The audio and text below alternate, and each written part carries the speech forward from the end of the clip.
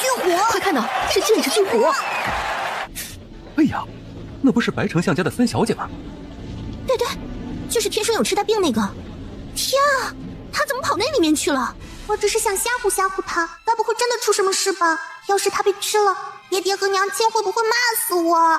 就在白三三捡起手帕抬起头的时候，那剑齿巨虎嘶吼一声，发狂地朝他扑了过来。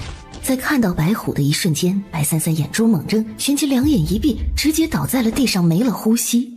这是吓死了！原本凶恶的剑齿巨虎却像是受惊了一样，开始不断的后退。发生什么事了？对啊，怎么回事啊？而与此同时，风卷云聚，天空忽然变得阴沉，狂风大作，一道雷电忽地在空中劈开，吓得不少人失声尖叫。可这样的异象只持续了几个呼吸的时间，天空便陡然放晴，从云缝里洒下一道七彩流光，似圣光垂落，倾洒在斗兽场内。白三三睁开了眼睛，脑海里混乱的记忆也开始一点一点的合为一体。他抬眸看向了前面的剑齿巨虎，好饿，想吃。What？醒了，没被吓死啊！傻子，你快走啊！你快回来呀！你要是被吃了，爹爹要骂死我！三小姐，其他人也都纷纷喊了起来：“快回来，快回来呀！”你刚刚想吃我？巨虎低吼了一声，紧紧地盯着眼前的小人儿，手瞳里泛着血光，露出了前所未有的恐惧。现在的白三三已经不是之前的白三三了，他叫白纸，本是万年前的神，后因渡劫失败，灵石破碎，流落到各个世界之中，便开始了万年寻找自己的残魂之旅。眼下这个身体里的残魂便是他要收集的最后一缕了。而在醒来之前，他正在一个叫做现代的地方。这是怎么回事？白三小姐到底做了什么？过来！嚯，他还敢让剑齿巨虎过去？想找死也不是这么找的吧？不过来就吃了你哟！他立刻跃身而起，朝着白三三飞扑了过来。这一幕让所有人又一次失声尖叫。当他们睁开眼睛的时候，只见那只巨虎竟然在白三小姐面前俯低着脑袋，像只大猫一样温顺听话。明明刚刚还吃人的老虎，这一下就变成大猫了？这假的吧？是不是因为白三小姐是傻子，剑齿巨虎挑食，不吃傻子？老子瞅你才像是傻子！白三三抬起手摸了摸虎头，剑齿巨虎被摸得舒服，张嘴打了个哈欠。就在此时，一道颀长的身影忽然飞了进来，一脚便把刚张嘴的白虎给踹飞了出去。男子手持长剑，发出一阵嗡嗡嗡的狰鸣。战王殿下，看那剑，那就是战王佩剑陨星剑。白三三忽然心口的位置猛地一阵抽搐，看向了那把剑，一种若有若无的熟悉让他的心很难受。他挪开了目光，好像就舒服多了。孽畜，让一让。好可爱。在白三三还想要往前的时候，鬼面男子却突然弯腰，手一带，便从斗兽场飞了出去。白三三忽然被拦腰抱在怀里，被抱起来之后，他的心就不痛了。白三三心中有些奇怪，我还没撸够呢。幸亏白三小姐没出什么事儿，不然她那外公一家子怕不是要把这个斗兽场给掀了。白三三被抱在怀里，他想下去，这个男人身上有会对他产生威胁的剑，让他觉得很不安全。男子察觉到了，这小丫头是不喜欢他，一种不爽让他把他圈得更紧了一点。别动，哪家的孩子？放我下去。这身体太久没说话了，语言功能也有点障碍，加上他本身说话就是个不紧不慢的慢吞吞的性子，所以听起来就变得断断续续的。他现在虽然收集到了最后一缕残魂，但他也必须在这个身体内寿终正寝，才能真正完全凝聚自己的灵石，修复魂魄，恢复从前的神力。乖。战王竟然会哄一个小丫头，这是丞相府的三小姐。三小姐，多谢战王殿下救命之恩。三小姐误闯斗兽场，是奴婢看管不周，给战王殿下添麻烦了。看管不周？哼，带着相府的小姐们来这种血腥之地，还好意思说看管不周？是二小姐非要来的，还要把三小姐也带上，不然我一个妇人哪里敢看这种场面呢？是他自己跳下去的，他就是个傻子。娘亲说了，白三三就是个傻子，爹爹不喜欢傻子，我才是相府嫡女。傻子？既然知道这丫头脑子不伶俐，还敢带她来这里，你好大的胆子！殿下饶命，殿下饶命！是二小姐说非要来看看的。白三三挣扎了一下，小姐怕吓着这丫头，还是把她放了下来。白三三迈着小短腿，一步步地走到了白双儿面前。三傻子，你要干什么？啊！你才是傻子，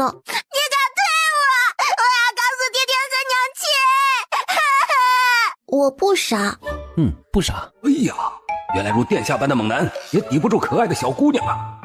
也就这个男人看上去是相信自己的，至于其他人，算了，我是神，不跟凡人计较。忽然他心口的位置又痛了起来，目光看向萧杰腰间的佩剑，下意识地往后退了一小步，紧接着脑袋一阵昏沉，整个人便失去了意识。朕听闻你今日在斗兽场救下了一个女童，救的还是白丞相的三女儿，而且你还亲自把她送回去了。是，碰巧路过，顺手就送回去了。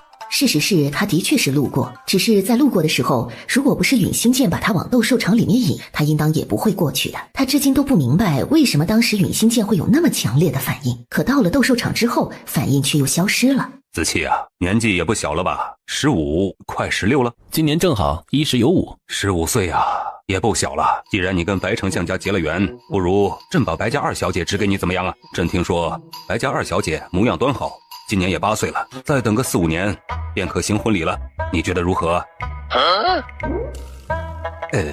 这个是等得久了点啊，不然子期要是看上了哪家姑娘，直接跟朕说便是。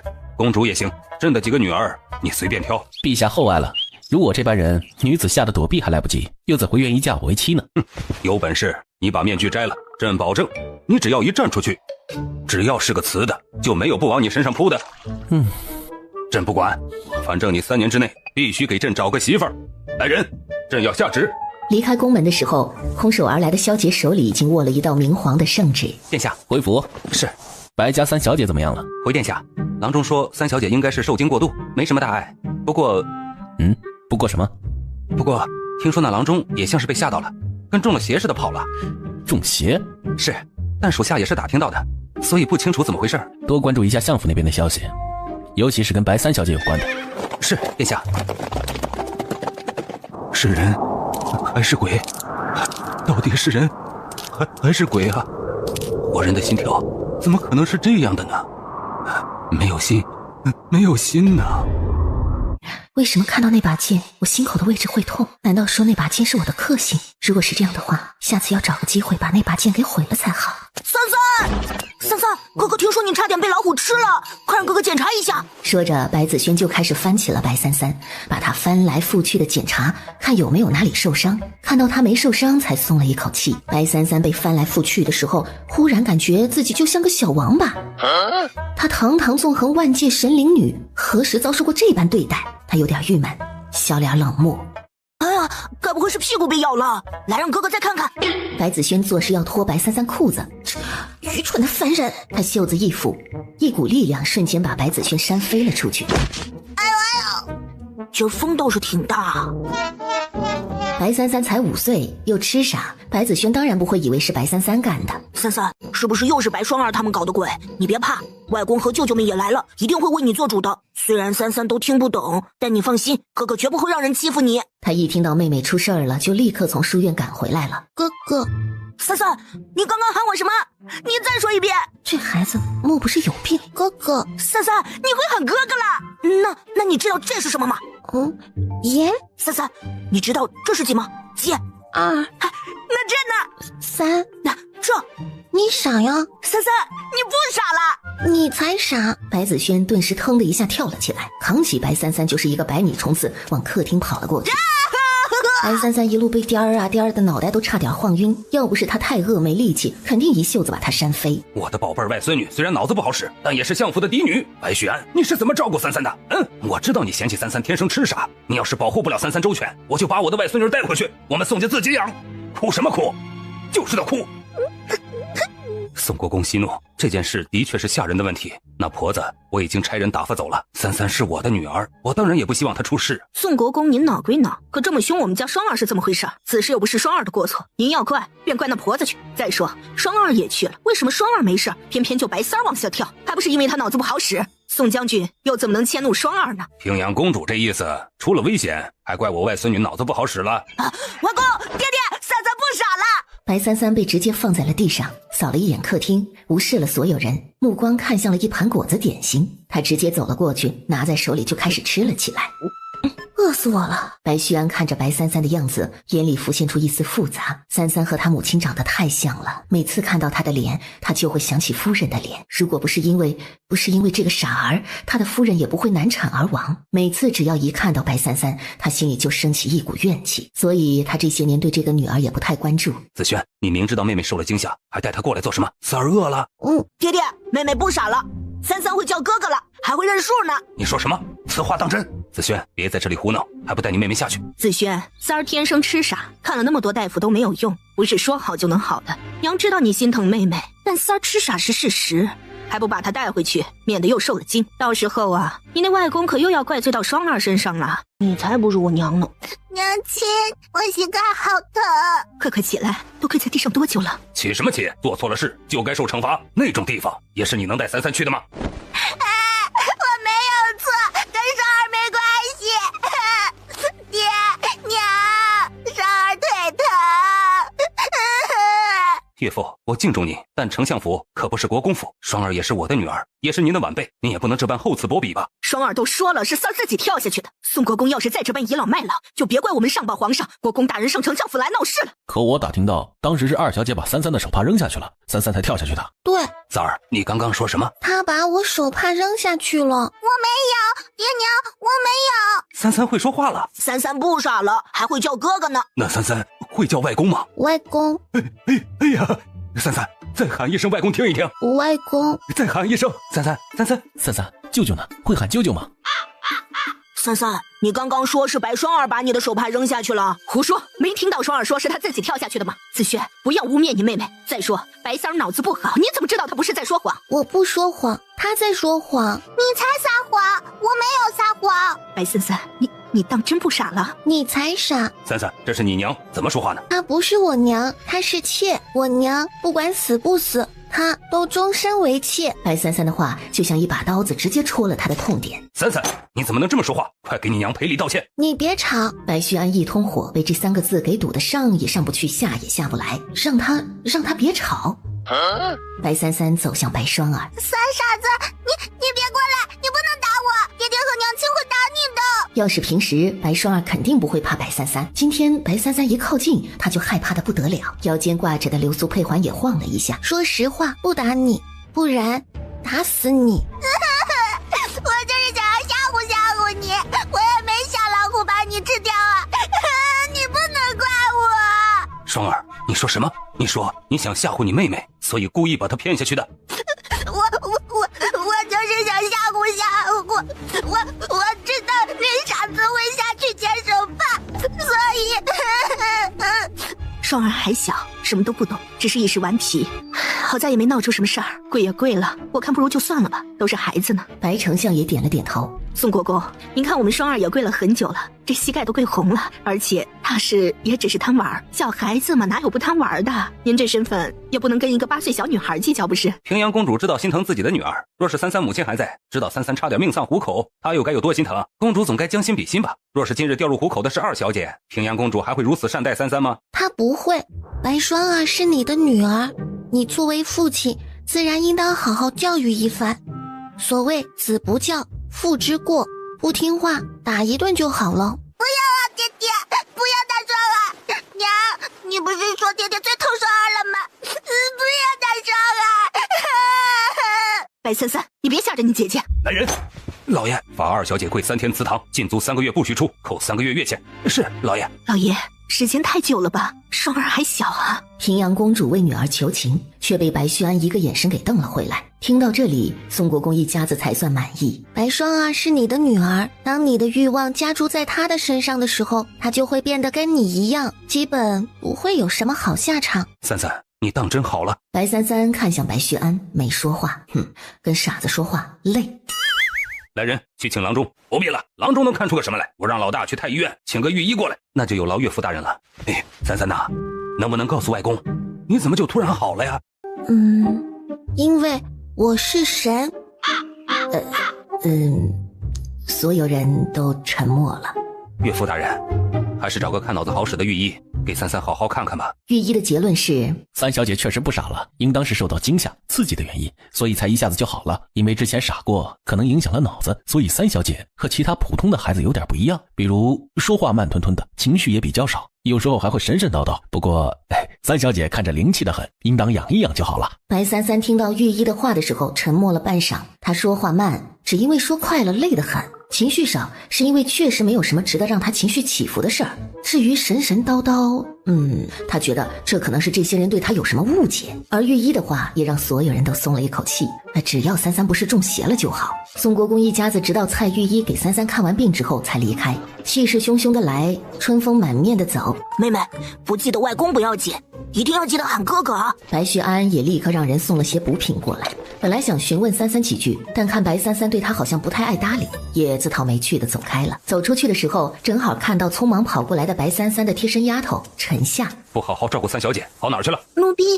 奴婢去洗衣裳了。洗衣裳？你的职责就是照顾三小姐，谁让你去洗衣裳的？是夫人。好好照顾三小姐，让厨子给三小姐多备点补汤。回老爷，三小姐院子的伙食是要经过夫人批示的，三小姐院子一个月也就有几块肉，更别说补品了，所以白旭安脸色变得有些难看。不是有月钱吗？我会自己去买吗？月钱也是由夫人发放的，三小姐院子里已经2个月没发月钱了。白旭安闻言，面色变得更难看了几分，宽袖重重一拂，脸色凝重地走出了兰心院。不知三小姐可听得懂我说的话？白三三点点头。三小姐已经不是从前的三小姐了吧？白三三眯了下眸，没说话。虽然不知是何缘故，但此等意识也非常人所能理解。我也只是曾在家族古书中见过类似的例子，称之为聚魂。在我们家族古书中记载，天生赤耳便是魂散了，所以才会不变无骨，不识百形。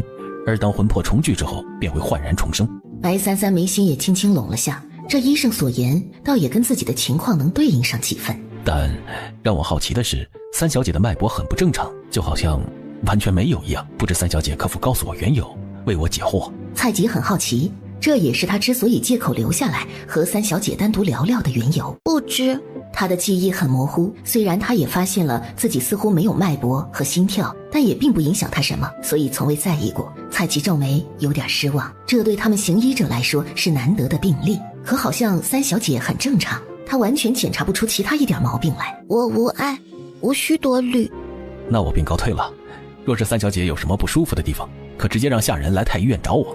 我叫蔡吉。蔡吉？人家的名字是姓氏蔡，汲取的汲。在白三三口中，这人名字好生奇怪。蔡吉。蔡吉。罢了，下次再纠正吧。在蔡御医离开的时候，外间的陈夏也刚好走了进来。小姐，您没事吧？您怎么天天跟着二小姐他们乱跑？您这样乱跑，不是害人害己吗？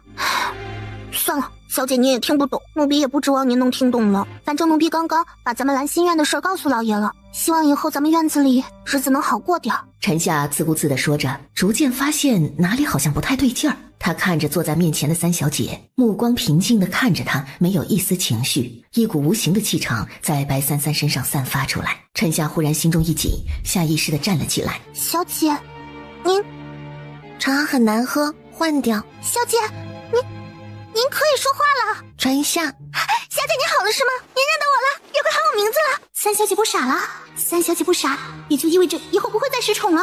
白三三点了点头。老爷也知道吗？老爷知道的话，肯定不会像以前那样对三小姐了。这样以后咱们兰心院也不用再处处受人欺负了。想到方才白三三说的话，他又皱了下眉。小姐您从来不喝茶的。这茶水就放这儿吧，奴婢就不换了，省得麻烦。白三三平了平眉，小手一挥，桌上的茶水全都飞落在了地上。小姐，你这是做什么？若是不想伺候我，我不强求，你离开便是。若是留在我身边，就做好自己的本分。奴婢本就是伺候三小姐的，方才是奴婢疏忽了，奴婢这就去给小姐换茶水。三小姐好了，是真的好了，而且什么都知道。万一三小姐去老爷那里告状，到时候只怕连相府我都会被赶出去。又要重新活一次啊，好累啊。等到这个身体寿终正寝，我元神归位，就长眠吧。早知道我就不教唆双儿把白三三带去斗兽场了，搬起石头砸了自己的脚，还让白三三这个傻子因祸得福，我这是造的什么孽？夫人别气，这事儿要怪就怪老天爷不长眼，偏心眼儿，可不能怪您自个儿。谁让那丫头跟她娘亲长得那么像，只要一看到她，我心里就难受得起。那女人都死了那么多年了，您就别想着她了。如今您才是这府上的女主人，老爷这么多年不纳妾，可见老爷是真心宠着您的。可这么多年了，为了那个死了的女人，他连个正妻的名分都不愿给我。哼！如今倒好，白三三因祸得福不傻了，双儿被罚得不轻，就连那女人生的孩子都要跟我作对，都要压着我的孩子。凭什么？我是公主，身份尊贵，她算个什么东西？哎呀，夫人别气别气，咱们来日方长，那小蹄子就算不傻了，又哪有3小姐和4小姐机灵？不成气候。您现在要做的就是赶紧为老爷再添一个子嗣，有了儿郎，咱们日后才好做打算。殿下，刚传来消息，宋国公一家已经回府了，而且好像心情很不错。宋国公一家是出了名的护短，既然心情不错，那么那丫头应当也没什么事。是，据说宋国公还把蔡御医给请了过去，给白3小姐看病。咱们夏朝能够有资格直接请得动御医的官员，可没几个呢。国公府一心为夏朝，老国公也曾是夏朝的一名猛将，3个儿子也都持有重柄，分管3方。朝中的任何官员对国公府都得礼让3分，陛下对国公府更是青睐有加，国公府自然有这个资格。那殿下还需要继续监视相府白3小姐的情况吗？不必。萧杰淡淡的回了2个字后，直接迈步朝书房走了过去。但在刚走了几步，忽然想起了什么，带上几个人把斗兽场拆了。是。三三，你还会喊哥哥吗？白三三给他翻了个白眼没说话。白子轩又不死心的问了好几句，白三三不耐烦的回了一句，才不问了。三三，你记住，如果以后有人欺负你，你一定要告诉哥哥，哥哥也会努力变得强大，好好保护三三的。白三三看着他，平静的眸子也微微动了一下，第一次心里真正默默念了一遍那2个字：哥哥。有什么事一定要告诉哥哥。从明天开始，哥哥每天都会抽时间过来教你念书写字习武。在白子轩走后，白雪安也来了一趟。白三三话少，主要是懒，所以就自顾自地吃着盘子里的糕点。白雪安就这么看着白三三吃，好半晌，白雪安才试探性地问：是不是还有后遗症，说不了话？白三三嚼着零嘴儿的动作一顿，看着白雪安疑惑地眨了一下眼睛。哎，果然呐，痴傻之病没那么容易好。也罢，你就好好休息吧，有什么事让臣下来找为父便是。很难吃。什么？绿豆糕不好吃。稍后让府里的厨子重新再做一些。若是不好吃，便换个厨子。白轩怎么觉得他这个女儿忽然变得很横，东西不好吃就会开始换厨子了。第二天，国公府又送来了许多补品和一些小孩子喜欢的玩意儿，直接让人送到了兰心院，那架势就差把自己给送来了。在臣下满心欢喜的在院子里点东西的时候，白三三脚尖轻轻一点，便飞出了相府。他的神力虽然无法完全恢复，但却能随着身体的融合以及最后一缕残魂的聚集恢复一些，而且有些能力是他仅仅用灵石便可使用的。多少钱？摊贩往周围看了一圈都没有看到说话的人，谁在问他多少钱？哎呦，小姑娘，煎饼2文钱一个，多可爱的小女娃啊，怎么没人在身边照看着呢？万一被人拐了可怎么办？忘带钱了。这小姑娘想仗着可爱白吃白喝。老板，接着。小妹妹，这煎饼喜欢吗？喜欢。那叔叔带你去吃更多好吃的，怎么样？好。卖煎饼的摊贩想劝说，但却被那个男人瞪了一眼，顿时不敢出声了。来，跟叔叔走，叔叔那儿还有很多很多好吃的，你想吃什么都有。白三三一边走一边吃着手里抱着的煎饼，慢慢的跟在他身后。他知道这个人在骗自己，但他也想知道他到底想带他去什么地方。殿下，我怎么好像看到了相府的3小姐？那个男人一看就是下九流之徒，根本不是相府的人，也不是宋家的人。那丫头怎么会和这个男人走在一起？你看这丫头成色不错吧？晨儿，门路不错呀，这丫头从哪里搞来的？这可花了我好大功夫啊，所以这价钱……陈二的价钱谈好，却发现白三三不见了。抓住他，别让他跑了！个死丫头，你给我站住！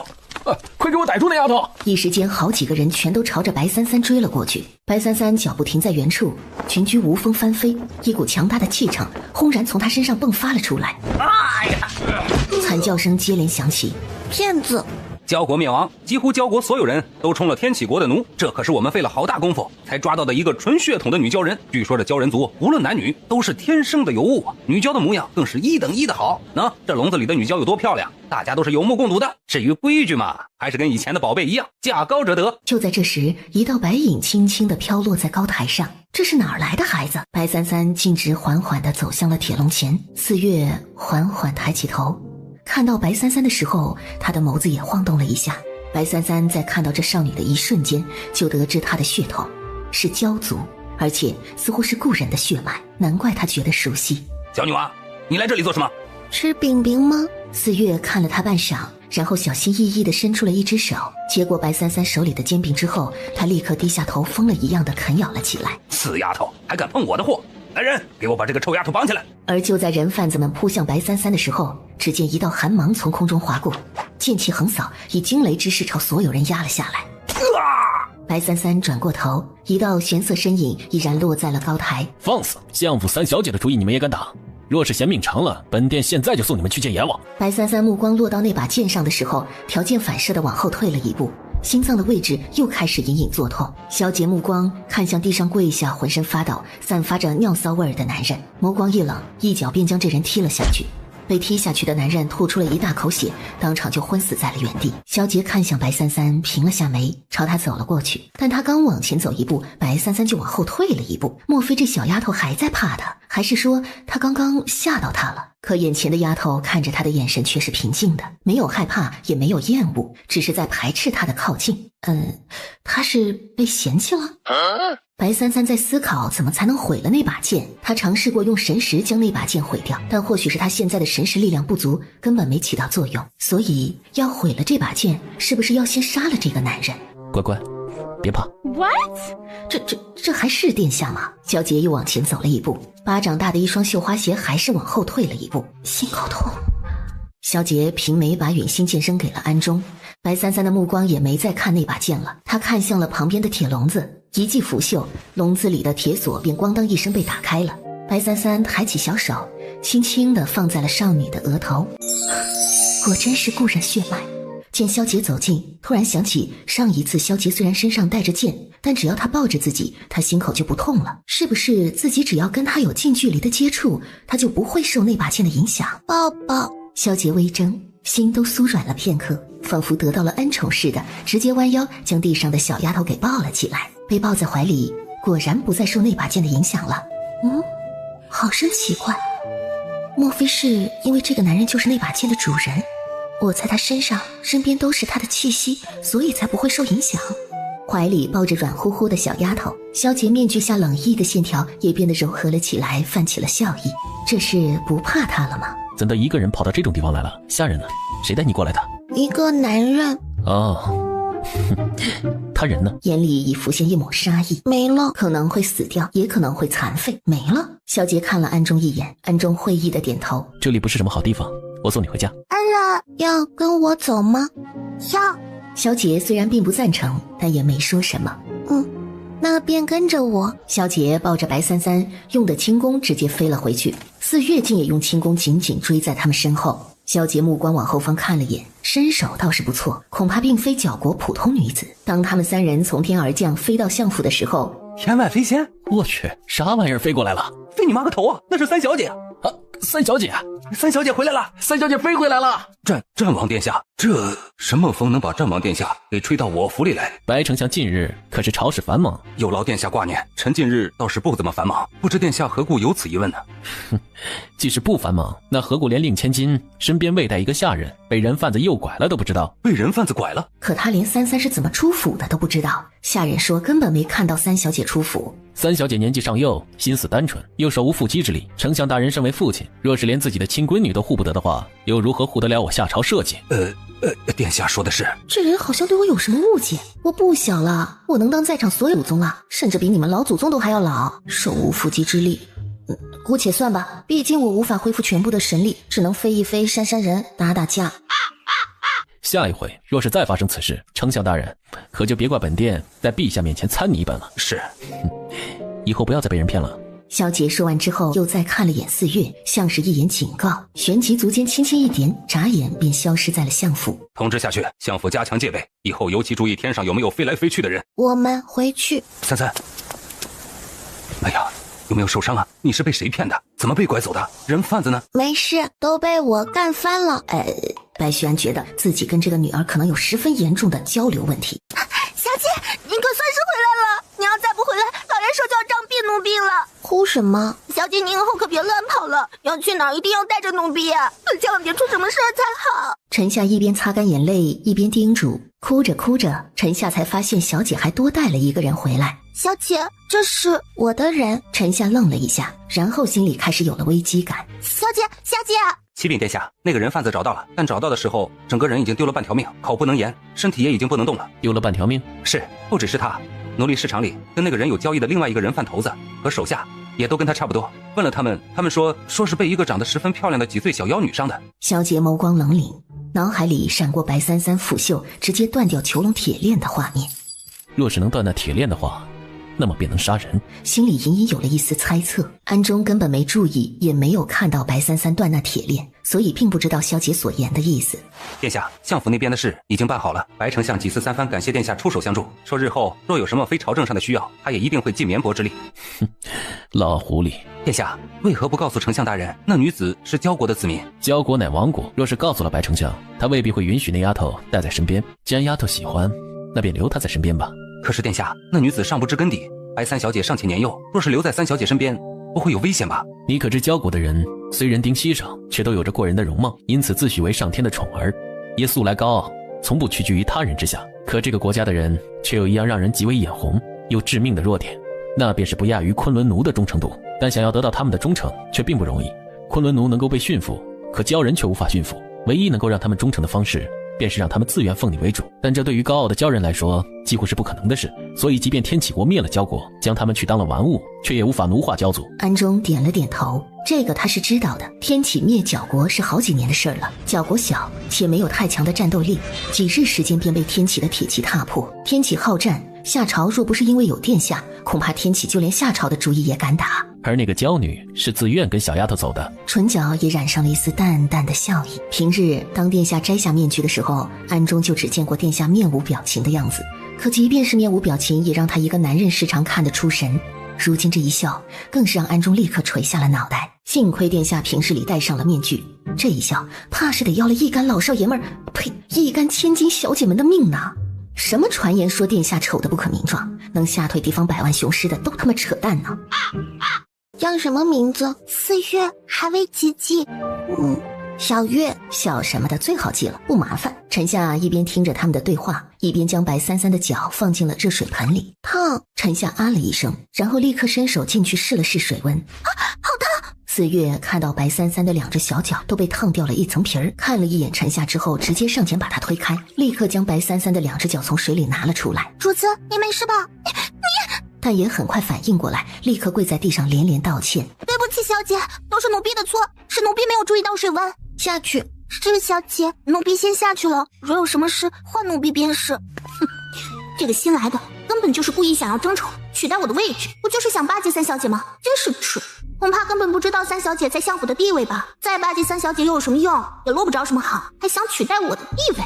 做梦呢！四月用手试探了一下水温，见水差不多了，才小心的把白三三的脚放下去。主子方才怎的不赶紧拿出来？无碍。他对于伤痛的反应并不是很快，而且很多疼痛都是可以忍的，忍久了也就习惯了。只要没有危及到性命，他都是不紧不慢的。这丫头伺候不好，以后让四月伺候主子。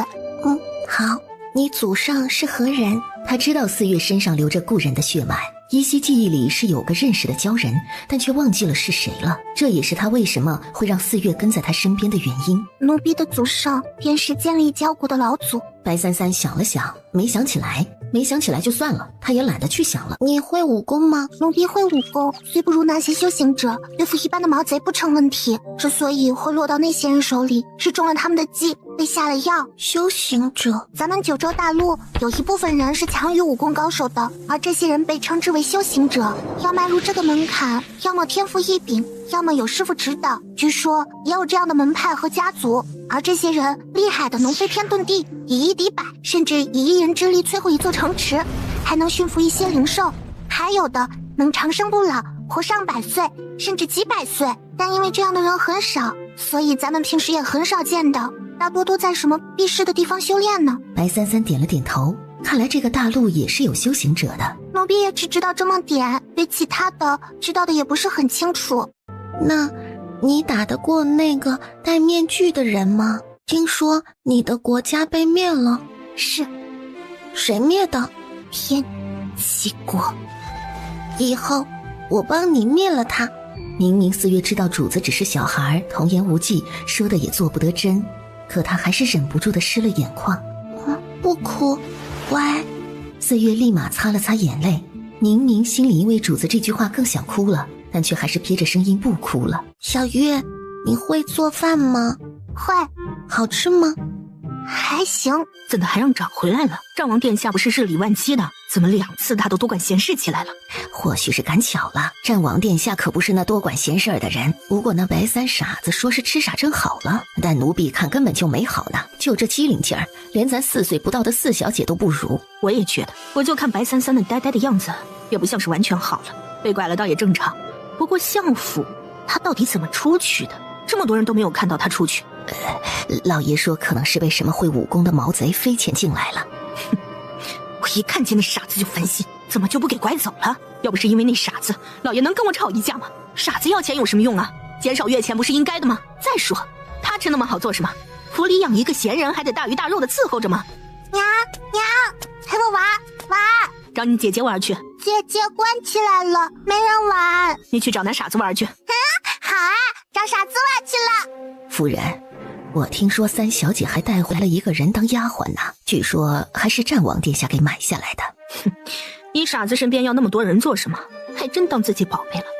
对了，双儿不是一直闹着想要多要一个丫头吗？把陈夏给要过来吧。是，奴婢明儿一早就去办。白子轩回来后，一听说今天妹妹被拐到了奴隶交易市场，一个冲刺就跑进了白三三的院子，然后非要教白三三练武。三三，你看着，哥哥教你打拳，你学会了打拳，以后就可以打坏人了，看着啊！白子轩扎好马步，运起了内力，一拳打向了眼前的一棵大树。那大树立刻颤动了一阵，抖落满地的树叶。四月有点诧异，没想到白少爷年纪不大，还是有点功夫的。就是人看着好像有点不太聪明的样子。白子轩最近老在书院提妹妹的，本世子倒要看看他这妹妹到底怎么样。世子，小心点。你烦死了！然后看向了院子里站在白子轩身边的白三三，这就是子轩的妹妹吗？好可爱！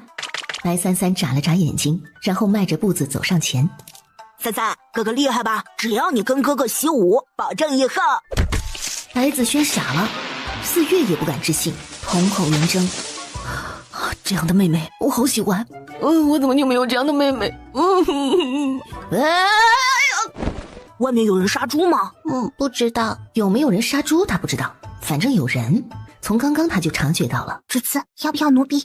随他。三三，你手没事吧？但看到白三三的手还是白白嫩嫩的，没有一点血迹，才安心下来。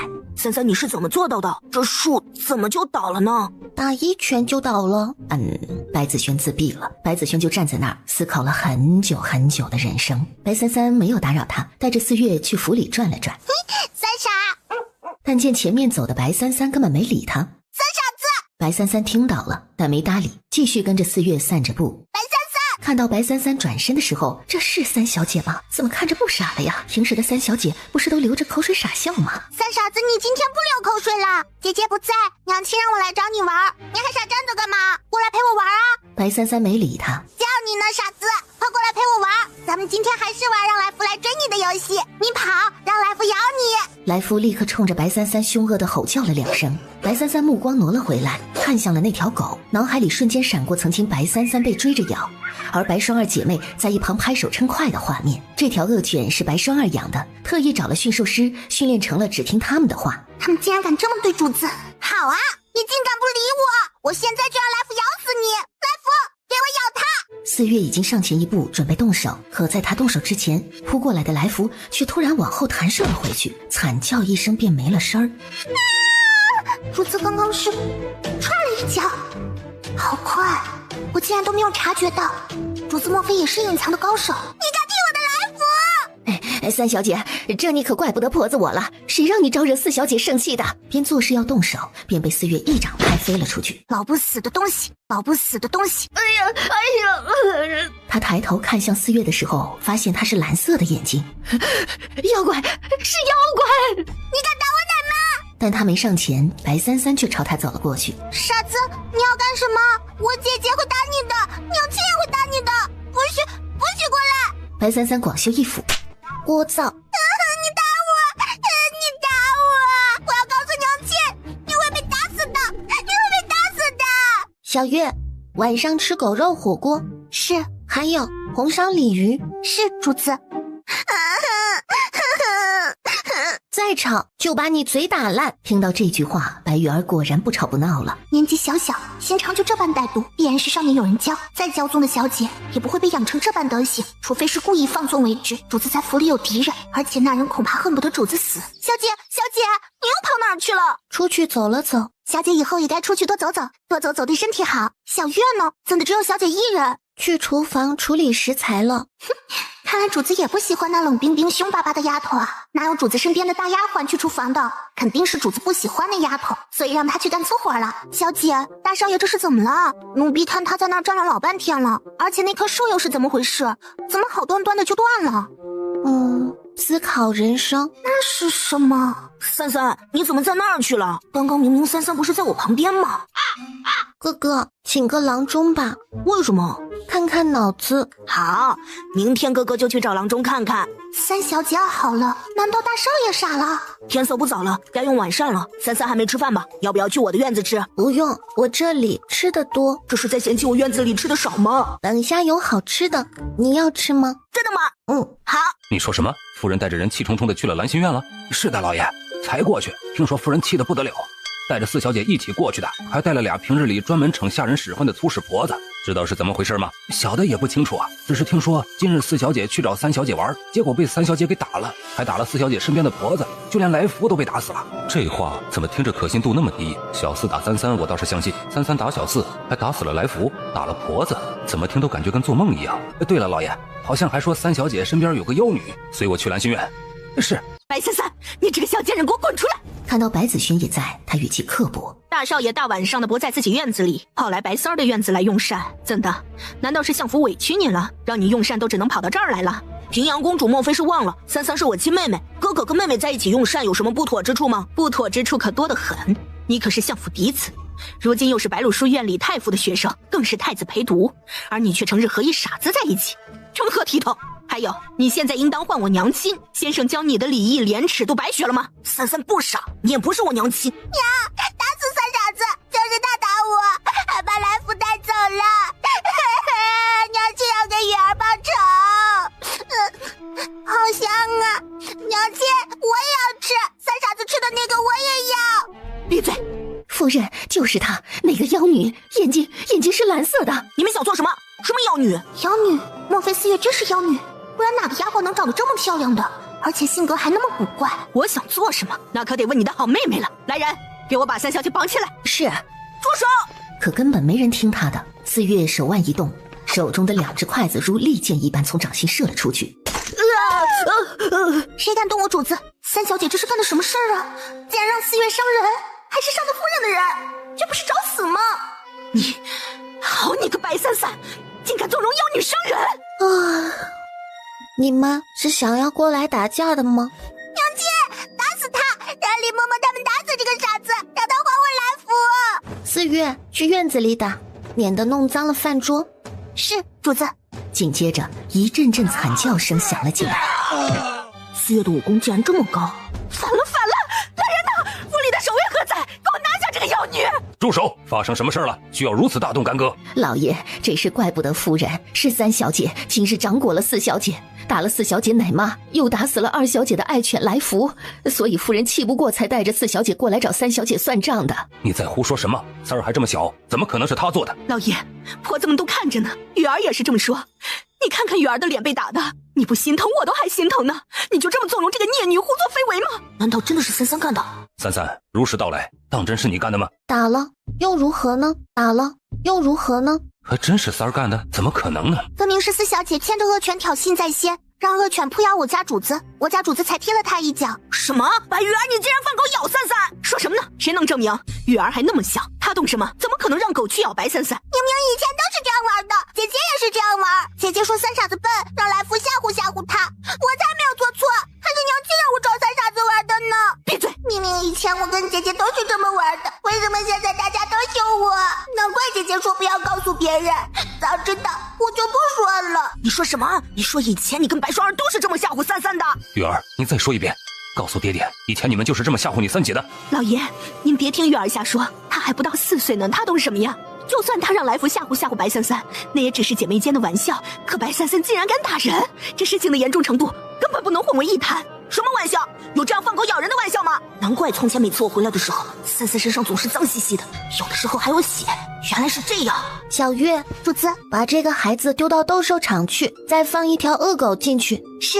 你敢？你不是说玩笑吗？三三说的也是玩笑，怎的您反应这么大？您刚不是还说是姐妹间的小玩笑吗？既然他们这么对三三，那三三用同样的方法跟白玉儿玩，您难道还不让吗？平阳公主一下被自己的话给堵得哑口无言。子轩不过12岁，但却话术缜密，而且还能抓住对方的漏洞，不卑不亢地反驳回去。如此儿郎，将来必是朝臣之才。好了，不过是姐妹之间闹了点小事，至于这么大阵仗吗？都给我回去！既然事情已经弄清楚了，就别闹了，把雨儿带回去，好好教育教育，多读读书，看看她和双儿都被你给宠成什么样了。还有，你看三儿的样子，像是会打人的人吗？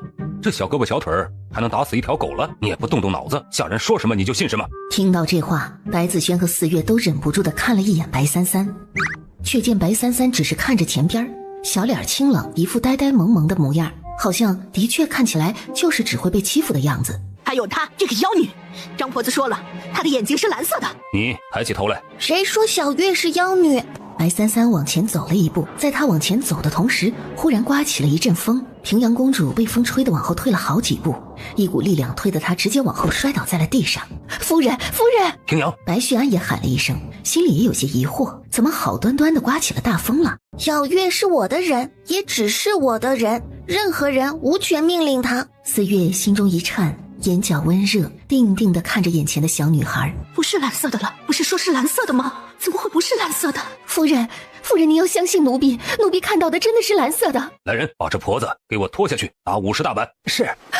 老爷，夫人，奴婢没有说谎呀，饶命呀，老爷！即便如此，那白三三也不该纵容下人打人，同胞姐妹哪有还手打人的道理？是吗？刚说完这句话，他就缓缓迈着小步子走向了白雨儿。在所有人都还没来得及反应的情况下，他抬手就朝着白雨儿推了一下。白雨儿尖叫一声，一屁股重重地摔在了地上，瞬间哇的一声嚎啕大哭了起来。白三三，你这是干什么？他扬手就想要打白三三一巴掌，可那手扬起在空中却怎么都落不下去，就像是被什么力量控制了一样。你不是说哪有还手打人的道理？怎么你想打我？够了！白旭安冲着平阳喝了一声：“我这里不喜吵闹，若是再有下次，就打死你们！”平阳，给我回你的院子去，禁足3日，好好反思反思。平阳虽然不甘心，但也知道白旭安是真的动怒了，转身带着人浩浩荡荡地离开了。继续吃饭。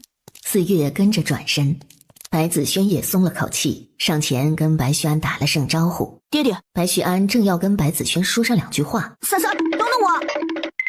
老爷。白旭安皱眉，眉里沉下，迈着步朝白三三的屋子走了进去。本来他打算训白三三一顿，但一走到门口就闻到一股肉香。这是什么？这是火锅，4月做的。爹爹要试试吗？我来不是来吃饭的。那你走吧。不是，他就这么不受待见吗？白子轩也对三三这么对爹说话，心里咯噔了一下。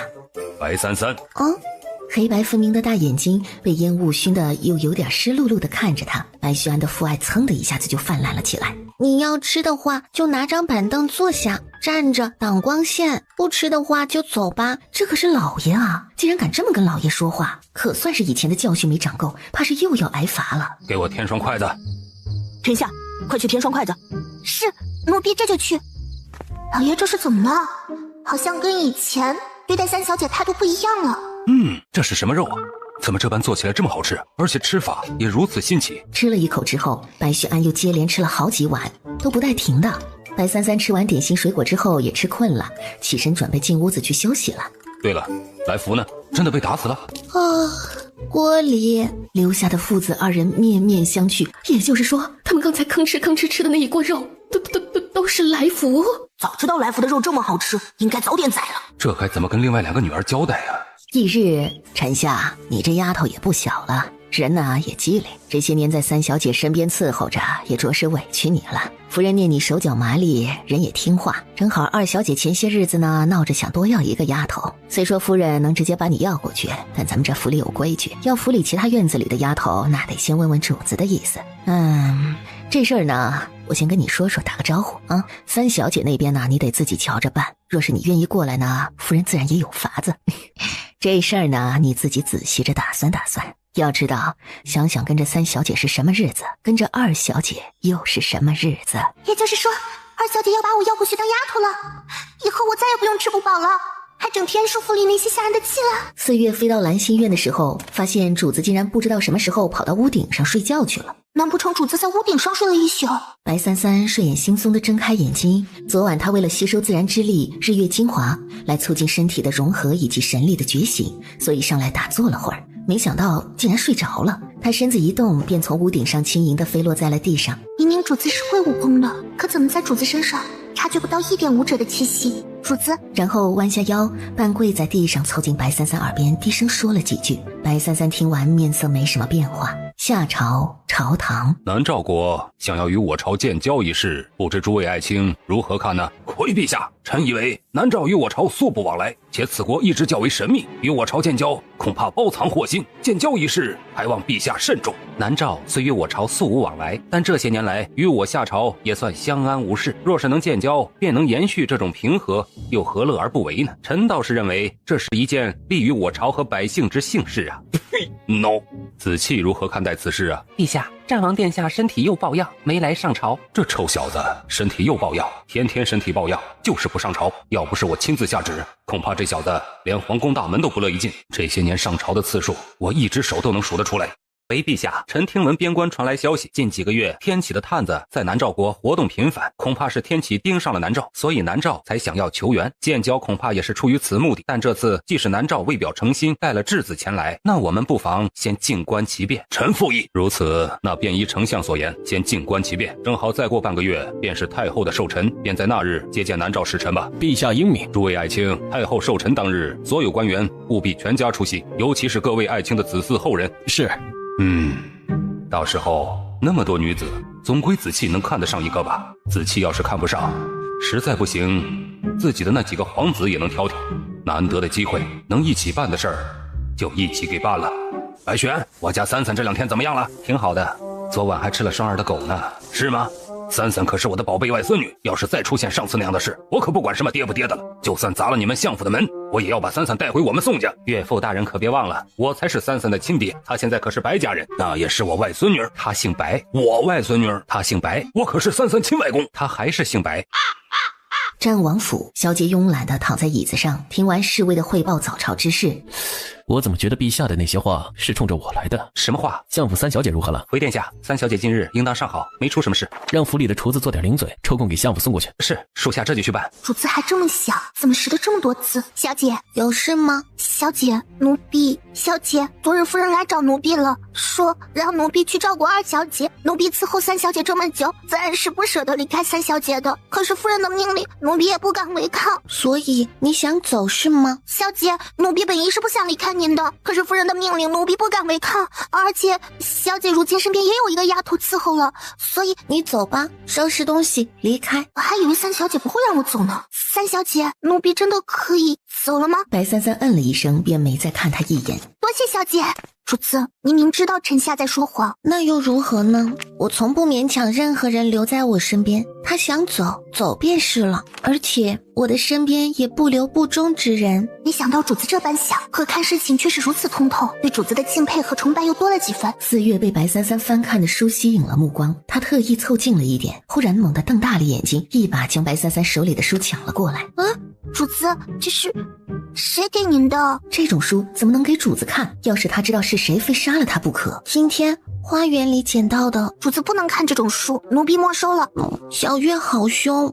夫人，臣下来了。夫人，二小姐。以后你就跟着二小姐了，好好照顾二小姐。是夫人，奴婢一定好好伺候二小姐。娘亲，这不是三傻子的婢女吗？我才不要。乖，这丫头手脚利索，能伺候得了傻子，一定也能把你伺候得好好的。以后她就是你的人了。那你以后就是我的人了。是二小姐，奴婢以后都是二小姐的人了。还给她送吃的，这傻子到底给战王施了什么术法，能让战王一而再再而三的帮他？夫人，奴婢有一事，不知当不当讲。说。奴婢觉得三小姐自从好了以后，人就变得怪怪的，力气也特别大，走路都没声，变得比以前更是水，没事都不愿意动弹。所以奴婢怀疑三小姐会不会是中邪了，或是被什么邪祟附体。此话当真？奴婢所言句句属实。平阳公主仔细想了下，那晚上她想要动手打白三三的时候，那手怎么都打不下去，当时她就觉得古怪，赶紧去请个法力高深的道士回来做法。而此时白三三已经不在相府。主子方才是怎么了？怎么突然就飞走了？白三三的身子落在一处小树林，他动了动小鼻子，往树林深处走了进去。只见一头巨兽的影子在前面的一行人队伍里飞窜，马车内的人在双手不断的结印，似乎想控制前面那飞窜的巨兽幻影，但却根本控制不住，最后还被反噬的猛地吐出了一口血。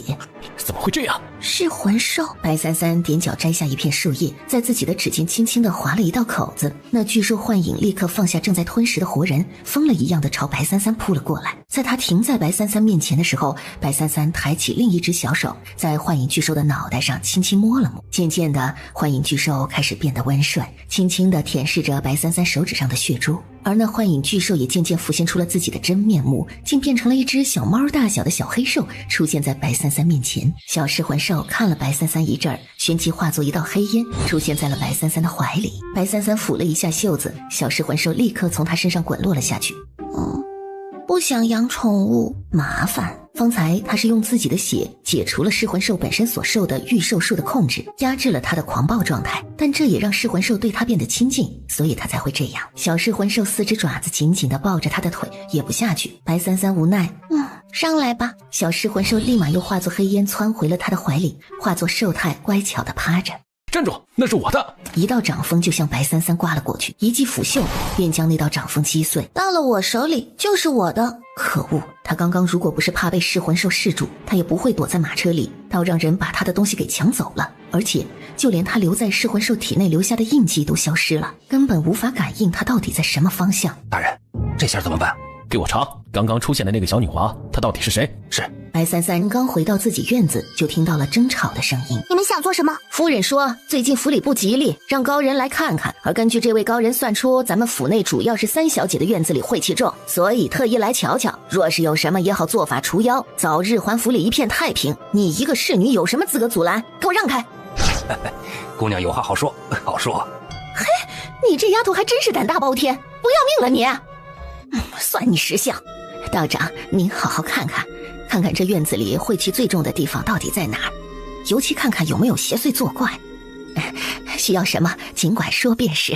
放心，贫道修行多年，这点小事不在话下。主子，要奴婢把他们赶出去吗？他们要做什么？道士说府里不干净，要做法。做法？而此刻那道士在满院子都逛遍了，最后跟着自己的罗盘向白三三的方向走了过来。以贫道探查，晦气的根源恐怕就在这位小姐身上，这位小姐恐怕是邪祟入体才会产生这妖邪之气。那道长，快做法驱邪呀！老爷，三小姐的院子有道士在做法呢，说是三小姐院子晦气重，要做法除妖。谁请的道士？是夫人。过去看看。张道士做法了好半晌都不见白三三有什么特殊反应，心中一凛，嘿，妖孽，速速离开！一道黑影瞬间缠上了张道士的桃木剑，白三三手腕挥动，张道士便已经倒在了地上。要你妈个头！大仙，大仙饶命！要你妈个头！大仙，大仙饶命！哎呀！刚刚是谁踢的？他是不是眼花了？他怎么看到是三三踹了一脚？老爷，奴才也没看清。小月，我回房间休息了。是，主子。回去告诉平阳，什么身份该做什么样的事。如果他打理不好相府，还整天添乱的话，那我就只能换一个人来照看了。什么？南诏国使臣路上遇袭，还有重要的宝贝被夺走？是，陛下。当我们派去接应的人赶到的时候，对方的人马已经死了一大半了，而且死状极其凄惨骇人。派人协助南诏使臣找出这名刺客，追回丢失的宝物。是。哎呀，要遇袭怎么不早点遇袭？到了夏朝境内才出事。为了两国邦交以及面子上得过得去，还得派人协助他们找出贼人，真是麻烦。殿下，您看这件事会不会是南诏国自导自演的？自导自演倒是没有必要，不过那些遇袭的人可不像是被人类所伤。殿下的意思是，袭击他们的可能不是人，应该是某种凶残的兽类，极有可能会是吞噬人的一种凶手。可是他们不是说是一个女孩袭击了他们吗？而且还抢走了他们的一件很重要的宝贝。谁袭击了他们不重要，他们只不过是想让陛下帮忙找到那样他们口中所谓的宝贝罢了，而他口中的宝贝恰好在一个小女孩的手里。那殿下，您要不要进宫去告诉陛下一声？身体不适，不宜见驾。殿下还真是能不进宫就不进宫啊，是被陛下催婚给催恼了吧？这陛下连自家太子的婚事都不操心，反而整心操心殿下的，都让我怀疑这到底谁才是亲儿子了。哎，送去相府的零嘴，那小丫头喜欢吗？安永是亲手交给了管家的，应该到了三小姐手里，至于喜不喜欢就不知道了。派人打听打听，若是那小丫头喜欢，日后再做一些送过去。是。主子，这是她叫小魂，这是哪里来的？听说是战王府送过来的。好吃，竹子手艺倒是不错。主子若是喜欢，4月也学着做给您吃。也好，不讲究。在道士上门做法之后，相府一下安静了好几天，难得的消停。三小姐在做什么？回老爷，三小姐刚和大少爷一起出去了，好像说是去国公府了。国公府？去国公府怎么不跟他说一声？等等，三儿回了国公府，该不会被我老丈人给留下来，不让他回来了吧？大少爷也去了？是的，老爷，大少爷今日不上书院，所以陪着三小姐一起去了。三儿年纪还小，太容易被骗了。这次出门，子轩跟着，我也放心了。派几个人去国公府门口候着，接大少爷和三儿回来。是，老爷。还有，如果天黑之后他们还没回来，就说我生病了，让他们赶紧回来。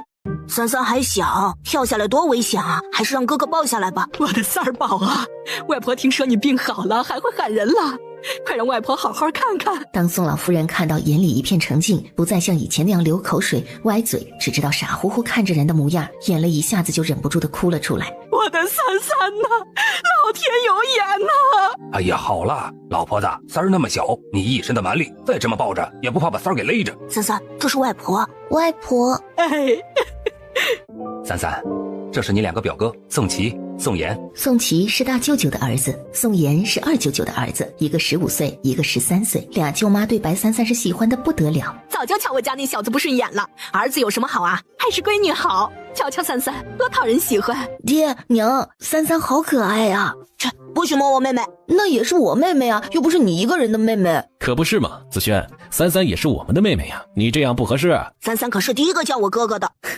他们到底在争些什么东西啊？三三可是第一个喊我外公的，我骄傲了吗？好像三三也没别的外公了吧？嘿，你这老头子，把三三给我放下，我都还没抱过呢。宋老夫人也想来抱抱的时候，三三立刻的后退了一步。不要，她不习惯被人抱，刚刚是纯属没弄明白怎么回事儿，突然被抱起来的。好好好，不抱不抱，咱们三三长大了，外婆不抱了啊。我想回府。白子轩看了三三一眼，有点忧虑，好像没什么感情似的。即便是对我，虽然会叫哥哥，也是淡淡的。莫非是吃啥后遗症吗？三三呐，这可是你外婆亲手做的羹汤，快尝尝。这是你二舅娘听说你要回来了，特意给你做的药膳，听说有补脑的效果，来试试。三三盯着自己桌上被盛得满满的小碗，好像吵一点也没事儿。饭后，三三被迫又跟外公外婆说了会儿话，才被白子轩带着离开。三三，你记住，要是受欺负了，千万别害怕，一定要告诉外公和舅舅们，知道吗？放心，不会有人欺负我的。放心，不会有人欺负我的。看着离开国公府的兄妹俩，爹爹，我还没怎么跟妹妹玩呢，宋子轩就把三三带走了。以前倒是不见你对三妹妹这么上心，爹，我瞧燕儿对三三倒是喜欢得很，您看要不要定个娃娃亲，咱把三三再娶回宋家来，这样三三以后也不用嫁到别人家去了，咱们还能自己照顾着。听到这话，宋燕的脸一下就红了。爹，这事儿我也觉得可行，不如以后让眼儿和三三多培养培养感情，青梅竹马的，以后长大了也好说亲啊。您说是不是？那不行，那得看三三愿不愿意。女儿家的终身大事，哪能由你们这些臭男人说了算？娘说的对，三三还小呢，你们想什么呢？这样吧，燕儿呢，以后和三三多走动走动。若是日后三三长大了，愿意，那咱就把亲事定下来；若是不喜，那便作罢。宋燕不好意思地挠了挠头，少年刚萌动的春心也被家里人这三言两语的给勾了起来。白三三坐在马车里，忽然被晃了一下。怎么回事？怎么驾马车的？没长眼吗？要是把我家世子撞伤了，你们担待得起吗？分明是你们占道，这路又不是你们的。相府白少爷，出了什么事？怎的吵起来的？他们占着中间的道，我也是差点冲撞到了。这不是白丞相家和国舅爷家的马车吗？相府。白子轩，三三，你怎么出来了？哎呀，这是谁家的小姐呀？养得这般水嫩。我瞧那马车上好像刻着白丞相家的标志呢。哎，是不是相府的小姐呀？你们发现没有，那驾马车的侍女模样也漂亮得很。还真是，就连侍女都这般绝色，恐怕也只有这般模样的侍女才配得上这样的小姐了。三小姐，说起来咱们跟这位三小姐也算是有缘呢。我听说上一次也是你把三小姐从斗兽场里救出来的，而后来宋国公又派人来请我过去给三小姐瞧了瞧病，也算是都跟这位白三小姐有点渊源。眼前少年轻轻嗯了一声，而此时他腰间的陨星剑却忽然颤动了起来，剑身泛着光，像是随时呼之欲出。怎么回事？陨星剑的反应怎么如此强烈？不过说起来，这位三小姐着实有些古怪。什么古怪？蔡吉正要说话，却被底下的话给打断了。子轩啊，误会，都是自己人。嘿嘿，原来是你啊！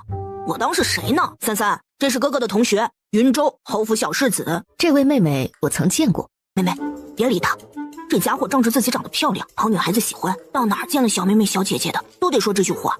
哦，原来是个小海王，我真见过。你什么时候见过？云州抿嘴不说话了，总不能说他为了偷看白子轩天天挂在嘴边的妹妹是什么样，去爬了白府的墙吧？三三妹妹，白三三看了一眼云州之后，就被一阵香味吸引了。有什么事吗？这是楼上一位爷让小的带给您的，里边都是我们酒楼的镇楼之宝，冰糖山梨粥、糯米凉糕、香酥烤鸡，还希望三小姐笑纳。谁让你带的？不好意思啊，小的也不知道啊，只知道有位爷这么吩咐。白三三抬起头，目光正好对上看着他的蔡吉。蔡吉眼神诧异了一下，旋即笑着冲他拱了拱手，但白三三的目光却看的是蔡吉对面的那个人。白三三收回目光，从腰间把从小挂在腰间的玉佩摘了下来，他在手里掂了一下，旋即掌心一动，那块玉佩在他手中一阵翻转，瞬间被抛向了空中，飞向那集贤楼蔡吉所在的位置。正在蔡吉愣了一下的时候，一只手倏地伸了出来，接住了抛向他的玉佩。这就一个抛一个接住了。白三小姐这么点大，怎么有这么大的力气把那玉佩给扔上来呀？在他还在疑惑的时候，白三三已经回了马车，而白子轩还在看着他们。见到是蔡吉，也只以为送三三吃的人是蔡御医，三三扔玉佩上去也是还礼，所以他冲着蔡吉轻点了一下头，也上了马车。子轩，你走那么急做什么？让我也去你家玩玩呗。云世子若是想来相府，带上拜帖前去相府便是。4月一声驾，马车便很快离开了这个地方。这子轩以前也不这般，如今还真是把这妹妹护得严实。我不就是想跟三三妹妹亲近一下吗？子轩至于这么警惕？我又不是什么狼豺虎豹，还会吃了他妹妹不成？好像我倒是替你揽下了一件莫名其妙的事儿。他知道就行了，你倒是对这三小姐挺上心的呀。可爱？莫非真如市井传言那般，猛男都喜欢可爱的小女孩？对了，我检查过南诏国使者死去的伤势，应该是被兽类所伤的。最古怪的是，那些人除了死状凄惨之外，有的还变成了干尸，面皮发黑，瞳孔涣散，像是被吸了魂。我蔡家先祖不仅仅是医者，也曾是修行者，只是遗传到了我们这一辈，有资质修行的人便越来越少了，只有医术流传了下来。而在他留下的其中一本典籍当中，记载了许多种类型少见的神魔灵凶兽，其中便有过类似的记载。噬魂兽，不错，就是这个。你怎么知道？你把我约出来便是告诉我这个？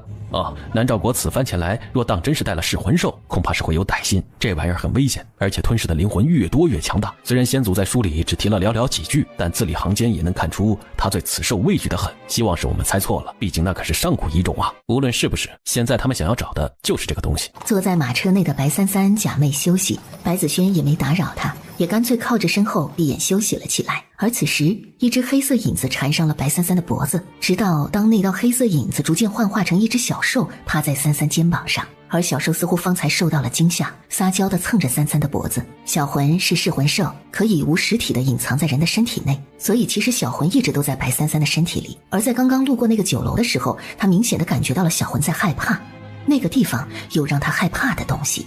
很快相府就到了。33，这只小猫是什么时候跑马车上来的？刚刚这猫的眼神是在嫌弃我。老爷，大小姐和三小姐回来了。出去这么久了才回来，看来大少爷和三小姐又要挨罚了。爹，凭什么白33就能出去玩那么久，不让我出去？这不公平，不公平！都多大的人了，还这般不懂事瞎胡闹。等太后寿宴一过，便送去书院上学去。白须安招来了管家，去问问他们兄妹俩用过煞美，若是没有，便吩咐那边厨房做些。是，老爷。臣下也有点奇怪，明明老爷应该会教训三小姐才对，怎么好像跟他原本所预想的不太一样？愣着干嘛？臣下跟本小姐走了。是小姐。小姐，您这是做什么？在本小姐身边还敢走神，知道自己是什么身份吗？再有下次，我就打死你！是二小姐，奴婢知道错了。哼，那个三傻子也不知道有什么好，哥哥老护着他，那三傻子怎么配得上相府嫡女？明明我才是，我娘亲可是公主，白33就是没娘的野种，他有什么好啊？主子，方才奴婢见臣下往这边瞧。白33嗯了一声，回了房间，怀里抱着的小魂也跳了下来，在房间里自顾自的玩耍。四月知道主子似乎并不在意跟臣下有关的事儿，也不再提起。主子，小魂是灵兽吗？不是。他指尖轻轻一动，小魂的背后便忽然出现一道巨大的凶兽阴影，四月都往后退了好几步，额头也出现了金色的鳞片，瞳孔也变成了冰蓝。是凶手，我们小人族最害怕的就是凶手。而小魂也盯着他，碧绿诡谲的眼睛仿佛能随时要将他吞噬掉。白33轻轻摸了摸小魂的脑袋，小魂这才收敛起了眼里的凶光。娇灵，主子知道。四月有点诧异，原来你是他的后代。虽然记得不是太清楚了，但小月应该就是那个曾经用自己的娇灵为自己做过衣裳的娇人后代。不知道主子在说什么。从小我的父王和母后便告诉我，娇灵是蒋人一族的至宝，若非修成退灵术，万万不可暴露在世人面前，否则一旦被人夺去，便会失了性命。但主子是怎么知道的？你可会鲛人一族的修炼方式？奴婢倒是自小听家里人说过，我们族的确有一种不同于大陆普通修行者的修炼方式，但族内有天赋修炼的人并不多，即便是有修炼的，可也因资质不足，没有太高的成就，以至于连修炼方式都逐渐失传了。而自从角国灭国以后，奴婢便四处流浪，后又辗转在人贩子手中，更没有机会去寻这种修炼之法了。无碍，有我。修炼方法他教便是了。几日后，白须安难得的来到了兰心院。原来是你。您找主子有事吗？这丫头怎么没有一点吓人的样子？而且先前还没有察觉，现在仔细打量才发现，这丫头的气度和模样也一点不像下人。33呢？主子还在睡觉。那你记着告诉三小姐，再过几日便是太后寿辰，文武官员所有家眷都得出席，让她好生准备准备。我给账房打过招呼了，记得去领钱，找裁缝给三小姐做几件好看的衣裳。知道了，等主子醒来，奴婢会告诉他的。我先走了，若是兰心院有什么缺的，直接去找管家便是。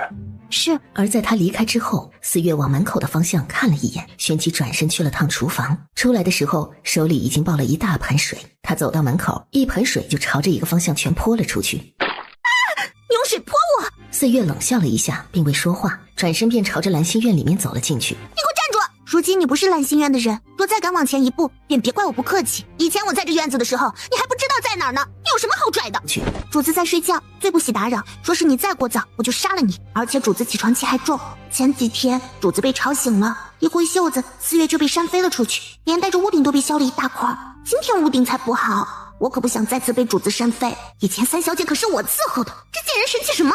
他本来是在梅心院陪二小姐的，是夫人听说老爷来了兰心院了，所以让他来探探老爷来做什么。谁知他刚躲在门口想打探一下，就被4月泼了一盆水。以前兰心院我可是想进就进，现在竟然还要被拒之门外，还被4月那个死丫头泼了一盆水。主子，您醒了，是吵醒您了吗？白33带着点起床气的奶音嗯了一声。方才老爷来过，说再过几日便是太后寿辰，所有大臣都务必要带家眷，是让奴婢给主子准备几身衣裳。寿辰？白33平了下眉，看向忽然从树上落下的雀儿的尸体，他抬了一下手。小魂立刻从树上窜出来，落在了他的怀里，一脸满足地舔着嘴儿。有的时候，小魂会把这些尸体也吃掉，但有的时候却不会吃。主子说，小魂只是喜欢吸食他们的精魄，不喜欢吃肉体。白三三指尖捏了个诀，旋即抚了一下袖子，地上干瘪的雀儿尸体立刻化作了灰烬，消散在了空中。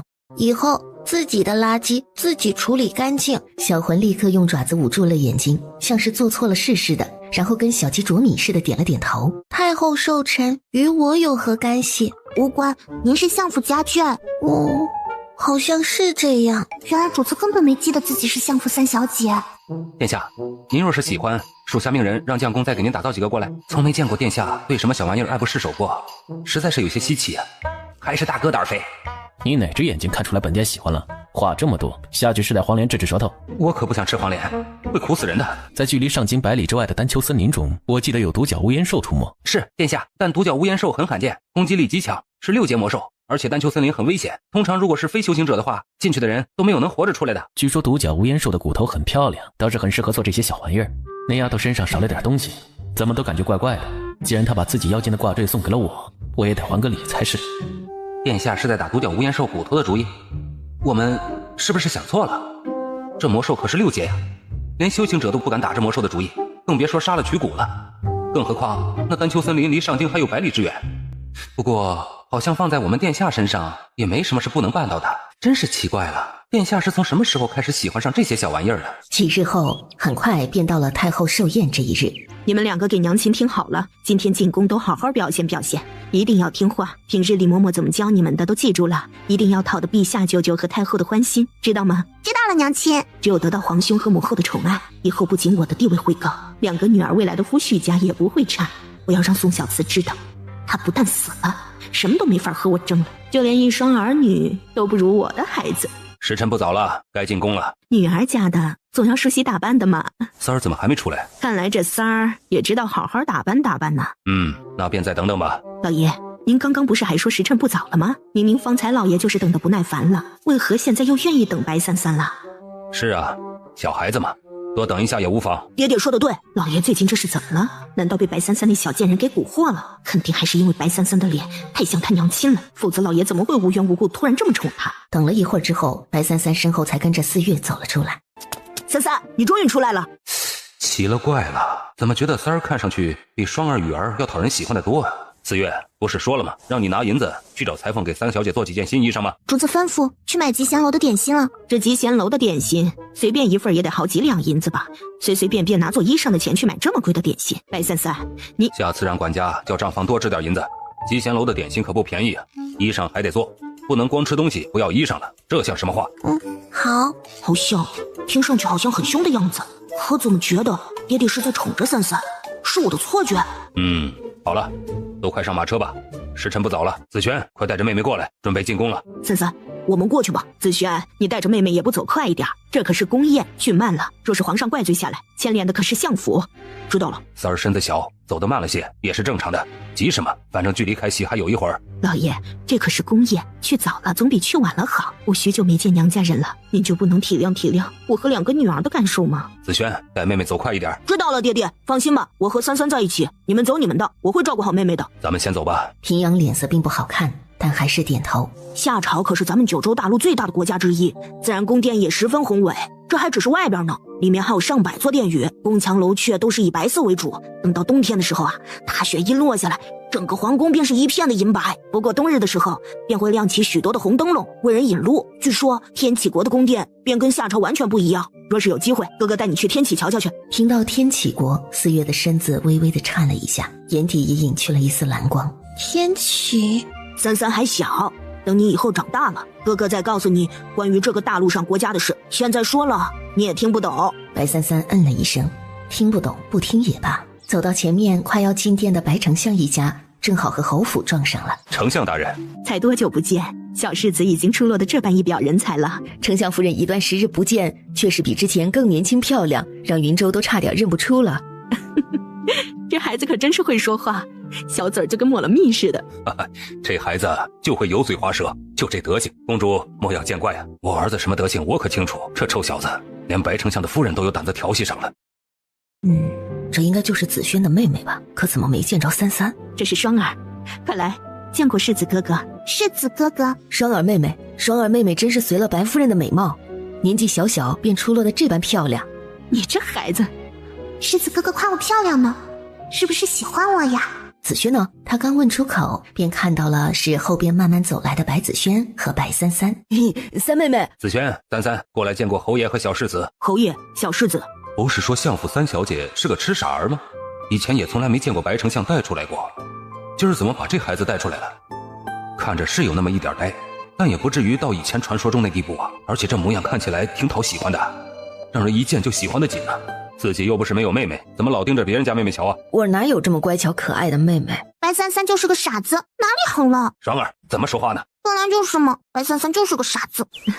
孩子都口无遮拦，让侯爷见笑了。你说谁傻？除了你还有谁？你打我！你打我！娘亲，他打我！毕竟这是人家的家事，所以云侯爷带着云中打了个招呼，就率先离开。33，白33，你竟然打你姐姐，这可是在皇宫里！李嬷嬷，给我张嘴，打死这个不懂规矩的死丫头！住手！既然知道是在宫里，就少生事端。周围这么多人，想让人看笑话吗？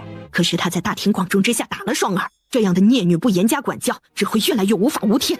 你不让人打，我来打。我打他，因为他该打，他该打，是因为你管教无方，所以他挨打，是因为你，所以是你该打。若是你想，我也可以打你一顿，让你好好反省反省。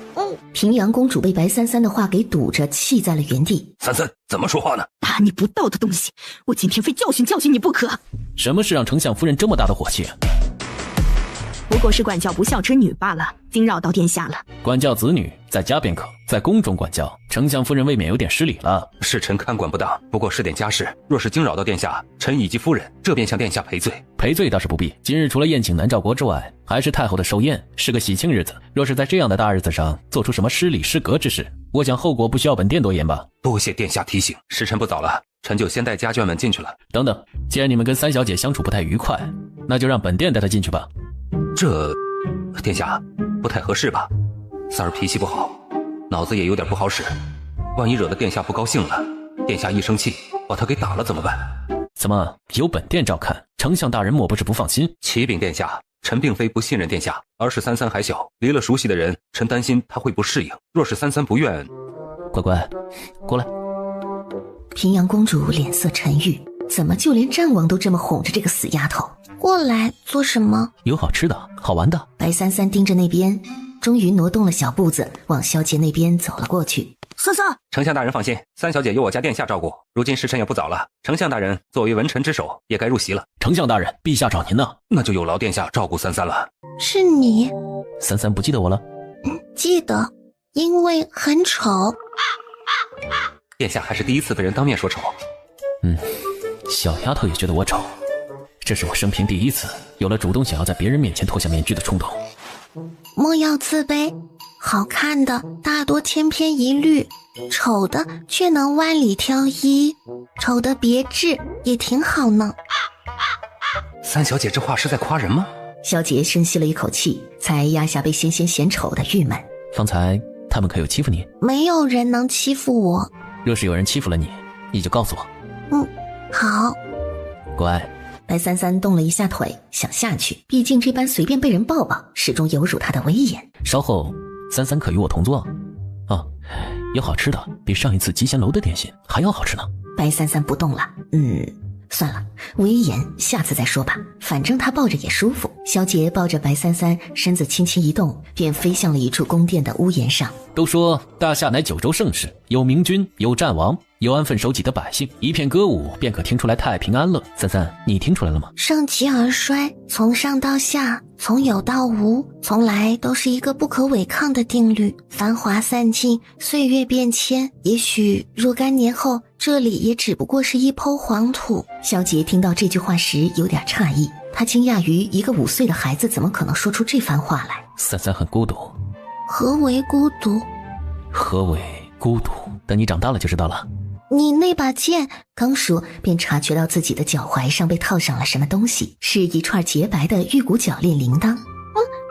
他又瞧着萧杰往他腰间系上了一串被雕刻成小兔子的吊坠佩环。兽骨。那这样便不会总觉得你身上差点什么东西了。喜欢吗？三三刚刚是想问我什么？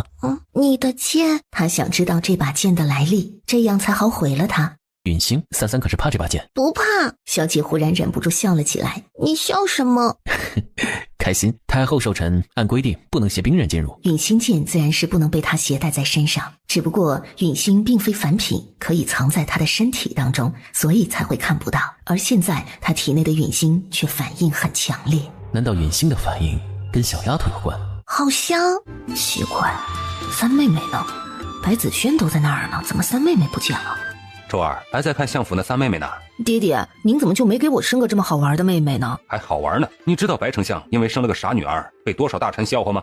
可我看三妹妹一点都不傻。你见有哪个傻子是把傻字写在脸上的？爹，这话听着好像不太对味儿啊。奇怪，爹怎么没有看到三三啊？该不会是他们不让三三来吧？应该不会，三三再怎么说也是相府三小姐，在这种场合陛下下了命令的情况下，白须安不会违抗圣旨。他是不会反抗，谁知道那个公主会不会搞什么幺蛾子？当年这公主就喜欢给小妹使绊子，谁知道会不会欺负小三儿？还好娘今日身体不适没来，娘要是知道三儿遭了罪，才不管公主不公主的，怕是要提刀就上去问罪了。如果三儿当真是遭了罪，我这个当舅舅的就算卸去这身官职，也得给三儿出口恶气。听到这三个儿子的对话，宋国公面色也有点凝沉，看向眼前白须安的眼神都变得凶狠了起来。我怎的又招惹到岳父大人了？母后，您看战王这都什么时候了还不来，当真是有点不懂礼数，不把我们皇家放在眼里了。战王事务繁忙，又常年身体不适，来晚些也情有可原。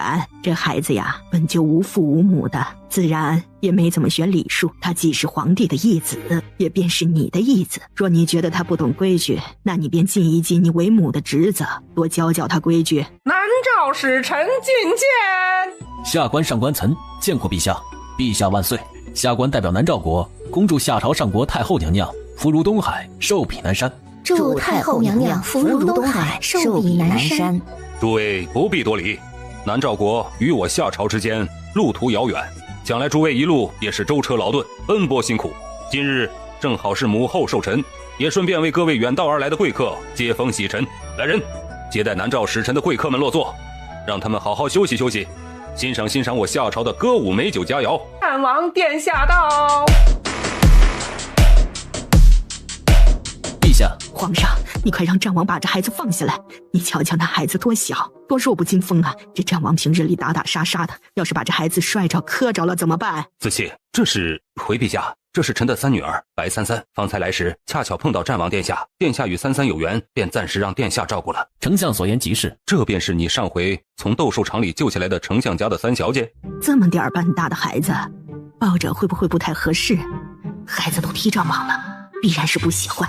太后的眼神怎么看上去有点嫌弃我？好了，快别站着了，快落座吧。是，陛下。白三三正打算坐下来，却像是感觉到了什么，看向了南诏使臣的方向，体内的小魂不安分的有着动静，因为那个人身上依然还残留噬魂兽的气息。这个小女娃就是那天出现夺走我饲养噬魂兽的高人，但这丫头怎么看都不像是拥有一身修为的样子，而且丝毫看不出来这丫头是有修为之人。怎么了？那个人不是好人啊！三三与那人见过？遇到过。三三莫不是从那人身上拿走了什么东西？算是吧。原来南诏国要找的人竟然是三三，少喝点。母后，这相府三小姐真是一点规矩都没有，不上前行礼便罢了，如今众亲家都还未开席，她倒好，却是先吃了。您瞧瞧咱们皇家的公主，有哪个这般的？皇后啊，你可别忘了你的身份，你乃一国之母，气量怎可如此之小？丞相家小三脑子不好使，你又不是不知道，你跟一个脑子不好使的孩子计较些什么？这孩子怎么跟宋小子那个红妹子长得那般相似？你吃，否则浪费了。殿下竟然吃三小姐吃剩下的。战王兄，这位白家三小姐不知可否也让我认识认识啊？你认识做什么？三妹妹，看看喜欢吗？若是喜欢，我便将她送与你，可好啊？去把哀家宫里好玩的小物件挑起进来，记得挑小女孩喜欢的。是，太后娘娘。三三若是喜欢，明日我便让安中送10块到你府上去。他的玉佩没有你的好。的确没有我的好。三妹妹，那你喜欢这个吗？太子在做什么？他随身物品能随意送人的吗？小姐眼底的冷意微深，太子殿下立刻把扳指收了回去，但为了挽回面子，还是含笑说了句：三妹妹喜欢什么不用客气，日后若是有机会，直接告诉本宫便是。不会有机会的。战王兄怎么老是针对我？我不就是也想宠一宠白家小三吗？也好与相府、国公府以及战王兄拉近一点关系。怎么感觉反而把关系也拉远了？丫头小小的，单纯又好骗，还总是有这种人想方设法的诱骗三三。这三三以后会不会被别人给拐走了？启禀陛下，这次我南诏出使，恰逢赶上太后娘娘寿辰，为太后娘娘贺寿，我等也为太后娘娘准备了一份贺礼，还希望陛下娘娘喜欢。哦，什么贺礼？上官岑笑了笑，拍了拍手，一众衣着暴露的舞姬们轻盈地飞入了大殿。漂亮小姐姐，哎，非礼勿视。好看。这小丫头该不会是喝醉了吧？一阵悠扬的琴声也响了起来。上官岑嘴角勾起一丝冷笑，手指拨动琴弦的速度也变得越来越快，越来越快。乖乖，把耳朵捂上。同时，萧杰用自己的灵力封住了三三的感官，而此时整个大殿内除了萧杰这一桌，几乎其他的每个人的脸上都出现了异样，像是有些呆滞，眼神也变得毫无焦距。同时，无数道黑色的虚影从上官岑的琴中飞了出来，很快便充斥整个大殿，如鬼魅一般四处飞散。这些残影是魂魄，这个人豢养过噬魂兽，否则无法释放出这么多怨念如此深重的残魂。吵死了！一道黑色的影子从白三三的身体里飞了出来，就像是一道黑色闪电扑向了空中。琴弦断裂，上官岑脸色骤变，一口心血上涌。正打算动手的萧杰神色也凛了起来，从身边三三身上迸发出的强大威压，让他身上也顷刻爬起了一股寒意。他张开巨口，立刻将所有的黑色黑影全部都吞噬进了自己的口中。此时整个大殿内的人脸上黑气散去，全部都恢复了正常，都只是当自己打了会儿盹儿，根本不知道刚刚发生了什么。莫非那噬魂兽在三三的身体内？若真是如此，那小丫头岂不是有危险？难怪云星在见到小丫头的时候每一次都会发出反应，原来是因为噬魂兽的存在。等会儿走的时候记得把这几样糕点多打包一份。是，殿下。刚刚朕好像晕了一下，是不是有什么东西没看到啊？臣妾方才似乎也有点头晕，应当是饮酒多了点儿，所以才会晕这么一下吧。白家小三儿怎的睡着了？会不会生病呢？原本我还想把白小三儿叫到自己身边来坐坐，陪自己说说话的，怎么就睡着了呢？母后，这白家三是个小傻子，您刚刚不也见了吗？这丫头什么规矩都不懂，还呆呆愣愣的。您看，如今又在这种场合下睡着了。哀家见这小三儿灵气得很，小孩子家家的，坐不住睡觉了多正常。你呀，作为一个皇后，大度点儿，总跟一个孩子计较个什么劲儿？我怎么记得自己小时候若是在这种场合下走神，亦或是做别的事，睡觉什么的，都是会被母后打一顿的，怎的到白家小三这儿就正常了呢？夏帝这下看向白三三那边的眼神也开始有点酸溜溜的了。现在我总算是知道了，在母后面前就不能说白家小三儿的不好，说了就挨骂。这相府的死丫头给母后到底灌了什么迷魂汤了？好，没想到小小年纪便有这般技艺，着实让朕大开眼界呀！启禀下朝陛下，这位正是我南诏五公主玉竹殿下。我南诏陛下素来崇慕夏朝的风土人情、礼仪文教，所以希望五公主能够在夏朝上国多留几年，在上国多浸染一下人文礼教。不过，若是陛下有意，五公主也可永久留在夏朝，如此能让两国邦更长久稳固。这意思不就是要把这位五公主留在夏国的意思吗？要么当质子，作为他们想要建交的诚意，要么将她留给陛下，以联姻来作为建交的桥梁。上官岑其实一直在忍着自己的不适，他能感觉到有一股强大的气息就在周围，而且就是从战王那个方向发出来的。难道说在刚刚我弹琴的时候，我所做的事战王是知道的？他根本没有被我琴声所影响。抬起头来，玉竹公主这才缓缓抬起头。战王殿下觉得玉竹公主如何？不如何。正好子期年纪也不小了，也是时候该成家了。今日恰逢太后寿宴，诸位官员们又都带上了自己的家眷，各位千金小姐也都出自名门，若是有合适的，那便正好双喜临门，朕一起替你把婚给赐了，不知母后以为如何？皇上所言甚是，今日的确是个不错的日子，又刚好各位大臣们的千金都在场，若是能相上一门亲事，也是极好的。爹爹，能让陛下给我赐婚吗？呸！你这小子赐什么婚？没个正经的，等你当真好好看上了哪家姑娘再说。也不知道三妹妹长大了是什么样。陛下的好意，臣心领了，但臣现在只想一心的效忠陛下，暂不考虑婚姻之事。臣身体不适，太后贺礼已让安永送上，臣便先行告退了。这子期还是先留下来看看。不必了。话落，他看了一眼上官岑，警告性的意味十分明显，眨眼便消失在了殿外的夜空中。战王就这么把我们家的三三抱走了？哎呀，这小子又跑了。那日抢走我噬魂兽的家伙就是那个小女孩，而且看样子那噬魂兽应当就在那小女孩体内，但目前战王跟她一起，我也不好下手啊，只能再寻时机。皇嫂，您看双儿也8岁了，再过几年也便到了议亲的年纪，我这2个女儿的婚事啊，便是我最操心的，还希望皇嫂能帮衬帮衬，让双儿和雨儿都能娶上一个好人家。这是自然，双儿和雨儿是皇妹的女儿，再怎么说也算是皇室的子嗣，本宫与陛下自当照拂。难怪今儿平阳对我这么殷勤呢，原来是为了2个女儿的亲事。不过本宫见你们那白家小三儿倒是厉害得很，一句话不说便让太后喜欢得不得了，不仅战王殿下护着，就连太后娘娘都护着。妹妹有没有觉得这般像是灌了迷魂汤的手腕跟她娘亲倒是像得很？平阳，你说是吗？不过是个没娘教没规矩的丫头，也就趁着小时候讨喜罢了。总之嫂嫂也是担心你，毕竟嫂嫂知道你心仪白丞相，当初也是求着太后娘娘让陛下赐的婚，可这白丞相心里啊，始终都只有那宋小慈，这白小三儿又是宋小慈的女儿，白家嫡女，以后这白家家宅呀，到底是谁说了算？双儿雨儿嫁人呐，到底怎么嫁？嫁给谁？怕是都要被这白小三儿给压着一头了。平阳虽然知道皇后还有别的心思，可这话确实还是打压到了他的心里，目光也变得冷冽了起来。醒了？白三三仰起头，便看到一张英俊非凡的脸。乖乖，我丑吗？不丑。我们之间的秘密不要告诉别人。好。笑起来很好看。他还想再笑一下，但怎么都感觉不太自然，面部都差点抽抽了。你的脸怎么了？哦，刚刚有蚊子。白三三奇怪地看了他一下，也没说什么，抿了抿嘴儿，嗓子有点干。是渴了吗？乖乖，等我一会儿。他要去哪儿？就在这时，四月也一个飞身上了屋顶。主子，同时一道黑影从三三身体里窜了出来。咦，小魂好像进阶了，而且还长大了。同时三三也察觉到了自己身体有点不太对劲儿，他感觉到自己的身体比之前好像也轻盈了一点，而且虽然他不记得了，但隐约有感觉，在他醉酒睡着的时候，他身体里有一股力量在源源不断地涌出。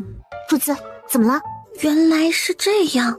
他好像记得，他虽然喜欢喝酒，但却是不能喝醉的，喝醉了就容易出事儿。他醉酒的时候容易不省人事，而且那个时候修为会暴增，然后总会做点什么，俗称撒酒疯。销魂和白三三同时看向了其中一个方向，白三三平了平眉，身子一动，便直接朝那个方向飞了过去。主子，四月也飞身跟了上去。夜幕之下，一道惨叫声响起，腋下的男人手中凝聚着一股真气，正在吸食着地上那人的魂魄。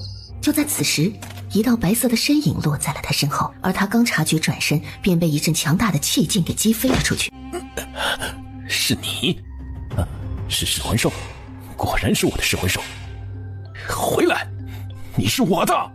但小魂并没有理他，而是趴在白三三的肩膀上，冲着他凶狠地露出了牙齿，目露凶光。臭丫头，把我的噬魂兽还给我！他原本打算在用下地喂养噬魂兽，自己修为大增之后，一举拿下夏朝。到那时，南诏也不过尔尔。可在抵达夏朝上京途中，噬魂兽却突然暴走，并吃掉了随行的侍卫。那些侍卫他本来带的就多，就是为了能够在途中有足够的人来喂养噬魂兽。刚才在大殿上，迫于夏朝朝廷和战王，我才有所顾虑。但如今是你们自己送上门来，我就不会再放过你们了。白痴！白痴！而与此同时，上官层的身体猛地暴起，朝白三三射了过去。小魂！白三三轻喊了一声，他还想用自己的术法控制小魂。该死，怎么会这样？是不是你用了什么办法控制了他？白三三没有说话，平静地看着他。你是我的，是我养着你的，你不能杀了我，你不能反噬我。回来，回到这里来。可回答他的只是空中巨兽幻影的一声雷鸣般的嘶吼。是你！顿时五指屈爪，便袭向了白三三的喉咙。他痛苦无比的在地上滚来滚去，根本没有办法去施展术法，更是难以置信的看着白三三。这怎么可能？他到底是什么人？噬魂兽从他身上掠过，直接在他肚子上撕开一个血洞。此时四月正好赶到，却没有上前。竟然是他！白三三脚步缓缓地往前走近，随着他的动作，脚腕上的铃铛也发出一阵好听清明的声响。歪门邪道虽也是修炼之道，可并非所有人都理所应当成为你的垫脚石。有的人不该死，有的人不该因你而死。修行的道便决定你会走向哪条路，虽殊途同归，却会结不同的果。恶因便有恶果。这个女娲根本就不是普通人，噬魂兽也不是普通人能控制得了的，即便是修行者都不见得能够驾驭。他到底是什么人？天上忽然降下一道雷鸣闪电，在他眼前劈开了一阵火花。白三三看着眼前被一道闪电劈成了人干儿的上官岑，眨了下眼睛，然后抬头看向了天。刚刚到底发生了什么？怎么会突然劈下一道闪电？真倒霉。三三，上官岑他怎么会出现在这里？发生了什么事了？三三，他被劈了。上官岑想杀三三，然后被雷劈死了。他蹲下身子，才与三三齐高，目光深沉地看着他。你可有感到身体不适啊？挺好。小丫头身上莫非还有一些我难以察觉到的本事，所以才能让噬魂兽这般安分地待在体内？乖乖别动。白三三眉心轻平，眼睛一眨不眨地好奇看着他。很快他的额头便感觉到了一股暖流的注入。你在做什么？我只是担心他会伤害你。小丫头这是不相信我。他不会。夜晚湿凉，此处也不是久留之地，我先送你回家。目前看来，噬魂兽是能够和三三和平共处的，而且三三也是知道噬魂兽的存在，还有可能能够命令他。再加上有我看着，丫头应当不会有什么危险。至于别的什么，日后我护着这孩子便是了。小杰抱着怀里的小家伙，看了一眼地上的尸体，脚尖一点，便朝相府的方向飞了过去。四月也立刻飞身追上，只是战王殿下飞得太快了，他跟不上。他皱眉，这战王怎么老抱着主子飞来飞去的，把主子当挂件吗？这上官大人怎的就被劈死了呢？陛下，南诏来一趟上京，事端升得这般多，会不会……这也正是朕所担心的。现在朕倒是犯愁，若是南诏问责，还不好解释啊。南诏想与我夏朝建交，以打消天启对他的虎视眈眈，还想要从夏朝这里得到盟国所享有的好处，不惜送来自己的公主当作媒介和人质，以表诚心。此举倒是用心良苦啊。陛下，战王殿下方才派人送来书信。将书信拿来。在下帝拆开看了之后，立刻出现了一丝怒容。好你个上官岑，竟然有如此歹心！陛下息怒，传朕口谕，命司礼监修书一封，送往南诏国主手中。是，陛下。那上官岑当真有如此本事？我查过上官岑的身份了，无门无事。在1年前，因为救了南诏国主的命，被南诏国主赏识，走上了仕途，并且节节高升。估计是一门心思走外路的散修修行者。从南诏回来的探子汇报，南诏国主只想与夏朝成为盟国，并愿意以陈国的身份趋于夏朝之下，打消天启想要征战的心思。所以他应当并不清楚上官岑在宫宴上做的事。那他的身上真的有噬魂兽？他的修为不高，应当是在明窍初期。若是得到了噬魂兽的话，那么便是在噬魂兽在出世的时候捡了一个便宜。那噬魂兽现在在哪儿？小杰淡淡的瞥了他一眼，没有回答他这个问题。殿下知道，但殿下不跟我说。我懂。那如此说来，这上官岑倒是罪有应得了。哎，对了，公主那边怎么办？我瞧殿下很是喜欢那南诏公主殿下，要不是你那日跑得快，恐怕都要当场给你赐婚了。陛下若是喜欢，陛下娶了便是。那玉珠公主的年纪比起你来倒是差不了几岁，放2年便可以成亲了。陛下如今可都是紧着你的婚事，哪会考虑到后宫啊？不过那日在你走了之后，陛下倒是询问了好几家的千金，都让司礼监记着呢。难得文武百官所有的家眷千金们都在，也顺便为太子殿下和几位皇子过眼了。不得不说，陛下此举还真是英明，总归日后有一部分的千金小姐会成为皇家的人。玉竹公主作为南诏的诚意，必然会继续留在夏朝。以陛下的性子，应当会将玉竹放在宫里，与皇子公主们做个玩伴，等到合适的时机便会放她回南诏。你怎么会如此清楚陛下的想法？当一只蚂蚁爬到你身上的时候，你会怎么办？放下来呗，放在地上，或者弹飞它，让它自生自灭。那为什么你不是捏死它？那是因为我也不知道为什么，好像自然就会这么做了。为什么要捏死它呢？那是因为你足够强大，你有足够的能力去决定他的生死，而他对你毫无威胁，所以你也不会放低人的尊严去与他计较。原来如此啊，受教了。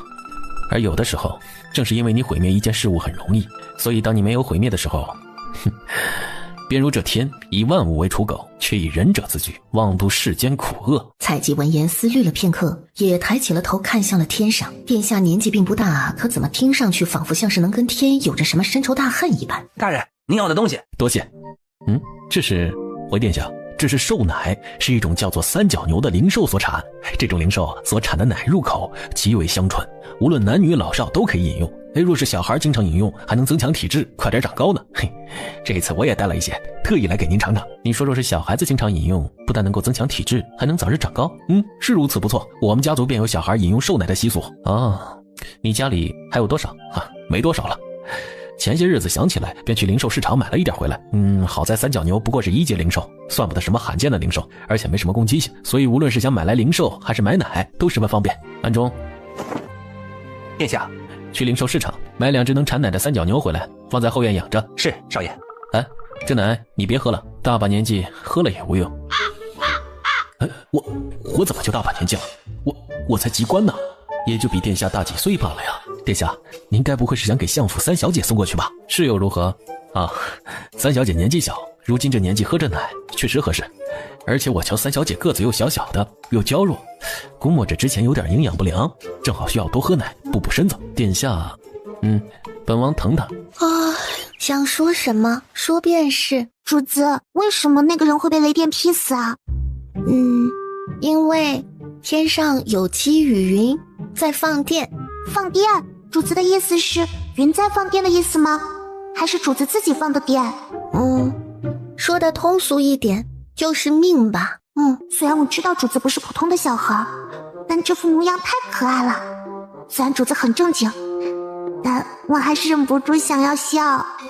妹妹，三三，爹爹同意让你去书院上课了。妹妹，你可是相府里最小年纪就上书院的呢，白双儿都是8岁了，爹爹才让他同你一起去上学。是啊，爹爹说了，让你跟白双儿一起去白鹤书院上学去。你们跟几位公主皇子都是同一个父子教呢，整个朝廷上下也就只有咱们相府和国公府以及几个皇亲国戚的世子郡主们能在同一个书院进学。虽然哥哥跟你不是同一个父子所教，但都在同一个书院，以后在书院里哥哥也能照顾点你。三三对上学倒也不抗拒，反正暂时他也不打算去哪儿，目前这个身子还需要养养，跟自己的魂魄神识融合，日后才能打更厉害的架。这是什么？还怪好看的，三三新买的吗？他还注意到三三脚踝上似乎也系着一串小铃铛，别人送的。这个别人是谁？竟然送妹妹贴身的小物品，莫非对妹妹有不轨之心？该死，三三这么小就敢打主意，当我这个哥哥是死的吗？别人是谁？男的还是女的？白三三小嘴动了一下，想不起来那人叫什么名字。一个男的。妹妹，哥哥给你买好的，不要他的，好不好？哥哥给三三买好的，三三乖，不要外人的。赠人之物不可转移。三三说的对，是哥哥错了，三三留着吧。知错就改，就是好孩子。就在这个时候，相府里也来了宫里的人。福公公，这是丞相夫人，咱家今儿是奉陛下和太后娘娘的命前来送东西的。这些是太后娘娘特意让人挑选送给相府三小姐白三三的小物件。太后娘娘说了，瞧宫宴上三小姐喜欢，便命人挑拣了几样。几样？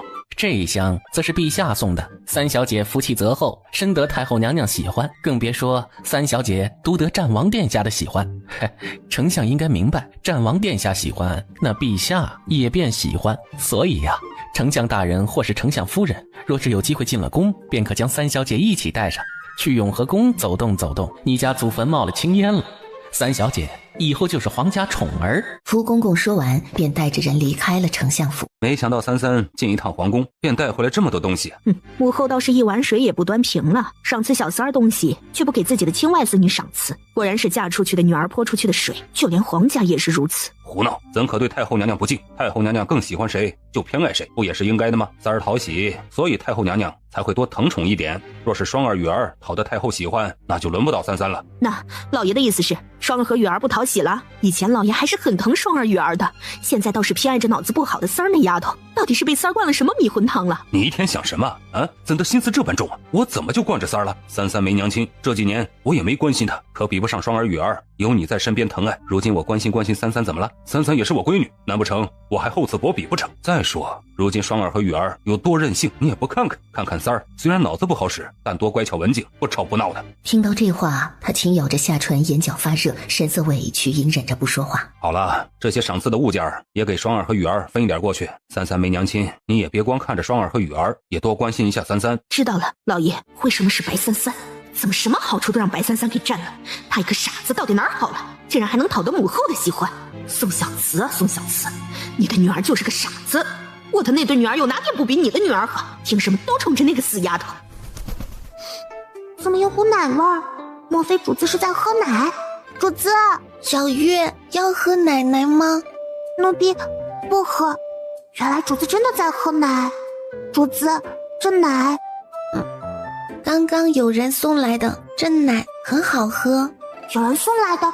四月想起刚刚在回相府的途中，倒是见到了之前跟在过战王殿下身边的人。莫非是战王殿下送来的？这战王殿下也不知道打的什么心思，总是给主子献殷勤。主子，刚买回来的，还热乎着。四月走上前，把点心一点一点地摆出来。主子，小魂日后能说话吗？会的。小魂如今还是出世不久的幼兽期，混沌未开，一切行为皆是本能。再过一段时日，等到灵智全开，方能口吐人言。原来如此。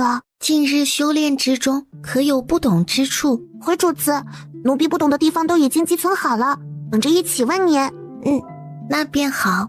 毕竟活得久了，知道的东西多一点也是正常的嘛。白33虽然记性不是很好，对以前发生过的事记得不是很清楚，但对这些修炼功法却是记得很清楚的。殿下，奶已经送到三小姐手中。小丫头喜欢吗？属下回来时找相府的人打听过，说三小姐正抱着奶葫芦喝呢，估摸着三小姐应当是喜欢的。抱着奶葫芦喝？是啊，三小姐大概是手小吧，所以只能两手抱着。以后每一天都给三小姐送新鲜的奶过去。是，殿下。为什么33会不喜欢允星呢？难道允星和他之前有什么特殊的联系不成？丞相府的梅心院，此时正响起一阵又一阵砸东西的声音。白33，这死丫头到底有哪里好？也不知道施了什么妖法，一个两个的都冲着她。一个傻子也能当相府嫡女，我一个公主生的女儿，竟然只能当庶女。想让我女儿一辈子都被那个傻子压着一头，做梦！夫人消消气儿，三小姐即便是嫡女又怎么样，还不是个傻子。夫人你想，以后谁家的公子能看得上一个傻子？现在孩子还小，所以傻乎乎的他们也不计较。你想，若是白33再大点儿，还是个傻子，那岂不是招人烦吗？可我却瞧着这死丫头，现在可不像以前那副傻样了。皇后说的对，我现在担心的是这丫头一旦真的不傻了，日后什么都压了双儿和雨儿一头，就连亲事都得选她挑剩下的。夫人，有一句话老奴不知该不该说。这都什么时候了，还什么该说不该说？夫人，三小姐既然以前是傻子，那为什么以后就不能是傻子呢？就算不是，也可以把它变成是。李嬷嬷说的不错，废而无用，惹人厌烦，就如同白33以前一样，就连老爷都不愿意多看她一眼。可自从她好了以后，就开始得到了所有人的关注，所以只要让白33变得跟从前一样，就不会有人再喜欢她了。娘亲，鱼儿把我的胭脂给弄坏了，我要买新的。姐姐打我！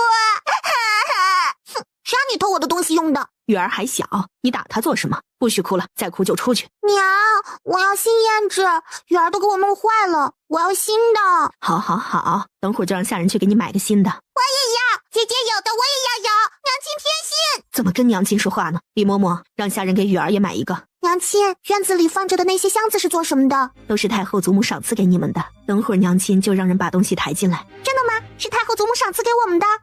好呀。是啊，等会儿喜欢什么自己去挑便是。陛下，赏赐给丞相家三小姐的礼物已经送到白家府上了。可有见到那三丫头？回太后娘娘，奴才送过去的时候是丞相大人和丞相夫人出来迎接的，三小姐据说在院子里，奴才没有瞧见。那哀家岂不是不知道三丫头到底喜不喜欢，高不高兴了？这白家三小姐还没跟母后说上话呢，母后便这般喜欢白家三小姐了，端的是赏赐好些宝贝啊。这孩子哀家瞧着便讨喜，多干净啊，就像是一朵干干净净的小花一样。而且白小三从小便没娘亲，也着实是命苦，所以哀家便心生了怜爱之心。母后宅心仁厚，是心疼这孩子命苦了。说起来，子期对这孩子也宠得很呐，若不是这孩子年纪太小，朕就把白家三小姐指给他了。子期那性子又是个习武之人，那白白嫩嫩的小丫头，怕是被他磕碰一下都得受伤，哪儿还能在一起？哀家坚决不同意。小丫头也是会长大的嘛，等长成大丫头不就嫁人了？再说朕看子气，别说磕碰那丫头了，就连大声说话都舍不得呀。母后放心，这孩子无论是否痴傻，朕都不会亏着他的。依哀家看，你是因为宋小慈那丫头吧？夏帝神色怅然，没说话。虽然哀家也没跟这孩子接触，但一瞧见他也喜欢得紧。兴许哀家与这孩子也是有缘吧。既这小丫头已经准备同几位公主皇子一起入学，若是有时间，便能让这孩子也来宫中走动走动吧。是，母后。这是今儿战王殿下送来的，让转交给三小姐。主子的确是很喜欢喝奶的，不止主子喜欢喝，小魂也喜欢。我试过这个味儿，我不喜欢。四月姑娘啊，这2天三小姐怎么样啊？挺好的。前日啊，宫里来人了，陛下和太后娘娘给三小姐赏赐了好些东西，姑娘知道吧？知道，不是送了点吃食过来吗？啊，只有吃食吗？不然呢？可我见到分明有好些个箱子呢，怎么三小姐就只有一些吃食呢？他挠了挠头，一副奇奇怪怪的样子，转身离开了。但这话却让四月想到了什么，面色也冷了下来，提着奶转身回了兰心院。主子，这加了酒也能喝吗？可以，奶酒。主子，那东西咱还去要回来吗？若是要回来，奴婢现在就去。不急。主子不急，那我就不急。可是，一想到主子这么小，还被人抢了东西，我心里就好难受，恨不得现在就把抢了主子东西的人杀了才好。这奶也是那个人送的？是，主子，还是战王殿下。白三三抿了一口奶酒之后，平了平眉，吃人嘴软。若是以后逼不得已要杀了那个人，怕是有些麻烦了。那把剑到底是什么来头，他还没弄清楚。之前3番2次的都被打断了。师叔，我刚刚打听完回来，那个人已经死了，据说是被雷劈死的。被雷劈死？他有噬魂兽在身，怎么可能被雷劈死？上京的市井坊间都是这么流传的。我还特意去看过上官岑的尸体，看起来的确是被劈死的。不过他的身上我也看到了被噬魂兽攻击的痕迹。莫非是遭到了噬魂兽的反噬？从师祖算出噬魂兽出世，他们便奉命离开了宗门，搜寻噬魂兽的下落。若噬魂兽弑主逃离，那说明噬魂兽已经有了自主意识，且已经进阶了。我们必须要快点找到它。若是它使用更多的魂魄，变得越来越强，我们再想把它收服，就无疑是送死了。是，师叔。看来得查一下同上官岑一同前来的人。师叔是怀疑噬魂兽需要宿主，若不在上官岑身体里，就必然在其他人的身体里。所以我们首要查噬魂兽是否在他身边的人的身上，也顺便查一查上官岑的死到底是怎么回事。一个修行者怎么可能突然就被劈死了？此事实在太过蹊跷。西南，把我们天玄门的信物给夏朝皇帝送过去，我倒要看看到底是怎么回事。是，我这就去办。主子怎么躺着躺着就睡着了？每一次只要主子进入修炼状态，周遭所有的灵气都会涌过来，而他在主子身边修行，简直就像是一片风水宝地，根本不需要担心灵气的稀薄。主子是什么人呢？而且主子似乎对什么人什么事都不太在意，无论什么事都不会引起他的情绪波动，从容淡定的根本不像是个孩子，甚至不像是个人。人上有七情六欲，可主子好像没有。就算是没心愿的人那般招惹主子，我也没见主子生气过。莫非主子这般淡泊的性子跟小时候的成长环境有关？等到白三三睡醒的时候，天色已经渐晚。小月，主子，早上你说什么来着？主子是说没心愿的人把赏赐给您的东西都搬走了的是吗？哦，原来是这件事。老爷还没回来吗？夫人，老爷被陛下召进宫了，还没回来呢。老爷已经好久没回梅心院了，总是在书房待着，要么就去从前的空厢房里睡。兴许老爷还在为之前的事儿生气呢。夫人放宽心，老爷心里自然是有夫人的。老爷生我气，还不是因为那个白三三？若不是因为那个扫把精，老爷至于跟我置气吗？哎，三小姐，你们不能进去，若是再往前一步，可就别怪我们无礼了。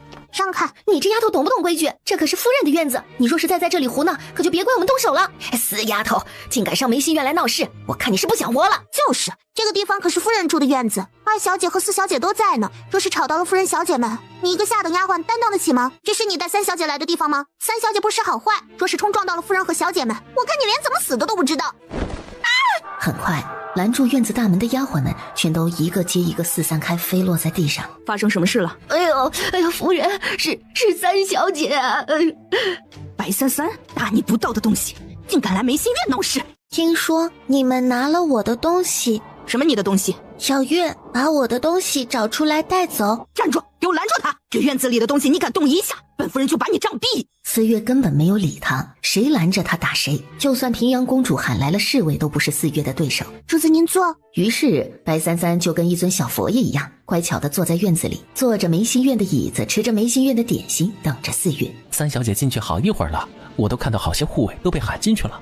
三小姐不会有事吧？应该不会吧，我刚刚听到的好像都是院子里那些婆子丫鬟们的惨叫声。三小姐身边的丫鬟如此神勇，三小姐应当不会有事。现在什么情况了？嘘嘘嘘，别暴露。香叔，打起来了，打起来了！三小姐身边的四月姑娘太厉害了，一巴掌就把那张婆子扇出来了。看看，我就说吧，四月姐姐就是厉害。那三小姐呢？不知道啊，我都没瞧见。希望三小姐不要出什么事才好啊！现在好不容易赤煞症好了，还是一样被欺负，真是没娘的孩子像根草啊！白三三，你这个大逆不道的东西，你就不怕天打雷劈吗？我以前经常被劈，习惯了。反了！来人，给我把这个孽女抓起来！起来呀，快点去打她！起来呀，没用的东西！主子，东西都找完了，一个不落。你放下，那是我的东西，不许拿，那是我们的。四月冷冷瞪了白双儿一眼，白双儿心里一咯噔，立刻不敢吭声了。我一向最讨厌别人抢我的东西，若是有下次，我就杀了你。他说要杀了我，这几个字一点都听不出孩子玩笑的意思，他说的是真的，他真的会杀了我。你这人看着面熟。主子，是臣下。原来你到这里来了。明明我在三小姐身边伺候了这么久，怎么说也应该有情分，这短短时间我就成了陌生人，如此不在意我。当他俩走出梅心院，四月拿的是什么？怎么看上去三小姐和四月好像一点事儿都没有？夫人难道通情达理的把东西都还给三小姐了吗？要知道那可是梅心院呢，是如今夫人的地盘，夫人可不是一个好相处的人。三小姐带着人进去闹事儿，就这么被放出来了。毕竟三小姐如今赤煞症好了，也是个讲道理的人了嘛。三小姐年纪小，还是十分会处事的嘛。我对三小姐的好感真的是蹭的上涨啊。可我刚刚分明看到好多人进去了，会不会三小姐他们进去把人都给打趴下了，直接把东西给拿回来了？去一边去！三小姐是那种会一言不合就喊打喊杀的人吗？没见平日里三小姐多乖巧吗？祥叔怕是忘了前段日子夫人带着人大闹兰心院的时候发生的事儿了。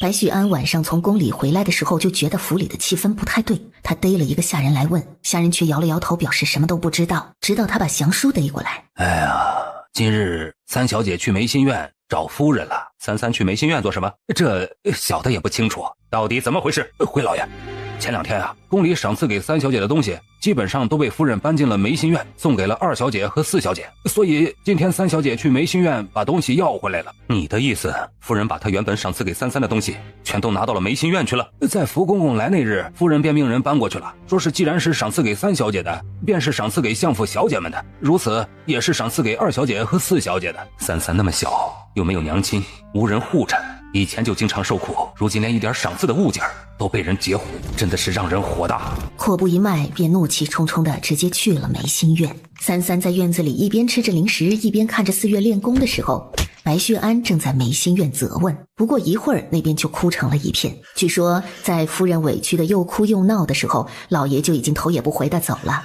而在老爷走了之后，夫人一改之前的委屈，又开始砸起了东西，惩罚了下人。妹妹怎么还不出来？少爷，三小姐一向起得晚，要不您先去，都快早课了，若是去晚了，先生怕是要说了。说就说，等三三要紧。我让你准备的零食都准备好了吗？等会儿记得塞给三三，免得他在书院上课的时候饿了。回少爷，都准备好了。妹妹，快来！二小姐，蹲下。臣下听话的蹲下来。二小姐，本小姐想打你就打你，闭嘴。臣下暗暗咬牙，却又不敢说什么，提着东西低着头继续跟了上去。白子轩和白三三虽然都在白鹿书院，但因为年纪不同，所学的东西和教书的先生也不一样，所以教书的院子也不一样。白子轩在天字院，而白三三在黄字。子轩，我刚刚好像瞧见你妹妹也来书院了。是又怎样？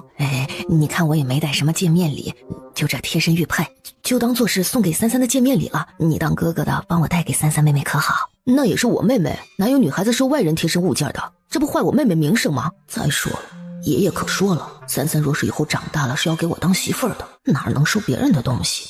不错，我妹妹还小，你一个到处沾花惹草的，送我妹妹贴身玉佩不是惹人闲话吗？我也没拈花惹草啊，是那些小姑娘自己想多了罢了。我也就是单纯想送33点东西，没别的意思啊。怎么这两人就跟防贼似的防着我？你们知道那南诏公主也来书院了吗？你是说玉竹公主？是啊，陛下将她放到书院来了，暂时放在皇子院。听说此次南诏前来下朝，便有不轨之意，使臣之死更是蹊跷，虽留下了玉竹公主在下朝，但他国之心不得不防。家父也正有此意，让我在书院的时候多注意着点。侯爷多虑了，既然陛下将她放到书院来，那必然不可能没有设防。说的倒也是，我家那老父亲当真是老糊涂了。皇子院，白33呢？先生，白33不在，他逃学了。啊？他什么时候不见的？竟然敢逃学！来人，去找找这小丫头在什么地方，带回来。殿下，今儿白3小姐去书院了。她去学院了？是啊，殿下，随着白2小姐一起去的。玉竹公主也在书院。看来陛下当真是不知道该把这玉竹公主往哪儿放了。小丫头也开始上学了，也不知在书院里会怎么样。你一个小小弹丸之国的破公主，凭什么来白鹿书院？你就是母妃说的小狐狸精吧？哼，果然长得就是一副狐媚样。皇兄，你看他那什么眼神呢？竟然还敢瞪着我！你是什么公主？你就是一个没人要的低贱货子，给本公主提鞋都不配。不错，你给我妹妹提鞋都不配，你也配成公主？看着玉竹娇俏美艳的模样，心里也起了色心。别动！想伸手对玉竹做点什么，但玉竹抬手便打开了他的手，他一脚便将玉竹踹倒在地。你还敢还手？反了你了！吵死了！可在他声音响起的同时，一阵风忽然猛地刮了起来，而八皇子他们已经被这风吹得直接飞了出去。在他们疑惑的时候，一道白色的身影忽然轻飘飘地落在了他们面前。你，白相府的，好漂亮的小丫头。难怪前2天老听太子提起，说皇妹里怎么就没这般讨人喜欢的。在场除了玉竹，根本没有一个人会认为刚刚突然出现把自己掀飞的狂风跟白33有关，只当是突然刮了一阵风。聒噪！白3小姐，你在这里做什么？师姐，我听说太后娘娘可喜欢这个丫头了，还赏赐了她好多东西呢，不就是个傻子吗？可不是，傻子怎么能当嫡女？相府嫡女就应该是双儿妹妹。睡觉，在这里睡觉？他刚在哪儿睡呢？白33被吵醒，打算换个地方睡。不许走！他可不能就这么让白33离开，到时候万一他出去乱说被父皇知道了，父皇岂不是要治他的罪？白33本来被吵醒，心情就不太好，被八皇子一拦，一记袖风便将他扇飞了出去。白33，本公主劝你别多管闲事，不然本公主告诉父皇说你和南诏公主私通，治你的罪。就是，你还敢打八皇兄，你不要命了你？那就一起打吧。白33，你敢打本公主？你不要命了！玉竹看着白33走近，眸光微深，一股奶香拂面。玉竹只觉得肩膀忽然一紧，整个人便已经悬空脱离了地面，飞了起来。血！可恶！白33！白33提着玉竹在一处无人的地方落下。以33的性格，只要是与他无关的事儿，他都不会插手。只是刚好他才睡醒，还有起床气。若是这个时候让他别多管闲事的话，那他还就非管不可了。因为不爽。谢谢你。原来是男孩子。他紧紧拢起了眉，警惕地盯着白33，眼底也浮现出了一丝杀意，身上也渐渐露出了修行者的气息，即便十分微弱。不要不自量力。没想到第一个发现我伪装的竟然会是你。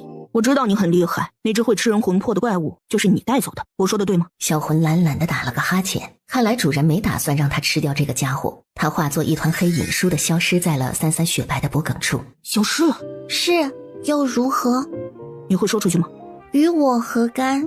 我也不会把你的事说出去的。弱小并不可怕，可怕的是认为自己注定是弱小。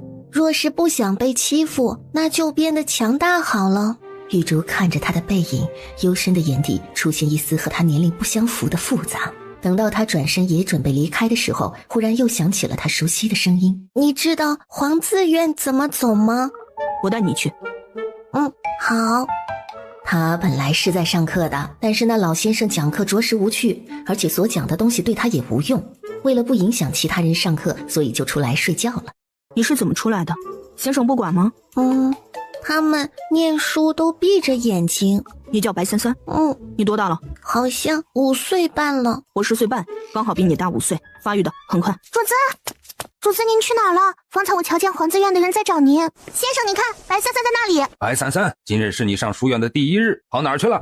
这可是相府的小姐，若是失踪了，我可担待不起。去睡觉了。咱们书院有书院的规矩，上课期间逃课就该受惩罚。过来，今日我便打你3下，让你引以为戒，树立规矩。白双儿心中暗喜，等着看好戏。在先生训斥白三三的时候，白子轩也正往这边赶。这好像小丫头看着也挺小，打下去不会有事儿吧？要不我轻点儿，随便教训一下得了。三三乖巧地伸出手，好像像白三小姐这么小的孩子还不懂事儿呢，听不懂逃课也正常，没规矩以后慢慢教就好了嘛。可是这么多人看着呢，不行，我还是得立个规矩。玉竹面色微冷，虽然拢了下眉，但并未做什么。打吧，主子。为师也是让你长个记性，既来白鹿书院念书，就要守这里的规矩，不守规矩就要挨罚，明白吗？主子。白双儿忍着笑，等回去之后，她要告诉爹爹娘亲，白三三今儿上书院逃学，挨先生打了，看爹爹还喜不喜欢他。先生，三三还小，您大人不计小人过，嘛。三三疼吗？没事吧？不疼，真的不疼。三三是实话实说，但在白子轩眼里就成了三三不想让他们担心，所以故意这么说的。先生，家妹还小，诸事不懂，许多规矩也不知道。第一天上学院，若是有不守规矩之处，还希望先生见谅。若是先生要惩罚，还请让子轩带家妹受罚。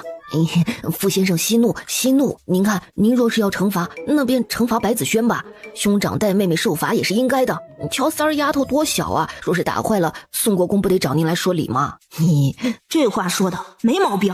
罢了，念在白三三今日是第一次上学，又年纪尚幼，又有人为你求情的份上，今日便到此为止。若再有下次，定不轻饶。多谢先生。白三三看了看他们，不明所以。明明打2下就能解决了的事情，他们为什么要弄得这么复杂？什么？你说今日三三在书院里挨先生打了？而且还听说三小姐今儿逃了1天的课，还打了8皇子和10公主、13公主，2位公主哭闹了好一通，据说已经闹到皇上那儿去了。那丫头若是不招惹她，她是不会无辜伤人。那个三小姐尚小，犯错嘛，也是在所难免。先生小小的惩罚一下也无伤大雅，她不会犯错。虽然三小姐的确与寻常人家的孩子不太一般，但是个人都会犯错嘛。书院里有书院的规矩，我说了，她不会犯错。我怕再多说一句，殿下就得拿剑砍我了。三小姐挨罚是因为逃课，被先生惩罚了，如今已经下学回相府了。你还在这里做什么？早了，三儿受伤了，你还不去相府看看？就被书院先生打了一下，怎么就叫我这御医去了？而且我还是太医院里最难请的御医，也不是谁都给治的呀。但看到萧杰的神情，他屁股就跟针扎了似的，马上站了起来。我现在就去。安中见蔡吉走了，又看向萧杰。殿下，明日把奶给三三送到书院去。是，以殿下的名义去书院给三小姐送东西，这不是要吓死书院里的先生太傅们吗？那谁还敢打三小姐？还有，去让厨子多做点零食点心，稍后给相府送过去。小丫头第1天上书院就挨了打，得吃点好吃的哄哄才行。也不知道小丫头疼不疼，若不是总去相府，恐怕会引起一些不必要的麻烦。我都想自己去亲自瞧一瞧了。娘亲，今天白三三在书院挨打了。挨打？怎么挨打了？那当然是因为不听先生话挨打了呗。说，到底怎么回事？陈夏立马跪在地上，一五一十地把今天书院发生的事情告诉了平阳。另一边，白子轩是陪着白三三一起回到兰心院的，他把三三的功课一点一点摆好，书桌也收拾得妥妥当当的。大少爷，这些我来做便是了，不需要您亲自动手。不，三三的第1次功课，我要亲自给他弄好。你看，三三手短，这样摆设才方便他那笔。他腿也短，这样方便踩着小凳子写字，若是累了还可以坐下休息。大少爷处处都是为着主子的方便着想，可是怎么听着这么别扭？老爷，蔡御医来了。蔡御医来做什么？说是来为三小姐诊治，人已经到了，小的已经让人领去兰心院了。诊治并不是好了吗？莫非吃傻症又犯了？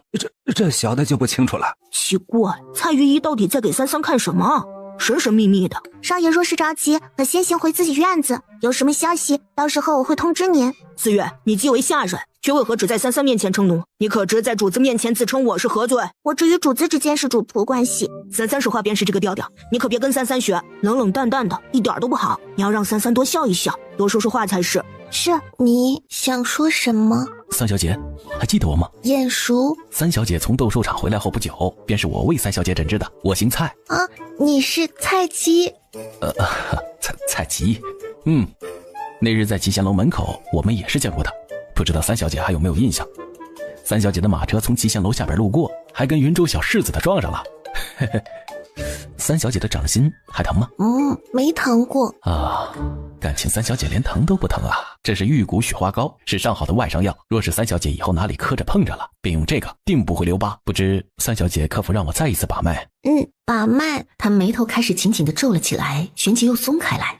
怪事啊，三小姐可还记得上一次我曾说过你的心脏似乎有些古怪，我把不到你的脉搏，难道以前就没有郎中发现吗？其实白三三每一个残魂所占据的躯体本身都是身体健全的，但当他跟自己残魂融合占据这个身体以后就会没有了，因为在那个时候这个身体已经是他了。他一直都知道自己胸口的位置缺了什么，但因为对他来说没什么影响，所以从来便没怎么在意过。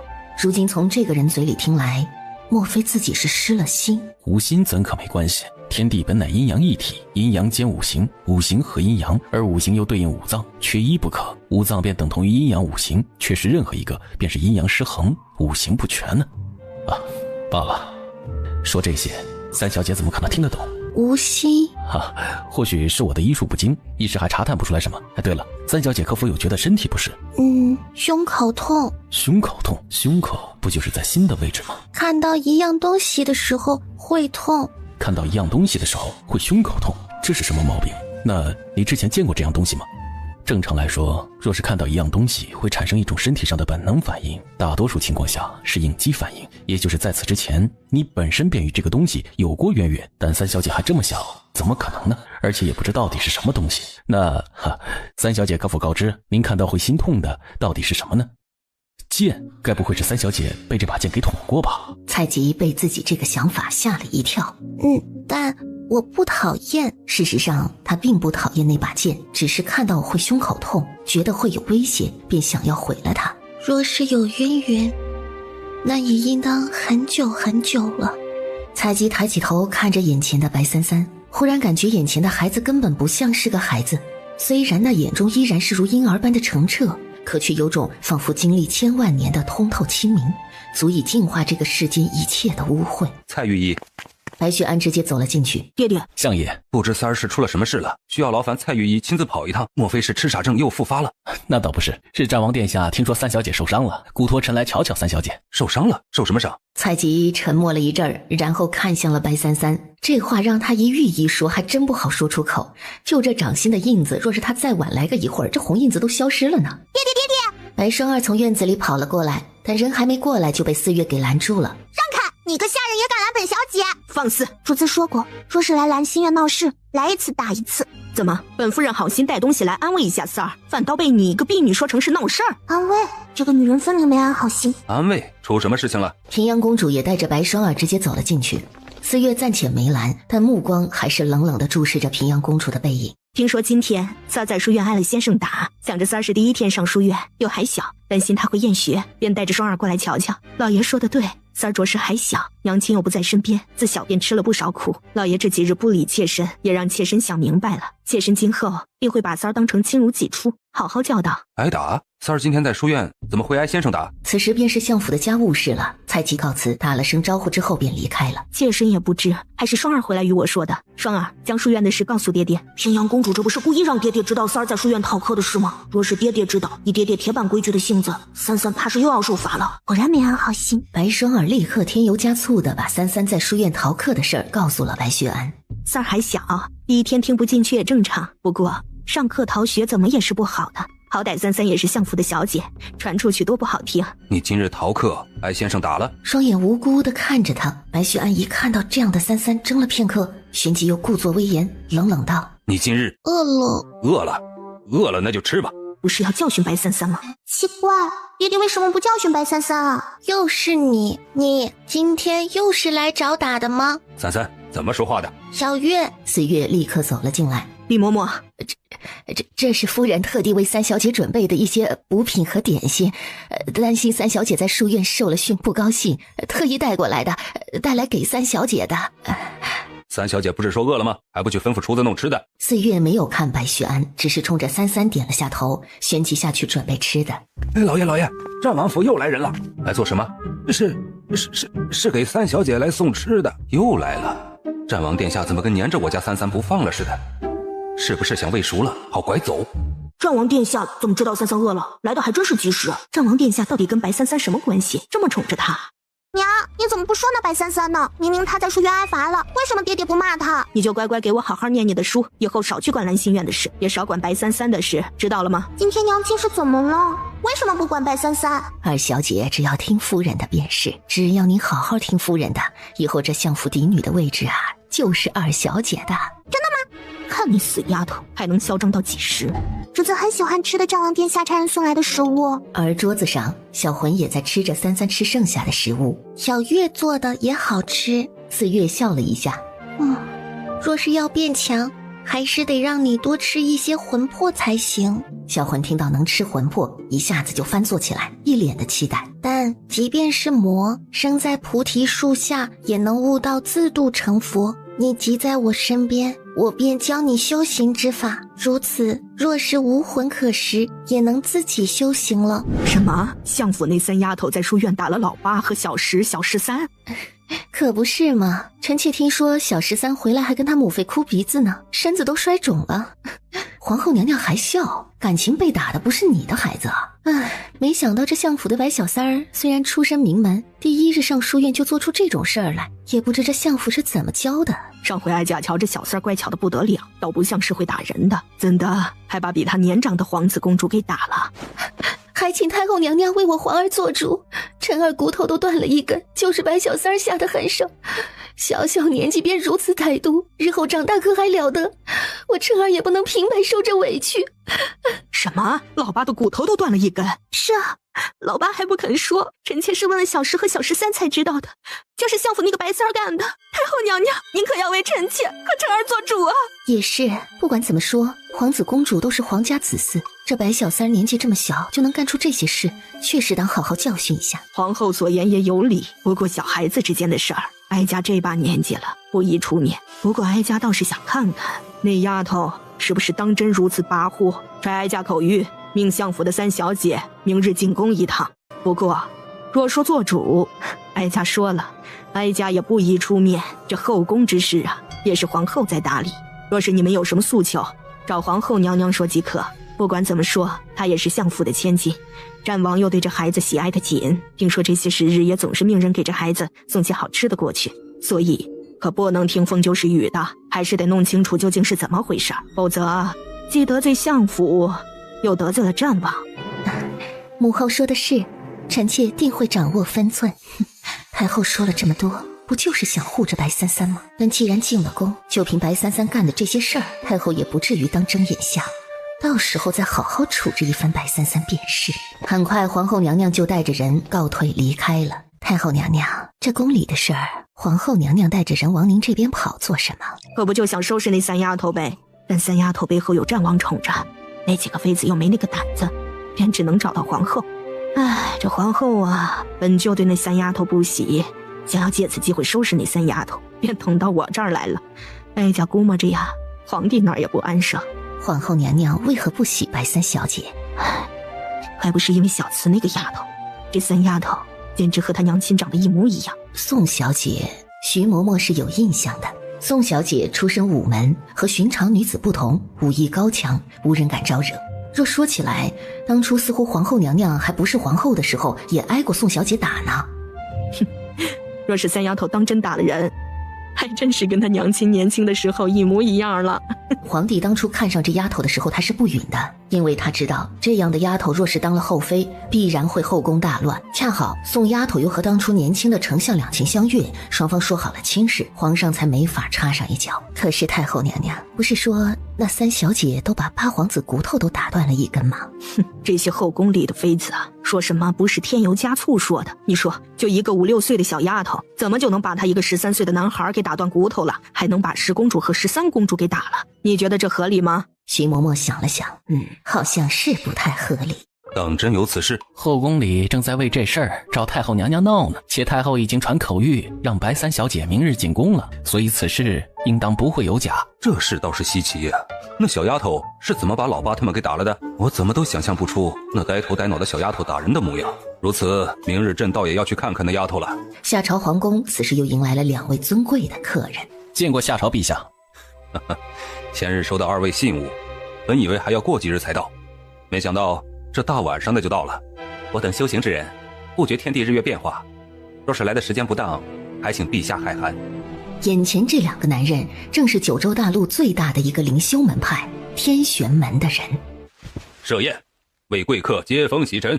设宴。月色高挂，三三正躺在兰心院的屋顶上睡觉，他的身体正在融合中，这也是他的最后一个身体，是打算修炼成神体的，所以便需要吸收天地之间的自然之力，因此这段时间晚上睡觉的时候就干脆直接到屋顶上来了。忽然一道身影落在他身边，紧接着一袭温暖扑上了他的身子。三三身子动了一下，发出一声软软的嘤咛，或许是盖上了东西，让他下意识地扯下身上的东西，翻身的动作也变大了。忽然三三身下一悬空，整个人直接滚落了下去。小姐心中一紧，身子紧跟着三三一起飞下。在三三的身子刚跌下屋檐，快要滚落到地面的时候，一只手稳稳地将他抱进了怀里。战王殿下，四月警惕地盯着萧杰，正要说话，但对面戴着恶鬼面具的男人却忽然抬起头，冲着他轻轻做了个噤声的动作。萧杰身子一旋，又飞上了屋顶，将三三放回了原来的位置。三三一直喜欢睡屋顶吗？是，主子最近一直都喜欢睡屋顶。其实主子也喜欢睡床，不过主子说暂时先在外面睡一睡，过几天再睡到屋子里去。听主子的意思，可能是主子有什么要突破或者变强了，自然要多吸收点自然之力，免得身体受不住。那以后记住，给他盖上被子，夜深露重，免得着凉了。是，其实他给主子盖了，只是不知道飞哪儿去了。什么？这战王给相府白三小姐送吃的？傅先生，你不知道吗？据说这战王殿下宠相府三小姐，宠得不得了，没想到连吃的都亲自送到书院里来了。那昨天我还打了白三小姐呢，战王殿下不会找我的麻烦吧？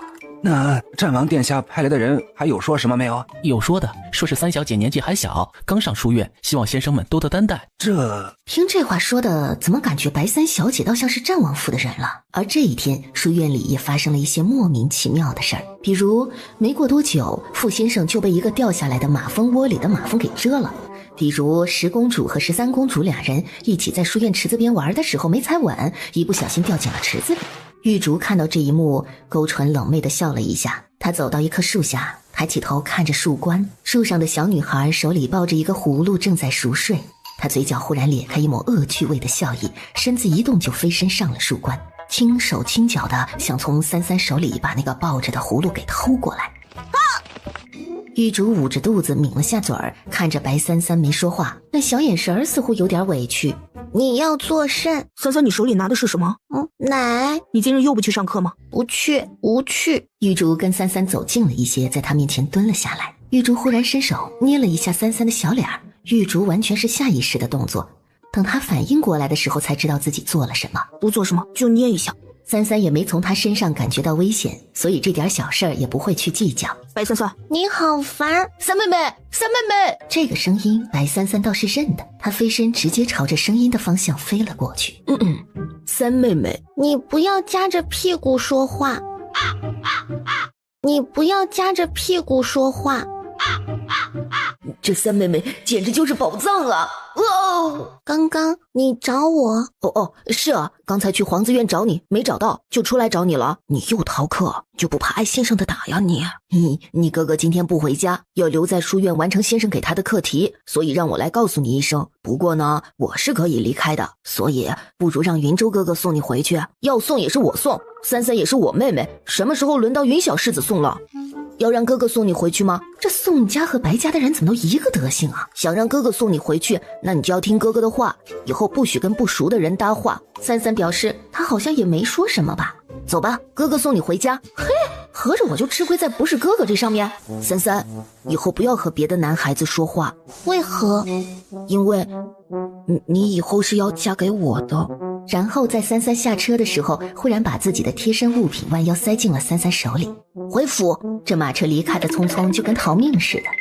主子，他对你做什么了吗？不然这宋少爷怎么忽然跑得这么快？莫非是怕挨主子打？这人好生奇怪。但主仆刚回府，就正好遇到了宫里的来人，是来接三三进宫的。宋燕回到家，就直接回到了自己院子，一个人练武练了好久。相公，你没觉得今儿燕儿好像有点不对劲儿啊？有什么不对劲呢？我刚听小厮说燕儿刚送三三回家去了，虽然三三还小，但我看燕儿倒是真上心了，可就紧着这小媳妇儿呢，生怕被人给拐跑了。别瞎说，三三还小呢。那你还想不想让三三回来咱们宋家来了？唉，我可怜的小三三，在白家吃不饱穿不暖的，又没有娘亲，爹爹不爱，多可怜呐！是啊，我这外孙女在白家看来吃了不少苦，可不能留在白家了。殿下，属下刚收到消息，白三小姐被太后召进宫了。什么时候进宫的？就在刚刚。还有一事，殿下，那2位贵客也都还安排在宫中，陛下差人来问问您的意思。我的意思是，告诉陛下，并非是冲着夏朝来的，让他不必担心。明白，属下这就让宫里的人把话带回去。慢着，本殿亲自去。是，属下这就去安排。这本小札我以前怎么没见过？今日采药之时，不慎跌落悬崖，甚得恩人所救。恩人不仅救吾于危难，更授吾以医道之术，方知医道之术亦可修成大道。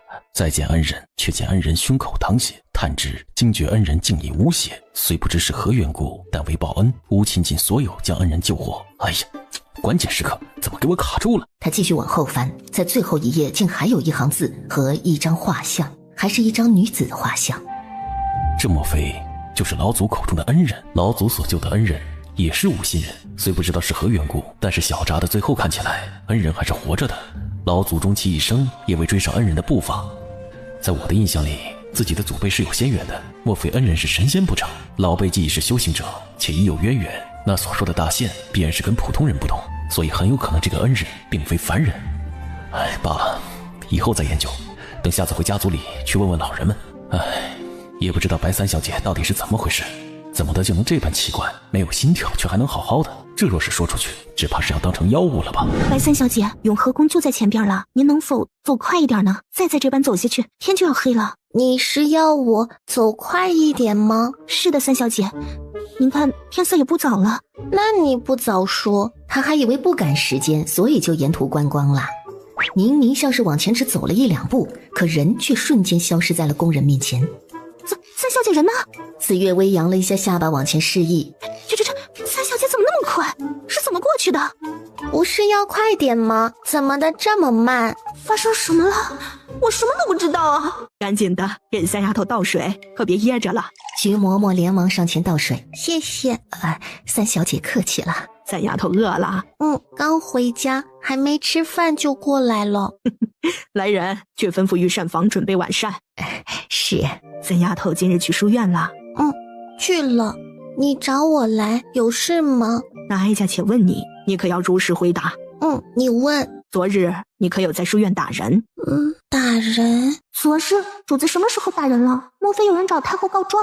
白三三想了想，他昨天没打人，倒是扇了一个人，起因好像是他们不让自己走，扇飞的应当是个小屁孩，男的，所以他很肯定地说，昨天我没有打人。秀风扇飞的怎么能说是他打人呢？听到三三的回答和他这么肯定、认真、软萌无害的小模样，太后可以肯定这件事儿一定是那几个妃子和皇后在添油加醋了。这个皇后真是心眼小，都这么多年了，还记恨着三三娘亲，真是个小可怜儿啊！发生什么事了？怎么眼前这老奶奶忽然就哭了？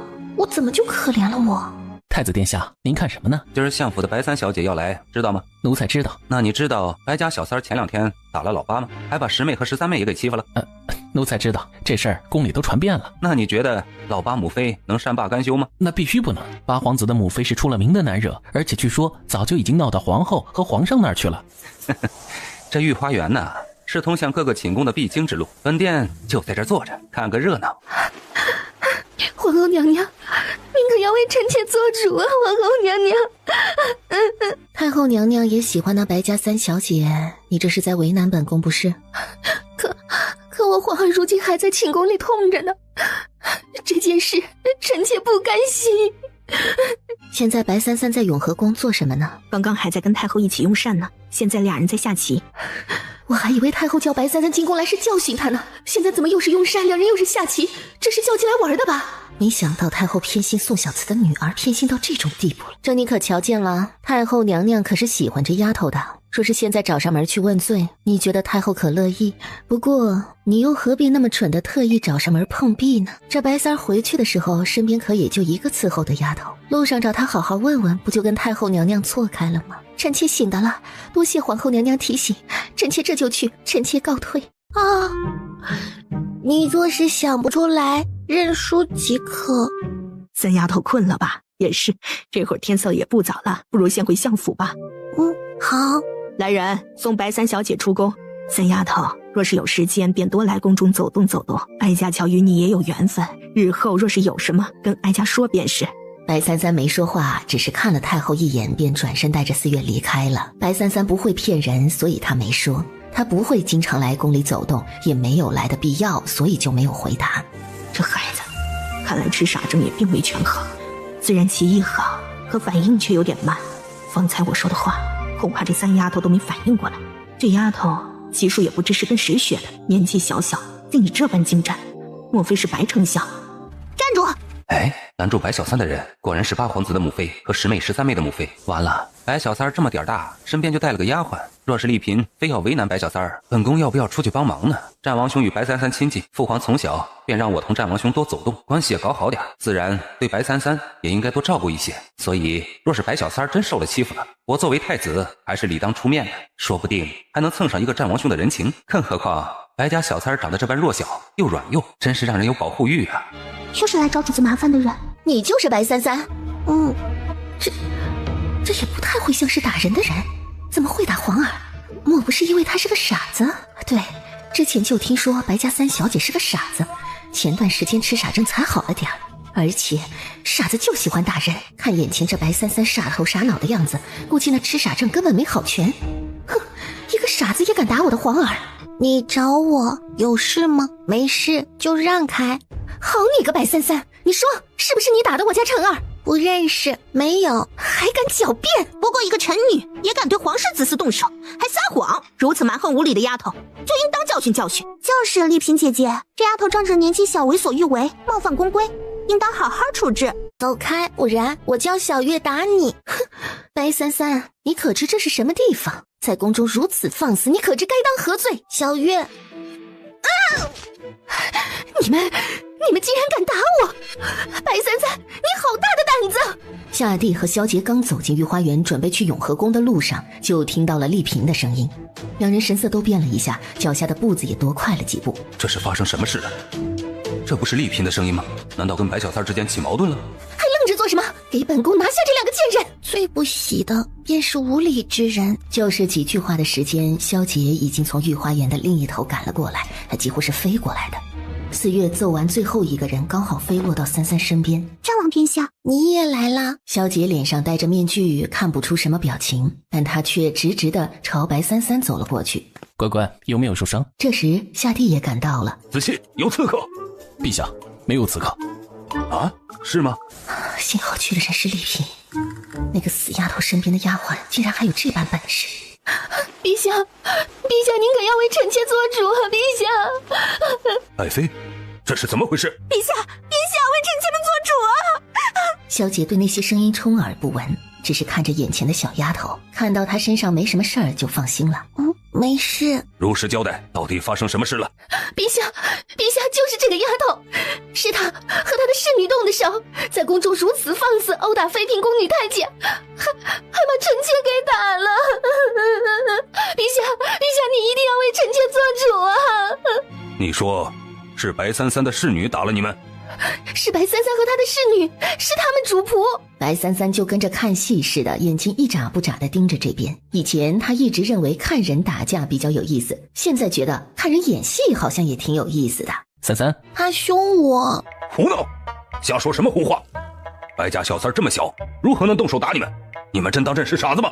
陛下，你要相信臣妾啊！陛下，这就是白三三也动了手的。陛下。是，陛下，您可不要被他给骗了。臣妾作证，白三三是动了手的。动手又如何？白三小姐还不到6岁，若不是你们行事过分，这么大点的孩子又怎么会动手？白三三，丽嫔说的可属实？这些人是不是你们打的？打了又如何？有本事打回来。有点欠又可爱。这丫头怕是什么都不懂，所以才上赶着承认了。这丫头呆呀！父皇，战王兄，方才儿臣正好从不远处路过，听到有争执，便看了一眼。那你说说，到底是怎么回事？儿臣只是见到丽嫔娘娘拦住了白三小姐的去路，一言不合，双方便争执了起来。随后便见三小姐的侍女打了人。至于后面，儿臣就不清楚了。陛下，臣妾只是来找他询问陈二是不是他打的，是他先动的手啊，陛下。也就是说，你带着人来兴师问罪，然后被白三儿让他的侍女把你们给打了。白三三不喜欢跟人吵架，所以也不喜欢解释，他只说自己想说的，至于对方信不信听不听，那是他们的事儿，只要打得过，不必讲道理。胡闹！皇宫岂是容你们想做什么就做什么、胡作非为的地方？白三三，你虽年纪小，却也不可如此任性妄为。相府是怎么教你规矩的？父皇，这白小三脑子不好使，不能跟正常人比啊。这么做是不对的。白三小姐性情天真单纯，孩子还小，并不懂什么规矩，只知道谁欺负了她，便要欺负回去。即便是让侍女动手，恐怕也是丽嫔娘娘他们太过分了吧。丽嫔听到萧杰的话，心中一咯噔，想反驳，可一看到萧杰那张恶鬼面具就怵了。另外2个妃子也是一样，好像有很多人都很怕他。白三小姐今日进宫之后，去了一趟永和宫，待了很长一段时间才出来。若是丽嫔娘娘有冤情要诉，何不去永和宫当面对质，却要在白三小姐离宫之时，堵在这御花园的当口质问？不知几位娘娘以此番行径来针对一个不足6岁的孩子，是何用意？丽嫔想说话，可都因为萧杰这强大的气场，被吓得字都吐不明白。战王殿下的恶名果然名不虚传，不过就几句话，就已经将这几个人震慑住了。子期说得对，若是真有什么，为何不直接去永和宫当面质问？还有母后可以做主，可他们却非带着人在这里堵住白三三，这不是摆明了想要欺负人家小孩吗？无论白三三有没有对老八他们做过什么，几个皇室妃子用这种鬼祟的手段算计一个不到6岁的孩子，着实有些丢人。若白三三的侍女没有本事，打不得人，那这孩子岂不是就被他们暗中给欺负了？这种事不传开还好，若是传开，白丞相那边、宋国公那边、太后那边如何交代？别说他们了，就眼前的子期，现在都让我十分难办。这帮女人，真当后宫是随便他们胡作非为的地方了。尤其看子期这样子，似乎也是恼了。白三三却是没有什么反应，就站在那儿不说话，也不做什么，就好像完全跟他没什么关系。他就是看看。小姐见丽嫔他们握不出半个字儿来，周身的寒意更甚。来人，带丽嫔和2位娘娘回寝殿，没有朕的允许，暂时不得随意踏出寝宫半步。陛下，您别被他骗了，陛下你要相信臣妾呀。见丽嫔他们被惩罚，萧杰周身的冷意才渐渐缓和了点。这孩子跟小慈小时候长得太像了。臣还有事，就顺带先带三三退下了。孩子还小，天性烂漫，并不适合进出宫中这种规矩森严之地，所以如非必要的话，陛下还是勿要再召三三进宫了。这是觉得白三三在宫中受欺负了，所以干脆以后不让他进宫了。你累了？困的话就睡一会儿。好，主子早就困了呢。不管那些人，如果不是他们，主子早就回去休息了。真是废物！战王什么时候这么爱多管闲事了？还真是护那个死丫头护得紧。娘娘，老奴必看陛下就是因为那丫头跟他娘亲长得像，所以才回去张嘴。是老奴知错，老奴回去就张嘴。这白三三到底是相府的还是战王府的？应该是相府的吧。玉儿，你什么时候来的？陛下，这么说起来，还真是白三小姐打了丽嫔娘娘他们。这老东西哪壶不开提哪壶。不管怎么说，在宫中伤人都是重罪。若是父皇想起来要治那白家小三的罪，这如何是好？打了就打了，难不成还让他们去找白三三打一架？再说那白小三的模样，一拳头打到你身上，你觉得会疼吗？师叔，那个侍女的身手可真不错，当个侍女当真是可惜了。你说的不错，而且似乎那个侍女已经迈入了修行者的初级阶段，动手的时候已经能够窥见修行者的气息显露。年纪且小，如此好的苗子，竟然只是在当一名侍女，着实是可惜呀。模样也是少见的漂亮。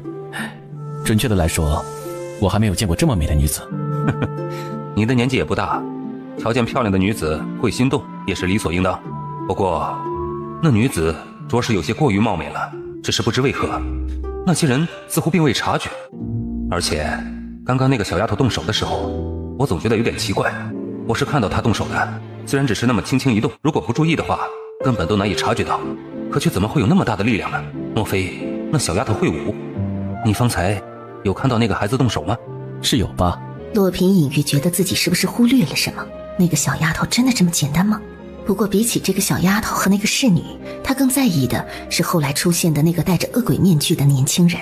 师叔，那噬魂兽既然与上官岑同来的公主在白鹿书院，明日我们去一趟便是。还没到啊。这块玉是33的吗？不是。那是谁送给33的？是宋燕？是吧，表哥。年纪小小，念头不小，小丫头年纪还这般小，便打起了不该有的主意，胆儿倒是挺大的。玩着玩着，萧杰手里的玉佩忽然碎了，眨眼之间变成了粉末。这玉佩的材质有些差，我还未用力便碎了。33若是喜欢，我再命人做一个。不爱，下回我送他一个质量好的。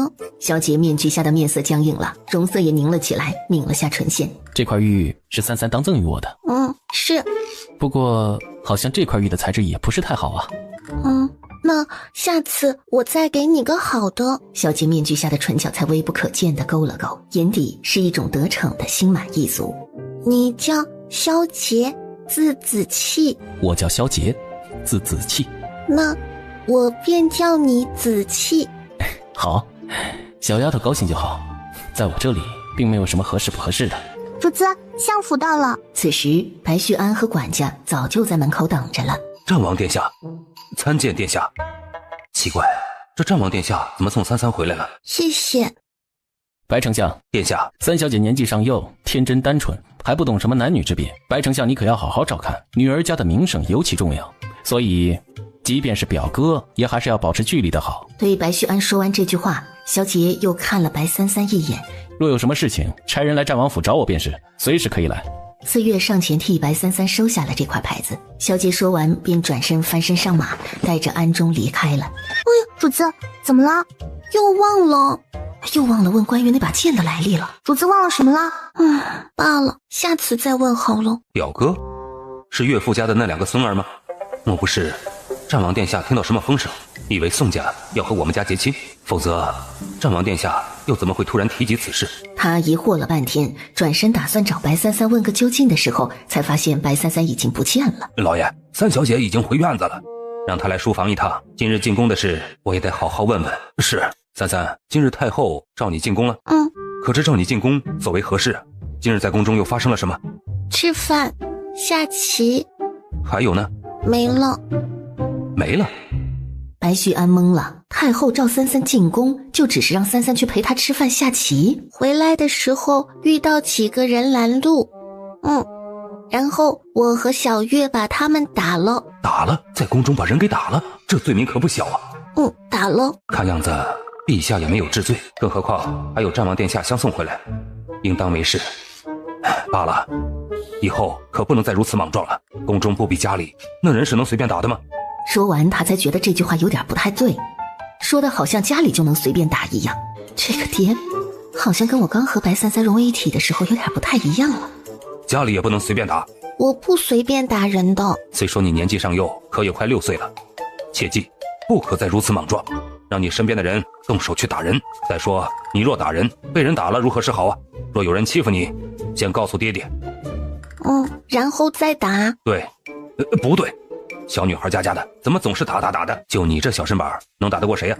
若是被打了如何是好？年纪小小的，别老有什么事就让自己吓人去打架，容易落人口舌，又容易被找麻烦。记住，遇到什么事先告状，告诉爹爹，明白吗？白33听明白了，这是让他告状。虽然说他从不告状，但还是点头表示听明白了。记住，以后有什么事先告诉爹爹，爹爹好歹还是一朝丞相，护你还是护得了的。还有，让你哥哥平日里多教教你习武，省得下次若是遭人欺负，打还打不过。白33眨了眨眼睛看着他，没说话。好了，下去吧。为人父母也是一门功课，你有进步。留下这句话之后，33便迈着他的小步子离开了书房。为人父母也是一门功课呀。不知道为什么，33明明是个孩子，说出来的话却是叫人受益匪浅呢。好像很久很久都未体味过这些世俗的感情了。魂魄灵石不全，本就导致他记忆的缺失，也会导致他七情六欲的缺失。他只是漠然地度过了一世又一世，他甚至已经忘记了那几世发生过什么，直到他找到如今最后的一缕残魂，彻底熔炼为一体。母后召他进宫做什么？以前可没单独照顾双儿和雨儿进宫。这奴婢就不清楚了。据说老爷把三小姐叫去书房问了一会儿，但书房里也就只有老爷和三小姐，说了些什么没人知道。问过之后，三小姐就回院子去了。老爷现在倒是跟那死丫头关系越发好了。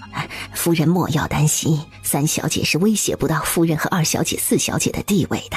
自然不可能让一个傻子威胁到我女儿的位置。臣下过来带本小姐写字。小姐，奴婢不会啊。你这个没用的东西，要你有什么用？写个字都不会，真是下贱东西，天生便只有做下贱活的命。滚，烦死了！早知道就不让娘亲把你要过来了。果然伺候傻子的人也是个废物。没用。臣下姐姐，你不是在里面伺候二小姐吗？怎么出来了？二小姐在做功课呢，自然是容不得打扰的。丫鬟闻言又殷勤地跟臣下说了几句话，奉承了几句才离开。只要讨好二小姐和夫人，事后说是有什么好人家，或是二小姐嫁给了高门，我也能跟着风光一把。到时候他心思里开始打起了小算盘，当个高门的通房或者是小妾，都比随便嫁给一个普通人的好。主子你看，四月在院子里玩着烟花，是上次宫里送来的小玩意儿里的，被四月翻出来了。小魂也在院子里跟四月玩，对烟花似乎很感兴趣，那傻憨憨的样子，恐怕就算让那些人来认，打死都不会相信这就是上古凶兽之一，祸乱天下的噬魂兽。主子，他笑着把烟花递到了三三面前，好看。看见主子笑，四月也跟着笑。主子很少笑，准确地说，很少在主子的脸上看到其他明显的情绪，好像主子不管做什么说什么都不温不火不冷不淡的，甚至让他觉得有的时候主子根本不像是人，没有什么喜怒哀乐，不食人间烟火。也只有这个时候才真正让他感觉主子像个孩子，也多了一丝烟火气了。主子，这药膳刚熬好的，怎的不吃？这药膳中有毒物。什么？这药膳似乎是前段时间梅心院带过来的，说是给主子补身体，是他们。四月眼里溢满了杀意，虽不足以致命，但却会令人变得痴傻，杀不死人。无非就是他们看到主子好了，心里不舒坦，所以才想害主子。必定优秀的人总是遭人嫉恨的。主子说的对，奴婢现在就去梅心院。不着急，改日再去吧。可是四月气不过，他现在就想去找梅心院的麻烦，却发现主子拿起小勺子在药膳汤里舀了一勺。主子不是有毒吗？这种毒对我无用。其实我本来就想吃了，只是在等着放凉。小月做的药膳很好吃的，每天我都当夜宵吃，虽然有毒，但味道不影响。四月皱眉，眼看着白三三还要吃，四月干脆直接夺过了三三手中的小勺子，把整盅药膳都端了起来抱了出去。小月怎的这么凶？即便主子不怕这些毒物，可我却不能让主子陷于危险之中。至于梅心院，既然主子说不着急，那就不着急，反正主子若真想杀人，也不过是挥挥手的事。没想到在三丫头离开的时候还发生了这样的事儿，三丫头的胆子着实太大了，竟然在宫中纵容手下打人，打的还是妃子。可不是，哎呀，也不知道是跟谁学的，年纪小小，看上去倒也乖巧，没想到说打人就打人。听说他身边的侍女还是子期从奴隶市场给他买回来的，将来身手也不差。得亏那丫头身边有个会武功的侍女，否则丽嫔他们可不得把三丫头给欺负惨了。兔子急了还咬人呢，也不能说全然是三丫头的不是。下地摸了摸鼻子，原来母亲最后的落脚点还是为白三三说话呀。但这丫头的性子着实得说着点，不管怎么说也是宫里，可不能胡来。母后说的极是。你说这子期赶巧不赶巧，又遇上三丫头，还把那丫头给顺走了。夏地心中冷笑，他都怀疑子期那小子进宫就是为了来看白三三了。顺走就顺走吧，那话里话外可不就是说哀家不该招三三进宫吗？母后误会了，子期说话从来就是这个德行，绝不敢不尊重母后，也没有怪您的意思。这么一哄，太后心情舒畅了点。对了，皇儿，上次你不是给子期挑了些千金小姐的画像过去吗？子期就没有看上的。倒是送了过去，被他府中的下人一把火给烧了。倒是子期能干出来的事儿。没想到一晃眼，子期都已经这么大了。哀家还记得当初刚见到他的时候，不过还是个孩子。这小子现在不也还是个孩子吗？是啊，可不还是个孩子吗？可偏偏却不像个孩子，也承担了他这个年纪所不该承担的，还挑起了整个夏朝的安宁。虽说他并非我夏朝人，也不是我皇家子嗣，但子期对你却是毫无二心的。朕知道，所以朕也想留下他，所以朕不是一直想给他讨个媳妇儿，让他留在身边吗？唉，夏朝也需要他。公主她也瞧不上。这么些年，我还是第一次想要给人赐婚，这么难赐的。不过当务之急，我得先摸清天玄门那2位真正的来意是什么。宋烨，你去找三妹妹了？别老三妹妹三妹妹的叫着，三三是你妹妹吗？宋烨，白子轩可都没说过不让我叫三妹妹，你这说的哪门子的话？我和白子轩不一样，有什么不一样的？不都是三三的哥哥吗？若是按年纪，那三三也得换我哥哥呢。谁哥哥呢？你是？嘿，我说我年纪能当三三哥哥呢。走吧，该去上课了。今日听说书院有重要的人要过来。哎，子轩，你不管你家三妹妹了？我刚刚才从三三那边过来。好吧，我说呢，过来没看到三三。哼，像云州这样的花花少爷就得离三三远点。子轩，你有没有觉得宋燕对三妹妹好像有点不太对劲？什么意思？宋燕好像搞得三妹妹像她一个人似的。你们两家的人是不是都是专业的呀？三三是我妹妹，宋妍就是个表哥，亲近程度自然无法相比。三三还小呢，只要是谁敢打三三主意，无论是谁，我都不会放过他。明州明显感觉到白子轩的哥哥之魂正在熊熊燃烧，怒火都快要从眼睛里喷出来了。不过多时，书院里便传来了朗朗读书声。2位先生，这边是天子院，依次是天地玄黄4个院子，黄字院是年纪最小的孩子，2位可以随便逛逛，若是有看中的孩子，告知我一声便是，臣再禀报给陛下。洛平点了下头。如此，那在下就先去忙了，有什么事情差人直接告诉在下便是。他拱手退下，这种仙人定是不喜被人打搅的，所以他赶忙退下。你可知玉竹公主在哪个院子？回先生，玉竹公主在黄字院。施主，那便带路吧。是。今天先生又没来上课，好像是上回受伤不轻，还在休养呢。好奇怪呀，先生怎么会受伤呢？不知道呢。而且最近书院发生了好多怪事，10公主和13公主差点落水里淹死了的，会不会是书院里有水鬼啊？瞎说什么呢？吓死人了！嗨，双儿姐姐，你妹妹今日又不上课了，是不是又跑出去玩啦？哼，仗着先生在家养伤，成天逃学，早晚有你好果子吃。今晚回去我就告诉爹爹去，谁知道跑哪里去了？奇怪了，白三三这几天逃学，怎么没见先生们打他了？说起来，白双儿也有点奇怪，黄字院又不是只有傅先生一个先生，其他先生怎么就不教训白三三呢？双儿姐姐，你看那不是玉竹公主吗？这种下贱胚子也配叫公主？喂，你是不是从厨房偷了什么东西啊？玉竹没说话，继续往那边走。你敢走？本郡主让你走了吗？玉竹没有理他，眼底掠过一丝冰冷。死贱人，还真把你自己当成什么公主了？他从地上捡起一颗石头，就重重地砸向了玉竹的后脑勺，瞬间玉竹的后脑勺上便溅了血。梅小郡主也被吓了一跳，往白双儿身边躲了一下。你怕什么怕？他有什么好怕的？娘亲说过，南诏国还得讨好我们下场呢，这个什么玉竹公主给我当丫鬟都不配呢。玉竹抬起手摸了一下自己的后脑勺，余光扫了一眼身后，把手放了下来，就继续往前走。你看，我就说别怕他，下次别拿石头扔了，这种人就得上去好好教训一顿，还打扮得那么妖艳，谁知道想勾引谁呢？嘿，好，双儿姐姐，下次我们一起打他。我才不要跟你一起打他呢！娘亲说了，以后要给我找个好夫家。云州哥哥也在书院，要是自己打人被他看到了，自己形象就不好了。两人看了离开的玉竹一眼，才一起离开，去别的地方玩了。一道俏丽的身影轻手轻脚地钻进了后院，走到一棵熟悉的树下，他看着上面，唇角动了动，从背后拿出了一只烧鸡。三三特别喜欢后院里的这棵树，吸收了百年天地的日月精华，生灵之气浓郁，所以即便来书院他也不上课，也会过来找个好一点的位置吞吐灵气。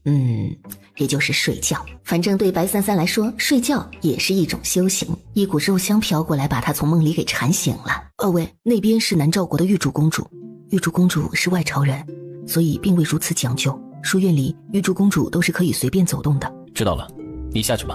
两位若是有什么需要，唤一声便是，小的就先下去了。说完之后，小童便退下了。你就是南诏国的公主？你们是什么人？洛平盯着他，旋即挥了一下手，顷刻之间便在这个院子中布下了一层结界。孩子，你放心，我们没有恶意。现在我问你几个问题，你只要如实回答，告诉我即可。你们想知道什么事？与你同来的人中，可是有一名叫上官岑的官员？玉竹点了下头。你可知他到底是怎么死的？不是被雷电劈死的吗？那他身上的伤势是怎么回事？伤势不清楚。你真的不清楚？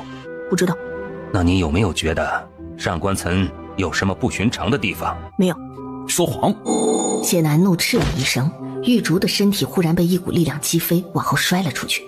洛平皱眉斜睨了谢楠一眼。小姑娘，把你知道的如实告诉我，只要你如实交代，我是不会亏待你的。若你在我们面前撒谎，可就要吃点苦头了。我说了，我不知道。狡辩！小姑娘，我并不想让你吃苦头，但这是你自找的。正好他也想试试噬魂兽到底是不是在他身上。洛平眼中满是诧异，这孩子竟有修炼灵根，还是千年难得一遇的焚月灵根。就在这时，整个领域上空都变得昏暗了起来，周围遍布浓稠黑雾。洛平心中一凛，也就是在这瞬息间，一股更为强大的力量朝他直面袭来，整个人都被这袭来的神秘力量击退了好几步。师叔，只见一身着白色衣裙的小女孩背对着他们，将滚落在地上的那只烧鸡捡了起来。洛平看到这女孩，眼中既有诧异也有警惕。噬魂兽。洛平看了眼周围，四周已经遍布噬魂兽的气息。不止噬魂兽的气息，这丫头也有古怪。难道说她才是噬魂兽现在的宿主？这是你要给我吃的吗？你为什么要打他？小丫头，告诉我你是什么人？刚刚又是怎么回事？还有，你头顶上的那只小兽怎么会在你身上？帮我拿一下，我帮你打他。打他？他打过吗？小丫头年纪小小，倒是不知天高地厚，你还不快老实交代？这丫头有古怪，小心点，尤其小心她头上的噬魂兽。师叔，交给我吧。这种小孩子不听话，凶一顿吓唬吓唬，就什么都交代了。谢楠冷笑，手里捏了个诀，手猛地一动，想要将白33抓过来，可却发现对方根本一动不动。这怎么会这样？不自量力！臭丫头！重重的砸地声让这整方领域都抖了抖。失职！师叔，洛平简直不敢置信，那丫头一脚竟然会有这么强横的力量。太快了！那孩子看似慢吞吞的，可是在出手时却快得让人头皮发麻，又快又狠，可又根本看不出一点狠劲儿，就好像是随随便便踢了一脚。小丫头，你究竟是什么人？问了又如何呢？你还不是要挨打？既然问不出什么，这丫头又着实古怪，那么我也就只能试探一番了。丫头，别怪老夫欺负弱小，此番无礼了。手中倏地出现一柄长剑，可就在他的手快要碰到33仅仅只有一个拳头距离的时候，他的身体像是被什么东西给凝固住了，前面仿佛有一堵肉眼不可见的墙，让他根本无法再前进半分。不知死活！洛平的整只手忽然被一股黑色的影子给缠了上来。噬魂兽！洛平见状，立刻祭出武器，抵挡住了那黑影的接近，仿佛有一种无形庞大的力量瞬间无声炸开。同时，洛平的身体被一股无形的力量击飞，瞬间往后倒飞了回去。师叔，不是单纯的无常，这个孩子也是修行者，而且还是十分强大的修行者。你是修行者？他猜测，会不会眼前这个看上去年纪小的丫头，实际上却是活了几百岁的老妖怪？就在刚刚，整个白鹿书院都震动了一下，但这种震动也只是一下，书院很快就恢复了正常。发生什么事了？像是从后院传过来的。后院？三妹妹不是喜欢去后院吗？先生，学生身体不适，想要去方便一下。快去吧。先生，学生也想方便。这先生还没说话呢，云州也一摆一撩，急着就跟了过去。他俩是吃错东西了吗？后院，白33没有回答洛平的话，迈步缓缓地朝着他走了过去。小魂张开嘴，露出了2颗獠牙，凶相毕露。小魂33唤了一声，小魂这才收敛起来。洛平害怕噬魂兽，往后退了一步，同时手中捏了一个剑诀，手里也不知何时出现一柄长剑，警惕地盯着他。丹青剑诀？你怎么知道？丹青剑法是他们天玄门的镇门武技，这剑法从不外传，只有他们天玄门中明窍期以上的修为的弟子才有资格习此剑法。可我还没有使出来，只是捏了一个剑诀，这个丫头竟然就能够认出来了。白33在认出丹青剑法之后，原本准备揍人蠢蠢欲动的手也收了回来。谁教你的？洛平猜测眼前的这位老前辈或许跟自己门派有渊源。丹青剑诀乃我天玄门独门绝技，自然是我天玄门祖师爷所创立，教我的自然是我师父。谢楠觉得师叔进行如此大礼，有些莫名，也很不解。白33眉心清冷，丹青剑法，他记得是当年有个人老跟着他要学东西，他觉得实在有些烦了，所以就随便点了几招剑法，而那套剑法便是丹青剑法。不过时间太久了，他都忘了那个人是谁了，只是有这么个印象。比起记人记事儿，对于功法秘诀的记性，33显然要好得多。你祖师爷莫非是故人？我们师侄二人受师祖所托，下山寻找噬魂兽，为的就是不让噬魂兽在成长起来之后危害苍生，使九州大陆免遭生灵涂炭。来白鹿书院也是为了寻找噬魂兽而来，因此方才一时有些激动，如有冒犯之处，还请前辈原谅。师叔怎么会忽然叫这个小丫头前辈呀？这是怎么回事？所以你想把小魂带走？是，这是师门的任务，必须要在噬魂兽成长起来之前把它带回天玄门，但眼前看来显然是不太可能了。那你死心吧，小魂是我的，如果想要跟我抢的话，我会打死你们的，不要不自量力。是。你的祖师爷姓甚名谁？我天玄门的祖师爷，也便是天玄门和丹青剑士剑法创立人，名叫金玄。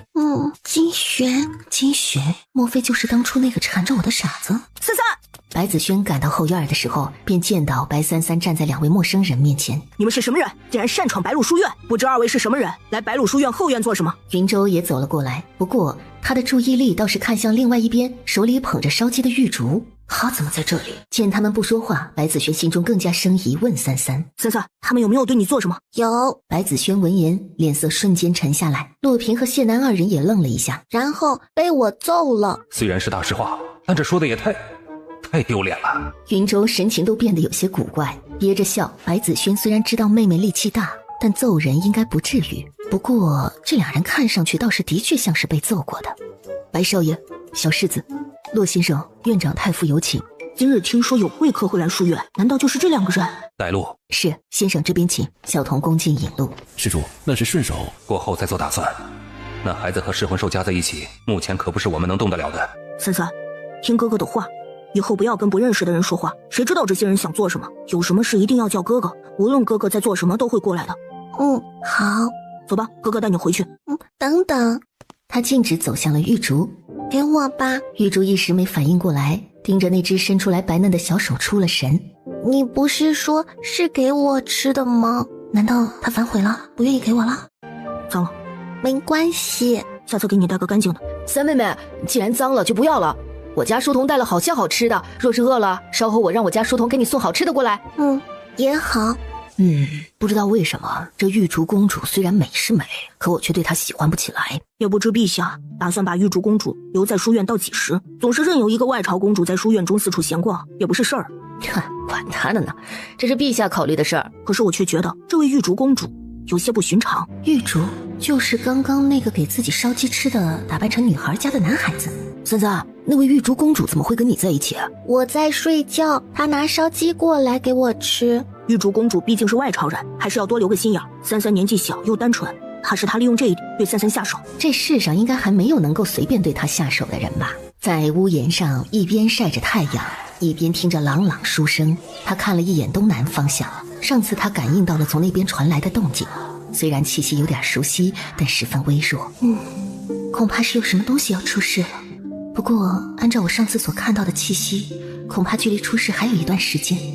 等到出事的时候再去看看到底是什么好了。现在去还得找，麻烦。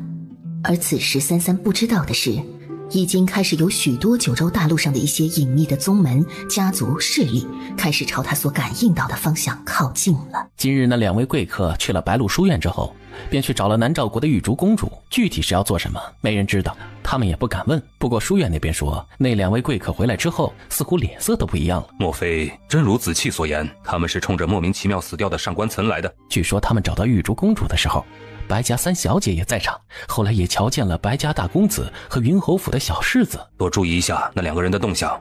是。虽说若是真看上了哪个孩子带回天玄门，对他们夏朝来说也是好事，可若来的目的不纯的话，他还是需要多注意一下。不过他也颇为希望自己的孩子能有资质好的，能被看上的。如此他们夏朝皇家若是也能出一个强大的修行者，对夏朝来说也算是倚仗。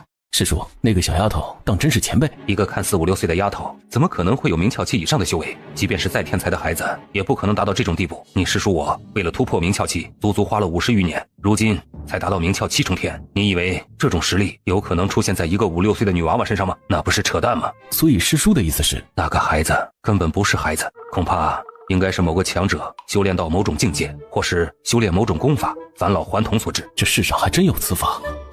大千世界无奇不有，我等尚能探寻仙源，能容颜永驻，返老还童又算得了什么？而真正修炼到巅峰的强者，褪去肉体凡胎，身死魂不灭，夺舍重生，光是残留的强者气息便可诛杀十方，可更不是什么夸大其词。这也是我等所窥的大道。若是能成为这样的强者，便是最后身消魂灭了，也不枉来这世上走一走啊。而且从那女娃能一眼认出我天玄门剑法来看，恐怕她也的确是个高人，说话也同一般人不太一样，如此慢慢吞吞，不急不慢的，更像是个老者，而且反应也慢，多半是上了年纪。师叔所言有理，那我们下一步毕竟噬魂兽还在那前辈身上。传闻噬魂兽究竟会变成什么样，会因主而异，本身并无善恶之分，不会固定的做好事或者做坏事，做什么完全取决于宿主的心性。如今看来，噬魂兽似乎并不像传闻中那样滥杀无辜，不若我们再观察观察，先在夏朝上京待一段时间看看，正好最近应该有什么东西要出事了。至于这位前辈，我们先不要与他为敌，暂时先观察一下。可是师叔，既然我们的任务就是把噬魂兽带回去，迟早是要与他为敌的。即便那前辈很厉害，可是我们二人联手，也不一定就不是他的对手啊。当真是年纪轻轻，不知天高地厚。若你觉得你能与那位前辈一较高下，你便自己去试试。那个人真的有那么强吗？我和师叔加起来都打不赢。洛平沉眸，他现在还关心一件事儿，那便是那位拥有焚月灵根的玉竹公主。这样的资质可是千年难得一遇，若是能带回天玄门，收为自己的徒弟，他心里光是想到这儿都忍不住一阵激动，这种感觉无意像是无意之间发现了什么宝贝，而目前这宝贝只有他自己一个人发现，那简直爽到了极点。你是说那两个人去找到三三了？是，殿下，他们有人赶到后院的时候，就看到那二位和白三小姐他们在一起，同时在一起的还有玉竹公主。然后呢？白三小姐没什么事，被白大少爷和云州小世子带回去了。倒是那二位看起来像是受了点伤。这样的两个人，只要那些强者不出手，能够在大陆上横行，可是他们竟然会受伤，是谁干的？难道是噬魂兽？可是噬魂兽如今还在幼年期，又在三三身上，按理来说还没到能够对付得了那两人的联手啊。玉竹虽然有几分功夫，但连修行者的门槛都没有踏入，自然是不可能伤得了他们，除非……夏朝朝廷说起来，朝中已有很长一段时间没有喜事了吧？朕最近发现不少爱卿家的千金不仅模样甚好，更是德才兼备，倒是让朕有意促成一桩美事。启禀陛下，微臣家中女儿昨日已和青梅竹马的周公子定下了亲事，就不必劳陛下费心了。启禀陛下，微臣小女今日也与人说媒了，也不必劳烦陛下费心了。启禀陛下，小女刚好也才说完亲事，臣今日回去就给小女安排亲事。看到这一个两个退避三舍，生怕自己女儿要被吃了的样子，夏帝嘴角都忍不住的抽了抽啊！怎么感觉好像他要把他们女儿推入火坑似的？把他当成什么人了？朕记得不错的话，白丞相家有3位千金是吧？白须安心里一咯噔。回陛下，臣家中的确有3位女儿，不过年纪还都尚幼，也未到婚配的年纪。无妨，早几年说好亲事，过几年到了婚配年纪再成婚，也不是什么新鲜事。陛下，白丞相家的白家小三儿聪慧伶俐，模样讨喜，深得太后喜爱，就连平日里生人勿近的战王都对白家小三儿青睐有加呀。宋国公脸色也不太对了，也皱紧了眉。白须安心都提了起来。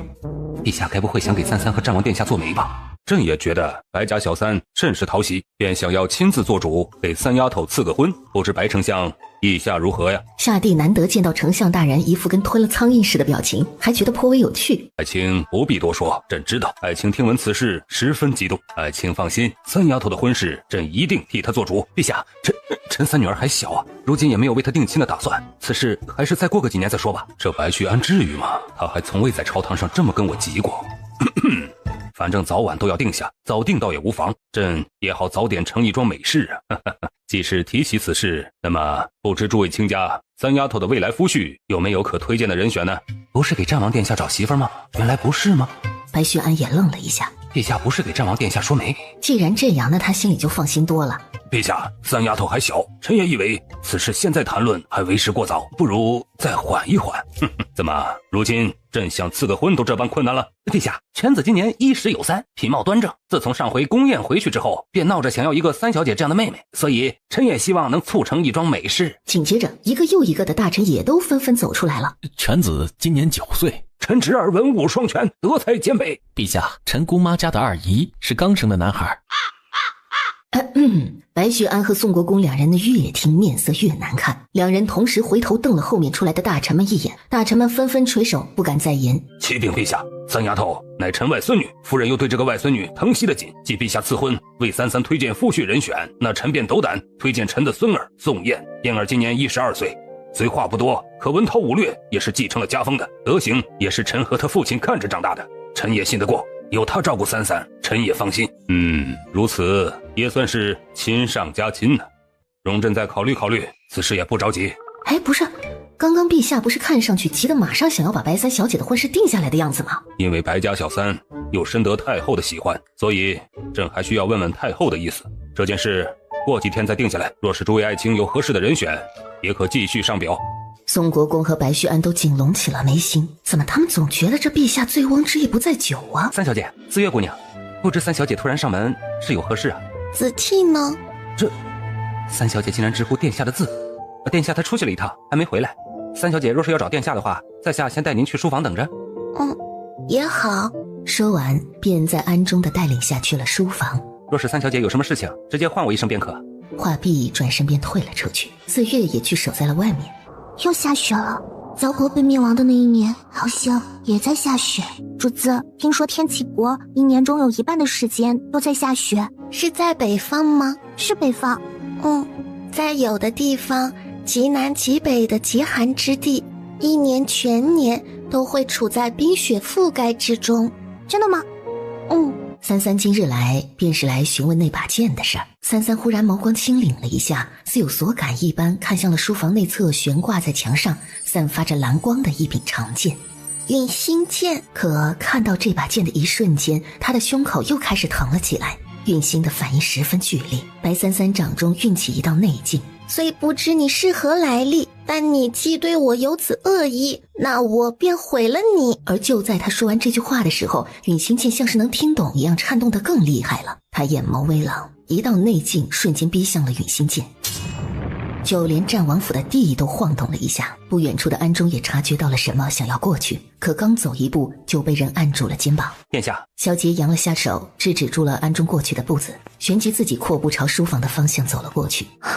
竟然没反应，陨星剑并未因为他的攻击受到影响，剑身还在颤动。主子，要不要试试用别的东西砸？莫非是神兵？但他为什么看不出来，感觉不到一点神兵的气息呢？萧杰走到门口的时候，便听到金属颤音一阵又一阵的响起，还有咣咣咣的声音，整个战王府都跟地动山摇似的。三三，你在做什么呢？你回来啦。主子，要不要换一个东西砸？他正要说好的时候，萧杰手腕一动，陨星剑便倏地飞了过来，落回了他手里。剑身竟然当真被砸得有一点点变形了。陨星剑水火不伤，我曾经试过，再坚硬的东西也无法对它造成破坏。可在三三的手下，当真被砸成了这个样子。陨星剑颤动了一阵儿，发出一阵低低的狰鸣，宛如悲鸣幽夜。陨星是在难过。那把剑到底是怎么回事？脑海里隐约闪过什么，一把剑的影子在脑海中划过，白三三的意识也断了片。三三，梦里白三三好像在找什么东西，找了很久很久，可怎么都找不到。他好累好累，直到他睁开眼睛。子期，还有没有什么不舒服的地方？怎么突然就晕倒了？白三三坐起来，左右看了看，发现自己处在院子花园中的一处小亭子里。四月说你喜欢开阔有生灵的地方，所以便没有带你进房间去休息。白三三点点头，四月说的对。本想叫御医过来的，但蔡御医前一段时间告假回家去了，还没有回来，所以我便没有叫御医过来。蔡姬吗？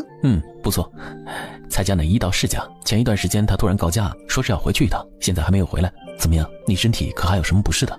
他眼睛打量了一下萧杰身上，像是在找什么。三三是在找陨星剑。陨星受损了，现在在我身体里呢。陨星与我命系为一体，所以能够收进我的身体当中。胸口虽然依然在隐隐作痛，可却没有之前那般痛了。难道是因为子期？三三不喜欢陨星。这把剑你是从哪里弄来的？主子把战王殿下的佩剑给砸了，也不知道战王殿下会不会为难主子。小魂也忽然出现，可以看出来小魂是有点害怕萧杰的，但不知道是不是因为三三在身边的原因，所以胆子也变得大了起来。不要怕，他不一定打得过你。而三三的话让萧杰心里有点不太平衡了，打不过，想到这儿这心里就更不舒服了。看来他要加紧修炼。这样以后在三三眼里就是别人打不过他了。允星从我出事的时候就开始跟着我了，据说在我出事之时他是自己寻来的。从那之后，允星便一直留在我身边，除了我之外也没有其他人能够发挥出他的威力。允星有灵，能够认主，也能与主人共情，所以他很奇怪，为什么他能感觉到允星的难过。三三抿了下唇，轻轻叹了一声。怎么了？但允星极有可能是神兵法器，三三想要给他毁了还是有点麻烦。不过目前来看，这把剑还是无法对他造成威胁，那就先暂时作罢吧，待日后再说。三三想清楚了，也便不再纠结这把剑了，从椅子上缓缓地下来，缓缓地走到亭子边上，看着外面下的雪。小魂也立刻下来跟了过去，蹲在他脚边。雪，真好看。一时间仿佛天地间一切都失了颜色，只有那道小小的身影让人移不开眼。那把剑好像认识我。听到三三这句话，小杰眼底也深邃了起来，同时他感觉到了自己身体里允星的反应。你真的认识三三吗？允星见轻轻颤了一下，便未再有任何反应了。此时他感觉到的共情却让他有点摸不着头脑，像是被抛弃了的委屈。快看快看，那就是白家三小姐。怎么会有这么漂亮的小姐，跟个小神仙似的？难怪战王殿下这般喜爱，这还是第一次有小姐来战王府呢。真希望这位白三小姐天天来，这样府里也不至于死气沉沉的了。就是啊，光是看着都养眼呢。他们在看什么？看好看的人。看你吗？闻言，小杰微愣了片刻，眼中笑意更深，心情很是愉悦。而三三发现问不出什么之后，便带着四月离开了，还顺走了不少好吃的。你到底是什么来历呢？为什么会偏偏找上我？看着剑身上的坑，他苦笑了一下。倒是委屈你了。好在允星是能够自己修复，只是需要一点时间罢了。此时白三三和四月也已经回到了相府。云竹哥哥就是老喜欢找白三三玩，看都不看我一眼。哼，凭什么都喜欢一个傻子？在书院不上课，先生也不管，爹爹也不骂，整天往外跑，爹爹也不管。我出去玩就不行。娘亲还说女孩子家就得大门不出二门不迈，那白三三凭什么可以？呀，姐姐跟你玩个游戏怎么样？好啊好啊，玩什么？白双儿看了一眼白三三那边，然后低声在白雨儿耳边说了一句什么。站在后面的陈夏皱了皱眉，二小姐的心肠可真歹毒。不过在宅子里也只有心狠才能站得更高，二小姐做的没错，她也没有跟错人。近几日那两个人还有在骚扰你吗？有，前两日又来找我问了问，若再有下次便揍他们，打不过喊我。不过他们门派乃正统修炼之道，小月也应当几百家之长。好，主子，我醒的。今晚吃红烧鲤鱼吧。是，主子。白三三，白雨儿直接朝白三三走了过去，伸出双手就要朝白三三推过去。救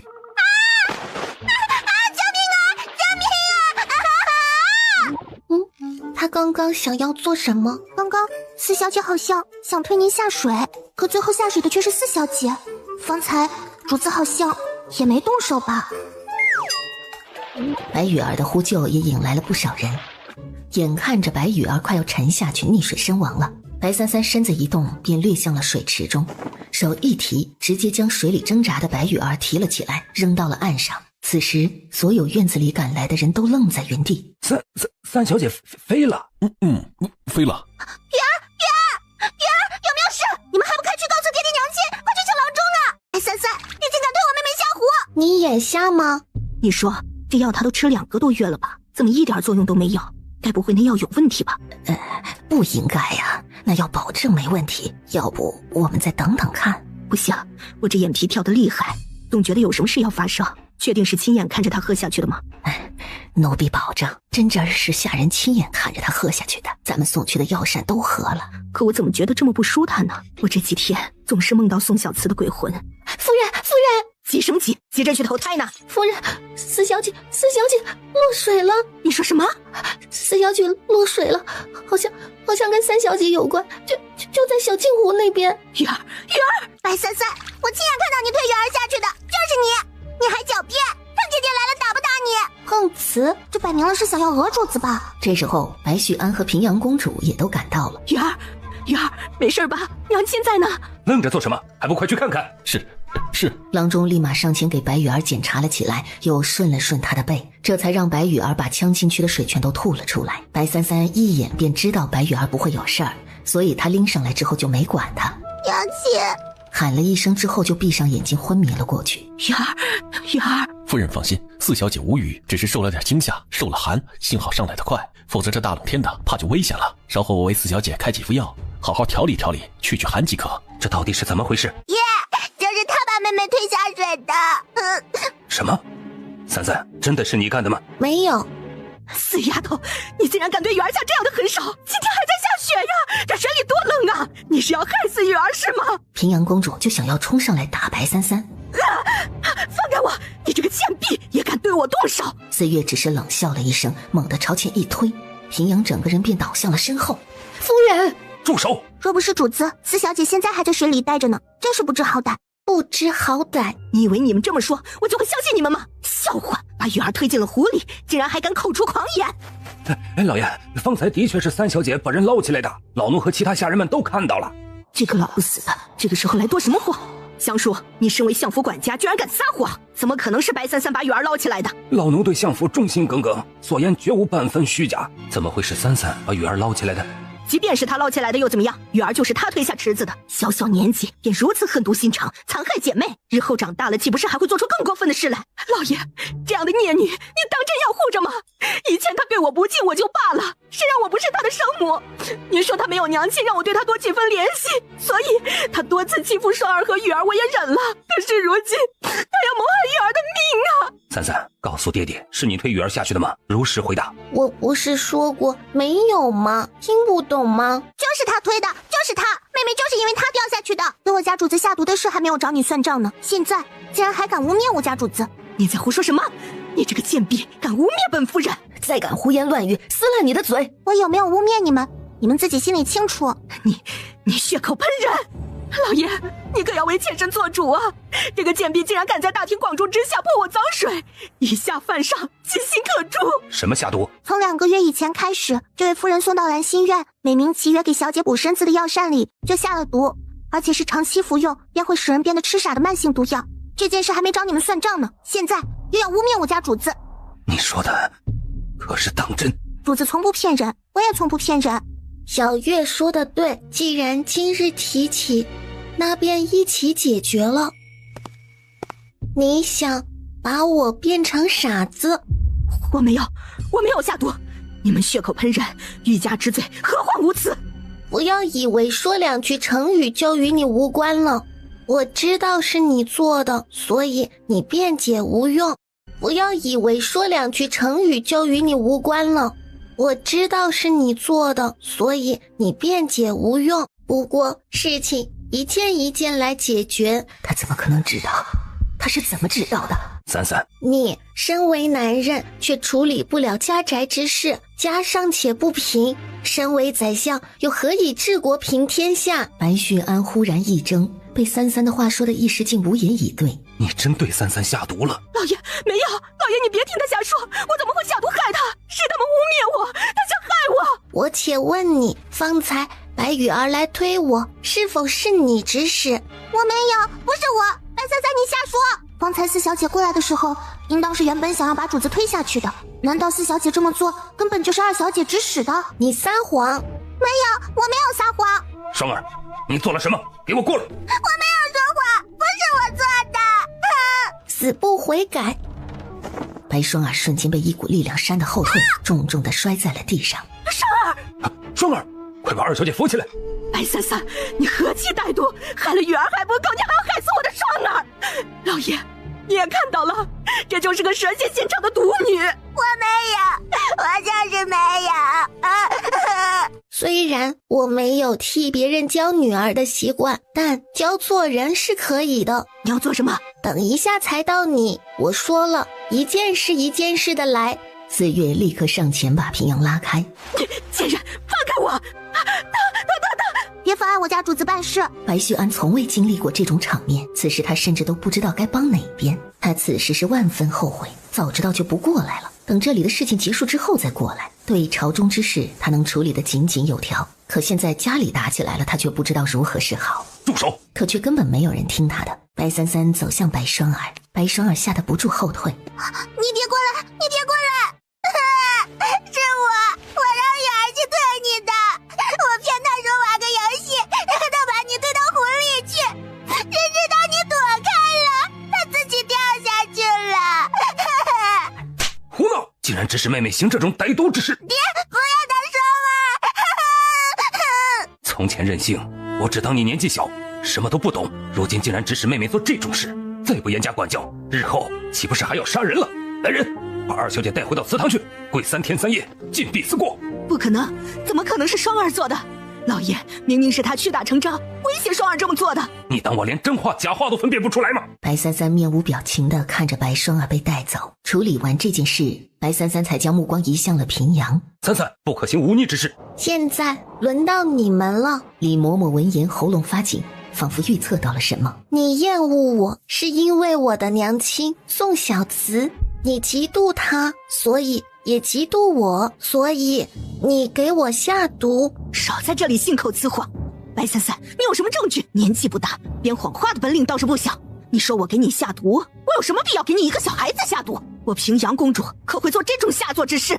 我说过，你承不承认跟我没关系，我只是告诉你，我知道你对我下毒，仅此而已，并且你会为此付出代价。我这人向来也不会做亏待人之事，所以你对我做了什么，我便对你做什么。一道黑影以肉眼不可见的速度飞了出去。就在这时，只见一只黑猫跑了过来，嘴里还叼着一篮什么东西。这便是你差人送来的还没有吃完的药膳食材，剩下的便还给你们。不要！岁月笑了起来，从三三手里接过了碎成粉末的食材，一只手点了平阳的穴。白三三，住手！与你无关，别吵。白旭安想要上前阻止，白三三掐了个诀，指尖轻弹，白旭安顿时被定在了原地一动不动。你想做什么？快住手！四月一脚便将李嬷嬷踹飞了出去。放心，很快就到你了。说完，四月便将手里的那包药粉灌入了平阳公主的喉咙。四月又走到李嬷嬷面前，把剩下的药粉灌进了李嬷嬷的嘴里。我说过，我从不亏待人，我也只是把你们对我做的还给你们罢了。若是你们想杀了我，那我便会杀了你们。而就在他们刚走不远的距离，白旭安和平阳公主的穴道就自动解开了。白旭安现在甚至开始怀疑，以前三三的痴傻症是不是也是他从中作梗。白旭安想到这儿，心里就涌起了一股怒气。他看向平阳，怒哼了一声，甩袖便转身离开了。老爷，妾身没有做过，都是他冤枉妾身的。怎么会这样？为什么会变成这样？明明我是公主，可为什么他就只爱宋小慈那个贱人，连女儿都偏心白三三？为什么？把大夫请过来，给平阳看看。那要给三小姐看看吗？你问的不是废话吗？是，老奴明白了。说他有错吗？也不尽然，不过是别人欺负了他，他欺负回去罢了。白旭安现在担心的是，三三如果真的吃了那些药，会不会又变傻了？平阳也被灌了那些药，会不会也出什么事儿？还有，如果平阳闹到皇上太后那里去的话，三三可如何是好？殿下，今日朝中有事。回殿下，今日陛下在朝中提起了为丞相家三小姐赐婚的事。你说什么？今日陛下说起了为白丞相家三小姐赐婚的事，然后让大臣们推荐是否有合适的人选作为白三小姐的未来夫婿。然后什么？然后宋国公推荐了自己的孙子宋燕少爷。难怪他会在三三身上看到宋燕的玉佩，原来这小子是早有预谋打算呀。丫头还这么小，这些人竟然就把她的婚事给惦记上了。进宫。不错。陛下，这是犬子，今年不过8岁，年龄与白家三小姐也相差无几。陛下，这位臣的侄儿今年12岁。好啊。启禀战王殿下，殿下正在里面与2位大人有要事相商，还请殿下稍后等传话。好。李大人家的公子也不错呀，模样尚好，不过就是年纪大了点啊，都习惯了。而且朕听说不是有未婚妻了吗？萧杰阔步直接迈了进去。殿下。哎呀，子期，你又不是没有令牌，直接进来便是。何必如此大动干戈？臣参见陛下。夏帝摆了摆手，萧杰抬起头看向书房里的另外2个大臣。陛下，陈家中还有事，就先行告退了。陛下，陈家中也突然有点事，也先行告退了。跑那么快做什么？跟有狗撵似的。臭小子，越来越没有规矩了，竟然敢踹人进上书房。平日陛下也没有命人在外拦臣的习惯，那你也应当按规矩行事，动不动就在宫中踹人，成何体统？好，臣不懂规矩，那臣以后再也不进宫了。子期啊，进宫见朕可是有事？子期的这句话他就不能接，若是接了，只怕是以后当真就不再进宫了。听闻陛下想要给白三小姐赐婚。是啊，朕也很喜欢白家小三，太后也十分喜爱这孩子。白家小三乃命苦之人，所以朕便想着亲自为这孩子赐一桩婚姻，好保他一生平安富贵。那么陛下已经有合适的人选了？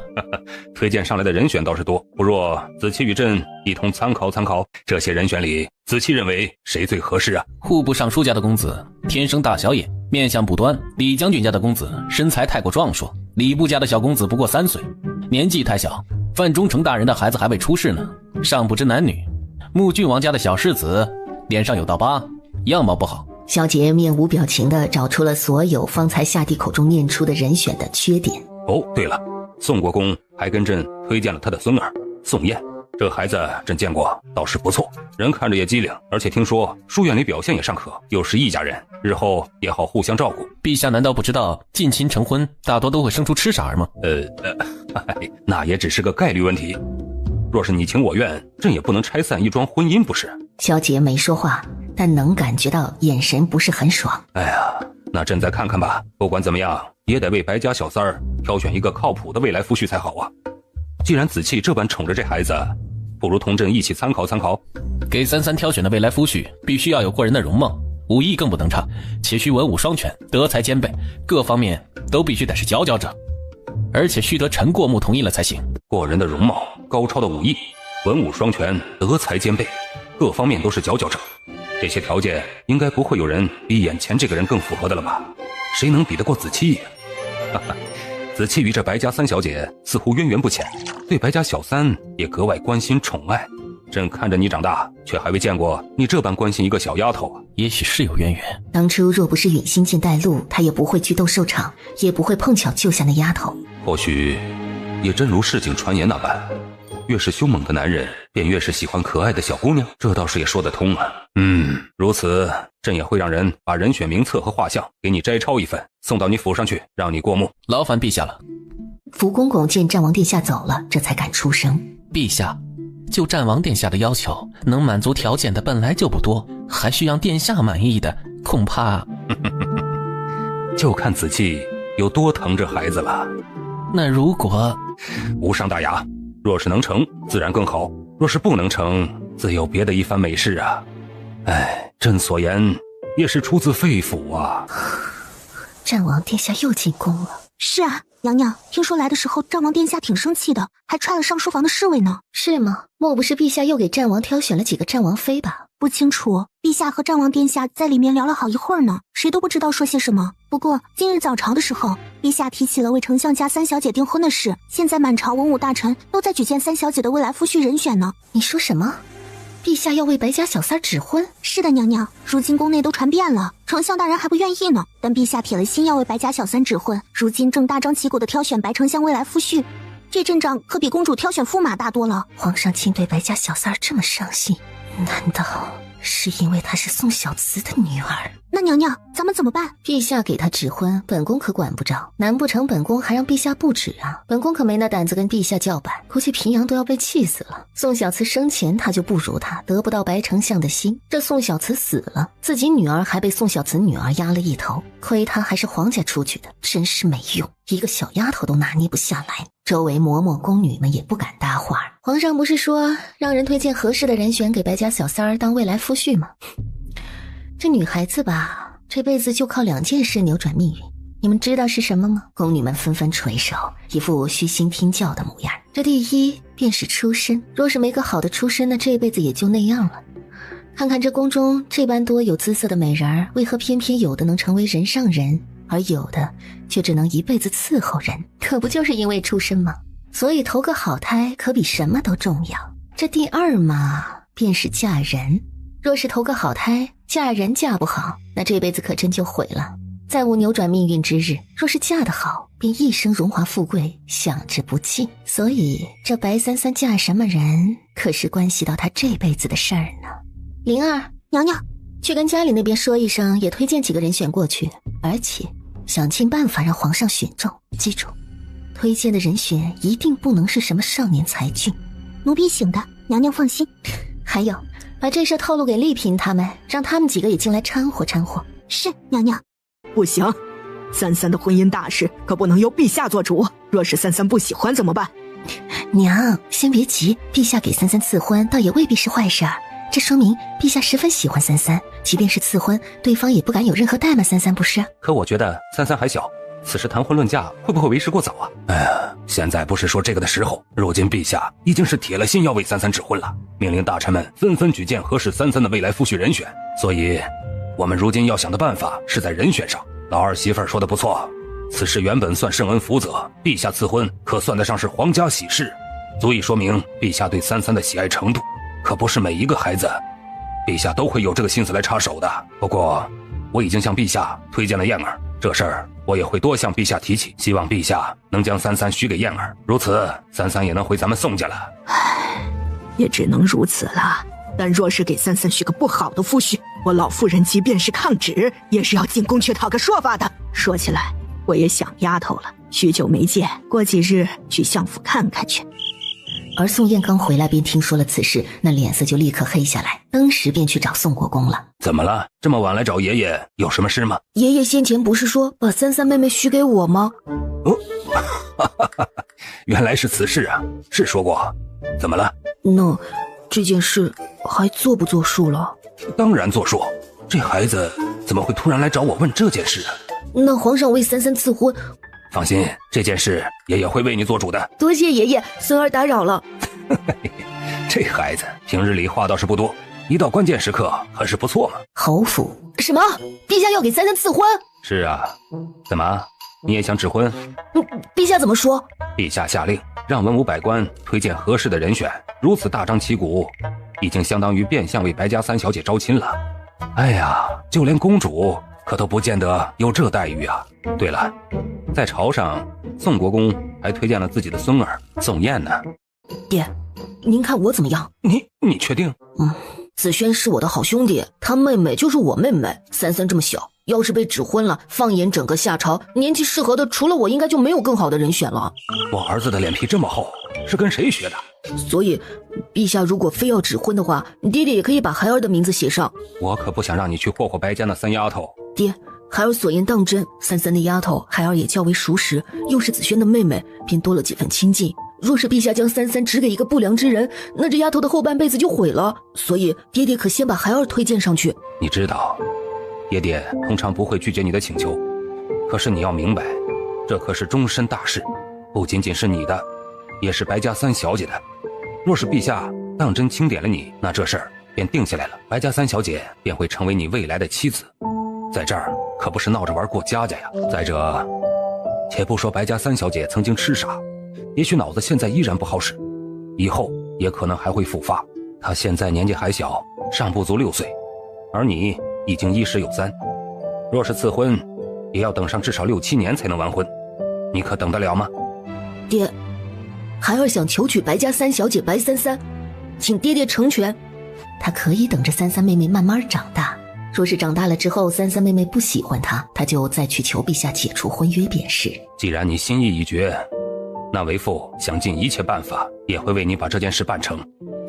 谢谢爹爹。正在酣睡中的三三浑然不知道自己已经被人惦记上了，他少有的睡得这么沉，还做了一个梦，梦里他找到了一把剑，而从此以后那把剑变成了他的贴身之物。可忽然那把剑满身沾了血，变成了一柄血剑，他很难过，他在颤鸣，仿佛想要呼喊，一阵阵颤鸣仿佛从九幽之下而来，举天悲鸣。白三三缓缓睁开眼睛，是我的。就在此时，身体忽然感觉到了一阵轻盈，周身散发着一阵淡淡的流光，丹田之处也渐渐有一颗如星辰般的点在凝聚成形，同时方圆数十里的灵气全部朝着这方汇聚，像是被吸入了一个漩涡一般。疯狂涌入了三三的身体。这是怎么回事？天上为何有此异象？如此浓郁的灵气，莫非是有人渡劫？不像是渡劫，莫非是那即将出世的东西？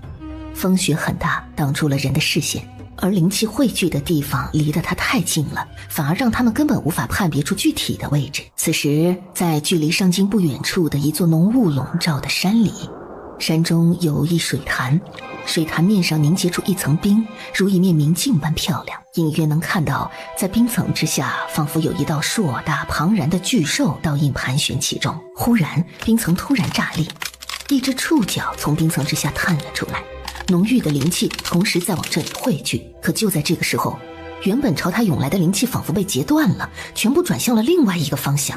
正需庞然灵气伴随出世的巨影飞出个脑袋，却忽然又退了回去，整道巨影再次被压在了冰层之下。妈那个巴子，谁抢了老子的灵气啊？谁？冰层之下传来一阵粗鄙的骂骂咧咧，整座山都在震动，鸟兽四窜。要是让老子知道谁抢了老子的灵气，老子……声音越来越小，水面也逐渐归于平静了。而此时，白三三的闺房中，明明没有点灯，却亮如白昼。四月察觉到不对，和小魂一起赶到了门口。打坐。从房间传来一道命令的口吻，四月本想推门而入，但还是听话的就在门口打坐了起来。在四月打坐静下心的时候，忽然感觉到一阵神清气爽，通体舒畅，一股清凉流进了他的四肢百骸，洗涤着他的身体。同时，四月的灵识也递进了一层，像是能够触摸到什么避障了，悟到了另一个层面的东西。结丹了，竟然这么快！按照他目前的修为，按理来说还没有到结丹的时候，怎么到先结丹了？唉，原本想要慢慢修炼的，太优秀也不好啊。大夫怎么说？老爷，大夫给夫人开了催吐药，但夫人不知怎么进了肚子里的药怎么都吐不出来，所以……不过大夫说，夫人的身体看上去没什么大碍，也没什么明显中毒的特征，若身体有异，还是需要多观察观察。而且大夫还说，如果是长时间服用会导致神志混乱的药物的话，那可能便是查不出来的，因为这些药物可能本身是没有毒性的，但是长期服用或者大量服用才会造成一定影响。那三小姐呢？三小姐回去之后便睡下了，大夫要去看，三小姐侍女不让，把大夫扔了出来。不过大夫查验了夫人送给三小姐药膳食材以及夫人吞下的药粉，已经可以确定两者确实是同样的食材，而且那几样药材只要长期服用或是用量过猛，就会影响人的神智，严重的话便会造成痴傻。所以三小姐所言应该不假，这个妇人竟然如此歹毒。他更怀疑之前三三的痴傻也是平阳所为。这些年他虽对平阳无爱，但却也是将府中大权都交给了他，由他来打理，可实际却一次又一次的让他失望。老爷，不好了！什么事？好好说。老爷，夫人带着人出府进宫了。进宫了？你们没拦着？没拦住，也不敢拦呢。老爷，你也没说不让夫人出府啊，谁敢拦着夫人呢？夫人那性子，府中谁敢拦啊？平阳进宫必然是去找太后皇上告状去了，看来明日又不得安宁了。三小姐呢？三小姐还在睡觉呢。三小姐休息的时候，兰心院谁也不让进。听到三三在睡觉，白须安沉重的心也莫名轻松了点儿。唉，罢了，明日再说吧。战王府，安中冲着守在对面的安勇扬了扬下巴，安勇皱眉，歪了歪嘴巴，看向书房里面。两人没有说一句话，但面部表情已经充分说明了交谈的内容。殿下今天是怎么了？从进宫回来之后，心情似乎就很差的样子。不知道啊，莫非是白三小姐被指婚的事？那也必须是这件事了。要不你去问问。你是想我死啊？谁让你是殿下的贴身侍卫？殿下不会杀你的。哼，你看殿下那样子，像不会杀我的样子吗？今儿这有点不正常啊。莫非真是陛下赐婚白三小姐的事？殿下觉得自己疼着宠着的白三小姐要成别人家的了，所以十分不爽。终于，安中轻咳了一声，转身跨进了书房。有事吗？殿下，相府出事了。说，殿下，刚刚从相府那边传来的消息，今日三小姐回去之后，便跟另外两位小姐产生了争执，后来便闹出了说丞相夫人下毒谋害三小姐的事，然后三小姐把毒药全都灌进了丞相夫人的肚子里了。不愧是白三小姐啊！不过那么点大的三小姐，到底是怎么做到走到哪儿欺负人到哪儿的？上回在皇宫不是还打了妃嫔来着？你也太凶猛了吧！如今还给丞相夫人、皇上的妹妹灌毒药，他忍不住抬眼看了一眼世人口中的煞神殿下。说起来，这白三小姐倒是跟殿下还挺般配的。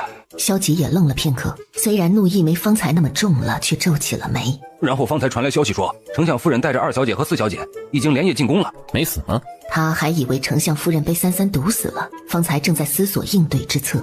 既然没死，那就不需要那么麻烦了。殿下这口吻怎么听起来还挺失望？没，还活着。那药不会致死，只是会影响人的神智，长期服用会造成痴傻。痴傻？再仔仔细细的把这件事原原本本的说一遍。是。安中把刚刚过来禀报的人喊了进来，让那人一五一十的把在相府发生的事儿说了一遍。原来给33下毒，想让33变得痴傻是近2个月的事。那以前呢？会不会也是那个女人下的毒手？殿下，丞相夫人若是去宫中把这件事告诉太后和皇上，去调查丞相夫人身边能开口的人，尤其是查清楚原丞相夫人难产而死的原委，以及这些年白三小姐痴傻的真相。是。这一天晚上注定是不平静的一晚。主子，那平阳公主昨夜进宫了，我担心会不会是去告您状的。告状？是啊。今天天气不错，进阶了。昨夜便进阶了，多亏主子当时让我打坐，所以我的修为才能提升到这么快。咦，主子好像也不一样了。啊？四月觉得主子有什么地方不一样了，但又说不出来。没什么，主子，相爷在外面等您，宫里派人传话让您和老爷进宫。33嗯了一声，也不在意。不过出门的时候，他又往东南方向看了一眼。昨夜好像有什么东西要出事呢，我感应到了，应该是量级和小魂差不多的东西，不过后来便没了气息，也不知是怎么回事。等我金丹巩固2日，便去看看好了。你说33给你灌了毒药，母后，若不是老爷偏心那丫头，儿臣也不会因为家里的事来您的寝宫。好歹儿臣和老爷当初还是赐的婚，嫁入相府却受到这种委屈，除了母后也没有人能为儿臣做主了。可哀家看你这不是好好的吗？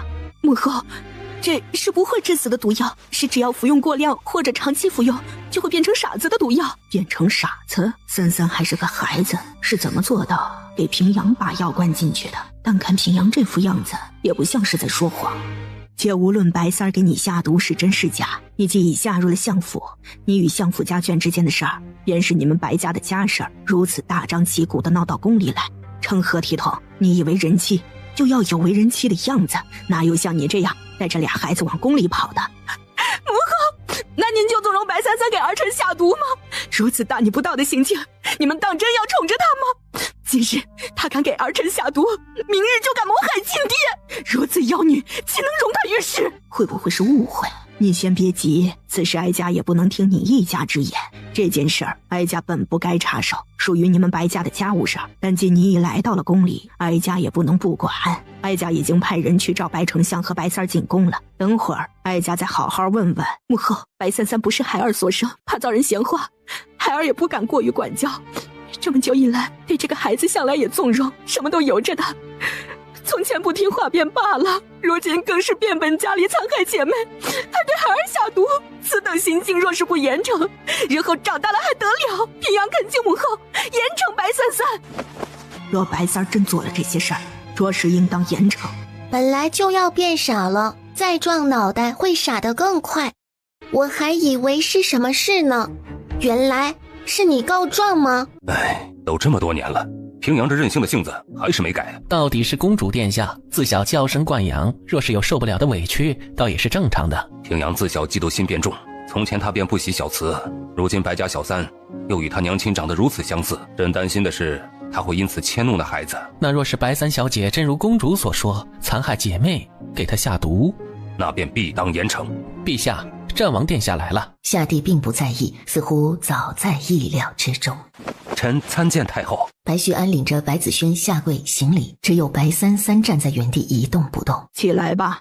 请太后恕罪，这本是家务事，却没想到闹到了宫中，怪臣治家不严，才会出如此荒唐事。既然你们都来了，那就好好说说吧。你夫人连夜进宫找到哀家，哀家也不能坐视不理，此事便给你们当个说理的人。平阳说你女儿白33残害姐妹，还管她喝了毒药，可有此事？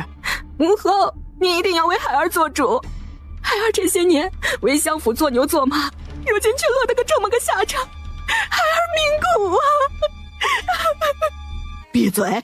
在白旭安准备开口的时候，白三三的脚步缓缓地踏了出来，一步一步地走到平阳身边。三三，可有此事？你是问我有没有给他灌药吗？你当真这么做了？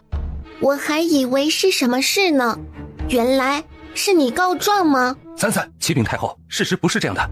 太后，母后，您看到了吧？这丫头到现在还如此嚣张，毫无半分悔改之意，在您面前都这般无法无天。白三三，你怎么能做出这样的事？王哀家如此疼你。我这个人向来公平，你没有想杀我，我便不会杀你。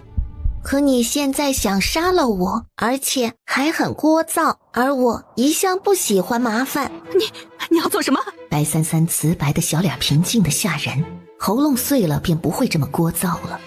这眼神让平阳顿时浑身都打了个寒战。白三三，这里是永和宫，怎可如此放肆？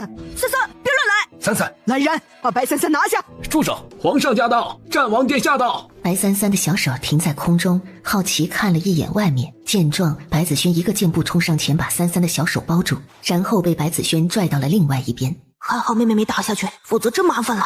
白三三平了下眉，感觉到一阵熟悉的气息。他刚仰起头，头顶就伸来一只大手，轻轻地摸了摸他的脑袋，是紫气。参见太后。免礼。母后，儿臣就是过来看看。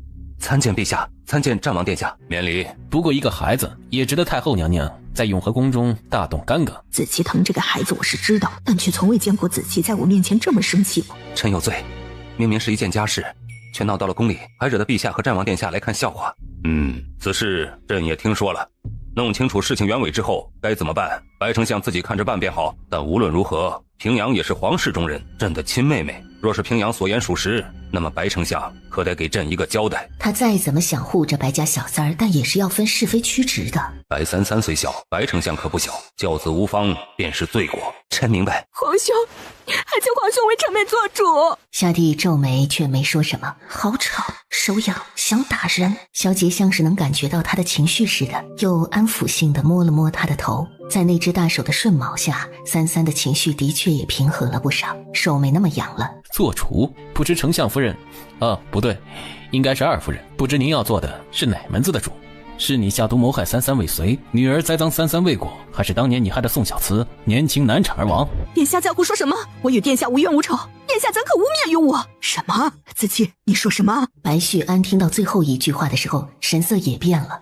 娘亲，是你害死我的娘亲！三三年纪小，心思单纯，只知道谁害了他就报仇回来，因此即便是面对着平阳的诬陷，他也不屑于解释。太后娘娘怕是不知道丞相二夫人下毒谋害三三在先吧？对一个不到6岁的孩子下毒手，试问二夫人是如何下得去手的？更是纵容自己的女儿污蔑陷害三三，如今又在太后和陛下面前胡编乱造，本殿倒真是不知二夫人和一个孩子能有什么样的深仇大恨，至于你做到这种地步。若紫琪所言属实，也就是说方才三三根本没有辩解一句，任由平阳在那陷害他，就连现在三三看上去都没什么反应，似乎对一切都不在意，只是看着萧姐也在认真听他的话。紫琪，此言属实。战王殿下，没有证据的事可不要乱说，陛下就在这里，你这可是欺君之罪。丞相大人，对二夫人三三下毒一事，您应该也已经查清楚了吧？臣已查清楚，战王殿下方才所言下毒一事，句句属实，人证物证俱在。老爷，你怎么能这么对我？你怎么可以这么对我？请问殿下，方才您说我夫人宋小慈难产而亡，也与平阳有关，有何证据？我娘亲难产，是你动的手脚。你娘亲是生你死的，与我有何干系？他小手欲抬，想要给他一袖子，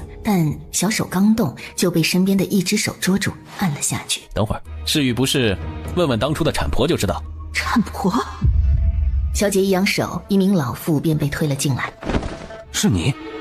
就是你当初为我夫人接产的？相爷，笑话！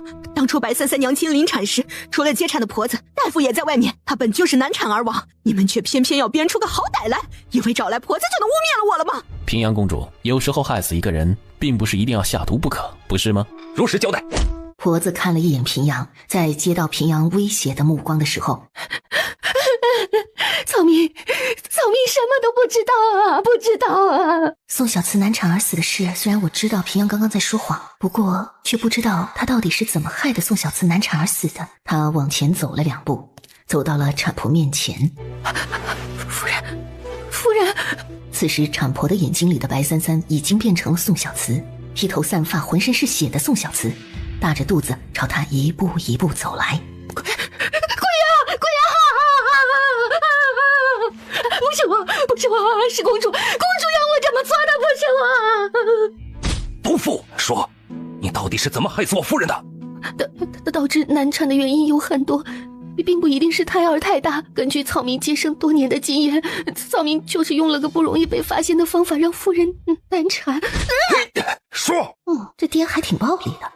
我说，相爷饶命，夫人鬼魂饶命。我说，草民多年接生，便明白了一个道理，并不是因为胎儿过大才会引起难产。在夫人快生产之前，公主召见了草民，还给了草民好多的金银珠宝。问草民有没有什么让孕妇在生产的时候不知不觉死去的方法。白旭安此时听到这句话已经想杀人了。平阳这个时候整个人都瘫在了地上，目光呆滞。娘亲，问完之后，公主又给了草民很多银两，然后安排了草民给丞相夫人生产时接生。草民便明白了公主的意思，心想反正也不会被人发现，便答应了这件事。于是草民便在夫人生产时故意错乱了她呼吸的节奏，导致胎儿无法出来。如此往复，夫人便精疲力尽，胎儿也迟迟无法出生，便导致了难产。而时间一长，夫人便错乱呼吸的频率也能导致难产。我的小慈竟然是因为这个原因而死的，竟然只是因为这个妇人这点小动作导致的难产。草民说不出个什么所以然来，反正若是呼吸对了，胎儿便很容易出来；若是呼吸反着来，便很容易导致难产。产力异常，所以会难产。产力异常，所以会难产。三小姐说的不错，臣参见太后陛下，战王殿下。怎么他这永和宫什么时候开始变得跟菜市场一样了？说来人就来人，殊不知这早就已经是萧杰提前跟夏帝打过招呼的。免礼，你将你知道的如实说来便是。是，陛下。婆子所言不假，错乱产妇的呼吸频率会很容易导致方才三小姐所说的产力异常，让宫缩失去节律性和对称性，从而导致难产。生孩子也是需要产妇顺利而生，若产力异常，婴儿便会被卡在里面无法出来，那么产妇也会出现生命危险。而若是产婆存了异心，故意引导产妇生产不顺，或是在导致产妇焦虑出现心理异常，那都会出现难产，严重的话甚至一尸两命啊！没想到本是接生之人竟会如此歹毒，我万万没想到小慈竟然会是死在你的手里。老爷不是的，他在骗你，是他们屈打成招逼他这么说的，他们都想害我。你还敢狡辩？宋小慈是我这个身体的娘亲，也是我的娘亲。若是没有宋小慈将我生下来，我不见得能这么快找到自己的最后一缕残魂。生育之恩我总是要算上的。杀人偿命。地上跪着的产婆忽然悬空飞了起来，喉咙像是被什么东西锁住了。三三，妹妹除了力气大还会内功。太后和夏帝更是瞪大了眼睛，满是不敢置信。是妖女，你们看到了吧？白三三就是妖女。饶命！这2个字你去地府里对我娘亲说，而我只负责送你下去。话落下的瞬间，他手腕忽然发力，清脆的断骨声传入了所有人的耳朵里。三三心中虽然解气，可却并不赞同三三的做法。产婆在抽搐了几下之后便不再动了。死了。我的小可怜儿竟然杀人了。夏帝看了看萧杰，却发现他一点反应都没有，只看着白三三。白双儿和白雨儿被吓得尖叫，现在害怕的哭了起来。萧杰看了一眼安中，安中立刻把白双儿姐妹带到了后殿去。被吓得呆滞在原处的平阳顿时清醒过来。你要带我女儿去哪？不许带我女儿走！你算什么东西，把女儿还给我！安中没搭理他，看到他们走了，白轩也松了口气。到你了。妖女，你走开，走开！老爷救命呀！母后，皇兄救救我！白三三，这可是永和宫，不可胡来。丫头啊，别冲动。三三停下脚步，看向夏帝。跟你有关系吗？夏帝一时半会儿没反应过来。我在处理我娘亲的事，跟你有关系吗？这里是皇宫，永和宫，岂容你如此胡来？不管怎么样，他不能让三三在这里杀了平阳。即便平阳有错，可他是皇家人。这话说出来，夏帝自己都觉得有点心虚。白旭安担心陛下治罪三三，正要上前，却接到了战王殿下的眼神，让他自己来，免得丫头憋屈。白三三说完之后，便不再看夏帝一眼，回头看向了平阳。平阳想后退，但他的身体就像被凝固在了原地一样，根本无法挪动。小贱人，你娘亲当初死，也不还是你害的？她若不是为了生你，又怎么会难产？别以为你这样就能吓到我了。平阳，事到如今，你竟还不知悔改。悔改？我悔改什么？宋小慈不该死吗？明明是我先喜欢的你，凭什么她嫁给了你呀？我身为公主，在你面前那么放下身段，对你那么好，你却当作没看到，一副心思全在那个女人身上。你当我是什么？宋小慈野蛮泼辣，我哪点不如她？她不过就是个大臣的女儿，我可是公主，是公主啊！凭什么你们这么对待我？只要宋小慈在一天，你就什么都看不到我都给你做小了。可你还是天天跟那个女人腻在一起。只有她死了，我才能成为相府的女主人。只有她死了，你才能看到我，不是吗？白轩，要怪就怪你自己，是你害死她的。白旭安脚下站不稳，往后退了一步，脸色泛白。你在说什么东西？死丫头！住手！平阳！不知悔改。丫头，太后知道这件事自己不宜插手，可还是忍不住颤着声音开了口。白三三看向他，丫头，也是一条人命啊！母后，御医，到底发生什么事了？怎么也没个声啊？娘，快说！太后娘娘病倒了，殿下正在身边陪着呢。那他们呢？白丞相他们呢？出宫回府了，是从小宫门走的，战王殿下随行，根本没人敢靠近，所以奴婢们也不知道到底是个什么情况。废物！肯定是发生什么大事了，否则才不会搞得这般神秘。这世上最让人难受的事，便是秘密就在你眼前，你却无法去揭开它。母后，玉儿，你来做什么？母后，儿臣听说最近父皇要为白丞相的3女儿指婚，正在为白丞相招婿，母后也有举荐人选。是又如何？儿臣的太子妃还未有人选，儿臣瞧白家3小姐甚是乖巧可爱。你想都别想。为何？白丞相家门户并不低，白3小姐出身也算高贵，如今又尚未指婚，既然如此，何不把丞相家拉到儿臣这边来，日后也好尽心尽力为儿臣办事。而且母后别忘了，白三三身后还有国公府呢。虽然现在玉儿是太子殿下，可后宫里还有几个贱人贼心不死，还想扶持自己的儿子上位，尚不可掉以轻心。可是若是让自己儿子娶了白三三，我又觉得不甘心啊。那个傻丫头哪配得上我的儿子？那也不能当太子妃，那丫头即便要嫁给你，那也只能做小。母后，白三三是白丞相的嫡女，也是国公府最宝贝的外孙女。白三三若是要嫁给你，那也只能给你做小，否则此事便作罢。我是绝对不允许让那个傻子当太子妃的。母后，此事没得商量，你下去吧。是。见段誉走远，身边老嬷嬷才低声说了一句：娘娘，若是太子愿意，倒也未尝不可。您想啊，太子妃既可以立，也可以废除，而且这婆婆终究是压媳妇儿一头的，您还担心那位白三小姐日后骑到你头上来吗？此事就是不行，要怪就怪白三三的娘亲，本宫是绝对不会让她的女儿做大的。即便没有白三三，太子未来也是要继承大统，本宫才不会让她日后在宫中来作威作福。白三三也才几岁的孩子罢了，怎么可能会到宫中来作威作福？即便是等到日后，那皇后娘娘始终都是皇后娘娘，哪怕是太子妃见了，也是要恭恭敬敬的。恐怕皇后娘娘还是记恨当年白三小姐娘亲打了她那件事儿，以至于现在对这位三小姐都有阴影了。三三妹妹，三三，上回我送你的玉佩还在吗？玉佩？哪个？好像是被紫气不小心捏碎了的那个。三三妹妹，你记住，以后若是有任何人欺负你，你便派人拿着这块玉来找我，无论我在什么地方，我都会来找你的。可是，什么玉佩？你送给三三什么了？宋妍这小子，还想送玉？送一个我碎一个。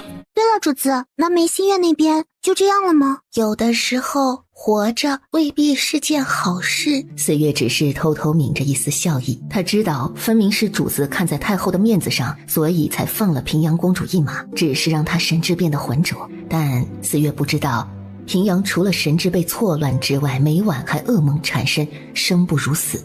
小月最近话多了，以前小月话很少，有些话即便想问也会憋着，对谁都冷冷冰冰。现在喜欢笑，也喜欢说话了。主子是嫌我话多吗？战王殿下说的对，主子不爱说话，我便要多说说话才好。哥哥在做什么？大少爷回来之后便去了祠堂，如今这个时候应当回自己的房间了。祠堂？三三眉心微动了一下。是夜，三三难得独自一人在相府里走动，小小的身子踏进了祠堂，却发现白须安也在祠堂中。三三，你在哭吗？没，就是刚刚风有点大，眯了下眼睛。三三看了他一眼，然后收回了目光，嗯了一声。你还从没来过祠堂看你娘亲。以前的三三痴傻，连爹都不会叫，更别说来祠堂了。后来好了，但也没来过。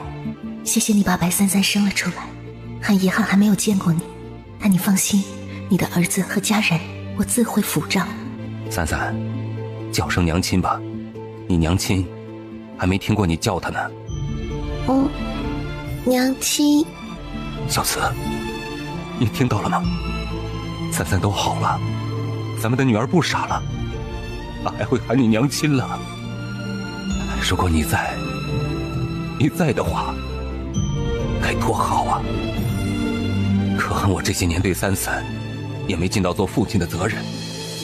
小慈，我对不起你，也对不起三三呢。想哭就哭吧，男人哭不是罪。白须安原本还压抑着自己的哭腔呢，听到三三这么说，顿时忍不住了。我其实并不能理解哭是什么样的情感，但我知道凡人在遇到难过的事的时候哭出来便会舒服。白子轩方才去了一趟兰心院，听到四月说三三去祠堂了，便打算过来看看。没想到刚走到门口，便见到父亲抱着三三痛哭的一面。他怔了半晌，旋即又往后退了一些，免得爹爹看到自己在会不好意思，若是看到自己，恐怕就会马上板起脸了。白须安哭了一阵儿之后才收敛好了情绪，他看向白三三，目光也渐渐地凝起了一抹深思。你想问我什么？三三一句话便道出了白须安的心思，这种敏锐的洞察反而让白须安神色更复杂了起来。三三，你的武功是跟谁学的？这个问题还真不好回答，我的武技是跟谁学的我也忘了呀。事实上很多时候我都是自学的，打架打多了自然就会了呀。从实践中来到实践中去。白须安懵在了原地，没懂三三这话的意思，莫非是有位高人偷偷教的？若是如此，既然高人不愿意露面，他也不宜多做打听。无论如何，你都是我白须安的女儿，是我相府千金，从前是爹爹不好，日后必不可能再让你受委屈。白三三看着他没说话。上一次三三说为人父母也是一门功课，望爹爹白读了四书五经，竟连这个道理到现在才明白。人心本复杂，事无十全十美之人，知错改便是了。三三转身准备离开。三三，上次你说爹爹有进步，那这一次呢？白三三眼中有一丝诧异，却没有回答白须安的话，缓缓转身，继续迈着小步子走出了祠堂。白须安心中忽然沉了下去。很好。白须安原本沉下去的心瞬间雀跃了起来，原来得到女儿的夸奖，竟比加官进爵、名利双收还要令人来得开心激动。丫头，你考虑好没？要不要跟我们走？跟你们走有什么好处吗？老夫说了，只要你跟我们走，我便教你修行之道，收你为我入室弟子。这是多少人都求不来的机会，你竟还要考虑这么久，你是舍不得他？见玉竹听到自己这句话的时候神色的变化，洛平也看出了玉竹的心思。丫头，你可知，若是你不跟我走，这一辈子你连他的头发丝都触摸不到，他跟你根本不是一个世界的人。不是一个世界的人？你应该能感觉得到吧？感觉到你在他的面前是多么渺小。玉竹皱紧了眉，沉沉的眼睛幽暗的见不到底。洛平言尽于此，说完之后便离开了。我会了，可惜他不在这里。本来是想过来专门让他看看的。玉竹拿着从厨房偷来的点心，雀跃地往后院去了。这么冷的天，他不会冷吗？你做甚？没做什么。点心。饿了？饿了。就在这个时候，他们听到另外一个方向传来一阵吵闹声，好像是白双儿和几个公主千金正在欺负一个年纪小点的女孩子。玉竹看着那边，神色没有一丝波动，不过她还是从地上捡起一颗石子儿，指尖弹了出去，但并没有打到人，而是落到了地上，蹦跳了之后才弹到了白双儿腿上，也不疼。只是周围扫了一眼，什么都没看到，也就没在意。发力不对，他用手掰下来一小块点心，指尖轻轻弹了出去，只见那软绵的点心瞬间就凝成了一颗凝实的石子，射向了白双儿的腿。双儿你怎么了？你看这样就打中了。万物有灵，天地之间皆有灵气，只要深谙其法则定律，天地间的一切便会为你所用。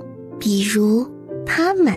再次抬起手，一时间只见漫天的树叶全都朝着他头顶飞了过来，在他手上方汇聚，随着三三手的动作也在空中不断的变换，一时变作一个圆球，一时散开变成一只巨大的飞鸟，一时变作一个阴阳太极印。玉竹看得匪夷所思，眼中也浮现出了一丝向往。你想学吗？这个孩子是罕见的灵根，若是不教他点什么，总觉得有点可惜。虽然我没怎么收过徒弟，但指点指点还是可以的。我想学，我便教你一些。你天资聪颖，总会学会的。只不过下次不要带太咸的了，我喜欢吃甜的。行。玉竹从回忆中回过神来，看了一眼眼前这棵老树，才缓缓转身离开。听说最近陛下在为白家三小姐白三三招婿呢，我听说书院里的大部分公子都送上了庚帖呢。哎呀，我也听说了，不过白三小姐还那么小，就为她招婿了，这若是要等到成亲，岂不是要等很久啊？丞相嫡女千金，又是国公府的宝贝，又如此得皇上太后欢心，哪一家不想去沾这个喜头啊？即便等，也是等得起的。可白三小姐不是个傻子嘛，虽然说她好像好了，可看起来还是一副傻乎乎的样子，而且也不上课，年纪小小便仗势欺人。就算娶了她呀，以后啊也只是娶了一尊佛爷回去供着吧。不过你说的倒也是，而且我还老看见宋小公子和侯府的云州小世子去找他呢。你说他是不是有什么狐媚术啊，或者有什么妖法？嘘，小点声。那位白家二小姐不是说了吗？当初他们家请了道士做法，那道士啊都被白三小姐给吓跑了。哎呀，可能真是什么妖女啊！玉竹目光冰凉，眼底泛起一丝血色，他从旁边取下一根藤蔓，缓缓朝着他们身后走了过去。云一侯竟会费这般苦心为云小世子求娶白家小三儿，这白家小三的能耐倒是真大，竟连云一侯都出面了。那陛下的意思？夏帝看着眼前堆成一摞的庚帖和画像，原本因为平阳的事，他还想把白家小三的事放一放，但真相大白过后，他却只觉得亏欠这孩子更多了。若不是他下旨让平阳嫁给白旭安，也不至于害死小慈，也不会害得这丫头年纪小小便没了娘亲。哎，朕觉得吧，这宋家小公子也不错，若是指婚过去，日后宋家定会好好待他。可那日战王殿下不是说表兄妹之间？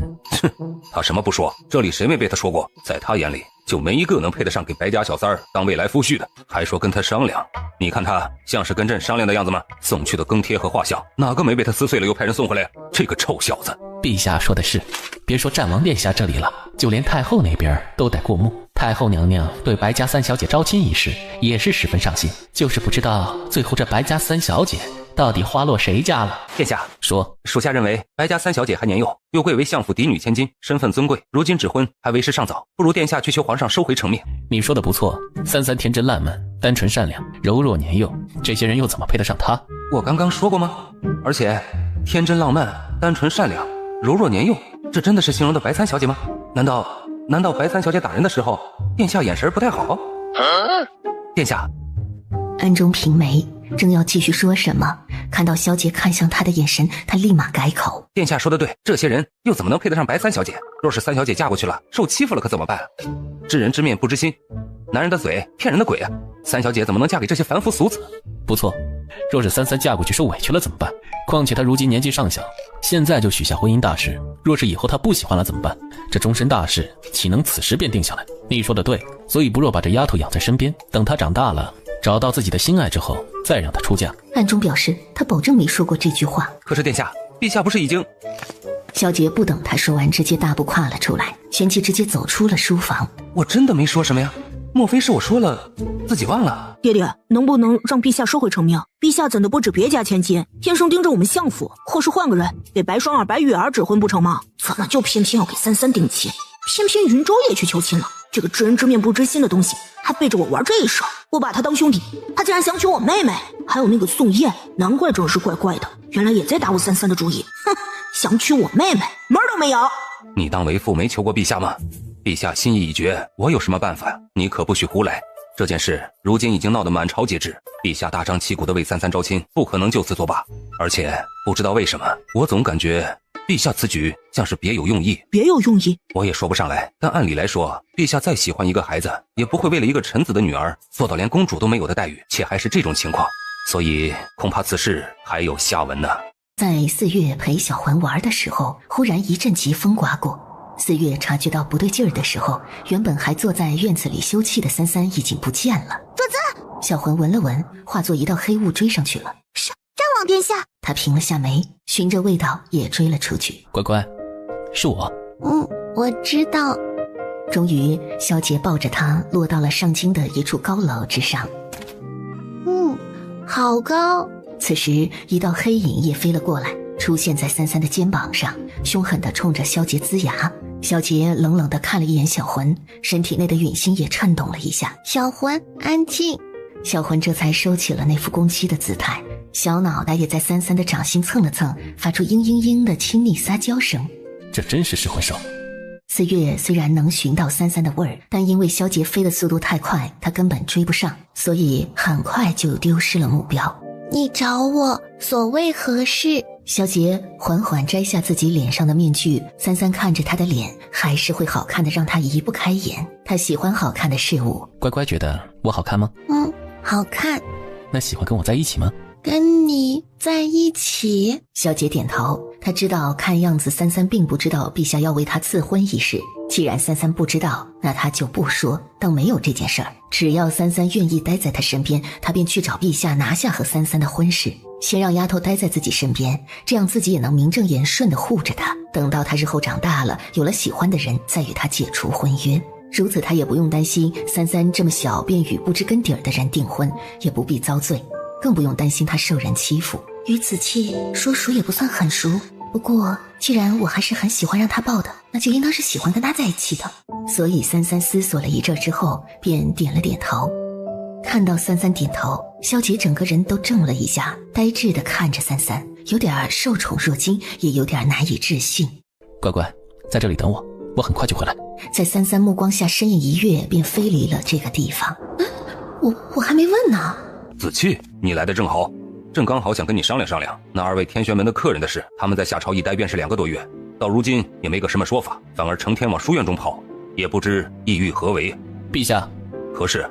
萧杰摘下面具，那张异常俊美的少年脸上是同往常不一样的肃冷和认真。就是这么一个年轻的孩子，竟撑起了夏朝的半边天。不知陛下还记得当初曾赐给臣的一道圣旨吗？记得。他记得，还是那日他特地召了子期进宫与他商量婚事，但无论如何他都说不动这个臭小子，所以一气之下便下了一道圣旨，还让子期带了回去。那陛下可还记得那圣旨上写的是什么？当然记得。陛下当初在那道圣旨上所提的乃是4个字：奉旨娶妻。听到这4个字，夏帝面色也有点不太自然。毕竟这个圣旨下的着实是有点荒谬，但当时着实生气，加上又想让子期早日把婚事定下，所以才会下这道圣旨。没曾想今日子期竟主动提起来了，是又如何？既是陛下的圣旨，那便是金口玉言，不可更改。启禀陛下，臣要娶的人便是白家3小姐。你说什么？臣要娶的人是白家3小姐白三三。不知陛下的圣旨还作不作数？我已经想好，与其让三三和其他人订婚，倒不如先跟自己订婚，由自己守着小丫头，否则她跟谁订婚自己都放心不下。在自己的眼中，谁都配不上三三，而且一想到那个丫头奶糯糯的找别人要抱抱，自己就有了一种想要把那人砍了的冲动。此时三三正一边站在原处等人，一边观光，忽然看到一道巨大的黑影扑向了一条街上的人群中，人群顿时尖叫逃离四散。怪我快跑！黑色巨鸟发出一阵尖锐的啸叫，朝着路上的一个小男孩俯冲而去。就在千钧一发之际，只见一道残影掠过，地上的男孩瞬间消失，而那巨大的喙也一头扎进了地底里。神仙姐姐，白三三轻抚了一下袖子，小男孩顿时被一股力量轻轻地推到了另外一边的人群里。没事就好，没事就好，我的小宝。那就是白家三小姐。白家三小姐不是个傻子吗？可刚刚是白三小姐救了人吗？孽畜，竟敢入城伤人！巨鸟一阵愤怒的啸叫，扑闪着巨大的翅膀，狂风骤起，山的周围一片狼藉。他通红着眼睛，瞬间朝三三扑了过去。区三节魔兽，哎，他看着距离自己越来越远的地面，感受到周围呼呼刮过的冷风，我飞起来了。三三看着越来越远的上京城，高空之上风景也还不错，难得有如此好的视野，他自己已经很久没有飞这么高过了。他也便不动了，任由巨鸟叼着他飞向了远方。飞走也好，等下把他宰了也方便，不会引起麻烦。巨鸟飞得离京都越来越远。天哪，那只怪物把白家三小姐抓走了！哎呀，怎么得了啊？该不会被那怪物抓去当点心了吧？快去找战王殿下，就说白丞相家的三小姐被怪物抓走了。快，那只铁血乌在那边。只要抓到了铁血乌，咱们就能去天启城领赏了。咱们从迷雾森林追他到这里，总不能什么都捞不着，这次非把他抓到不可。两人相视了一眼，便继续朝着铁血乌飞去的方向追了过去。白三三被叼进了一座山岭中，一进去，铁血乌便将他扔到了地上。铁血乌厉笑了一声，张开嘴就朝着白三三啄了过来。而就在他想要吃掉三三的时候，三三手里忽然出现了一把匕首，瞳孔波澜不惊，淡淡的看着眼前扑过来想要吃掉他的大鸟。上京，殿下，不好了，三小姐在东南街被一只巨鸟抓走了。你说什么？三小姐被巨鸟抓走了，如今已经不见踪影，不知巨鸟带着三小姐去了什么地方。现在皇城守卫军已经开始四处寻找，但目前还没有三小姐准确所在的位置消息。白小三儿怎么会被巨鸟抓走？萧杰闻言面色冷沉，二话不说直接跨过安中，快步走出了太和殿，旋即身子一动，眨眼便消失在了大殿门口。在远远距离上京之外的山林里，而小魂正在吞噬那只剩下的鸟尸。小魂真方便，想吃大家伙的时候就可以随时变大，而自己烤个大鸟翅都有点费劲儿呢。若是小月在便好了。翅膀是鸟类活动最多的地方，肌肉发达，口感好。小魂打了个饱嗝之后，舒服的在地上滚来滚去。就在此时，两道人影也忽然从天上落下了地面。大哥，这是铁血乌的羽毛。这果真是铁血乌的羽毛？怎么会这样？莫非铁血乌死了？小丫头，你是什么人？那只鸟呢？死了。那是铁血乌的翅膀。这到底是怎么回事？臭丫头，快说，铁血乌是怎么死的？当然是被我宰了呀！死丫头，休得胡言乱语，还不快如实交代，到底是谁杀死了铁血乌？尸体的内丹呢？好吵！臭丫头，你到底说不说？不说就别怪我们欺负小孩子。味道也还不错，若是有孜然和辣椒粉就更好了，下回让小月随身带上一些在身上。臭丫头找死！大哥，等等！看到地上骤然变成了干尸的大哥，另外一个男人吓得立刻往后退了好几步。他只看到那只小黑猫忽然窜了出来，紧接着就是一团黑雾笼罩向了大哥。当黑雾消失的时候，地上就只剩下了一具干尸了。你是什么东西？你们是什么人？小魂舔着嘴，小短腿踩在那已经变成了干尸的修行者身上，凶恶地盯着他。是魂兽。你们刚刚骂我？不是我，是他说的。白三三抬起掌心，地上倒下的一棵树便拾在了他的手中，旋即两只手抱住了那只巨木一头。男人愣住了，他那么小不点点一只，可被他抱在手中的那棵树足足有他一个人那么粗，他到底是怎么拿到手里的？在他愣神的片刻，白三三的手猛地一挥，直接用那棵树把那男人打了出去。不知道会不会死。不知道会不会死。他以前在现代也是打过高尔夫的，就是技术不是很好。小魂也歪了歪头看着那边，然后也跟着呜呜呜的叫了几声，像是在控诉三三浪费粮食不给他吃。不可吃太多，会拉肚子。我不会。走吧。旋即脚尖一点，便朝着某个方向飞了出去。上京是哪边呢？好像是这边。而三三不知道的是，此时他所飞的方向正是跟上清相反的方向，并且也是他之前所感应到快有东西出世冒出紫光的方向。而在白三三飞离那座山脉之后不久，萧杰便已经赶到了。他看着地上一片的狼藉以及一具已经被野兽分食的差不多的尸块，皱紧了眉。是噬魂兽，三三一定是被那只提血巫带到了这个地方，而三三和噬魂兽还和这个死掉的男人发生过打斗，但现在那只提血巫已经死了。可是三三呢？会在这里烤肉，而且烤的还是提血巫的翅膀的人，除了三三不会有别人。也就是说，提血巫很可能是被三三和小魂杀死的，并且三三把提血巫的翅膀给烤了，这说明三三应该没事。可即便如此，他还是担心丫头会不会被人给掳走了。好像迷路了。小魂也从他身体里跑出来，蹲在他头顶四处看看。好熟悉。就在这时，他听到了一阵窸窸窣窣的声音，他转眸看向了另外一边，朝着发出声音的方向迈着步子缓缓走了过去。似乎是感觉到有人走近，浑身是血的少年缓缓地抬起了头。当模糊的眼里映进那张如精灵般的小脸时，一瞬间他还以为自己到了天堂，看到了仙女。他张了张嘴想说什么，但忽然脑袋一重，眼前一黑，整个人便失去了意识。他是被小魂给踩晕的。看着小魂跟小狗似的对自己摇了下尾巴，三三便知道他想做什么。不可！小魂失望的呜呜两声，然后飞进了三三的身体中。醒了。小天，这女娃娃好像不是普通人。这个人身上似乎有魂体。小妹妹，是你救了我，谢谢你，真好看啊。他从地上艰难地爬起来，但身上伤势太重，刚站起身就差点摔下去。你给我吃了什么？复原丹。附近刚好有几种药草，昨晚他便尝试用灵力制丹，这是最简单的丹药，所以他才能够不用炼丹炉和真火就可以炼制。小天，这是通过灵力炼制的丹药，虽然药效不足，可刚好能够帮助你愈合伤口。可是她一个几岁的女娃娃，怎么会有用灵力炼制的丹药呢？而且据我所知，用灵力炼制丹药的人迄今为止已经没有了，这可是要对灵力控制的十分纯熟，并且要拥有火灵根的强者才能够办得到的。你的身体里有魂体。他怎么知道？你是怎么知道的？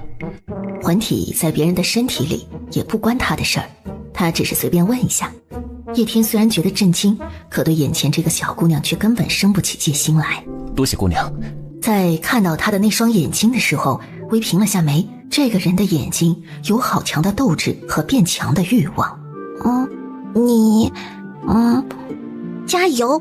三三缓缓吐出2个字，说完便飞身进了前方的一片山林。叶天在原地愣了一阵儿，方才那小女孩说出的那2个字让他几乎有种错觉，还以为回到了自己以前所在的世界。此女不简单，年纪小小怎么会有这样的本事，竟能以灵力炼丹，又能看出我的存在。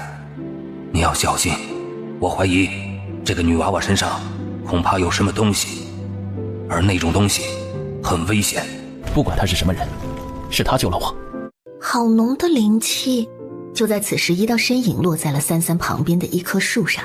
谁家的孩子？此处十分危险，你还不快快找你家大人去。白三三连看都没看他一眼。小丫头，还不快去找你家大人去，这里不是你该来的地方。如今岐山外围有不少高手虎视眈眈，很快这里就会爆发一场腥风血雨。这个小丫头怎么会出现在这种地方？难道是那些家族中的人带出来的？见那丫头并没有理他，他忽地往白三三飞了过去，想把她带走。三三忽然广袖一拂，打散了云清风手上的力道。这小丫头既会武，莫挨我！他还要进去看看里面是什么东西呢？这个人怎么老在旁边烦他？你是谁家的孩子？我现在带你出去，这里很危险。在他刚说完这句话的时候，整个大地都传来了一阵震动。莫非那东西真的要出事了？三三也看过去，旋即迈步直接朝丛林深处走了进去。云惊风正要阻拦，却发现眨眼之间的孩子已经没了踪影。这是缩不成寸，这不是修行者才能够使出来的吗？难道这小丫头也是修行者？他本来在这里等洛平师叔他们，等他们过来商量之后再做定夺。现在看那小丫头独自一人进去，怕是会有危险。那里面恐怕也已经有人进去了，若是见到一个小孩子，只怕会起杀心吧。他神色一敛，脚下一迈，也便跟着走进了密林深处。此时山林的最深处，那偌大的冰潭也在渐渐的破裂。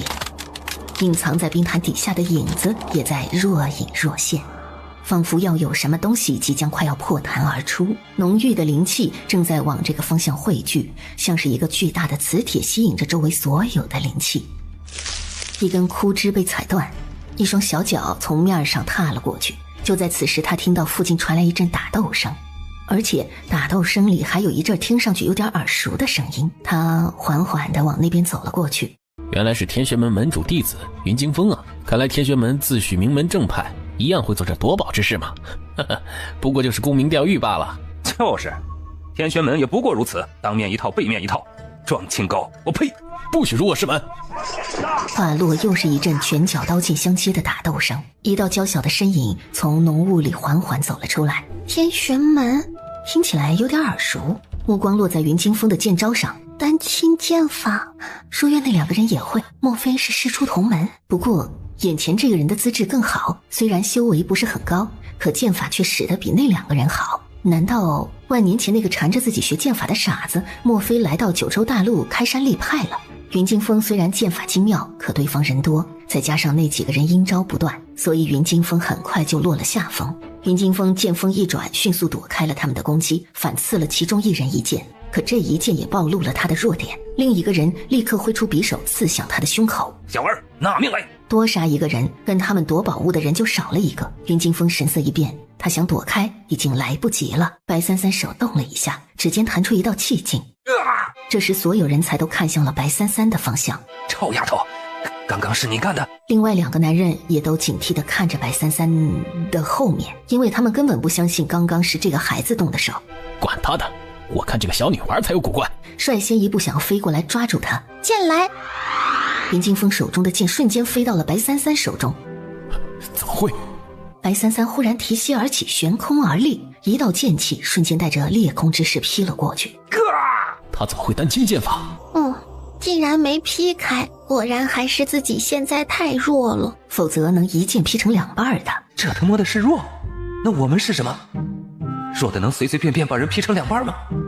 你到底是什么人？云惊风此时更是说不出话来。同样的招式，为什么他使出来就会有这么强横的力量？白三三不耐烦地看向他们，剑身一转，即便没有动手，可一股剑气瞬间已经迸发了出来。又有人重伤。死丫头，你给我等着！边说边往后退，想要逃离这个地方。可此时一道剑气已经朝他们荡了过去。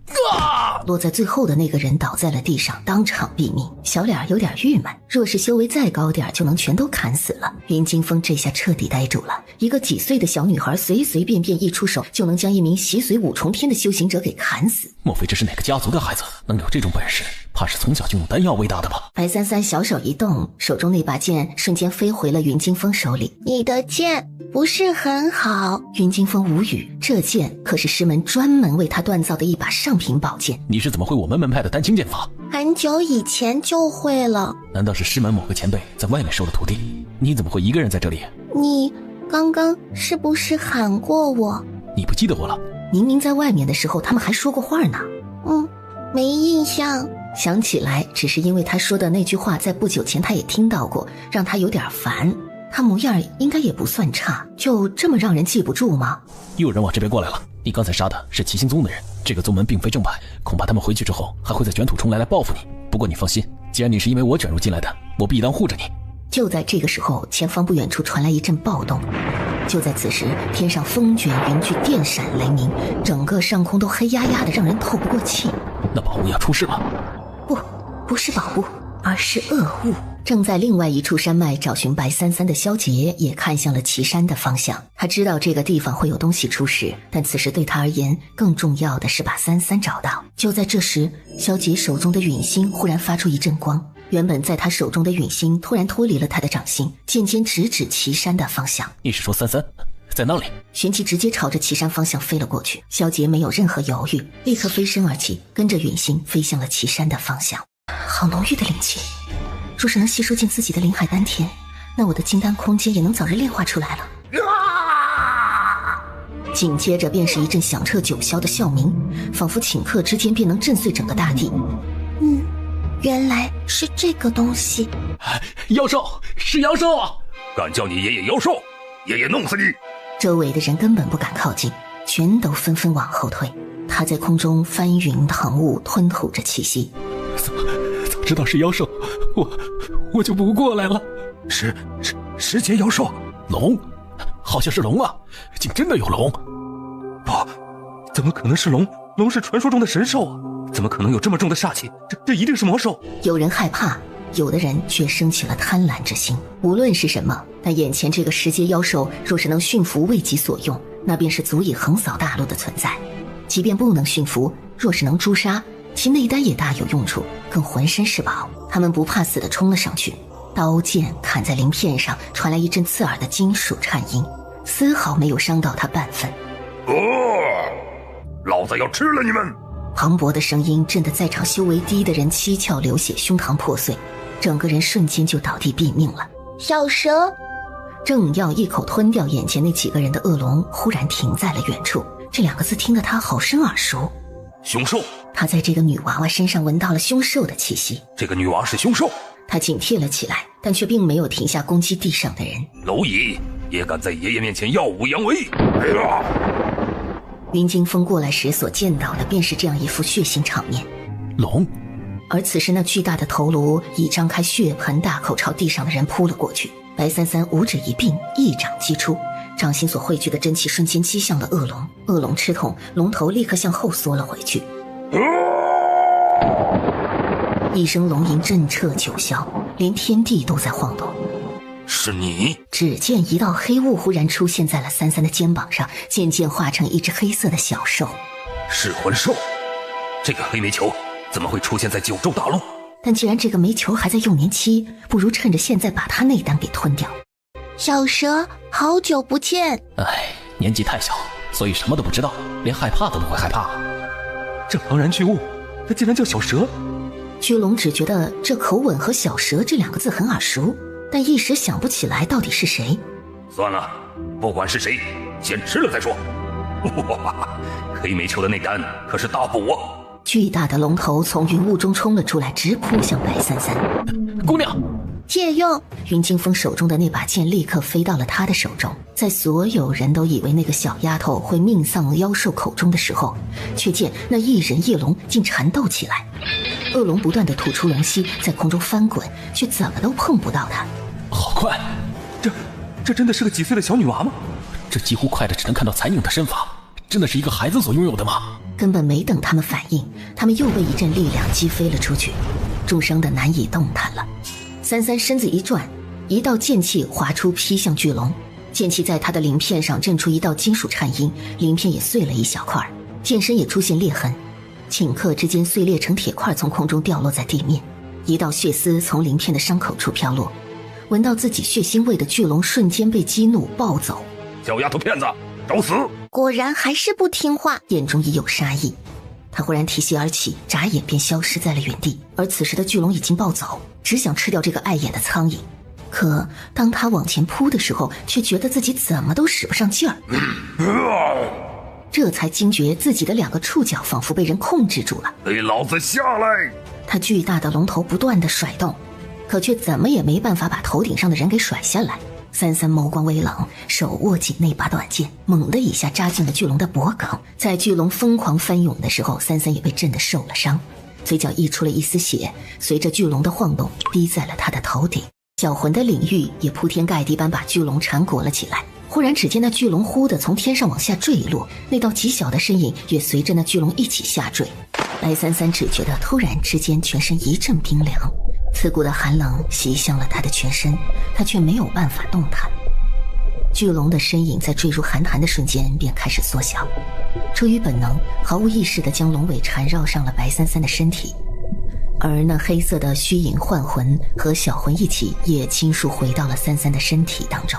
那道娇小的身影在水底之下好似会发光，周围的灵气全部都朝着他的身体涌了过去，刺骨的冷逐渐变得温暖，反而让他十分舒服。这种舒服让他渐渐地合上了眼睛，全身都放松了下来。而此时水潭底下也有一块黑色的云铁正在发光，但顷刻之间这块云铁便消失了，原本之前被雷电乌云所笼罩的岐山也恢复了如常。赶来的云惊风追过去，却什么也没看到。人呢？难道是掉进水潭里了吗？可水面上是一片冰层，可也不像是有东西掉进去的样子啊。其他修行者也都赶到了。哎，发生了什么事了？有妖兽，是龙，我还看到了一个小女孩跟龙打架。这话说出来根本没有人相信，都以为这个人是被吓疯了。此时水底下的白三三昏昏沉沉的，像是又做了一个梦。梦里的他拿着一把剑刺向了自己的胸口，剜心的痛让他忽地在水底睁开了眼睛。而青龙从缩小之后就本能地缠在了三三身上。在三三睁开眼睛的时候，青龙也缓缓苏醒了过来。在醒来之后，他却发现脑海里多了一样东西。青龙瞪大了眼睛，他被契约了。老子才不要当卑微的蝼蚁的奴仆！死丫头，你竟敢契约我，我要杀了你！可他刚抬起龙头，又很快耷拉了下去，病恹恹的使不出一点力气。他受伤了，全身都软绵绵的，只能依靠缠着白三三维持自己不往下坠。好熟悉的味道，小蛇，谁喊过我小蛇？我想起来了，是你，原来是你，白纸。而此时虽然白三三睁开了眼睛，可却根本没办法行动。刺骨的冰冷瞬间袭向了他的全身，过多的灵气让他的身体像是要炸裂开，丹田处更是忽冷忽热，如冰火两重天。忽然在所有的注视下，冰层裂开，一道人影突然冲天而起，破冰而出，紧接着他便落地摔在了湖面上。姑娘，是他，就是他，宗主，就是他杀了王爷他们。当真是他？就是他，宗主，就是这个臭丫头杀了我们宗门的人。这个冰潭就是宝物出世的地方，厉害的东西出世都会伴随着宝贝现世。这个女娃刚从这冰潭出来，宝物肯定在她那里。小丫头，说那个怪物呢？这些人好吵，好想打死他们，可是我现在却撑得不能动了，好难受方才若不是他，你们已经死了。如此做派，你们的良知何在？这可是我七星宗的仇人，云公子还是莫要多管闲事的好。哼，想要对他动手，除非先从我的尸体上踏过去。而就在此时，一声龙吟忽然响彻这个地方，只见一条巨大的腾蛇再次破冰而出，卷起地面上的白三三便飞离了这个地方。所有人想追上去，可已经追不上了。这分明就是蛇嘛，哪里是龙了？可我之前看到的就是龙啊！竟然让他们跑了，那蛇肯定受伤了。方才抓他应该是最好的时机。云清风看着天上的方向，虽然松了口气，但也有点担心，那妖兽也不知会不会伤害他。师兄，师叔，师弟。而其他原本想要对云清风动手的人，见到天玄门来人，相视一眼，也不敢再轻举妄动了。白三三耳畔刮着呼呼的风声。老子才不是想救你，要不是看在你跟老子定了血契，绑定了生死的份上。他脖子上的伤口处还在不断的往下滴血，缠着白三三身体的力量也在开始变得越来越松弛。他在被三三伤了之后，又被噬魂受伤了，元神受损，再加上半生灵气全都被吸走了，所以现在才变成了腾蛇的模样。小蛇。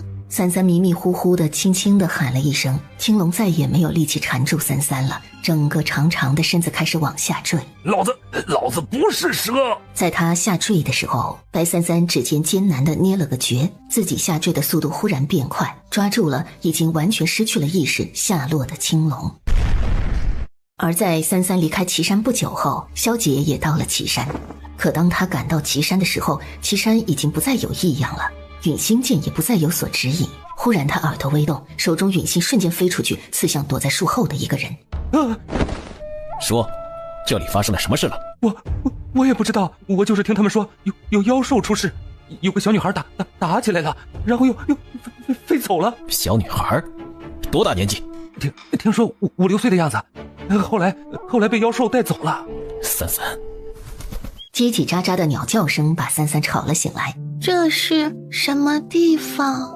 他低下头看去，小蛇。青龙没有反应。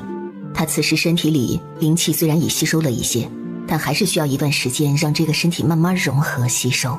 而且他感觉到自己的金丹已经开始有了空间雏形，似乎已经可以开始把空间炼化出来了。加上他进阶太快，印象中比自己以前修炼要快得多，这样的速度并不见得是好事儿。尤其自己如今残魂才重聚没多久，肉体还小，他需要时间固本培元。小魂在他的身体里休眠了。反正也快死了，不如烤来吃了。原本还奄奄一息的腾蛇腾的一下就立了起来，虽然眼神看上去很精神，但身体却还是有点扛不住了，很快就倒了下去。你是不是冷了？要不要再烤烤火？真诚的眼神，无辜的小脸儿，要不是我以前吃过亏，我差点就要信。让我上去烤火，然后再加点辣椒、花椒粉吗？这个女人果然还是跟以前一样，就想吃了我，白痴。这个名字好熟悉哦，我的名字。可是你不是死了吗？可如今怎么又活了，而且还变成了一个小豆丁。又活了。虽然我对白芷有深仇大恨，可看着眼前的这个小软团子，老夫顶不住啊！又不能吃了它，这是我现在的血气主人，一荣俱荣，一损俱损呐！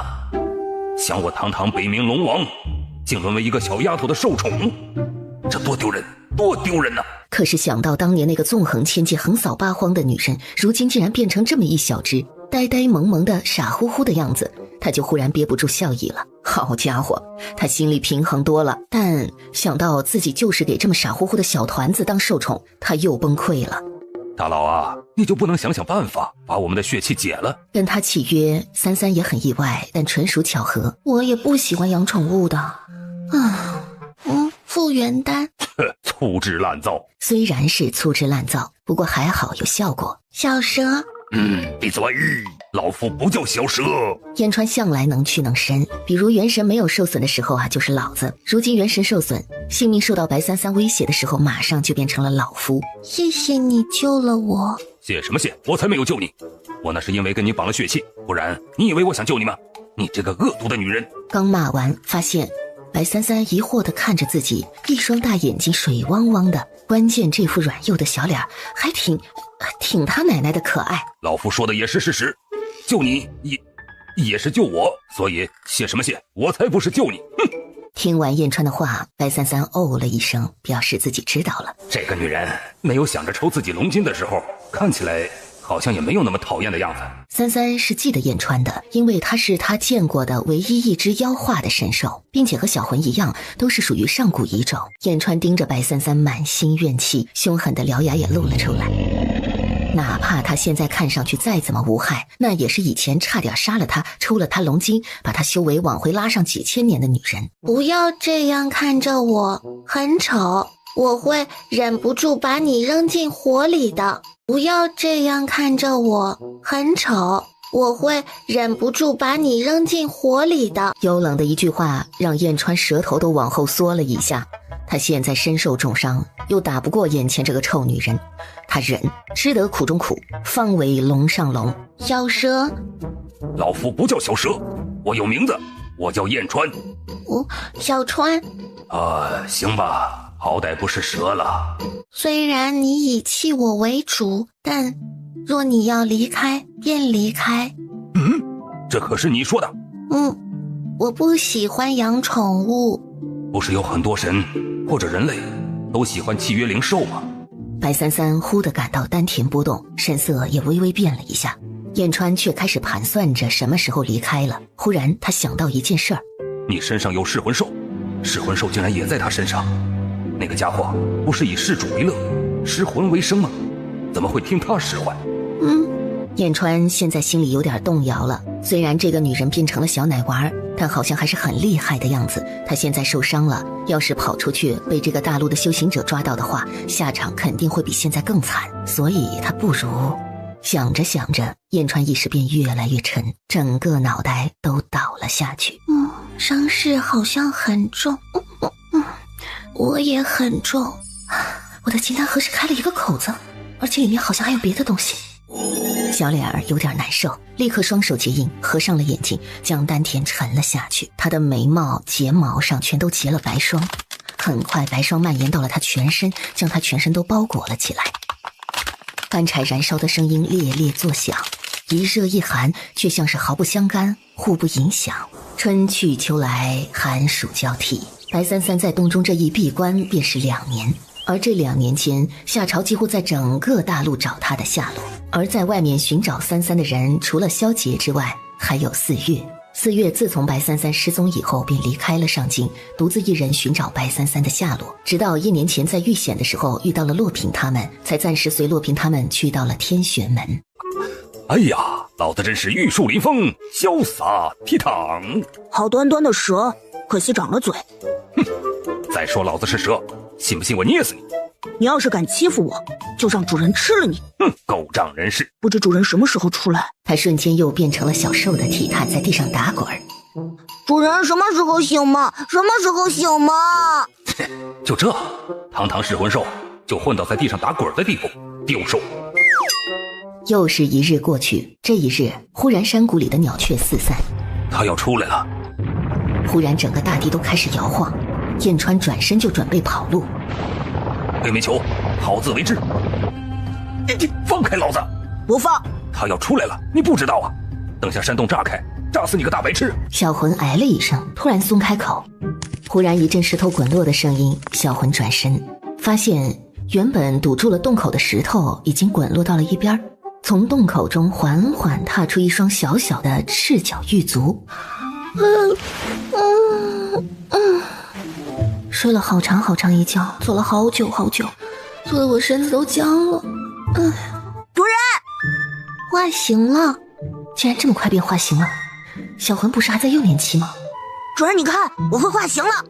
哼，老子也会化形了，这有什么好得意的？那些神啊修行者的，不是出关的时候都得弄个地动山摇吗？他就这么出来了，而且2年过去了，怎么好像没怎么长大呀？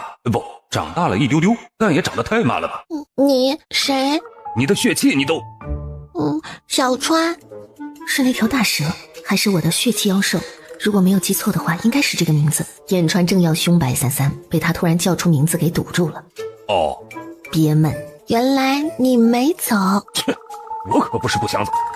这女人老顶着一张小奶包的脸，让我凶都凶不起来了。哼，有本事快点长大，跟我决斗干一架，还笑？别以为对着我笑，我们之间的深仇大恨就能一了百了了，就能掩盖你这又凶残又心狠手辣的本质了。白33掌心翻转，手中忽然出现一把泛着寒光的3尺大刀。你要做什么？咦，我怎么好像在冰潭底下看到过？好像是从冰潭底下带出来的。白33其实自己一开始也没有发现自己带了个东西出来，是在后面才察觉到，原来是他灵智空间在金丹中产生雏形的时候裂了个口，把这块云铁给吸进了空间里。哎呀，想想当初纵横四海千界的神，如今连武器都变得这么粗。白大佬，你这武器叫什么名字？叫破天。就在33刚说完这几个字的时候，忽然从天而降下一个什么东西，好像是个人。他的灵魂好像很好吃的样子，而且里面还有个好吃的魂体。魂体？他怎么记得印象中好像不久前见到过一个身体中有魂体的人？哎呀，这都不死啊，奇了怪了。叶天迷糊中睁开眼睛，是你？认识我？这个人是不是那次主人捡的那个人呢？这么一说，白33想起来了。燕川看着这个少年，忽然有种很诡异的感觉，像是有种什么牵引，甚至让他觉得当初他在冰潭里所等待的人应该是他才对。虽然从苏醒后他就一直在冰潭里，但其实一直有种莫名其妙的感觉，就好像他应该在那儿等什么人一样。这种感觉在他出事遇到这个女人之后才消失，但这次见到这个人，让他把这种感觉又想起来了。奇他娘的怪了。因为33刚好需要一段时间巩固自己的修为，把空间再练一下，所以暂时还不打算离开。看在上次捡过这个少年的份上，他又把这个少年捡回了山洞。叶天再次苏醒的时候，是被一阵火光照醒的。真的，是你。燕川一把从33手中把那只烤鱼夺过来。老夫还没吃呢，给这小子吃什么吃？忽然响起的青年男人的声音，让叶天看向了燕川，这才看到在33面前还有一个相貌非凡的年轻男人，虽语气粗犷，可长相却是与之完全不符，而且这个男人好像和普通的人有点不一样。是化形兽，你要小心，这个男人根本不是人，这个小女娃也不是什么普通之辈。无礼！莫非真的是小神仙？白33收回手，才慢条斯理地烤起了另外一条鱼。白33最是不喜别人跟他抢东西。说话就说话，懂啥子搜嘛？这女人现在就是仗着跟自己是血气，所以才敢这么凶，要不然的话她早就杀了他了。哼！我能拜你为师吗？你是在跟我说？小天，你别忘了，你还要回去报仇。你要做什么？你怎么能拜一个小女娃娃为师？不要胡闹！是。哼，小子，你以为你多大能耐啊？还想拜他为师？我不收徒弟。白三三好奇地看了一眼这个少年，越看越觉得什么地方很熟悉，有一种跟自己上一个世界相同的气息。你是废柴吗？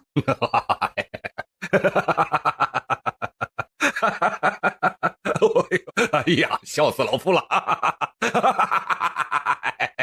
他们都说我是，但我知道我不会是。在他说这句话的时候，他额头的地方有什么东西在隐隐发光。白三三咦了一声，燕川也发现了，神色也有点诧异。这不是凡人修行灵根中的罕见灵根阳炎灵根吗？这是废柴，这不应该是千年难得一遇的天才吗？白三三懂了，这是一个废柴逆袭的故事。那么按照这个故事来看的话，主人公落入山谷便会遇到绝世高人，然后得高人指点，然后开启逆袭之路。莫非他就是这个高人？我不收徒弟。叶天虽然失望，可却也并没有再说什么，眼中的火光也并未熄灭，而是再次燃起了熊熊的斗志。林老能感觉到叶天的坚持，可不管怎么说，拜一个小孩为师终究有点不妥。他并非觉得眼前这个孩子普通，他也知道这个小女孩不简单，而且这个女娃身上还有一种让他十分害怕，丝毫不敢暴露自己的东西，哪怕知道他知道自己的存在，他也依然不敢暴露。他只是觉得，若说要成为一个拥有阳炎灵根的人的师傅，他担心这个小女娃恐怕教不了叶天什么。自己已经算是叶天的半个师傅了，自己生前更是一方强者，而眼前这个小女娃，她连底细都尚看不出来。但既然叶天坚持，他也不会阻拦。那个小子还在外面跪着，你要不要去看看？还跪着？是啊，这小子毅力倒是不错，都跪了3天了。不过要不是你给他丹药的话，那么重的伤，我估计那小子也早就没命了。大佬，你还有没有剩的丹药？给我来2个呗。没有丹药，他也不会死的。为什么？因为开挂。燕川没懂这话的意思。难道是一种厉害的功法？叶天跪在当初他掉下来的地方一动不动，神色毅然决然地盯着前方。听到熟悉的铃声，他立刻抬起了头。我说过我不收徒弟，你为何执迷不悟？从那天三三拒绝他以后，叶天就一直跪在这儿。叶天低着头没有说话，而是从背后拿出了一样东西，不好意思地放在了地上。见你没穿鞋，所以这小子还真会卖乖呀。他想做什么？傻小子，他现在可是要跟你抢主人呢。要是他拜你主人为师了，以后你主人就跟他好了，不要你了，你就是个弟弟，你懂吧？闻言，小魂一双绿瞳瞬间变得稀冷。老夫一向尊老爱幼，看在你年纪小的份上，所以才提醒你的啊。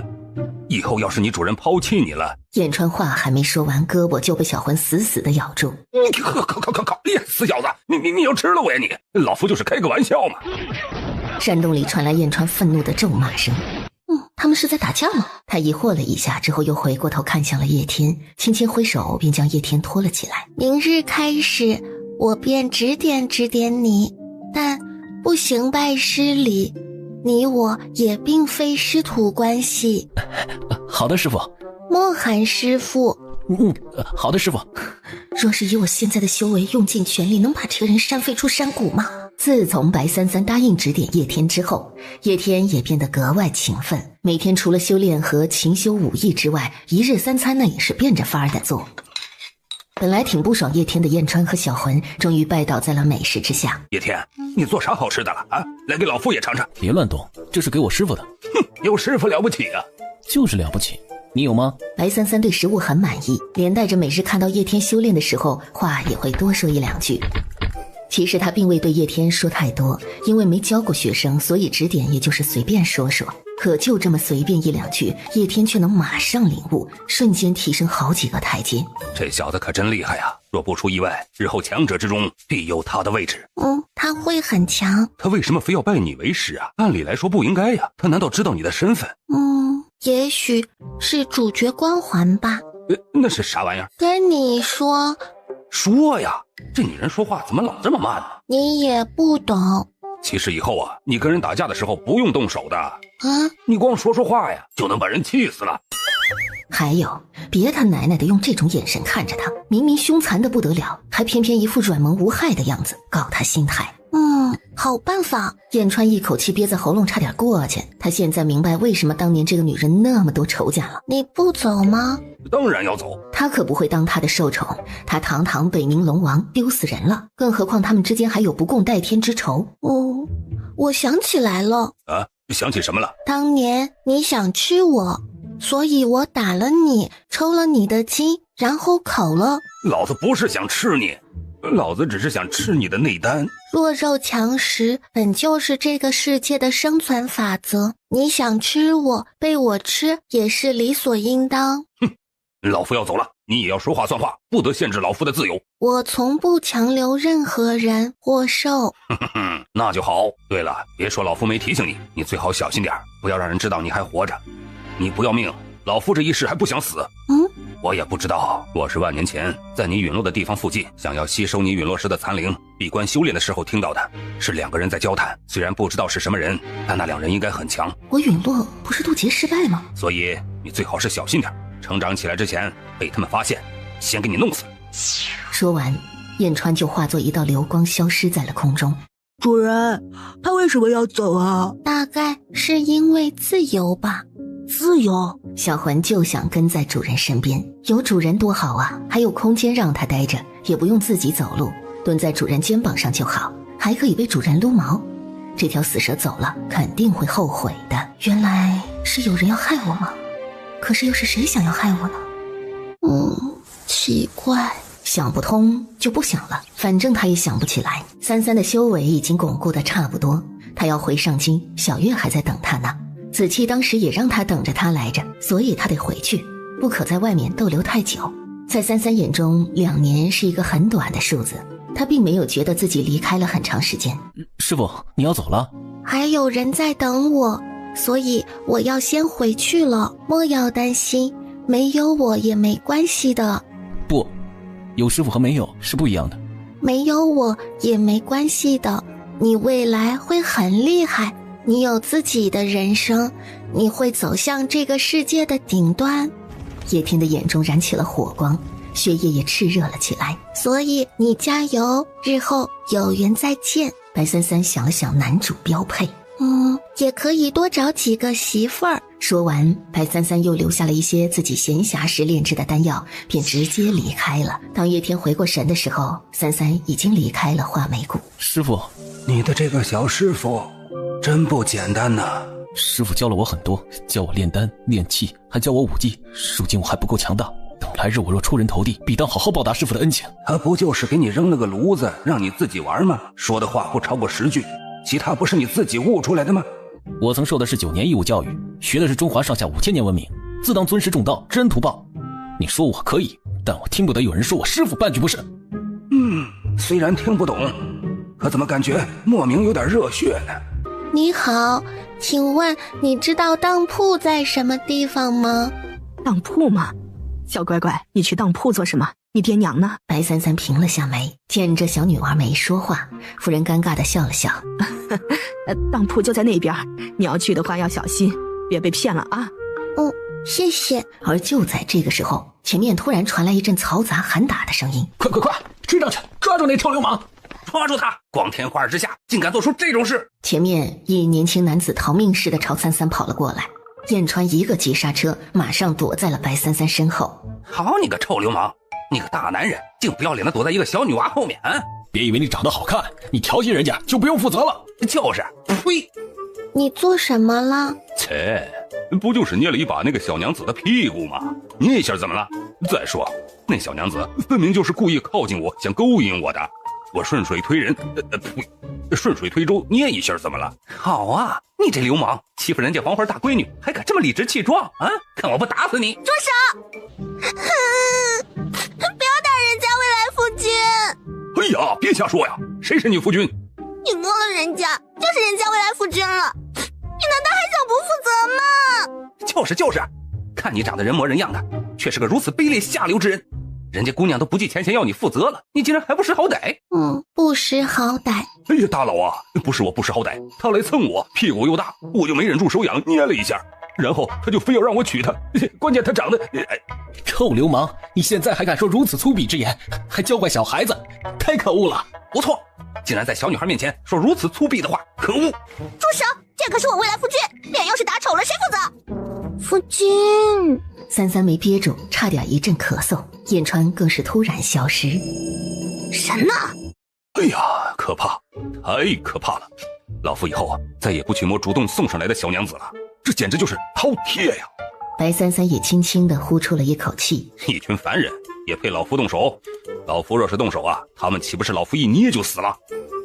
你这么看着老夫做什么？老夫可不是因为你才在这里的，老夫遇到你只是凑巧。三三收回目光，看向前方，四处寻找当铺。依老夫看，那个女人就是看上了老夫的美貌，所以才这般缠着老夫。燕川一边跟在三三身边走，一边骂骂咧咧，一时间什么脏话都从燕川嘴里冒出来了。这位公子长得可真好看，可惜好像看起来脑子不好。是啊，真担心他身边那个小妹妹会不会被传染呢？唉，真是可惜了那副皮相了。喂，大佬，你要去哪儿啊？当铺。三三走到一家当铺面前停下，他在这家当铺外面闻到了一阵属于灵兽、魔兽之类的气息，说明这个地方应该会有相关的买卖。燕川也动了动鼻子，也闻到了。这位大佬不食人间烟火的，进当铺也不知道会不会被宰。师兄，前面便有一家当铺，你看当铺上的标志，刚好是我们要找的地方。走吧。是。小姑娘，这位是你爹？老子哪里像他爹了啊？我这么年轻，连媳妇儿都没有，哪有这么大的孩子？不是就不是吧。这位兄弟有什么好激动的？哼，我跟他可不熟。掌柜的心中一喜，不熟就好办了。你莫要在这里碍手碍脚，离我远一点。就跟谁稀罕似的。要不是怕他被宰，他才不会在这儿呢。白三三继续看着自己放在桌上的东西，值多少钱给我就好。你一个小女娃娃，哪里来的这些东西啊？这与你无关，值多少钱给我便可。这个男人也说跟他不熟，两人好像关系也不是好啊。这个东西嘛，倒是挺值钱的，值10个糖葫芦的价钱。你看你卖不卖啊？看外面就有卖糖葫芦的，若是卖了，你马上就能出去买糖葫芦了。闻言，燕川皱了皱眉。燕川对金钱也没什么概念，而且他也没买过冰糖葫芦那样的玩意儿，所以自然不知道到底是多少钱。能买一件衣裳吗？连小女孩都要宰骗，如此黑心的店铺，我看日后谁还敢上门来？是你？愚蠢的蝼蚁，你竟然敢宰他！可不敢，可不敢。你不记得我了？2年前我们曾在岐山见过的。这个小丫头是谁啊？真跟袁师兄认识？当时你还借了我的剑呢。哦，是你。莫非这人是来找他追问要剑的？去你的，狗娘养的东西，当着你爷爷的面也敢宰人，信不信爷一口吃了你？是小的有眼不识泰山，见这位姑娘年纪尚幼，才起了蒙骗之心。小老儿也是一时利欲熏心，蒙蔽了双眼，还请各位手下留情啊。你方才骗我。方才是小老儿有眼不识泰山，还请姑娘原谅。燕川已经想动手杀了这个骗子，当他面骗人，看不起谁呢？这是白大佬是他能宰的吗？真是不知死活的东西。奸商，身为当铺的掌柜，来来往往如此多修行者，竟然坑蒙了一个小姑娘，如此下作的行为，你也配当掌柜？阁下说的是小老儿一时鬼迷心窍，小老儿这就按照市场价给这位小小姐。无妨，给我一身能买衣服和鞋子的钱便可。看看，就这被人骗了都不发脾气，果真是当神太久了，不知人心险恶。快点拿钱！是，我这就给小姐兑银票。云金风好奇看了一眼这个看似英俊实则说话粗鲁的年轻男人，也不知这个人和这位姑娘是什么关系。跟在云金风身边的楚甜甜也不禁打量了一下燕川，蹙了下眉，怎的这位公子模样英俊，说话做事却如此粗鲁粗暴，当真是可惜了这一副好皮相了。小姐，您收好，这是您的银票。燕川瞄了一眼，发现掌柜衣袖里还揣着点银票，手一伸，一把将他袖子里的银票全给兜出来了。阁下，那可不是。看到眼前这个男人的眼神，掌柜立马闭嘴。拿好。云金风见状，上前又找掌柜的买了点材料。掌柜这下哪还敢收钱，连材料都是赠送的，但云金风还是给他留下了该付的钱。若是下次再让我撞见，绝不轻饶。是，小老儿记住了。白三三揣着银两离开当铺，便去了一家裁缝店。师妹，你去看看，白姑娘年纪小，你去帮她看着点。楚甜甜心中有点不满，但还是点点头。是师兄。燕川疑惑地看了云清风一眼。当楚甜甜进去的时候，正好见着换了一身衣裳和鞋子的三三走出来。难怪师兄这么关心这个小丫头呢，肯定是因为觉得她长得好看。快点儿，大家都在等你呢。还有，别又被骗了。哎，小姐等等，您这双草鞋还要不要了？不要我就给您扔了啊！当然扔了，不扔留着做什么？等等，给我吧。把这双小草鞋收起来后，三三才转身走了出去。你身上有储物灵气？白三三嗯了一声。楚甜甜酸了，怎么这么小一丫头身上就有这种宝贝啊？她这么小的时候可什么都没有，储物袋都是自己去央求着师傅才给自己一个的，怎么她就有了？师兄，你这是哪里认识的小姑娘啊？长得真好看。不过我看着这小姑娘好像有点眼熟啊，总觉得在哪里见过。云清风闻言，眼中隐下一丝什么，自然看到过。但凡是大一点的城池，随处都可见到她的画像，有人在找她。只不过如今的她跟2年前长相已经有些变化了，从画像上来认，也只能认出几分相似。喂，那草鞋有什么好的？你为什么不扔了？又不是没鞋子穿，你留在身上做什么？他人所赠，不可弃也。姑娘，你方才买衣裳，银票花了多少？还剩1张。什么？只剩1张了？哦，这女人又被宰了。姑娘，你买了一身的衣服，就只剩下1张了？师妹，不是让你看着吗？师兄，我买了很多，只是被他放进空间了。是吗？难道他身上有储物灵气？我记得你的剑被我用坏了，待我有空，日后再还你一把。原来当初是这个家伙把剑借给这个女人的，戳穿我脖子的也是那把断剑。云清风忽然从那个男人身上感觉到了一股冲着自己而来的杀意，他不禁皱了下眉，自己难道什么地方招惹到这个人了吗？原来师兄的佩剑是你弄坏的，你知道师兄那把剑当初来的有多辛苦吗？甜甜，本来就是嘛。那把剑不好，来日我还你一把更好的。说的好听，谁信呢？你这么小，你还能练一把灵气出来不成？师妹，哎，这女人脾气什么时候这么好了？打呀，打起来呀！没关系，那把剑没了便没了，姑娘不必挂在心上。对了，先前还不知道姑娘姓名，在下天玄门弟子云清风，不知姑娘芳名？白三三。孙林和楚甜甜都平了下眉，这名字好耳熟啊，总觉得在哪里听过。果然是你，白姑娘，你可认得我师叔洛平和我师弟谢南？洛平、谢南啊，他们也是我天玄门中人，他们与你应当是在上京中见过的，他们曾在上京白鹿书院住过一段时间的。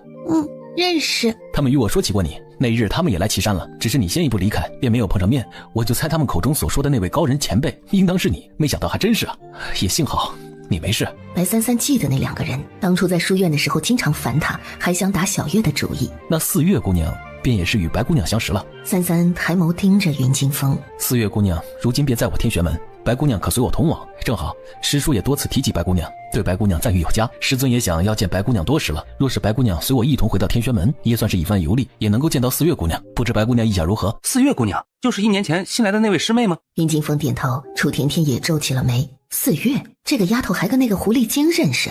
好，我随你去一趟。我看你啊，可别又被人给骗了。 4月姑娘在我天玄门不假，如有说谎，便遭天打雷劈，终生不得正道。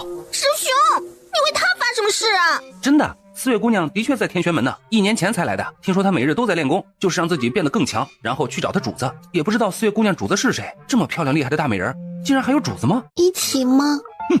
谁要和你一起？他转身就要走。一起吗？这可是你让老夫跟着你的。不是。就是。于是燕川也加入了前往天玄门的旅途。不知阁下的姓名？燕川。这位是在下的师妹楚甜甜，师弟孙玲。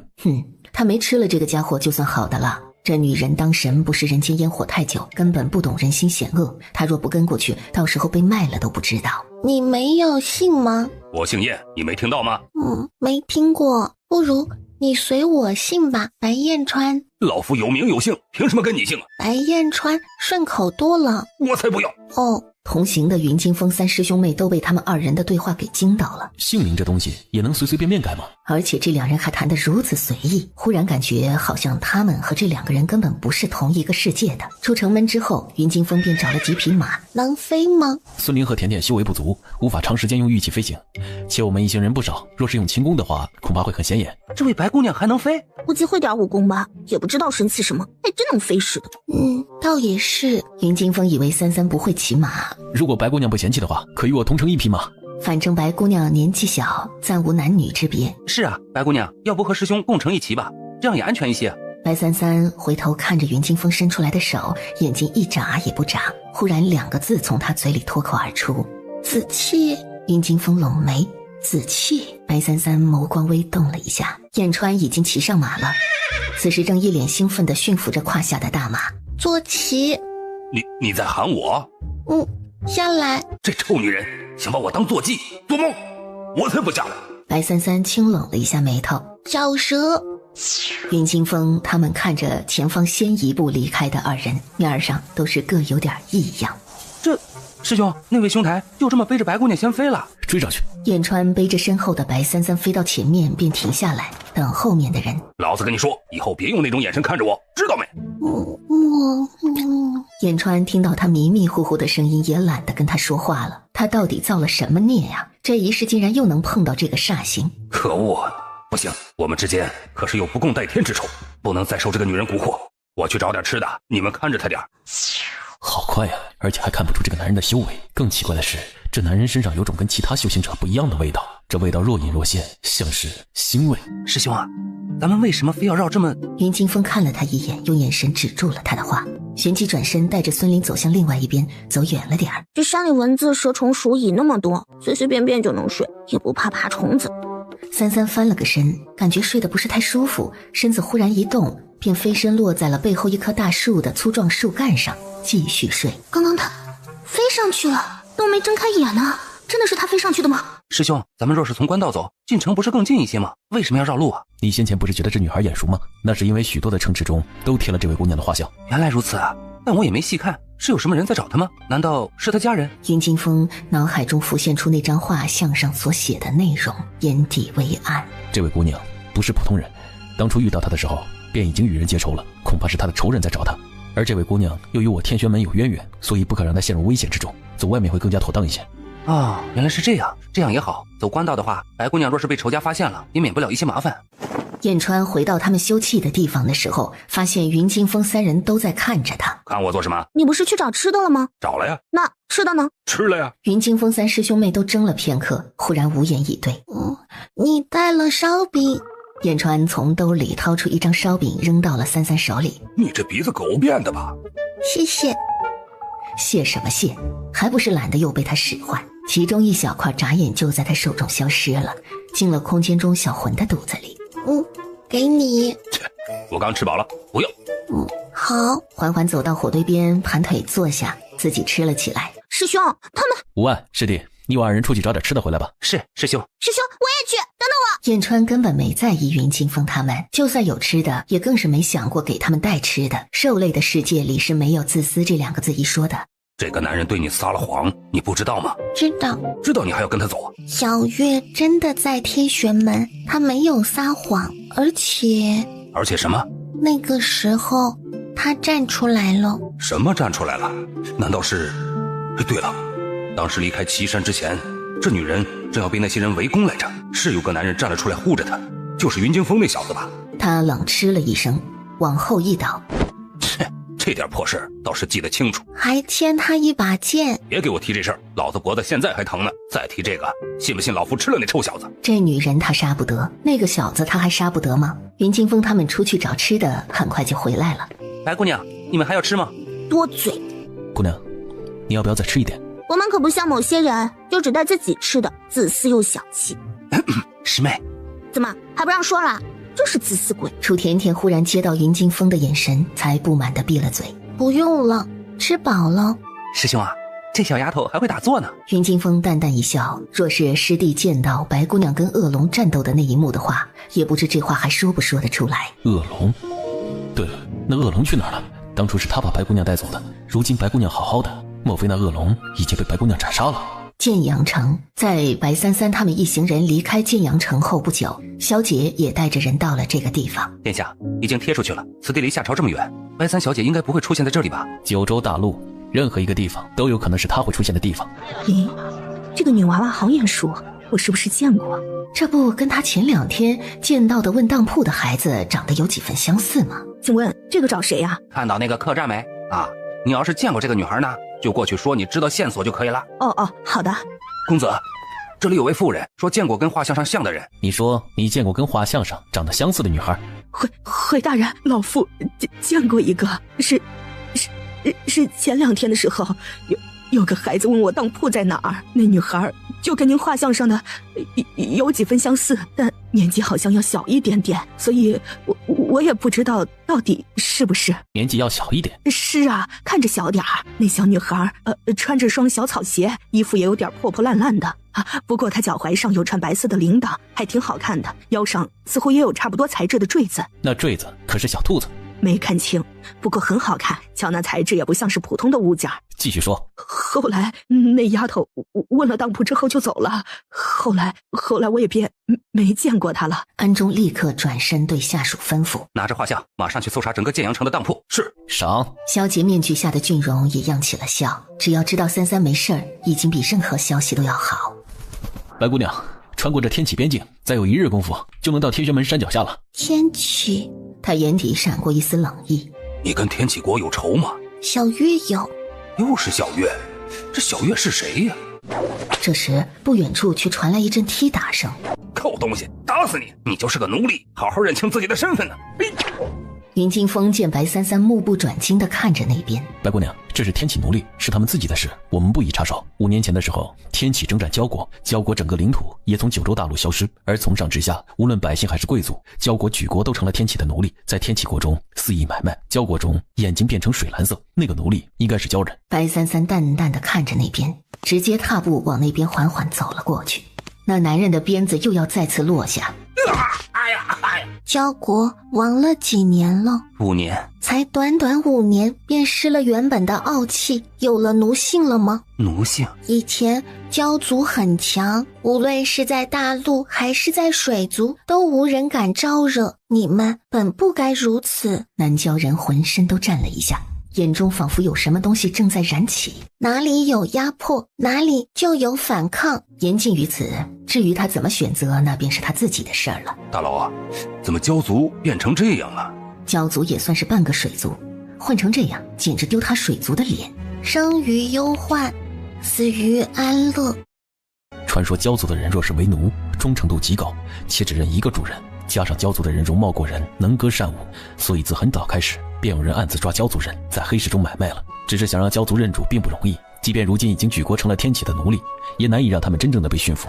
那人恐怕是花了大钱买了一只鲛人回来当奴隶，但鲛人却不听话，便下了这样的死手。美丽脆弱的事物总会有自保的能力，越是漂亮的花，越是会长在高山之巅，若是去采摘便会失了命。越是漂亮的动物便越是危险，锋利的爪子，致命的毒液，交族也有，只是他们忘了。他脚步停顿了一下，看向了另外一边，是一只被关在笼子里，被当成畜生一样送进去城的鲛人。若不想受欺凌，除了自己变得强大，别无他法。他的话让云惊风师兄妹3人心神都为之一震。真是可怜，你这个丫头，说话说起来倒是头头是道的，可怎么连点同情心都没有？师妹，本来就是嘛，真冷血。白三三只是看了他一眼，并未说什么，懒得说。燕川嘿嘿笑着朝楚甜甜走了过去，楚甜甜立刻往后退了几步。你要做什么？楚姑娘，那你的血是热的吗？那你身体也一定是热的吧？正好我身体是冷的，你给我捂捂呗。你走开，流氓！楚甜甜什么时候被人这么调戏过？被吓得连忙躲在了云惊风身后。阁下若是再如此轻浮，可就别怪在下无礼了。燕川根本不在意，只是冷哼了一声。小川，哎呀，知道了。这个男人似乎很听白姑娘的话，虽然看上去他们经常不和，也经常斗嘴吵架，可他们到底是什么关系呢？把这个男人也带去天玄门，安全吗？正好燕川也看向了他，眼川瞳孔在一瞬间变成了猩红色的兽瞳，但很快就恢复了原样，目光冷冷地从他身上移开了。云惊风在那瞬间怔了片刻，还以为是自己的错觉。前辈，你是我，你忘了2年前我们见过的。2年前我听惊风说我们赶到岐山之前发生的事，我就猜到那个女孩就是你，没想到真的是你啊。蓝恒平了下眉，洛平怎的这般激动？而且从这个小女孩身上他竟没有感觉到修为。收到惊风的传信，得知他与你相遇，并要前来天玄门，我便早已在此恭候。而这位便是我们门派的掌门师尊。他上次回门派便突破了，全靠当初这位前辈身边打坐修炼，吸收灵气，才能够得到如此快的突破，让他悟到了那么多年都未曾突破的臂掌。白三三当然不知道洛平这么激动的原因，只是有点奇怪地看了他一眼之后，便看向了坐在主位上的男人。那个男人看起来比洛平年轻，但是年纪比洛平大上至少100岁有余。蓝恒也在看他，两人视线碰撞，但白三三只是看了他一眼便挪开了。这种无视让蓝恒拢起了眉，这小姑娘当真是无礼，还是年幼不懂礼数？不知这位是？既然你诚心诚意的问了，老夫就……小月呢？主子，主子，主子，你终于来了！可我还没下山去找您呢，您怎的就自己来了？小月的意思是，我应该在山下等着小月去找我吗？啊，原来4月师妹要找的主子是白姑娘啊！若是难过，那我便下山去。你再来找我便是，我在山下等你。主子若是要下山，便带上我一起。主子去哪儿，我便去哪儿。好。小月长大了，主子也长大了。不哭。4月立刻就不哭了。洛平表示，这还是他平常那个话都稀的跟他说几句，师傅都不喊的好徒儿吗？主子，我带你出去走走，也好跟您说这2年发生的事。好。说完，两人就无视了在场的所有人，走了出去。这不是一只小娇女吗？那女人就是为了她特意来这个鬼地方的。他往前迈了一步，也跟了上去。主子，她是谁？一条臭蛇。小魂？怎么，小爷会说话很诧异吗？小魂已会化人形，等离开这里，小爷再化形给你看。好。4月也率先说起了自己的遭遇。2年前，主子失踪后，张王殿下和相府国公府都在到处找主子，张王殿下更是派人在整个大陆查找主子的下落，但一直都一无所获，所以奴婢便离开了上京，顺着主子留下的气味找了出来。但地方太远，时间也越来越久，主子的气味也消失了。但奴婢知道主子容易不认路，所以便一直在外面四处找您。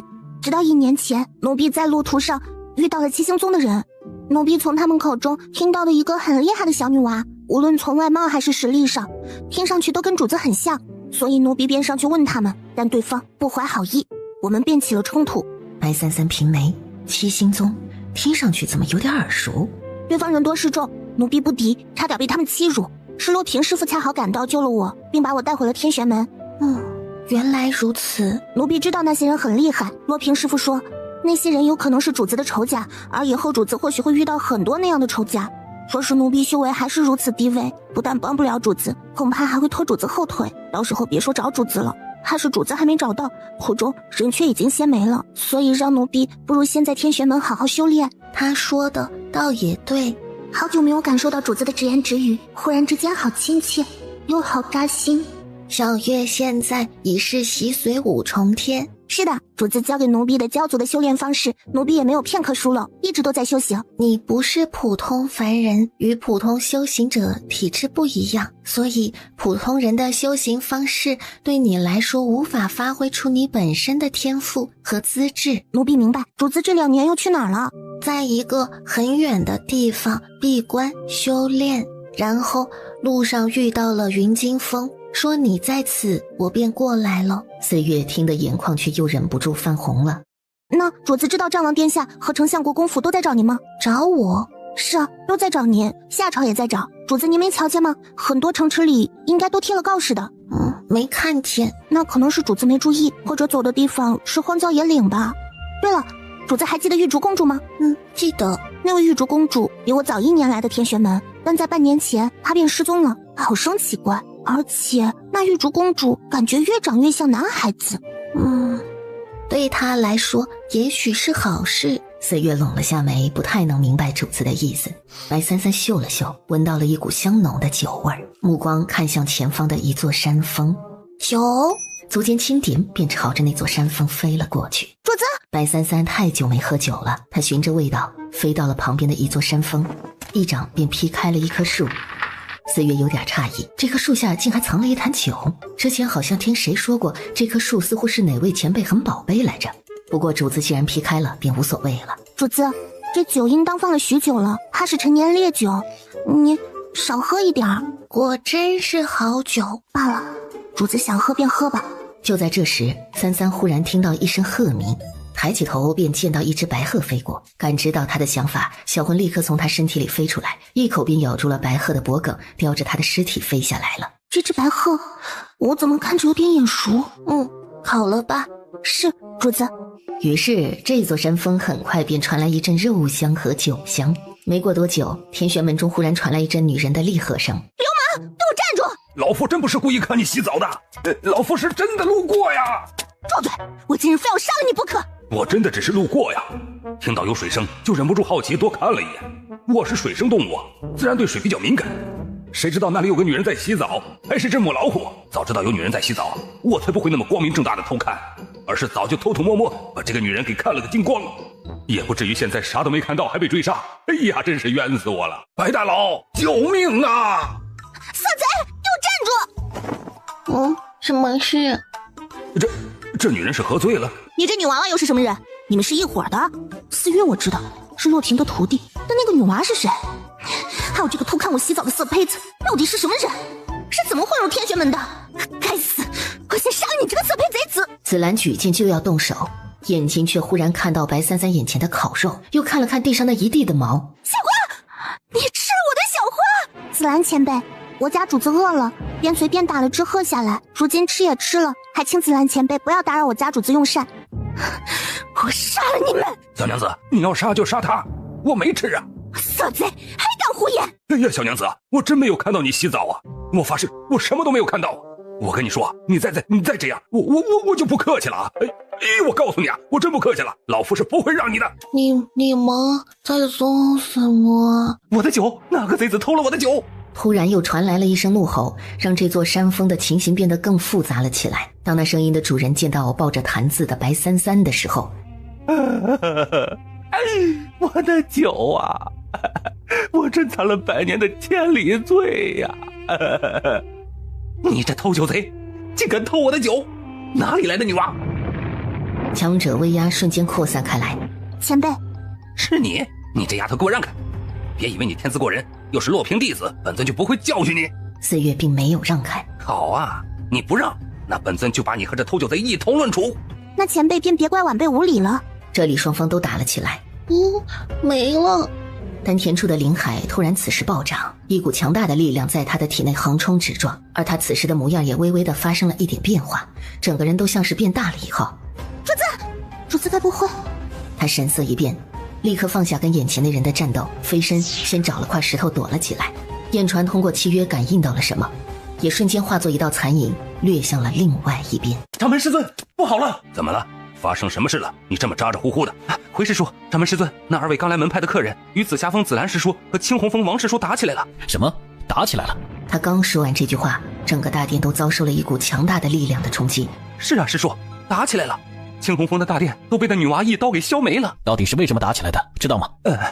听说好像是那位公子偷看了紫兰师叔洗澡，而那个小姑娘也把紫兰师叔养的灵兽白鹤杀了烤了吃了，还把王师叔珍藏的千里醉偷出来给喝光了。听到弟子说的话，三人都在原地愣了半晌。洛平也忍不住嘴角抽搐啊，这才没多久吧，怎么就惹出这么多事儿来？师尊，白姑娘还小，即便是闯祸了，那2位师叔对一个孩子动手也未免。师尊师叔，你们快去看看吧，那小姑娘太强了，2位师叔不但不敌，另外几座山峰都受到波及，快要被她给毁了。大佬果然是大佬啊，竟然这么厉害！这2年前辈修为已经强大到这种程度了吗？哼，竟在我天玄门撒野！这是我无相强者的力量。吵死了！这怎么回事啊？怎么这臭女人修为突然暴涨了？而且好像还长大了一点点。主子只要喝酒喝多了，便会修为暴涨，而且会什么？撒酒疯。哎呀，再打下去啊，这天玄门会不会都没了呀？啊！这个男人到底是什么神？好像跟主子很熟的样子，而且他身上竟然有种让我觉得很舒适的味道，难道也是兽？紫兰和王蒙二人瞬间飞了出去。我去！燕川看到这一幕，忍不住都爆了句粗，开始思考要不要躲回那女人的空间里。白三三落地，娇小的模样和手里拿着那把黑铁砍刀实在是有些违和，意念一动便将这把破天收了起来。苍蝇拍走了。住手！我天玄门岂容尔等放肆！今日我便要好好教训教训你这小儿！凶我，找死！此时的三三根本没认出眼前的这个人是谁，只知道是突然冒出来一只在凶他的大苍蝇。那就拍死吧！凶我，找死！哎呀，这可怎么办呢？哎，我怎么看这白姑娘有点奇怪啊？莫非是喝多了？甭管她是不是喝多了，白姑娘的破坏力太强了，若是再打下去，这座山峰都没了。就在此时，其他几位峰的峰主也都已经赶到了。发生什么事了？掌门师兄怎么跟一个小女娃打起来了？他们是什么人？误会！几位师兄，这里的战斗就连我们所在的几个峰都波及到了，我住的地方房屋都震垮了一面墙了，到底发生了什么事儿啊？燕川机智的在这个时候躲进了白三三的空间里，进去之后发现化为人形的小魂正盘腿坐在地上，眼睛一眨不眨的看着外面发生的事。黑煤球，你主子在打架，你不出去帮忙吗？主子酒还没醒呢，我要是出去的话，很容易把我当成敌人揍我一顿的。就在整个天玄门因为这二人的战斗传来一阵地动山摇的时候，其中一处山峰忽然迸发出一阵阵浑厚磅礴的嗓音。何人竟敢在天玄门放肆？这个声音一出，蓝恒立刻收手，恭迎祖师出关。而所有天玄门弟子们却动都不敢动，更慌乱出声。白三三也转身缓缓看向了声音传来的方向，那座山峰轰的一声炸开，一道流光从其中飞了出来，落在蓝恒和白三三的前方。谁教你的丹青剑法？你又是何人？小鸡。你是谁？而原本站在中间的那小团子忽然往下一倒。主子！鹤发男人神色也为之一变，眨眼便化作一道残影飞向了白三三。是你吗？主子，你醒了。主子渴了吗？当真是喝多了。他眉头轻皱，大脑断片儿，已经不记得发生什么了。以后主子少喝点，奴婢还是像以前一样给您酿点果酒和奶酒，这样便不会喝得这般糊涂了。好。以后主子莫要再喝多了，反正不能喝多。好，喝多误事。主子知道便好。散嘴，给老娘站住！哎呀，小娘子啊，我都说了，我不是故意的，你怎么就不信呢？别以为老夫不打女人呢，真当老夫是软柿子不成？主子您昏迷之后，每日都是这般。紫霞峰紫兰前辈已经追杀燕公子好几天了。紫兰前辈说燕公子偷看了他洗澡，燕公子说没有。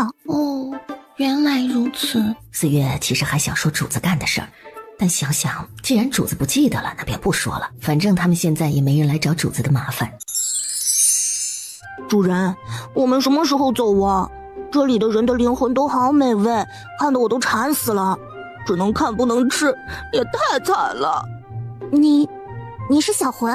怎么样，小月，小爷的人形好看吗？就在这时，一阵箫声忽然远远地响起。听到这箫声，小魂一口吞下水果，立刻化作了兽形，绿色的幽瞳紧紧盯着箫声传来的方向。四月忽然难受地闷哼了一声，白三三轻抚了一下小手，将那箫声中所含的力量一下化解了开来。四月瞬间舒服了许多，而三三身子一动便飞出了窗外。你是何人？丫头，这话应当由我问你才是，你到底是何人？你又为何会丹青剑法？方才的箫声是他刻意为之，他可以肯定眼前这孩子至少是归真期以上的修为，否则不可能这般轻而易举抵抗住他的箫声的。丹青剑法，以前总有个傻子缠着我学东西，原本不想教他。他叫什么名字？你还记得吗？你看我像不像那个傻子？你不记得了吗？那你还记得你叫我小金吗？小金，就是你，尊上，是你对不对？白三三已经隐约想起来了，是那个缠着他学剑法的傻子，但他还是抬起了手，轻轻触碰了一下他的额头。我想起来了。真的是你吗，尊上？原来你还没死。尊上也还活着。因为我很厉害，所以活着很正常。因为我很厉害，所以活着很正常。这么多年过去了，尊上说话怎么还跟以前一样打击人呀？尊上，您怎么变成这样了？还有，不是说您在万年前便已陨落了吗？我死了一次，又活了，变成这样了。金玄见过尊上，当年尊上对金玄的知遇之恩，金玄没齿难忘。无论尊上变成什么样，都是金玄敬仰之人。不必多礼，如今你已是天玄门的祖师爷。当年得知尊上陨落，我便来到了九州大陆，因缘际会之下，便在此开山立派，并以丹青剑法作为天玄门镇门武技。如今的天玄门掌门人蓝恒，便是我的弟，30多代弟子吧。不过，为了不让他们认为我是个老怪物，所以每隔几代弟子，我便会告诉他们，我就是他们的祖师。所以，即便他们唤我祖师，但根本不知道我已活了万岁，至今还以为我年轻着呢。白三三表示他忽然不知道该不该说不要脸。而这些年，我一直都在九州大陆闭关，门派的事务都是门派中人在打理。直到上次感应到了噬魂兽出世，担心噬魂兽出世之后会祸害苍生，也担心被邪魔外道夺去，便命门中弟子出去寻找噬魂兽的下落。但既然噬魂兽已被尊上收服，那此事我便不必再担心了。活得虽久，修为却不见高。我现在的修为可是九州大陆顶级强者的存在了，好吧？是被位面法则限制了吗？金玄郁闷点头。原来如此。位面法则中，每个位面都有修为上限，若是高于这个上限，便会对这个位面造成不平衡或者破坏，法则便会强制清除，而清除的方法便是天劫。若能成功渡劫，便会被驱逐到其他位面；若是未能成功，便会死在这天道法则之中。日后倒也不必喊我尊上，我如今叫白三三。金玄点点头，眼中还是掩饰不住的激动。祖师，弟子蓝恒求见。进来。蓝恒这才缓缓地走进来。弟子见过祖师。白三三发现这个人对自己好像有点不满。我和你打过架吗？蓝恒一口气憋在胸口，让他难受极了。金玄担心自己这个弟子会被尊上给气得当场吐血而亡，接下了白三三的话。那天你喝多了，跟我这位弟子打过。白三三想不起来了，好奇打量了他一眼，难怪这人看着自己的眼神都带着杀气呢。你来找我何事啊？弟子是前来询问关于白姑娘和燕公子他们，不知如何处理。燕川此人言行粗鄙，坏我天玄门的风气，更是对我门中女弟子做出不少越矩之事。门中多座山峰都遭受到了不同程度的破坏，紫霞峰和青红峰2位峰主也颇有些意见。看着身边疑惑望着自己的小萝莉，他心中一动，抬起手摸了摸三三的头顶。金玄按捺住自己内心的激动，他竟然撸了尊上的头。从今日开始，三三便是本座干女儿，该如何处理，你是一门之主，便自己看着办吧。听到师尊的话，蓝恒胸口忽然哽了一下，祖师的干女儿，这女娃的辈分岂不是比自己还大啊？日后三三便是你长辈了，你便称她叫姑奶奶，好像也不对，便称小师叔吧。是，弟子知道了。小师叔。那燕川？小川吗？若是他做了不该做的事，那打一顿便好了。是，小师叔。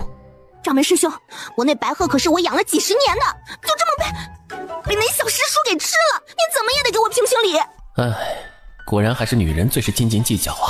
吃都吃了，我有什么办法？那要不你去找祖师说说，正好祖师还没闭关。紫兰更委屈了，她哪敢去找祖师啊？不管怎么说，如今那也是我们的小师叔了。若是你心里不舒服，便去找小师叔去理论理论，让他陪你一个。不就是仗着自己辈分高吗？臭丫头，若是哪天落在我手里，哼！娘的，老夫明明什么都没干，这帮人怎么老喜欢追在老夫屁股后面跑呢？色贼，原来你在这里！就在紫兰朝他刺过去的时候，他手腕一动，瞬间就抓住了紫兰的手臂。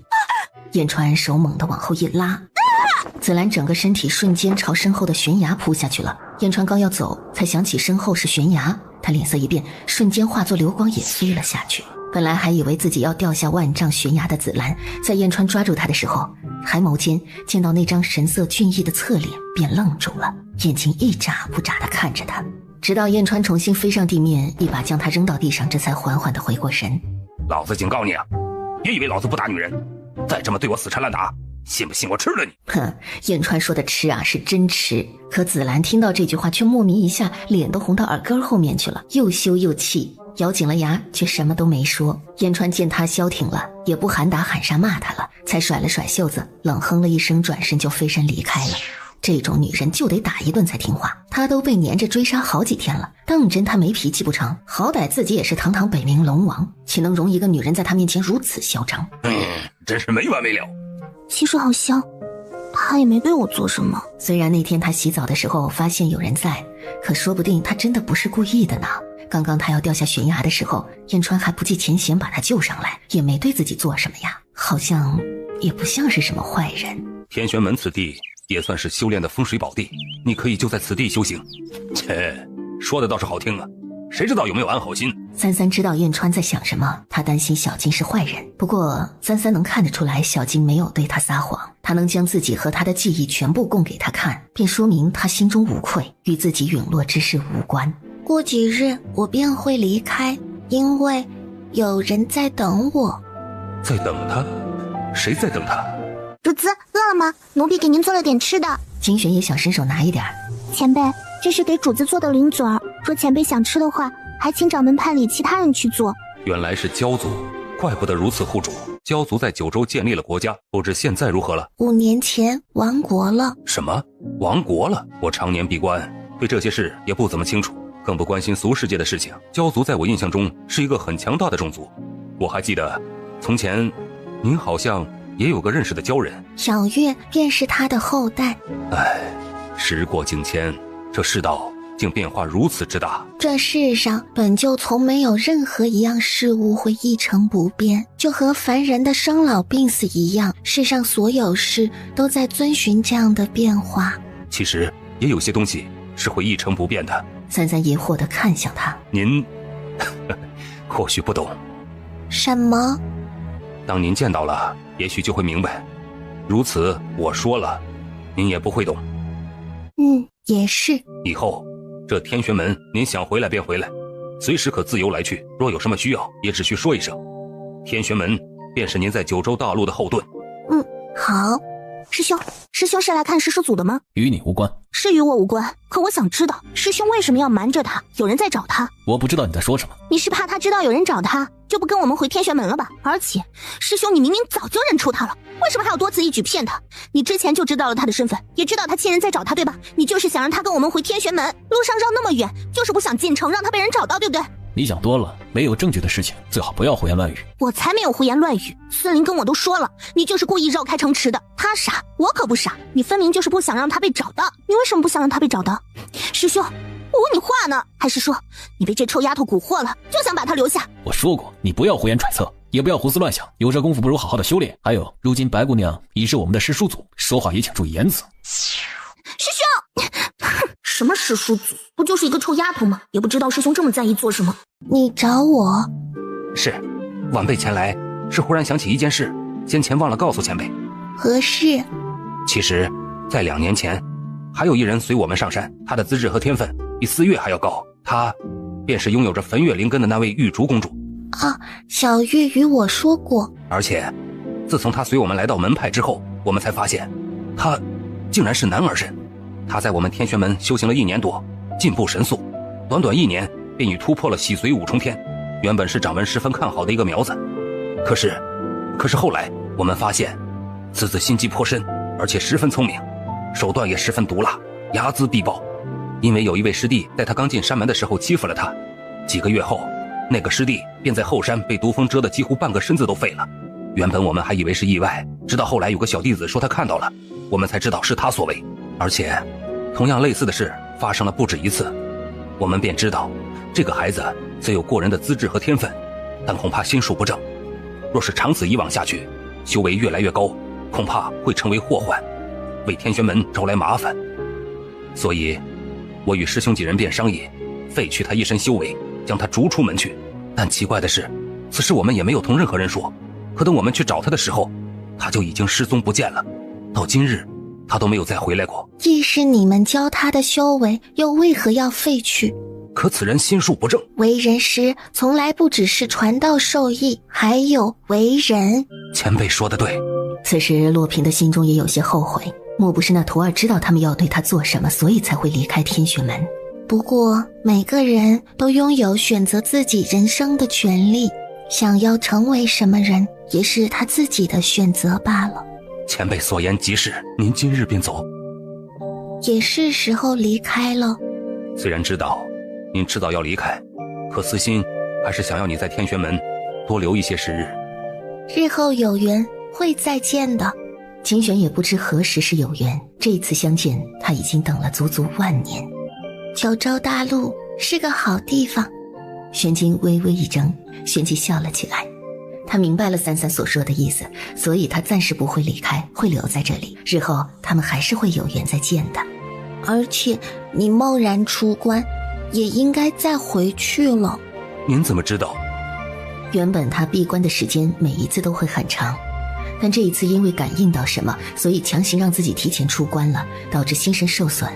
没想到他竟然知道。恭送尊上。白三三点了点头，便带着四月走了。嘴里叼着根草，吊儿郎当的燕川也转身跟在了白三三身后。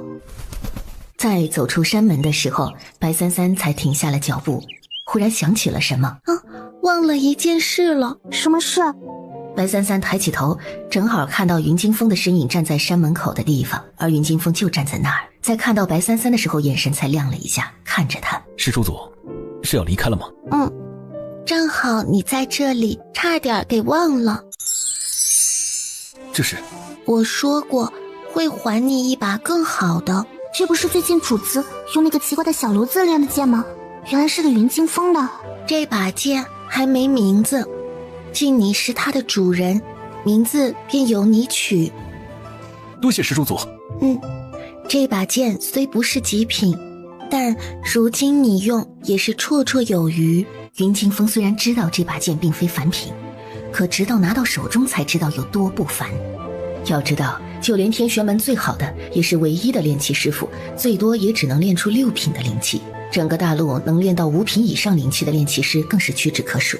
他从前的剑也只是3品，可如今他手中拿到的竟是7品。不过能发挥出多强的实力，就要看你自己了。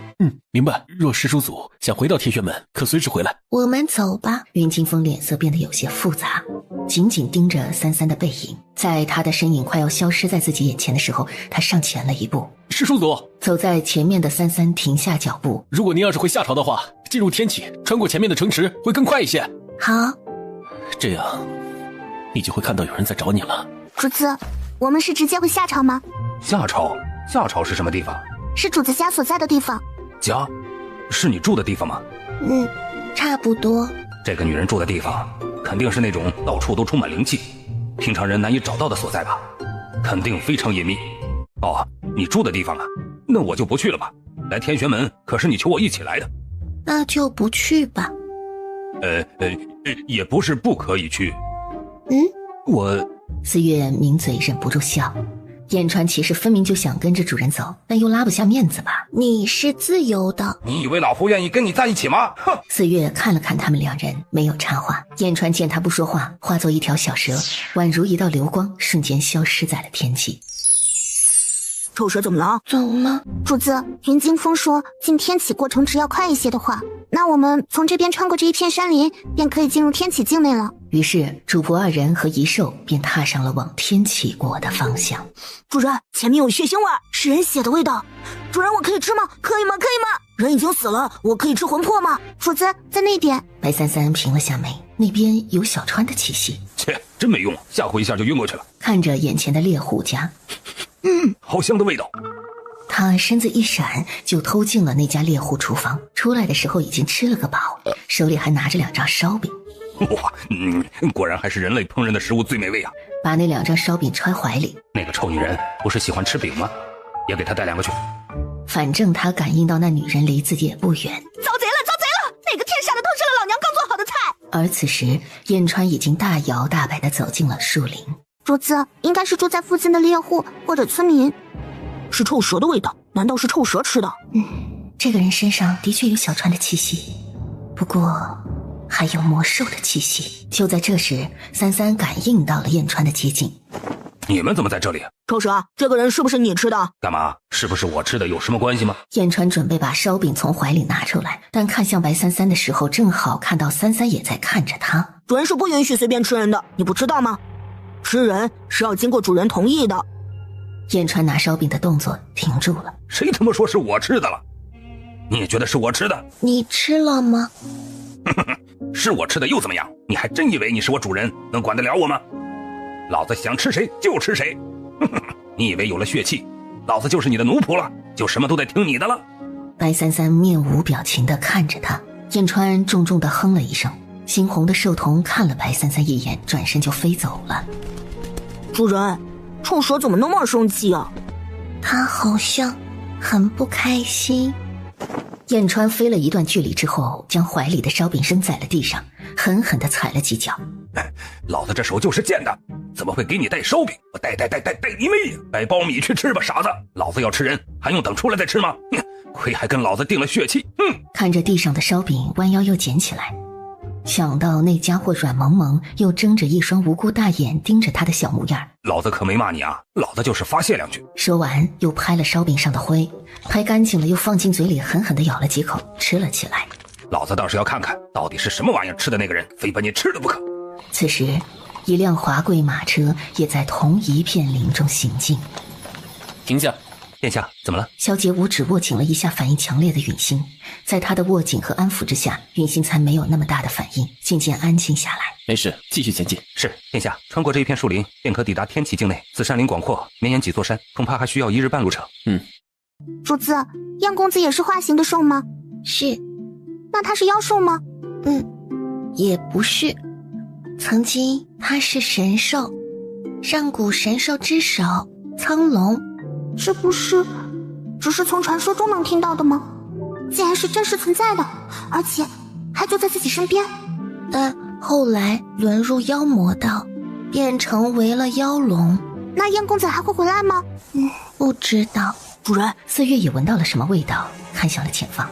魔兽，这股味道好熟悉，刚刚好像闻到过。他想起来了，是刚刚那半截尸体。随着一阵地动山摇，一只庞大的巨大魔蜥忽然从前方的树上吊着爬了下来，从树上爬下来便直冲向了白三三他们。两只巨兽凶残的打斗瞬间让周围的树木变得一片狼藉。主子，我去帮忙。虽然那只魔兽很强，但小月也正好需要历练。四月飞身一剑刺向魔蜥，却只响起一阵金属颤音，根本无法刺穿坚硬的鳞甲，反而被震动的力量将它往后弹飞了出去，紧接着又被魔蜥的尾巴重重的扇飞。可恶的蝼蚁，本王要吃了你们！难怪这么凶，小魂上古凶兽的血统都无法直接压制。小魂虽然能够和他打，可也会是一场恶战，而且小魂被他偷袭受伤了。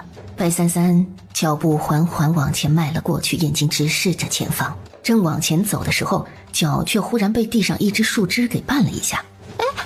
只见一道身影迅速掠了过来。子期，乖乖，都这般大了，以后走路可要看着点路。白三三抿了下唇，刚刚纯属意外，而且即便子期不在，他也不会摔在地上。10阶魔兽，要知道整个九州大陆10阶以上的魔兽都已经是王级了，而且数量稀少，通常都会隐藏在深山老林瘴气浓郁的地方，怎么会出现在这儿？乖乖，等我。萧杰身子一动，人已经化作一道残影朝魔蜥飞了过去，随着那鬼魅般的身影直接朝魔蜥劈了过去。萧杰瞬间破开了他们的战场，将目标引向了自己，而魔蜥身上的鳞甲也被劈开，绿色浓稠的血液瞬间飙溅了出来。巨魔蜥发出一阵刺人耳膜的怪叫，冲着萧杰愤怒的嘶吼。白三三看着前方，眼底浮现出一丝微微诧异，子期比以前更强了。空中几道寒芒交错，宛如雷电破空，带着阵阵的狰鸣声。又是一阵凄厉怪叫，像是厉鬼一样撕破了这天空。萧杰落地，肩肩上不断的往下跌落着浓稠绿色的血，而那巨魔蜥竟然不见了，竟让这个畜生跑了。不过巨魔蜥已经受了重伤，暂时应该也不会再出来了。岁月捂着胸口爬了起来，刚起来，嘴微张，喉咙里便忽然进了一枚丹药。而在吞下这枚丹药之后，人也一下舒服多了。主子，四月立刻依言原地打坐疗伤，小魂冲着沙洞的地方低低吼了一声，警惕地看了一眼萧杰之后，回到三三的空间里疗伤去了。主人，那只大蜥蜴吃了刚刚我们看到的那半截尸体，不是臭蛇吃的。小魂的声音从三三的脑海中响起，说着说着声音便越来越小，昏迷睡着了。白三三平了平眉，噬魂兽以生魂为食才能变得强大，终究是小魂生食吃少了，否则以噬魂凶兽的血统和能力是足以越阶战斗的。这只魔蜥倒是很好的食材，下次见到把内丹也给小魂吃了吧。三三，你怎么会在这里？好奇怪，子期明明很强，可却看不出他的修为，也感觉不到他是修炼者的气息，唯一能感觉到的就是他很强，而且越来越强了。他好像比那两个我所遇到的拥有焚月艳阳灵根的天才资质的人天赋还要厉害，难道跟我一样开挂了吗？奇怪，怎的没怎么长高啊？2年多，三三的个头怎的才长这么高？菜鸡不是说喝牛奶能长高养身体吗？莫非菜鸡诓他不成？以后会长大的。长不高也没有关系，三三小小的也好。在找到三三后，萧杰便抱起了三三，带着他重新找个地方歇息。四月也打坐疗伤的差不多。四月姑娘，若是不方便的话，在下可背您过去。不必，在下没别的意思，还请姑娘不要误会。虽然他是受了伤，但已经好多了，走还是能走的。白三小姐的侍女，跟白三小姐说话的调调怎么一模一样？子期，我失言了，对不起。没关系，要道歉的应该是他，是他没有保护好他，留着三三一个人在远处，才害得他被那只魔禽叼走。因为这件事，他自责了自己2年。殿下已经放出书信回上京了。小姐点点头，一边烤着肉，一边看向身边熟睡的小丫头。熟睡的三三似乎梦到了什么，她放在身侧的松松的小拳头忽然握紧，眉心也轻轻拢了起来。原来是做噩梦了，乖乖，别怕。梦境中的三三胸口冰凉，湿热的东西不断从胸口涌出，越是涌出，胸腔越是冰冷。在那一刹那，忽然有种像是缺失了什么，又像是遗失了什么空洞。冰凉的手变得越来越温热，整个身体都仿佛被温暖了。在他睁开眼睛，映入眼中的便是那张过分俊美的脸。方才是做噩梦了？噩梦，却好像回忆不起来了。忘了。主子，马上就好了。三三这2年过得可还好？可有吃苦？没有。想起建阳城那妇人说的话，可三三却不说，是怕我担心吗？是真的。看来战王殿下是真的疼主子的。我已经传信回上京了，告诉了你父亲和你外公他们，若是他们知道你没事，一定会很高兴的。他们都很担心你。他能感觉到三三心性凉薄，对一切都似乎不在意。三三似乎很孤独，并且永远都置身事外，可他却想从三三身上看到更多正常孩子的喜怒哀乐，更想让三三知道是有人在乎他的。那也便是巧了，我们正打算要穿过天启会下场，便在这里遇到了战王殿下。不知战王殿下要往哪里去？我们此行是奉夏朝陛下之命出使天启国，正好我在寻人，便从先前所在之地直接前往了天启，途经此处便遇到了你们，所以三三要随我一起去吗？随我一起去天启城，随后再与我一同去夏朝。好。休息了一晚上之后，萧杰便带着三三重新启程，前往天启城。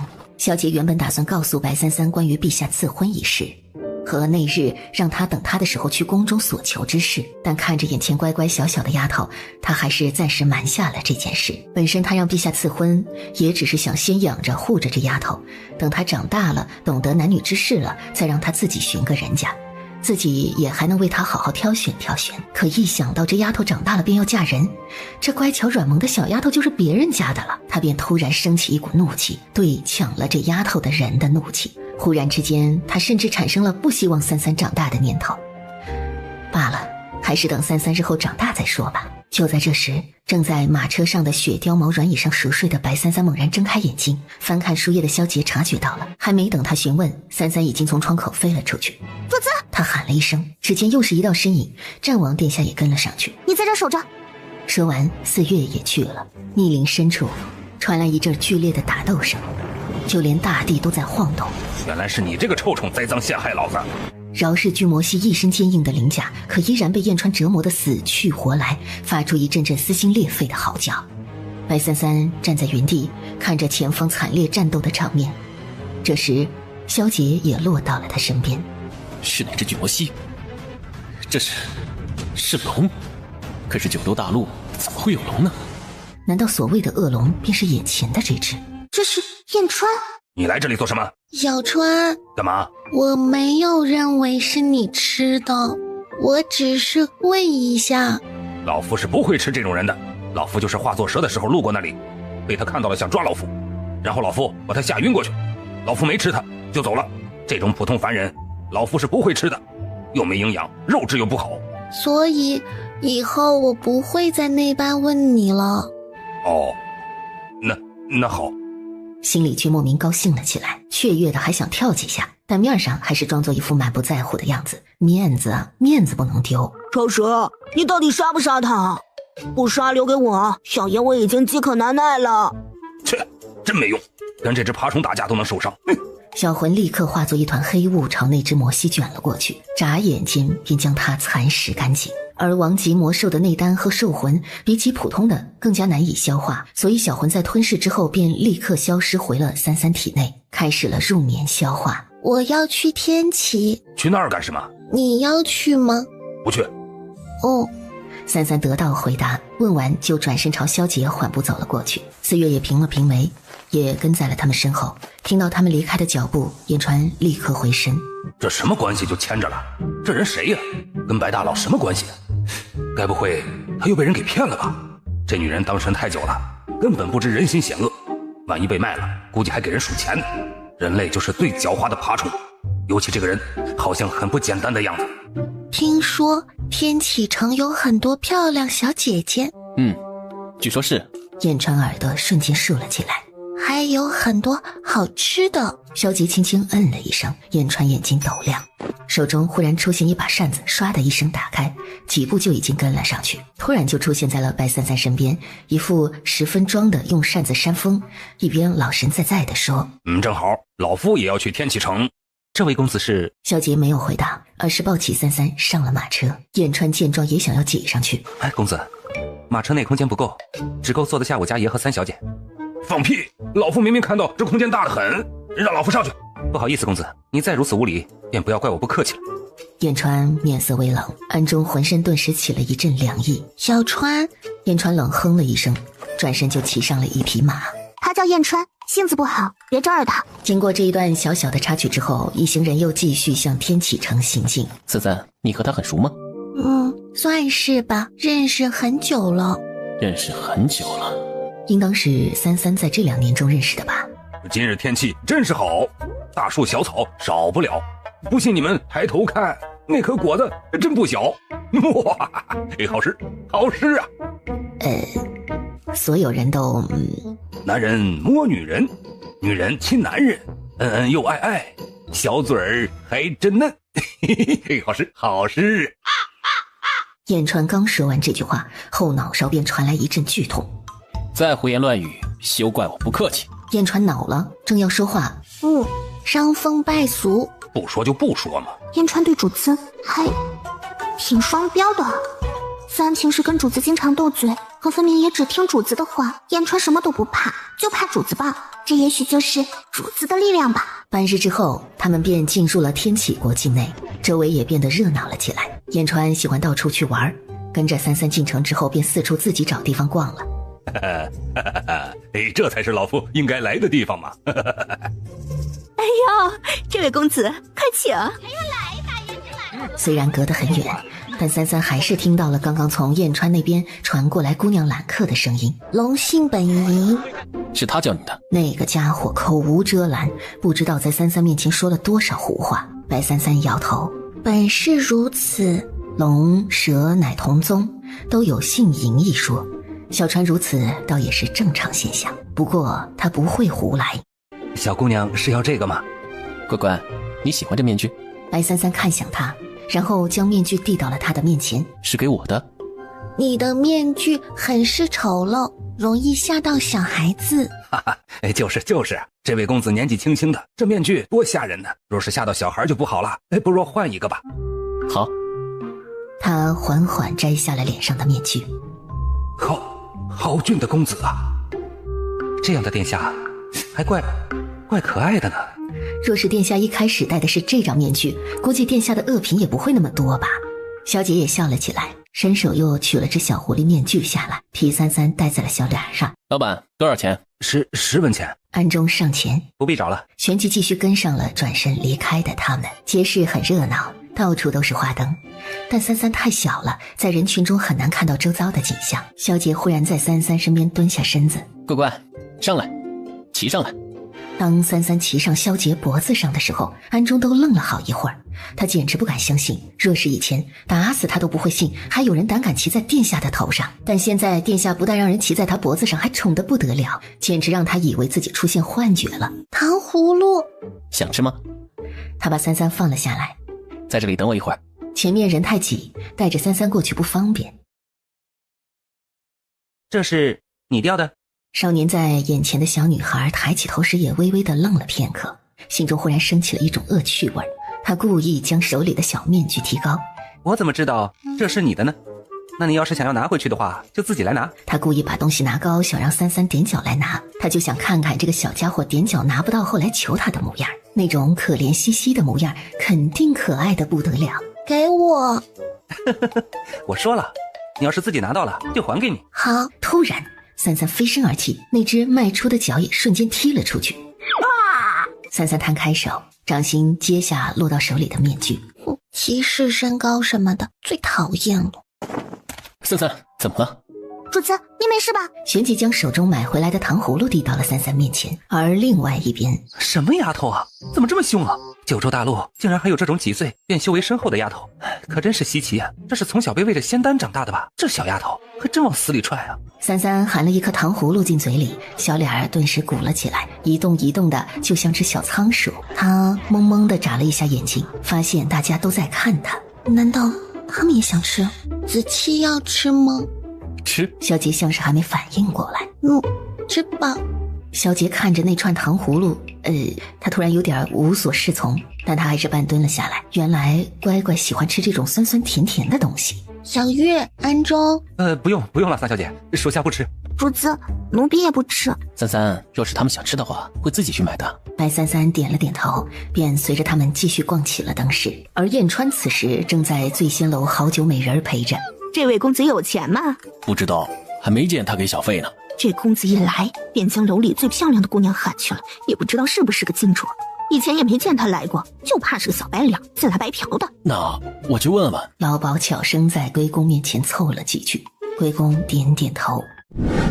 好啊，原来你这臭小子还真是来白嫖的，想不到长得倒是人模人样的，竟有胆子干这种勾当。谁说老夫白嫖的？老夫不是给了钱吗？就这2张？你当打发乞丐呢？就你这点钱，连我们这儿一个最便宜的姑娘都够不上，还敢把我们楼里的头牌都叫来，真是吃了豹子胆。小娘子啊，你看你长得如花似玉的，就不要这么生气了啊！生气多不好啊，会长皱纹的。你这臭小子，少在这里油嘴滑舌。所以您看您，要不就大人有大量，算了。算了？什么算了？白嫖还敢跟老娘算了？看你还有几分姿色，你就在这里给老娘打工还债吧。正好咱们楼里还差几个小官，看你这姿色能抵好几个了。来人，给我抓起来！快抓住他，让他跑了！你站住！有本事嫖，有本事你别跑啊！站住！哇！你们这些傻子，背包里去吧！哇！大佬，快跑啊！后面有母老虎！说完，燕川三又狂奔了起来。萧杰一搂就把三三抱在了怀里，足尖一点，便迅速飞离此地。四月和安中立刻转身就跑，丝毫不带犹豫。等后面打手们终于累得追不上了，才都停了下来。这些人不讲武德，竟然还会飞！就是，可那几个人跑什么呀？我们又追不上他们。哼，这些没用的人，追这么会儿就不追了。果然人类都是喜欢放弃的物种。燕公子，你跑什么？没什么，就是他们看老子长得帅，所以想把我留下当妓男。妓男？不会是我以为的那个意思吧？是在人家那里玩了，没给钱吧？你竟然抱他，他可是神呢，怎么能随随便便让愚蠢的凡人抱呢？你快把他放下来，否则别怪老子不客气。不客气？那我倒要看看你想怎么不客气。话落，陨星瞬间出现在他手中，这啥玩意儿啊？也不像是神器啊，怎么让他害怕的很？你们要打架吗？我现在也不知道这个男人深浅，也不知道什么来历，但看白大佬好像跟他关系很不错，是他要打我。若不是这位燕公子跟白三小姐关系特殊，看殿下这样子，已经想上去砍人了吧？天色已晚，找间客栈休息休息，明日启程。是爷。燕公子，嘿嘿，小月月，还是你好。燕公子留在主子身边，还是消停点的好，毕竟主子还小。说完，也转身跟上了。小什么小啊？小就能自降身份，随随便便让人报了吗？懒成这样，这个时候怎么不让他当坐骑了？他心思一动，瞬间化作一道流光飞进了三三身体。小姐往前走的步子忽然一顿。小川与我是血气，我死他亡，他亡我伤。血气？他现在觉得看这条龙越发不顺眼了。小川是好龙，你不要欺负他。在灵智空间中的燕川嘴角止不住的上扬。好，老爷，是战王殿下送来的消息，千里加急。什么消息？哎，老爷，您看看，奴才也不知道，只是说很着急。当他打开这封信，看到上面内容的时候，神色陡变。找到了！香叔，三三找到了呀！三小姐找到了。紧接着，香叔像是被触发了什么按钮一样，忽然冲了出去，开始喊了起来：“三小姐找到了！三小姐找到了！三小姐找到了呀！”香叔是疯了吗？他立刻招来一个下人：“快，速速将这封信送到大少爷手中。”是，老爷。而此时同样热闹的还有国公府。我的三儿宝贝呀，终于找到了，人没事就好，没事就好。哎呀，是啊，只要人没事就好。若是战王殿下能将三儿平安无事带回来，我就不计较指婚这事儿了。嫁给他就嫁给他吧，只要三儿好好的就好。原本听到三三找到了的消息，正一脸开心的宋燕脸色顿时僵住了。宋燕不发一言，转身便离开了。燕儿怎么了这是？哎，当初啊，各位叔叔婶婶们就不该开那个玩笑，弟弟早就当真了。哎，这孩子，我是他娘亲，也最是了解他。燕儿一直认为，若不是战王殿下突然出来横刀夺爱，在爹爹当时的力争之下，三三是会嫁回咱们宋家来的。这孩子这2年也一直都在为这事怄气呢。让你们当初随便开玩笑，我这孙儿要是以后终生不娶了，我看你们怎么办？哪有那么严重？你别忘了，三儿才多大，燕儿当时年纪也还小，过段时间就把这事儿忘了。三儿今年可8岁了，若是再过几年呢，女子13便可出嫁，更别说俩人还是青梅竹马。万一燕儿放不下怎么办？希望像爹爹所说的那样吧，就怕这孩子性子倔，就看上三三了。你说，朕难道不重要吗？为什么朕不是第一个知道的？陛下，殿下也是考虑到那相爷思女心切，国公大人对外孙女的挂念吧。白家小三儿找到了便好，也不知这2年在外面怎么过的。哎，到底是个孩子。如今子期恐怕已经到天启了，灵儿他们已经也到了。二公主今日便已到天启城了，正在等候战王殿下。天启想与我夏朝和亲，以结下边境100年互不相犯之约，可朕却觉得以天启的行事做派，恐怕另有图谋，让子期跟着去，朕也放心。福公公张了张嘴，似乎欲一言又止。你想说什么便说吧，你也跟了朕20几年了，朕也想听听你到底想说什么。陛下，如今战王殿下如日中天，即使殿下对您对夏朝忠心耿耿，可未来若是太子殿下未来储君对战王殿下起疑，甚至有所不满，岂不是？朕这2年来常常在思考一个问题，若子期是朕亲生的，你认为在朕的一众子嗣中还有谁？文韬武略，可有谁能比得上他？无人能及。是啊，无人能及，这天下也不见得有人能及呀。福公公抬眸看了一眼下地，本以为会看到属于帝王的那份野心，却没看到从陛下眼中所看到的竟只有欣赏和艳羡。或许当一个人如是真的强大而优秀到了一定地步，是当真只会让人产生欣赏吧。就像他在太子殿下的身上，也从未看到过对战王殿下的嫉妒，只有羡慕。对了，快去永和宫一趟，把白家小三找到的事情告诉太后。遵命。喂，小子，你跟我家白大佬什么关系啊？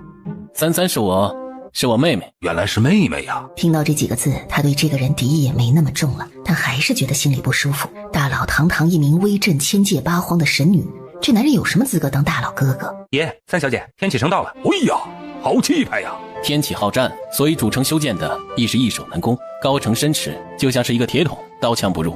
若是子期能打下来吗？若是我能，我答应过小月，会替他灭了天启。好。在经过一番盘问之后，他们便进入了天启内城。这城里怎么这么多鲛人呢？天启城中大多王公贵族、鲛人虽举国为奴，但因为鲛族人数稀少，所以变成了奴隶市场中最炙手可热的香饽饽。而大多的王公贵族都喜欢以买下鲛族的奴隶来彰显自己的有钱有势的地位。鲛族过人的容貌和天生的歌喉以及善舞的能力，都成为了贵族们对鲛族奴隶趋之若鹜的缘由。可这些能力从前却是他们自保杀人的能力。这个我知道，鲛人一族天生貌美，能歌善舞，心高气傲，自认为是得天眷顾，被上天偏爱的一族。而容貌、声音和舞蹈都是他们自保的能力。容貌可蛊惑人心，声音可产生音域进行攻击，舞蹈可令人产生幻想。但其实他们的这种能力也未必非得以这种形式化的东西表现出来。也就是说，其实鲛族本身是拥有蛊惑人心之术以及幻术的，而越是强大的鲛人，幻术便越是厉害。强大的幻术可制造一座城池，让人生生世世被困在其中，不得投胎，不得转世，亦无法出来。哎呀，所以鲛族从前还是很强大的，现在竟然变成这个样子，想想也是丢人的。小月月有这个能力吗？有。燕川有点意外，竟然有。不过想想也正常，既然都跟着白大佬了，还有什么是不能有的？太安逸了，也非一件好事。鲛族本就不该入凡世。小脑袋瓜子一天想那么多做什么？我头发会乱的。就在这个时候，前方传来一阵嘈杂。是大将军，快让开！四月也把马车架到了旁边，给那对铁骑让道。为首的穿着盔甲的男人西冷的目光扫了眼这辆马车，没有丝毫留恋地移开了目光，继续离开了此地。而那一眼却让四月浑身冰冷，眼珠也在顷刻之间变成了蓝色。是他。谁呀？天启镇国大将军司马东西。三三唇也微不可见地动了一下。司马家族乃武将世家，且野心重重，欲东征西战，以为扩充天启的山河。这名字也是取于此处。天启几乎所有的征战都是由司马家族率领，而司马东西便是如今司马家族地位最高的人，一人之下，万人之上。此人生性好战，嗜杀残忍，几乎每一次征战都会屠一座城，以威震四方，彰显其威风。灭鲛国便是由他率领。他麾下铁骑并非是寻常的马匹，而是同魔兽混交的烈马，生性同样凶残。若是遇到了普通马匹，由于种族的压制，这还未打仗，马匹便已经先被吓退了。那不就是杂种吗？小姐淡淡嗯了一声。司马东西，此名甚是符合他呀。好大的排场，竟然让我让路，如此嚣张，下次收拾他。对，太嚣张了，司马东西。小姐很快便明白了，应该是因为司马东西是灭了角国的人吧，如今恐怕已被三三记在小本本上了。小爷，您终于来了，卑职早已恭候多时了，二公主也已经等您很久了。可有与天启交接？回小爷，前日我们才到天启，因为知道您要来，所以我们便说公主殿下舟车劳顿，需要休息，待休息2日之后再行商议与天启接见之事，所以我们便包下了这间客栈，让公主殿下暂时在此休息，恭候您的到来。不过客栈的周围也有天启的眼线，咱们的一举一动都在天启的眼睛之下，殿下您来恐怕也会引起他们的注意。这都是什么菜？本公主就没吃过这种东西，给我拿走！公主殿下，奴婢这就去给您重新做。公主殿下吃不惯天启的食物，我们也没有带自己的厨子，加上本就对和亲一事有些抵触，所以……都给我滚！一群没用的东西，连伺候人都伺候不好，一天给我吃的是什么东西？我父皇派你们来就是让你们来当废物的吗？信不信本公主把你们1个2个全都刺死？这女人好凶啊！她生得如此美貌，可不能被这种凶巴巴的坏女人给盯上了。浪费！战王兄，听闻二公主殿下吃不惯天启的食物？不是，只是这口味我不太喜欢。战王兄误会了，是你们已经下去重新做了。既然如此，二公主不喜吃食物，也不要随意扔到地上好，赏赐给下人也总好过浪费这一桌子的食物啊，您说是吗？是，臣妹知道了。如此便不打扰二公主了。我等刚到，便先下去休息了。这般娇弱的身子哪里能受这种舟车劳顿，必是要让这丫头好好休息一番才好。本公主不想和亲，不想嫁天启的帝王。二公主，只要做好您自己该做的事即可。她不满地咬紧了粉唇，她才不想嫁给天启帝王，肯定是个又丑又凶，比战王兄还要可怕的老男人。和亲？天启在几个月之前提出以和亲结下两国秦晋之好，签订100年互不相犯的盟约，这二公主段琳便是和亲之人选。原来如此，这样不好。若是想打他，岂不是很麻烦？三三说的对，的确，所以天启也是这么想的。以天启这种好战国，是不可能真的签订这种盟约的，即便是签订了，也会有别的打算。萧杰给三三安排好房间之后，才暂时离开。殿下，公主已到2日，除了第1日天启派人前来询问一下，我们说休息2日之后便无人再来了。我们要派人去跟天启这边的负责人接触一下吗？好好休息，难道不舒服吗？在他们没有来人迎亲之前，只管在此地休息，其他的不必理会。是，夏朝乃大国，自是要有大国的风范，且哪有女方主动的道理？是，卑职明白了。可知天启负责和亲一事的人是谁？回殿下，是天启镇国大将军司马烈大将军，是他。大将军府。现在倒是听话。而看着男子依然没有说话，一脚将这孱弱貌美的男子踹到了地上。将军功力深厚，不愧是将军。大将军！侍卫看到地上的人，下意识多看了一眼。倾城抬眸，恰好和侍卫对视，唇角微微弯了一下。侍卫瞬间失神，痴痴地看着他。有何事？回将军，方才探子来报，夏朝二公主暂住客栈内，不久前来了几个人。什么人？不知，是3个男人，一个女子，一个孩子。其中一个男人戴着狮子面具，一个女人戴着面纱。应当是夏朝的人，但一行人还带个孩子，他便不知道到底是什么人了。若是萧杰，那便正好和这位夏朝战王过招了。让手底下的人时刻注意那个客栈的动静，尤其是刚来的那几个人。是。还有一事，底下大臣询问将军什么时候去迎请夏朝公主最为妥当，还请大将军定夺。迎请？不过是一个和亲的棋子罢了，还要我亲自去迎请？让他们等着。是。侍卫恭敬领命，正要离开。慢着，将军！他刚回身，双眼便传来一阵剧痛，眼前也变成了一片黑暗。这样你就会明白，什么东西该看，什么东西不该看了。将军，小的错了，请将军饶命啊！下去吧。谢将军不杀之恩。司马烈缓缓转身，看向了身后捡起了毛巾站在一旁的景城。他缓缓走到了他面前。驯不服的狗东西，给我滚下去领100鞭刑。是。景城是5年前被大将军从战败国交国的奴隶中带回来的，可他用了5年时间都没有将他驯服，那双眼睛根本满是不屑嘲弄。同他接触过多的人也都不会有什么好下场，就连府中大将军的众多姬妾也都不敢跟景城走近。这就是战王兄。你在看什么？给我闭嘴！你在偷看子期吗？子期也是您喊的吗？你算什么身份？也配喊战王兄的字？关你屁事！你！就在此时，萧杰的房门忽然打开，白三三目光从段林身上收了回来，迈着小步子踏了进去。段林也下意识上前了一步，可刚走一步，那门便砰的一声关上了。二公主在这里做什么？没，本公主就是路过王兄房间门口。在暗中疑惑的目光中，段林因为心虚也没有久留，转身就马上回了自己房间。白三三一进房间，便见到一少年背对着他，正在穿着长衫，直到萧杰将衣衫扣子系好，才缓缓转身。白三三目光看到此期衣衫的扣子系错了一个，强迫症让他眉心轻拢了一下。方才在外面，他欺负你了？错了。他看向三三说错了的那颗扣子，发现的确是自己扣错了，准备伸手换过来。可在他准备伸手自己弄的时候，三三忽然一只小手给他把这个扣子解开了。萧琪心中忽然一紧，立刻站了起来，这猛的一动让整件衣衫都开了，赤裸精壮的胸膛也暴露在了三三的眼前。乖，不许看。三三眼前忽然变成了一片黑暗，忽然眼前手掌挪开了，恢复视线后便只见到萧杰又转过身去了，兀自重新系着衣服。子期身材挺好的。三三切记，日后千万不可随意看男子的身体。三三是女孩子，男女有别，所以是不得与男子亲密接触，也不得看男子身体的。若是以后有男人在你面前脱衣裳，就闭上眼睛，不要看，或者一拳把他打到看不见的地方去，知道吗？白三三眨了一下眼睛，然后点了点头，表示知道了。刚刚那个人在看你。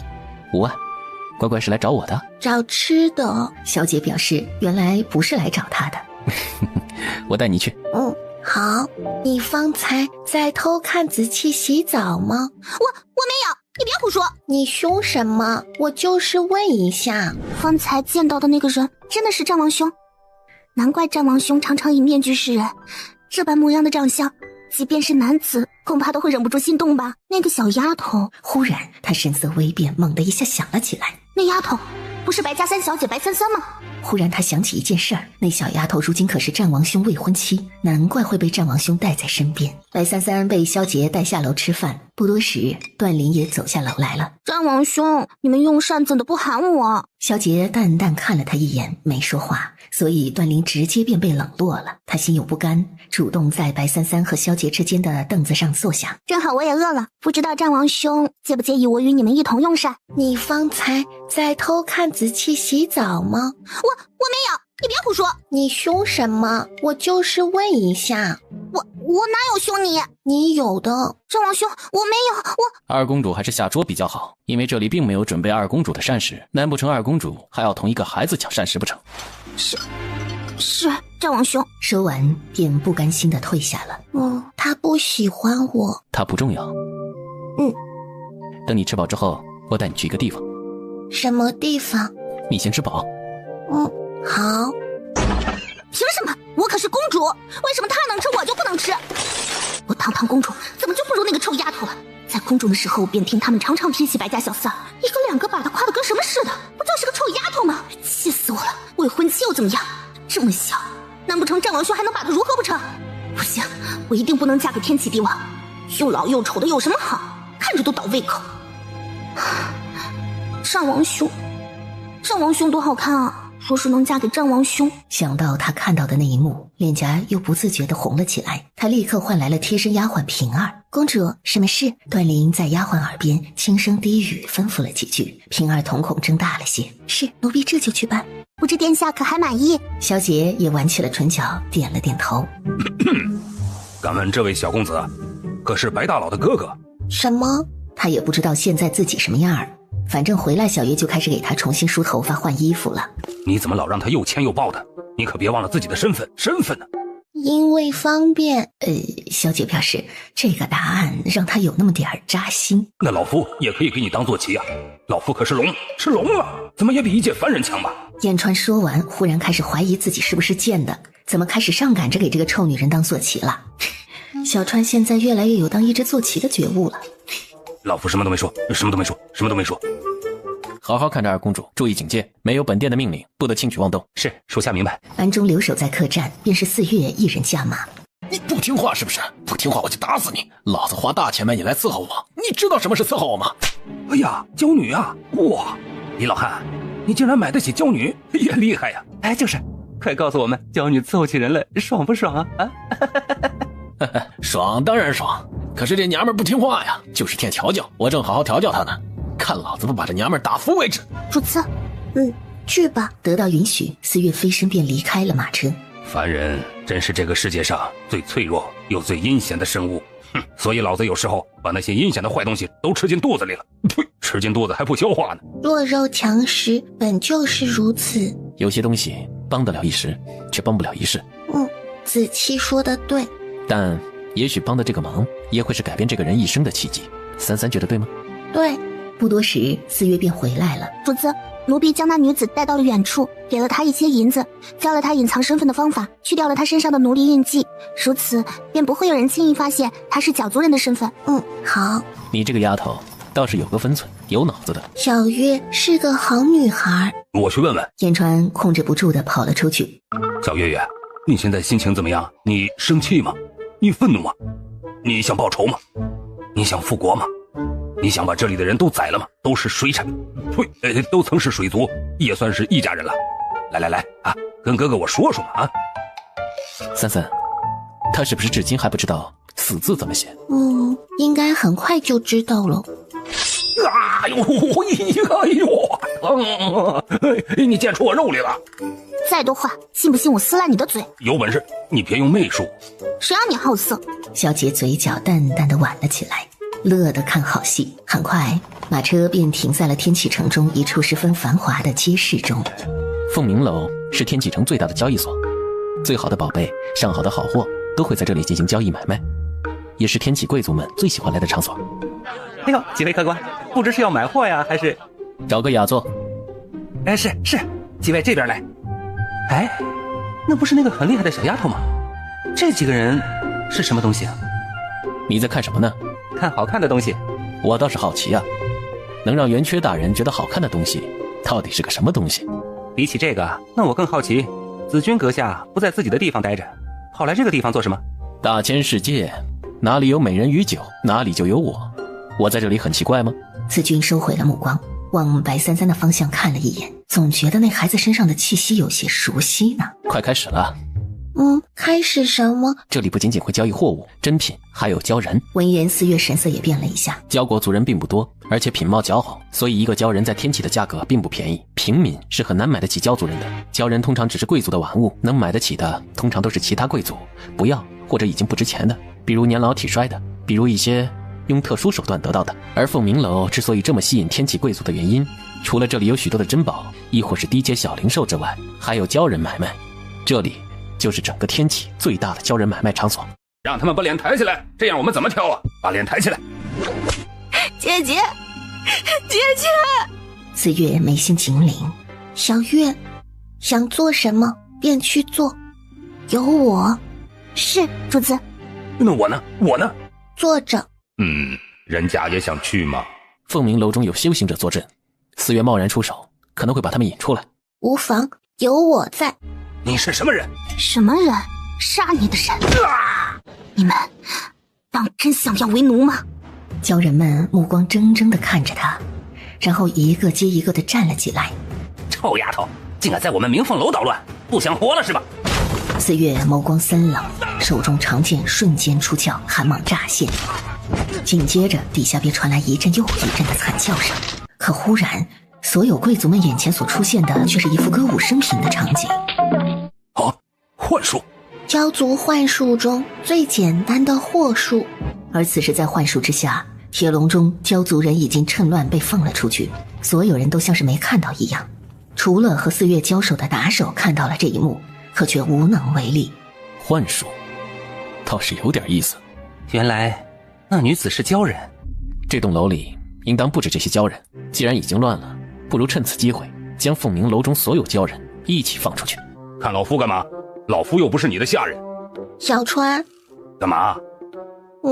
去一下。小姐紧握了一下想砍龙的手，忍住。什么人敢在我凤鸣楼捣乱？修行者。小月能杀。凤鸣楼背后所靠的是大将军府，那司马烈曾招揽了不少的修行者留在天启中，留在凤鸣楼的也不止这一个。没关系，我说了，小月想做什么都可以，有我在。33想做什么都可以，有我在。年轻人还是不要想太多的好。小姐表示，33这小脑瓜子里到底在想什么？白33抬起小手，广袖轻轻挥了一下，便布下了一层结界。慢慢打，这些人的死活不重要，重要的是小月要打得爽。结界？那两个看戏的人也都诧异了一下。结界？而且还不是普通的结界。年纪小小便有这般本事，应当不是九州大陆的人吧？我看也不像，不过我知道这种软包包的小孩哭起来肯定很好玩。这人是不是有毛病啊？老想把人孩子给弄哭啊！报告大将军，凤鸣楼中有人闹事，还放出了大批的鲛人。你说什么？凤鸣楼中竟敢有人闹事？是大将军，小的也是刚得到消息，有个很厉害的女子，不知是何来历，一来便动手，而且还放走了今日交易的大批鲛人。派兵给我把逃跑的鲛人全都抓回来，若有不从者，五马分尸，悬于城门楼示众。是。其他人跟我走。大胆！好你个不知天高地厚的丫头，可知这是什么地方？仗着有点修为，竟敢来这里撒野！白33手里拿着的喝茶水的小杯盏停在了空中，而就在那几人朝四月逼过去之时，只听见一阵什么东西碎裂的声音，紧接着是无数锋利的碎片飞向了那几个修行者，逼来的强大力量让他们根本没有反抗之力。主子，都怪奴婢学艺不精，还要劳烦主子亲自出手，以多欺少，该死！此地不宜久留，司马烈应该很快就到了。杀死这些人不会有什么事，被司马烈缠上的话就有些麻烦了。身子一动，便抱起三三飞身离开了这里。三三侧眸瞧了一盏油灯，轻抚了一下袖子，那盏油灯便倒下了地，顷刻之间便在原处燃起了火，并迅速蔓延至整个凤鸣楼。调皮，你们放火怎么不喊我一声？杀人放火老夫擅长啊。下次喊你。这还差不多。只要主子说一两句就哄好了。对，也就是主子，若是别人，别说哄好了，恐怕反而还会起反作用。所以主子就是言传克星吧。对了，老夫把凤鸣楼里的教族人都放走了，一个没剩下。好家伙，没想到就那个楼的地下竟然关了100来个鲛人呢。这么多教族人离开，势必会很显眼。虽然他们表面上看上去跟普通人没什么区别，但如此多长相出众的人聚集在一起，很容易被人识别出来是教族的人。而且每个人身上都烙有奴隶的印记，只怕很容易就会被发现。而以司马烈的性格，很快应该便会在城中搜寻教族。若是被他找到，那教族的下场只怕会更惨。那怎么办？那再回去把他们都杀了。好啊，走。倒也不必如此。白三三看向小杰，无辜大眼里带着一丝疑惑。小杰从腰间拿出一只哨子，放在唇边，而眨眼间便有10几道身影出现在了他们面前。谷主，速去将天启城中逃出的教族找到，并带到安全的地方，保护好他们。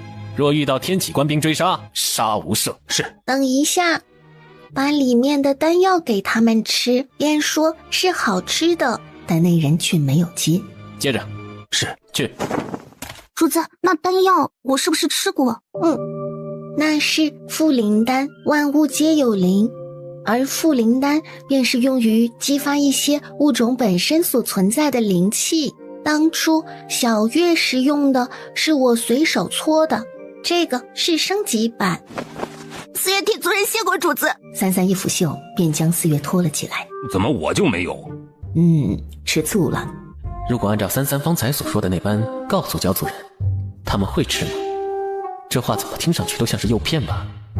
倒像是三三会上当。据说天启帝身边有一个最宠爱的妃子，叫于妃。传闻于妃长得倾国倾城，且独得恩宠的身份，且多次干政，以严峻的刑法坑害臣子，因此也引起了不少大臣们的不满，称其为妖妃，蛊惑帝王，意图祸乱朝纲。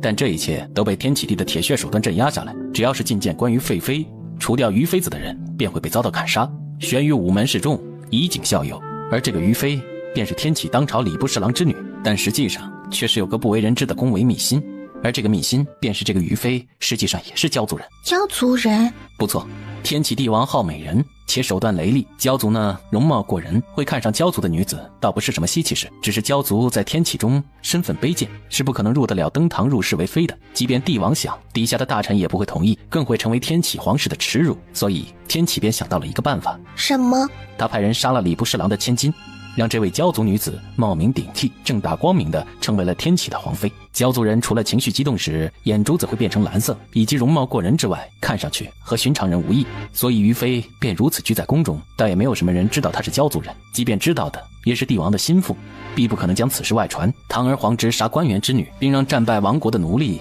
冒名顶替，如此荒唐之举若是传出去，只怕整个天启都要动荡。那子期是如何知道？这泱泱九州，除非是我不想知道的事，而天启乃夏朝大敌，知己知彼，方能百战不殆啊。区区九州，纳不下子期。闻言，萧琪和安中都为之一怔，四月也有点震惊。一个帝王竟会做出这样的事情，也不知那鲛人究竟是谁？难道是被天启帝王驯服了吗？还是已经沉迷于荣华富贵、身份尊荣？而且天启帝怎么会容许一个鲛族人在自己身边胡乱作为，甚至做出这些事情来呢？他更不明白，当年是司马东熄灭的鲛国，他不可能看不出来虞姬鲛人族的身份，又怎么会允许帝王身边有一个鲛人存在，甚至还做了这么多祸乱之事？他百思不得其解。此事各中缘由究竟是如何，我也并不清楚，所以其中只怕是另有隐情。贵圈真乱。大部分鲛族人已安排在城外，目前安全，丹药他们也已服下。奴婢替族人多谢殿下救命照拂之恩。无妨，既你是33的人，又对33忠心耿耿，那我帮衬也是应当的。小月，主子，你是你，他们是他们，你不必为他们言谢，也无需为他们求人。他们并非事事无你不可，莫要事事揽其责于本身。是，主子，奴婢先去厨房看看。在他离开之后，萧杰看着他的背影，才缓缓开口：33是不希望四月姑娘肩上过于沉重，是吗？白33又抿了一口奶，没说话。33所言是为了让四月姑娘不要为自己的族人而去承受过多的压力。33是心疼四月姑娘三番几次的为同族人言谢，是吗？白33眉心动了一下。33心疼四月姑娘，却不善于表达自己的情感。可是国破家亡，同族受罪，产生怜惜之情，仇恨愤怒，本便是人之常情。四月姑娘能隐忍至此，一世难得。万事皆不可以理智而言，冲动、愤怒、同族之谊、残杀同胞之恨，都乃人之常情吗？若四月姑娘身负复国之重任，那么她所要做的便是轻抚天启，带领同族同胞们夺回交国。而四月姑娘出身恐怕不凡，若她的目的便就是复国，拯救同族呢？小月跟随我已有一段时日，且忠心耿耿，若她想复仇，我自会帮忙。在萧杰眼中，33是个很聪明、通透、单纯的孩子，许多事看得太通透，但也正是因为这种通透，有的时候仿佛让他丧失了普通人的情感。在33喝完了这杯奶之后，便在4月的伺候下回去休息了。33便将今天在凤鸣楼中收刮回来的宝贝放了出来。这么多东西，主子是什么时候收起来的？看看有什么能用的，便拿去。是，主子。4月上去挑选了一个储物戒指。虽是劣质了些，倒也能装东西。日后找些材料，我再为你做个好的。谢主子。那燕川公子要分给他一些吗？耀川不喜欢的。或者说燕川是看不上这些品阶的东西，他喜欢的都是上品法宝或者宝贝。小月，主子，今日所言是我的不是。主子，他们杀了你的亲人和族人，你想复仇本就是天经地义之事。若是小月选择复国之路，夺回属于你的东西，我也不会勉强你留在我身边。想做什么去做便是。主子，是要赶我走吗？我不会赶你走，只是心中有结，恐生怨尤。4月说过，这一辈子都会跟在主子身边，即便主子赶我走，奴婢也不会走。4月说完，很久很久都没有再听到白33的声音，均匀的呼吸声在房内响起，4月眼中却已是泪眼朦胧。过了不知道多久，4月才轻手轻脚的起来，将东西收拾了一下，上前去给他盖上了被子，才转身把门带上，离开了房间。4月姑娘，你这是怎么了？不是。说完就快步回了房间。这是怎么了？4月姑娘怎么哭了？三小姐看着也不像是会训斥人的主儿，平日里对4月姑娘也是宠着，真是奇了怪了。为什么呢？到底是为什么呢？我可跟这个臭女人有不共戴天之仇啊！难道他就是因为血气的原因就这么屈服了吗？当初若不是因为白芷抽了他的龙筋，让他重伤在身，他的北冥也不会被入侵。可恶啊！但他现在又偏偏对这个女人没有了恨意，也不讨厌她了。可恶啊！哎呀，可恶啊！安中将自己所见到的如实禀报给了萧杰，虽有些诧异，但也在意料之中。殿下何出此言？莫非真是三小姐凶了4月姑娘？33虽行事果断雷厉，却是秉性温绥，言语温和，更不会迁怒自己身边的人。那是大抵是33说了什么，而4月误会了吧？明日一早让厨子多做点好吃的。是，殿下。让王兄睡了吗？何事？夜深路重，灵儿特意为王兄熬了点汤，灵儿能进来吗？不能。可是没有可是。那灵儿便把汤放在这儿了。但段灵却没有走远，而是走到了拐角处便停了下来。此时萧杰房门一缕青烟缓缓从门框底下飘了进来，而床底下打坐的人仿佛根本没察觉一般，依然一动不动。半晌过后，房间门被轻手轻脚地推开，一道俏丽的身影小心钻进来。这王兄。但发现盘膝坐在床上的男人似乎并没有什么反应的时候，他才松了口气。他走到戴着面具的男人面前，伸手想要摘下萧杰面上的狮子面具，可就在他的手即将触碰到面具的那一刹那，手腕陡然传来一阵剧痛。你想做什么？王兄。殿下，门口放了碗鸡汤，还有走过房门时属下闻到了迷药的味道。二公主。小姐手一动，段灵便往后倒退了好几步，摔倒在地。战王兄，臣妹没有别的意思，只是想看看战王兄睡得好不好。殿下，你门口的鸡汤里也被下了药，是欢香散。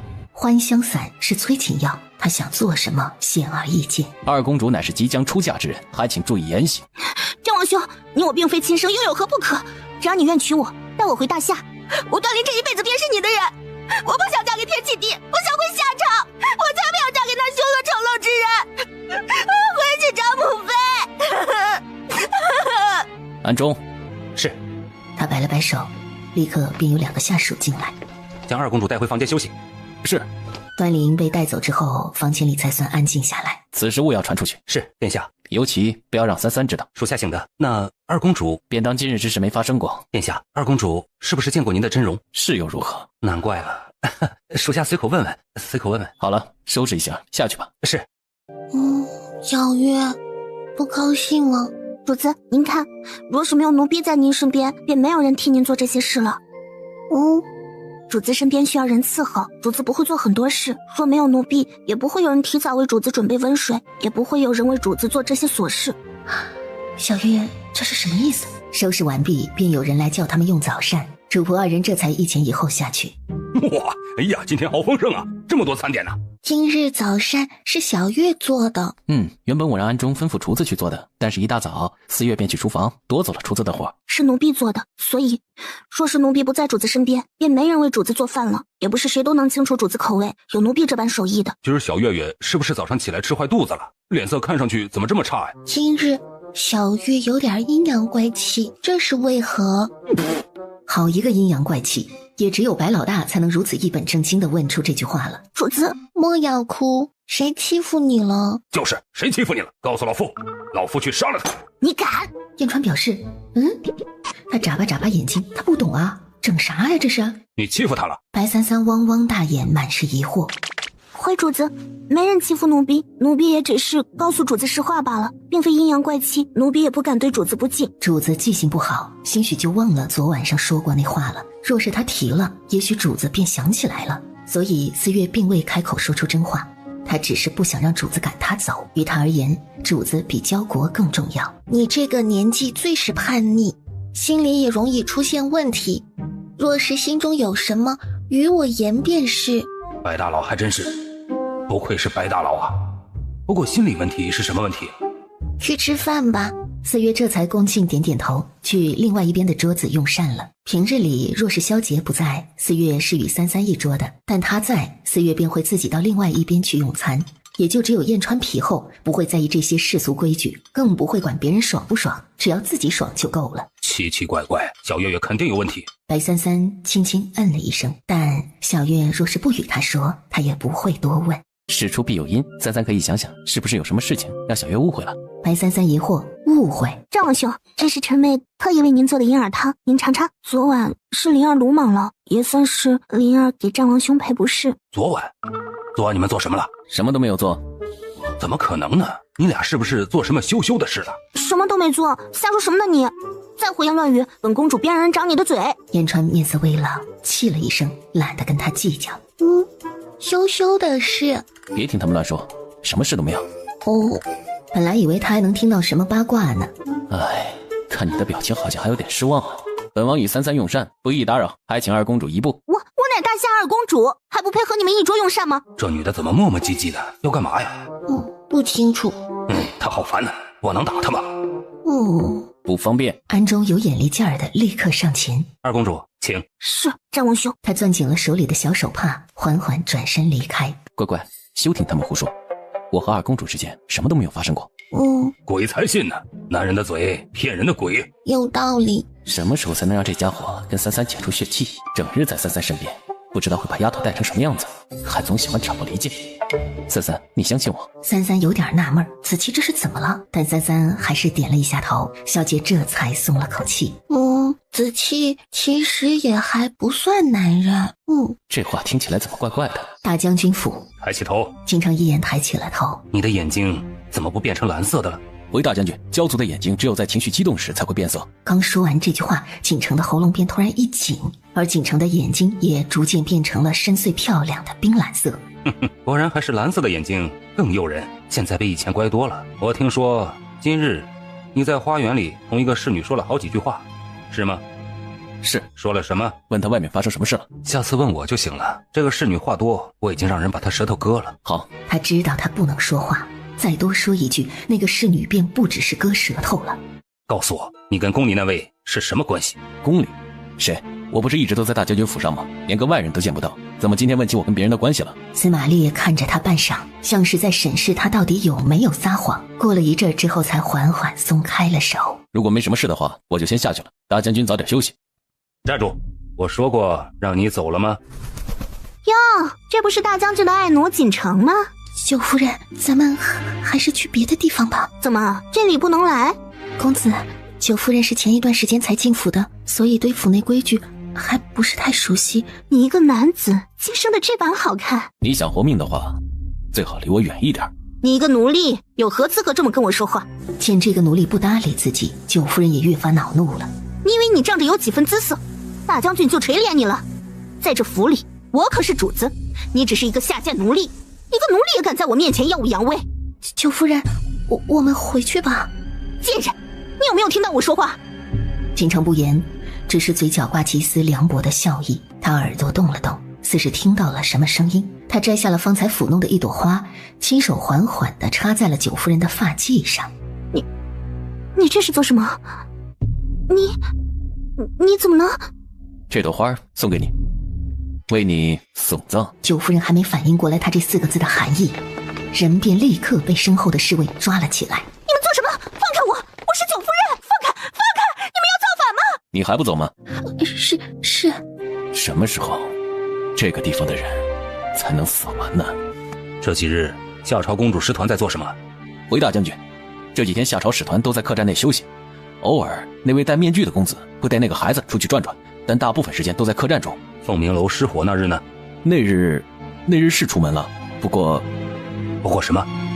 跟丢了。跟丢了？是，将军，他们出门就把我们甩掉了。去查清楚他们那天做了什么，还有问清楚凤鸣楼里的人那日大闹凤鸣楼的女子长得什么模样。是。若真是夏朝所为，倒是给了我们一个开战的理由了。这几日小月很奇怪。我也觉得。醒了？那只臭蜥蜴的内丹难消化死了，害得我消化了好久。进阶了。主人，我现在可是11阶了，再跟臭蛇打架，指不定谁吃谁呢。有股熟悉的味道，好像在哪里闻到过。旋即只见一道白影掠过，从窗户飞了出去。白三三飞身落在一处高楼上。苏氏的城池可真是繁华呀。这个人好像有点眼熟，气息也有点熟悉。你老看着前面做什么？前面有什么好看的？多看看远方，对视力好。对视力好，这是个什么道理？两人一大一小就这么看着前方一动没动，仿佛跟比谁的定力好似的，站着看前方看了半个时辰。看这么久你不累吗？看这么久你不累吗？你不是说多看看远方对视力好吗？可是傻子才会看这么久。那你怎么看那么久啊？我在看你在看什么东西。什么你看我看的？哎，算了，不管了，这小丫头就不正常。白三三觉得这人脑子有问题，所以挪开目光，不想搭理他。小小年纪的还喝酒？他手中一动，三三腰间的小葫芦便咻的一声飞到了他手里。小丫头喝什么酒啊？酒这种东西可是我们这种大人喝的。仰面便倒了一口酒进嘴里。奶？我抢了一个小丫头的奶，而且还喝了。原本三三有点微恼，但看那人俊容扭曲的模样，就有点看戏的意味了。袁却立刻将手里的小葫芦还给了白三三。我抢了你的奶葫芦，你为何不哭啊？为何要哭？袁缺看着他半晌，张了张嘴，什么都没说出来。他总不能说自己就想看他哭吧。忽的袁缺身子一动，眨眼便消失在了三三眼前。主人，那个人的味道不是九州大陆的。我知道。就在三三准备离开的时候，那人又飞回来了。给你，当喝了你的奶，给你赔的不是。你叫什么名字啊？师承何人？家住哪儿啊？几岁了？白三三，8岁，没有师父。住在客栈。白三三，你这名字好生随便，没有师傅，大概是不想说吧。我叫袁缺，今年才250岁。250。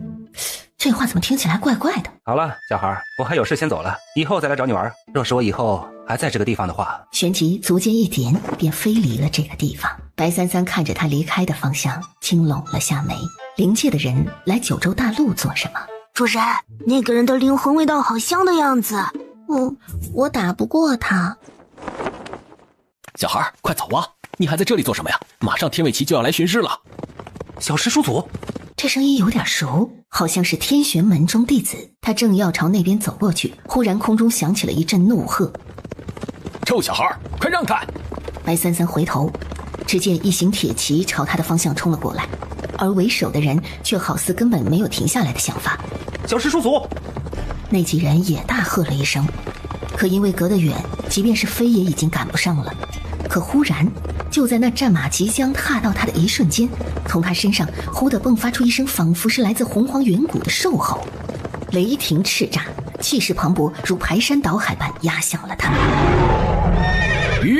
战马就在距离白三三只差半丈距离的时候，像是受到了什么惊吓，所有的战马全都害怕地停下了，眼神恐惧，丝毫不敢动。白三三收回目光，准备迈步离开。站住！好大的胆子，竟敢拦我们天尾旗的去路！是你们挡路了。小儿胡言，敢挑衅天尾旗，信不信我现在便杀了你？这个人胆子还真大呀！小师叔祖打起架来，可是会把整座山都毁了的人，静观其变。边说他边往后退了一步，生怕万一等会儿打起来殃及池鱼。根据他们对这位小师叔祖的了解，一旦打起来是不会控制所波及的敌我范围的。不自量力！三三广袖一抚，一股强大力量顷刻之间便将那匹马击倒，翻滚在地上。你到底是什么人？白三三懒得回答，准备走。站住！给我拿下！是你要杀他，不管你们是什么人，敢在天启城里闹事，怕是活得不耐烦了。就在罗瑞说着人提刀朝他扑过来的时候，萧杰手腕翻转，从剑身幻化出的气刃瞬间朝他逼去。罗瑞瞪大了眼睛，直挺挺地倒在了地上，并且没有了呼吸。罗大人，罗大人已经被斩首了，那个人的头其实已经断了，这是真杀人不见血啊！这样的剑法，这样的修为，高人啊！还有那把剑到底是什么来历？你可知你杀的是什么人？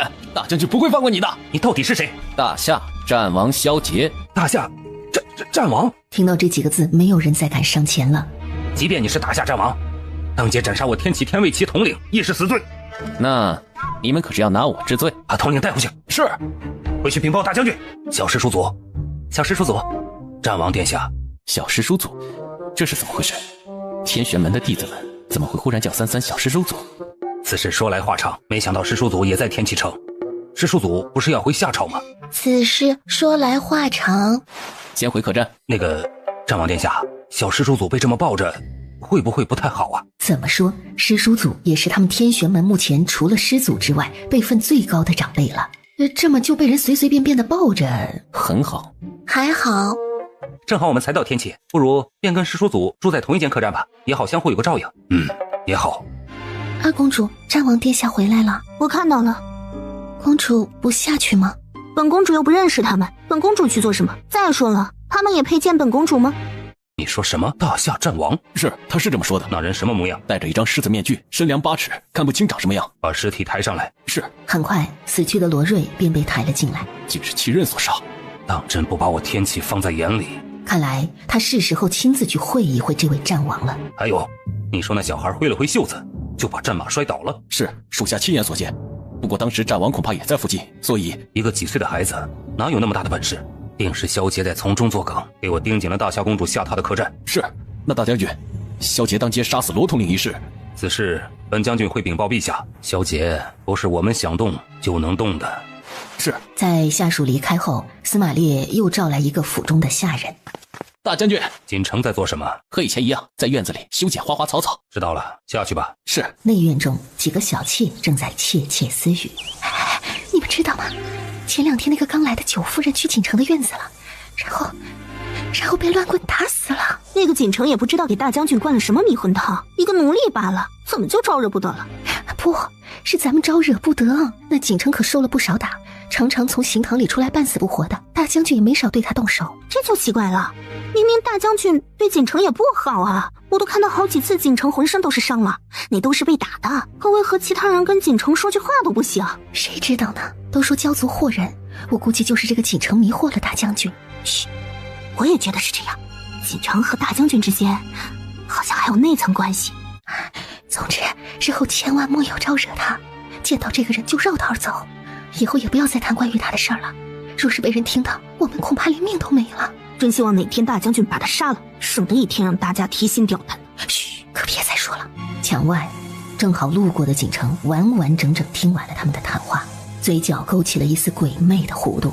他往前走了几步，召来一个下人。锦城，想活命吗？想。那你把他们刚刚所说的话告诉大将军听，至于说了什么，我会告诉你。是。每隔几年，我们天玄门便会下山来挑选弟子，所以这次我带着孙灵和甜甜下山，便是为了此事。孙灵和甜甜都缺乏历练，之前是惊风带着他们的，而惊风这段时间正在闭关修炼，所以便正好由我带他们下山见见世面。而天启国国君也提前来了信，与我们天玄门打了招呼，所以我们才会来到天启城。白三三明白了，他们就是招生办，洛平呢就是招生的老师，每隔几年就会下来招收一批学生，强大的修行者一人便可守一城，所以对于这些宗门出来挑选弟子，每个国家的帝王都十分热衷。我有一事不明，不知洛先生可否为在下解惑？战王殿下请说。为何洛先生会称三三为小师叔祖？因为小师叔祖是我们天玄门掌门师尊的小师叔，也是我天玄门祖师爷的干女儿。小师叔干女儿？不错，所以现在前辈已是我天玄门中人，也是我等的师叔祖，即便是掌门师尊见到师叔祖，也是需要尊称一声小师叔的。小姐目光挪向了白三三。怎么了？三三如今的辈分很高。应该的。本来小金认我当干女儿，说到底还是小金占了便宜，以我真正的年岁，小金也只能算是我的晚辈，不过倒也无事，我并不在意这个。小姐已经习惯了三三语出惊人了，只是宠溺笑了笑。小金在做什么？祖师在您走之后也继续闭关了。如此也好。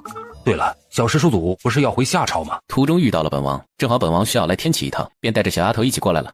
同上。小师叔祖还真是简明扼要。寒暄互聊了几句之后，得知这个客栈是大夏公主的休憩之地的时候，洛平等人便起身告辞了。洛平此人是个忠厚之人，对我还不错，是个好人。那乖乖觉得我是好人吗？子期也是好人。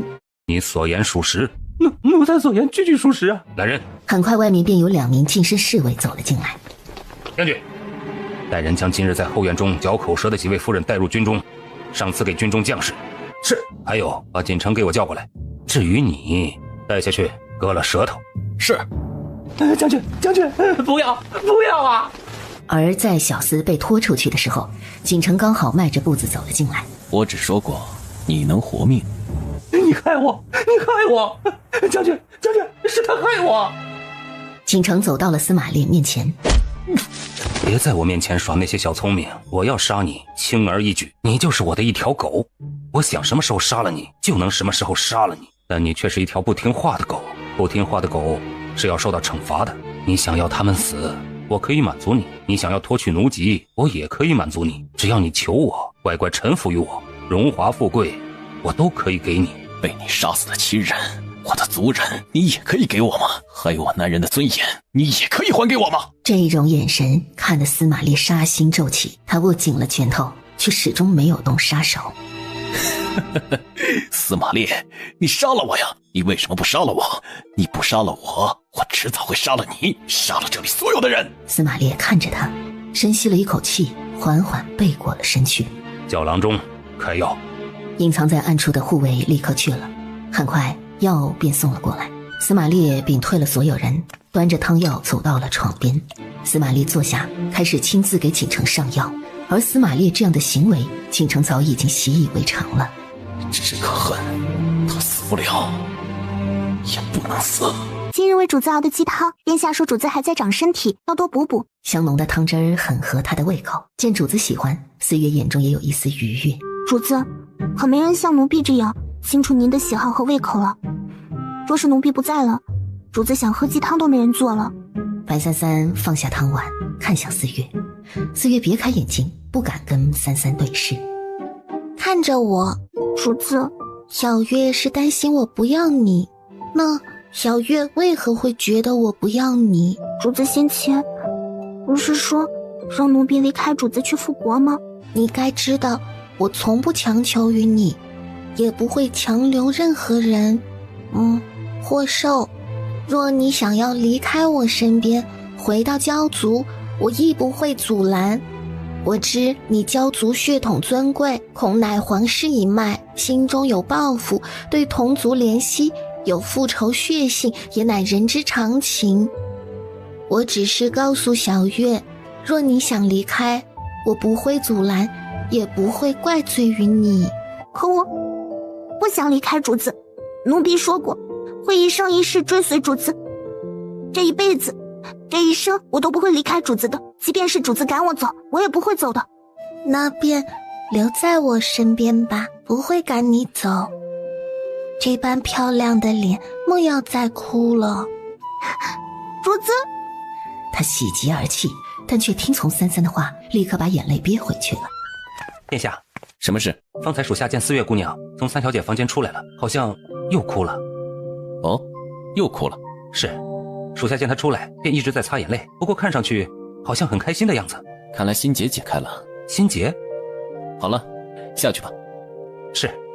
准备一下，明日应当便要进宫了。是，属下这就去准备。我乃天启大将军麾下陈亮，奉陛下之命，特来迎接夏朝公主殿下。哎呀呀，没想到还能让天启大人主动来迎接我和七使团呐，真是辛苦了。哼，这天启还想给他们夏朝下马威，现在可知道是谁先上门了吧？想把他们晾在这儿，终于自己沉不住气了吧？可不是，我们使团反正也在这儿休憩了一段时间，着什么急呀？不如这位大人坐下，陪我们一起推推牌九啊。无事一身轻啊，这几日我们休息得很是舒服，这位大人要不要回去说说，再等几日？本大人奉命行事，今日陛下以设宴款待夏朝和亲使团，还请各位准备一下，随本大人入宫。还有，陛下听闻贵朝战王殿下也在，我朝陛下对天启战王慕名已久，还请战王殿下也一同前去。这人好吵啊，要不要我下去把他打死？二公主在做什么？二公主在房间内，听说对进宫一事十分抗拒，让二公主准备进宫。是，那小子让你去你就去啊，真没出息。小姐懒得搭理他。乖乖，想去天启皇宫玩玩吗？天启皇宫，好。把这杯奶喝完，我便带你去玩玩。陈亮在楼下等着，足足等了2个时辰。就在萧姐准备带着白三三下去的时候，白三三发现燕川竟然没跟上来。小川不去吗？老夫可没说要去。那你等我回来。燕川哦了一声，然后翘着二郎腿躺了下去。小杰看了一眼燕川，也没说什么，这才带着白三三下去了。我察觉到附近似乎有外界高手，我去查查看。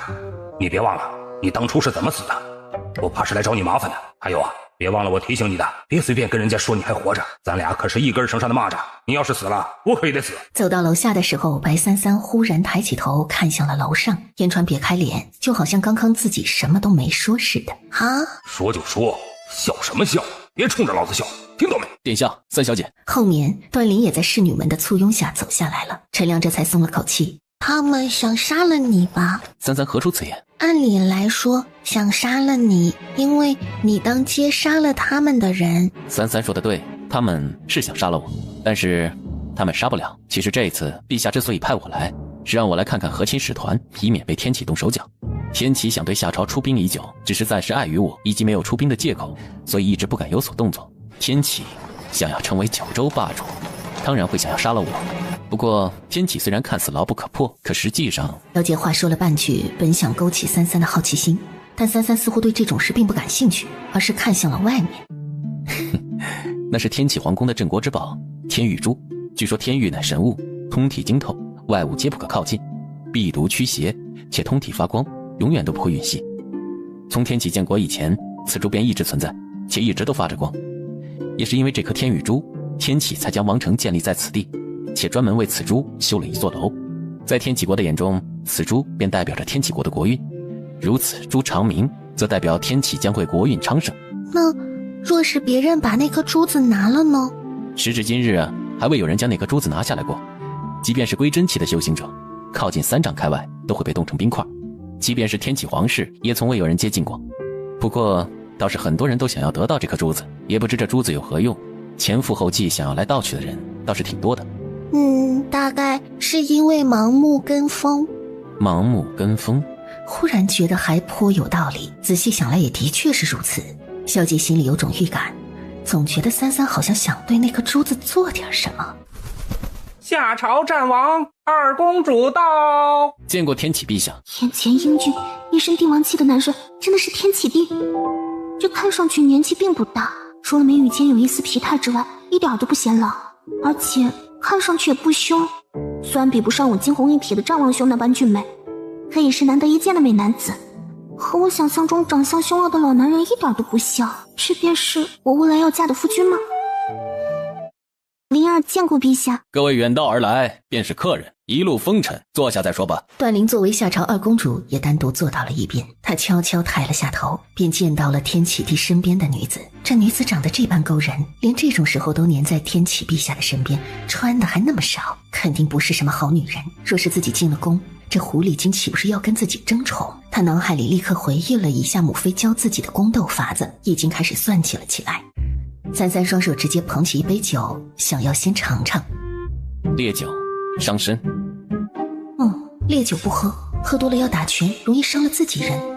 没想到主子竟然会听战王殿下的话，莫非真是跟战王殿下在一起久了，潜移默化受影响了？久闻战王殿下大名，今日一见，果真是非同凡响，便不知道战王殿下为何总是戴着面具，莫非是有什么难言之隐？既然都是我，那戴不戴面具又有何妨？那又为何要戴？本王喜欢。哈哈，司马将军也是好奇，还请战王殿下勿要见怪。寡人瞧着战王殿下对这孩子甚是上心，不知这位小姑娘是大夏丞相之女白家三小姐。陛下，臣妾瞧这个小姑娘甚是讨喜，不如陛下将这个小姑娘留下来，以后就留在宫里陪陪臣妾嘛。此言出来，所有天启大臣脸色都有点难看，萧杰面色也微微变了一下，脸廓凝冷。四月皱了下眉，眼底也沉了几分。陛下，您说呢？反正臣妾身旁也没个孩子，留个孩子在臣妾身边，也好陪臣妾说说话，不是？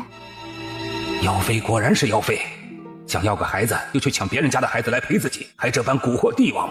若是自己本朝的孩子，喜欢要了去也就罢了。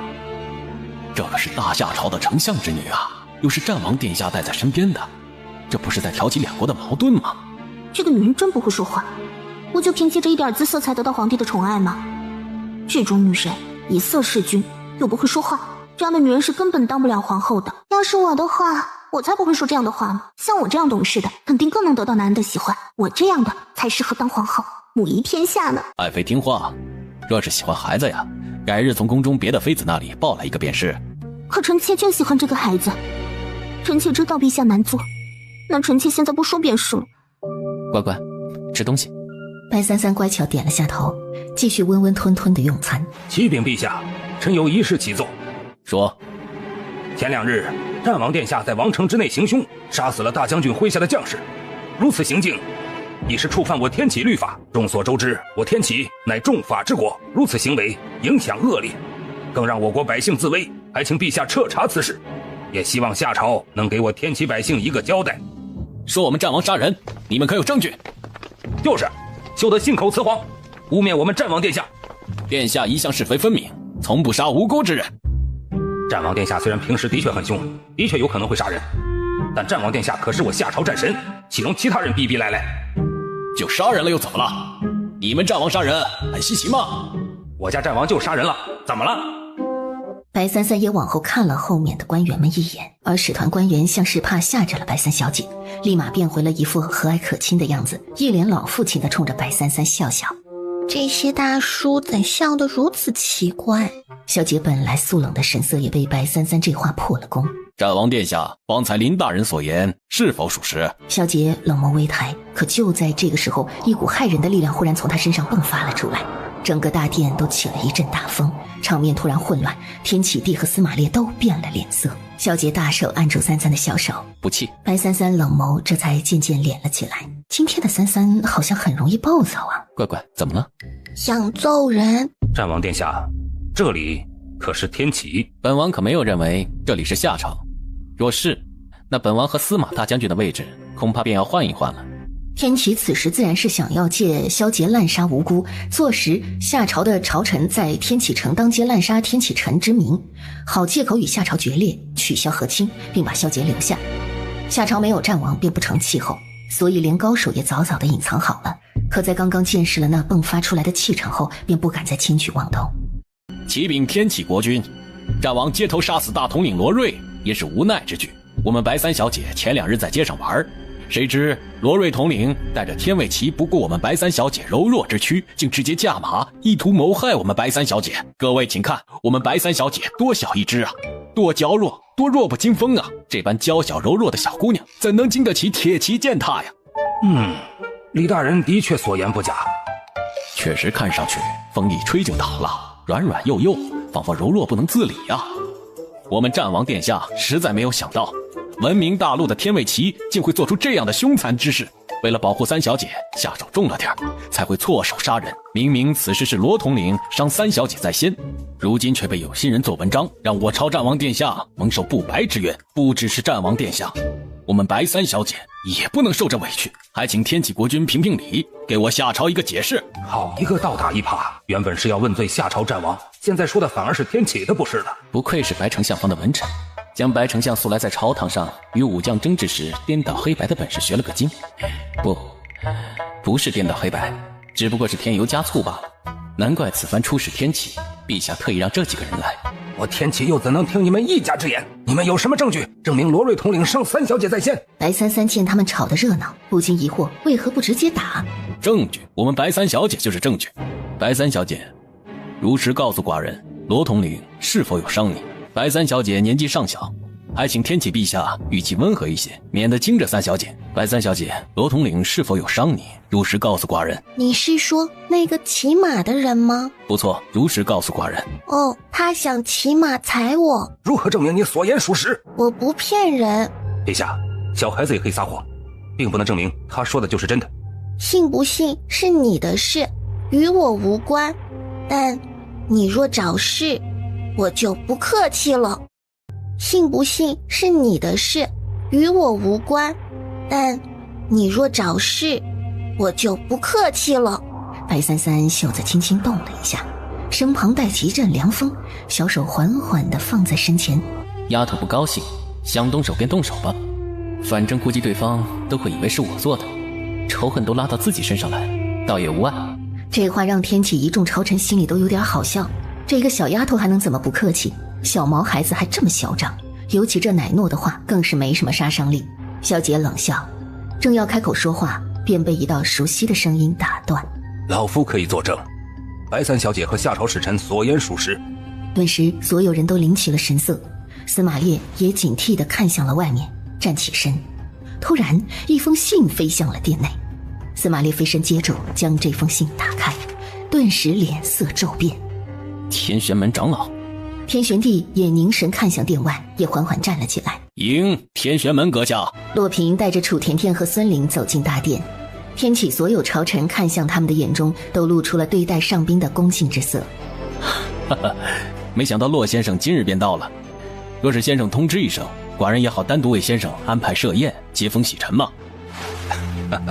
天启国君客气了，我等非士族中人，不必这般繁文缛节。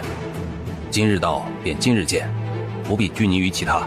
先生所言甚是，既然先生和二位阁下此时到了，那便快落座入席。今日正好为夏朝来使接风洗尘，便一同共赴美酒佳肴啊！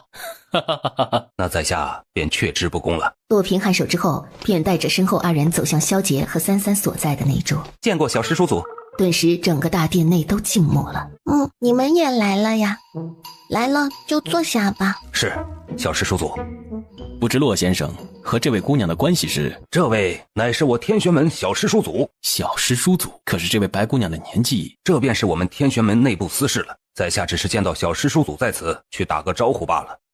方才听到诸位在讨论前几日天启城街头一事，似乎在质疑小师叔祖所言真假。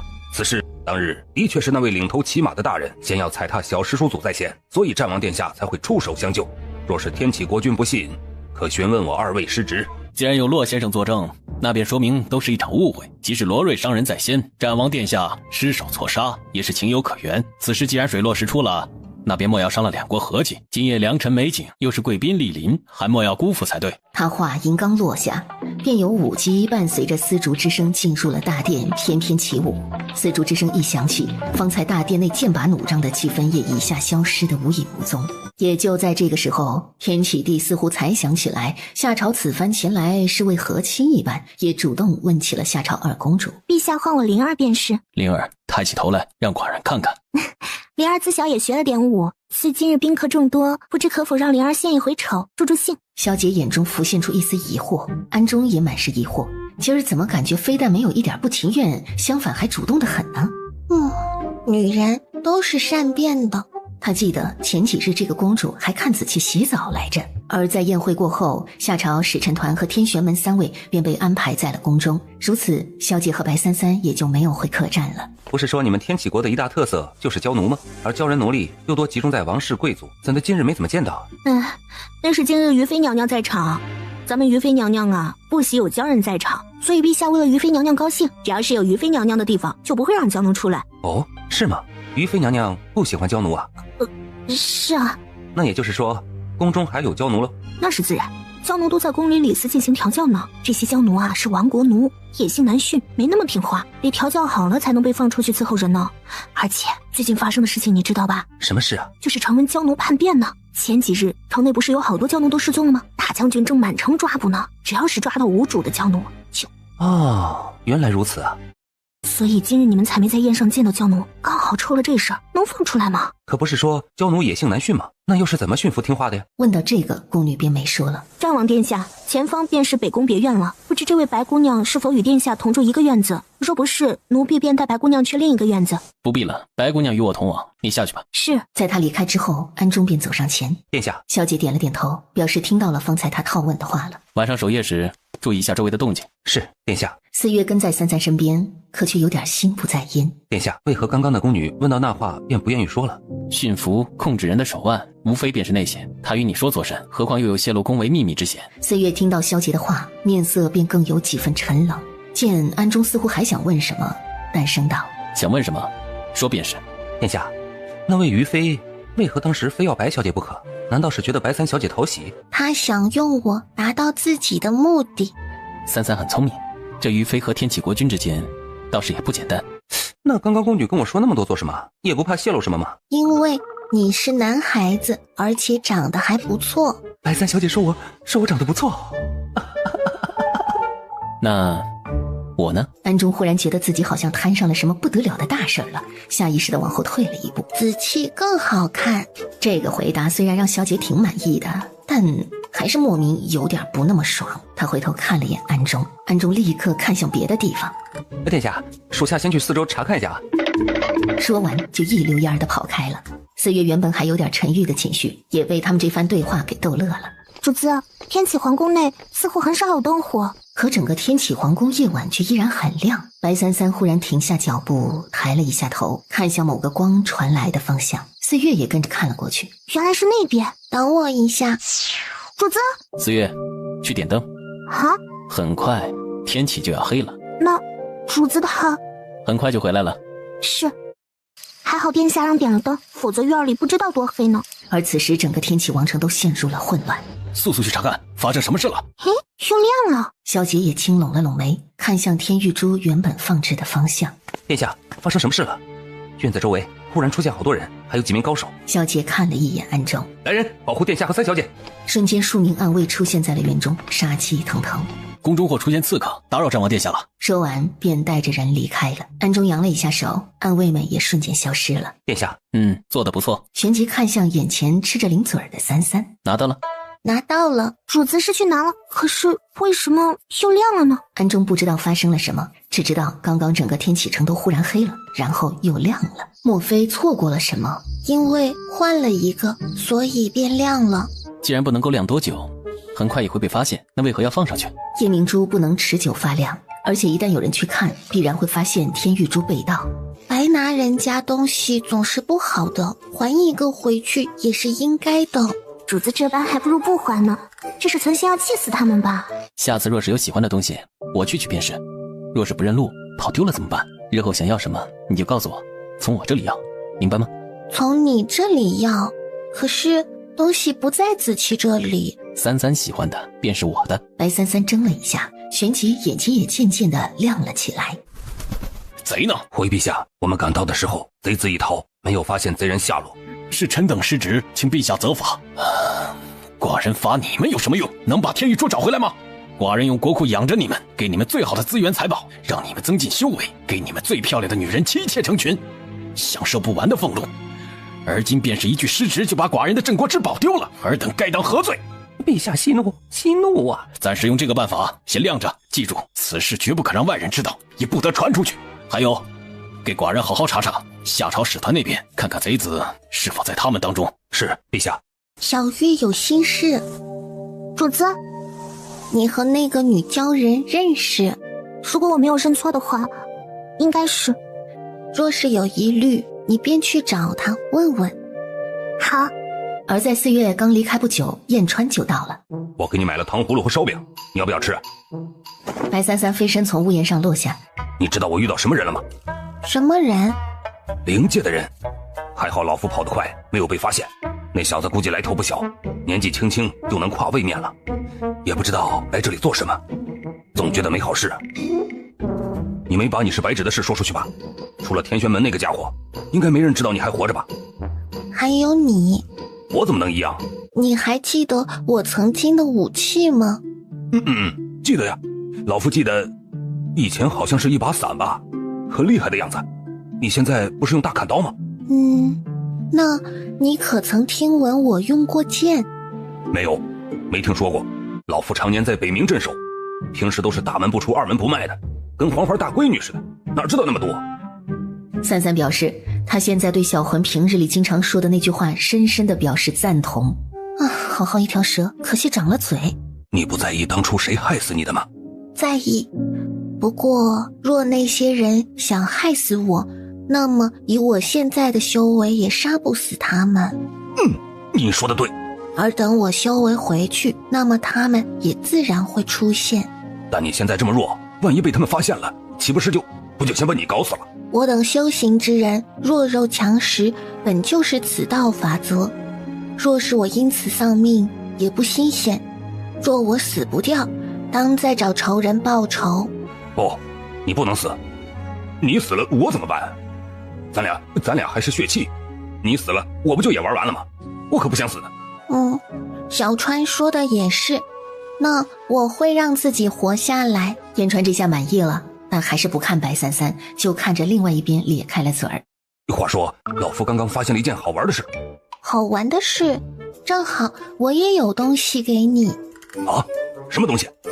白33伸出小手，手中便出现了一颗闪闪发光、晶莹剔透的珠子。哎呀，这是什么宝贝？不知道，好像叫雪灵珠。给我了。给你玩的。正是因为想到小川喜欢亮晶晶的东西，所以他才顺便去将这颗珠子拿下来。公主，是你吗？4月眼中也波动了一下，她缓缓摘下了自己的面纱。兰儿，公主，真的是你，公主。奴婢见过公主殿下。我此时也不再是交国公主，你也不必再跪我。不，公主永远都是奴婢的公主。别哭了，再哭就不好看了。奴婢再好看，也是没有公主殿下好看的。两人在一阵激动的相认寒暄之后才坐下来。公主长大了，身子骨也比以前硬朗了，也更漂亮了。小兰现在也和以前不一样了。公主怎么会在这里？而且还是和夏朝的使臣团一起来的。交国亡后，我便流落到人贩子手里，后来被主子救了，便跟在了主子身边。主子？公主说的是那位战王殿下吗？是那个孩子，是他。那自己在晚宴上岂不是？你呢？为什么会成为天启的妃子？一开始殿下知道天启为什么灭交国吗？不是为了扩充疆土吗？20多年前，天启国君看到了一幅画像，而那幅画像中的人便是交国皇后。你说什么？从那之后，天启帝便对皇后娘娘情根深重，只见了一面便独自一人跑到了交国来。说来也巧，那时恰好我与皇后乔装去民间玩耍，碰巧遇见了这位国君。天启帝本名重广，此人极其自大，且执念深重，对任何东西都势在必得。在交国见到了自己心心念念的女子之后，便开始了穷追猛打。但皇后又怎可与人私通？还是敌国之人，可重广却丝毫不在意对方已是人妻，还是一国皇后，所以依然想要用尽各种办法将她带回交国。可交国人十分的排外，更何况皇后身份不一般，所以很容易，此人便被逐出了交国。所以他因爱生恨，然后灭了交国。简单来说是这个理。重广此人本来野心便重，又对交国皇后情根深重，便因此出兵交国。但他没想到的是，他的大将军竟然将交国帝后都杀了。因此天启帝王和将军之间实际上也有矛盾。白三三打了个哈欠，有点犯困了。小姐见他困了，也就没再说话了。看着眼前困得趴在桌上的小丫头，小姐心中悠悠叹了一声，什么时候才能长大呢？在陛下和娘娘被司马烈杀死以后，我侥幸活过一命，且被带到了天启，送到了宫中充奴。便是那时候，重广见到了我，也把我认了出来。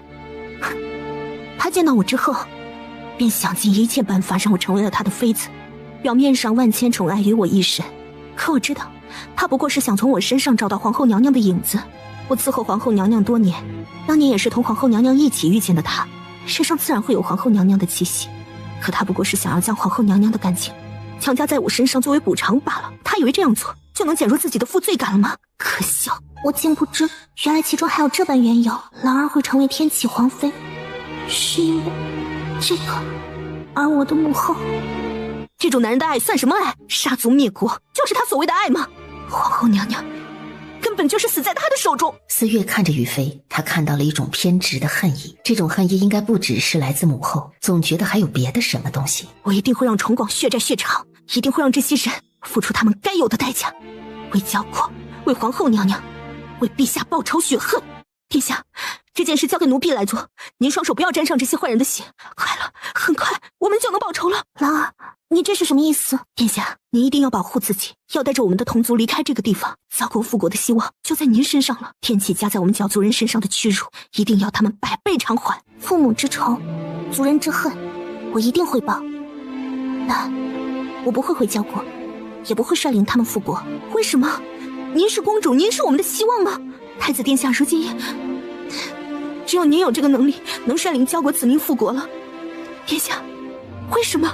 我哥哥还没死，你知道我哥在哪里？太子殿下下落不明，我也不知太子到底还有没有活在这个世上。难道哥哥真的死在了战乱中，也被司马烈杀了？我方才与你说过，我已认主，一生都会追随在主子身边，他去哪里，我去哪里。所以我会报仇，我会杀了司马烈，也会将我们交国子民救出去，离开这里。但我不会回交国，交国未来的国主当有能力者居之。我已选了另外一条路，从此便与交国无缘。可是您是我们公主啊，您身上便有复国的责任，有统领交国子民的责任，不是吗？我会做到我能做到的一切，但我的命早已不是交国的了，而是主子的。既然殿下心意已决，奴婢便尊重殿下的决定。奴婢明白，我们交族一旦忠心认主，便不可违逆。殿下是皇后娘娘最疼的孩子，我想只要公主殿下好好活着，陛下和皇后娘娘泉下有知，一定会很高兴的。若是没有遇到主子之前，或许我会像你所说的那样，可是若没有主子，你所见到的就不再是现在的我了。命和如今的能力都是主子给予我的，现在的四月是主子的小月，已经不再是交国的公主。奴婢明白了，只是奴婢有些好奇，那个小姑娘到底有什么本事，能让公主殿下这么忠心？于飞不得其解。所以当时他之所以在宴会上对天启帝提出想将您留下，便是看到了战王殿下对主子十分在意，而且又是夏朝重要的人，于是便想要故意引起两国矛盾，破坏两国邦交。原来如此。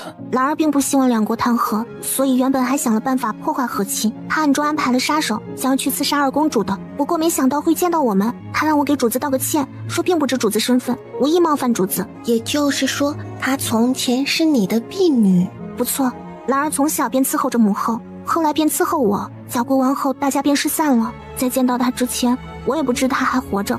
那么关于这位于妃的传言，看来也都是属实了。所谓的祸国妖妃四字，也并非空穴来风。他的目的也的确是想要祸国。不过崇广虽非一个人帝，但也不是一个善茬，他不可能察觉不到于飞的心思，却还是宠着他，甚至冒天下之大不韪都要将他留在自己的身边，也不知到底是何意欲。四月闻言也低着头，似乎在思索什么。若崇广对焦国皇后的确是情根深重，将这种求而不得的执念转嫁到了他从前的婢女身上，也是有可能的。情根深重，求得不得。白三三疑惑地念了一遍这8个字，脑海中似有什么画面闪过，让他胸口处也微微地疼了一下。而在此时，萧杰身体内的允心剑似乎也有所感应一般有着反应。萧杰心中疑惑，三三还小，等你以后长大了你就明白了。白三三神色懵懂，他摸了一下自己心口的位置，脑海中又一次浮现出了在梦境中出现过的画面，而胸腔之下让他早已经习惯的冰凉的温度，也忽然之间让他有了些不解和好奇。如此说来，你还有个哥哥，下落不明是吗？四月点点头，小国太子司晨也便是我的兄长。按照俘虏的规定，如果你兄长还活着，那么你兄长当时应该是同其他的皇室子嗣一起被带到了天启。不过以司马烈和崇广的行事手段，不一定会留他们活口。每个字都让四月听得冰凉彻骨。你族人之事不必担心，你好好照顾好你主子便是。殿下，总不能让他们白吃三三的丹药，如果他们不靠自己，那么日后终有一天，子孙后代依然还是会落得如此境地。你交国之事交给本王便是，你要做的就是照顾好你的主子。终于修炼到这一层了。你在修炼角族幻术。你是谁？路过的。你是修行者？算是吧。你到底是谁？角人族中幻术中的禁术，实际上是将灵气重聚、打散，再重建，形成自己想要的场景。禁术能被运用的有多厉害，取决于要么修为足够强大，要么意念足够强大。你怎么会知道？白三三没有回答，身子轻轻飞落在了院子中，看着院子里的花圃。你喜欢？很漂亮。送给你。谢谢。景城也笑了起来，少年的眼中仿佛驱散了一切阴霾。我走了。景城脸色微变，正要询问什么，眼前的小女孩已经足尖一点，飞身离开了。锦城，大将军回来了，叫你过去伺候。知道了。你心情看起来好像很好。是吗？去问清楚，今天锦城院子里有没有去什么人？是。将军大人，你难道不觉得很可笑吗？我是奴隶，你是主人。我是亡国奴，你是敌国尊贵的大将军。我们这种畸形的关系，将军大人，你难道很喜欢？大将军总是这么在意谁和我在一起，是担心什么呢？是担心我不干净了吗？还是将军已经对我的占有欲强大到连别人跟我说话都已经会嫉妒到发狂了呢？司马烈眼里闪过一道绿色，就将被他钳制在手中的锦城重重地扔在了床上。启禀大将军，今天锦城一个人在院子里，没有和人接触。我知道了，下去吧。是。锦城抬起头，冷漠地注视着司马烈，就是这双眼睛，这双永远也驯不服的眼睛。他走上前，再一次伸手钳住了锦城的下巴。本将军说过，只要你好好听话，别再用那种眼神看着我，乖乖留在我身边，我便会为你脱去奴籍。锦城还不够听话吗？将军，你还要锦城怎么听话？别以为我不知道你在想什么，我要的是你的心的屈服，是你心甘情愿奉我为主，心甘情愿死心塌地。但这个奴隶却根本没有把他当主人，也根本没有屈服于他。去打水过来，伺候本将军洗脚。是，将军。司马烈坐在床上，任由锦城伺候自己。你还记得你第一次伺候本将军的时候做了什么吗？你打翻了水盆，你说我不配。不错，当初他的确是那么做的，但司马烈用他的亲人一次又一次地威胁了他，就连死他都不能死。锦城，我记得你有个妹妹吧？若你死了，那我就让你妹妹来接替你的位置，你觉得如何？我保天玉珠失踪了。司马烈很喜欢跟他说一些关于朝堂的事，也不只是朝堂，什么都说。司马烈很自大，自大到根本不会觉得自己对锦城说的话会对自己产生什么威胁。天玉珠事关天启国运，更关系到民心。如果这件事传出去，必会民心涣散，动摇天启根基。盗走天玉珠的人，恐怕就是夏朝战王。但如今夏朝那个小丫头，竟然和天玄门有匪浅的关系，即便知道，也动弹不得。最近，城中鲛人越来越少，你可知道这是为什么？有人在帮你们，你知道帮你们的人是谁吗？你们鲛人族和什么人有渊源？是谁在帮你们？不知道。罢了，那就杀光城内所有鲛人就好了。他绝不能允许任何威胁天启的存在。当初他杀了焦国皇族，就是因为知道陛下想把焦国皇后带回宫中，他又怎么能让一个亡国皇后成为帝王的女人坐镇后宫？陛下一直恨我，甚至怀疑我想谋反。我司马家世代忠臣，所做的一切都是为了天启。因为焦国皇后一事，陛下一直对我心存芥蒂。若不是为了天启，恐怕陛下恨不得将我杀之而后快。这便是为人臣子。那为什么你不把他取而代之呢？取而代之。主子，您回来了。小师叔祖，何事？我们是来跟您说一声，暂时我们要忙一阵子了，可能没时间陪小师叔祖玩了。要去招收弟子呢，办正事。甜甜说的不错，我这次带他们下山，除了招收几个弟子之外，也是为了锻炼锻炼他们。每隔几年，天玄门都会在大陆中每一片地域派出一名年长之人，带2名年轻弟子外出。这一次，在这一片地域，便是晚辈带着孙玲和楚甜甜。那祝你们生源滚滚。那个小师叔祖啊，可否借一步说话？不知晚辈可否冒昧问一句，小师叔祖赠与云惊风师侄的那把剑是几品呢？6还是7品来着？好像是7吧。是您练的？是我。你想要？我愿意给小师叔祖提供所有的耗材料，作为回报。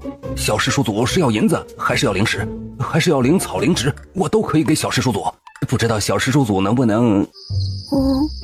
若有时间，也不是不可以，不过要收取材料和手工费。只要小师叔祖答应就行。不着急，不着急。这个笑是什么意思啊？若平师傅在笑什么呢？听起来有点猥琐。这样在主子面前笑真的好吗？这块玉佩乃是我天玄门中信物，用此信物，小师叔祖可在任何一处印有此图文的商家中免费采购，亦可命令他们为您提供一切您所需要的帮助。你们还开了店？修行者也总是要有衣食住行的嘛。虽然也有不少强者开始辟谷，但需要食物的弟子更多，所以九州大陆的所有门派和家族都会有自己的产业，咱们天玄门嘛，自然也是有的。主子，也就是说，您到了天玄门的店铺中，便可以免费吃、免费拿，随便挑、随便选，很好。意思是那个意思，可四月这徒儿也不能这么说吧？小师叔祖对拿东西可没数啊。小师叔祖出来比我们时间久，不知是否听闻过九州大陆4大宗家之一的叶家？叶家，主子，4大宗家便是九州传承下来的修行者家族，叶家便是其中之一。不错，最近这1-2年，听说叶家出了个绝世天才，好像是叫什么叶天的。叶天，白三三听着这个名字有点耳熟。这个我知道。据说这叶天从前是个废柴，在家族中也不受宠，还被指腹为婚的未婚妻退婚。结果前一段时间，这个叶天在家族比试中，竟然将叶家先前悉心培养的几个资质优越的后辈都打趴下了。据说这小子还十分狂妄，有吾辈想要收此子为徒，但这小子却说他已经有师傅了，而且这世上没有任何人能比他师傅更厉害，所以现在倒是有不少人都在找这小子的师傅到底是谁，想要挑战他那所谓的师傅。短短时间就这么厉害？不清楚，不过据说这小子不仅狂妄得很，下手也是狠辣。哎呀，说着说着我就说这儿去了。既然小师叔祖和4月徒儿没听过关于此人的一些消息，便不提他了。小师叔祖，时候不早了，我等便先告辞了。话落，几人便转身离开了。主子，你在想什么？如果我没记错的话，叶天是我的徒弟，那个4大宗族之一叶家的叶天。白三三点头。那他岂不是把仇恨都拉到您身上来了吗？在他们说话的时候，楚甜甜忽然又跑了回来。你还有什么事吗？楚甜甜看着白三三，你跟袁师兄辈分差别那么大，你们以后是不可能在一起的。楚甜甜说完，不等白三三说话，转身就跑了。楚甜甜什么意思？他在说什么？回主子，我也不知道。云师兄是谁？天玄门弟子云惊风。男的？多大了？应当与子期差不多大吧。差不多大。小姐轮廓也一下凝得有几分冷意。那方才那楚姑娘的话是什么意思？不知道，奴婢也不清楚楚姑娘何意。那云惊风在天玄门与33走得近，还好，也不是很近。云惊风是个聪慧的，灵根纯净，若是勤加修炼，日后必是能稳坐一方的强者。小杰原本听到前一句话的时候心情放松了点儿，但33后面那句话却让他的脸瞬间黑下来了。白33发现好像子期不大高兴，送你一朵花。那日后我都要好好见一见这位云公子。萧杰也没过多纠结这个人，而是被手中那朵花吸引了目光。这朵花33从哪里采来？别人送的。送的？一个鲛人。说起来，那个人身上的气息和小月有些相似，难怪方才我也闻到了一股熟悉的味道，原来是因为主子接触过角神。主子，这个鲛人长什么样？他在什么地方？做什么？和你一样，在一个院子里种花，修炼幻术。你当初说你的兄长叫什么来着？回殿下，我兄长叫司晨，叫过太子，而且会骑马射箭，会武功。司晨，难怪呢。难道兄长真的还活着？33可还记得你是在什么地方见到那个人的？不记得了，我是四处乱飞，途中停下的。不过里面有很多人，穿的衣服跟我们刚到天启时，跟那个很嚣张的叫司马东西那人身后之人穿的衣服是一样的。他们穿的是盔甲，也就是说33所停下而见到那个鲛人的地方应该是将军府。司马烈？难道哥哥在司马烈手中？这件事情我会让人去查。4月明白。小月再勤修2日便可差不多了。主子，去打架。是，主子。这段时间你一直和33在一起？是啊。所以你也认识云惊风？认识。干嘛？你打探他做什么？随便问问他有没有对33做什么。云惊风就是天玄门那个弟子是吧？长得还没老夫帅气，整天一副我好英俊的模样那个是吧？老夫跟你说，这人可不是个什么好东西。带白大佬和我们回天玄门的时候，就对白大佬撒谎了，故意带我们跑远路，不让我们走近路。进城里明明就知道白大佬叫什么名字，还假装不知道，多此一举又问了一遍。哎呀，也不知道存了什么心思。以老夫看呢，那小子估计是对白大佬有什么仇怨，所以故意这样的。你想啊，白大佬那么小那么矮，走那么远的路多累呀！这不就是故意折腾他吗？以老夫看，那小子就是想让他累死。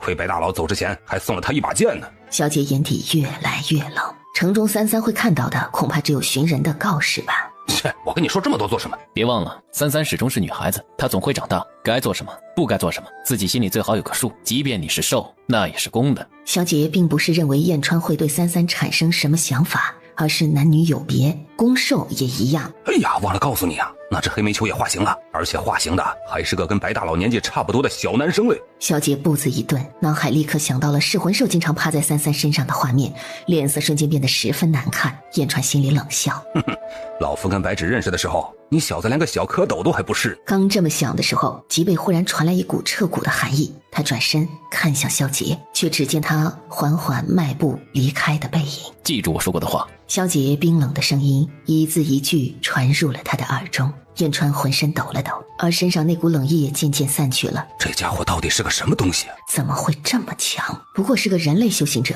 可身上那种恐怖的力量丝毫不像是普通人类修行者所拥有的。他身体忽然一动，已经在床上熟睡了的白33的身体中。当燕川再一次出现的时候，已经是在33的灵智空间之内。33的空间现在又添了些活物，比如燕川从外面抓来的气儿啊，或者不知道从哪偷来的灵植啊，都被弄到了空间里。所以现在空间中的生态已经越发的和外面的世界相似了。小魂满脸嫌弃，他一化作人形，便看到从储物袋里倒出来的一堆乱七八糟的东西，什么桌子啊、椅子啊、床啊。他嘴角抽搐，你去把人家里都搬空了。这个宫里东西还不错，不拿白不拿，正好在这搭个房子，以后老夫就不用总去外面找地方睡了。这颗珠子，我怎么总觉得以前在哪儿见过呢？燕川不知道从哪儿去弄了些灵草回来，所以空间中有一片田便是种的灵植。因为空间里灵气充沛，所以空间里的水源变成了灵泉，植物也生得比外面的灵芝还要茂盛，灵气作用也更强。而有了植物和水源，又会让被吸收的灵气变得更加浓郁充沛，如此便形成了一种往复循环。而植物生长之后，便又会产生灵气。所以如果说整个九州大陆最好也最适合修炼的地方，那就是33的空间内了。殿下查到了，说将军府上的确有一个娇奴，是个男人，叫锦城，年纪约莫20余岁上下，模样十分漂亮，但府中并没有和他有近距离接触的人，也没有人敢和他接触。虽然是奴隶，不过他负责贴身伺候司马烈，负责他的饮食起居。有多漂亮？这应该是很漂亮吧，或许和四月姑娘差不多。殿下，属下也没见过呀。骄族人越漂亮，说明血统越尊贵。如果此人的容貌和四月是差不多的，那么此人应当也是皇族。殿下的意思是，锦城也是骄族皇族中人，四月姑娘也是？天启倒是有意思，天启帝王身边最得宠的妃子是骄人，大将军身边贴身伺候的奴隶也是骄人，不发生点什么，似乎着实有点说不过去呢。殿下，那我们静观其变。是。不好了，不好了，大将军造反了！大将军反了！咱们的镇国之宝都失窃了，天启国运将衰啊！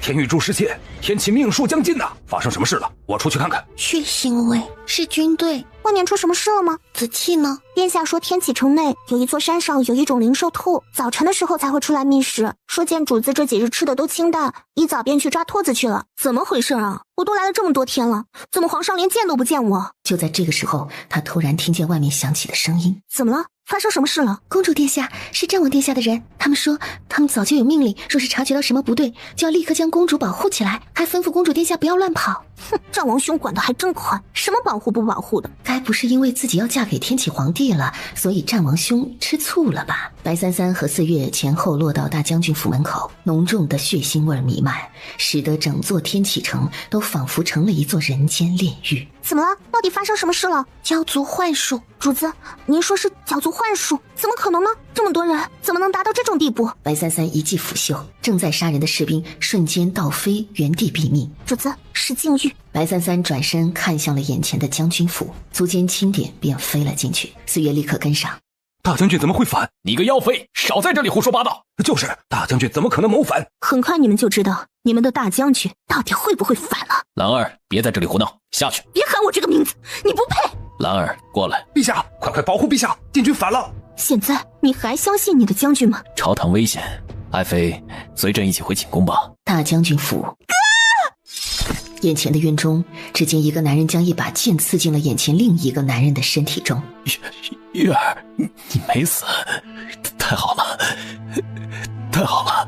但他像是忽然想到了什么，转过去，不许看。哥，我说了，转过去。他不能让月儿看到这样的自己。四月紧咬着牙，最终还是听从了锦城的话，转过身去了。他能感觉到哥哥的视死如归，也能感觉到他说那句话的时候的痛苦。锦城，不许死！没有我的允许，您不许死！司马烈，你骗我！你用月儿骗了我这么多年，月儿根本不在你手里。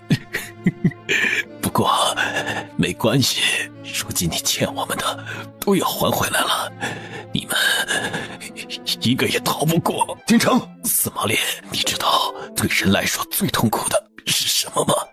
便是求而不得。锦城，哥，月儿，好好活着。锦城，你不可以死，听到没有？你是我的奴隶，没有我的允许，你怎么能死？而原本的尸体却忽然化作了一片清尘，消失在了原地。哥哥，司马烈，我杀了你！他死了，那你便去陪他吧。白三三缓缓站定在方才四月站的地方，他刚刚没出手，是因为他救不了小月的哥哥，因为他是抱了必死之心。这整个幻术所形成的城，是他用命作为祭祀发动的。司马狗贼，今日我便要为我父皇母后，还有我兄长报仇！是你害死锦城的，若不是你出现，他必不可能知道你没在我手里。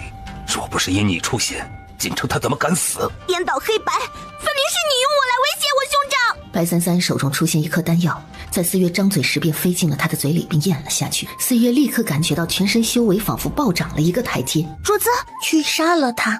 是。天启皇宫。爱妃急什么？不如坐下，好好聊聊。于飞看了一眼外面，然后回眸看向崇广，目光复杂隐忍。当看到崇广溢出的血丝的时候，你明明知道的，对不对？爱妃是在问我知道什么呀？是知道你一直想杀寡人，暗中用计杀死了寡人的妃子，谋害寡人的子嗣，还是暗中让寡人用了无法生育的药呢？你知道你为什么不杀了我？寡人还知道很多的事，爱妃要不要听听？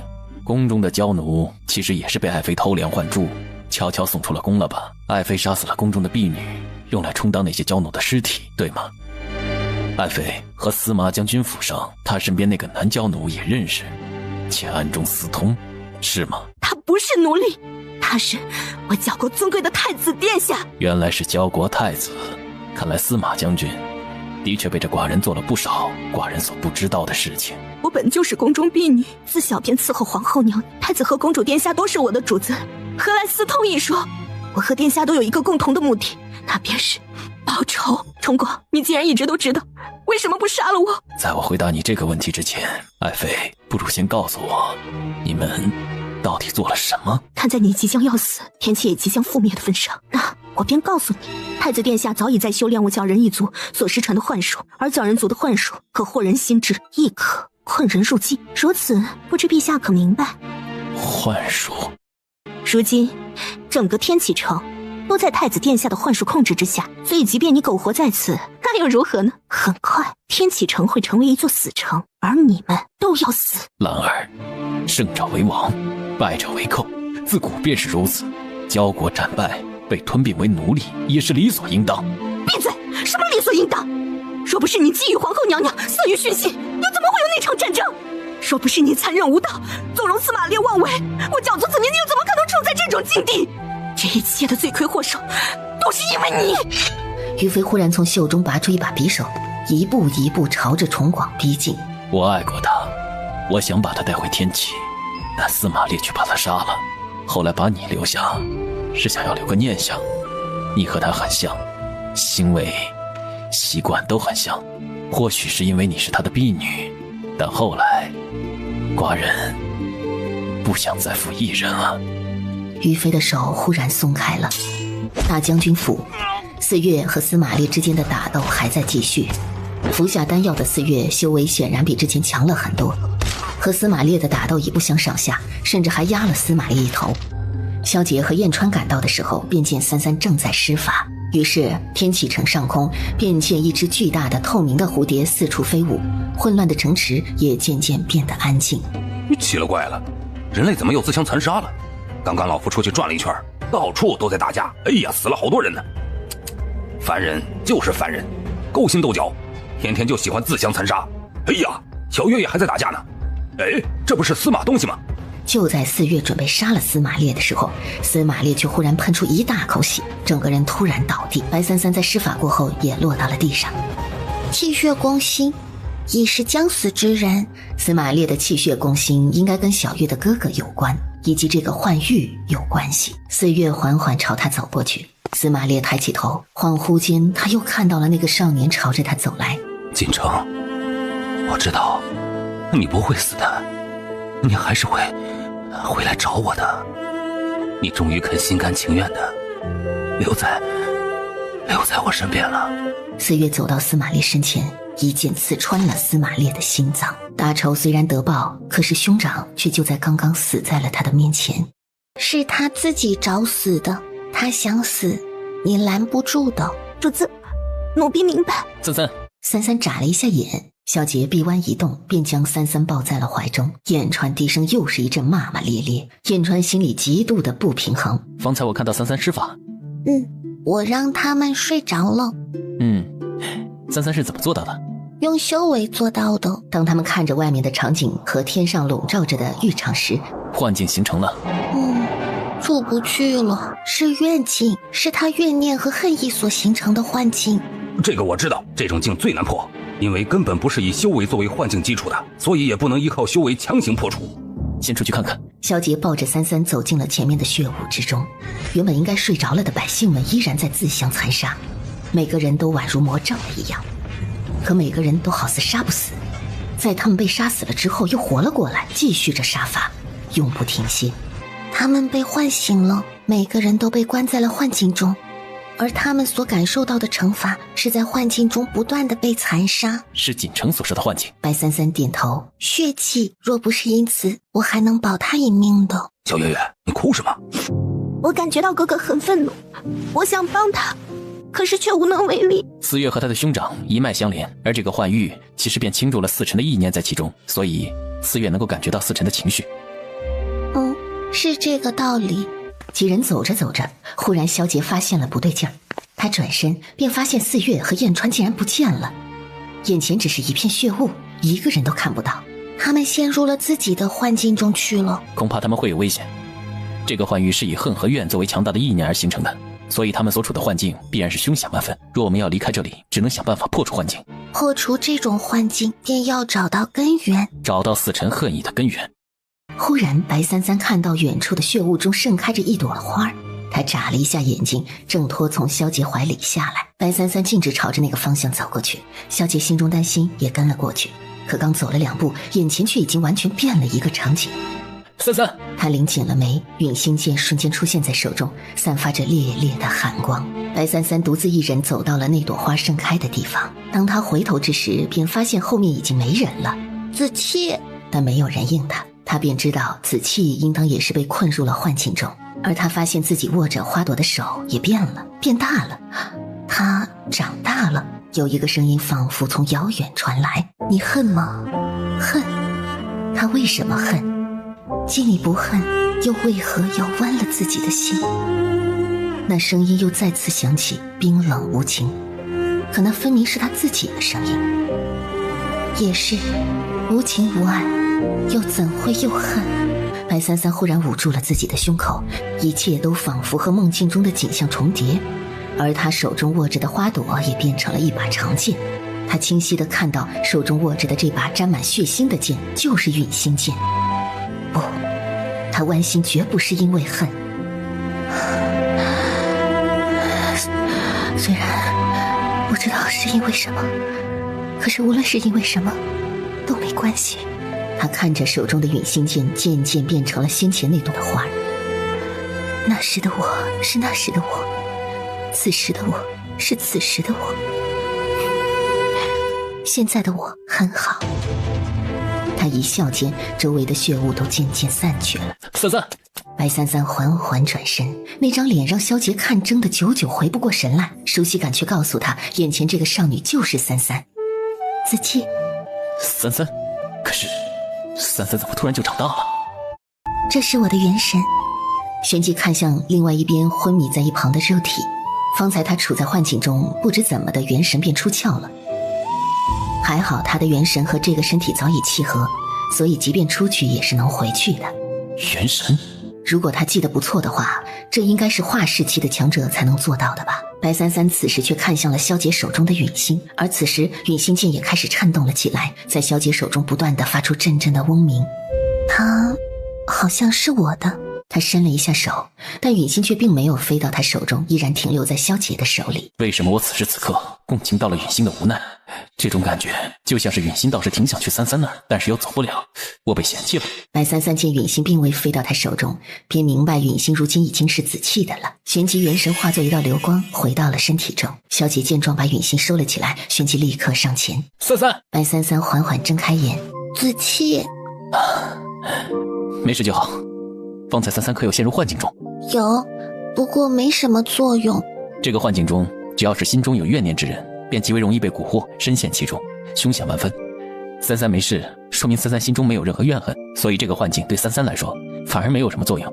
小杰笑着揉了揉三三的脑袋，揉着，忽然想起方才三三那少女的模样，下意识的又把手收回来了，耳根也微微有了一丝泛红。三三的元神为什么跟你本人不太一样？长大后就是那个样子。三三长大后的样子？三三长大后就是方才他所见的那个样子吗？看着看着，他心中忽然生出一丝罪恶感，立刻移开了目光，神色也有点不太自在，心中却已经开始计划怎么才能让三三快点长高长大了。见子期忽然瘪开眼不敢看自己，感觉怪怪的。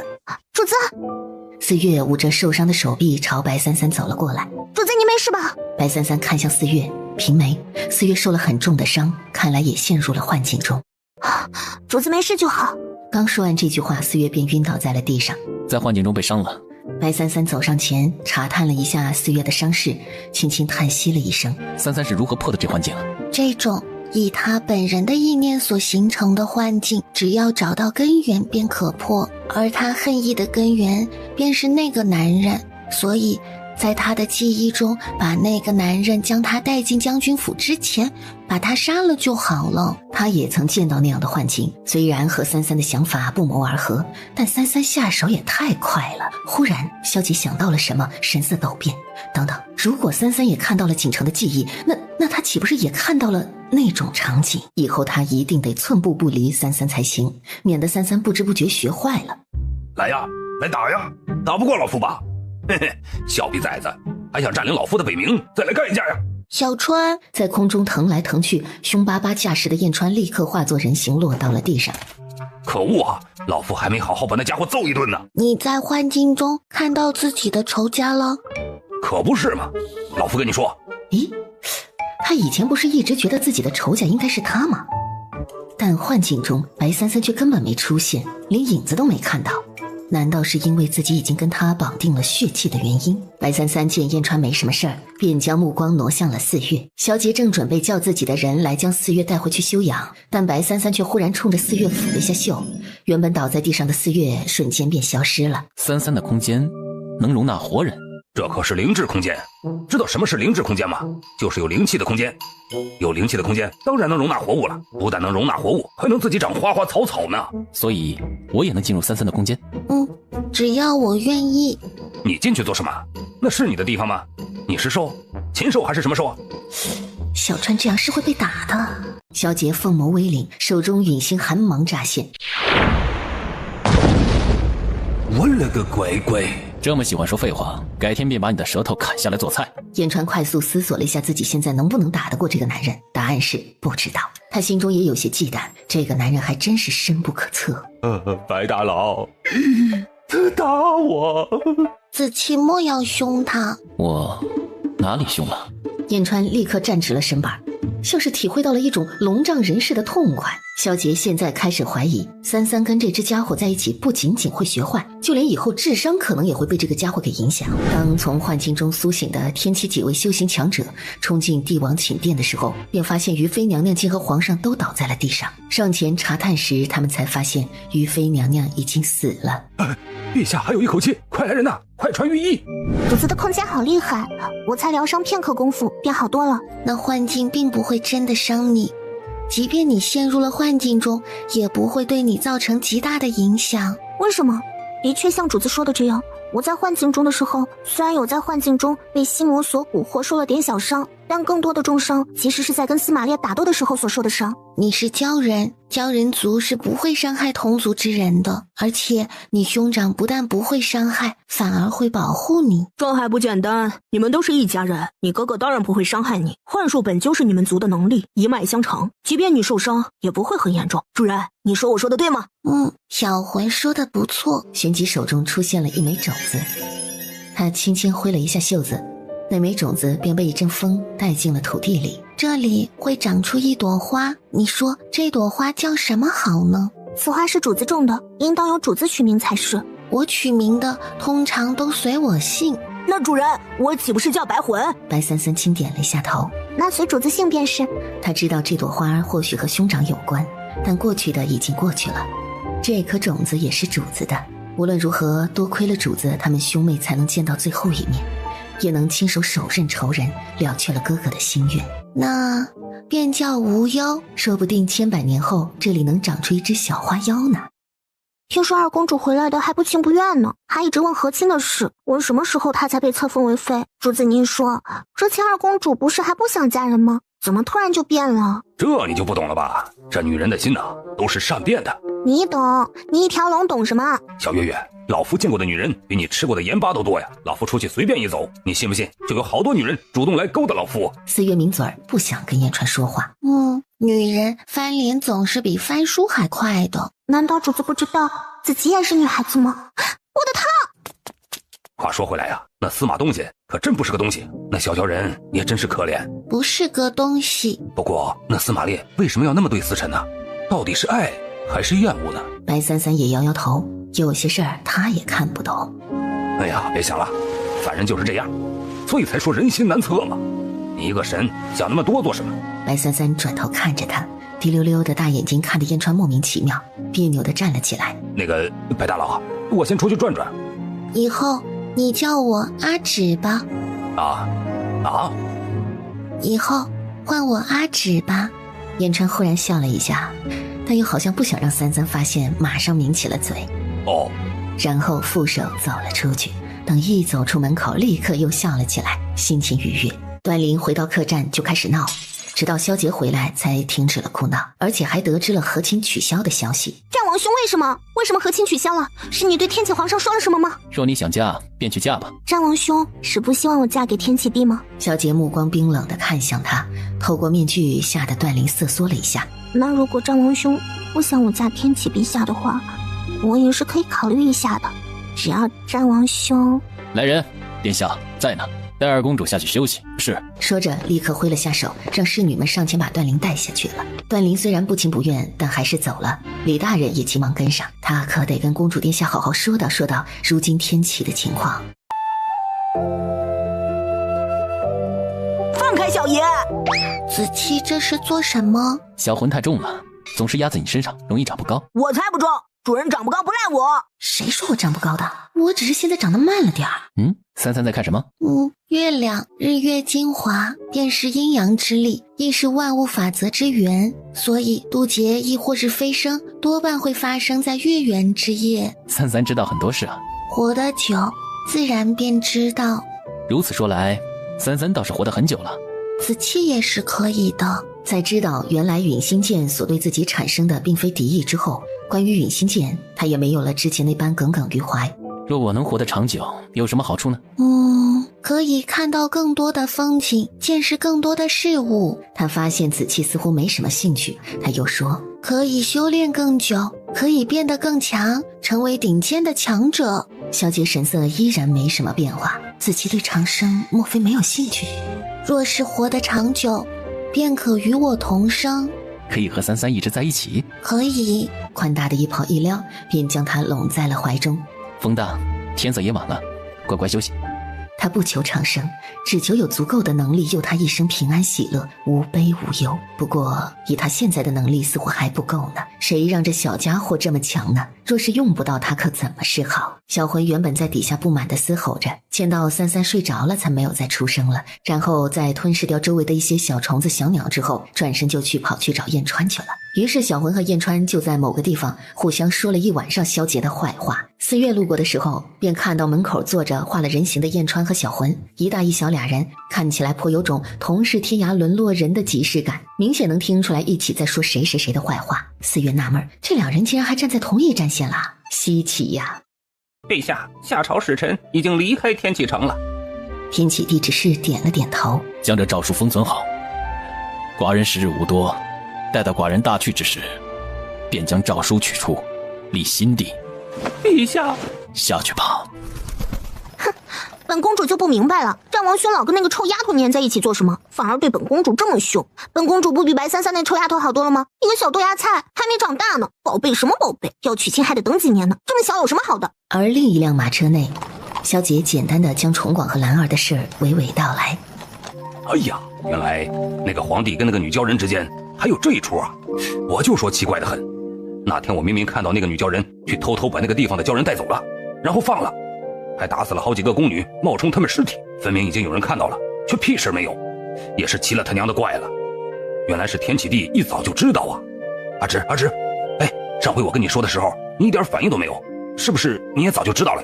萧杰眉心微凛，阿芷，不知道，只是那日晚宴上，崇广看他的眼神里有包容。兰儿所做的一切都是为了交国报仇，执念太重未必是好事。奴婢明白，如今能脱去小人奴籍，让族人离开天启城这是非之地，奴婢已经满足了。至于他们日后如何，是他们自己的事，奴婢也管不着。崇广取消了鲛人奴籍，也许应该有于非的原因。那这皇帝小子也算是个痴情种。不对呀，他这不是喜新厌旧吗？之前不是小月月的娘亲吗？不对吗？哎，正常，男人都是这样三心二意的。倒也不一定，他为何唤你阿芷？燕川心里美滋滋儿，原来这家伙也不知道。看来白芷原本的身份和名字只有他燕川一个人知道了。是我别的名字。小明？总归解释起来比较麻烦的事呢，他都懒得解释，通常都会附和别人所说的话。我没有听说过33有小名，白家也从未这般喊过他。燕川是怎么知道的？还是说33只告诉了燕川？四月明显能感觉到马车内的气压陡然变低，只要是他都能够感觉得到，战王殿下好像不高兴了。但因为什么不高兴，他也不知道。马车继续徐徐前进，燕川在一个地方坐不住，一会儿就往外面跑出去了。四月也跟着出去赶马，坐到了安中身边。你家殿下喜欢吃酸的吗？酸的，应该不喜欢吧？那我怎么觉得你家殿下快酸死了？马车里，白33起先是没有察觉到哪儿有不太对劲儿的，直到他都迷迷糊糊睡了一觉起来了，发现子期还是没有跟他说话，他才觉得哪里怪怪的。子期心情不好。终于知道了，为什么？阿芷既是33的小名，为何33不曾告诉过我？你没问。看着33有点懵懂的大眼无辜的看着自己，小姐忽然就觉得自己过分了，所以她不高兴什么呀？心里忽然升起了一丝愧疚。以后若是别人知道什么，有机会也会告诉你，若没有，你问我，我也会说的。毕竟子期年纪还小，还是要哄一哄的。若是经常憋着什么都不说，容易出现心理问题。好，那就这么说定了。果然说一句话哄哄便好了。你说什么？子期他们去一趟天启城，这天启国君就不但驾崩了，夏朝最大的威胁司马大将军死了，就连和亲使团都回来了。子期该不会是他动的手吧？可以针对子期的了解，子期也不是如此冲动之人呢。况且天启皇室还有十分强大的强者保护，战王殿下应该不至于会是这种人。臣听说他们离开天启城之时，还是天启大臣们相送，所以战王殿下和天启应该没有什么矛盾。此次去天启城中还有白小三儿同行，莫非小三儿是天煞孤星，专门克天启的？那个有可能子期命中带煞。臣也觉得战王殿下身上煞气颇重，陛下的猜测也不无道理。世人都信命理二字，国家也讲究个国法，兴许战王殿下的命格正好与天启国运相冲了吧。看来此事也只有等到他们回来再好好问问。33在这里等我一下。好。段灵见萧杰离开，疑惑了一下，站了起来，朝白33走了过去。二公主要做什么？你一个下人也配拦本公主？四月目光冰冷地看着他，没有说话，但人依然拦在他面前。臭丫头，你看看你这下人多没规矩，你是怎么教出来的？二公主注意言辞，滚开！你个下贱人，哪里来的资格跟本公主说话？四月眼底微冷，看着段灵的眼神让段灵下意识往后退了几步。死丫头，看管好你的下人。算了，你一个傻子能教好什么下人？估计也跟你一样，怕是成了傻子。还有，我告诉你，别以为你现在是战王兄未婚妻就真了不得，日子还长呢。你个傻子还想要当战王妃，也不看看自己几斤几两，年纪小小还是一个小豆芽菜呢，就已经开始学会攀附权贵勾引男人了，真不要脸。本公主告诉你，识相的回上京之后就让你爹去解除婚约，否则本公主要你好看。四月面色冷郁，手中佩剑已经紧握在手里了。你说完了？我还没说完呢。白33看着他，眼底微凉。我说完了。只见段灵整个人都挂在了一棵树上。公主，你敢打我！臭丫头，你竟然打我！你信不信回去本公主这样父王治你罪？你这个傻子！这，二公主殿下，这可如何是好啊？又不经打，又喜欢找死，你是欠虐吗？白33，记住，嘴巴放干净点儿，否则别怪我不客气。若不是看在他是个凡人的份上，他已经一袖子把他刮到不知道什么地方去了。等着，给我等着！等本公主回宫就去找父皇治你罪，诛你九族！公主殿下，快别说了，奴才们这就把你给弄下来。其中一个侍卫飞身上了树，将段灵从树上提下来，但刚落地就被段灵一巴掌呼开了。滚！本公主岂容你这种人碰！这女人怎么这么吵啊？段灵落地之后，复又看向了白33，恨恨地走过来，刚要开口，就发现自己张嘴却什么声音都发不出来了。出什么事了？太吵了，我让她安静一下。好，来人，殿下，带二公主下去休息。是。段灵以为自己变成哑巴了，疯了一样的大闹。从前有一个人，他的话很多，后来神为了惩罚他，就让他变成了哑巴。再后来他便不能说话了，于是他学会了安静。几天后，神见他安静下来，便认为他知错就改，所以又恢复了他说话的能力。这个故事难道是真的？他变成哑巴是被神封了嘴？那么他是不是安静几天就可以正常说话了？处理干净。是，殿下。萧杰走到三三身边，蹲下身子，抬手轻轻刮了一下他的小鼻梁。皮是真的。萧杰无论是信还是不信，看到三三这小模样都忍不住扬起了嘴角。白三三吃饱喝足，就有点困了，但想起一件事儿。话说，方才我听到有人说你我之间有婚约。乖乖。萧杰转身看向三三，便见到三三迷迷糊糊的已经睡着了。谁说的？暗中低头瞥了眼段灵的方向，萧杰看了那边一眼。段灵接触到萧杰的目光，原本还想做出一副楚楚可怜的模样，博取战王兄同情，可立马就被萧杰的眼神吓得缩回去了。婚约？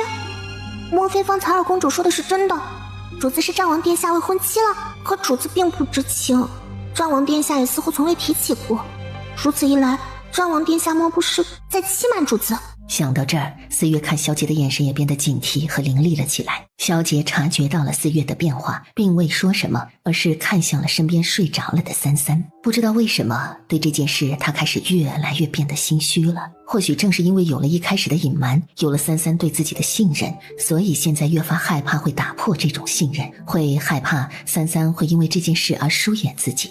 看着三三的睡眼，萧杰眉心轻连，心中已有计较。我看到上京了，马上就要到了。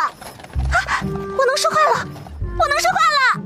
外面响起段灵兴高采烈的声音，但忽然想起来什么，就又把嘴闭上了，变得安静。在想什么？允熙为何会择你为主？我也不知道。允熙在他刚出生的时候就找来了，所以他并不清楚允熙来历。若是想知道什么，问我便是，我不会瞒你。哎呀，怎么还不到？怎么还不到？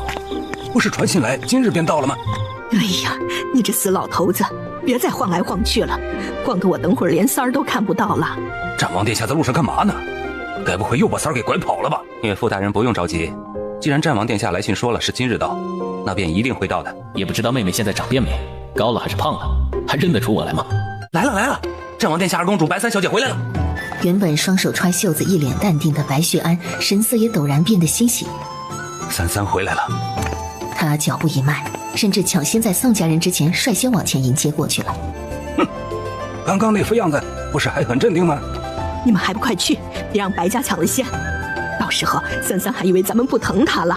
前方马车停下，段灵的马车则继续行进，被接到了皇宫。恭迎战王殿下回朝。战王殿下，妹妹。哎呀，我的三儿回来了，我的三儿宝宝。去吧。三三依言下意识往那边走，而刚走了2步，身子便差点被人扑倒。妹妹，妹妹，你还记得我吗？我是哥哥啊。我的三三呢？快来让姥姥抱抱。造孽呀！这3年，孩子在外面不知道吃了多少苦。平安就好，平安就好啊！见三三不说话，白子轩急了。妹妹，你是不是把哥哥给忘了？你看看，哥哥还是那个哥哥，只是长高了，变了一点点，就一点点。大家都等着你回家，你没事吧？没忘了我们吧？记得。这些是什么人呢？跟阿芷很熟吗？这些是主子的家人。家人？家人是什么人？你没有家人吗？你爹、你娘、你兄弟姐妹都没有吗？燕川想了想，从他有记忆开始，他就是一颗龙蛋，再后来，他清晰的记忆里就是自己破壳而出来的。小月月呀，什么？你说是先有的蛋呢，还是先有的龙呢？飞月愣了一下之后，也被燕川这个问题给问住了。没有蛋，哪里来的龙呢？可没有龙，又哪里来的蛋呢？难道老夫不是龙生的？这个问题我还真不知道，也许可以问问主子，说不定主子知道。在一阵热切的久别重逢之后，三三才得以挣脱回府。直到回到府里的时候，他们才发现好像多了一个人。你是谁？跟着我们做什么？在下叫燕川，是白小姐的人。小川是我的朋友，小川救了我。既然是三三的救命恩人，快里面请。原来这位公子是三三的救命恩人，老身再代宋家谢过公子。三三是我外孙女儿，三三的救命恩人便是我们宋家的救命恩人。以后公子若有什么需要的，尽管提便是。能做到的，我宋家义不容辞。白家也是。哎呀，阿芷，我要说什么呀？我不会说话了呀！哎，快，告诉我要怎么做。于是，一向到哪儿都有点招人嫌的燕川，忽然之间就成了白家的座上宾。而在两家人都在前厅对三三嘘寒问暖，管家祥叔却忽然走到白旭安身边，低声说了句什么。白旭安看了看三三，便转身出去了。丞相大人，安侍卫，恭喜丞相大人父女团聚，在下奉殿下之命前来道喜，那便替本相谢过战王殿下了。也多谢战王殿下这一路上对小女的照应。哈，殿下知道您会这么说，特意让小的说，相爷不必如此道谢，一家人不说两家话，照顾三小姐也是应该的。八字都还没一撇呢，谁跟你是一家人？当初也不知道是谁把三三搞丢的。当然，殿下派小的过来还有一事，事关三小姐。什么事啊？是这样的，殿下虽跟三小姐有婚约在身，但目前三小姐对这件事并不清楚。殿下考虑到三小姐年纪还小，不谙世事，又秉性单纯，所以殿下希望丞相大人暂时也不要在三小姐面前提起这件事，免得三小姐多想。殿下也是为了三小姐考虑，希望三小姐能无忧无虑，不被打扰。反正婚约之事也不急于一时，三小姐晚些知道也无妨。丞相大人以为如何呢？战王殿下这话是什么意思？是让我不要告诉三三和他之间有婚约，先瞒着三三吗？这说起来好像也没什么不对，战王殿下所言也有道理啊。总之，小的话也带到了，殿下还希望丞相多考虑考虑。殿下说了，他也只是建议。建议这两个字你品，你细品。战王殿下给人建议，说的好像谁敢不从似的。这件事本相会考虑，三三是本相女儿，本相自然会做为三三好的事。那就好，殿下说了，还希望白丞相莫要重蹈覆辙，像从前那般了。三小姐从前小，不懂事，也许有些事是还记不得，谁对她好或是不好也不会往心里去。但现在三小姐也是知事的年纪了，相爷在为人父方面恐怕还是需宠着三小姐些。三儿明明是我的女儿，现在却让一个外人来教自己怎么做，这到底是自己女儿还是战王殿下女儿？哦不，三儿现在是他未婚妻了，话是没错的话，可就是让我心中膈应。合着三儿就不是我亲女儿了，需要你战王殿下这般护犊子来了。请战王殿下放心，三三是本相的亲女儿，本相自会好好宠着。那便好，除此之外还有一事，殿下让小的转达。安小兄弟可以一次性说完。小的保证，除了这件事之外便没有别的事了。请说。殿下叮嘱，三小姐如今年纪也算是半大不小，又有婚约在身上，丞相大人还是得注意一下，莫要让男人与三小姐走得太近，以免影响三小姐名声。即便是表亲，也还是让他们避避嫌的好，尤其是那些本来就对三小姐有点不该有的想法，先前向陛下求娶三小姐的人。当然，丞相不需要让三小姐去注意，丞相大人多注意注意，别让不怀好意的人接近三小姐便是了。这是要让我给他看着点情敌吧？而且还什么都为了三儿想好了，还什么都得护着他，不能让三儿受到一点委屈。合着让委屈全都让自己这个他现在名义上的老丈人来受。他现在终于明白为什么他那岳父大人为何这么多年都看自己不爽了，还总给自己使绊子。稍后殿下会让人送些三小姐喜欢的零嘴过来，若三小姐在相府中有什么事，直接通知战王府便是。三小姐也是可以随时去战王府小住的。安中将话带完，说完之后便在白轩黑脸之下颔首，然后离开了。来人，老爷，过2日再给府中养条狗吧。是老爷。不过自从上次三小姐将府里的狗给吃了之后，府中便没再养狗了。真的要再养吗？养吧，记住以后见到战王府中的人先别喊我，先放狗，明白吗？香叔心中一下了然，原来是老爷被战王殿下给气到了呀。怎么还是这么矮啊？儿啊，就你这样还怎么娶三三呢？这不讨嫌了吗？你这是不是外面营养不良给饿的？不好解释。这就是大佬行为啊！你们这些愚蠢的凡人怎么会懂呢？等阿芷正常长大的时候，估计得等到他的身体能匹配上他的修为和元神的时候吧。到时候就会停在一个体貌最佳的时间，驻颜不老。没关系，三儿这不是回来了，再多养养，多补补就长高了。会长高的，只是时间问题。这时候白徐安也回来了。岳父大人，干嘛？从前是我误会您了。这小子是受到什么刺激了？很快一大家子便上了桌，热热闹闹的用膳。说起来当初我救三三的时候啊，那可是相当惊险。话说那天风起云涌，天雷滚滚。燕川喝了酒，开始说书似的胡编乱造了起来。宋家人本就是武学世家，听到此便纷纷竖起了耳朵，还听得津津有味。说完之后还一时诗兴大发。如此良辰美景，不如让小生吟诗一首助助兴，如何？刚说完这句话，便听到候在一旁的四月猛地咳嗽了一阵。白三三抬了一下眼，目光对上燕川的眼睛，燕川立刻住嘴。哎呀，小生忽然又没了兴致，不如继续吃饭吧啊！白家、宋家人原本还期待的模样，忽然面面相觑，然后也都跟着尴尬笑了笑，继续吃饭。下朝皇宫，你这小子，这3年也不回朝个几次，这一次白家小三儿回来了，怎么还走吗？萧杰挑眉，端起旁边早已沏好的茶，抿了一口，没说话。夏帝知道从萧杰身上问不出什么来，干脆转了个话题。朕听闻白家小三儿回府了，也不知道他如今怎么样了。白小三儿如今也快9岁了吧？没想到这小丫头一失踪便是3年，如今能回来也是老天有眼，能让她逢凶化吉，平安归家。老天从来无眼。什么？子期，此话可不能乱说。臣只是从不信天罢了。快与朕说说，天启到底是怎么回事？没想到天启竟在短短时间内就出了这么大的事。前2日，朕收到了天启帝驾崩的消息，而帝王之位也已经传给了广阳王之子。萧楚君刚登帝位，恐怕现在天启朝中正在大乱。萧杰轻点了下头。天启帝驾崩的事儿，他们在途中也得到了消息。天启向来好战，大部分原因都是因为天启有司马家族坐镇。如今司马家族败裂，天启没有了对外征战的底牌，如今若要对付天启，可比从前容易的太多了。在天启帝驾崩之前，我答应了他，5年之内不对天启发动战争。此事我怎的没听你说起过？重广死了，司马烈也死了，如今的天启成不了什么气候。小皇帝刚登帝位，如今即便没有外患，天启内部也会乱成一锅粥。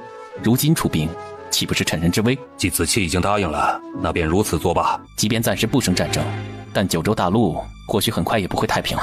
子期何出此言呢？陛下应该知道，九州大陆也只是一个大陆。夏帝立刻明白了萧杰的意思，据说在九州大陆之外，传说中还有别的位面。此气的意思，难道天外之人，或是海外之人，又或者是和子期来自同一个地方的人？朕会让宫中几位老先生随时注意。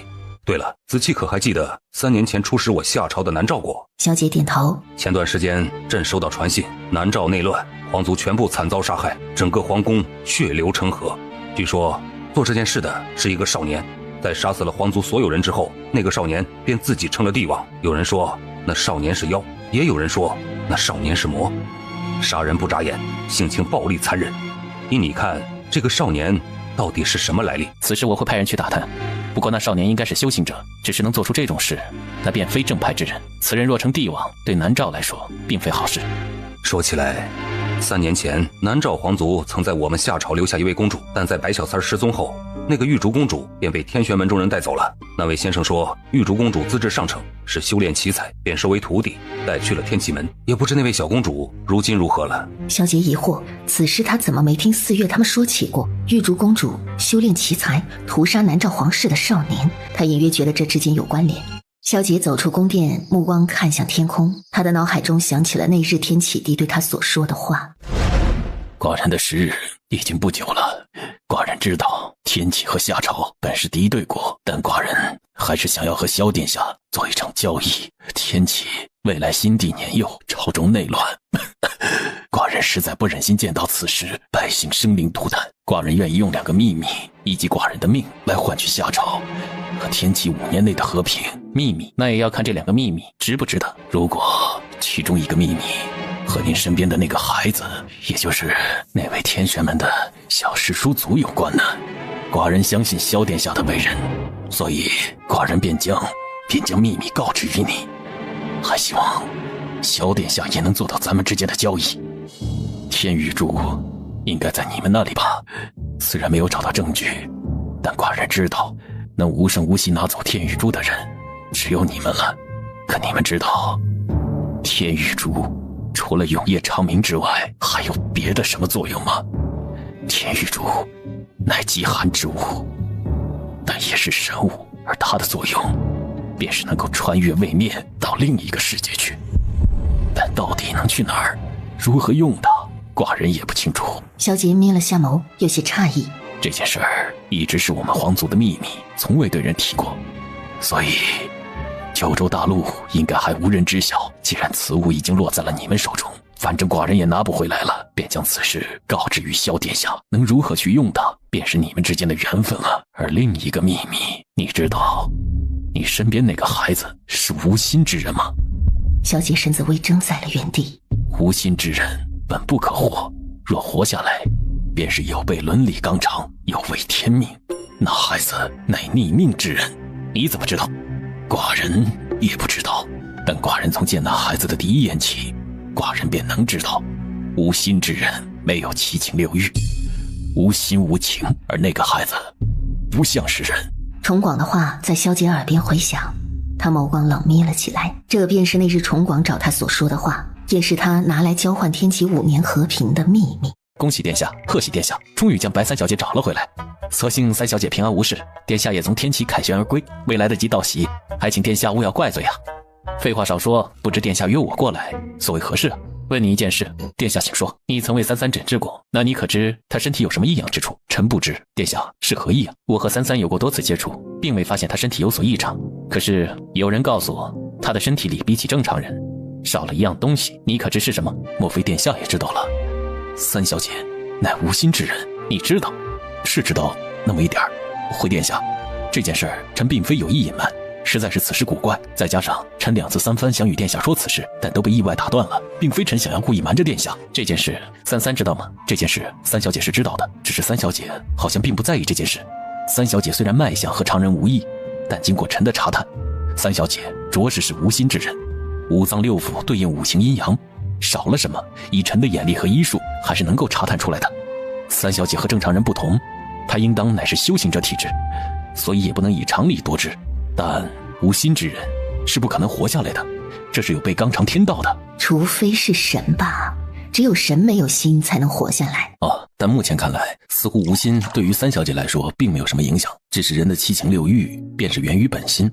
若是无心，只怕你可知他为何没有心？这我就不清楚了。先前我也为三小姐查看过2次，但都没什么结果。三小姐自己她也不清楚。不过什么？不过三小姐对你那把剑有反应。殿下，你应该发现了，三小姐她不是普通人。三小姐会对您的剑有所反应，最大的缘由便是曾经他们之间有什么渊源，或者发生过什么事。您可还记得3年前三小姐从斗兽场醒来之后便不傻了，而在那之前三小姐一直属于痴傻状态的。在我们医道中有一种说法，若天生痴傻便是魂散了，所以才会不变五谷，不识百行，而当魂魄重聚之后便会焕然新生。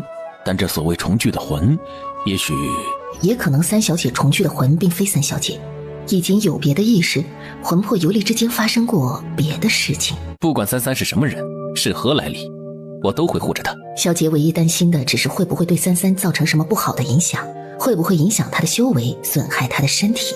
三三，你起床了没？醒了哥哥就进来了。刚一进院子，便见三三站在院子里，抬头看着墙头上。妹妹，一看到爬到墙头的那人，白子轩脸色一变。云州小世子，你莫不是当贼当习惯了，如今连相府的墙都敢爬了？子轩，别生气嘛，我不也是听说三妹妹回来了，所以特意来看看嘛。有大门不走，偏偏翻墙，这里可是相府，信不信我现在就让人把你赶出去？子轩哥哥，子轩好哥哥，别嘛，我就是关心三妹妹，所以才来看看。别恶心我。妹妹，她没有对你说什么吧？若有什么的，便同哥哥讲。没有。那就好。我也不是这种人呢，你妹妹不就是我妹妹吗？三妹妹，看我给你带了什么？来的时候啊，我特意去街上给你买了点吃的，总不算空手来一趟吧？这还差不多。谢谢。这么客气做什么？反正都是一家人啊！我和子轩是好兄弟，子轩的妹妹就是我的妹妹。一家人？妹妹，我跟他可什么都没有，都是他瞎说的。谁跟他一家人了？什么都没有。哥哥真的跟他没什么关系。我好像也没说什么的样子。哥哥激动什么？咱妹妹好像没怎么长个儿啊，是不是这几年在外边营养不良？可能是吧。云小世子是把相府当成自己家了。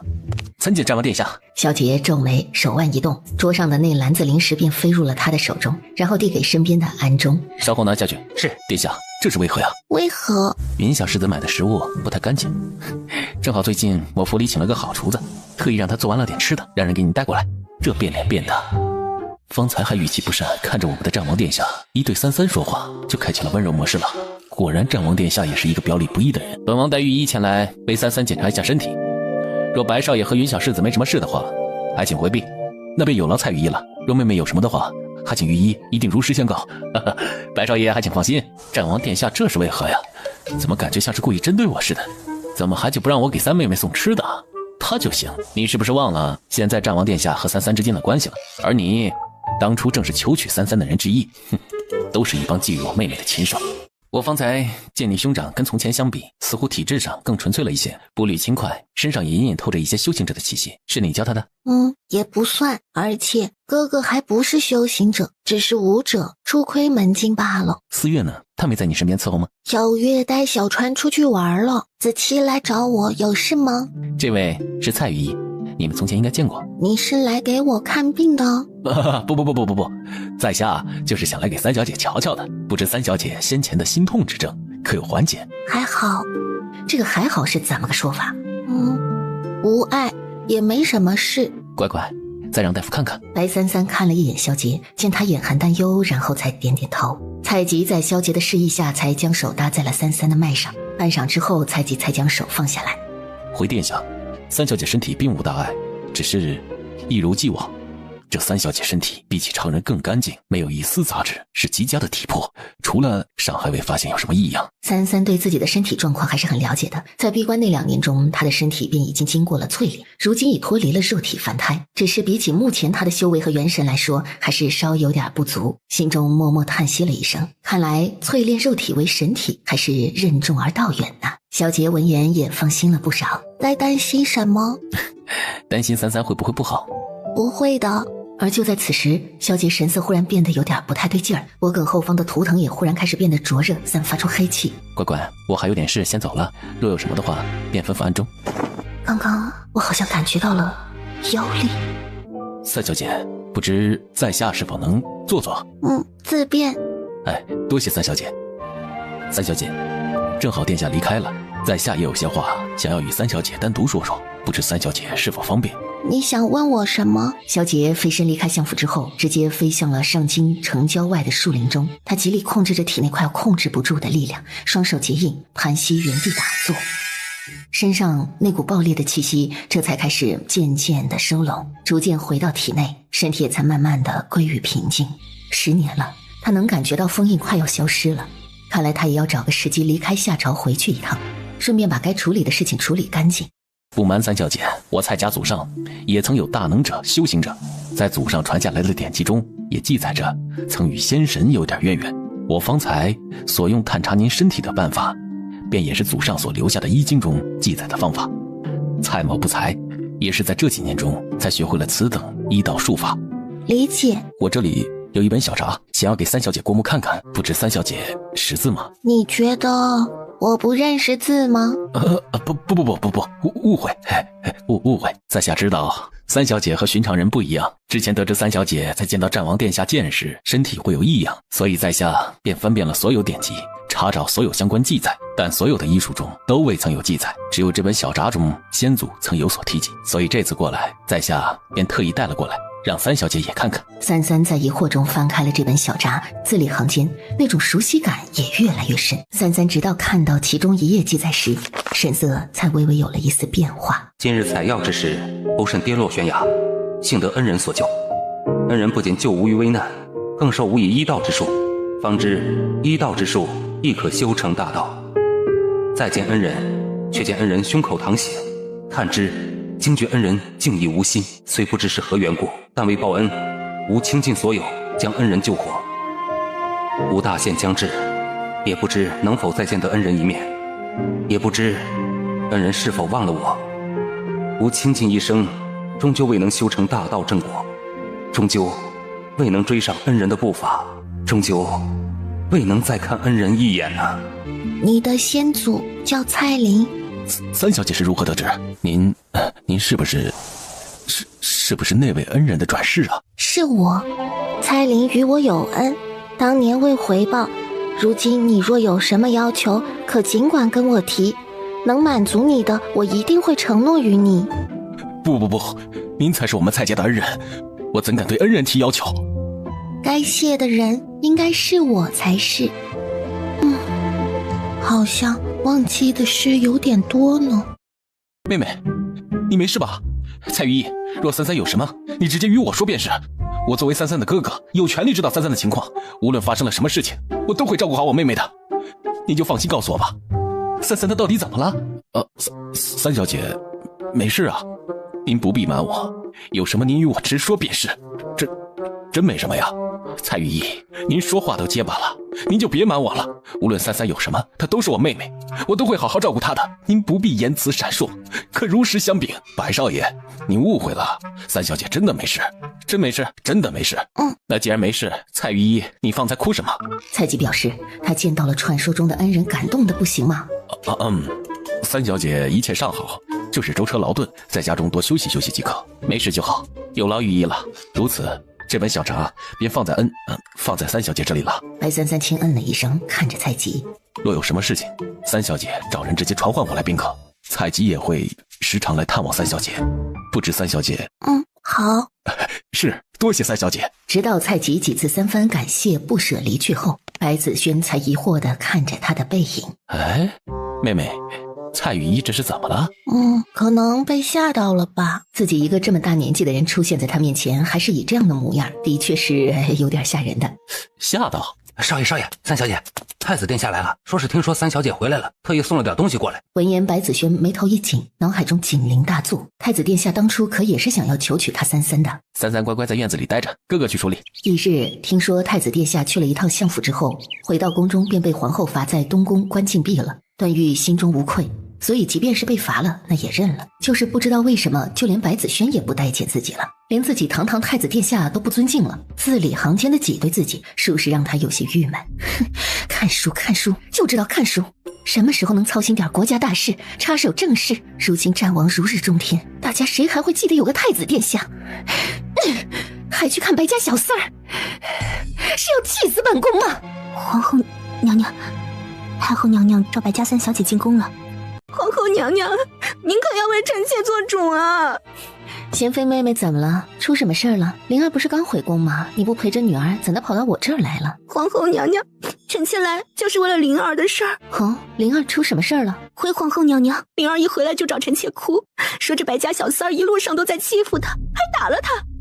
白家小三儿仗着自己是丞相女儿宋国公的外孙女，为所欲为，臣妾哪敢找白家小三儿的麻烦，只能求皇后娘娘为臣妾做主了。这件事事关重大，白三三背景深厚，此时本宫也不宜做主。不过本宫得知太后娘娘正要召白三三进宫，刚好你可以去太后娘娘那里瞧瞧，找太后评评理。可是娘娘，3年前丽嫔他们想找白三三麻烦，3年前之所以丽嫔他们反而会被教训，那是因为她本身便理亏，而且恰好战王殿下当时也在，便护了短，且又是私下找的白三三，自然容易落人口舌。你这次去找太后，与她当面对质，让太后娘娘评理，又有谁会难为你呀？多谢皇后娘娘，臣妾知道了。白三三接到被召进宫的旨意的时候，原本不太想去，但燕川说好奇这个地方的皇宫是什么样的，加上来人也说了句太后娘娘可想三小姐啦，天天都念叨着呢，所以三三还是决定去一趟。我才是相府夫人，听到没有？都叫我夫人。是夫人。娘亲一定为你找个好夫家，嫁得风风光光的，比那个傻子风光，知道吗？我的女儿生来高人一等，怎么能比傻子差呢？我女儿生来就高人一等，我可是公主啊！还不把公主带回去？神级平阳公主被搀住回了梅心院。都怪你扫把星！姐姐，等等我！派人好好照顾2位小姐。是，老爷。妹妹，跟你没关系，你别多想。你哥哥说的不错，你别多想。我没有多想，他们的娘亲想弄死我，结果被我弄疯了，这是他咎由自取。而他们2人因为此事对我心生怨恨，这也是理所应当。三三，但作为爹爹，应该多关心自己的女儿才是。还有，告诉他们，若有能力复仇再找我，若没有就不要不自量力。你2个姐姐，爹爹会安排人照顾好，家里也不会再出以前的事。相信爹爹，不管怎么说，这个爹爹当的还是有进步的。白子轩送到门口，叮嘱了2句，也没再往前。阿志啊，那就是你爹呀！哎呀，那老小子看起来怎么傻乎乎的？白三三没有说话，毕竟在他看来，小川自己比较适合他这一句话。哎呀，你别说啊，九州大陆啊真热闹，都没什么灵兽魔兽上街，好多人呢。阿志，你说凡人明明渺小的跟蝼蚁一样，又是怎么建立起城邦，还能在这种危险的天道法则中修炼成神呢？我也是凡人。切，你不是神吗？你又不是凡人。不，他是人。在那个手札中，蔡琳第一次见他还不是神，那个时候他是半神，亦或是强大的修行者。从前他一直以为自己生来便是神，因为他的记忆中只有成神后的记忆，但在蔡琳的手札中第一次见到他的时候还不是神，所以他很有可能是从凡人历劫成神的。而成神之前，他的武器就是陨心剑，在成神之前，他的心就已经遗失了。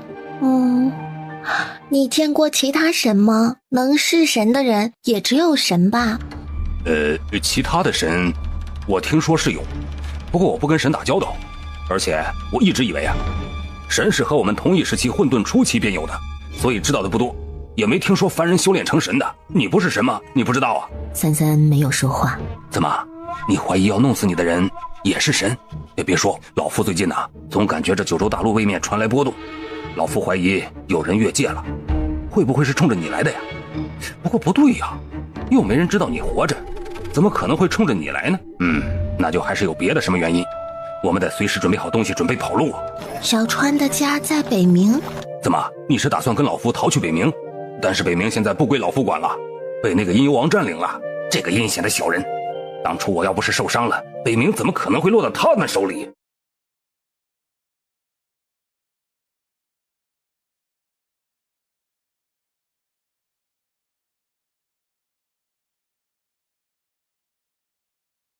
看这孩子小的都3年了，都没怎么长个儿，肯定是吃了不少苦。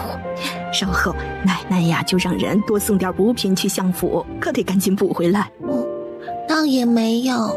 三三真懂事，明明受了苦，却偏说没吃苦，真叫奶奶心疼啊。三三呐，是子气找到你的，不知子气是如何找到你的？从天玄门下山，准备回来的时候碰巧遇到了。天玄门？你去了天玄门？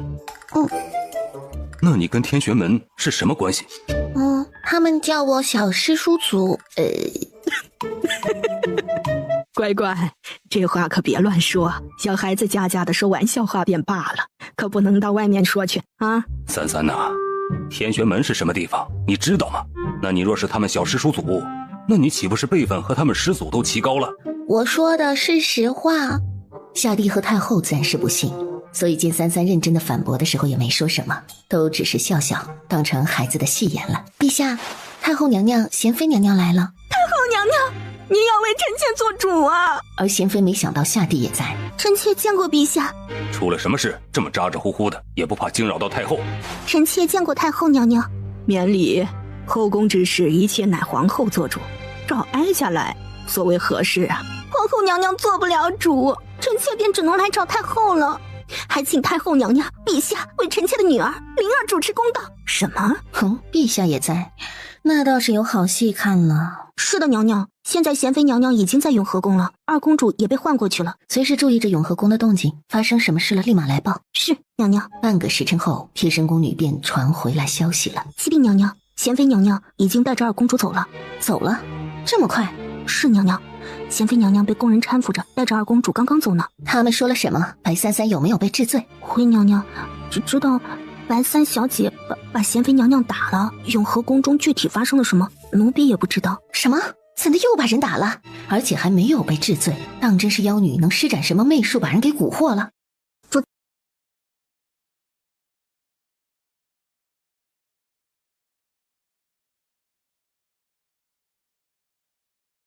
你一直在路上欺负她呢，还好太后和皇上没信她的话。不，他们信了。信了？他们相信我在欺负他，但不敢欺负我，因为他们对我做不了什么。四月忽然之间觉得主子的身影特别的高大，崇拜之情更是溢于言表。只是端灵母亲那个女人太激动，想打我，我便给了他一袖子。原本也没打算动手的。虽然主子话少，可有的时候若是说起话来，几句话就能气死人的。说打吧也算不上打，但伤害不高，侮辱性很强。4月驾着马车，白三三则躺在马车中的软榻里休息。主子，不对呀，怎么这么久都还没有到相府？已经1个时辰了。白三三懒懒睁开眼睛。已经1个时辰了吗？是啊，主子，已经1个时辰了，相府迟迟不到，路也有点问题，好像刚刚走过，可是我明明就是按照之前的路线走的。迷阵，修行者布下的迷阵。三三落在马车顶，在这里等我，我去宰了这个人。随着白三三的消失，周围的场景也变成了一片树林，竟然已经到了城外。燕川懒懒打了个哈欠，翻了个身，继续在马车里睡起来，丝毫不关心外面发生了什么事。反正对燕川来说，若是三三发生什么，他是有感应的，而且也能直接找到他。这家伙怎么跟主子越来越像了？除了吃就是睡。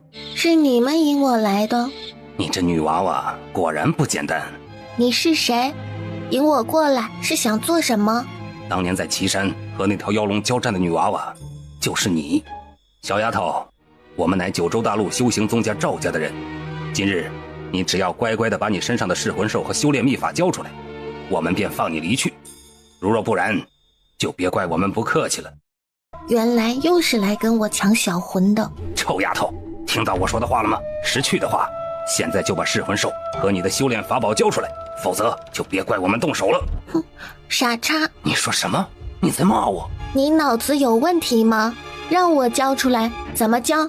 自己拿不到就让我给你，无能又愚蠢。臭丫头，敢骂我？给我上，拿下他！砍死你们！在对方逼过来的瞬间，脚尖点起，整个人离地悬在了空中。哎呀，打架了！就在燕川前脚刚走，又一道身影落在了马车旁。战王殿下。三三在前面。是，有战王殿下在，主子就更不会丢了。有战王殿下和燕川、小魂在，主子应该不会有危险吧？而此时，三三的眼前已是一片尸山狼藉。怎么可能？就1刀的威力，就让我的人死了一大半。你那到底是什么武器？破天！小魂舔了舔爪子，虽然饱餐一顿了，但他也不介意多吃点生魂。就在这个时候，一股强大的气息缓缓地朝这边接近，只见一顶白色软轿从空中飞过来。见过神使，不是让你们去办事的吗？在这里做什么？回神使，我们已经到下了，准备完成您交代的事。路上遇到了这个丫头挡路，而且这个丫头身上还有一头上古凶兽，我等不敌，所以还请神使能够为我们赵家报仇。没想到啊，在九州大陆竟然能看到噬魂兽，这是一只幼年便化形了的噬魂兽。主人，这个人很强。阿志大佬，打架怎么不喊我呀？他鼻子嗅了嗅，觉得不太对劲儿。神庙的人，可神庙的人怎么会出现在九州大陆？神庙很熟悉啊。他从脑子里的记忆里扒拉了一下，大概想起来了。神庙是一个渗入各个位面、接近于宗教的组织，而且神庙的人在自己的位面中修为都极高，而统治神庙的人是神。你是什么东西？你又怎么会知道我们的身份？你他娘的才是个东西！他娘的不是个东西！他娘的不是个东西！你他娘的才不是个东西！原来是化形妖兽，既然能认出我们，看样子也应该不是这个位面的妖兽吧？既然如此，给我全部拿下！他后方的白衣人瞬间化作一道残影，带着铺天盖地的杀意朝他们扑过来。哎呀，给你狂的啊！看老子怎么打得你们满地走牙！瞬间风起云涌。看到眼前忽然画出原形的燕川，妖龙。三三平眉，这些白衣人的修为接近这个大陆修为的顶端。小川现在的实力虽然也差不多，但对方人多，而且是外来人，手中法宝极多，小川不一定是对手。小魂，是，主人。只见一道黑影飞入战场，死气弥漫，席卷了整方领域。众修行者惊骇，即便相隔甚远，都汗毛直竖，脊背发凉。更不必说此地的赵家人都已经无法动弹了，像是被定在了原地，睁大瞳孔看着空中2只庞然巨兽。白衣男人盯着他们的方向，目光冷眯。果然不愧是上古凶兽，若要拿下他们，便只能在此地拿下，否则一旦他们去到了上位面，以他们的修炼速度，实力必然暴涨，届时要再对上就麻烦了。白三三轻拢了下眉心，指尖捏了个诀，便布下了一个结界，这样无论他们怎么打，都不会被其他人看到。你们来九州大陆做什么？白衣男人这才记起还有一个小丫头。这个结界是你布下的？我再问你最后一遍，你们来九州大陆做什么？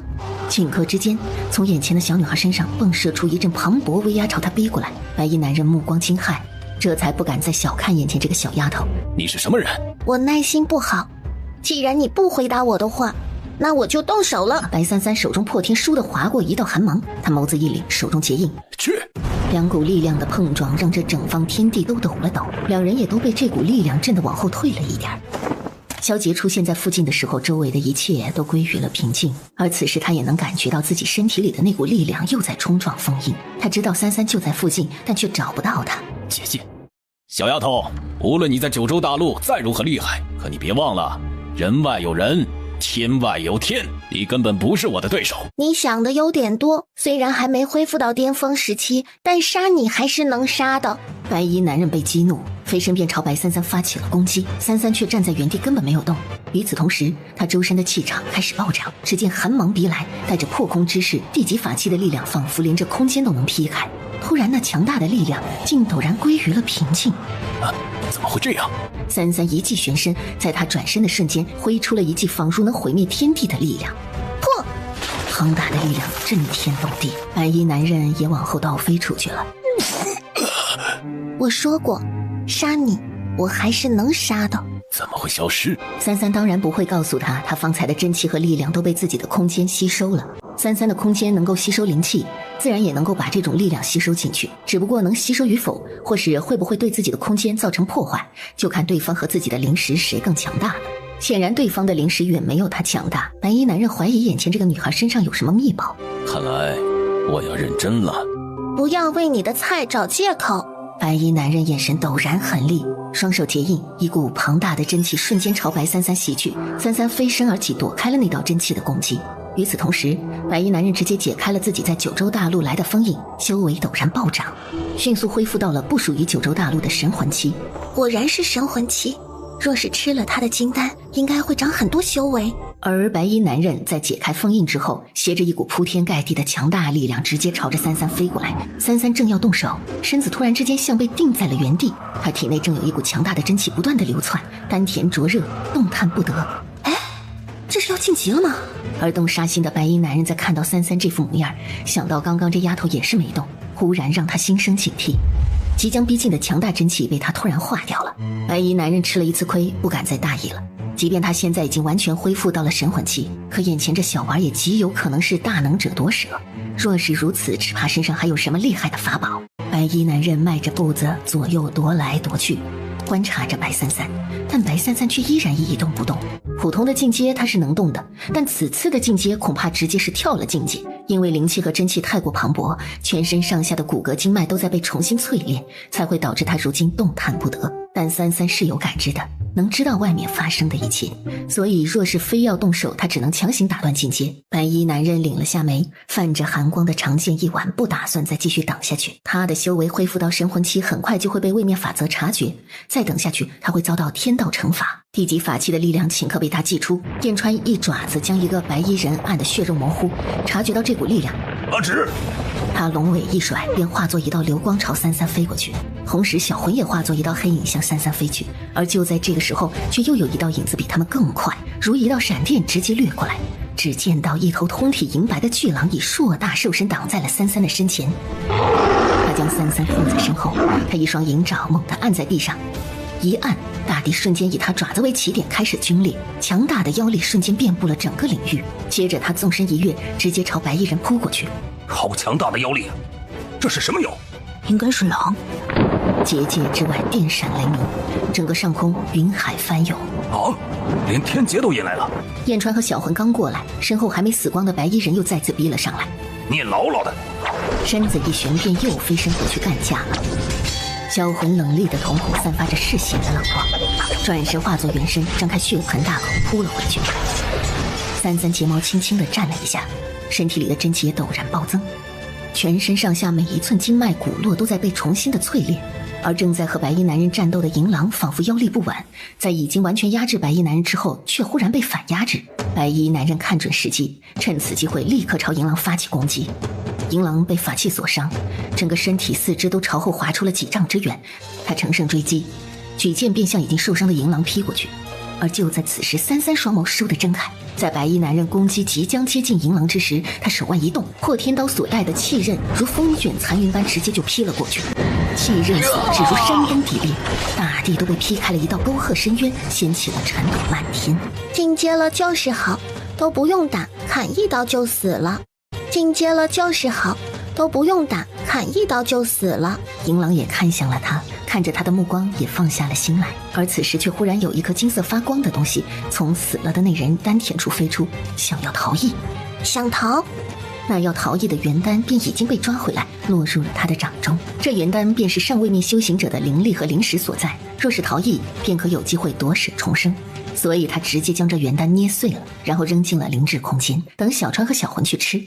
本来他想吃的，但以他现在进阶后的修为，吃了也没有多大用了。而元丹捏碎了和不捏碎吃，效果也差不多，所以就干脆捏碎了扔在空间里，免得被他跑了。这时候，燕川和小魂也把人都杀光了。看到白衣男人死了，小魂立刻双眼放光的飞过来收尸。这帮人还真难缠，怎么身上有那么多乱七八糟的法宝？所以老夫最讨厌遇到神庙的人了。能力不行，法宝倒是一堆，有本事跟老夫一样裸着身体来干啊！神庙这帮伪君子，等老夫以后重回北冥，夺回老夫的地盘，就把神庙给端了。好漂亮的毛毛。33走到银狼身边，银狼眼睛紧紧地凝视着他。坐。银狼庞大身躯乖巧地坐下，银狼一直看着他，那双眼中还有着一丝害怕。大狗狗。是狼。大狗狗。银狼看着他期待又认真的眼神。哇！33满意的笑了起来。是紫气。银狼浑身一怔，不可思议的看着他。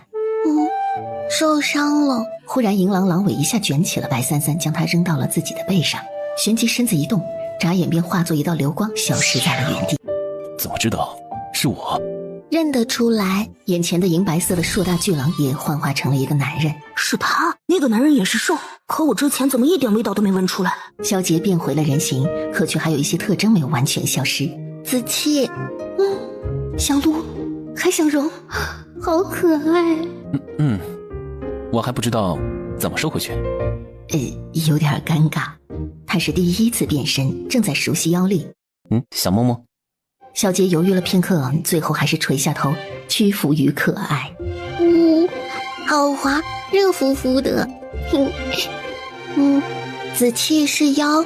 萧杰一对银白色的狼耳抖了一下，又竖了起来。他似乎知道了怎么控制，所以很快便将耳朵收起来了。算是，也不是。半妖。我身上的妖力也被封印了10年了。难怪之前看不出来。你不害怕吗？会不喜欢吗？我也是见过世面的。我不是夏朝人，我来自另一个大陆。我的父亲是妖，母亲是人。我不知道我父亲到底是什么来历，也从来没有见过他。我只知道，从出生开始，那个地方的人就不喜欢我和我的母亲。10年前，我的妖力开始显现出来，也开始有了一些妖兽的特征显现。我师父便将我用妖力封印，用玄冰寒气压住了我体内的妖力。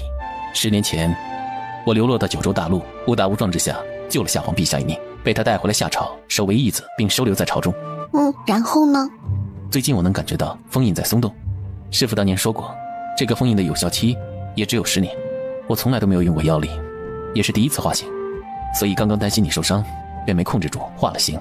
你师父是谁？这个不知，他很神秘，已不知是男是女，但很强。那你老家还有亲人吗？没有了，母亲在我来到九州大陆之前便死了，父亲从未见过，其他人都想杀了我。那你要不要跟我在一起？子期愣了一下，冷得令人心悸的眼中也在渐渐地变得柔软。见子期没说话，33在看他半晌后，目光微敛了一下。你的神识受损了？是封印消失破除之后的副作用。师父曾说过，我的神识有些特殊，若是受损，也许会有一些麻烦，所以他早早的便抽出了我的一缕神识，炼成了魂玉。在封印消失之后，只要将魂玉吸收，便能够恢复神识。魂玉不在你身上？那魂玉在子期的老家。子期现在神识受创有些严重，若是不快点修复，很难晋升，妖力也难以控制。妖力易散，完全无法控制的情况下，最坏的状况就是会爆体而亡。那你要回去吗？小杰没说话，眼底有些复杂。那个地方叫什么名字？瀚海。我知道了。即便是我离开了，我也会回来的。哪里都能找得到。这话三三说出来时并未想太多，于他而言也是实话实说，可听在萧杰的耳朵里却是一种承诺，一句让他欣喜受宠若惊的话。也不知道狼肉好不好吃，跟狗肉一样吗？好吧，其实在他眼里，狼跟大狗狗也没什么区别。萧杰站起身，顺手就把三三抱起来，他胸口的伤势在敷药之后也好多了。小魂化作一道黑影，立刻飞向了白三三的肩膀。萧杰冷冷扫了小魂一眼，不过也没说什么，就是心中想到小魂也是化形少年，心里就有点膈应，还很不舒服。小魂才不管他，反正他只要跟在主人身边就好了。故意用小脑袋蹭了蹭三三的脖子，看，他才是主人最喜欢的兽兽。有条蛇跟他争宠就算了，又来一条大狗，明明他才是第一个跟在主人身边的。这噬魂兽既然已经化形了，还跟三三这么亲近做什么？不知道雌雄男女有别吗？萧杰有点郁闷。三三身边除了小月，燕川和小魂都是雄性，三三整日与他们厮混在一起，会不会连男女之别都不知了？看来日后他得跟三三说说才是。丫头本来就单纯，以后长大了，万一被人欺负了，占了便宜怎么办？方才的那个人看起来不是九州大陆的人。不是。三三为何会跟他们对上？想抢小魂。主子，见你们这么久还没回来，担心您出事，所以四月才自作主张离开了原地。三三看向四月，轻轻嗯了一声。小川呢？刚刚臭蛇留下来了。小魂刚说完这话，就听到一阵操声操气的声音。什么玩意儿？表面正人君子，打不过还不是跑了？都他娘的是些伪君子！发生什么事了？哎呀，你怎么在这里？燕川左看看右看看的观察了他半晌，又动了动鼻子嗅了嗅。哎，你就是刚刚那只大狗啊！哇！哎呀，原来你是狗啊！哎呀，原来你是跟我们一样不是人呐啊！哎呀，笑死老夫了！你这家伙竟然是大白狗！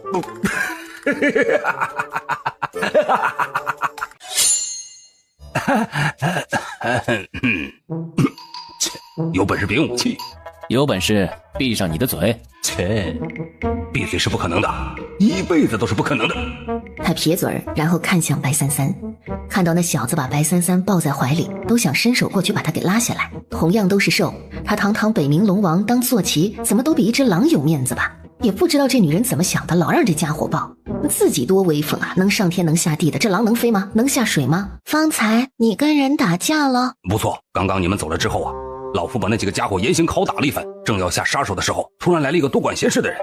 那人修为不错，也能打，当然了，跟老夫比起来还差那么一点点。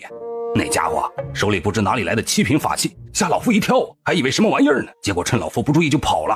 赵家还跑了一个，嘿，气死老夫了！早知道啊，就早点弄死他们了。不过老夫倒是从他们嘴里问出了点东西。三三搅动了一下，萧杰会意把三三放下来。问出什么了？我跟你说啊，就是那些修行者和神庙的人是一伙的，神庙的人让他们来夏朝找一样东西，你猜猜是什么东西？不猜。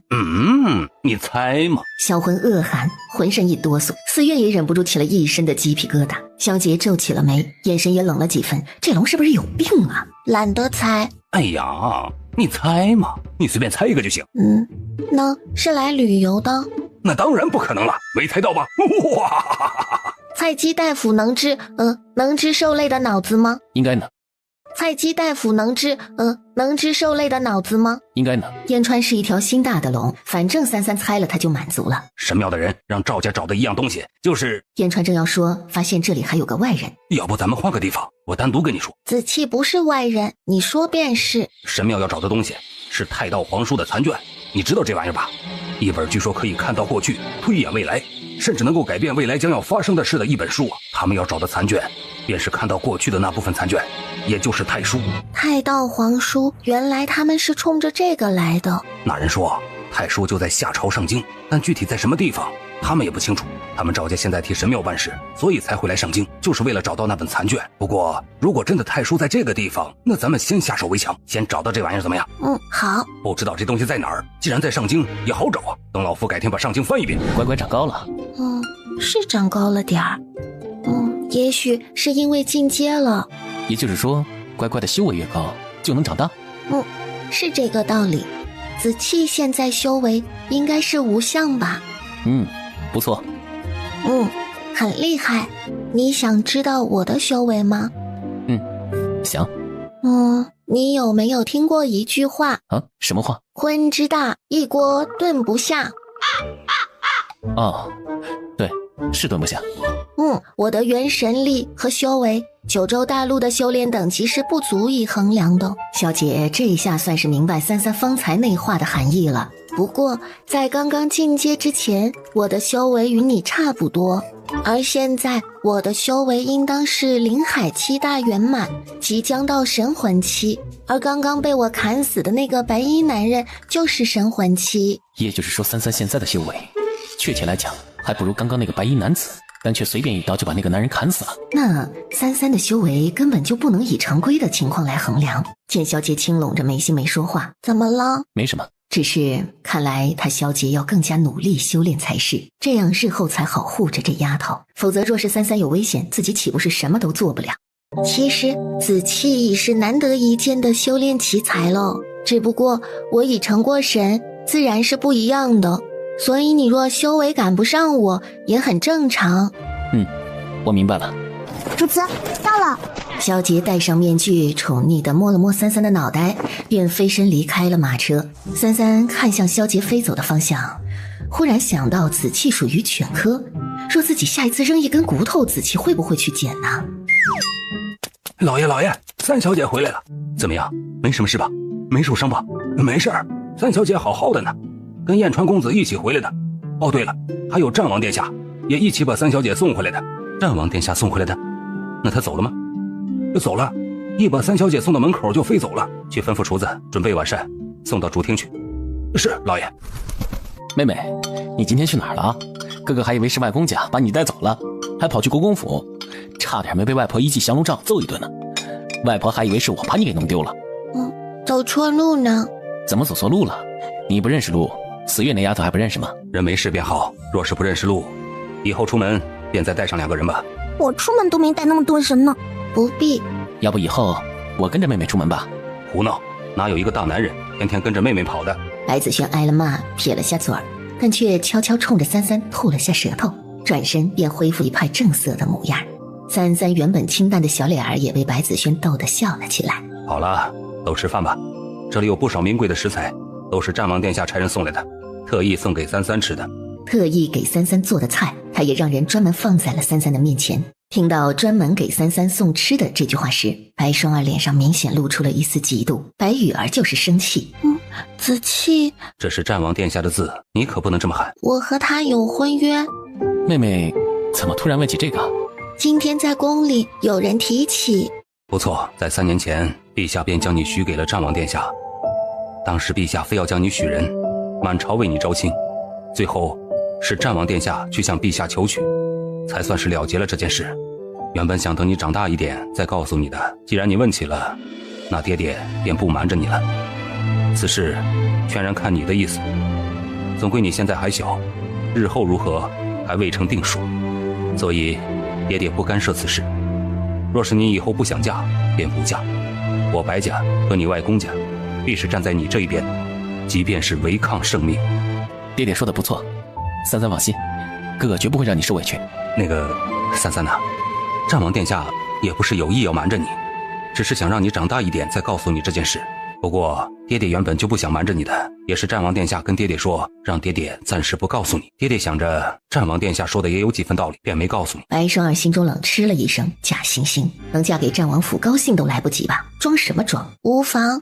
33并不在意，问完事情缘由之后，便没把这事再放在心上。不过是因为是子气，所以他才有点好奇，问清楚就好了。饭后33便带着4月准备回院子了，但忽然被白轩叫住了。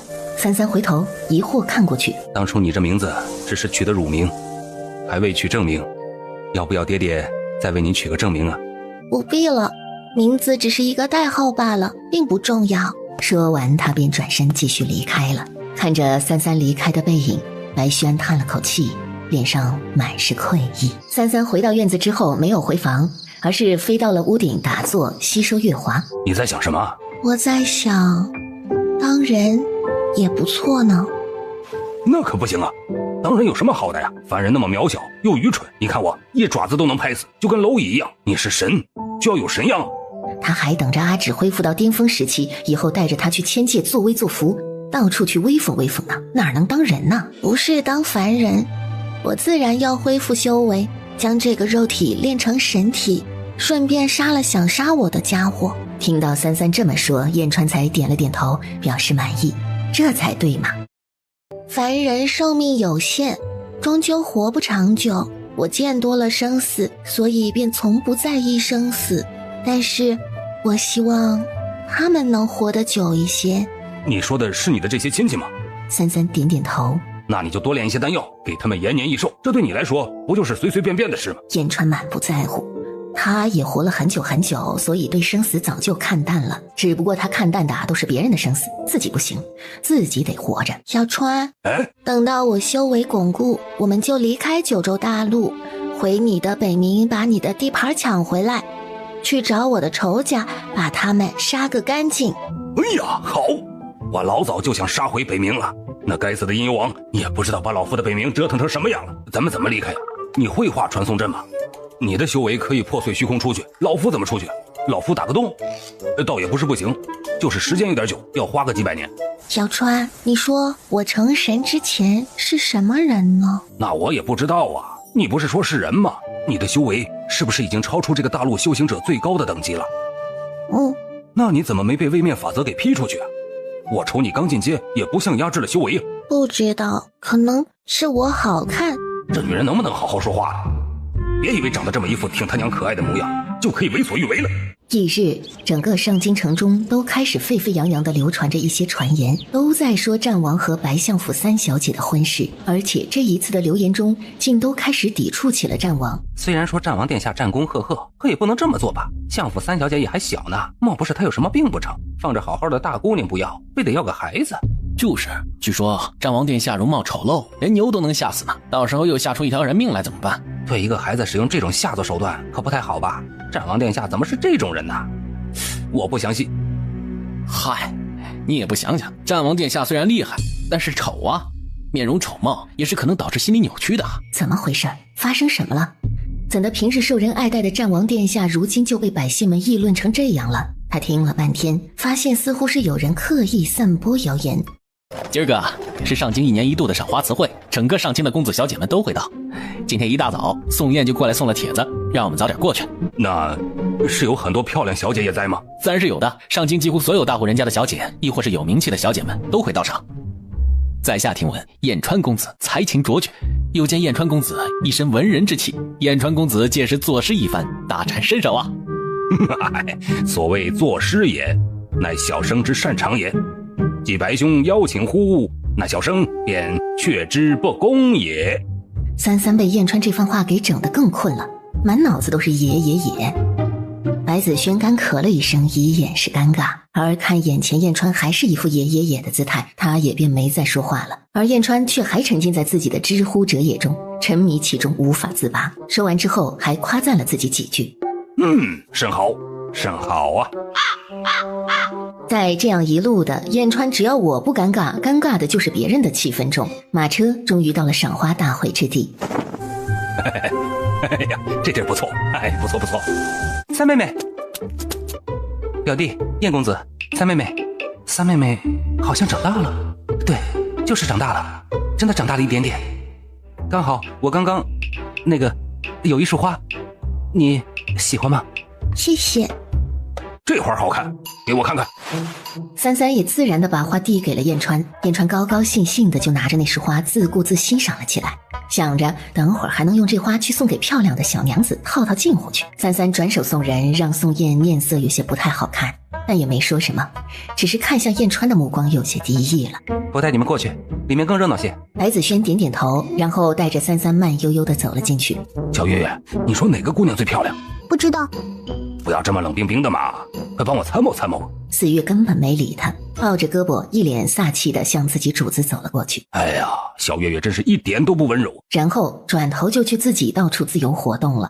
这位姑娘，不知可否与小生同游花卉？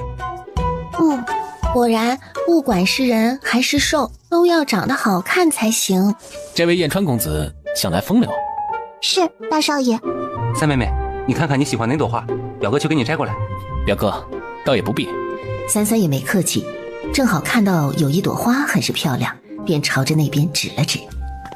白子轩摸摸额头，妹妹还真的什么都不客气。正巧这个时候有人喊了一声：战王殿下到。萧杰之所以会来这里是被人邀请的，他原本并不打算来，但这个人却故意说三三也会过来，而邀请他的人就是宋燕。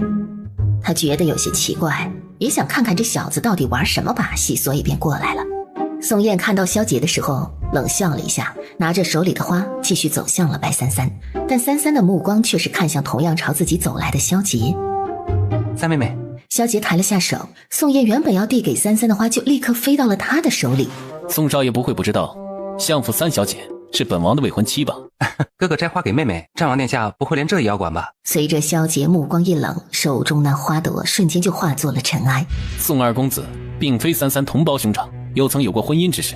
三三年纪还小，不谙世事，可宋二公子已到谈婚论嫁的年纪，莫非还不懂得避嫌吗？我和三妹妹乃青梅竹马，自小便一起长大，亲近本就是天经地义的事。反而战王殿下连真面目都不敢示人，竟还敢信誓旦旦娶我三妹妹，无非是欺我三妹妹年幼无知罢了。宋燕，三三年幼，不谙世事，而战王殿下却依靠自己是陛下面前的红人，让陛下将三三许配给你，如此行径，岂不是和盗匪一般？而如今更是连真面目都不敢示人，莫非战王殿下当真丑陋无比，所以才不敢见人吗？怎么就吵起来了？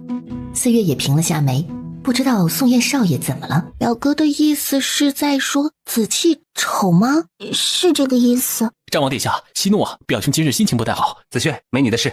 紫气不丑，是不是三小姐被骗了呀？像是啊，战王殿下又没有摘下过面具，他怎么知道战王殿下不丑？肯定是被骗的吧？是啊，虽然我十分尊敬战王殿下，但是也实在不忍心这么好看的一个小姑娘嫁给一个又老又丑的男人啊！谁说不是呢？宋燕站在凉亭外和萧杰对峙，那模样似乎非要萧杰把面具摘了才作数。他就是故意要在这么多人面前让萧杰出丑，让他难堪，就是要让所有人认为萧杰根本配不上三妹妹。凡人的确愚妄，很容易便被别人的话带着走，多的是心智不坚定，也正是心智不坚定，也就终其一生只能成为凡人。乖乖认为我丑吗？不丑。既然三三觉得我不丑，那别人认为我样貌如何，又与我何干？说的也是。不过无非一张皮相罢了。他唇角上扬，缓缓抬起手放到自己的面具上，而当那张面具慢慢摘下，露出了其中真容之后，所有人的眼中都浮现出了诧异和惊艳之色。你是战王殿下？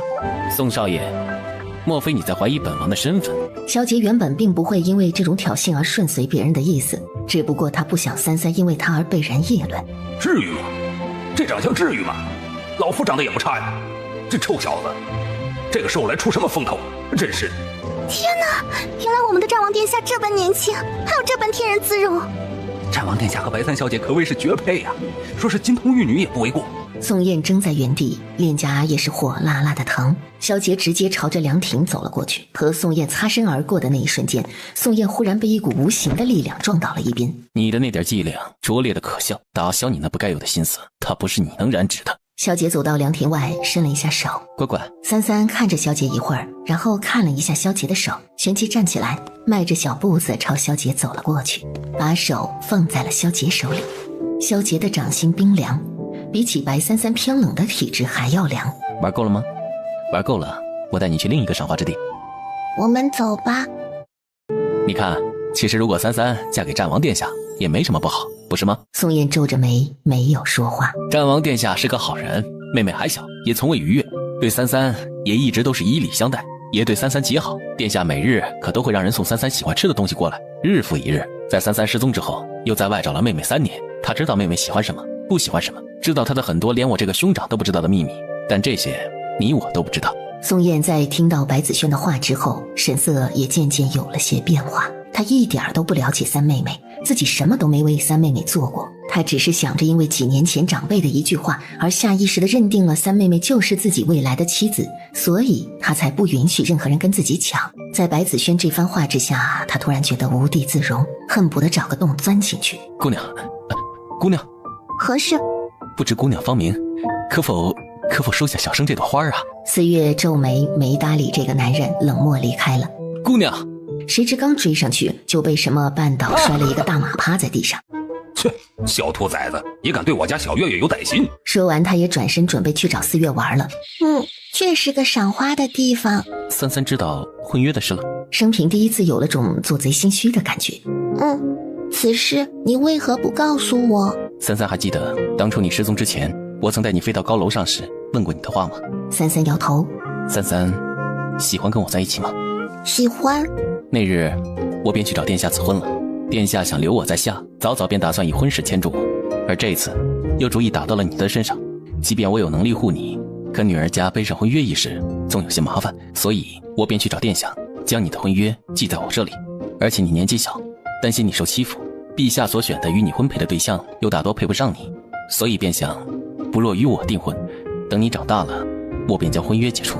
当年他想做的便是护着这孩子，但这一护便已成了习惯。即便现在知道三三的实力在自己之上，可依然总觉得三三会受欺负。一开始的萧杰把三三确实是当孩子宠着，但随着时间的推移，他目光暗敛，不敢看三三，别开了目光，一丝罪恶感在心中缓缓升起。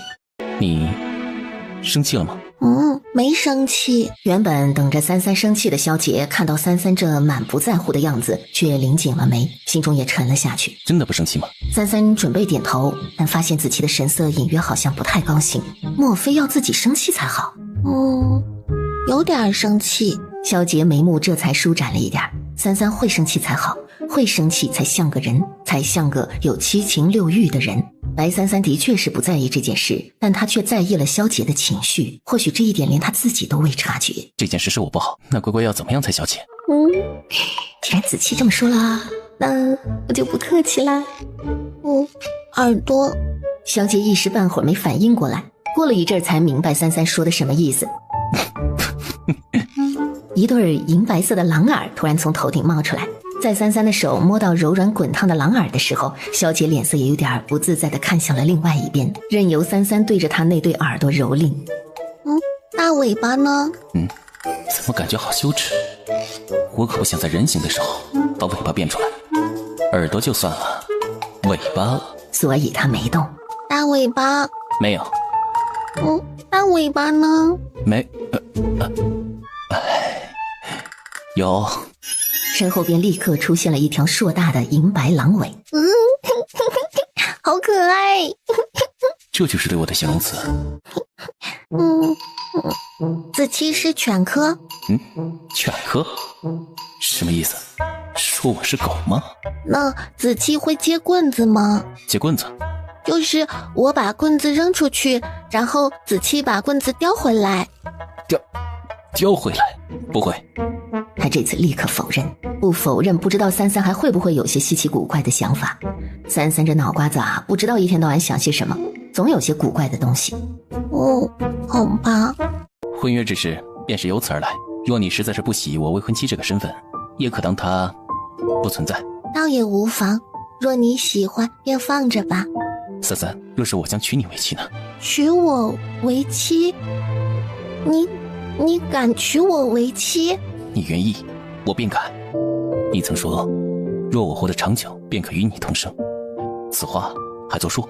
作数。如此便好。看着三三娇嫩初出少女身姿的模样，萧杰发现自己心中的那份邪念也在滋生，对三三越来越强的占有欲更让他心中羞愧。三三见萧杰复杂的神色有些奇怪，怎么了？身体不舒服吗？萧杰抬眸正要说话，三三却已经率先握住了他的手腕，突然一股热流探进他的身体，半晌之后三三才收回手，而萧杰的脸色却陡然变得惨白，旋即一口血便从嘴里吐了出来。越来越严重了，坐。萧杰看着三三，然后坐下来，三三也盘腿坐下来，三三双手结印，将真气运于掌中，旋即为萧杰疗伤。一刻钟后，三三睁开眼，小脸儿的神色也微微有些凝重。竟然没用。他尝试替萧杰修补神识，可却根本没有作用。阿芷，你喊我。萧杰喊出这2个字之后，自己也怔了片刻。我。萧杰开口却不知说什么，他刚刚怎么会脱口而出这2个字？你的神识融合过，有点不太一样，我没办法为你疗伤修复神识。33的神识也是重新融合过的，但紫气的融合好像是和他的不太一样，正常人的神识不可能融合过。你也是重生的吗？你也是被人打散了，或者被天劫劈散了神识，然后重新找到神识融合吗？萧杰见33如此认真，也当真思考了起来。师父也曾说他神识与常人不同，若封印解开必会伤神识，需迅速用魂玉修补。可师父却没说过他的神识如何不同。33所说的融合又是怎么回事？莫非从前他察觉到了身体里的另一个意识，便使他融合过的？我不知道，我的记忆就是从我出生开始，我的修为和武功除了自己悟，便是师父所授。至于别的，我便不清楚了。既然如此，那你为何还不回去？你不是要去瀚海吗？我此去必有一段时，我担心若我不在，你怎么办？什么我怎么办？他一时没有说话，空气也安静了半晌。俗话说，身体是革命的本钱，你如今不可再拖，早治疗，早享受。若是拖到晚期了，就不活了。别说与我同生，届时我便要黑发人送黑发人了。听着33的话，他差点以为自己就要将行就木了。那若分别时过久，你会忘了我吗？不会。我也不会。在萧杰送白33回府之后，便进了一趟宫。不瞒殿下，今日来，臣是来辞行的。你说什么？今日臣是来辞行的。真受不了这打击。臣会尽快赶回来。哈哈，你能回来便好。其实这一天，朕早已料到，子期非凡夫俗子，是有大才大能之人。这些年效力于夏朝，确实有些委屈子期了。这些年也多亏陛下收留，是臣该多谢陛下才是。罢了，你也别跟朕客套了。你只要记着，夏朝你随时可以回来。朕也一直将你当自己亲儿子对待，在夏朝将会有一个至高无上的位置，是朕为你留下的。如今夏朝也暂无战事，天起内乱，新帝即位，司马烈已死，以及鲛人族的烂摊子已经让天启元气打伤了，所以数年之内只休养生息。短时间内会对夏朝产生威胁的，是由外界来人。普通的修行者，皇室养的宗师便能抵御，而真正的大陆中修行的强者也并不会随意出来。所以陛下要小心的是外界来者。这一次前来，除了跟陛下辞行之外，臣也有一件事情想要托付陛下。但说无妨。臣此次离开，唯一心挂之人便是相府家的3小姐，所以臣不在时，还望陛下能多加扶照。这是自然，你放心，朕自会护着那丫头。33是个知恩图报的人，你若对她好，她也必然会记下。对了，臣听说33曾同陛下说过，他在天玄门小住过一段时间。不错，朕出于好奇，是问过他去了什么地方，倒也没别的意思，便是想着这孩子失踪了3年，也不知在哪儿受苦，便问了一问。那33可曾与陛下说过他同天玄门的关系？是说过，没想到33这孩子平日里看着安静不爱说话，竟也喜欢说笑话。他说他是天玄门掌门的小师叔祖，这话也亏得这丫头能想得出来。33所言属实。什么？属实？你的意思是说，白家小三儿当真是天玄门掌门的小师叔祖？我岂不是要把白家小三儿供起来？在下帝愣神的时候，小姐说完拱手告辞了。不远处，太子段誉一边嗑着花生米，看到萧杰离开的背影。战王兄今日进宫有何事吗？奴才不知，不过今日这2日，关于战王殿下容貌之事倒是传得沸沸扬扬的，都道战王殿下有天人之姿势，模样英俊得很。天人之姿，本宫都没见过，早知道刚刚该过去看看了。太子殿下，陛下有请。父皇找我何事？那奴才便不知了，恐怕要殿下去了才知道。走吧。父皇，玉儿，父皇问你一句话，你可要如实回答。是，父皇但问无妨。朕问你，朕这些年对你战王兄颇为偏宠，你可有不满或是记恨之处？其实一开始儿臣确实会对战王兄有嫉妒之心，儿臣并不否认。但是战王兄确实非儿臣所能及，儿臣对战王兄心服口服，所以即便是嫉妒也不敢有异心。儿臣对战王兄也十分钦佩，只想与战王兄交好。好孩子，那玉儿以为，若是子期坐在那个最高的位置上，有朝一日他有这个能力成为这九州天下之主吗？夏帝的语气陡然变得霸气凌云，浑然的帝王之气让段誉全身都忍不住站立了一下。但现在更让他感到震惊的是父皇所说的这句话。当他细细领悟这句话意思的时候，肩膀却突然一沉。夏帝转移了一个话题：这几日若是有空，便去相府看看吧，给白家小三儿带点宫中好玩的好吃的过去，也多走动走动。好了，下去吧。是，父皇。等等，你母后性情多疑，又对白家有些隔阂，她所说的话你也不必多听。是，儿臣明白。白三三，你这妖女，杀我们赵家数名弟子，今日我们便要为我赵家讨回公道，杀了你这妖孽！不用说废话，你们来找我，无非就是想从我身上抢走不属于你们的东西，杀人夺宝罢了。你看，我就说嘛，凡人大多都不是什么好东西，贪就贪呗，还非得找个借口，你说虚伪不虚伪？虚伪！少在那里胡说八道，小儿猖狂！今天我们便要为我赵家死去的弟兄们报仇雪恨，哪个大傻子敢欺负我师父？只见一道身影飞落在三三的面前。就是你们想欺负我师父叶天，就是叶家的天才，创立了武当宗的宗主，人称叶三丰的叶天。师父？谁是他师父？难道是那个男人？不少人都在他手里吃了亏，所以现在看到他，下意识反应里就有点害怕，但同时也都生起了杀心。叶天，你怎么会在这里？我师父在这里，我为何不能在这里？谁想欺负我师父，先从我尸体上踏过去。你什么时候收的徒弟？男主就是男主，这么短时间没见，修为便已经这般高了。谁？燕川一下想起来了，草鞋。对，我想起来了，阿史大佬有个徒弟，当初在幽谷里收的，是个臭小子，非要拜师，而且还用了一双草鞋贿赂。对，就是这个家伙。我管你什么师傅不师傅，我劝你现在最好别多管闲事，否则正好我们把你一起杀了。你可以试试。在说完这句话的同时，他转身看向了白三三。师傅。你好。师傅你放心，有我在，绝不允许任何人伤害你。好。既然如此，那今日正好，我们新账旧账一起算。各位，叶天顽劣不仁，大家也是有目共睹，若是再让他成长下去，只怕是后患无穷。今日但凡是助我们杀了这个孽障的人，便可去我赵家每人领取一枚五品灵丹。果然男主人公仇家都是极多的，以后还是不要承认我是他师父，仇家太多容易被找事儿。听到这话的燕川忍不住嘴角抽搐，说的好像阿芷大佬仇家少一样，去数一数，指不定到底谁的仇家更多呢。强大的真气让这整方领域的空气都在震动。我去，真牛叉呀！大佬，你这徒弟不得了啊！这才多久啊，真气竟如此浑厚。燕川见眼前战斗如此激烈，而三三却无动于衷，不禁问道：这么多修行者，还有好几个归真期浑水摸鱼的老家伙，你说这叶天也不会被打死？不会的。你这么放心呢？就算他被打死了，他也有复活甲。复活甲？那玩意儿是什么？能复活？那给我也整一个，有了复活甲，老夫就死不了了。你没有。凭啥呀？复活甲是主角标配，你不是。那是什么？三三懒得跟燕川解释，反正说了他也不懂，以小川的智商他也是无法理解的。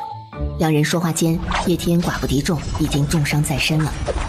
不知为何，叶天现在越战越是兴奋，即便重伤，可身体里也有一股意志在支撑着他的战斗。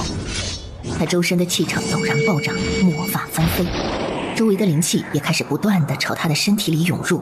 他这是要做什么？估计要晋升了。男主角打着打着晋级是常规操作，那喝酒喝着喝着晋级是啥操作？我是神，自然不一样。哼，理所应当，天经地义。燕川和四月双双无语。果然如三三所说，叶天不仅进阶了，而且还召唤出了一头9阶灵兽。修行者的大骇对叶天也有了一丝忌惮，但也更坚定了他们要杀死叶天的决心。正常来说，叶天不会随便到某个地方。因为主角每到一个地方都会伴随着故事展开，而大多数情况都是为主角提供的机遇，所以赏金有宝贝。叶天虽然进阶，但因为刚晋级修为不稳，所以在群攻之下也是身受了重伤。三三平眉往前缓缓地走了一步。你不是说他有复活甲吗？但是他是我的徒弟。叶天咬紧了牙正要爬起来，但肩膀上却被一只小手按住了。师父。三三看了他一眼，然后收回了目光。抬眸看向前方杀气腾腾的修行者们，而就在这一抬眸的瞬间，一股庞然的气息顿时笼罩着整个领域。只是那一个眼神，仿佛周遭所有领域里的一切都已为他所控。修为稍微弱点的修行者已经七窍流血，根本无法承受这样强大的杀意。现在正是阿芷大佬的装叉时刻，你就别去添乱了，要不然读者会喷你。虽然不需要我出手，你们也杀不死他，但怎么说，这也是我的徒儿，岂能任由他人欺负？那正好，我今日便一起送你们师徒2人上西天去。虽然刚刚迸发出的杀意让他们依然有些害怕，可眼前这小丫头的外表看上去实在不像是难缠之人。如果他们合力，如此多的修行者，难道还拿不下一个丫头？在赵老二的一声厉喝之下，所有人都向33发起了攻击，不知死活。顿时33手中破天祭出，黑色大刀带着气浪顿时席卷了整个领域。而当其人抵达之时，修为低的瞬间化作了血雾。小月呀，你知道什么叫神仙打架吗？神仙打架就是一刀流。修为越高尤其到达神境之后，人家打架都已经不动胳膊动腿了。越是简单的一个攻击，便越能看出一个人有多强。花里胡哨的东西都没用了。比如神级的强者一拳就打死仙级的强者，毕竟这一拳能打死的人，谁还跟你来来回回打来打去不是浪费精力和时间吗？像阿芷这样的又懒又贪吃的，你看每次都是一刀就把人砍光了。要我说呀，主要还是对面太菜。据我所知阿芷大佬厉害的可多了。主子还会什么？还会2刀3刀，砍，然后人全死无全尸了。33收回破天，而眼前还活下来的修行者却都不敢再上前了。怎么会这么强？好弱，没有一个能打的。何方强者竟在此如此伤人？原来是天玄门青红峰峰主前辈。我等再一次遇到2个顽劣之徒，发生了冲突，没想到这2人竟将我们所有的修行者赶尽杀绝，手段残忍狠辣。我等修为不敌，还请前辈为我等做主啊！颠倒黑白。就是还请前辈做主，杀了这2个孽障。我倒要看看是何方贼子手段如此残忍。缓缓转身看向身后，惊喜又害怕，还带着恭敬。他忙上前几步，参见小师叔祖。平身。是小师叔祖。什么？小师叔祖？这是什么魔幻剧情？师伯。燕川想了想，咦，这不就是那喜欢酿酒，结果珍藏了100年的酒被阿芷全都给干没了的倒霉蛋吗？同时空中又再次飞来2人。小师叔祖，我们走。想走？他瞬间化作一道流光追了上去。四月见状也追了上去，他知道这些人必须要斩草除根。小师叔祖，你没事吧？你没受伤吧？方才晚辈不知是小师叔祖，还请小师叔祖恕罪。无碍。这里发生什么事了？小师叔祖怎么会跟他们打起来？是他们先找师傅的麻烦，所以师傅才会出手。师傅？这是小师叔祖的徒弟。这么年轻的小子，竟然修为境界已经这么强了。原来如此，早知道方才便应该将这些家伙斩杀在此。我们天玄门下手还是不应太赶尽杀绝，总归天玄门是大门派，若是传出去容易落人口实。那就一起杀了不就好了，就不会传出去了。你这小子年纪轻轻的，怎的心思这般狠绝？徒儿说的对，小师叔祖所言极是，修行一途本就是弱肉强食，这些人既然想对小师叔祖不利，自然应当斩草除根。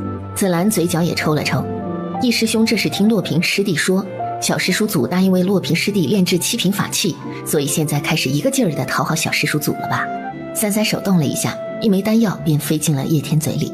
叶天吞下丹药之后，立刻感到通体舒畅。你们怎么会在这里？小金呢？祖师爷是随我们一同出来。祖师爷说小师叔祖或许会有麻烦，所以便出关亲自来找您。哦，那你们来做什么？回小师叔祖，我们也是担心小师叔祖的安危，所以便一起下山来找您了。哦，原来如此。若是小魂醒着便好了，多好的一顿大餐。与此同时，燕川和四月也回来了。看到燕川，原本还一副傲娇姿态的紫兰立刻变得淑女了起来。这帮家伙还想跑出老夫手掌心，做他娘的春秋大梦。燕公子，哎呀，易峰主，你最近酿酒了吗？有的，我们峰上又酿了好些酒，若是小师叔祖以后回去，可以随时来喝。33应了一声，反正有人白白送酒喝，他自不会拒绝的。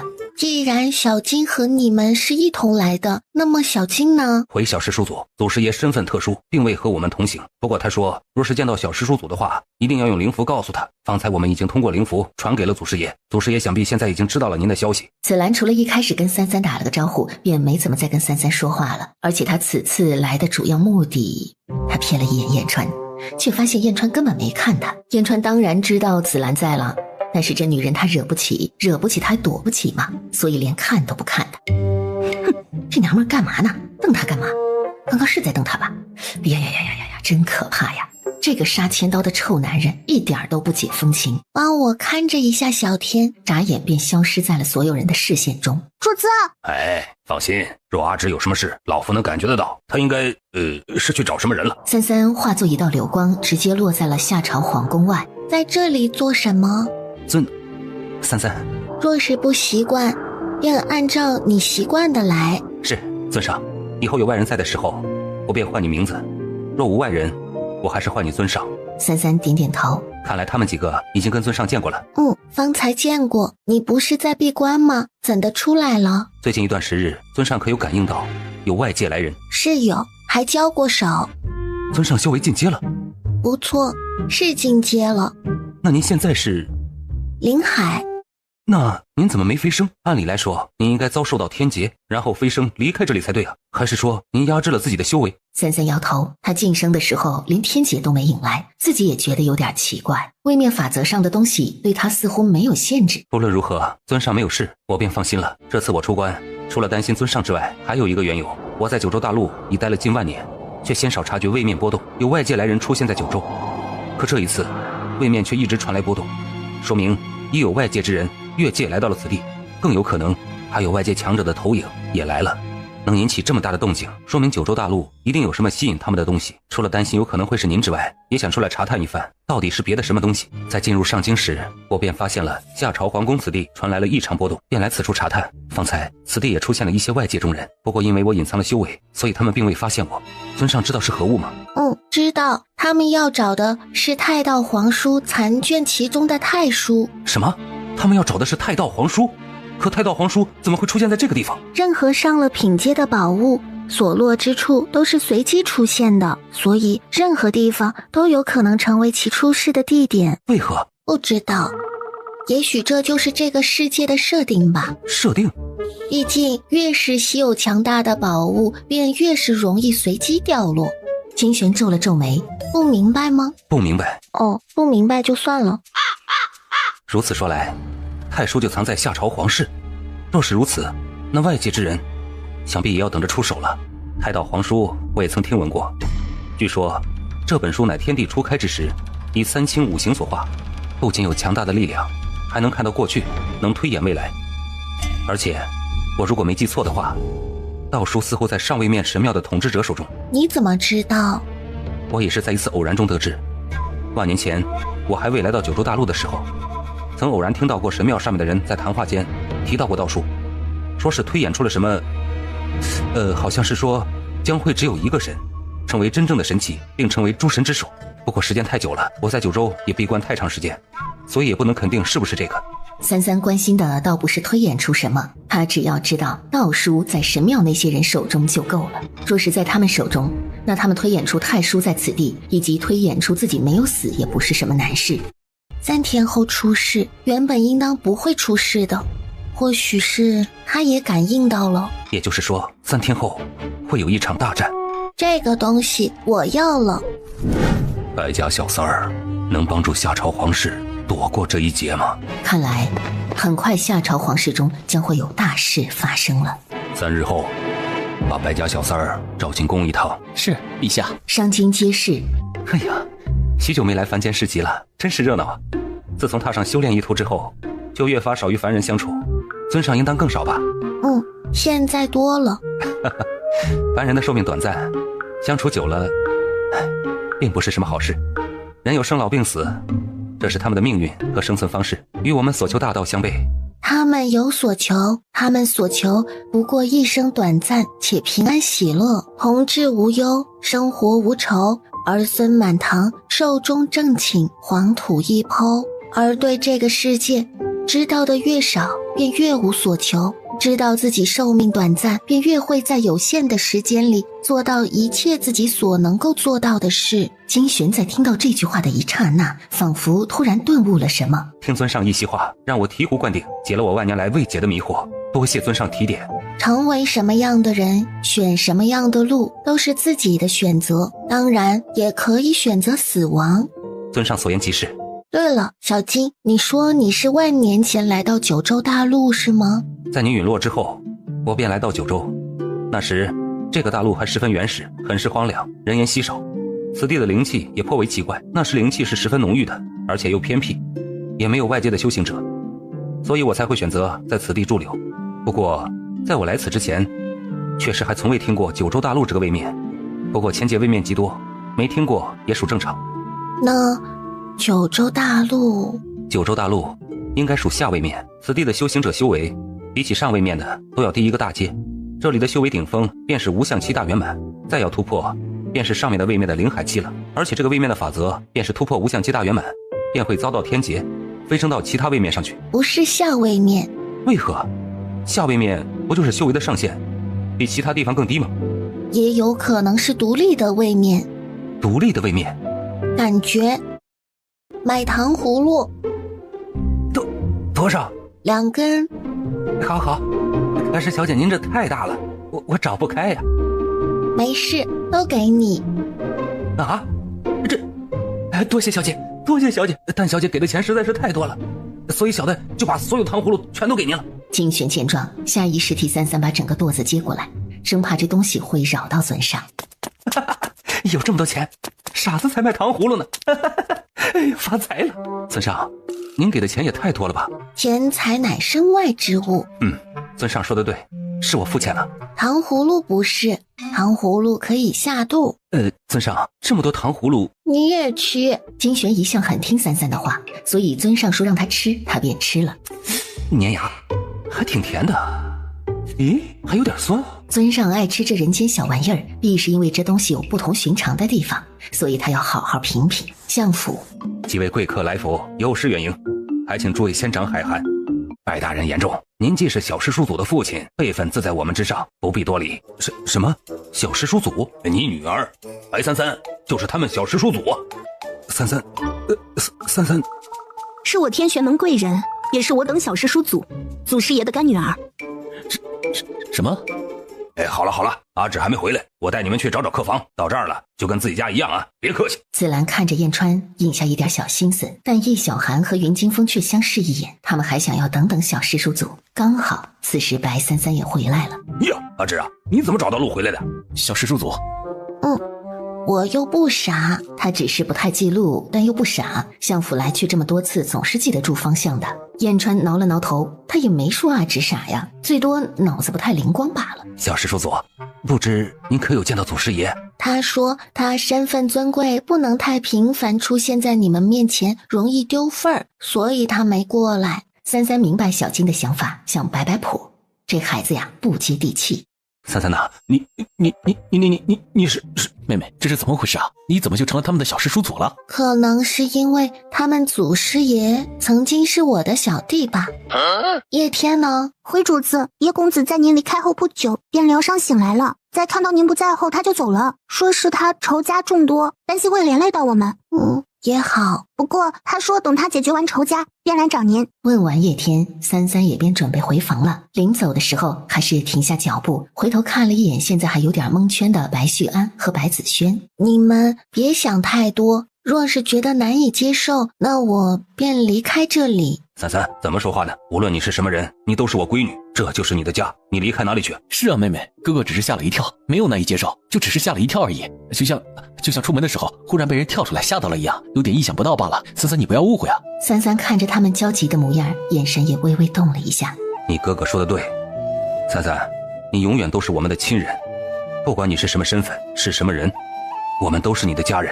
即便你要去做什么事，亦或是将来要去什么地方，这里永远都是你的家，我们永远都在等着你回来。永远会等着我回来。好。好了，乖，快去休息吧，等会儿让厨子也多做些好吃的。给你和天玄门的朋友们送过来。三三点点头，便带着四月转身慢慢走回自己的院子去了。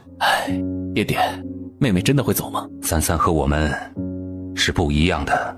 我知道。在易小峰他们住在相府的这2天里，每日都会去三三的院子请安，但易小峰却每日对白三三格外殷勤，早中晚3次固定到白三三这里报道，而且每次来的时候都会小心地问一句：小师叔祖，听说您答应给洛平长老炼制7品法器，您打算什么时候炼制啊？还有空吗？好像是有这么回事。小师叔祖啊，我前段时间又酿了些酒，再过些年头便能十分美味香醇，即便是在百里之外都能闻到美酒飘香啊！知道小师叔祖喜欢喝酒，所以这一次呢，我特意酿的多了些。到时候小师叔祖若是再要喝酒，尽管喝个尽兴啊！我素来喜欢饮酒，只不过不得多喝，喝多了容易打拳。没关系，我那青红枫草木长得也快，若是小师叔祖喜欢喝酒，便在我青红枫饮酒便是，大不了让弟子们都来搬砖便是了，正好锻炼锻炼他们的体魄啊！你想要法器？那个，小师叔祖这么问，我也快不好意思的。你想要几品？小师叔祖，这还能选吗？只能1到12品。您的意思是说，您还能炼制7品以上的？不难。哎呀，我还以为小师叔祖最多就能炼制7品的法器了，竟然还能炼制更高品阶的，12阶都能炼制8品。我还以为你想要12品呢。那可不敢，12品以我现在的修为也不合适。虽然12品法器固然厉害，但也想必更麻烦小师叔祖，让小师叔祖费心费神，所以就不必了。好，那便8品。真的吗？他立刻跪地叩首，多谢小师叔祖。要知道8品法器在九州大陆上都是一剑难求，以后他还不横着走了？明天给你。明天？那晚辈便不打扰小师叔祖了。说完就赶紧风风火火地跑出了兰心院。4月刚进来就差点跟易小寒撞上。4月失职啊，若你没什么事，便不要去打扰你主子，知道吗？说完这句话，易小寒便快步走了。主子，师伯他怎么了？走这么急？不知，可能是尿急吧。主子，刚刚厨子做的桂花糕，我给您带过来了，您尝尝。小川呢？被紫兰师伯拉去比武去了，不知道在哪儿打呢。4月神情古怪，怎么了？紫兰师伯这次好像跟之前有点不一样。有什么不一样？就是看燕川的眼神不一样。以前在天玄门的时候，那眼神恨不得杀了燕川似的，这一次反倒是温柔了不少，而且老悄悄盯着燕川看。说着，4月发现主子抬头看着院子里的一小片桃花林。主子您看什么呢？开花了。是呢，如今的3月天正是桃花开的时候。主子，小魂还没醒过来吗？应该快了。小魂下一次醒来应该会长大一点，好歹吃的都是灵海期以上的强者的魂魄，这次进阶之后，小魂应该就会达到玄级了。这帮完犊子玩意儿，天天飞来飞去，真以为自己多厉害？要搁老夫巅峰时期，一口就是一个。也不知道这些人里面有没有阿芷的仇家。他转身准备回去，弱柳扶风般倒向了燕川。燕川见状，赶紧双手往紫兰肩膀上一推。我可什么都没干啊！你看呐，我双手清清白白。老夫向来是一个守身如玉、洁身自好的人，绝不会趁人之危，所以今天就别找老夫比武了。老夫今天不打架。燕川现在就怕被紫兰讹，之前天天想着砍死自己，现在怪怪的，时不时就想往自己身上倒。哼，真以为他傻吗？这种碰瓷的行为，你以为他不懂吗？真是愚蠢的女人。这个不解风情的臭男人。主子，您出关了。老早就在院子外面守着的易小寒一个箭步就冲了进来。小师叔祖，您出关了，饿不饿？渴不渴？累不累啊？要不要晚辈给您捏捏？师伯这也太殷勤了吧。这些都是晚辈为您准备的，小师叔祖快尝尝，别饿着了。你们的东西。接在怀里的易小寒终于松了口气。乖乖，就算小师叔祖再怎么不在意这法器，那也是法器，就这么乱扔，小师叔祖当真是一点都不当成宝贝。不过怎么有2把？小师叔祖，这1把7品，1把8品，顺便你带给洛平。多谢小师叔祖赠法器针，晚辈感激不尽。顺便了。他正打算炼丹，反正都要用火，炼点7、8品武器也是顺手的事儿。无论如何，多谢小师叔祖，小师叔祖日后若是有什么吩咐，我易小寒万死不辞。你这么对你们掌门说过吗？那倒是没有，掌门师兄又不会给我高频法器。哦，妹妹，宫里来人了，是陛下召你入宫的。也好，反正也要过去。陛下突然召你进宫，也不知所谓何事，若是有什么，便回来要与哥哥说。陛下这次特意吩咐，让你一人去，哥哥不能陪你，所以33此行要自己注意安全。好。你叫我来有事吗？你知道这里将会发生什么事吗？这里将会有东西出事，而且应该会有一场争斗。你竟然知道？所以你找我来是为了这件事吗？哈哈，33跟子期的关系很好。听到这2个字，33平静的眼中也微微起了一丝涟漪。子期，哈哈，如此看来，朕当初为你和子期指婚倒是指对了。指婚？你以为你能左右我做事吗？这个，若是你不愿意，你跟我说，我马上给你们取消了。倒也不必。夏帝松了口气。我夏朝先祖曾留下一道预言，也让我们段家保守着一个秘密，以及守护它。这个秘密便是在我们夏朝皇室之下埋藏着一件东西，而我们段家便是守护这样东西不被外人所知。而那个预言便是，若有一日那样东西引来了我夏朝，甚至是九州大陆无法抵御之人，那么便意味着大劫将至，我段家和夏朝也许都将无法幸免于难。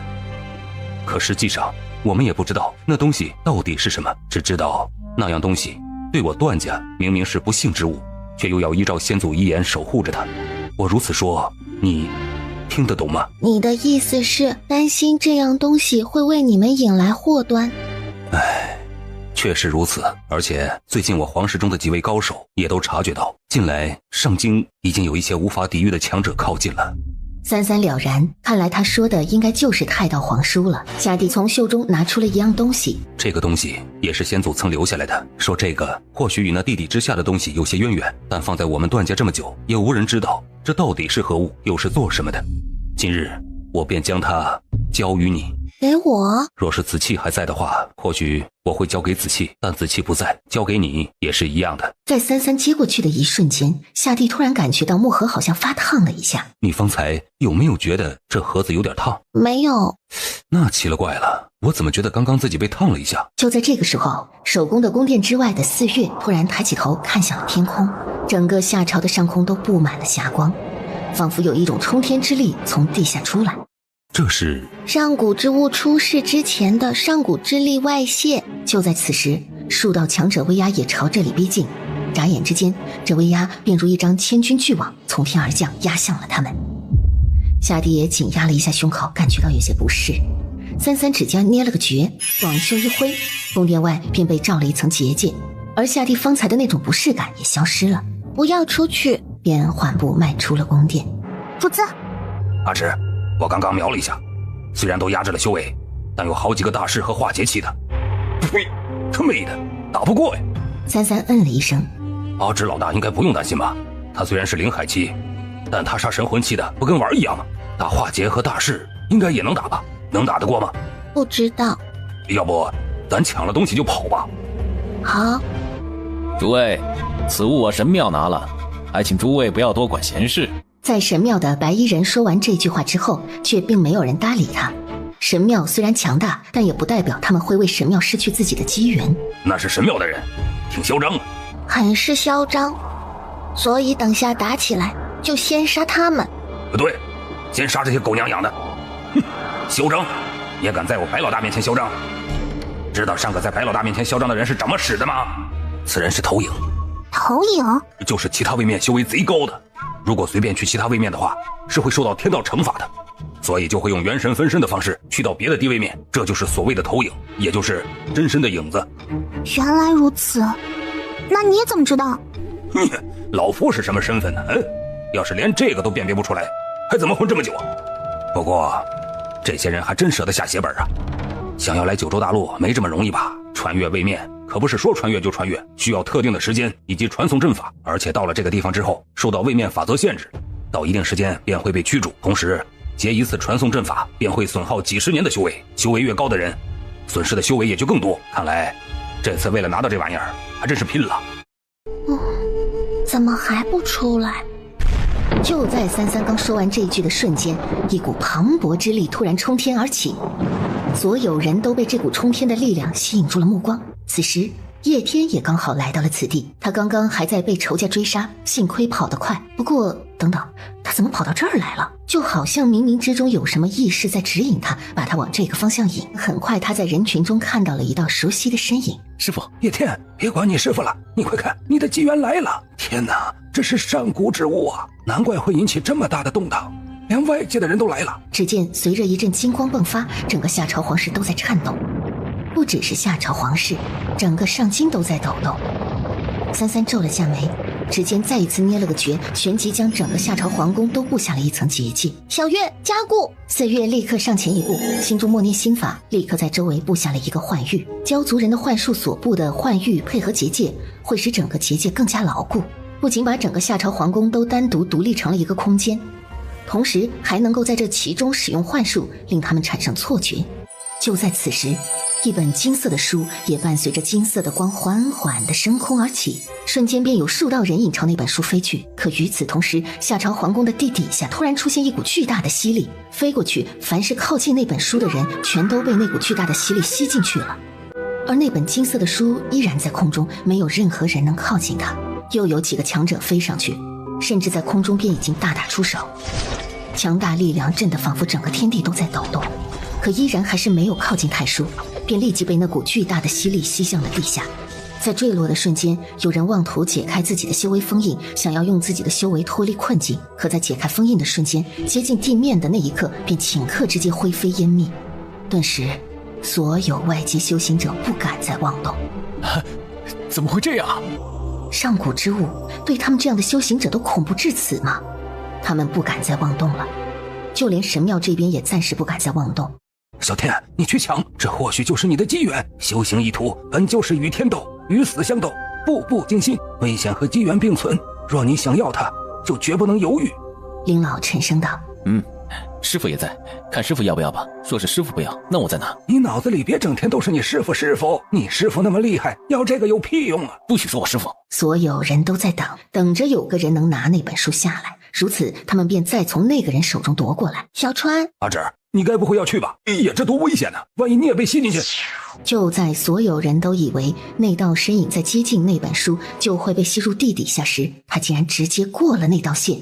三三直接伸手拿到了那本书，这么容易？何方妖女竟敢抢夺上古至宝？此声一出，便已有人朝白三三飞过去，想要动手将东西抢过来。在这些人飞过来的那一刻，手中破天乍现，顿时燕川和四月也同时飞身而起。师傅，你同时朝那边飞过去，挡在了三三的身前。尔等外界之人，竟在九州大陆行此勾当，莫不怕遭受天道惩罚？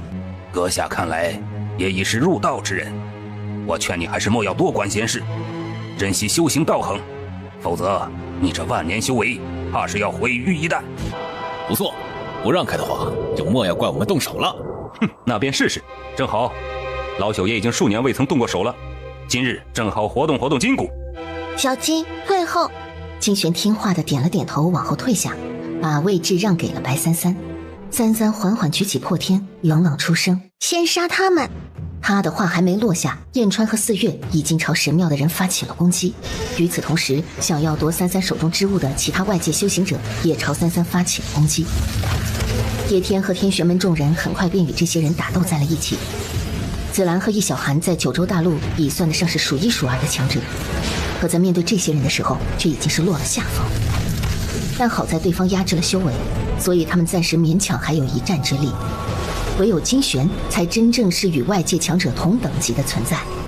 叶天虽然在这些人面前修为低微，可却是能够越级战斗的，且有越战越强的趋势。将太叔交出来！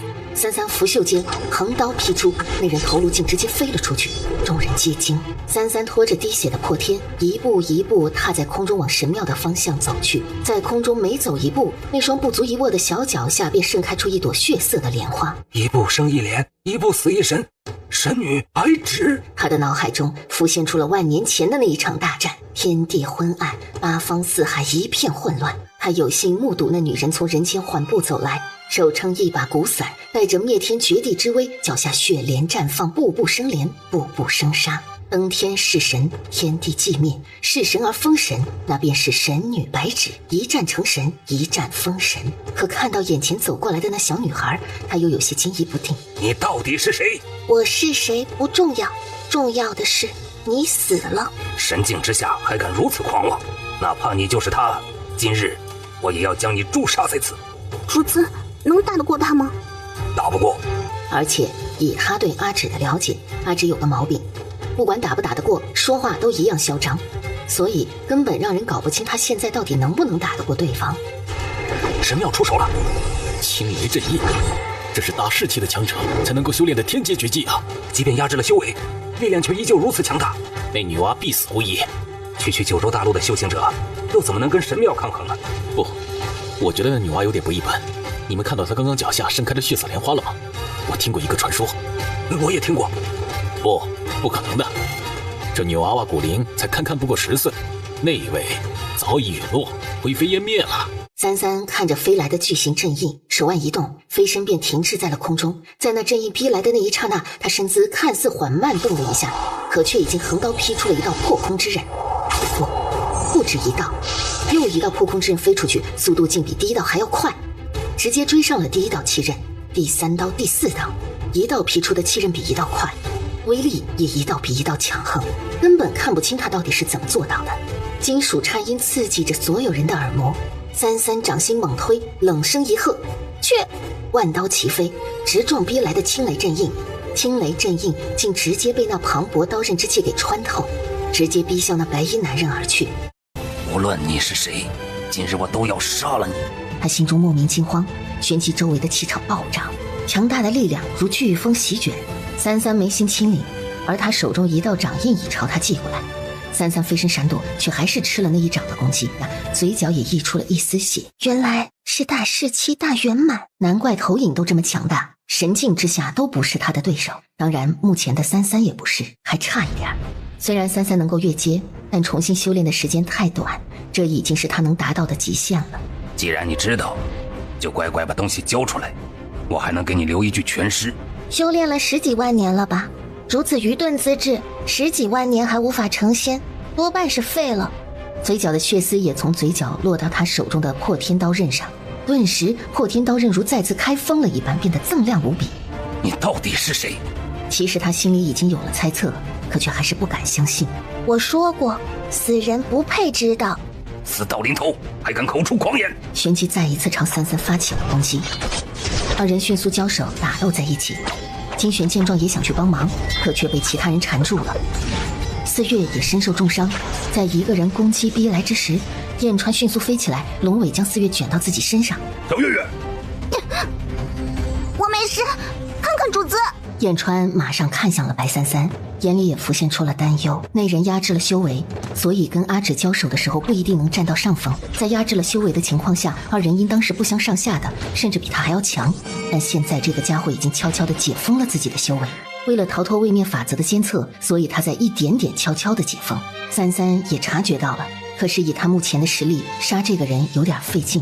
但若三三真想斩杀，也并非不行。释放出自己的元神体，以灵智空间为依托，恢复神境，但那样会自损，且有极大的可能自己的结界会承受不住，造成极大的破坏。所以不到万不得已，他不会用这样的方法。胸口骤然一痛，三三身子从空中飞落，在落地那一瞬间，对方又再次逼近。三三迅速旋身而起，破天在他手中转了一圈，再次劈出一道弧形的气刃，所及之处皆夷为平地。白衣男人也有些惊色。这到底是什么刀？看似平平无奇，却能发挥出这么强的力量。燕川看到三三受伤，不要脸的东西！他顿时以庞大的龙身本体想要甩开攻击他的人。该死的妖龙！今日我要杀了你！当初就是你吃了我的灵兽，还杀了我师尊！妖龙燕川受死！燕川从前得罪了不少人，当他现出真身之后，这些人便盯上他了。燕川怒了，要不是这些人看他现在还没到巅峰期，他至于受着鸟气？这些人无非是想要趁火打劫，想要收服于他。别以为他不知道这些肮脏的凡人打的鬼主意。四月在看到三三受伤之后，立刻释放出幻术，巨大幻玉朝着白衣男人覆盖而去。小鲛人，也敢在本尊面前造次！一股强大的力量顷刻从他身上迸射而出，撞向幻玉，直接将其击溃。四月吐出一大口血，身体也从空中坠落了。小月，刚好此时叶天也欲朝33飞过来。就在叶天飞来的瞬间，原本被33收起的太叔又离开他的身上，出现在了空中。当时金光大盛，而地面又一次出现了先前出现过的漩涡。四月喊了一声，便立刻被那漩涡吸进去，消失不见了。同一时间，叶天也被那漩涡吸进去了。师傅33没有丝毫犹豫，没有管太叔，直接冲着地面的漩涡飞过去。眨眼间，就连33的身影也消失在了漩涡中。阿芷，师尊！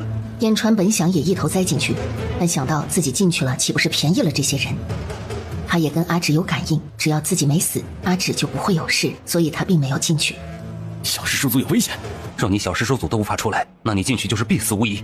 他也担心尊上，可他也知道，以尊上的实力都无法出来，那他们进去也是白给，说不定还会添乱呢。躲在大殿中，感受着外面一阵阵震动的下地，丝毫不敢动弹，也不知外面现在如何了。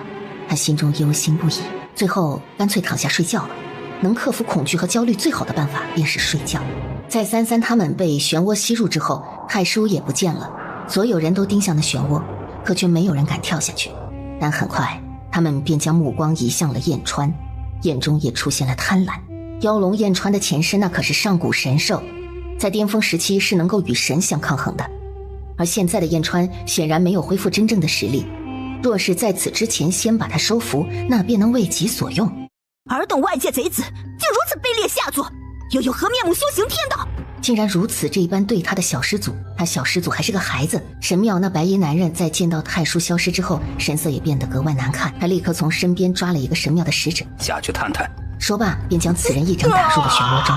那人还没反应过来，便落下之后立刻被吸进去了。旋即白衣男人目光移向了燕川，既然太叔暂时不见了，那么收服一头妖兽作为神庙的兽宠，我想神尊阁下们应当也会很高兴。而此时33被那巨大漩涡吸进去之后，便进入到了一片空境，而在他的周围躺着好几具尸体。这些人就是先前被吸入进来的外界修行者，这里应该是太叔所形成的领域。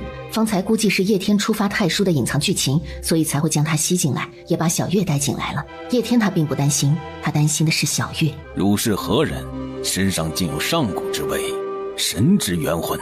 33广袖轻抚，他未开口，可清冷浑厚的声音却从他的元神发出：吾乃荒原神女白芷。顷刻之间，空境上空便出现一排小字：荒原乃千界中最高等级的神之位面中最荒芜之地。10万年前，一位人间修行者登天弑神，以凡人之躯诛杀神祇，乃数万年来罕见的一场神人大战。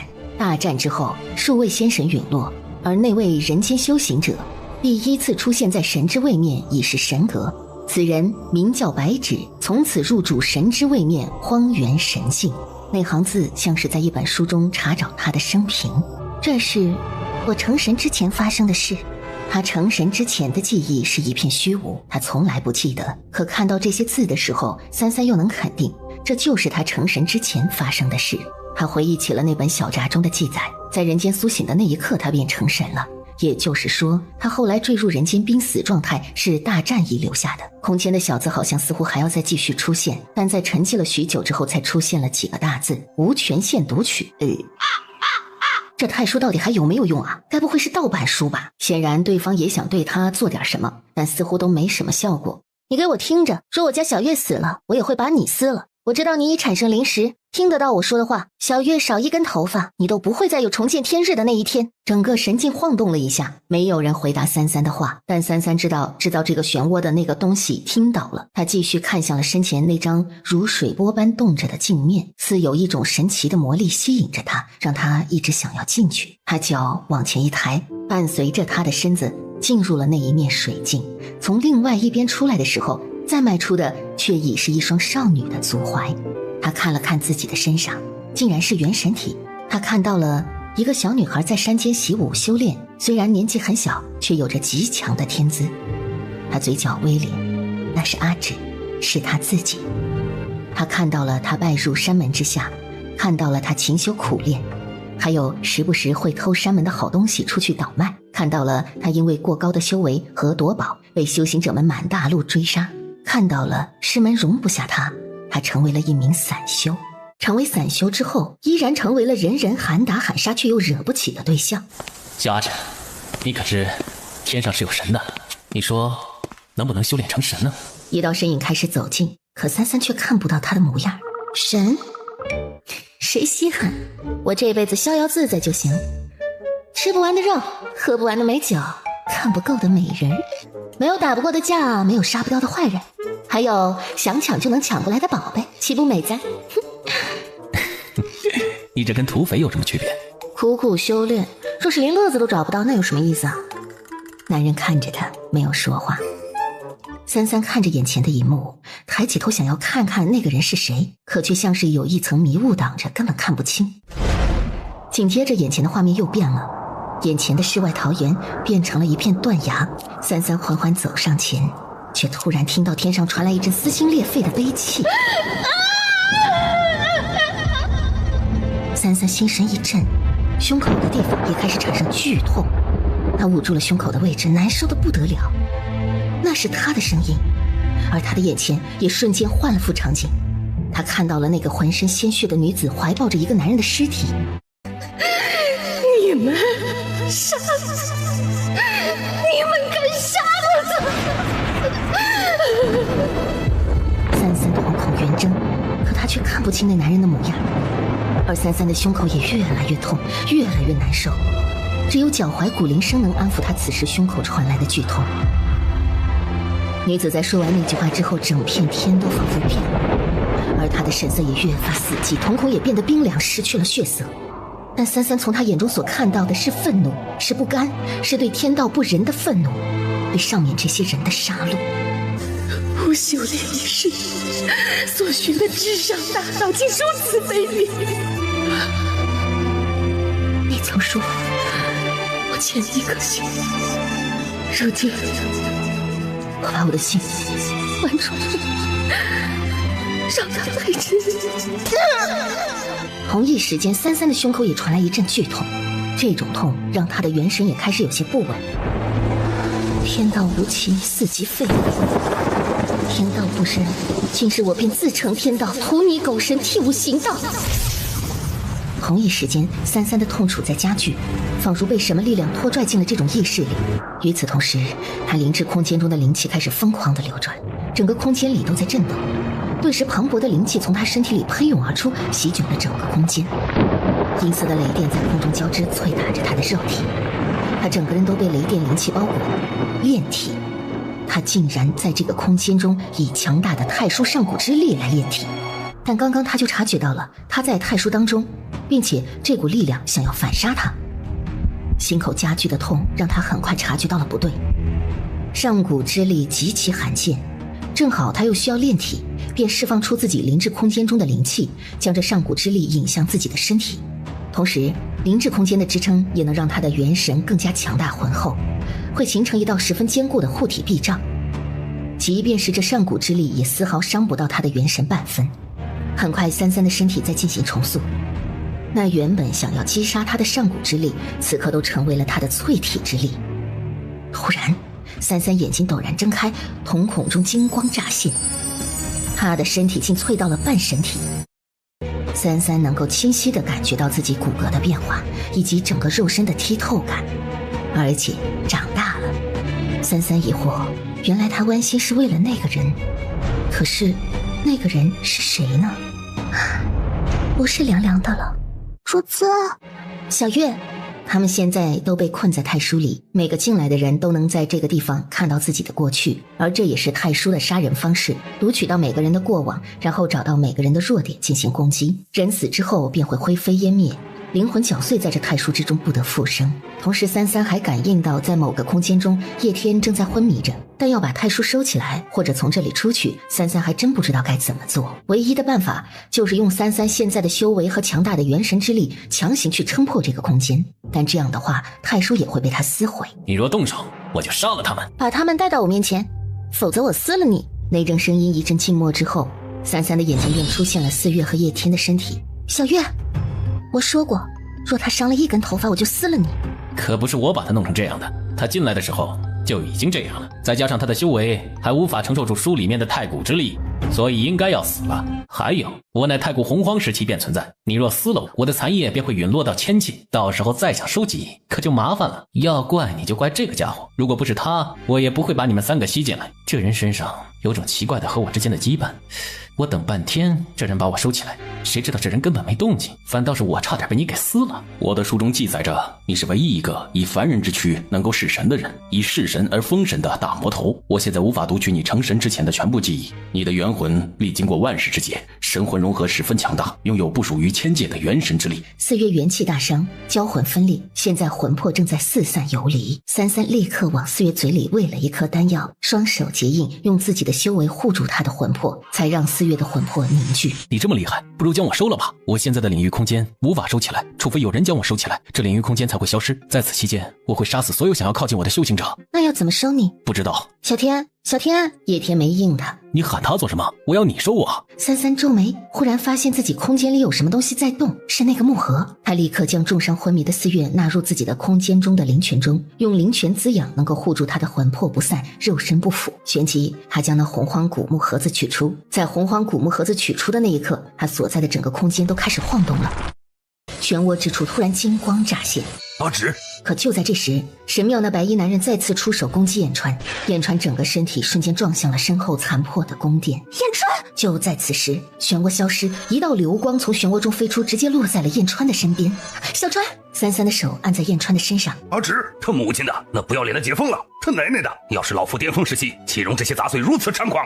好，我替你杀了这些杂碎。紫兰，你有没有发现小师叔族好像长大了？好像是长大了。你还活着，太叔呢？金玄皱眉，不行，若是这些人完全解封了自己的实力，尊上跟现在就算是已经淬体成了神体，但却压制着不进阶，寡难敌众，就算能打得过他们，也会很麻烦的。对了，拿酒来。易小寒明白了，马上从自己的储物袋里拿了一壶酒。小师叔祖33接住那酒壶，他仰面便开始将酒灌进了嘴里。你这酒怎么样？回祖师爷，此酒乃是上好陈酿，后劲儿大得很呢。如此甚好。他到底是什么来头啊？不知道啊，但年纪小小能有如此修为，必不可能是普通修行者，莫非是大能者夺舍？33将整坛子酒灌入喉咙，小脸开始变得红扑扑的了。同一时间，他周身修为也开始暴涨。神庙的白衣男人也发现了不对劲儿，立刻出手，他的封印也就在这个时候全部解开。他也只敢在短暂的时期完全解开，怕被天道法则发现。所幸这里有人布下了强大的结界，能够让他短暂的隐藏。在那男人即将靠近的时候，一股更加强横的力量扑面而来，这是进阶的时候所产生的天地灵气。糟糕，要进阶了。33原本在太书当中就应该进阶的，但他压制了当时的进阶，因为他再一次进阶，他的元神所带来的力量会撑坏这个位面，这个位面不会制裁他，但却会对这个位面造成影响，所以33强压着不让自己进阶。可没想到喝酒之后修为暴涨，让他压着的那层壁障也压不住了，竟然直接就进阶了。小师叔族进阶了。天哪，我从来没有见到过如此浓郁的灵气。他要进阶了，快，现在是好机会。可才刚靠近他的3丈领域之内，便被一股可怕的力量击飞了。白衣男人也不再等待，立刻飞身凝聚着真气，以大师期的修为直盖向白33。白33眸中泛起一道寒芒，在他飞来的那一刻，33的身子也骤然升向了空中，毫不犹豫的一刀斩出。当这一刀的力量与那掌相撞，大师期大圆满的一掌竟直接被劈开了，他的手掌竟被劈成了2段。是你，荒原神女白芷。是，又如何？而金玄则赶紧往后退，见到祖师爷都在往后退，紫兰他们也立刻往后退，躲在了祖师爷的后面。燕川也从废墟中往一根柱子后面爬，想躲起来。虽然自己是阿芷的血气兽，但难保不会殃及池鱼，他还是躲起来的好。去死吧！你敢杀我？我是神庙的人，你知道你得罪的会是谁吗？我连神都图得，图你又如何？就在这时，破天一刀挥杀。白衣男人整个肉身都被砍成了2截，在白衣男人被斩杀的同时，他的肉体也顷刻消失了。一道紫色的光从他消失的肉体中飞出去，那是投影分裂出的元神。想跑，破！他的结界立刻消失，瞬间天地位面法则汇聚，天雷滚滚，想要逃离的紫色元神也在瞬间被位面法则劈了个稀碎，顷刻灰飞烟灭。所有的外界修行者在结界去除之后，都遭到了位面法则的惩罚。金玄活了几万年，这辈子都没见过几十个人一起遭雷劈的，眼前的场景就连他都感到骇然不已。而且他发现九州大陆的位面法则威力也变强了。然而更神奇的是，位面法则如此强大可怕，但除了此地，其他地方竟然都没有遭受到破坏。他这才发现，原来在天雷滚下的瞬间，小师叔组已经再次布下了结界，护住了除此地之外其他所有的地方，单独将此地作为了位面法则惩戒之地。眼川也愣愣地看着空中，炭烤人肉，好可怕！祖师爷，这到底是什么？位面法则的惩罚，但这样的位面法则惩罚是我所见过最强的，也是第一次见到如此大规模的惩戒的力量，竟然还是加强版的。他突然有点不明白了，九州大陆不就是一个下位面，但这样的惩戒威力，即便是上位面也不见得有吧？难道说当真应了当初尊上所说，九州大陆不一定是下位面？而三三此时小脸也全都红了，酒劲儿彻底上来了，他身上的强大真气也肆无忌惮地开始往外喷涌。烧烤。但就在此时，位面也开始产生了不稳的波动，整个九州大陆的人都能感觉到地面在震动。不好，阿志现在真气一出，太强了，这个大陆有点承受不住，但是不应该呀。按照常理来说，阿芷难道不应该被驱逐出去吗？就算不是，也不会像现在这样啊。燕川突然想到，阿芷每次出什么事的时候，灵芝空间里也会受到影响。难道说阿芷和九州大陆之间也有什么特殊的关系？阿芷，快停下！你真气一出，元神太强大，九州大陆驱逐不了你，会产生法则矛盾，会崩裂的。爹爹，我去一趟皇宫，小心。白子轩郑重嗯了一声，立刻出发。到底发生了什么事了？恐怕是有修行者在交手，如此大的动静，我从未见过。老头子，我有种不好的预感。小川的血灵珠。这玩意儿吗？三三手一下握住这颗血灵珠，另一只手直接附上去，强大的真气让血灵珠迸发出了前所未有的亮度。但除此之外，似乎并没有其他什么反应。不动，害死你！在破天和血灵珠发出一阵金属颤音的时候，瞬间整个空间传来一阵剧烈的颤动，三三所在的地方也陡然迸发出一道强光。而强光过后，三三和燕川都消失在了原来的地方。与此同时，原本发生异常的位面也逐渐恢复了原来的模样。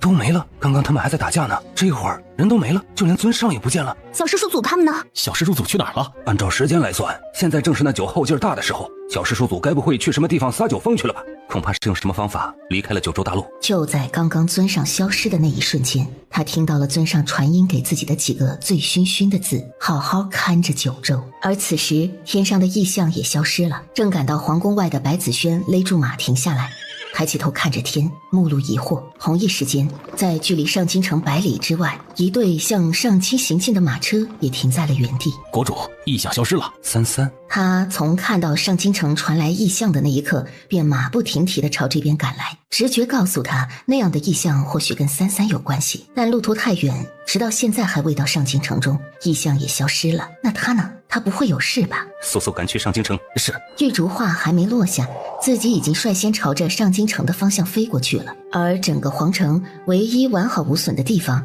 便是三三用结界护住的夏帝所在的大殿。陛下，陛下，打完了，人都没了。打完了，人都没了。是的，人都走了。朕刚刚做了个梦，梦到朕的皇宫全都没了，被夷为平地。既然打完了，那就好，应该也没事了。傅公公没说话，只是沉默了好一阵。刚刚他出去看了一眼，那场面，算了，还是等会儿让陛下自己出去看吧。那白家小三呢？白家三小姐也不见了，都不见了。什么？三三此时的意识已经陷入了一片昏沉沉之中。我们为什么要这么做？这么做有用吗？这你就不懂了吧？这就是打劫。我们吃了那么久的雪地野兽，老子都吃腻了，现在老子要吃人，吃人的食物。哼，还打劫？这破地方有人吗？好烦呐！要不是主人还没醒，我才不要在这里。没有魂魄吃，好饿，好饿，好饿啊！以阿志这一次醉酒和进阶的程度，不睡个10年8年的应该醒不来。听说很久以前他还是神的时候，就经常睡个700-800年的。那我还要等主人好久好久好久。在我的书中是这么记载的。有人呢！你们看，那是不是个人？小魂无语，好好一条龙，偏要搞什么打劫？飞过去把它吞了不就好了？切，你懂什么？太叔脑子不好，会不会被臭蛇给带坏？算了算了，反正不关我的事，最好到时候主人把他俩都赶走，这样就只有我留在主人身边了啊！这样好。看着，让老夫打劫一个给你们看看。站住！此路是我开，此树是我栽，要想从此过。燕川回忆了一下人类打劫的样子，算了，都想不起来了。他怒喝道：“把你的吃的都给老夫交出来！”叶安手腕翻转，手枪瞬间出现在他手里，枪口对准了眼前的男人。你是什么东西？我是什么东西？老夫干嘛跟你说？把你身上吃的东西都交出来，否则老夫就吃了你。吃人？叶安冷眸微眯，看来这个家伙是个食人族，或者不是人类。为了安全起见，他决定直接把这个人杀了。他手指一动，子弹瞬间就射出，燕川闪身躲开了那枚子弹，而在他刚刚所在的位置，已经被那枚子弹射出了一个弹坑。燕川皱眉，这什么法器？销魂眼底冷玉，旋身便出现在了燕川身边。太叔见状也跟了过去。你那是什么东西？我想吃它。好强的精神力量，好厉害的魂魄，好馋，好想吃。叶安察觉到了那个冷玉少年对自己所产生的杀意，发动自己的精神力，手中立刻凝出了一把武士刀，五指旋握，武士刀上也发出了一阵锃亮的光。是修行者？不是，无任何修为。管他的，抓住再说。老夫已经馋好久了，他身上肯定有人类的食物。燕川说完便飞身朝叶安扑过去，可谁知那人忽然消失在了原地。燕川立刻转身，身后武士刀便已朝他砍杀过来。燕川惊异之下立刻躲开了武士刀的攻击。燕川也被激起了好斗的热血，他也没有动用自己的妖力，竟然以肉搏和他打斗了起来。这个女人打架好好看呢，就是有点凶，比主人还凶。哎呀，你又是什么东西？燕安跟燕川打完一架之后，反而对他有了几分好感，想偷袭我？那是老夫还没有用出真正的实力。燕川冷笑，根本不认输。但燕川也不敢肯定自己若是用出自己真正的实力，能不能打得过这个女人。他有妖力，但那个女人身上也有一种很奇怪的力量，他没见过。但嘴硬的时候必须嘴硬，阿芷就是这样的，大佬做派嘛。没用的臭蛇。可就在这个时候，整座雪山都传来一阵剧烈的响动，旋即几个浑身穿着兽皮的人影突然从雪地里飞出来，二话没说，直接就对他们几人发起了攻击。我靠，都是灵海期啊！双方也没有继续战斗，而是全都统一对敌了。只见那一身黑色作战服的女人迅速从背后取下那个奇怪的武器，飞速在手中组装，一颗炮弹从她手中的武器里发射了出去，瞬间地动山摇。燕川三人都有点震惊，而就在此时，整座山都开始摇动。该死，是雪崩！想活命就跑！我的妈呀！但雪崩的速度极快，眨眼就已经碾伤了他们。就在这个时候，一道流光从远处划过来，旋即落在燕川他们的面前。阿芷，主人！三三双手结印，立刻在他们周身布下了一层结界。三三飞身而起，纤玉手翻转，一股强大的力量便向四周散出。紧接着，雪崩也戛然而止，一切都被平息下来了。这破雪崩差点没跑脱！刚刚杀出来的修行者又到底是个什么嘛玩意儿啊？还敢偷袭我们？等下就让黑煤球把他们的尸体刨出来吃了！哇，阿芷，哎呀，你醒了！哎，你还长高了！你是从哪里来的？这里是什么地方？阿芷，刚刚他打我，还踹了我一脚呢。踹你又没死，有什么关系呢？好像也是啊。但就是觉得哪里不太对劲儿呢？叶安表示，这些人怎么感觉脑子好像都不是很正常。这里是冰河界？对，是冰河界，就是那个，算了，你说。你又是什么东西？该不会是小川拐回来的吧？我是书啊。书？太叔的肉身忽然消失，便化作一本书出现在了三三手中。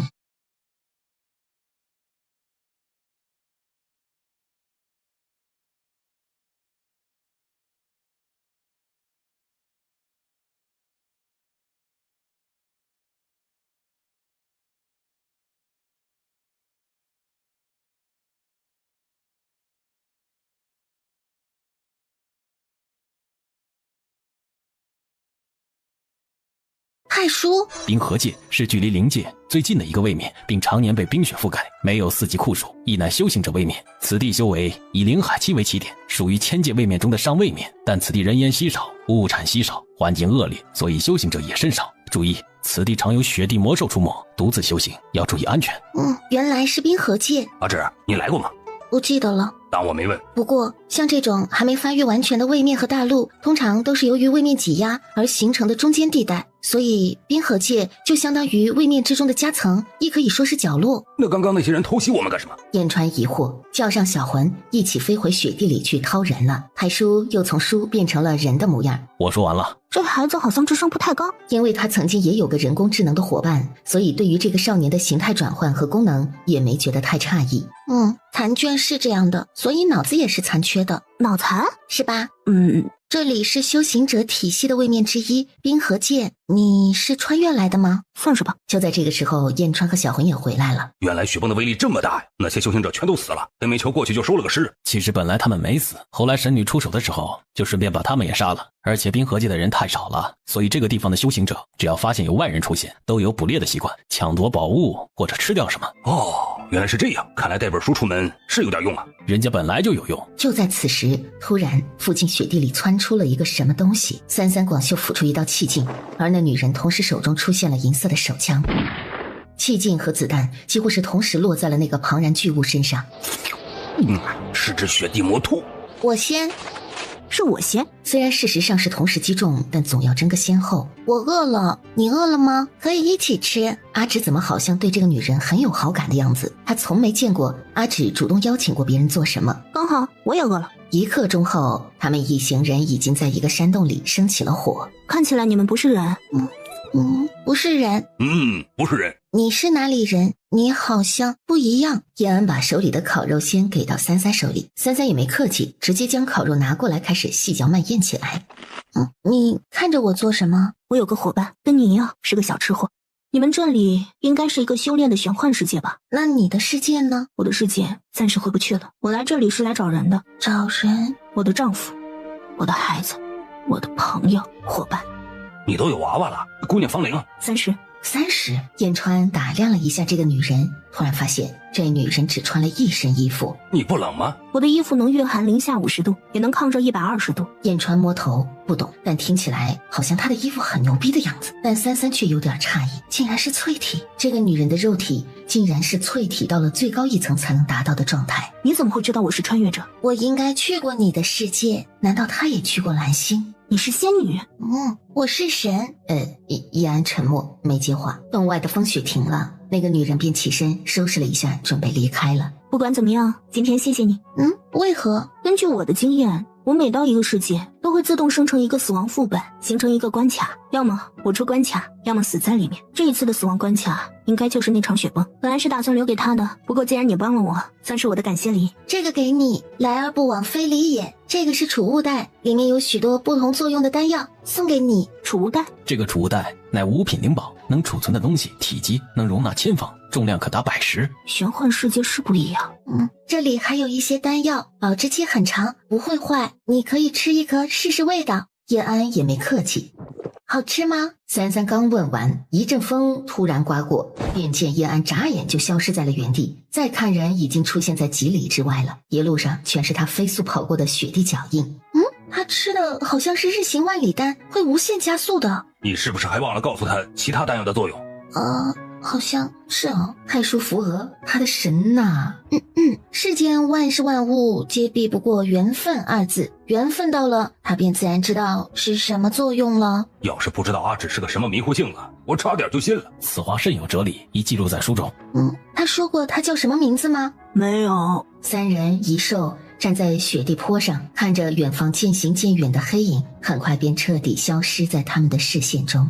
阿芷啊，你那储物袋里有多少丹药？以前练的都在里面，几百颗吧。我也要。没有了。看着茫茫白雪之地，突然有点舍不得呢。舍不得什么？他烤肉好好吃。根据我的经验，这种野外生存技能满点的人，通常都不会正儿八经做饭的，所以估计也就只会烤肉了。是吗？那是肯定的。我睡了多久？3年。从我们离开九州大陆之后，到现在已经过了3年了。主人睡了好久，我都醒了。3年，还好，才3年。若是睡个100年，再回九州大陆，只怕又是一番新景象了。也不知他离开之后，小青他们如何了。他看向太叔，好奇的上下打量。太叔被三三眼神看得莫名。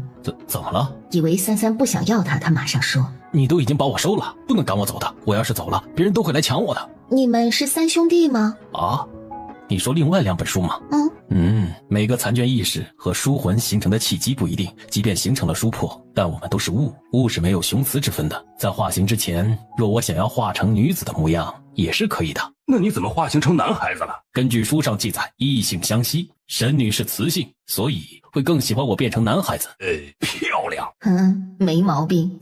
榆木脑袋，这也没错，人家本来就是木头做的纸，脑袋当然也算是木头做的了。小魂无语，言川憋不住想笑，可太傻了。三三心中悠悠叹息，小川已经够傻的了，现在又多了一个小呆子。小月虽然暂无性命之忧，但我也只能将他魂魄暂具，护住肉体。他伤势过重，需要几味特殊的药引炼制大眼丹，才能修复他的伤势。正好大眼丹所需的其中一味药引，在冰河界中便可寻到。是玄阴奇水。好像是叫这个名字。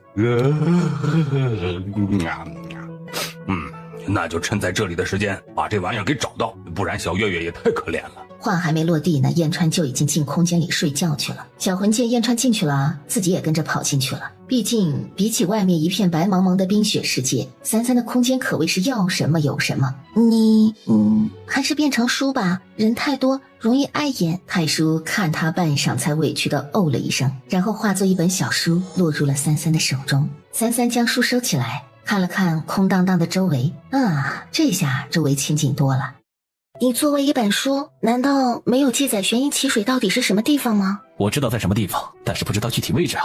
玄阴奇水就在极寒之地，出现也是随机的，这个看运气。我只知道大概的方位，以及若是到了方圆10里之内，我是能感觉到的。而且我是太叔，太叔本身就能知道过去的事情。可是若是他出现了，不是已经出现了吗？已经不就是过去吗？那作者给我的设定就是这样，我有什么办法？怪作者。就是怪作者。根据我的记载，冰河界一开始并非这样。出生的冰河界虽然有极寒之地之名，但却并非整个位面都被冰雪覆盖，有的地方还是能够种植耐寒的绿植和食材的。后来这里出现了一只凶兽九头王蛟，在它出现之后，便控制了冰河界的风雪，使得整个位面全都被冰雪覆盖，寸草不生。这样的情况已经持续数千年了。九头王蛟就是小川口中所说的杂种吗？就在三三走在雪地中的时候，站在一处山巅上的年轻男人似有所感一般看向了三三的方向，而当他转过头来时，竟是一张再熟悉不过的脸。阿芷，那个孩子的身上怎么会有阿芷的气息？三三也停下脚步，抬头看向远处的山巅，但恰好在他抬头的那一刻，那人已经收回目光，转过了头，脚尖轻点，便化作一道流光，飞离此地了。紫气，可好像又不是紫气，紫气不会用那种让他不舒服的眼神看他。那个人你知道是谁吗？不知道，没有机会去翻看那个人的过去，不过是神境强者，至少在大师级以上，仙王级。总觉得有点熟悉。在这个小插曲之后，三三继续前行到一处坡上停下，而放眼望去，前方已经隐约能看到已有人类的迹象，似乎是一个城池。三三正要往前走，突然雪地里蹦起一根长绳朝他袭来，他连动都没动，那袭向他的长绳瞬间就变成了粉末。就在这个时候，林海奇修行者的力量瞬间朝他逼过来，可同样那几道人影连靠都无法靠近他，在瞬间便被弹飞出去了。你们想杀我，还是说想要杀我夺宝？哪儿那么多废话，抓住他！几个人想要再次动手，只见寒芒一闪，他们还没来得及动手，人已经再次被强大气刃砸落在地上了。三三朝着刚刚说话的那个人缓缓走过去。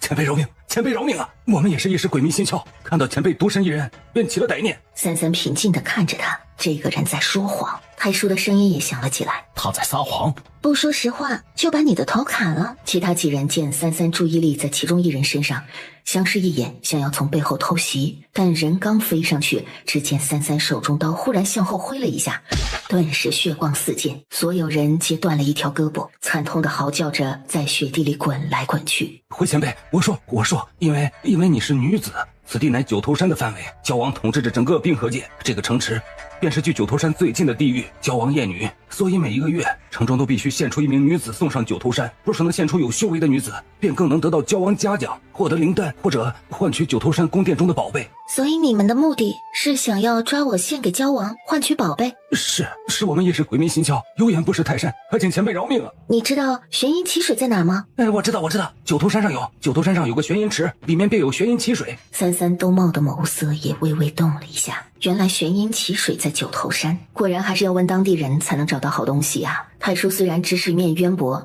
但在有些方面却还是受限的，并不能无所不知无所不晓。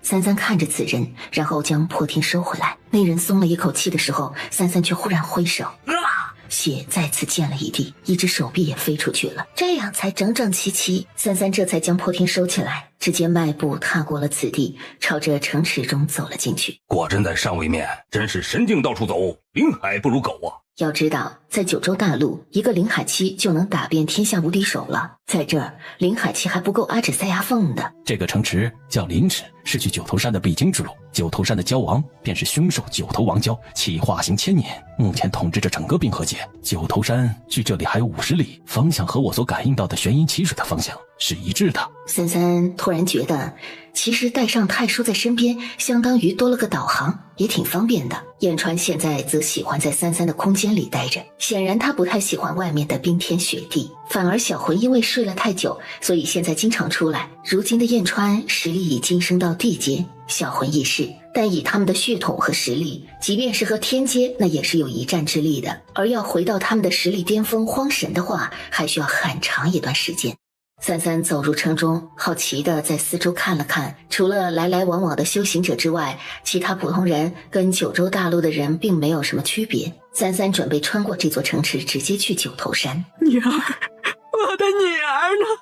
我的珊珊呢？把我的女儿还给我，把我的珊珊还给我。阿婆，你女儿已经送到九头山上去了，你就节哀吧，别再来问了。我不管，你把我的珊珊还给我，都是你们把我的珊珊带走的，把珊珊还给我。哎，别说你女儿了，就连城主女儿都自愿为了冰河界去了九头山。别喊了，赶紧回去吧，再吵个没完，信不信把你扔进血窟去？妇人被一把推开，即将落地的时候，却突然被一股力量拖住了。阿婆，别找你女儿了，九头山呐，下不来了。是啊，恐怕已经变成蛟王的腹中餐了，别找了。三三蹙了下眉，想到方才进城之前所遇到的修行者口中说的话，蛟王每个月都会让周边的城池供上一名女子，如果是女修行者的话，会更有嘉奖。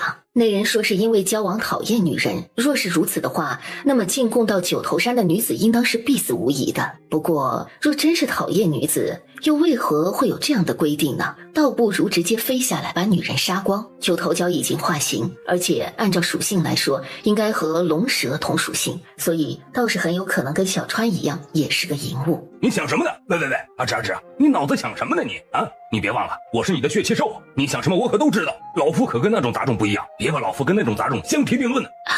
糟糕，忘得屏蔽小川了。哎呦，我是那种人吗？不要污蔑我！三三老神在在，当自己方才什么都没想。三三继续穿过城池，直到三三出城的时候才被人拦下来。你是外来的？是。抓起来，拿下他！但刚往前一步，他们所有人便瞬间被一股强劲的力量弹飞了。是修行者。他们四下探查，到处已经没有了那少女的身影。三三素来不太与凡人计较，所以虽然他知道那些人不怀好意，倒也没下杀手。此时的三三人已经在距离城池10里开外了，距离九头山还有40里。就在这个时候，前方传来一阵躁动，整个大地上的雪都抖了起来。突然，一条冰蟒从雪地里飞出。是冰的呀！这模样就像个不知死活的小呆子似的。雪域冰蟒，内丹倒也是大补。在他正要出手之时，那冰蟒已经张开血盆大口，吞向那娇小的身影。孽畜！他急喝了一声，却已经来不及了。而当他赶到时，眼前的一幕却让他俊容也变得有些震惊。那自上而下吞向少女的冰蟒竟然碎成了渣。他眸子冷眯了起来。就在刚刚，他好像看到了一只巨兽的虚影，是噬魂兽。此时，熟悉的气息也让他心口位置变得越发灼热，味道像是冰糖葫芦，还不错。冰糖葫芦，那下次他也试试。在三三的脸转过来的那一刻，男人眼中的寒冰仿佛在顷刻之间崩塌。阿芷，三三心口的位置也有一丝隐隐的不舒服。子气。听到从三三嘴里出来的这2个字，男人的神色也有一丝微微的变化。此人和子期生的一样，而且气息也很相似，可是却又有什么地方不一样。他看自己的眼神也不一样，修为境界更强更高了，而且没有了妖兽的气息。是我。他突然笑了起来。三三咦了一声，有些疑惑，但能明显感觉到在听到他承认了之后，眼中浮现出的依赖。他朝着三三走过来。你怎么会来冰河期？自是来找你，我已经找你很久很久了。阿芷，不知你还记得我吗？你不找我，我也会去找你的。方才我见你遇险了，如何？有没有受伤？无碍，不过区区一条黄金小兽罢了。那便好，此去前40里便是九头山，阿芷是要去那儿。小月受伤了，需要玄医起水做药引，炼制丹药。原来如此。旋即看向已经不想迈步子，开始犯懒的三三了，笑着伸手。累了？三三看着眼前的那只手，却并没有将手放上去让他牵。三三抬头看了看他，又看了看他的大袖子，在他拽住衣服的那一刻，便被他一卷带入了怀里，朝九头山的方向飞去了。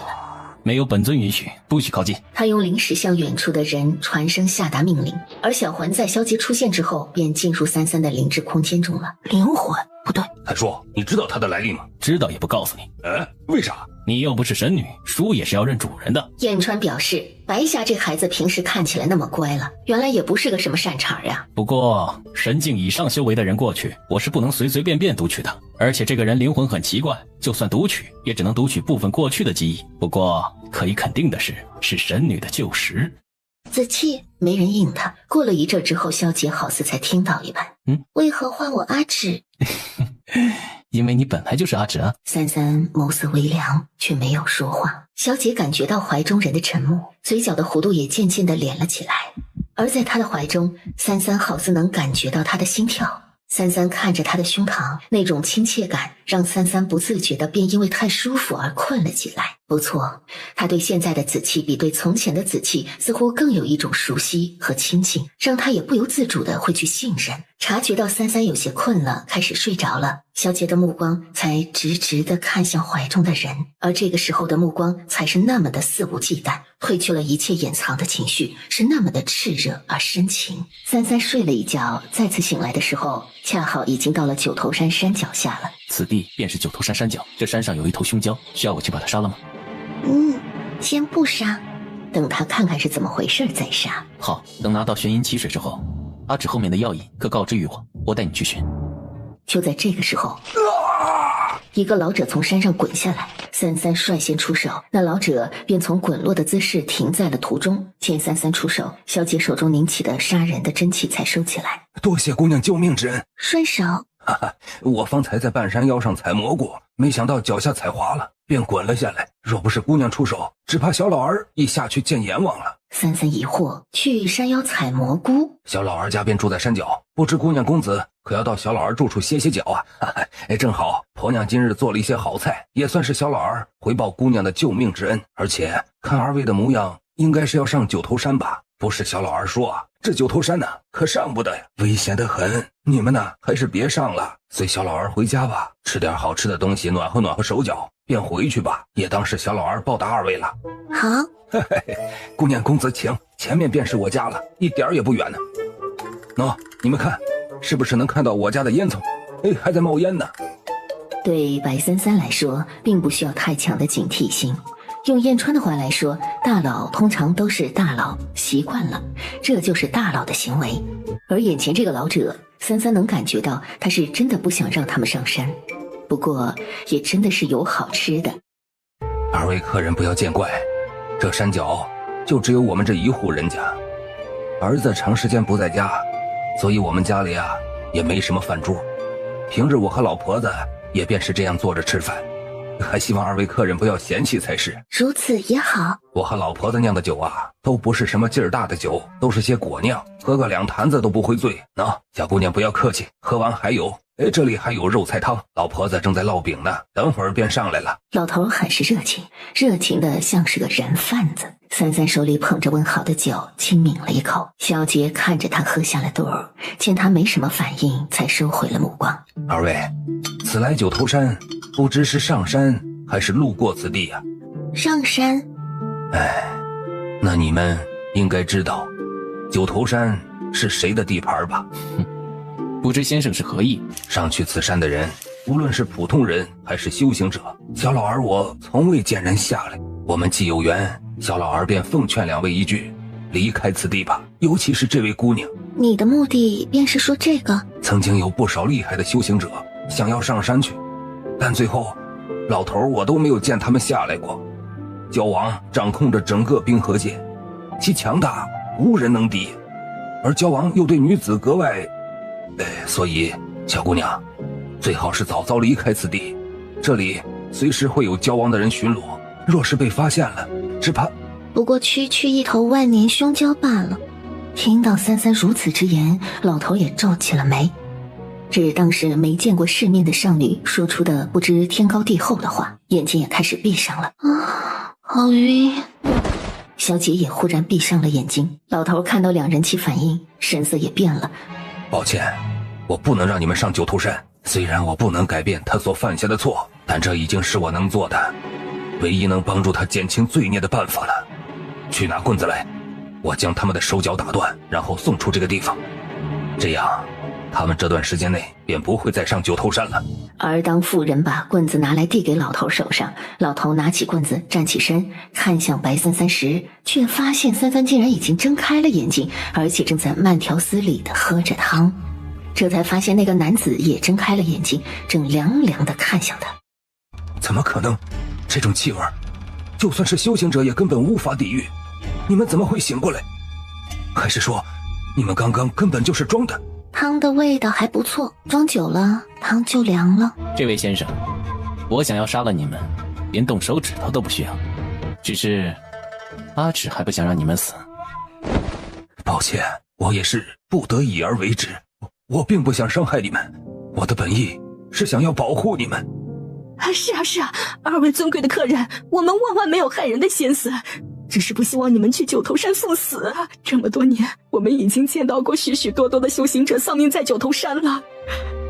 老头子见你们也不是什么坏人，姑娘年纪又还小，便不希望你们也送命，我们才会如此。那你们为何能安然无恙住在此地？你们与九头山是什么关系？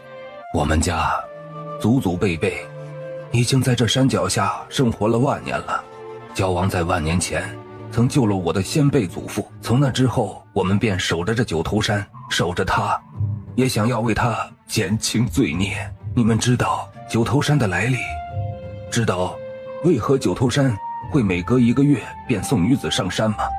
难道不是因为他是个淫妇吗？三三这话一出，屋子里几人都面色古怪的沉默，尤其是萧杰，但似乎对三三会说出这样的话也在意料之中。阿芷从来都是这样不拘小节的。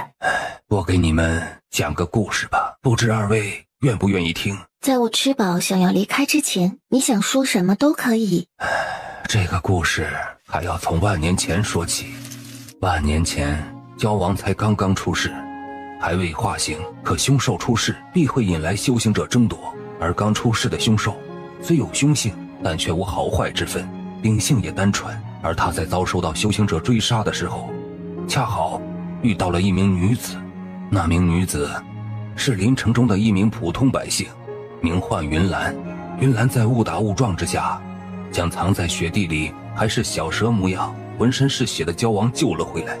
从出世便在遭遇修行者抢夺的蛟王，第一次体会到了被人保护的滋味。日常相处中，蛟王也逐渐对云兰生了情愫。在蛟王伤势好了之后，便离开了云兰家。因为蛟王的离去，云兰哭了很久很久。蛟王不舍她难过，便一直在暗中保护她，想要等待着自己能化形再去见她。他等啊等啊，等到云兰都长成大姑娘了，到了婚嫁的年龄了，她才能够化一半的形。虽然已经能化成人样了，但脸上却还附着一半鳞片。而那时云兰已经心仪上了城主府的公子。蛟王自是知道此事，所以即便自己还无法全部化形，但还是化形出现在了云兰面前。可因为他脸上的那一半鳞片，所以只敢戴着兜帽，害怕自己的模样吓到云兰。这个故事也很耳熟。你听说过？类似的听过。当蛟王出现在云兰面前的时候，正是云兰因为痴恋城主公子，却因身份卑微而难过不已的时候。焦王告诉他，自己便是他多年前在雪地里救回去的那条紫色小蛇。这凶蛟倒是单纯。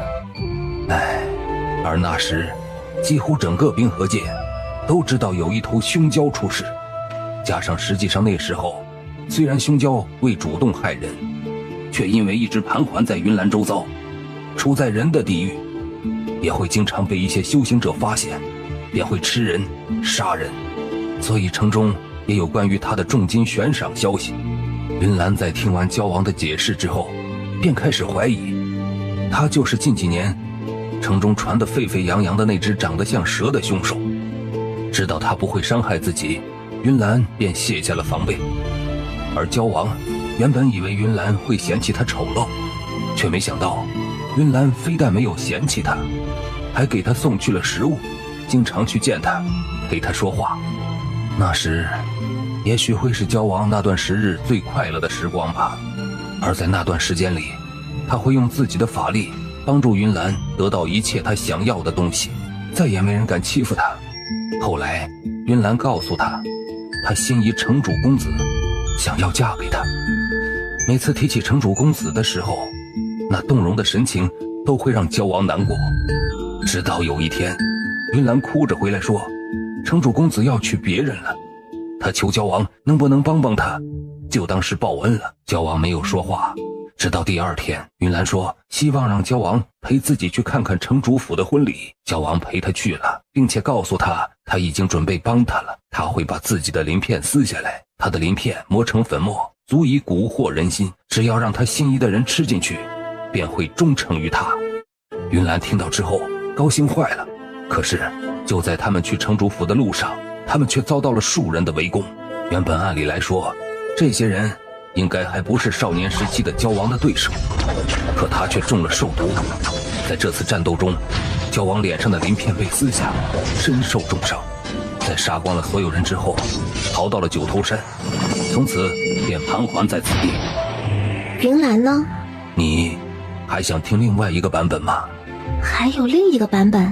另一个版本才是故事的真相。真相？三三好像忽然明白了什么。事实上，从一开始，云岚救焦王并非因为善心，不过是他父亲喜欢喝蛇酒，而且喜欢用活蛇泡酒，所以他才会将焦王带回去细心照顾养活，就是为了等到他爹爹回来之后，想给他一个惊喜，讨好他。因为云岚的爹只喜欢儿子，对母女两人并不好。后面四处寻找离开的焦王之所以难过，那是因为他告诉了他爹爹找到了一条紫色的小蛇泡酒，而妖宫的宠物不见了，免不了挨骂，或许还会挨打，所以他才会这么着急。再后来再次见到化形后的焦王时，事实上他是害怕和厌恶，但想到焦王的能力或许能为他带来许多好处，他也便假装与之亲近，并利用焦王的能力得到了不少好处。云岚想要嫁给城主府公子，但焦王不愿意帮他，他一怒之下就去了城主府告密，并说自己有办法可以抓住那为祸一方的凶兽，但条件就是让自己成为城主府公子的妻子。城主许诺，若他真有办法抓住，就让城主公子娶她。于是当晚，云岚便在焦王的食物里下了兽毒。他曾听焦王说过自己害怕什么，不能吃什么，所以他特地下了一定剂量的兽毒，直到在去城主府的路上再发作。那些人也是云岚安排的，目的就是为了万无一失抓住焦王，而焦王脸上的鳞片也是他亲自用刀一片一片割掉的。上古凶蛟在书中的记载中的确有蛟鳞，有蛊惑人心的说法。蛟本身便是属于龙蛇混种，忽有龙蛇不分，乃为蛟。鳞片中会分泌一种障眼之物，可如龙一般假造虚拟幻境。龙自海上翻滚，吞云吐雾，可幻化海市蜃楼。蛟亦是此理，蛟鳞便可做障眼之物。太叔一边跟着燕川钓鱼，一边摇头晃脑地说，但刚说完就被燕川一脚踹进了灵池里。都说了，别拿老子跟那种杂种做比较。我是书啊，我要湿了，我要湿了，快把我捞起来！又不是普通的书，较个什么劲儿？我要湿了，我要湿了，快把我捞起来！人家不会游泳。三三眼面轻轻咳了一声，顿时空间里浮起一股力量，直接将太叔从水里拖起来。太叔上来之后就怒气冲冲的马上把自己摊开了，躺平在地上。都不许碰我，我要把自己晾干。三三抿了下嘴，神态自若，又抿了一口酒。姑娘可是感了风寒？无碍，你继续说来便是。方才说到那云岚撕下了焦王脸上的鳞片，而焦王正在化形中，鳞片撕下便是鲜血淋漓，整张脸的血肉再也无法复原。从那之后，他也便只能以幻化之术，在化形之后掩盖去自己容貌的丑陋。而在他回到九头山之后，云岚也如愿嫁给了城主府公子，而焦王从此便对女子有了仇恨之心。伤好之后，他便率领周遭所有魔兽屠了整座城，分食掉了整座城的百姓。而云岚在他屠城之前便已经死了，死在了城主公子的小妾手中。没有亲自杀了那个女人，便一直是他的执念。屠城之后，焦王也进阶了，他让整个冰河界变得寸草不生，被冰雪覆盖，所有人只能在地底下种植食物。所以他让附近城池每个月送女人上山，便是为了报复，满足他曾经未达成的执念。不错，他认为所有女人都是欲望的产物，都会为了欲望而疯狂，他们终究会按耐不住内心的渴望，变得丑陋无比，所以他要惩罚他们。那为何不一次性将冰河界中所有的女子杀光？也许他想要不断地重复一件事情来报复心中的恨和执念，也许还在期待着什么吧。那你们为何会知道的这么清楚？这方圆百里之内发生的事，没有我不知道的。你是此地山神？你怎么知道？不过800岁的大仙也好意思自称为神？山神也不是我们自己封的呀。山神是以吸收山林灵气而存在的物种，性质与灵兽、妖兽等并不一样，只是山神天生便可化为人类的模样，能知晓百里地上发生的事情，保一方平安，控一方风雨，所以山神便会受到当地人们的膜拜和追捧。既你是一方山神，又为何助纣为虐？你不是能控制一方风雨吗？我并未助纣为虐，我无法阻止焦王。如今这九头山已是他的地盘，整个冰河界都是他的领地，而且焦王与我们家族有恩，这也是我们一直守在九头山山脚下的原因。原来你们山神还可以结婚呢？自是可以的。当一处地方衍生出山神之后，便会由山神这个家族祖祖辈辈守护此地，代代相传。从焦王出世到现在，小老儿上面已经过了10多代了。关于焦王的事，我们也是代代相传。焦王曾在幼年时期救了小老儿祖上，也护下了九头山，他是我们先祖的恩人，也是我们的恩人。在焦王成长起来之后，以我们的能力根本无法阻止焦王做这一切，无法阻止他杀人吃人，也无法阻止他将整个冰河界变成寒冰地狱。我们能做的便是减轻一点焦王的罪孽，也为了保护上山之人，我们家族便世世代代一直守在这九头山山脚，劝阻上山之人离去。打断手脚的那种吗？只有这样才能阻止他们上山，手脚断了便不能再上山去了。山脚下尚有一线生机，若是上了半山腰，便会被焦王的鹰卫分食得干干净净的。如此相比，断手脚好歹有命，有些甚至几个月便能养好伤，总好过丢命的强啊。你就不怕被报复？姑娘，虽然我们山神氏族战斗力不行，可并不代表在我的地盘你便能找得到我。方圆百里我便知道谁人来了，我亦能化作风，化作雪，亦能埋于地下，你又如何能找得到我呢？若我可平山海，可摧石林，你猜猜我若找你，你将如何？若他可平山海，可摧石林，那无论他躲到哪儿，不都等于死路一条吗？一力降十会，敢问姑娘到底是何人？你的修为到底到了何种地步？你不若猜猜他的修为。小杰勾唇，眉眼冷冽，周身气场突然暴涨，强大而可怕的威压顿时让老头心都提到了嗓子眼儿。原本的人形脑袋瞬间幻化成了可怖的骷髅形状，一声可怕的嘶吼之后，骷髅才变回了原来的人形模样。三三平眉，这便是山神氏族的原型啊，好丑。是神境强者。山神皆是惊惧，神境强者竟然会出现在冰河界，千界的强者屈指可数，怎么会出现在这小小的冰河界呢？明白为什么他的香对他们没有作用了。此男子既然是神境强者，那小姑娘虽看不出修为，也绝不是什么简单的人物。我吃饱了，给你说话的时间也到了，我要上山了。你们想去杀了他？焦王乃是我山神氏族的恩人，我绝不允许你们伤害他。老头手上突然出现一把木杖，用力地拄在地面上，顿时地面便轰的一声分裂开了，一股力量也从那木杖中朝三三袭来。妇人见状，也跟老头一样，手中画出了木杖，助纣为虐。他袖袍一甩，旋身便要动手，可眨眼间那逼来的力量已经被破，山神老头也在瞬间飞出去了。一把带血的扇子飞落回萧杰手中，而山神老头在地上抽搐了几下之后，便化作了骷髅的原形。三三目光看向萧杰，阿芷，你没事吧？老头，你们杀了他！他杀意逼向三三的方向，萧杰眼神也瞬间变得冷滞，杀心骤起。而就在此时，三三的一只小手却突然按住了萧杰的肩膀，另一只手猛地拂袖，妇人瞬间被一袖子所拂出的力量扇飞。随着一声惨叫，人也被扇飞到了不知何方。而当妇人落在雪地中时，已身受重伤，再无可战之力。此时，一道玄色身影也缓缓地踏足到了雪地中。山神氏族，亦仿佛有感应一般，看向了妇人方才飞来的方向。这种熟悉的气息，若是你想留他们的命，告诉我便是。我只是不想让他们伤害你，倒也罪不至死。那下一次我便手下留情。子期是不会随便杀人的，子期比你好。眼前男人脸上的笑意骤然消失，神色也变了，眼中凝起的冷意是满满的妒忌。子期，我想我知道你是谁了。你知道我是谁了？阿芷，你当真想起我了？没有完全想起，但我知道你身上有我的心。阿芷，你终于想起来了，我找了你好久好久。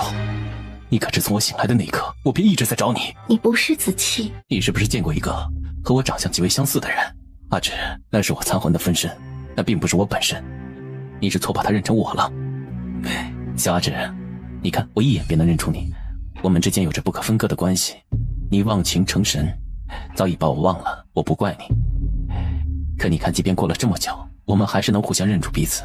你的灵魂，你的元神都还记着我，不是吗？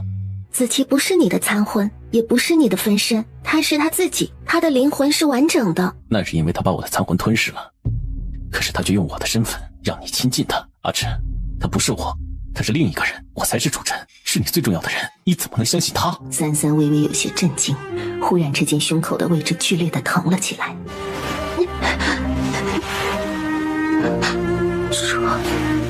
主臣，没关系，以后你会慢慢想起。等你找到九头山上的东西，我便带你去灵界，去神界，去我们以前去过的地方。你已无心忘情，也没有关系，我会让你将他们都找回来。三三平眉，心口的位置疼得发麻，可很快便有另一阵暖流袭来，包裹了他的全身，让那种痛楚也消失了。我并不需要将他们找回来，我的心给了你，便是你的了。前尘往事并不重要，我如今要做的便只是我现在要做的事。你莫要再纠结过去之事，你如今同我一样，亦是重塑肉体，换了个面貌，如今又已是神境强者，未来可期。你我之间，日后便止于此吧。阿芷，你只是因为忘了我才会这样说，是吗？你只是因为没有心罢了。待我们回去，我便将心还给你，放开他。一道玄色身影从天而降，落在了三三身边。三三只觉得身子一轻，忽然悬空转了一圈，便落入一个熟悉的怀抱里。乖乖，你怎么样了？他是不是欺负你了？子期。而当看清三三小脸的时候，他才怔了片刻。小姐这才惊觉小丫头长大了，抱起来也比之前要不一样了。她耳根一阵泛红，手一软，差点把三三给掉下去。她小心地将三三放下，乖乖。楚晨拿下扇子，看到萧杰的瞬间，眼底亦是一片冰寒，冷炙的目光是毫不掩饰的杀意。两人目光相接的那一刻，都是一种对对方强烈的敌意。陨星竟然在你手中，且以认你为主。快点，你说说到底怎么回事？神女和他们两个，我都看不到完整的过去。不过神女以前的心在那个人身上，按照之前神女在书中所看到的记载，应该是从前神女为了救他，便将心给了他吧。但是呢，不知道哪里出了意外，那个人灵魂四散，有一部分灵魂碎片进入到了这个叫神女乖乖的人的身体里。结果这部分灵魂碎片被这个男人本身的意识给吞噬了，且以他原本身为主导，而那一部分残魂灵石则吞噬了那个身体本身的灵石，所以他能完全记得从前发生的事。也正是因为一开始都是同一个人残魂转生，所以才会生得一模一样吧。啥意思？说清楚点，我都没整明白。哎呀，反正就是他们两个长得虽然一样，但其实根本不是同一个人。这个叫子气的应该之前就把那个神女的老相识叫楚尘的人的残魂给吞噬了。你没见他是百妖吗？而且还是昆仑妖王的后裔，这种强大的基因怎么可能会让别的残魂灵石占据啊？啥玩意儿是一个人不是一个人的？燕川抓脑壳。那个人身上怎么会有阿芷的心呢？神女自己挖的呗。哎呀，女人狠起来是真狠呐。那你书上有写阿芷是喜欢挖心的家伙吗？没写，不过这么看来估计是不喜欢吧，要么就是移情别恋了。就是你诓骗了阿芷，我从不骗他，若不是你诓骗了他，阿芷也不会将你错认成我。也罢，今日我们便新仇旧恨一起算，今日我便杀了你，将你魂魄抽出，阿芷便不会将你当成是我了。好大的口气啊，想杀我也要看你有没有这个本事。话落的瞬间，萧杰瞳孔已变成了银白色的妖瞳，周身妖力肆虐。妖，难怪他的那一部分残魂会被吞噬，原来是因为这小子有妖族的血统。在三三眨眼之间，萧杰已化作一道银白色的闪电，提剑朝楚尘刺过去。楚尘折扇一收，一股磅礴真气便从折扇飞出，直逼向陨星。化解期。看到萧杰的修为，三三也有点诧异，怎么这么快子气也到化解期了？一个是神境仙王强者，一个化解期，一旦打起来，这个地方必会山崩地裂的。那小月的玄阴奇水也只怕是会出问题。所以三三还是跟之前一样，立刻布下了一层极厚的结界。越是交手，楚尘也越是心惊。神境之上和神境之下根本就是无法相提并论，也没有可比性的。可眼前这个家伙虽是神境之下，竟还能同他交手到如此地步。楚尘眸中寒意更甚，出手也更加狠辣。他手中折扇挥出一道骇人的真气，当时这道真气仿若游龙一般缠上了陨星剑。陨星剑似乎意识到什么，威力也大大的消减。紧接着真气从剑身袭向了他的身体，瞬间被神境强者真气所伤，身体也在顷刻之间从空中坠落。在即将落地的时候，萧杰才翻了个身，稳稳地落在地面上。雪地被鲜血染红，而在萧杰落下地面的同时，那把扇子带着无尽杀意再次向他逼来。萧杰凤眸冷凛，周身妖力突然暴起，头顶的狼耳也因磅礴妖力外泄而化形而出。那折扇被妖力击退，发出一阵狰鸣巨响，才又旋转飞了回去。好强大的妖力，是狼？他到底是什么妖族血统？此时三三缓缓地走到了萧杰身边，一只小手也摸向了屈膝半跪在地上萧杰头顶上的狼耳。三三在摸了摸那毛茸茸的狼耳之后，才收回手，从萧杰手中将陨星剑夺过来。三三，他乃神境强者，如今你年纪尚小，故不是他对手。陨星原本应当是来寻我的，可如今他却认了另一个人为主。虽然不知为何你们二人之间有这般渊源，但若你是为我而来，那你现在便可离去。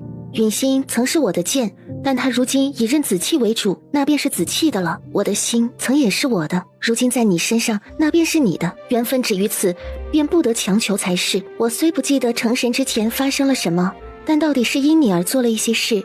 或许成神之前，你我之间有很深重的渊源，但那渊源也因已结束。如今我魂魄重聚，再活一世，我便只做眼前之事，找出想要我魂飞魄散之人，救我所在意之人的性命，护他们周全。你执念太深，已失去了你的本来面目，虽我对你依然有亲近之感，却并非执念之情。不，阿芷，你只是忘了，你只是因为没有心才会对我说这些话。从我醒来之初，我所做的事情便是找你，我已经找等了你很久很久了，阿芷，跟我离开，我带你去你曾经最喜欢去的地方，你会想起来的。我重新陪你一起长大，重新等到你成神。萧杰的手立刻包裹住了三三的小手腕，那眼中有害怕，像是生怕三三被拐走。我如今还有事在身，亦不愿与你动手。若你不愿自行离去……空间中，燕川脖子上挂着的那颗血灵珠忽然开始发光，灼热发烫。燕川立刻握住身上的血灵珠。阿芷，这是药。楚晨看着他半晌，眼中隐下一丝什么。我明白了，你最是不喜有人勉强你，从前便是如此。你受伤时非要闹着喝酒，我不让你喝，你一剑便朝我劈砍过来，要与我比斗。既然你现在不愿意跟我走，那我自也不会勉强你。你想让我现在离开，那我便离去就是。只是阿芷，他不是我，你与他亲近，也只不过是把他当成了我。他是另一个人，终有一天我会抽散他的魂魄，让你明白，他不过是在利用我的气息接近你，诓骗于你。子期没有骗我，若你想杀他，我自会护着他。楚晨的话被打断，心也一下沉了下去。萧杰嘴角却微不可见地上扬了几分，然后突然脸色一变，一口血猛地从嘴里溢出来，整个人也面色惨白。三三侧身，立刻单手结印，为他输入真气疗伤。阿芷，我会再来寻你，你要记住我所说的话。这个男人迟早会露出他的真面目，你勿要被蒙蔽了。三三正为萧杰疗伤，便没有回楚晨的话。楚晨在说完之后，看着三三半晌，便飞身离开了此处，眨眼便消失在了九头山。九头山寒鸦殿，侧卧在榻椅上的男子，原本假寐的眸子也微微睁开了。来人！立即便有下属进来。王，山下可有发生什么事？回王，山下并未察觉到发生了什么事情。没有。可他却感觉到了空气不同寻常的波动。给本王去查。是。本王让你服侍我已经多久了？回王，奴婢已经服侍王有半月了。这半月来，本王可曾有对你不好的地方？王待奴婢如珠如宝，对奴婢极好，没有半点不好的地方。那你不想要的更多吗？奴婢一生所求，便是家人长寿，寻一良人，平平淡淡的过完一生。前几日，我见你救了一条小蛇。奴婢见那小蛇差点被一只鹰叼走，便驱走了那只老鹰，将小蛇救了回去。待它伤好，便已将它放生了。蛇乃冷血动物，怎么你就不怕它恩将仇报？行善又何须问缘由和结果，但求心安即可。奶奶说过，人生在世，便只求心安理得，不问是缘还是劫。不问是劫还是缘。他竟然在这个女人身上察觉不到一丝贪念。你知道在你之前的女人都去了什么地方吗？不知道。如果我说是我将她们吃了呢？徐珊珊吓了一跳。骗你玩的，傻丫头。薛珊珊眼睛水汪汪地看着他，又害怕又期待。福九眼中隐下一丝什么，看着他这副模样，立刻抱住他，将他放倒在软榻上，手顺着他的衣裙探进去，极尽温柔。没有体会到极乐，又怎么会体会到极苦呢？在楚晨离开后，三三便在原地打坐为萧杰疗伤。而在三三合上双眸为萧杰疗伤时，萧杰便已睁开了眼睛，目不转睛地看着三三。那个男人的出现让萧杰有了一种莫大的危机感，而这种危机感源于三三会离开他。光是想到这儿，他心绪就无法平静。自己再不平心静气，是会走火入魔的。萧杰这才再次闭上了眼睛，将心绪平复下来。三三也收回了手，结束了疗伤。自我处理完瀚海的事务之后，便回九州大陆去找你了。从金玄前辈口中得知了那场大战以及你消失之后，我寻遍九州大陆未果，便用师傅教我的阵法穿越位面，四处寻你。以你的修为，用阵法穿越位面很麻烦，且会自损。听到子期这么说，三三越发好奇子期的师傅到底是谁了，竟然能教他穿越到上位面的阵法，而且还并未遭到反噬。师傅说，因为我有妖族血统，妖族的体魄和魂体本身就比人族更强大，所以让我用妖体催动阵法，便会减少对自身的反噬。也就是说，还是会有反噬。够找到你，反噬也是微不足道的一件小事。其实你不来找我也没关系的，我说过我会去找你，便会去找你的。有关系的，看不到你都有关系。那个和我长得一模一样的人，跟三三有很深的渊源吗？应该是的。那三三相信他说的话吗？什么话？他说我诓骗你。若你诓骗我，那便是我所允。既然是我所允，又何谈诓骗？子期，你知道修行大道为何越是往上便越是清心寡欲吗？水至清则无鱼，人至清则无欲，而道越是走得长久，便越是本性成明，自能洞察一切。你瞧那冰湖，越是清澈见底，便越是能倒映出周围一切的景象，就连一粒尘埃都能在其中显现出来。我如此说，你可明白？小姐看着他，没有说话。三三以为他不懂，说的通俗一点便是：若你当真对我撒谎了，一半我是能看出来的，既我看出了，便是我允着你欺我，那便不算诓骗；而若我生气，我便会告诉你，不喜你，也会远离你，甚至杀了你。如此你可明白了？相比之下，他更喜欢三三不通俗的说法，至少不是对着他说远离，说打打杀杀。后面那半句话光是听着都让他难受不已。小姐点点头，生怕自己再不表态，三三后面的话会更刺激他的心脏。三三也嗯了一声，果然还是要简单粗暴点的说法才会通俗易懂。乖乖，我曾说过我不会瞒你，所以我要告诉你一件事，他有一件事没有说走，曾经我的身体里却有另一个意识，后来那个意识消失了，师父说那是存于我身体的另一个人的残魂被我吞噬融合了，而我并不知情。也正是因为如此，才会导致妖力解封，便让神识受创。师父便提前抽取了一缕神识出来，变成了魂玉。待我妖力解封之际，便以魂玉修补神识。所以当我看到他的那一刻，便猜到他很有可能便是被我吞噬的那残魂的主人。我不是他，但是隐形剑却认得你，和你有渊源的人也是他。萧杰在那一刻几乎就要觉得自己所得到的三三的亲近都是因为那个人了。允心虽曾是我之物，可他如今是你的，便是你的。他没有认楚尘，说明他更承认你。你看，允心如今也只是认得我，可他却已经是你的武器，不会再认我为主，他还是你的。至于他的残魂被你吞噬，那也是因为他的残魂太弱了被你吞噬，因为你的灵魂更为强大，鸠占鹊巢被吞。你不生气吗？倘若我生气了呢？那我便会一直陪在你身边，任你打任你骂，让你输气。即便是杀了我也不会还手，但我绝不会让任何人把你抢走，除非我死。三三心口处似乎在此时传来了一阵极其细微的声音，很小很小，但三三却感受到了，是好久好久他都没有感受过的声音。那是心跳吗？难道我又有心了吗？你不希望我离开你？不愿，不愿。以后莫要这样了，子期这样我也会不开心。乖乖不生气了？本就不气。而三三被猛地一搂，整个人也扑进了萧杰的怀里。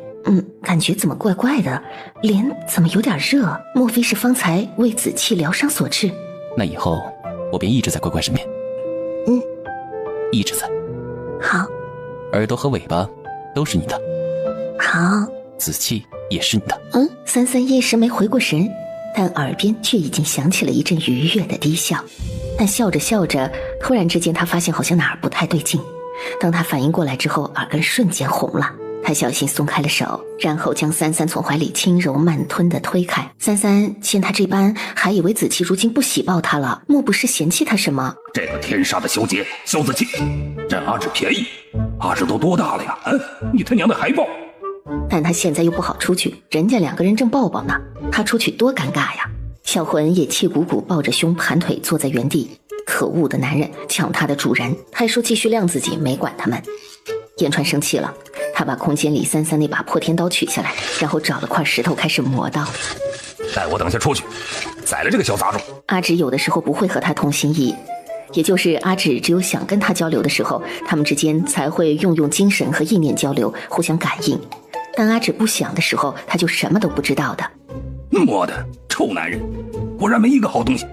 说的好像你能用得了破天似的。怎么了？萧杰轻咳了一声，被三三这么一问，更不知如何是好，神色有些古怪。三三见萧杰这模样，眉心也蹙了起来，微有些恼，莫非是不喜欢抱我了？三三往前走了一小步，跟赌气似的，主动抱了一下萧杰。萧杰顿时一动不敢动，一对狼耳也猛地一下立起来，眼睛也瞪得老大。三三主动抱我了。在他错愕的时候，三三松手往后退回去，像是故意的一般，就那么抱一下，小脸上写着偏要抱。察觉到三三的意图，萧杰忍不住笑出了声。怎的这般可爱？三三轻轻拢了下眉心，然后转身看向另外一边，心中疑惑，他方才为何要恼？臭男人，不许占我阿芷便宜！燕川声音突然响起，人也一下挡在了他俩之间。来，吃老夫一拳！哎！他那一拳刚挥出去，就被萧杰攥在手里了。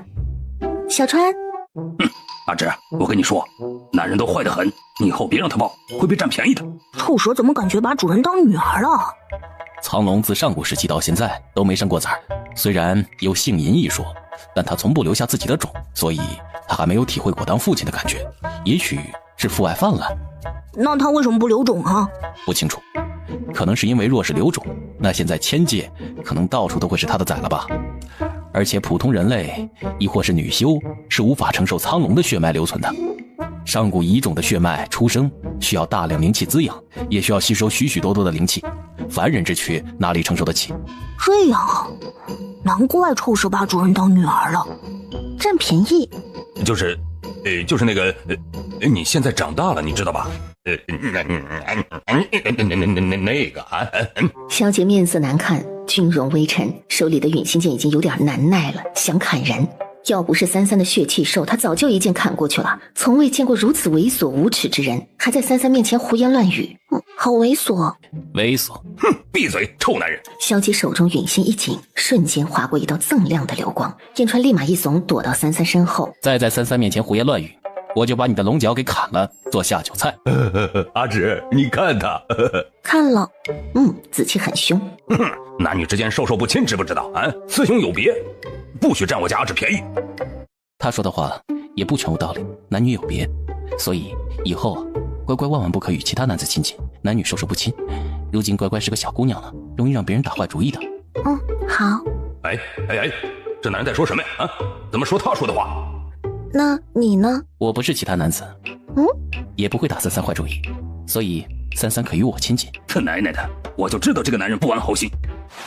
抱抱。阿芷，萧杰心都在这瞬间化开了，直接往前走一步，弯腰袖子一带，便将三三抱进了怀里。燕川在风中石化了，他觉得现在自己应该在地底。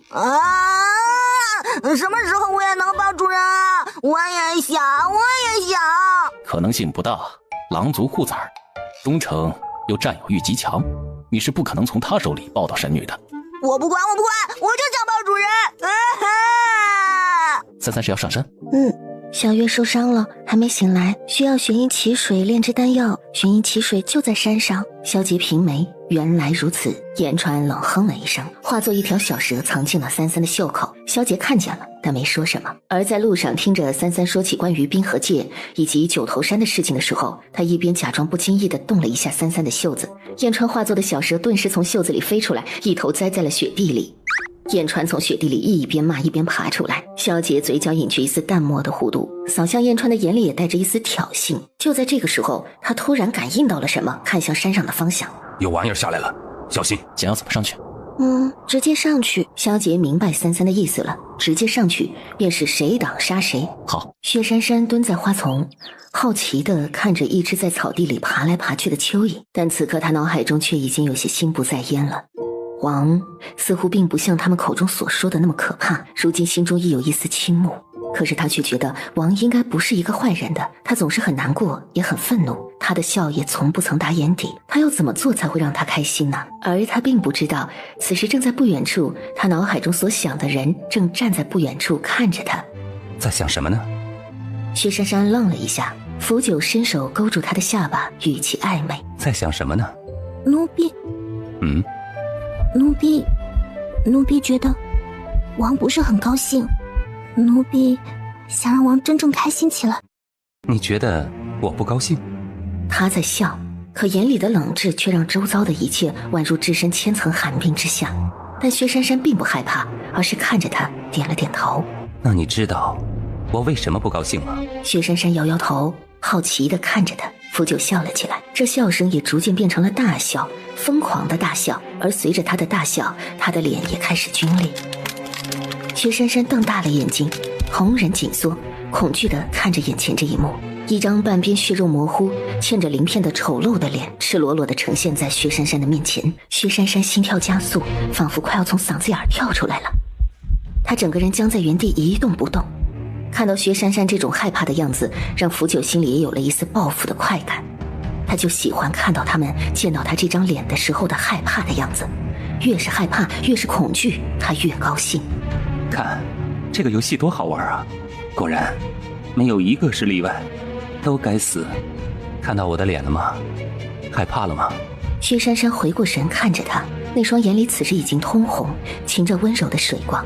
想要让我开心，很简单，让我吃了你的肉，我的脸就会好，我就会开心。你愿意吗？疼吗？一定很疼吧？福九神色微怔，身体也僵在了原处，先前捏着薛珊珊下巴的手也无意识地放松了。他的脑海里想起了那个他从不曾忘记的画面。小九，既然你反正都要死，不如你的鳞片就借我一用。你不是人，你不会懂的。他对我有多重要？只要我能嫁给他，就有享不尽的荣华富贵。小九，怪就怪你不该把你身上鳞片的作用告诉我。你知道我害怕你发现我一直在假装对你好有多累吗？就怕你知道了就不再帮我了。我知道你喜欢我，对我好，所以你死前把鳞片给我，便当作帮我的最后一件事了吧。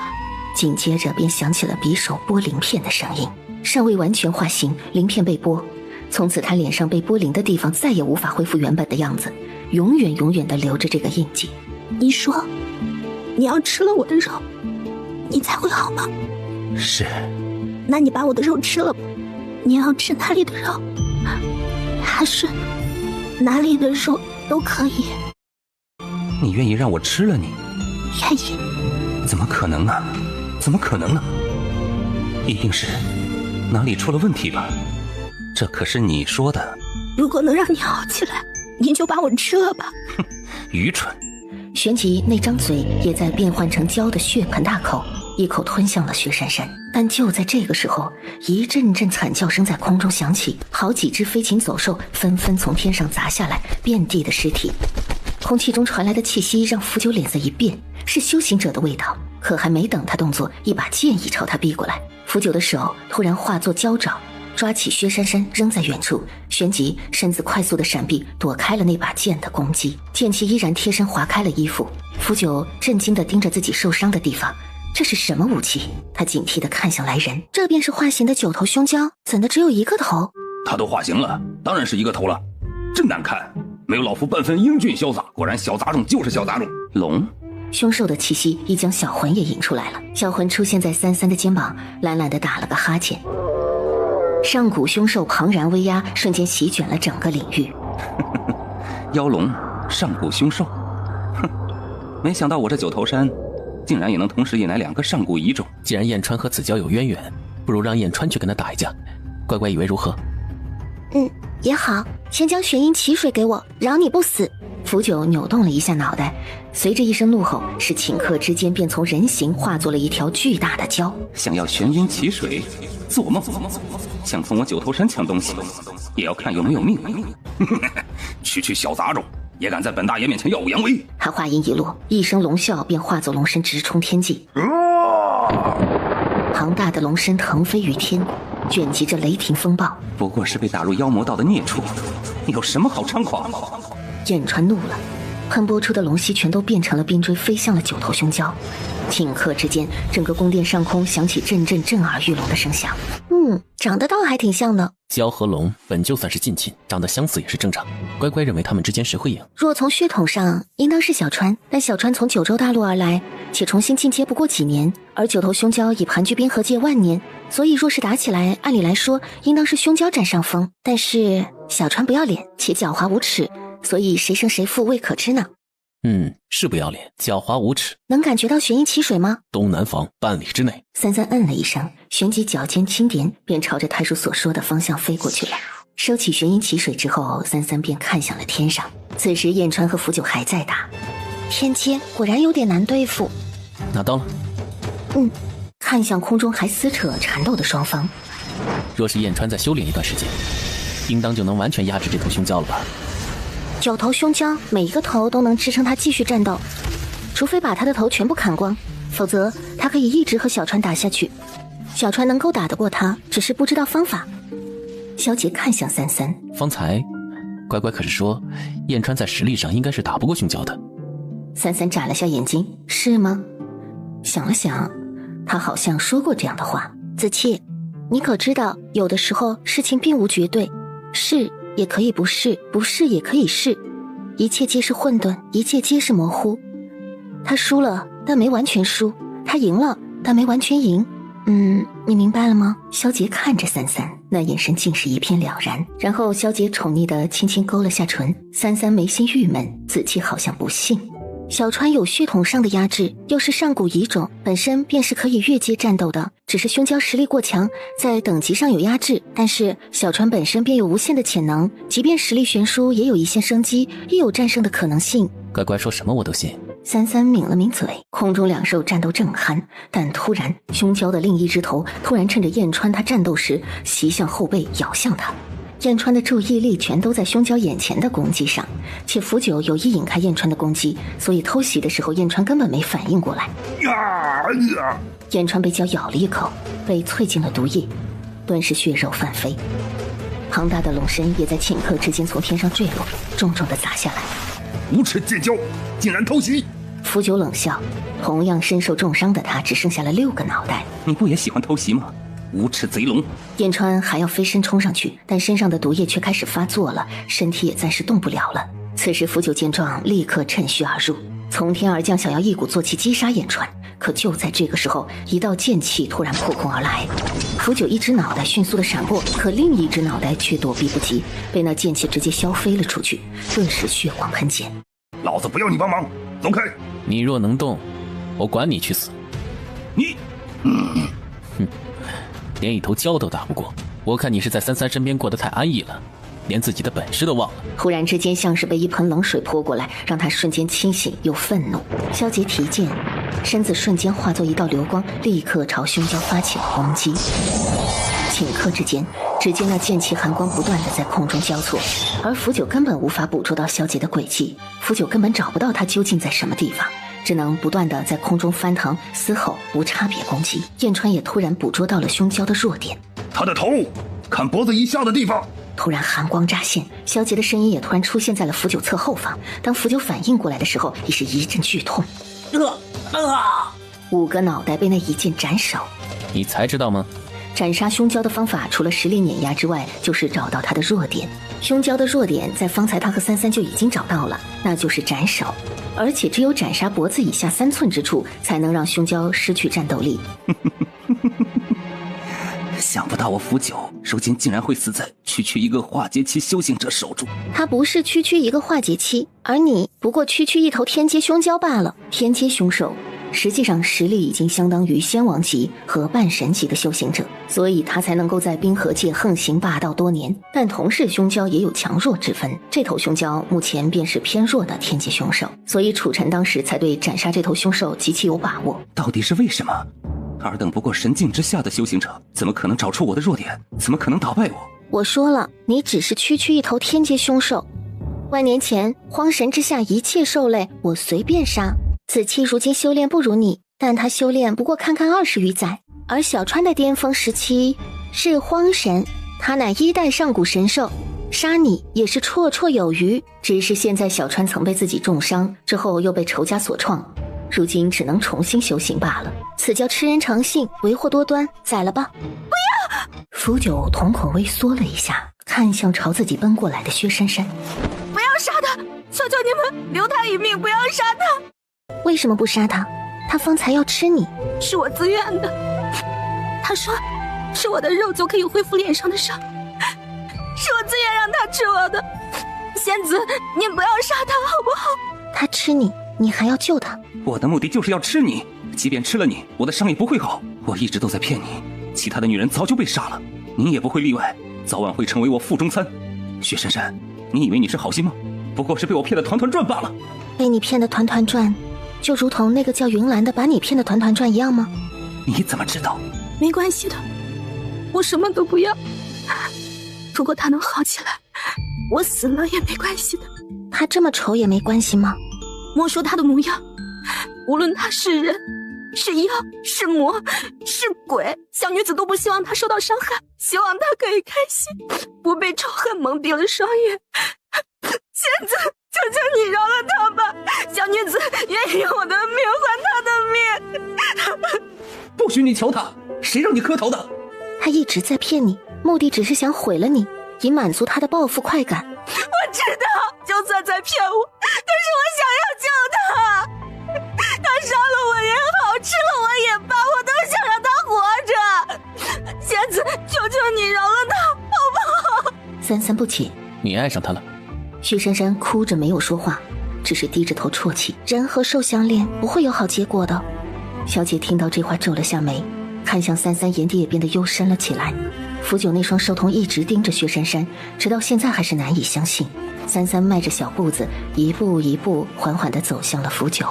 薛珊珊吓坏了，连忙跪着爬起来，哭着求道：仙子，求求你不要杀他！你和云兰做了一样的事，他骗了你，你骗了他，从始至终都是谎言。你为此杀了无数的女人，欺骗着她们，报复她们，重复的做一样的事。可你若是想要报仇，杀光冰河界的女子便是，亦或是杀了云兰便是。如此做法，你只是报复，还是在期待什么？你不是想用自己的命换他的命吗？仙子同意不杀他了吗？那我便先杀了你吧，助纣为虐，亦是该死。不要！他将薛珊珊护在身后。你不是要杀我吗？杀一个凡人，你算什么本事？他什么都没做，所有人都是本王杀的，他也是本王掳上身的。你不是要吃了他吗？你管本王要不要吃他？你要杀就杀我，杀一个凡人，你也不怕遭报应？萧姐也皱了皱眉。你凶我！萧姐此时自是不说话了，这等凶残之兽还是杀了的好。她的三三，她自己都舍不得凶，岂容这种孽畜放肆？反正本王如今都要死在你手上，可你若杀了他，本王下辈子再生也要找你报仇。上古遗种，生生世世轮回，本王便生生世世找你报仇。三三听到这话，突然觉得有点耳熟。曾经有一条龙也是如你这般说要找我报仇，后来它变成了我的坐骑。福九的厉色也皲裂了一下，薛珊珊想往前求情，却被福九拦住。本王有让你动吗？此时的福九并不好看，甚至可以说是十分丑陋。他从薛珊珊的眼睛里看到了自己的样子，立刻挪开自己的脸，害怕自己吓到他。奴婢不怕的。你叫什么名字？回仙子，奴婢叫薛珊珊。薛珊珊，珊珊。三三看向福九，旋即双手一并，一股真气瞬间逼向了福九。不要！薛珊珊害怕的大喊。可渐渐薛珊珊发现福九的脸开始变好了，福九也发现自己身体的变化，有点惊喜，又有点震惊。他不知道眼前这个人到底想做什么。三三收回手，人形长得还挺好看。三三其实就想看看这家伙完全化成人形会是什么模样，没想到出乎他意料的英俊。小杰脸色有些难看，一下沉了下来。王，你好了。杀了可惜，既然如此，那我便留你一命。如今你已失去了8个头颅，我将为你吞下一颗焚尸丹，你那8颗头颅这一世便无法再生，你的法力最多也只能达到曾经的1成。若你想恢复10成，重新长出新的头颅，便只能轮回重生。同时，你的法力无法维持你的化形，也无法化形，你会变成一条蛇。如今我给你一个选择，要么我杀了你，而你便等着100年、1000年或是万年轮回重生；要么我现在留你一命，为你吞下焚尸丹，你选哪一个？福九在沉默着，没有说话。我等你半炷香的时间，若是半炷香之后没有给我答复，我便默认你想死。薛珊珊听到三三的话之后，也丝毫不知道自己该如何是好，可她已经想好了，无论福九做什么决定，她反手握住了福九。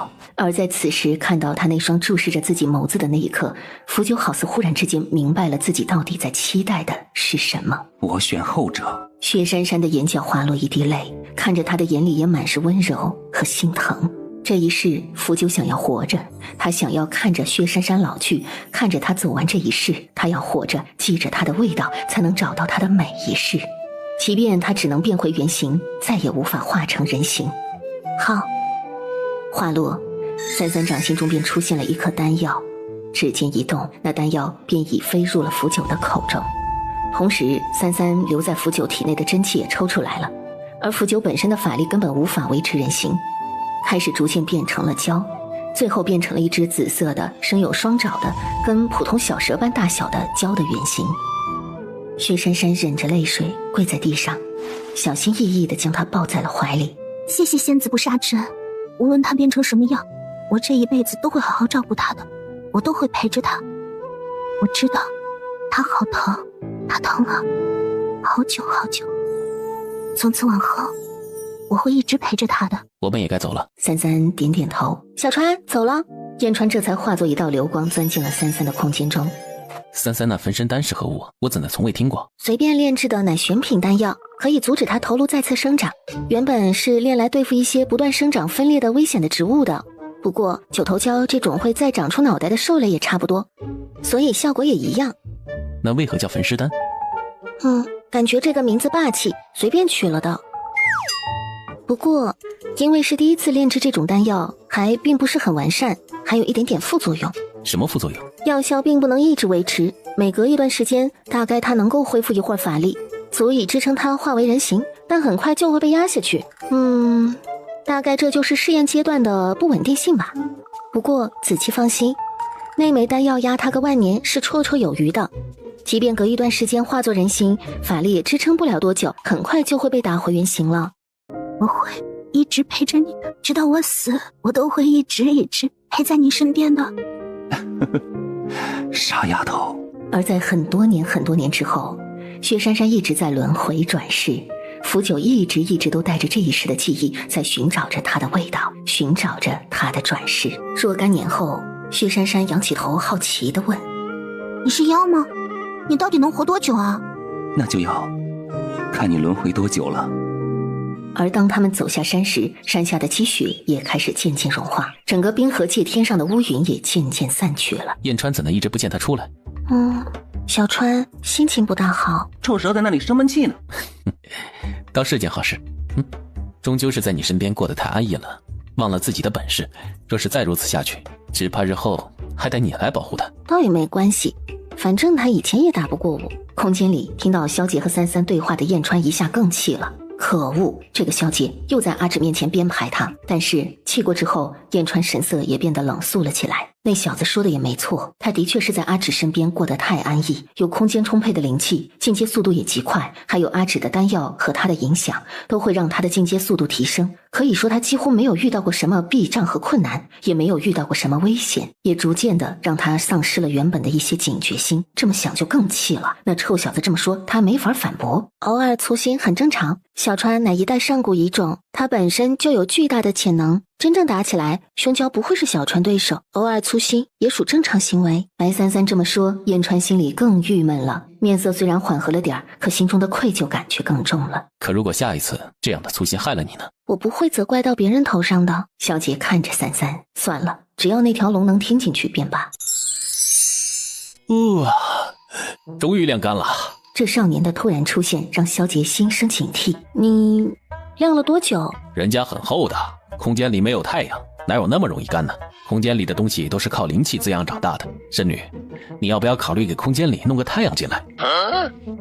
太阳很好弄的，你去不周山设个金屋下来就行了。你以前不是弄过吗？我以前弄过吗？燕川终于忍不住了。好弄个屁！就算是神境强者进入不周山，还没靠近都能被烧死，还设个金屋下来，你以为跟设个葫芦下来一样容易吗？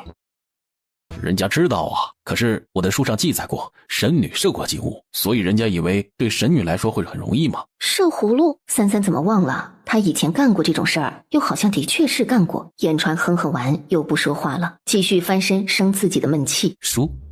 太叔？不错，他便是太叔的书灵所化。书灵是男的？当然不是了，灵是没有性别的，人家是为了神女才化形成男孩子的。萧杰俊容沉黑，看着太叔的眼神也不那么友善。三三对男孩子不男孩子的倒无所谓，不过看了子气好像不是很开心的样子。好香啊！你的衣服被熏黑了。火！我要被烧了！三三愣愣地看着太叔跳脚，一跳3丈远，远离了火堆。然后眨眼的功夫，太叔就不见了，回到了空间里。他到底什么时候才能明白自己不是一本普通的书呢？三三有点惆怅，即便是被烧被水打湿，只要他的灵在，他还是可以自我修复的。就算他被撕了，碎灵散落，但只要能重聚，便也可以复原。可是太叔却好像一直把自己当成了一本普通的书，又怕火又怕水。可能这就是残卷吧，脑子不太好。见到太叔这傻样，萧杰一时对太叔也没了先前的敌意，左右不过一本书罢了。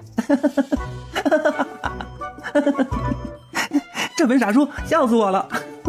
这什么？怎么什么都怕呀？凶蛟消失，往后这冰河界应该也不会有之前那般万年积雪了，冰雪已经开始消融，相信不久之后便会在大地上长出草木绿植。下一个地方，乖乖打算去哪里？交魂珠。交魂珠？此物乃炼制大眼丹最重要的一味药引，其他的都好寻，往后去灵界那边买来便可。但交魂珠需要去鲛人族领地才能获取。子期的事情已经忙完了吗？忙完了。那以后我都可以陪在你身边，无论你去哪里。好。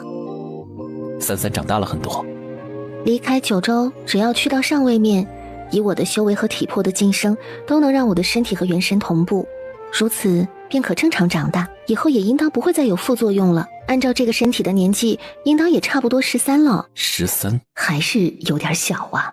真正的鲛人族并非像九州大陆的鲛国那般，那是一系旁支，且因流落在外太久，已经丧失了本来的能力。我所说的是小月的先祖们那一纯正血统的一支。传闻中那支鲛人族的栖息处建在东海之底无尽归墟处。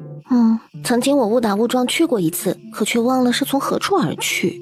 也只有这一支族群才是真正血统纯正的鲛人族，也是在千界中有着美丽传说，却也让人闻风丧胆不敢招惹的族群。无尽归墟。若是能找到这个地方，便能找到鲛人族的住处，也能找到交魂珠。我曾听我师父提过无尽归墟，无尽归墟要从黄泉冥界过境方能抵达。万物生于混沌，归于混沌，黄泉水归墟银，取帆3000里，万鬼所出门。东海之底的无尽归墟便是黄泉冥界黄泉水的尽头。太叔闻言有点诧异，你所言怎的跟我书上的一样？你莫非看过我？此话乃我师父所述，那你师父看过我？早就想问问子期的师父是何人。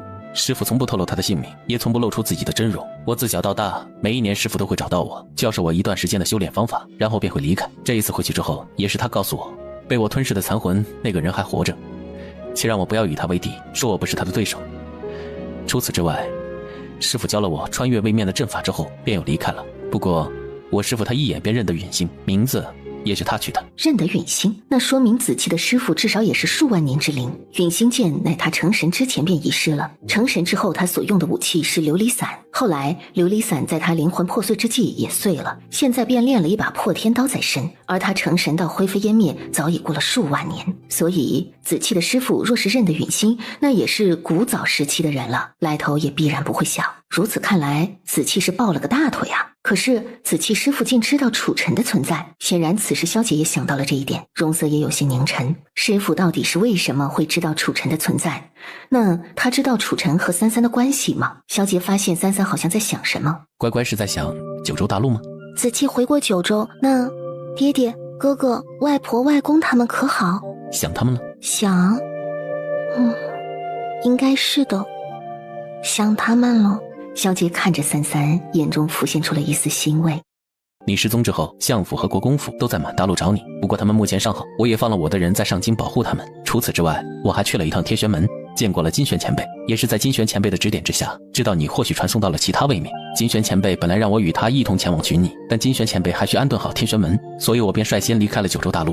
除此之外，九州大陆也比先前有了不一样的地方。金玄前辈说，九州大陆在你离开之后，大陆应当是升阶了，灵气比之前更加充沛，位面法则的威力也变得更厉害，且大陆本土修行者封顶的修为也有所上升了。从前九州大陆的修为最高便是大士期，而一旦过大士期便会受到法则的制约，但现在九州大陆已可继续修行到灵海期，且也可以继续往上修行了。金玄前辈也不需要继续担心会被位面法则驱逐了，只不过从你离开之后，九州大陆的位面被加固了，若是其余位面的人要去往九州大陆，比起之前也会更难。若是如此，那么也就是说，九州大陆的修行者便可在九州不断修行，突破到更高的境界。三三皱眉，难道说是在那个时候九州大陆的法则被他打乱了？我此次来之前，在金玄前辈口中听闻，在太道皇书中的道书的演算中，九州大陆将会改写未来千界的变化，会成为极为重要特殊的一个位面，以及演算中还有一个传闻。什么传闻？传闻九州大陆将会有仙神出世。三三轻拢了下眉，神色也微微变了一下。这说的莫非是他？而九州大陆难道也与他有关？金玄前辈说，若是我见到你，便一定要将此事告知于你，而他也是在外界那些人口中所听说说的，等4月丫头醒过来，处理完要做的事情，我们便先回九州，如何？若道叔的演算和传言属实，那么也许未来的九州大陆会很热闹，而且乖乖的家也在九州。好，不消片刻的功夫，三三吃饱了，也吃困了。萧杰抬眸看向三三的时候，便见到三三一边吃一边打呵欠。他走上前，在三三快睡着的时候，便将他搂在了怀里，感受着怀里的温软。萧杰方才眼里的凉意也渐渐被火光的温暖所附。他们在冰河界中寻了几日，便找到了距离黄泉冥界最近的磁场。启动血灵珠后，他们便已经被传送到了黄泉冥界。三三醒来的地方是一片黑暗的森林。三三醒来时发现只有自己一个人。子期呢？可能血灵珠传送将我们传过来时，把它随机传到另一个地方去了。随机？我们和你之前是有羁绊的，而且都在你的空间中，所以会同你在一起。但那个家伙不一样，所以应该是在传送过来时位面漩涡把它吸到另一个地方去了。不过肯定也是在这个位面的。这里便是黄泉冥界。主人，这森林里好多残魂，想吃。此地瘴气弥漫，残魂变异，虽说吃了不会对你有多大的增益，但你若想吃，便去吃吧。想要去到东海，顺着黄泉水的流域便可找到了。无尽归墟便在黄泉水尽头。三三点点头，黄泉水必不可能在这种原始森林中，所以他得先出去再说。而且他要找子气，也不知子气在什么地方。主人，我吃饱了。皱蛇怎么没出来啊？他不是最喜欢出来了吗？到了一个新地方竟然不出来。小川说等到他修炼达到天阶之后再出来，否则便只有打架的时候才能叫他。那不是没人陪我玩了。走了约莫半个时辰，三三他们才走出这片树林。黄泉冥界便是如此，若鬼域之地便也因此而得名。此地亦是散落残魂悠游之地，是千界位面中残魂怨灵最多的地方。没入黄泉幽冥之地，望穿彼岸，了却人世3000事。小魂也好奇地在四处看。作为一只噬魂兽，小魂是很喜欢这种地方的，到处都能闻到食物的味道。走在路上的时候，突然前面有一辆马车路过，三三脚尖轻点，飞身便落在马车的车顶。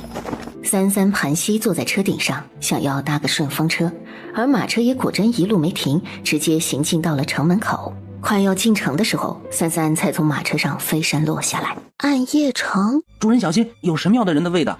三三轻点了一下头，便直接踏进了城。若真有神庙的人，对三三来说反而是好事，早杀一点，以后就能少杀一点，反正早晚都要死。方才载了姑娘一程，姑娘便这般走了，着实让在下好生伤心呐。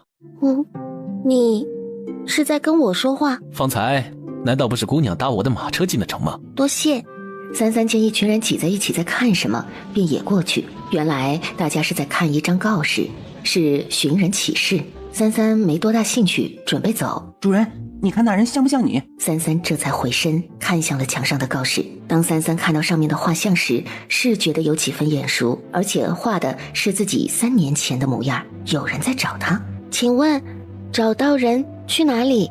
在暗夜城的城北有一座神庙，如果有此人消息的话，便可以去神庙禀报。好，你跟着我做甚？小生见姑娘年纪小，又是一个人，担心会有危险，所以便跟了几步。就在这时，三三背后传来一阵极香的味道，他缓缓转身，朝背后正在做糕点的摊子走过去。怎么卖？姑娘，10个灵石一袋。灵石吗？三三查看了一下自己的储物空间，发现自己的储物空间中只有金银珠宝的财物，并无灵石。他忘了黄泉冥界中的货币和凡间的货币是不一样的。这位姑娘的钱我帮她付了。好嘞。三三接过糕点，好奇看了看身边这个男人。主人，他的灵魂看起来很好吃的样子。多谢，我身上没有灵石还你，不如我给你几颗丹药吧。子君看着三三手里的丹药怔了片刻，要知道这些丹药随便一颗都值1000颗灵石，他就这么随手拿出来送人了。而这随手送丹药的习惯更是让他心中雀跃不已。丹药的香味儿顿时引起了不少修行者的注意，子君也察觉到了，立刻将这些丹药收起来，担心会引来麻烦。见这个男人将丹药收了，三三便提着糕点准备走。姑娘，在下程子君，不知姑娘芳名？不远处的下属见到也有些疑惑，君主为何会行如此的礼节？君主可是一方的君王啊，跟随君主1000年之久，他还未见过君主对谁行过礼。白三三，白姑娘，不知白姑娘要去什么地方，可方便在下陪同？或是姑娘有什么需要的，在下可在姑娘身边随时照应。暂且不必，我还要去找人。如此是在下冒昧了。姑娘带些零食在身上吧，若是姑娘要歇脚，便有用武之地。你我认识吗？姑娘可认识一个叫宋无求的人？宋无求，听上去倒是有点耳熟，不过好像没什么印象了。在下也是随口一问，姑娘不必放在心上。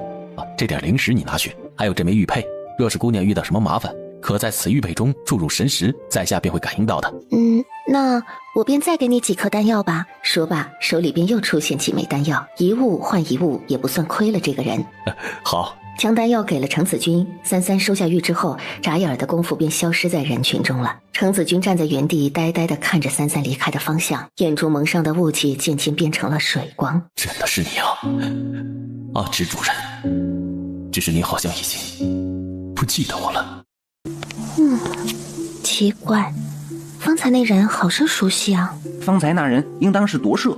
夺舍？是啊，主人，我能感觉出来，那人的元神和肉身感觉不太一样，应当是夺舍之后重新融合过的。不过那人很强。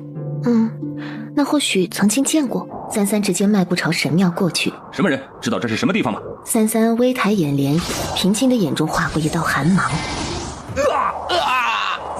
接连的惨叫声不断响起，数道身影直接砸进了神庙的内部，血溅三尺，娇小玲珑的身影飞落在一片狼藉尸体之中。哪里来的黄毛丫头？你到底是什么人？你想做什么？这里可是神庙。大人，这个好像是我们要找的那个。你是白三三，所有使徒听令，给我拿下他！愚蠢！话音一落，一股强大的磅礴威压顷刻之间从他身上散发出来，如天威之势，令人无法喘息。但凡是靠近他神魂期以下的修行者，当场元神爆裂，肉身也炸成了血雾。神庙有多少人，我就杀多少。这句话落下的瞬间，只见寒芒一闪，破天陡然出现。而三三手中破天还没来得及出手，一声龙啸伴随着龙息已经喷在了那人脸上。那人脸瞬间被灼伤，眨眼之间，一颗脑袋和元身已被一道巨兽的虚影吞入腹中了。刀还没见血，但白庙之中所有的人都死了个干净。黑煤球，你抢我的人头干嘛？我凭本事吃的人头，你凭什么说我抢？你个臭小子！小川出来了。老夫不是说了，打架就叫我。也好。这雕塑是什么玩意儿？燕川抬头看着前面被供奉着的巨大神像。这些神像你见过吗？喂，小太叔，你知道这谁吗？知道神庙怎么回事吗？这神像应该不是真正神的模样，应当是经过修饰和美化过后，作为一种信仰存在的戒指。在我的记载里，神庙存在数万年了，掌控神庙的是神，但并非是一个神，应当是好些神呢。也就是说神庙还是一个组织？那他们好端端的神不做，建立神庙干嘛？那就不知道了。你不是书吗？你怎么不知道？人家也是书啊，又不是别人肚子里的蛔虫。切，没用的东西。太叔还想争执，但想到上次被燕川一脚踹进水里，就闭上嘴不说话了。不过是诓骗世人的沽名钓誉的东西。这神像中有神力，若是寻常人看见，便会不自主地产生膜拜感，且深信不疑。三三掌心运起一道真气，3丈高的神像瞬间坍塌，短短的功夫便化作一片废墟。小魂饿了吗？小魂兽瞳一亮，发出一声低吼。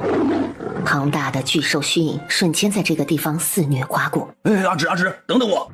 而在三三踏出白色庙宇的那一瞬间，身后的白色庙宇也轰的一声坍塌，尘土四起，整个大地仿佛都震动了一下。小魂也掠出来了，趴在三三肩膀上打了个饱嗝。长胖了！黑煤球长胖了呀！我才不会长胖呢，我又不是你。你这家伙，也不知道是谁说不到天阶不出来，憋不住了吧？老夫不是还说了打架喊我吗？我一会儿进去接着修炼去。切，主人，我就是吃多了，等会儿就不胖了。先找子气，若是路上遇到神庙的人，便杀了。找他做什么？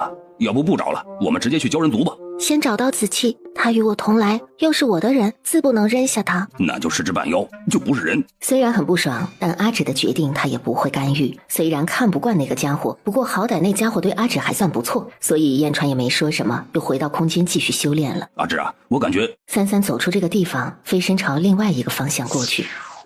什么？我感觉可能要有什么宝贝在这个位面出世了。老夫虽然不是寻宝兽，但对天地之物还是能有所感应的。咱们要不要去把这个宝贝给抢了？先找子气。燕川皱眉，翻了个身，俊容有点酸。又是子气，这臭小子到底给阿芷灌了什么迷魂汤了？现在神庙出事，肯定马上会传到上面那些家伙耳朵里。阿芷出现在这儿，只会更危险。小川，干嘛？找到子气，让他烤肉给你吃。言川轻哼了一声，嘟囔了一句不知道什么东西，就没再说话了。三三知道言川在想什么，所以也知道小川是在担心自己。我既能灭了神庙据点，自是不怕麻烦，既都是该死之人，早点遇到晚点遇到都一样的，早晚都是要死的。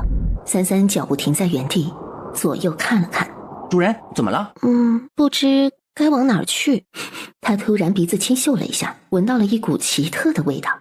好奇怪的味道。小魂也闻到了，是黄泉水的味道。三三顺着这股味道的方向飞去，不消片刻，穿过一片树林之后，便落在了一片流域的河畔。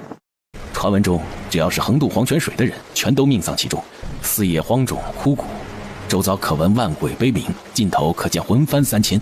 亦有传闻，黄泉水之上常有一艘鬼船出没，但凡是共同踏足了这艘船的人，便会形同陌路，甚至互相残杀。不过，顺着这条河的流域走，就能找到黄泉之水的，便可过境黄泉冥界，去到东海之滨。而黄泉水的尽头，便是我们要找的无尽归墟。鬼船？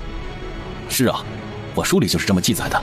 而黄泉冥界乃幽冥九幽之地必经之所，即上有9天，下便有9幽。黄泉冥界同幽都、北冥、蓬莱、归墟等9地统称为9幽之地。9幽之所互不干预，各有其主，而通往其余8地便都需要从黄泉冥界过境。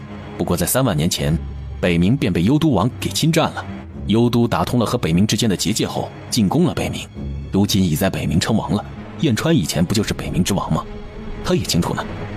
不过以他从前的实力，应当不需从此处过界，便可直接穿越位面的。燕川听到这话，神色也明显变了一下，周身都散发出一股冷意。难怪臭蛇一到黄泉冥界就不想出来了。放屁！老子都说了，我要修炼，所以才不出来。根据书上记载，鬼船会在黄泉的尽头出没，要过境就要乘坐鬼船。反正我书里都是这么说的，实际情况是怎么样的，人家也不知道。那便顺着这条河走，子期应当会和我们一样。三三袖袍轻拂过，便顺着黄泉水流过的方向缓缓前行。阿芷，我要入定了，你万事小心，可能我要过一段时间才会出来。好。若你实在遇到危险，便将我强行唤醒。只是那样或许会打断他的进阶，但若是阿芷当真有危险，他也管不了那么多。三三能感觉到小船到了黄河冥界之后，危机感也变重了，或许是因为离北冥近了。郡主，刚刚传来的消息，整个黄泉冥界中，这几日内所有神庙据点全都被拔掉了，所有神庙中的使者无一生还，遍地的残肢残骸，像是被什么凶兽啃噬剩下的，而所有的神像也全都被毁了，庙宇坍塌变成废墟。现在这个消息恐怕已经传到了灵界，上至神界。传令回灵界，让他们乔装打扮，找点神庙的麻烦，拖延神庙中的人到黄泉冥界的时间。可是郡主，以前您不是让我们避着点神庙吗？程子君冷冷看了他一眼，属下多嘴，属下这就去办。无双城，萧杰立于城门之上，目光冰冷地注视着眼前看着他笑意盈盈的女人。滚！小狼崽子，再给你一次机会，当本座的入幕之宾，成为本座的男宠，黄泉冥界之内便无人敢找你麻烦，给你一人之下万人之上的地位。滚！不知好歹，本座念在你长得不错的份上，几次对你忍让，让你主动投诚。怎么，难道是本座的美貌配不上你不成？抱歉，我对你没兴趣。既然你敬酒不吃罚酒，那就休怪本座逼良为娼，强迫于你了。眨眼间，一道极强的剑气突然冲天而起，强大妖力顷刻覆盖了整个领域。冷红月有点心惊，这小狼崽子竟这般强。他不敢大意，手中顷刻出现了一把古琴，红唇冷弯。本座便陪你玩玩。宣指单扣拨弹间，一声曲调流出，当时仿佛整方领域都跟着随之颤动了一下。强大的神境强者威压顷刻扑面而来，萧杰目光冷凛，竟是神境。顺着黄泉河流穿过一片沼泽之地的白三三突然抬起了头，看向远处的一个城池的方向。是允星？就是允星。三三广袖一抚，便飞身轻踏凌空而起，朝着那个方向掠过去了。萧杰身子从天而降，脚下不住往后退，最后一脚踏地止住了后退的步子。萧杰嘴角溢出一丝血。阁下好本事。小狼崽子，本座再给你一次机会，乖乖当本座的面首，本座便带你吃香的喝辣的。谢阁下抬，我已经有了心仪之人，若阁下强行阻拦我去路，那在下便也只有拼死一战了。好你个不知好歹的东西！随着他指尖一动，一道杀人琴音便倾泻而出。萧杰眉心一凛，用妖力抵御住了琴音的攻击，直接捏了个诀，陨心剑便顷刻在手中幻化出数道剑气，而这数道剑气顷刻之间便化作了实质的气刃，铺天盖地的朝着冷红月飞去。冷红月飞身而起，再一次集中真气，不再是单手擒，而是双手抚琴。当气刃被击溃，这凛冽威势便直接击向了萧杰。他神色陡变，横剑挡在身前，整个身子却在瞬间倒飞出去了。任凭你再如何有逆天之能，终究如今也只不过是化劫期的修为，神境之力可不是你能抵御的。什么？你竟然接下来了？虽然接住了那一击，可浑身的骨头都像是被破碎了一样。在支撑一会儿之后，终于双腿无力软下去了，以剑撑地，单膝跪在了地上。还真是个硬骨头。既然如此，那我便打断你的骨头，让你当个动不了的美人，倒也不错。我死也不会留下。冷红月眸色一厉，袖袍一甩，一道真气便运在手掌中，掌心一动，那道真气便直接向萧杰击去。可就在此时，他挥过去的真气在空中陡然被另外一股力量化开了，消散在了空中。一道白色的娇小的身影突然出现在他的视线中。三三听到他虚弱的声音，眼底的冷意也深了几分。三三手中出现了几枚丹药，指尖一弹便飞在了萧杰口中。打坐、调息、淬骨。萧杰在感觉到丹田一股热流涌上来的时候，立刻听从三三的话，开始打坐调息。你为何要伤他？你长得真好看。三三手中破天乍现，因为本座想要收他当我的面首，而他不乐意，所以本座便只有动手了。子期是我的人，你的人，不如我们做个交换怎么样？现在本座不喜欢他了，喜欢你了，你跟本座走，本座就放他一马，如何？不如何？你伤他，我便砍死你。话一落下，破天便以一刀劈出。冷红叶看着劈过来的破天之威，脸色一变，立刻向后倒飞。三三提膝飞上去，眼底森冷，又是一刀砍出，顿时整座城门楼都被劈成了两半。我的城门！小可爱，你毁我城池，害得我损失惨重，若不以身相许，可就说不过去了。不如从现在开始，我就换你老婆，如何？话里赤裸的挑衅和调戏，试图激怒白三三，但对白三三来说却并未激起丝毫波澜。可正在打坐的萧杰此时却突然心神不稳，差点走火入魔。莫要走神。在三三的话叮嘱之后，萧杰才有敛了气息，再次逐渐趋于平静。小可爱，本座不想伤你，也不想与你动手。这么可爱的瓷娃娃，若是伤到了，多可惜呀！只要你乖乖跟我走，我便不伤它。我这里有酒有肉，还有美人，黄泉冥界中最好的东西我都有。你想要什么，我给你什么。三三神色淡漠，在他话还没说完的时候，已经再次飞身而起，一刀劈出去了。劈出去的力量径直穿过整座城池。我的房子！而还不等他回神，又是一刀巨刀虚影朝他劈斩而来。他又只能赶紧躲，但他也只能是躲，根本没打算真的对三三动手，生怕自己碰坏了打狠了。多漂亮的瓷娃娃，可不能毁了。虽然现在看来这女孩强得可怕，他美眸冷凛，终于忍不住拨弹了一阵琴音，想要试探一下这女孩到底强到了什么地步。可就在他琴音拨弹出去向白三三逼去的时候，破天刀刃的寒芒从三三眼中闪过，手腕一动，破天便立刻向他翻飞出数道残影，瞬间便在他身前形成了一个极强极大的领域。五域，那向三三逼去的阴功也在同时和那领域碰出了锵的一声金属的颤音，他的阴功被打散，空中顿时炸开了一道无形的气浪。五域不是神境拥有灵智空间的强者才能产生的吗？他怎么会有？眼见那白衣女娃挥刀还想要砍他，他立刻从空中飞落，将琴收起来。不打了，不打了。三三眉心冷凛，见他收回武器，破天的刀刃也垂向了下方。要是再打下去，我这城可就真没了。你这女娃怎么这般能搞破坏？三三没说话，只是冷冷注视着他。好了，小可爱，我又没有杀了他，不要这么生气嘛。本座不是说了吗？我现在呢，对他没兴趣了。比起他来，本座更喜欢你呢。现在你又毁了我的城池，不当我的小媳妇儿，我可是不会轻易罢休的。离他远点儿。三三见萧杰吐血，走到他身边，指尖在他身上几个位置点了2下，翻涌的气血才压下去了。但是三三的神色却有点担心，此气原本应当在淬骨阶段，突然打断运动，真气涌动，只怕一时半会儿好不了了。这可不是本座害的，是他自己打断运功，导致真气翻涌。三三看向他，仙王级的强者，若是斩杀，可能要费点功夫，而且看起来也并不好杀。小可爱，我们和解可好？我城中有吃有喝的，还能提供地方为他疗伤。不如你带他随本座回家如何？小狼崽子骨头全都断了，现在真气正乱窜呢，需要一个安静的地方疗伤。本座那里呢有不少灵丹妙药，就当本座跟你和解赔不是。你看嘛，我伤了他，你也毁了我的城池，就算两清了嘛。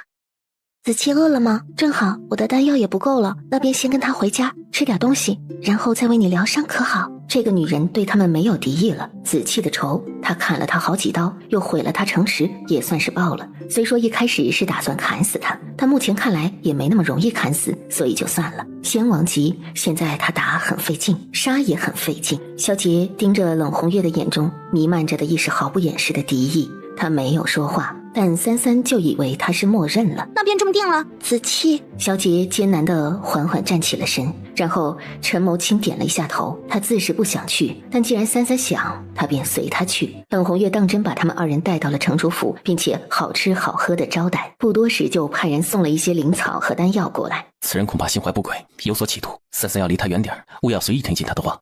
你说的对。而此时冷红月在回到城主府安顿好他们2人之后，便去泡了个温泉，一番洗漱之后便到了前厅，一边欣赏着歌舞，一边听着手下的人禀报。城主，最近神庙在黄泉冥界的据点都被毁了，神像也被破坏，所有神庙中的使者无一生还，目前还不知道是什么人干的，但此事目前已经传开了。本座还没动手，倒是被人抢香了。神庙可不是什么好东西，一侵入黄泉冥界，他就有想法连根拔除掉，但偏偏神庙的统治者就连他也得忌惮，是惹不起的存在。去给本座查清楚是什么人干的。是，城主。本座的小媳妇儿怎么样了？您的小媳妇儿？就是本座今天带回来的，生得十分漂亮的小女孩。那位姑娘应当和同来的公子在一起休息，需要去请他们过来吗？去。男士点头，便立刻退下了。没过一会儿，是白三三和萧杰便进入了大殿。2位请坐。看样子这位公子恢复的倒是挺快，本座的丹药也没白给呀。阁下给的药看来药效也不太好，到现在在下的伤势都还未完全恢复。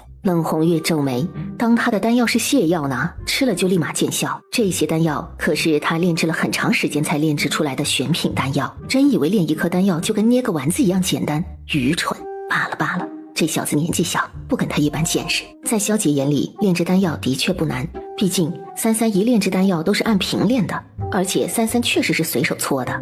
无碍，带我找点药材，再炼制点高品阶的丹药，在你伤势好了之后，还能巩固一番。快尝尝本座府上的美酒美食，还有这数位的美人儿，你想让他们跳什么舞，便让他们跳什么舞。三三对冷红月的称呼倒并不在意，所以在听闻他的话之后，当真开始品尝起了美酒佳肴。但萧杰沉敛的眸子也灵起了一丝冷意，看了一眼冷红月之后，便将目光收回来，看向了身边的三三。这小狼崽子也沉得住气呀，倒也不傻呀，知道打不过自己，而自己对小媳妇又没有恶意，便沉住了气。他们都很好看。三三是个颜控，萧杰知道，所以在三三难得如此专注看跳舞的时候，眉心轻拧了起来，心里还有那么点酸。那是自然，这些美人啊，可都是本座到处找来的。怎么样，小媳妇儿，喜欢吗？喜欢。萧杰面色更黑了。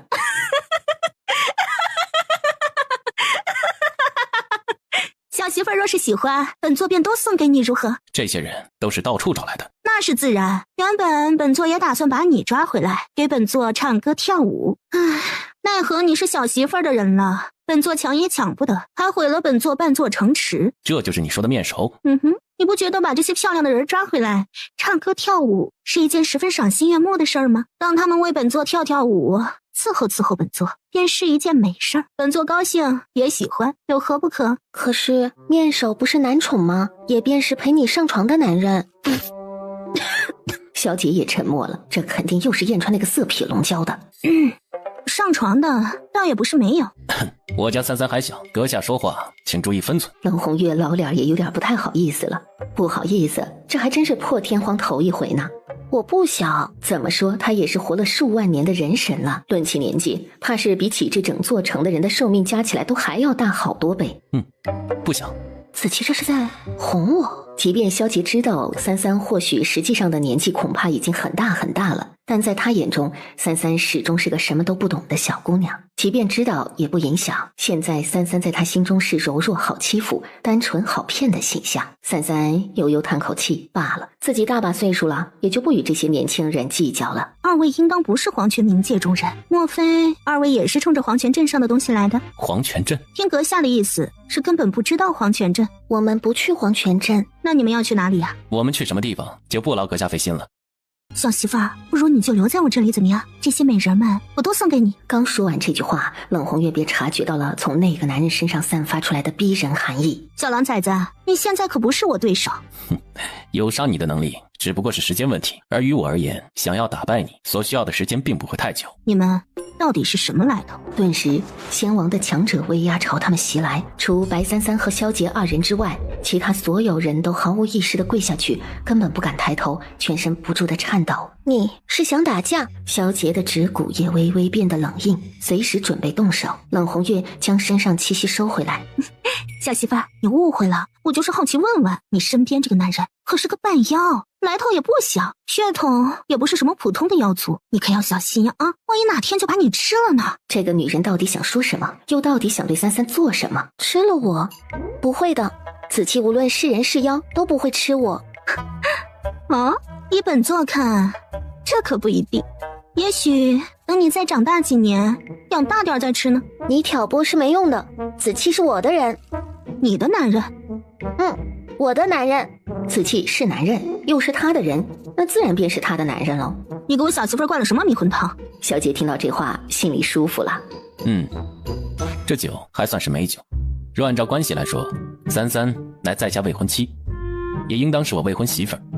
阁下出言还请自重。我小媳妇儿骨龄还不过13，你是把我小媳妇儿当童养媳养着的？如此说来，好像也是。这话让萧杰一下打断了思绪，忽然之间没法接话了。如果我猜的不错的话，你应当是昆仑银狼一族的血统吧？这一族我记得好像历来不出昆仑，统御着妖族之地，怎么会跟凡人生子？其实他还有话没说。昆仑银狼一族乃上古之初便诞生的妖族，这一妖族自上古时期便有了自己的领地，且战斗力极其强横，便是神魔都要忌惮3分。也是因此，昆仑之地从来都无人敢踏足，极其神秘。听闻此言，萧杰和三三神色都有了一丝变化。昆仑银狼一族，你不知道？难怪子期的毛毛是银白色的。既然你不知道，那我就不说了。反正就算是纯血统的银狼族，在你这年纪也不一定有你这般的实力。萧杰也不关心也不问，无论他是什么血脉，都不会改变他的现在。三三看了看萧杰，见子期不问，他也就不问。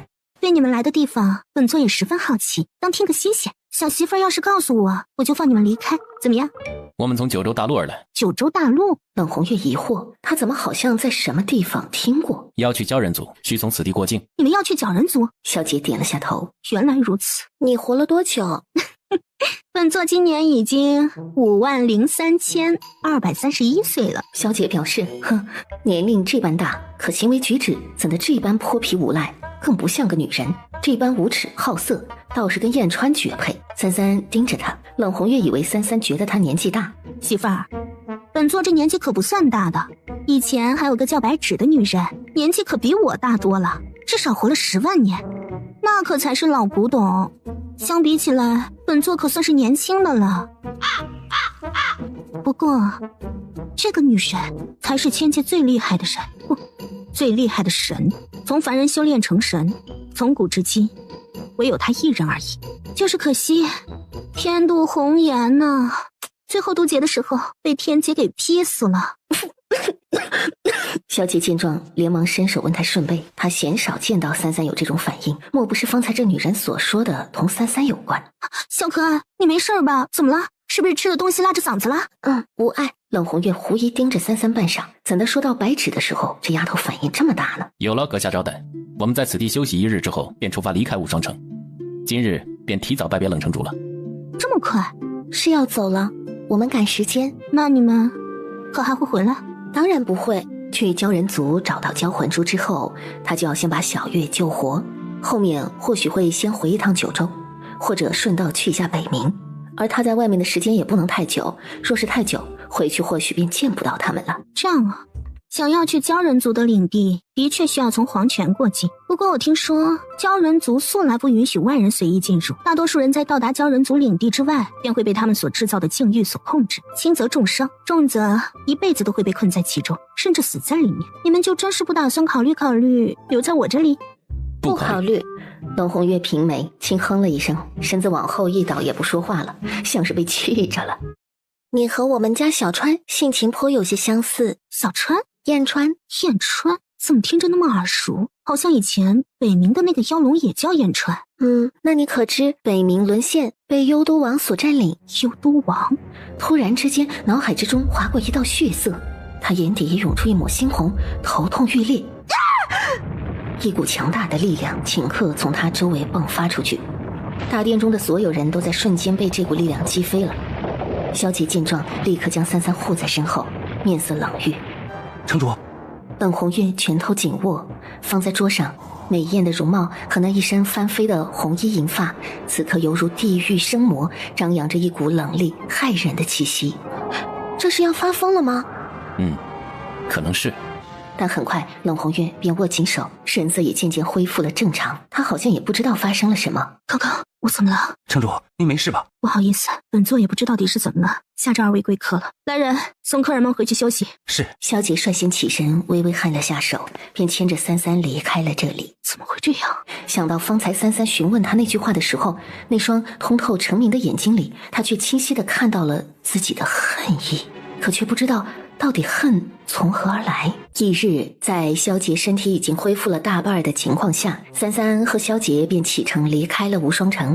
两人离开的时候也没打招呼。萧杰看了一眼身边看起来脸不红心不跳十分淡定的三三，便想到了今日一早就看到三三让小魂和太叔收拾打包府中的那些玩意儿的模样，发现他看到了。三三正正色色地说，正好身上的东西不多，不拿白不拿。因为这一句话，城主府中被三三顺走了不少东西。就在此时，一道红色的身影突然出现在他们二人面前。二位离开一声招呼都不打，未免有些失礼了吧？他目光直接看向了三三，眼中也隐下一丝深意。放心，我来并非不让二位走，只不过是过来打声招呼罢了。冷红月吹了个口哨，立马便过来了一辆马车。总是飞过去也是很耗费真气的，不如送你们一辆赶路的马车，如此也不怕累坏我的小可爱了。不过你们此去可要小心，你们要去的途中会经过黄泉镇，那个地方现在应该很热闹，若你们不想添麻烦，便绕开那个地方走。多谢。小狼崽子，你真不想知道你爹是谁吗？不想。冷红月笑而不语，便不再问了。我叫白三三，本座行不更名，坐不改姓。冷红月。话落，他便扔下一块玉牌，萧杰接在手中，这枚玉牌上便写着无双城的字样。若你们在黄泉冥界遇到麻烦，便将这块牌子亮出来，任何人都会给你们3分薄面。谢谢。冷红月笑了一下，没再说话。如此，萧杰也跳上马车，鞭子一抽，马儿便跑了起来。白三三，我好像知道神庙是怎么回事了。城主怎么不把他们留下？按照城主以往的性子，但凡是入了他眼中的美人，必然会留下的。城主对他们好，也从不曾苛待他们，所以那些人后来绝大多数都会安安逸逸的待在城主府，不会再离开了。在这个世上，有一种人是留不住的，区黄泉冥界，又怎么留得住他们？就是可惜我那小媳妇儿了。下属表示，虽说有许多人说城主男女通吃，可他知道城主明明只吃男人呐，城主的取向还是正常的。莫非今儿真对那年轻女子动了想法？萧杰在驾了一阵马车之后，便被小魂接替了。小魂对驾车这种事很感兴趣，一骑在马儿的脖子上，马儿顿时吓得一动都不敢动，全身颤抖，直至他低吼了一声，马儿才跑起来。子期想问什么？昨日为何会突然问他关于北冥和幽都王的事？太叔告诉我，他从冷红月的过去里看到了和小川相关的人，所以我便多问了一句。而对小川来说，最重要的也是他最讨厌的人，从前应当是我，现在应该是入侵他北冥的幽都之王。所以你是怀疑他和幽都王有关系？便是随便问了问，没想到他会发疯。其实倒也没发疯，就是反应大了点儿。但看样子他也应当不大清楚，他5万余岁便已在这黄泉冥界待了5万多年，这么大岁数了，脑子不大好使也是正常的。毕竟他作为白纸都忘了那么多事。三三从前活了多久？你想知道我是谁吗？我并不在乎，不在乎你是什么人，你是谁？年纪的话，我也忘了我到底活了多久。不过听那个冷红月所言，我从前应该至少活了10万岁吧。而在1万年前，我渡劫时期被人所害，灵石破碎，元魂分裂。本以为已是灰飞烟灭，但没想到一缕灵石保留了下来，而我破灭的残魂则四散流落。于是我便以我这缕意识四处寻找我的残魂，并且融合，而这个身体便是我最后一缕残魂所生之体。所以你便是他们口中所说的万年前的神白纸。所以那冷红月说我是老古董，倒也没什么错。而这个肉身原本乃是血肉之躯，所以我元神已归位，残魂俱齐，但还需要重新修炼。不过因为我本身便通修行之道，所以修炼起来也会比常人更快。萧杰心中已了然，可却还是有着一种难以言说的情绪。你不高兴吗？只是想到上3以后会再次变成神，我担心若是修为不够，达不到与你齐高，便无法再陪在你身边了。就在这时，马车突然停下。什么人敢挡小爷的路？小公子误会了，我们只是突然见到有马车过来，担心是贼人，心生警惕，故才莽撞拦下。管你们是谁，挡我的路就是挡我主人的路，挡我主人的路就是找死。小环，主人让路。姑娘，这附近甚是凶险，我见你们也是一辆马车独行，不如我们结伴同行，也好互相有个照应。在下见阁下一路赶路，恐怕也已疲累，正好我们这里有一些干粮食物，可在前方不远处找个地方一起休息，也能分你们休息。我主人才不怕危险呢，我看跟你们结伴才危险。在三三探出脑袋的一瞬间，2个少年的目光也怔了一下，仿佛还以为自己看到了仙子。你们那里有什么食物？有的，我们这儿还有肉干、面饼，都是才采购的，还都新鲜着呢。对，我们还有酒水，而且刚才还打了一只野鸡，我等会儿再去抓一条鱼。萧杰眉眼却微亮下来，陆雪云见两师兄这般殷勤，眉头轻灵起来。在下2位弟子冒昧了，不过既然有缘相遇，那一起休息休息也算是缘分。那便叨扰了。销魂下了马车，牵着马车跟着他们在前面不远处把马车停在原地，然后他拍拍马儿，凑到他耳边小声的威胁：给小爷乖乖待着，不然小爷把你吃的骨头都不剩。马儿一阵哆嗦，4条腿都在打颤。小魂满意的笑了笑，然后转身就去找三三了。主人，你看我刚抓来的，你想吃什么？师兄，这些不是玄黄级的灵兽魔兽吗？长者林志眼珠子也瞪大起来，这小少年什么来路啊？这种兽类，即便是神魂期的修行者猎杀一只也要费很大的劲儿，可他却能随便杀。小姐在这些动物尸体里挑出2只出来，小魂就把剩下的直接扔给了旁边的人。喏，我主人不要的。林志等人无语。公子，这是我们的食物，先前师兄那边说了要与公子和姑娘同享，还请公子莫要客气。多谢，放下吧。淡淡的口吻和语气让陆云雪心中多少有点不甘心，不知是突然哪根筋抽了，一时半会儿的竟没动，而是看着认真烤肉的萧杰出神。给我吧。哦，这些东西我来拿便好。好。姑娘请回。说完便转身。我见你不太愿意走，你是想要吃紫气烤的肉吗？陆云雪怔在原地，突然不知道该说什么好。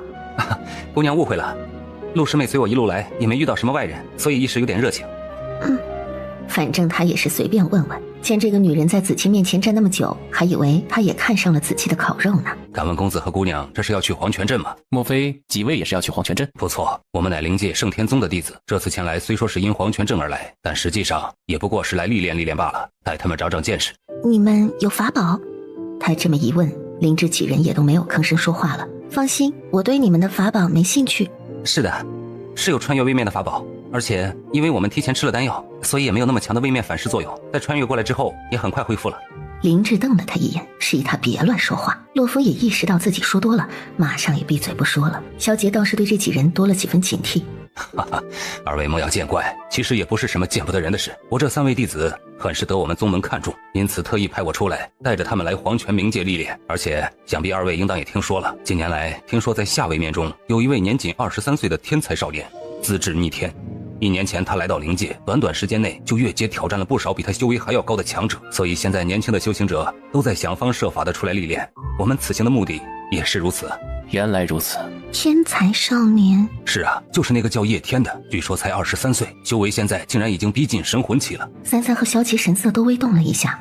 萧杰看向三三，他如果没记错的话，三三似乎有一个徒弟便是叫叶天。三三也想起来了，莫不是那个叫他师傅的男主？而这次黄泉镇上恐怕也不太平，灵宝现世，引起了不少人去争抢。二位若是要去的话，我等建议还是结伴同行。是啊，姑娘，不如我们结伴同行，我们也只是去见一下世面，对灵宝并无什么企图。不过若你们是为了灵宝而去的话，再说吧。秦三三似乎并没有太大的兴趣，洛风才尴尬的点了下头，也不知道这位姑娘是不是性子便是清冷如丝，似乎也不太爱说话。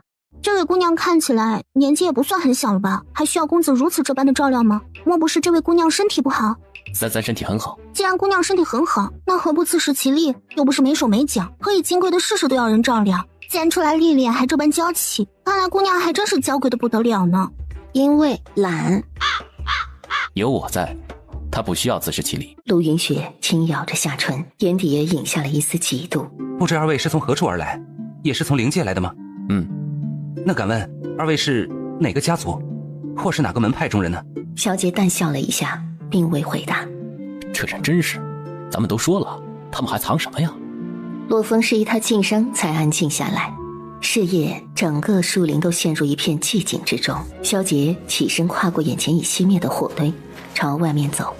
有小魂在这里守着，他目前还算放心。陆云雪也睁开了眼睛，看到萧杰离开的背影，疑惑了一下，也朝着萧杰离开的方向跟上去了。不知姑娘找我做甚？小女子见公子出来走动，担心公子遇到什么意外，正好一时睡不着，所以便跟了出来。天色不早了，姑娘请回吧。萧杰说了一句，便继续往前走。公子跟那位姑娘是什么关系啊？是公子的妹妹吗？萧杰没有回答，但脚步却停下来了。公子，我就是随便问问。姑娘如此关心我家三三，莫非是对她有什么想法？前有冷红月一事，现在这个女人也一直在问他关于三三的事，他不得不怀疑这女人是不是对三三有什么企图。我就是随便问问，公子误会了。最好是这样。说完便转身走了。这个男人怎么这般冷漠？见萧杰往回走，暗恼了一下，也跟在他身后往回走。但没走几步，陆云雪便突然往前一扑。就在陆云雪以为自己会扑倒在萧杰身上的时候，手腕却突然被用力攥住了。姑娘没事吧？你们在做什么？三三，你怎么过来了？方才醒了一下，小魂说你出来了，我便也出来走走。你们在做什么呢？萧杰面色微变，立刻想要把手收回来解释，但陆云雪本就是前倾的姿势，趁着萧杰松开力道的功夫，身体又故意的往前倒过去。公子！三三突然抚了一下袖，原本前倾的陆清雪的身体立刻被一股力量拖住，强行往后仰过去了。他往后退了好几步才站稳在原地，差点就摔在地上。下一次站稳点。不好意思啊，刚刚确实没站稳，也幸好公子先前拉了我一把，所以才没有摔跤。经常摔跤站不稳的话，多半是下盘不稳，建议加强一下下盘的锻炼，扎马步是个好办法。说完，三三便转身从来时的方向走回去了。萧杰也跟在他身边随他离开。三三脚步突然停了一下，还有，不要总想着铺子气。虽然不知道这女人想做什么，但想铺子气他是看得出来的。再这般，他是会生气的。在三三说完这句话的时候，萧杰也顿了一下，看向身边三三，神色有点说不出的古怪。陆云雪的脸一下变得更难看了，像是被发现了什么秘密一样，又羞又恼，咬紧了牙。我们走。好。说罢便牵着三三缓缓朝休息的地方走回去了。第二天天一亮，大家就准备开始启程。见萧杰和三三准备回马车。公子姑娘，你们要跟我们一同结伴去黄泉镇吗？不必了，我们不去黄泉镇，便就此别过吧。说完便在三三之后上了马车。可是不是说你们也是去黄泉镇的吗？他目光看向马车的方向，有点恋恋不舍。师兄，你该不会是看上那个小姑娘了吧？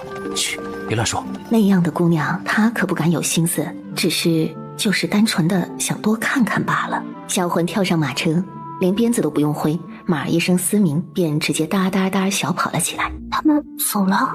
看来这三人并非冲着黄泉镇而去的，如此倒也好，毕竟有灵宝现世，若是起了歹心，也不是什么好事。毕竟这三人来路不明，身份神秘。这几人要去黄泉镇凑热闹，也不知有没有命回来。自古以来，凑热闹的人多少都会死伤过半，尤其是夺宝。贪欲本性，且欲望者甚多。主要是不自量力。乖乖所言甚是。若是有足够的实力，那做什么也都有自保的能力。可若是没有，那就看运气喽。我昨天出来转了一圈，便见到了这条路。从这条路走，应当可以直接绕过黄泉镇。不过三三为何要绕开黄泉镇走？正是因为知道三三并不想去黄泉镇，所以昨晚才会出去顺便探路。人多麻烦，夺宝的地方人很多，而且也许叶天会在那儿。你那徒儿，他的机缘应当在那个地方。若是我去了，说不定又把机缘给他抢走了。3年多以前，这个叫叶天的还在九州大陆，竟然在短短时间内就已经有能力到其他面位来了。正常的，毕竟他乃天命之人，即便实力不够，还有外挂来凑。萧杰轻拢了下眉，对三三说的词汇不是很理解。他异于常人也，不过看起来子期的资质是比他更好的。突如其来的夸奖让萧杰眉心微动了一下。是吗？是这样的。先前三三就发现了，无论是那个焚月灵根的玉竹，还是扬言灵根的叶天，资质上比起子期来都还是差了不少。黄泉水的尽头应该快要到了，我已经能闻到东海海水的味道了。快要到了，是多久？按照这匹马的行程，应该再过个5、6日吧。虽然这匹马跑得挺快的，但毕竟是4条腿在地上跑，而且这匹马已经被白魂吓得快跑不动了，已经都抑郁了。在太叔的书里，小魂的名字是他自己认证的。因为小魂自己说自己叫白魂，所以在太叔这里，小魂就叫白魂了。抑郁？是啊，被吓得抑郁了。我看离死也不远了，不然下一次神女你收一个会飞的坐骑吧，这样赶路方便一些。不了，那样太吵了。如果要飞的话，下次路上抓一个会飞的苦力吧，飞完就放了。萧杰表示，三三这个方法还真是粗暴的可爱。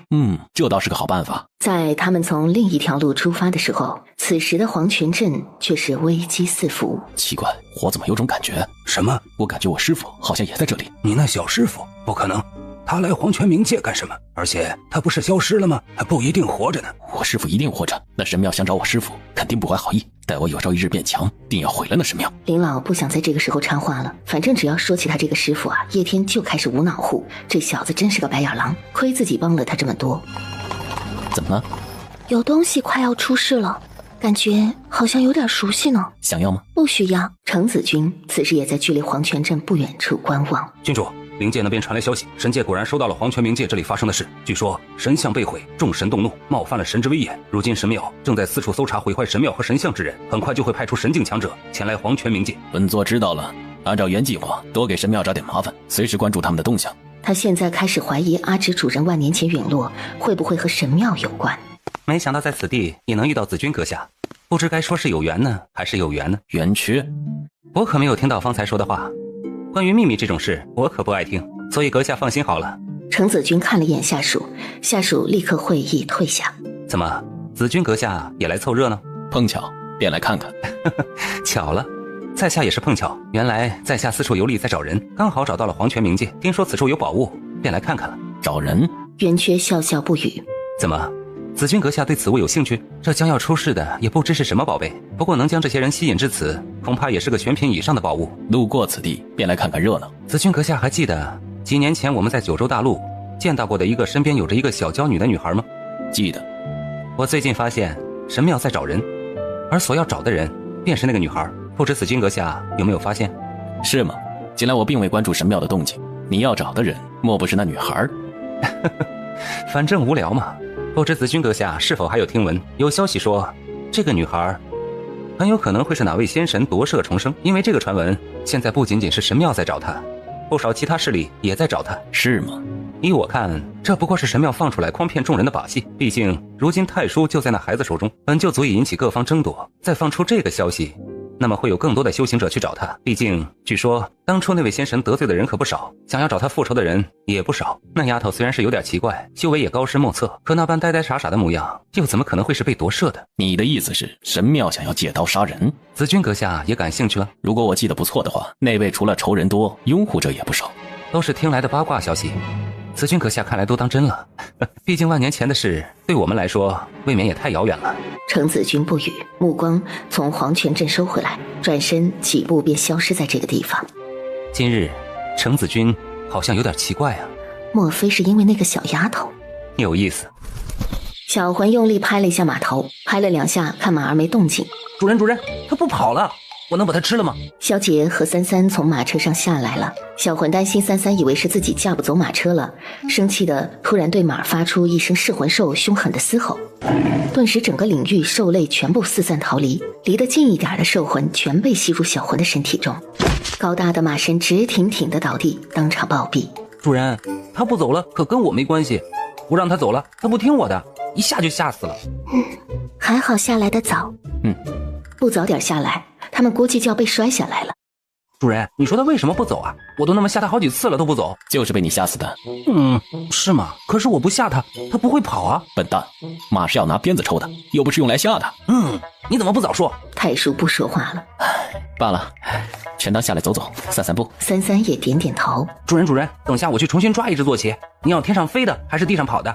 要是臭蛇在就好了，它可以飞，就不用这么麻烦了。无碍，正好坐马车坐久了也有点乏，走走片刻便飞过去吧。小魂见主人没有责怪自己，立马笑起来，然后化作幼兽态跳上三三的肩膀。突然萧杰和三三都同时停下脚步，看向黄泉镇的方向。强大的能量波动在空中倾散，空气也飘来一股浓重的血腥味儿。看来那边应当打起来了，而且现世的似乎是一个天界的灵宝。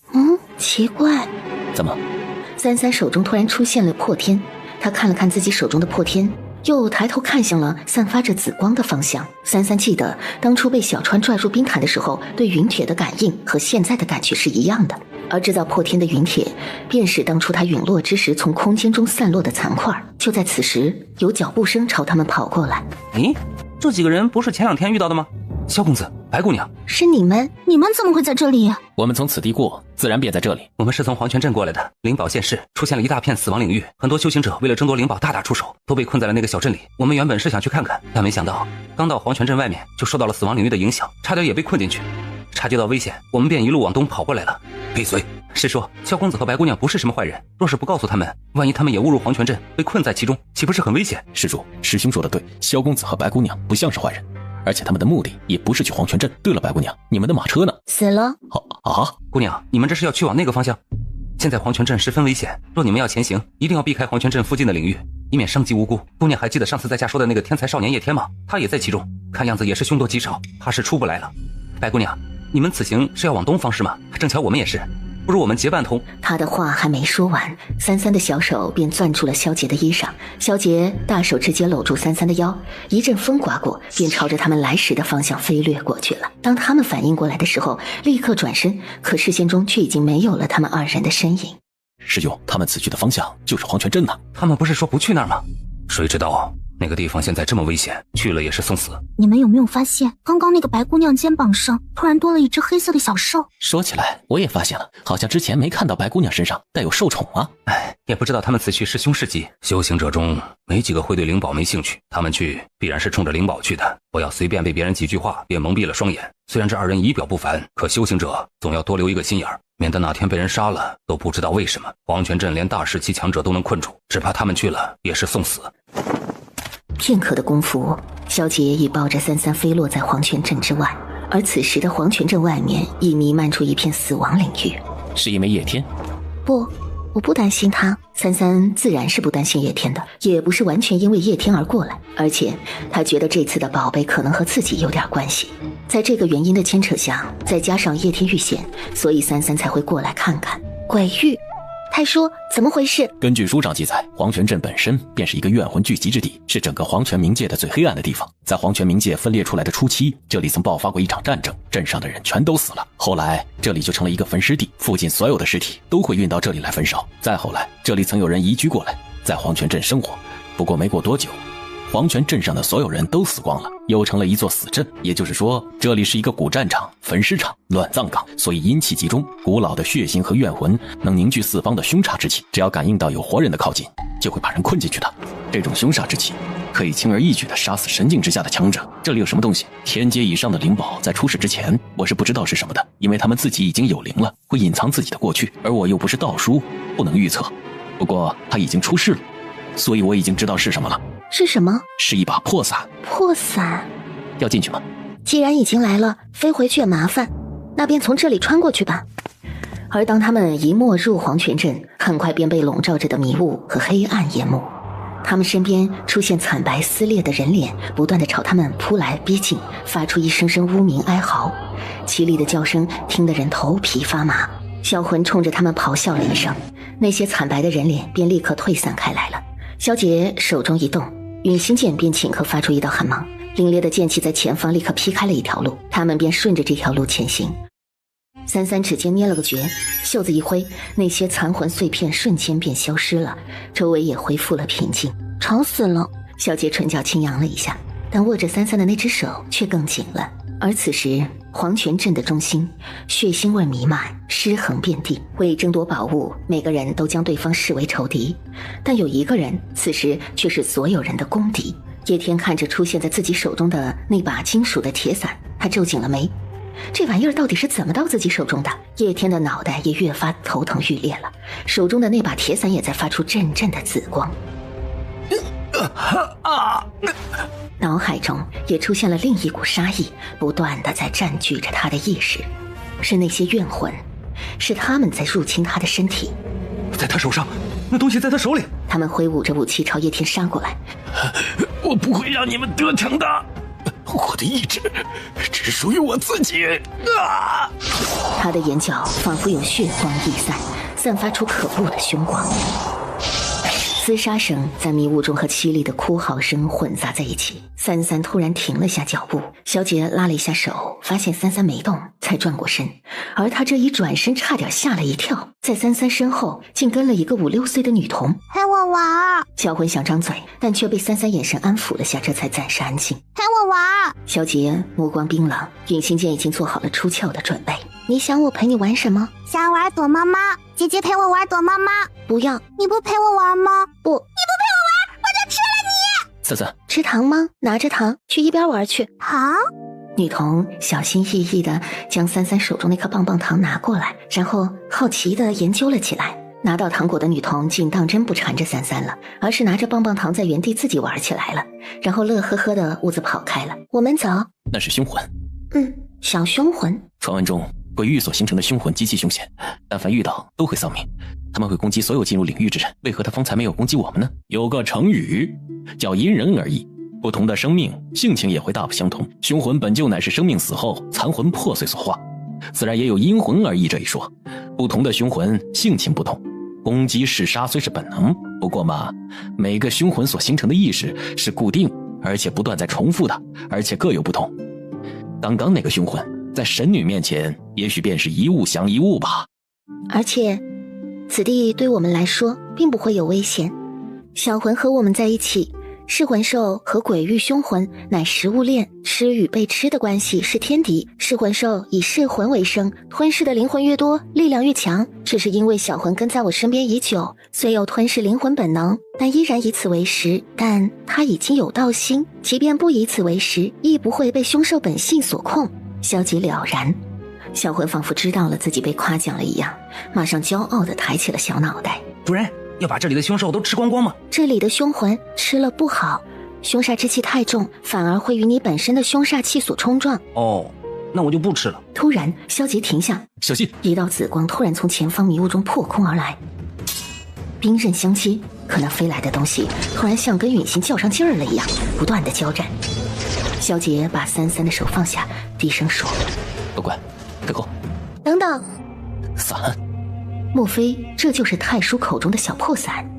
三三看着空中不停旋转，还冲着陨星发出阵阵挑衅声的破伞，而陨星也仿佛回应般，在萧杰手中不断地颤动着，想要从他手中飞出去。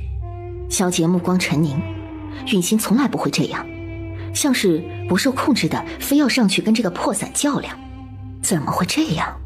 突然，那把伞在空中停止了转动，猛地冲着三三的方向冲过去。萧杰脸色一变，在那把伞冲过来的瞬间，挥剑便已阻止了那把伞的靠近。伞猛地飞出去，被击飞出去的，但萧杰也被那大力震得往后退了2步，陨星也在颤鸣。而那把伞在站稳之后，又一次向三三冲过来。三三一只手抬了一下，子期，三三拦住了他。萧杰皱眉，还未反应过来，那把伞已经化作一道紫光，直接飞入了三三手中。原来是你。这把伞，便是这个地方出事的灵宝吗？三三轻点了下头，没想到这把伞竟然还在，我还以为它早残破，被空间之力焚毁了。你们认识？三三轻轻嗯了一声，他刚刚被人握过。前方有人在打架。两人相视一眼，旋即朝着前方的血雾中缓缓前行。叶天往后倒飞出去，砰的一声砸向地面。此时的叶天也浑身是血，多处重伤，在地上连滚一圈的力气都没有了。臭小子，去死吧！难道他叶天今日便要殒命在此了吗？他迷迷糊糊中听到一阵接连响起的惨叫声，周围的那种让他全身颤抖的压迫感也在渐渐的消失。一双白色的绣花鞋停在他身边，隐约间他看见了垂击摇曳的白色裙裾，缓缓的一步一步的朝他走来。师父。最后的声音还没有完全发出，眼前已一片昏黑，陷入了黑暗。萧杰手握沾满血的允心缓缓走过来。叶天，此地不宜久留，带他出去吧。叶天突然之间觉得自己全身仿如置身在一处极其舒服清凉的清晨，舒服极了。他缓缓睁开眼，我不是在黄泉冥界吗？他艰难地爬起身，既然醒了，那便洗把脸，可以出来了。师父。然后立马蹲下用水洗把脸，刚洗完脸便又觉得一阵风刮过，脑袋也晕了一下。再一次睁开眼睛的时候，眼前又是另外一幅完全不一样的场景了。昏暗的天空，还有空气中传来的死亡的味道，这是黄泉冥界的天。醒了？看样子是醒了。师父！叶天激动的一下要爬起来，可身体却突然被人一脚踩下来。你做什么？再这么弹起来，骨头再断了，伤势复发，可就没那么多丹药来给你疗伤了。叶天这才知道眼前这男人是为了自己好，冒犯了。然后没有像方才那么激动的起来了，而是撑着手慢慢的让自己起来，艰难的坐在原地。师父。三三轻嗯了一声，然后继续看着火堆上的小炉子。师父，又是您救了徒儿，是您将我从黄泉镇带出来的。眼神中的崇拜和敬畏毫不掩饰。师父长大了。师父，这位是？这是子气。我姓萧，萧杰。你是九州人？萧杰也没解释，只是淡淡嗯了一声。叶天突然反应过来，他想起来了，当初在九州的时候，他便听闻过夏朝有战无不胜的战王殿下，便叫萧杰，且此人和师父有婚约，莫非就是眼前这个男人？你是师爹？听到这两个字，萧杰眼神光突然亮了一下。叶天也明显感觉到这个时候，这个男人看向自己的眼神比方才和善多了。师父。师爹？他叫你师父，叫我师爹也是应当的。师父，我刚刚醒来的时候好像不是在这儿啊，那是什么地方？怎么跟这里不太一样？还有，我们是怎么从黄泉镇里出来的？你之前所在的地方是我所炼化的灵智空间，我们是从黄泉镇出来的。灵智空间？空间需要个人炼化，空间的属性也因人而异，各有不同。空间可纳万物，也可供生灵栖息。你先前受伤昏迷，为图方便，我便将你放入了空间里，而且空间灵气浓郁，也有助于你自我疗伤。原来如此，以后你也会有的，只是时间问题。你莫要着急，以后你会越来越强大的。是，师父。你的那个魂体呢？在黄泉镇上的时候，他被熏魂所伤，已经昏死过去了。他乃魂体，在这种地方被伤到也正常。不过既然在你体内，那便不会有多大的事儿。叶天点点头，但还是有点担心。对了，师父怎么会出现在这里？路过。徒儿也是机缘巧合才来到此地。其实他是被一路追杀至此的，不过并没有将此事说出来，害怕师父会担心。黄泉镇到底是个什么地方？师父，是爹，又是怎么出来的？太叔。三三唤了一声，还是让本叔来告诉你黄泉镇的来历吧。小姐妹稍微动，三三还真是物尽其用啊。他汤匙轻轻搅动了一下碗里盛好的汤，递到了三三的面前。于是在叶天听太叔说的时候，三三和小姐二人便自顾自吃起来了。原来是这样。原来黄泉镇的来历如此，本身便是一个充满了杀戮和怨魂的地方，所以才会产生如此的鬼域。所以呢，但凡有魂之人进入黄泉镇，都会被此地凶魂所侵蚀，腐蚀掉原本的魂魄，而变成行尸走肉。难怪那些要杀我的人，那个时候会变成那个样子。饿了吗？先吃点东西吧。是，师父。他端起小姐放在自己面前的那个小碗，也开始吃起来。叶天吃东西的间隙之中，抬起头看了一眼黄泉镇的方向，眼中也浮现出一丝恨意凶光。你有仇人在那里吗？师傅要往哪里去？去鲛人族。鲛人族？鲛国不是在九州吗？同宗，九州大陆的鲛国乃真正鲛人族的分支一脉。叶天点点头，算是明白了。就在这时，他目光突然落到了33的手中。这不是那把先前飞到他手中的小破伞吗？而且这把破伞就是此次来这个地方所有修行者想要争夺的宝贝。在他被那些修行者追杀的时候，这把伞却突然飞走了。没想到竟会出现在师傅这儿。你先前是不是握过它？之前不知是怎么回事，它突然便落到我的手中，还引来了不少人的追杀。你可知这是何物？我只知道这是个天阶灵宝，不过看上去是把破伞，也不知道有什么用。这把伞原名为琉璃伞，它是一把以天外玄铁锻造的古伞。古伞？就在这个时候，33手动了一下，他掌心里的伞上的那层黑色忽然像是被风吹散了一样，整把伞也褪去黑色，变成了玉白色。变成玉白色的琉璃伞宛如褪去了灰尘般，瞬间变得光鲜亮丽。虽然依然破损，可整把伞却散发着一股淡淡的流光。玄铁为基，融于白骨，而白骨乃是上古战场中所遗留的残骸断骨，拥有着是无尽的煞气以及上古强者之威势。陨落的强者，即便是一根头发丝，亦有强大的精神和意念遗留，更遑论是骨。所以这把骨本身便有着不同于寻常法宝的强大之处，以及嗜杀凶性。在33的记忆中，33是在成神之后，为了弄把趁手的兵器，便顺手拿起了一片古战场中的残骨，融到了锻造武器的炉子中，所以才有了琉璃伞的出世。如今它虽已经破损，且威力也远远不如从前，但它却可以修复升级，直到达到从前巅峰时期，甚至更强。也就是说，这是一样顶级装备，现在损坏了，但却需要修复和升级，威力也会随着修复和升级变得越来越强。他用游戏里的那一套理论来给自己解释了一遍。是这样。咦，师傅，你听得懂？师傅，你小杰奇怪地看着叶天。您知道游戏装备？知道。那您莫非也是来自另一个世界？不是，33本身便属于这个体系，所以不算来自另一个世界。师傅，您看着啊。他开始做纸比划。大哥好啊，我系家家辉，系兄弟就来砍我。怎么样，师傅熟悉不？您听过吗？小杰平眉，这小子莫不是有点大病？师傅，机变偶不变。后面一句你想做什么？强大的威压朝叶天逼过去，叶天突然心中震了一下，捂了一下胸口，脊背发寒。符号看象限，但我也不算是你老乡，你的世界我或许去过，但并非当地人。不过你也可以把我当作你老乡。话说回来，这个琉璃伞你想要吗？不，既然到了师傅手里，那便是师傅的了。小杰看着叶天，观察半晌之后，目光才看向了33。这一次，他对叶天的品性倒是高看几分。如今我已经有趁手的武器了，这把伞你便拿着。师傅，此伞名为琉璃伞，日后能发挥出多大的威力，便看你自己了。可是给你，你便拿着。叶天犹豫了片刻，最终还是从33手中将琉璃伞拿过来。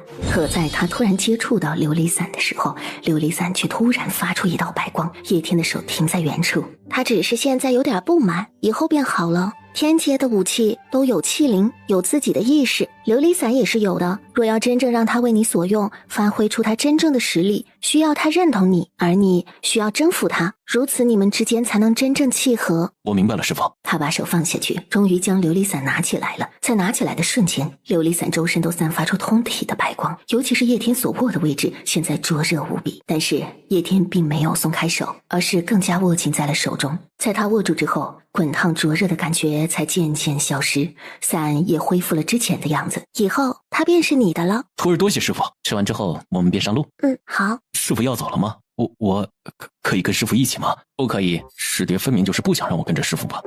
我们还有要事要办，你跟着我们做甚？你有你的事，我也有我的事。这次相遇也是偶然，男孩子总还是要以事业为主的。小姐摸了下鼻梁，仿佛33这话在内涵他一般。所以我们不宜同行。33最后得出结论，叶天是有事业线的，他不能把人家给拐弯拐跑了。33现在算是明白了，有可能在阴差阳错之下，叶天的卦已经变成了自己。叶天要死的时候被高人所救，而那个高人就是自己。叶天眼里浮现出一丝失落，在他们起身的时候，突然响起了一阵女孩的声音：叶天！远处的少女飞身落过来：叶天，真的是你啊！我就知道你会来这里，被我发现了吧？叶天面露尴尬，想把手拿出来，但却被女孩紧紧地攥着。你女朋友？叶天，她是谁？师傅，师爹，这是灵儿，是我红粉知己。叶天尴尬地挠了挠头，也不否认。灵儿，这是我师傅，这是师爹。师傅，师爹，刚刚是灵儿莽撞了，冲撞了师傅师爹，是灵儿的不是。你的小女朋友很可爱，谢谢师傅。叶天也笑了一下，只是眼底隐去一丝什么。叶天，师爹，你师傅颇喜欢这孩子，你可不要辜负他。灵儿闻言害羞往叶天身边靠了靠，偶尔会微抬一下目光看向三三，眼中也满是敬慕和喜欢。我知道，徒儿断不会做背信弃义之事。三三点头，旋即准备转身离开了。对了，若你要回黄泉镇，那镇子里有一个小女孩，若是她让你陪她玩，你便好好陪她玩，也许会有意想不到的收获。小女孩？也许会触发剧情，获得隐藏奖励。师傅，我懂了，您的意思是那女孩可能是隐藏剧情的 NPC？ 孺子可教也。萧杰虽不知三三和叶天在打什么哑谜，但这个时候的他很是聪明机智的没有问，一问不就在叶天面前暴露他不知道吗？岂不是让他这个师爹很没面子？等到私底下的时候再问一问三三，想必这应该是他们从前所处的一个世界的家乡话，所以他才听不太懂。师傅，我明白了，原来师傅是把这些地方当成打游戏的副本通关啊。他怎么早没想到，若是这么去理解思考的话，那一切都似乎变得轻松得多了，就当作是玩一场游戏，又有什么得失可计较的呢？难怪师傅能如此通透，师傅的心态都远远不是他能比的。时候不早了，该做什么便做什么去。是，师爹，徒儿拜别师傅，师爹。拜别师傅，师爹。等等，叶天疑惑看向萧杰，却突然从萧杰手中飞来一样什么东西，是一张羊皮卷。这是见面礼。三三也好奇地看向了那张羊皮卷，竟然是天阶武技。叶天也能感觉到从羊皮卷上所传来的高阶的气息。多谢师爹。这一字可比先前更多了一丝尊敬和感激了。萧杰只是点了下头，没说什么。不爽归不爽，三三的徒弟他总是要爱屋及乌的。那我们走。说完，在三三转身的时候，身子便已经被搂起来。萧杰长袖将三三卷进怀里，脚尖一点，便抱着怀中的人飞离了此地。小子，可莫要让你师傅失望。叶天，师傅师爹他们去哪儿啊？去办他们要办的事情去了。那你去哪儿？去办我要办的事。叶天说出这几个字的时候，杀意也一点点显露出来了。你不用跟着我，很危险。我也险，我也要跟你在一起。叶天停顿了一下脚步，看着挽着自己手臂的那只手，勾唇笑了一下，可忽然又想到了什么。若是师傅那性子和那样强大的实力，是绝不会这般的。一想到这儿，他立刻将这种想法赶出脑海。他怎么能有这种大逆不道的想法？你所赠予叶天的是天阶武技。乃雷火圣旨的修炼功法，曾是我师傅传给我的武技，心法我早已学会，留着也是无用，不如送给他了。听起来好像你师傅有很多宝贝。想要宝贝？不要宝贝。三三轻声一语，迷迷糊糊中，他好像听到有人在叫他。阿直，阿直。三三缓缓睁开眼睛，而眼前只是一道模糊的白光，这样的光让他根本无法将眼睛睁开，但能看到一个很模糊的人影。老师。阿直，你又调皮了。老师。三三。子期。做梦了。三三懵懵地看着萧杰，然后点点头。那便歇息一下，很快就要到黄泉尽头了，不急于一时。三三方才在喊老师，三三有老师？老师？我不记得了，也许有吧。对了，三三先前和叶天所说的 NPC 隐藏剧情是什么意思？这个，以前有个地方叫做现代。三三一边走一边跟着萧杰说起了关于他在另一个世界的事情。灵界，你来了，楚尘。到底是怎么回事？那个吞噬了我魂魄的男人为什么会这么强？是不是你搞的鬼？越来越没大没小了，楚尘。比起你从前，也越来越不如了。抱歉，老师，是我的不对。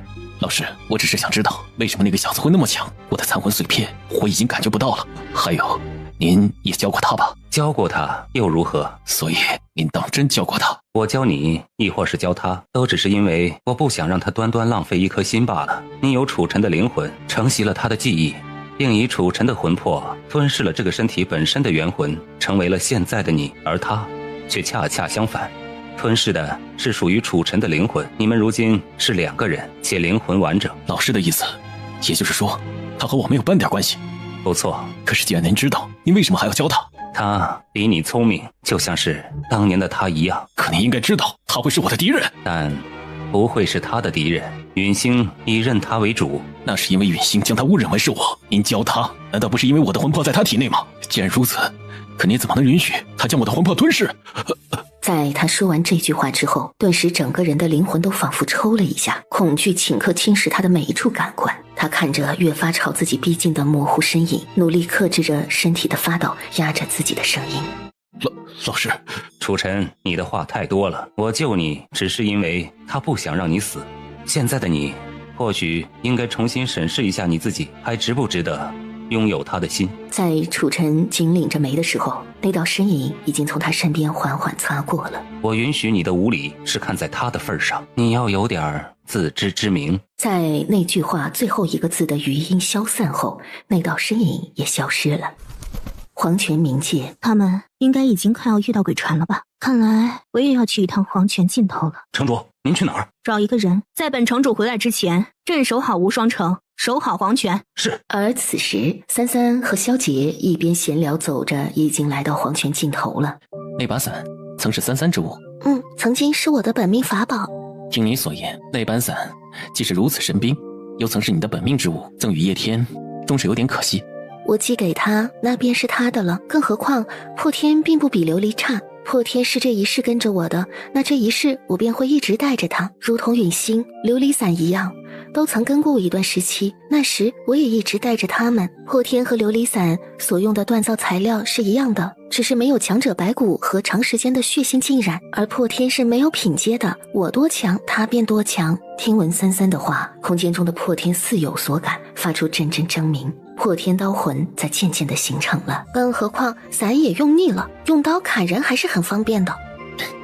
只要是乖乖喜欢便好。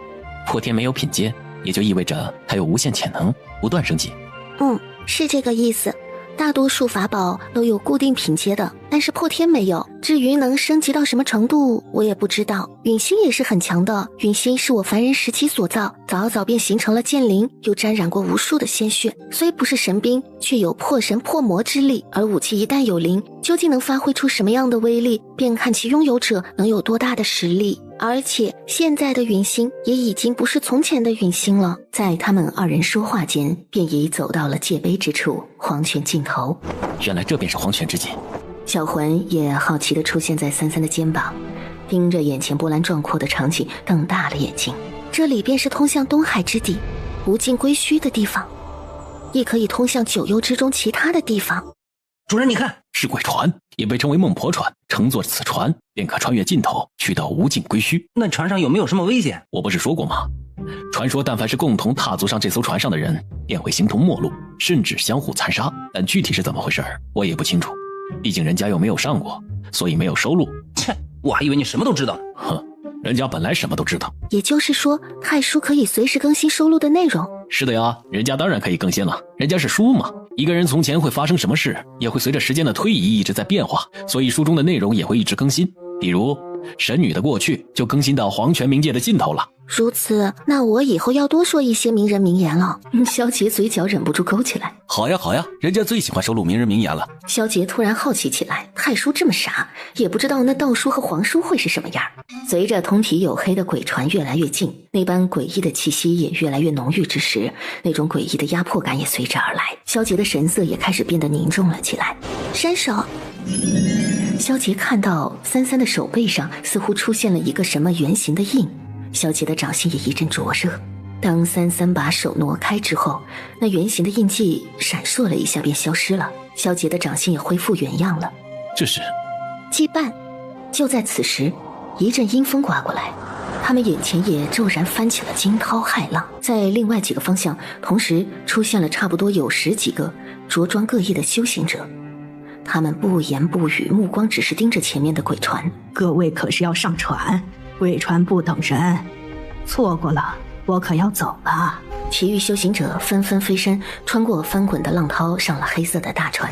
我们也走吧。他拦腰将三三抱在怀里，脚尖一点便飞身穿过浪涛，落于鬼船甲板之上。小子，你们要去哪里啊？有一个靠着船边的修行者问萧杰，萧杰没有回答，只是看了他一眼。切，年纪轻轻的倒是挺狂，见着前辈也不知道礼貌。年纪大就少说话，免得被打掉大牙。小姐抬手轻摸了下33的发，示意33不需要开口。小丫头，这儿可不是你的金丝笼，是你可以口出狂言的地方。小姐安抚33的手也停下来了。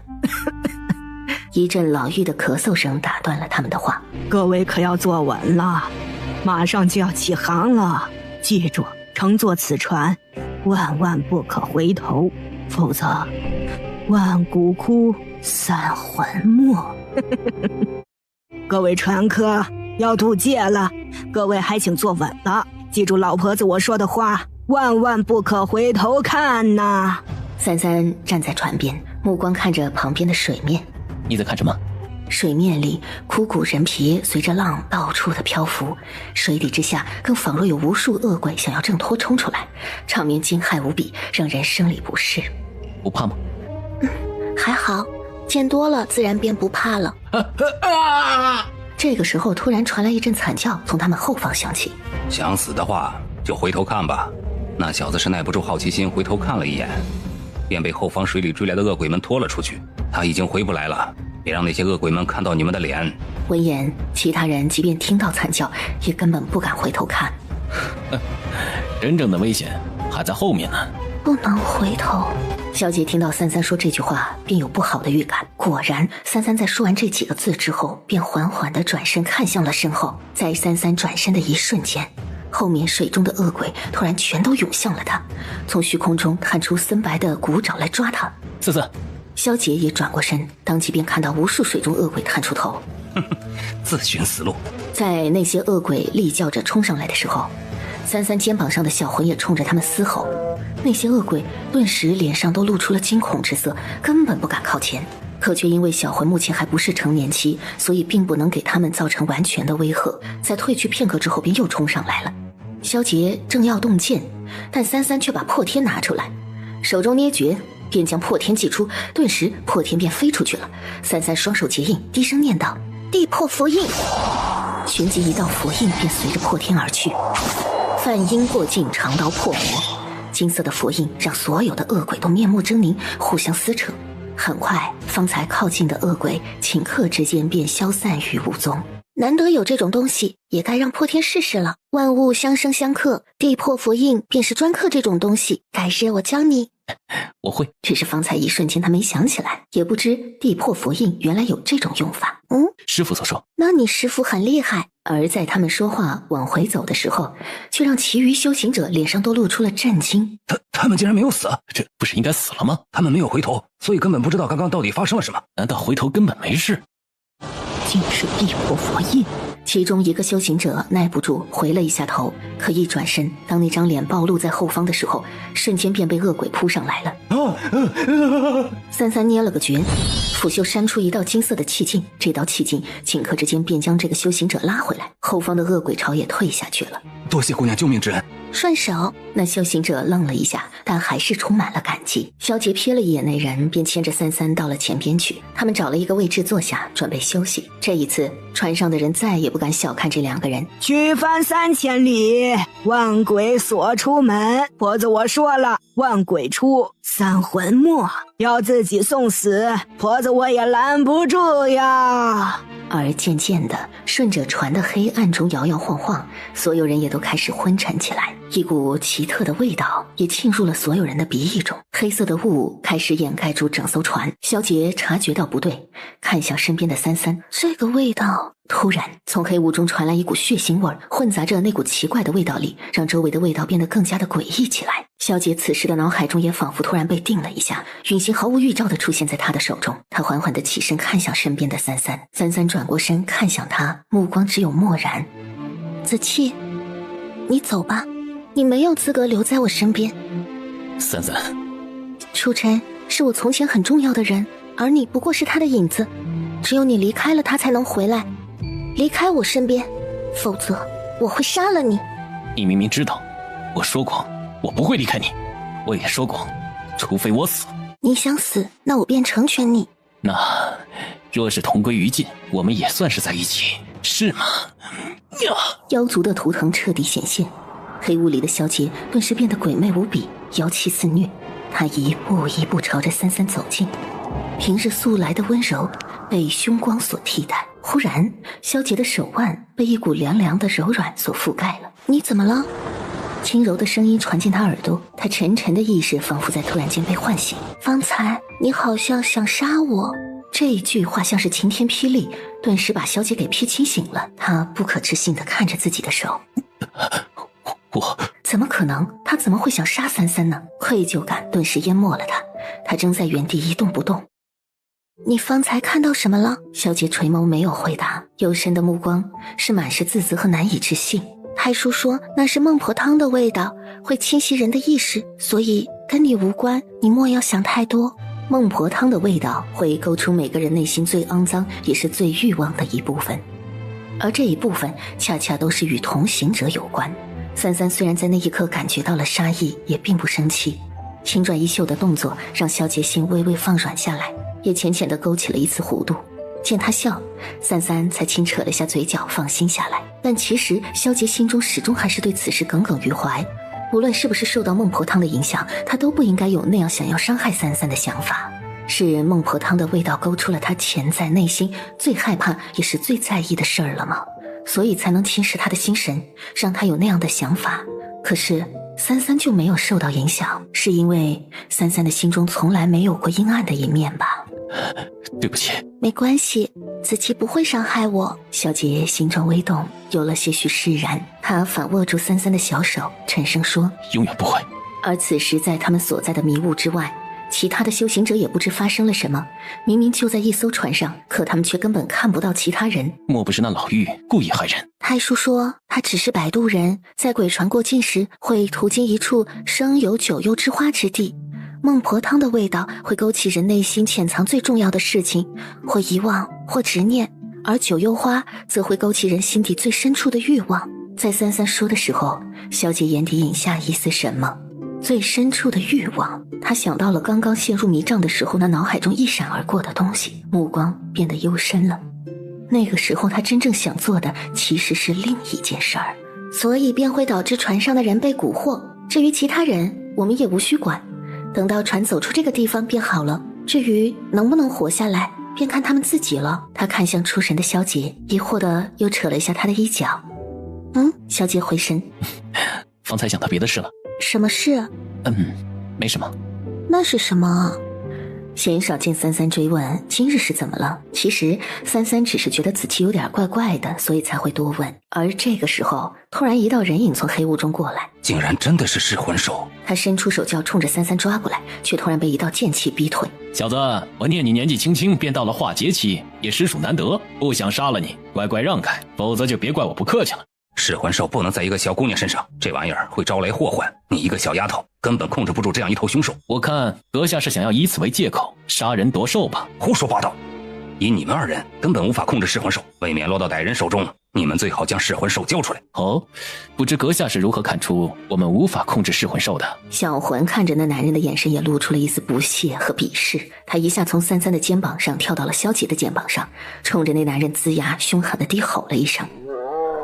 三三也缓缓地往前迈了一小步，淡淡地看着眼前的男人。噬魂兽可是上古凶兽，以你们两个小娃娃怎么可能控制住它？男人已经准备动手，他身上所产生的势也朝他们逼过来。化劫期大圆满，萧杰和三三一下感觉出了他的修为。阁下胡说八道的水平还真是不赖。懒得跟你们废话，此物万万不可留在你们手中。说罢便朝着萧杰发起了攻击，还不等萧杰动手，小魂已经朝他扑上去了。顿时整艘鬼船都剧烈的晃动，仿佛随时都要沉入水底，凶煞之气铺天盖地。男人即便是化劫期大圆满的修为也难以抵御，他出手想要逼退噬魂兽，可一股浓稠的黑气瞬间笼罩住了他，灵魂也仿佛在往外抽离，整个人变得面容扭曲。男人撕心裂肺的惨叫了一声，盯着噬魂兽有些不敢置信，他可是化劫期大圆满，怎么会这样？小魂沉睡修炼进阶的时候也不是白睡的。尖利的獠牙穿透那男人的身体，顿时鲜血喷溅，粗犷浑厚的声音响起：尔等渣渣还想从我主人手中抢我，你有什么资格？男人痛得面色扭曲，想要动手却连真气都提不起来。主人，我可以吃它吗？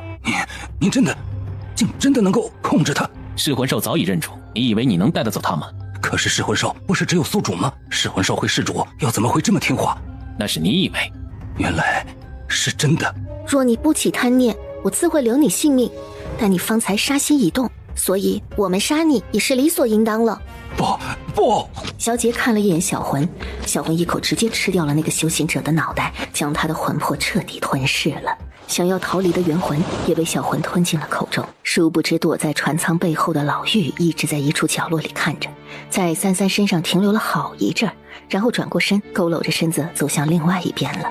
小姐的目光也看过去，盯着方才那老妪所在的位置。虽然看不到，但她知道刚刚那个地方有人，而且视线在三三的身上。小姨，我早就发现这个家伙一直在盯着我看了，肯定不安好心，果然不是什么好东西。而就在这个时候，黑雾渐渐的退去了，周围也逐渐变得明朗，九幽花的味道也消失了，一切都变得风平浪静。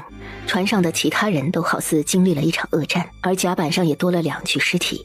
活下来的每个人脸上都有些惨白，神色看上去也仿如受到了重创般。清晰的浪涛声和突然出现在天上盘旋飞来飞去的海鸟，才让所有人的心绪放平稳了不少。天亮了，黄泉之境，无尽归墟处，此处乃是东海之滨，东海之底，婆子我可就不带了。至于其余9幽之地，可随婆子我再走一程。无尽归墟在东海海底，鬼船不得渡，我们便只有自己下去了。小姐点头，便带着三三走到前方的船头，准备飞下船。二位且慢，请问有事吗？老婆子我见二位骨相奇特，所以便好奇唤住了。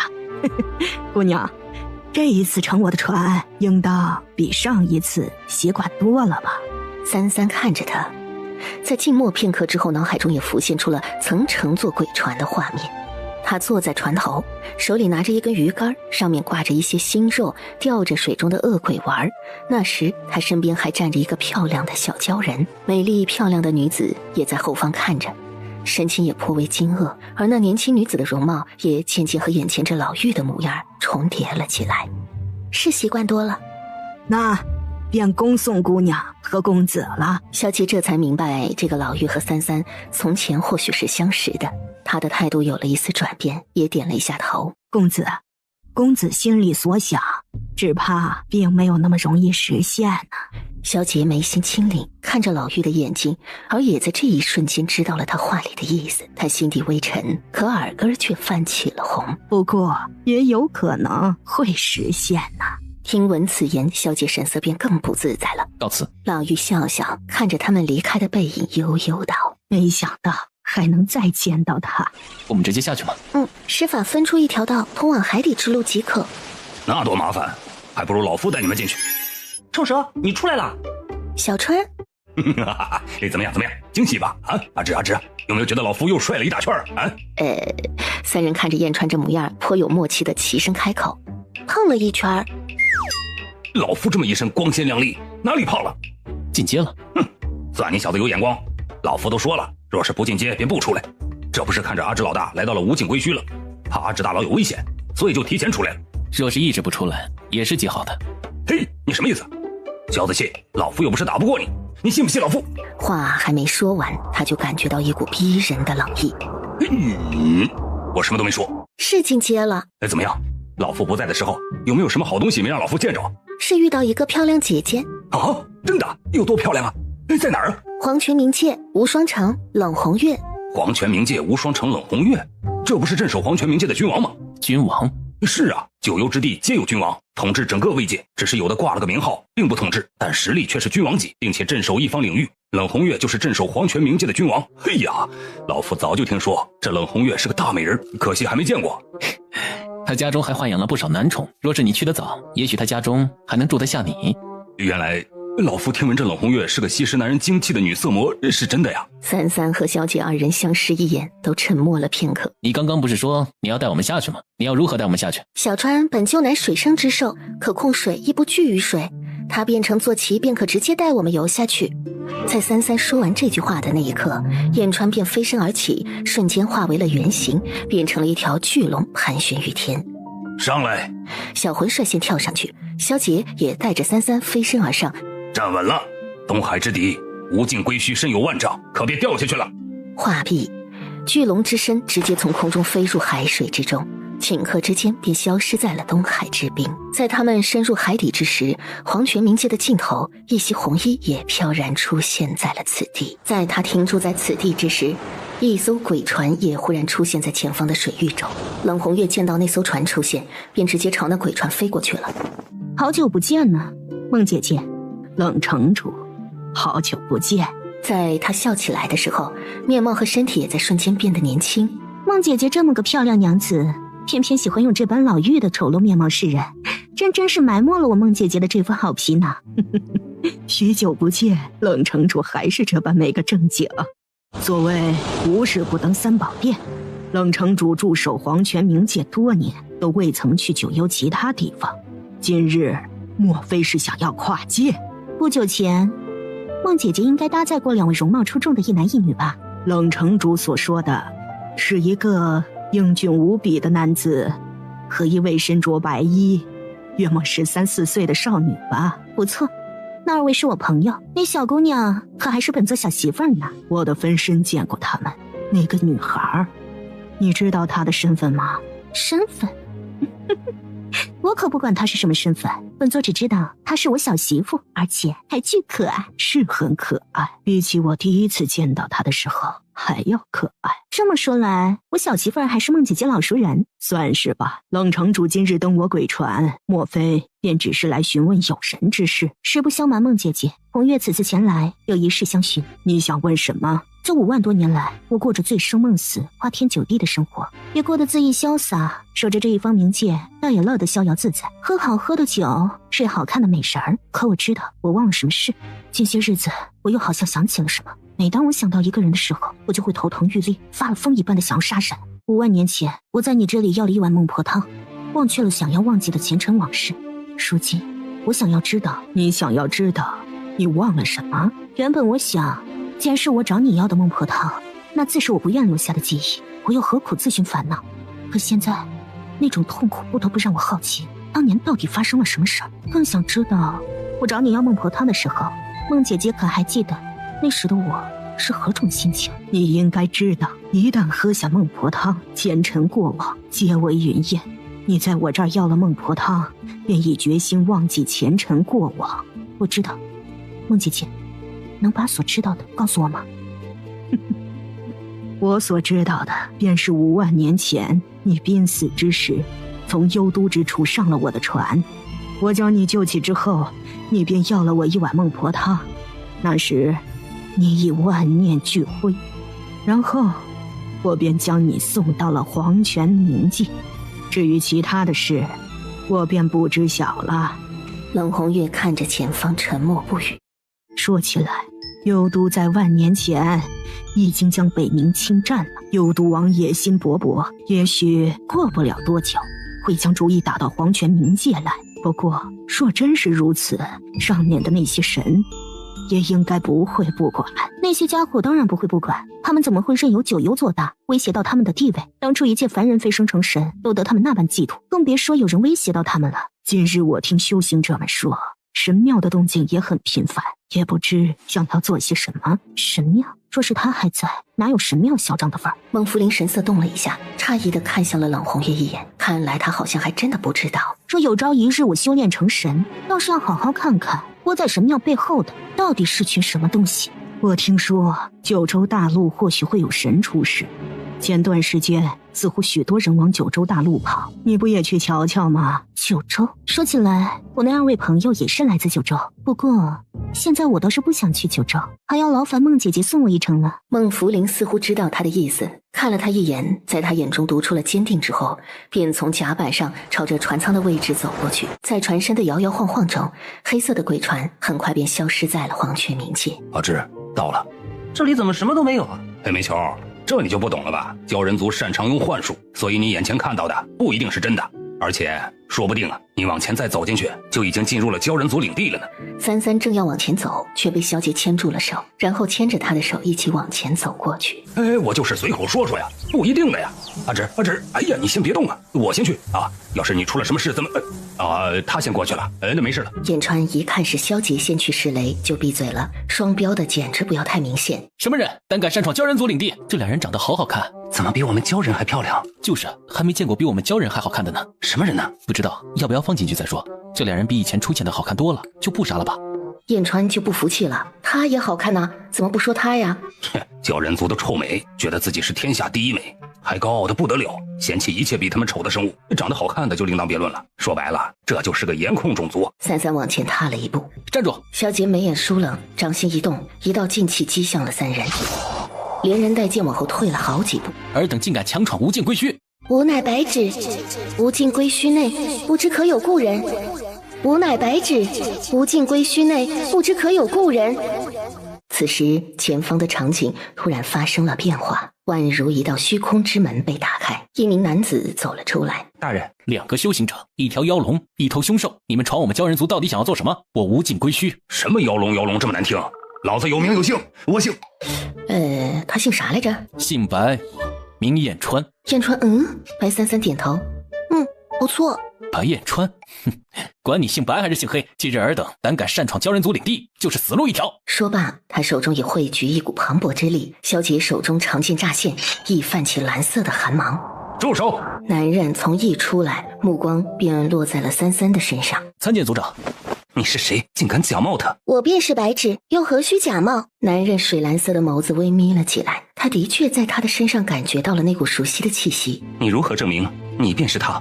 你可知在我面前冒充他会是什么下场？手中瞬间聚来无数水，凝化成一根银色长戟，神境强者的威压顷刻之间便碾压了过来。三三和萧杰相视一眼，三三点了下头，萧杰便一步挡在了三三的身前。你又是什么人？他的人。四风眸色微沉，一道水柱瞬间朝萧杰袭来。萧杰周身妖力大盛，足尖轻踏，直接朝那水柱正面迎上去。妖力，还是第一次见到族长动手啊！是啊，好强啊！族长不愧是半神强者。只见空中那缠斗的2道身影越来越快。任你再有越级战斗之能，你可别忘了，你不过是20余岁的化阶期修为，而你眼前的敌人是半神。长戟瞬间化作一道流光，带着铺天盖地的恐怖力量刺向萧杰。萧杰被逼退，萧杰也是第一次感受到了半神的恐怖。这个男人比起他之前所遇到的冷红月还要强。萧杰看着手臂起的鸡皮疙瘩和身上方才被长戟擦伤的伤口之处，心中也微沉了下去。原来这就是半神之力，看似他的伤口是一条极浅的口子，但实际上已经见骨。半神，没想到万年来让我第一次动手的人会是一个半妖。子期，我没事。将妖力全部解封。萧杰平眉，三三怎么知道他妖力只解封了一部分？将妖力全部解封，可与半神一战。听闻此言，四风漂亮的眸子也露出了一丝异样的情绪。大人，打他不需要太多招式，只要攻下盘即可。熟悉的口吻，熟悉的话，心底的肯定也渐渐浮出了水面。大人，他其实从一开始就已经将信将疑了，只是一直在试探。他亲自出手便是想要试探，但没想到跟他动手的是那个男人。虽然在和那个男人动手，但他实际上一直在观察着这个和他极为相似的女孩。可他这2个字才刚出口，萧杰神色微冷，便已朝他发起攻击。三三也没阻拦，而是看着他们再一次的战斗。哎呀，好凶残呐！但不应该啊，那小子怎么可能和半神打呢？他连仙王级都打不过呀！上次那个女人就是仙王。半神，以这小子的实力，按理来说是连1招都接不下的。就算能接几招，也不可能打这么久啊！他莫非是有什么法宝？而且怎么感觉他像是会走火入魔了？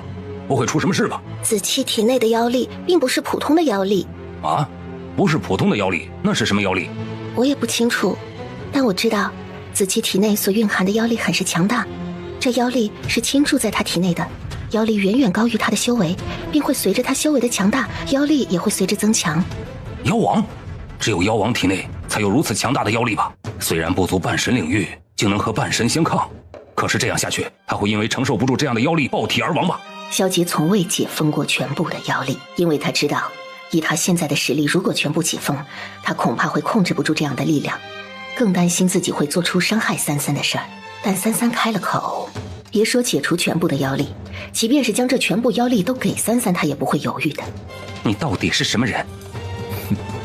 我说了，我是他的人。四风眼底升腾起一股愠怒，他手中更是没有丝毫的留情。阿芷，他不是半神对手，他才20多岁呢，这强大的妖力会把他肉身撑爆的。不行，让老夫上吧，反正这小鲛人看老夫很不爽。如果子期不尝试将妖力全部解封，习惯这种妖力的话，以后会更难控制。燕川恍然大悟。就在此时，萧杰被半神之力重伤，陡然从空中坠落。三三身子一动，顷刻便飞过去了，一股大力也拖住了他。同时，三三在萧杰身上起出穴位，点了几下，旋即宽袖一抚，一股磅礴的真气顷刻逼向了四风。四风眉头轻拧，却并未还手。在那股真气逼来时，身子也随之后退，可他的视线却已经紧紧地凝在了三三的身上。痛吗？无碍。你还小，虽能一战，却打不过他。半神很强的，总有一天打得过的。大人，真的是你吗？小风，许久不见，修为见长啊！真的是你，大人，我等你好久好久了。你说过会来归墟看我的。抱歉，我忘了。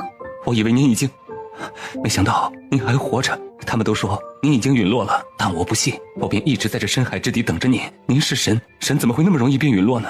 我还活着。闻言，四风也笑了起来，仿如一个走丢了终于找到了家人的小孩般雀跃。你刚刚让他打我，你若要伤他，自然是要打你。这男人跟大人是什么关系？燕川和小魂相视一眼，俩兽互相传音。黑煤球，萧子气会不会被阿芷抛弃啊？你被抛弃，他都不会被抛弃。那你是站这个鲛人还是萧子气？为什么要站？切，你没发现呢？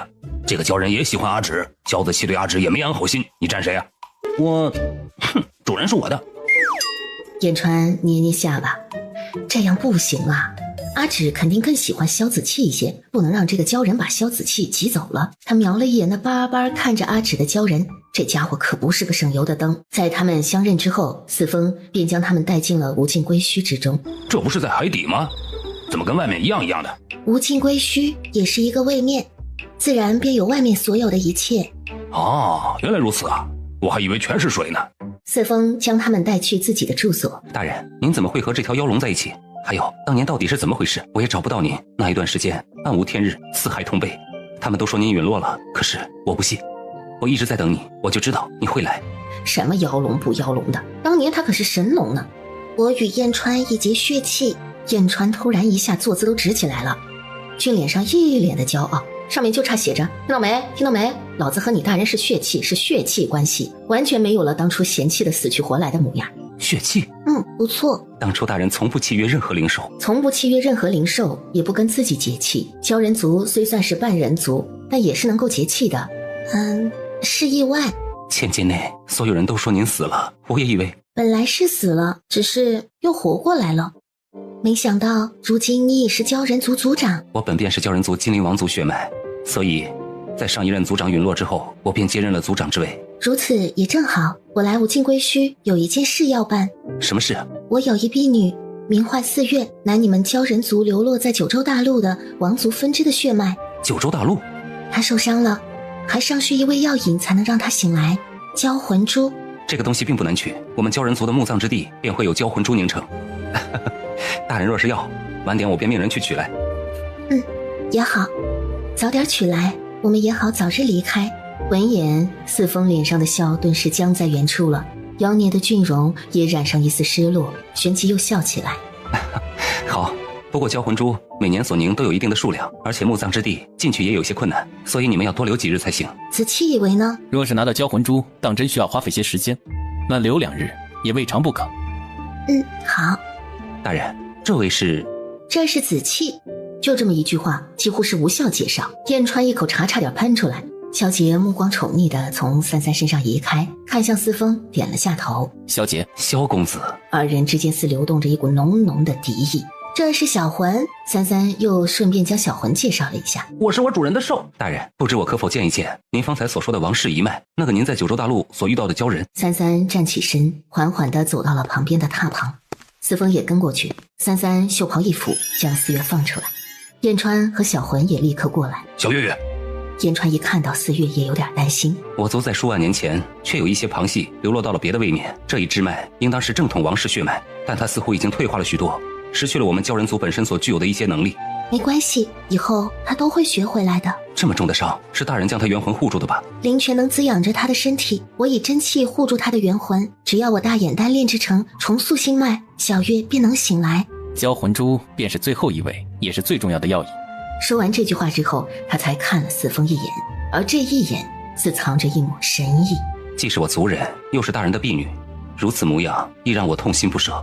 大人可暂且将她留在此处，她如今尚在沉睡，正好，我便借此机会将她体内的鲛人王族血统彻底唤醒。如此，以后她醒来，即便是修炼，也会事半功倍。也好。哇，哎呀，阿芷啊，是不是等到交魂珠拿到，小月月就可以醒过来了？对，小月也该醒了。哎呀，那我可以要有新衣服穿了。小月月不在，我都好久没穿新衣服了。四风看一眼燕川，这妖龙如今和大人关系似乎极好，不，他们这几人的关系都很好，很是亲近，而他仿佛就是一个局外人。我也很久没有穿过小月做的新衣裳了。强四月留下一番寒暄之后，四风便为他们几人安排了住处。子期好像不高兴。是，为何？因为我不曾参与你的过去，不知道他是什么人，也不知道你们之间到底发生过什么。我会嫉妒，会难过，会不喜欢他。乖乖，你明白吗？萧杰知道以三三的性格，最好的办法就是如实没有丝毫隐瞒地说出自己所想，所以即便说出这些话或许有些难为情，但是他还是认真地告诉了他。原来是这样，没有参与过去也没关系，以后你会在的。小风以前跟过我一段时间，不过已经是很久很久了，似乎是万年前的事了，所以我记得也不大清楚了。只知道那时他也是像小魂那么大的孩子，好像是做了一件错事被家族驱逐了。一日我游历于九幽，便在东海捡到了他。原本打算顺路把他送回鲛人族去，但是也许是小孩子的叛逆期到了，他不愿回去，非要跟在我身边。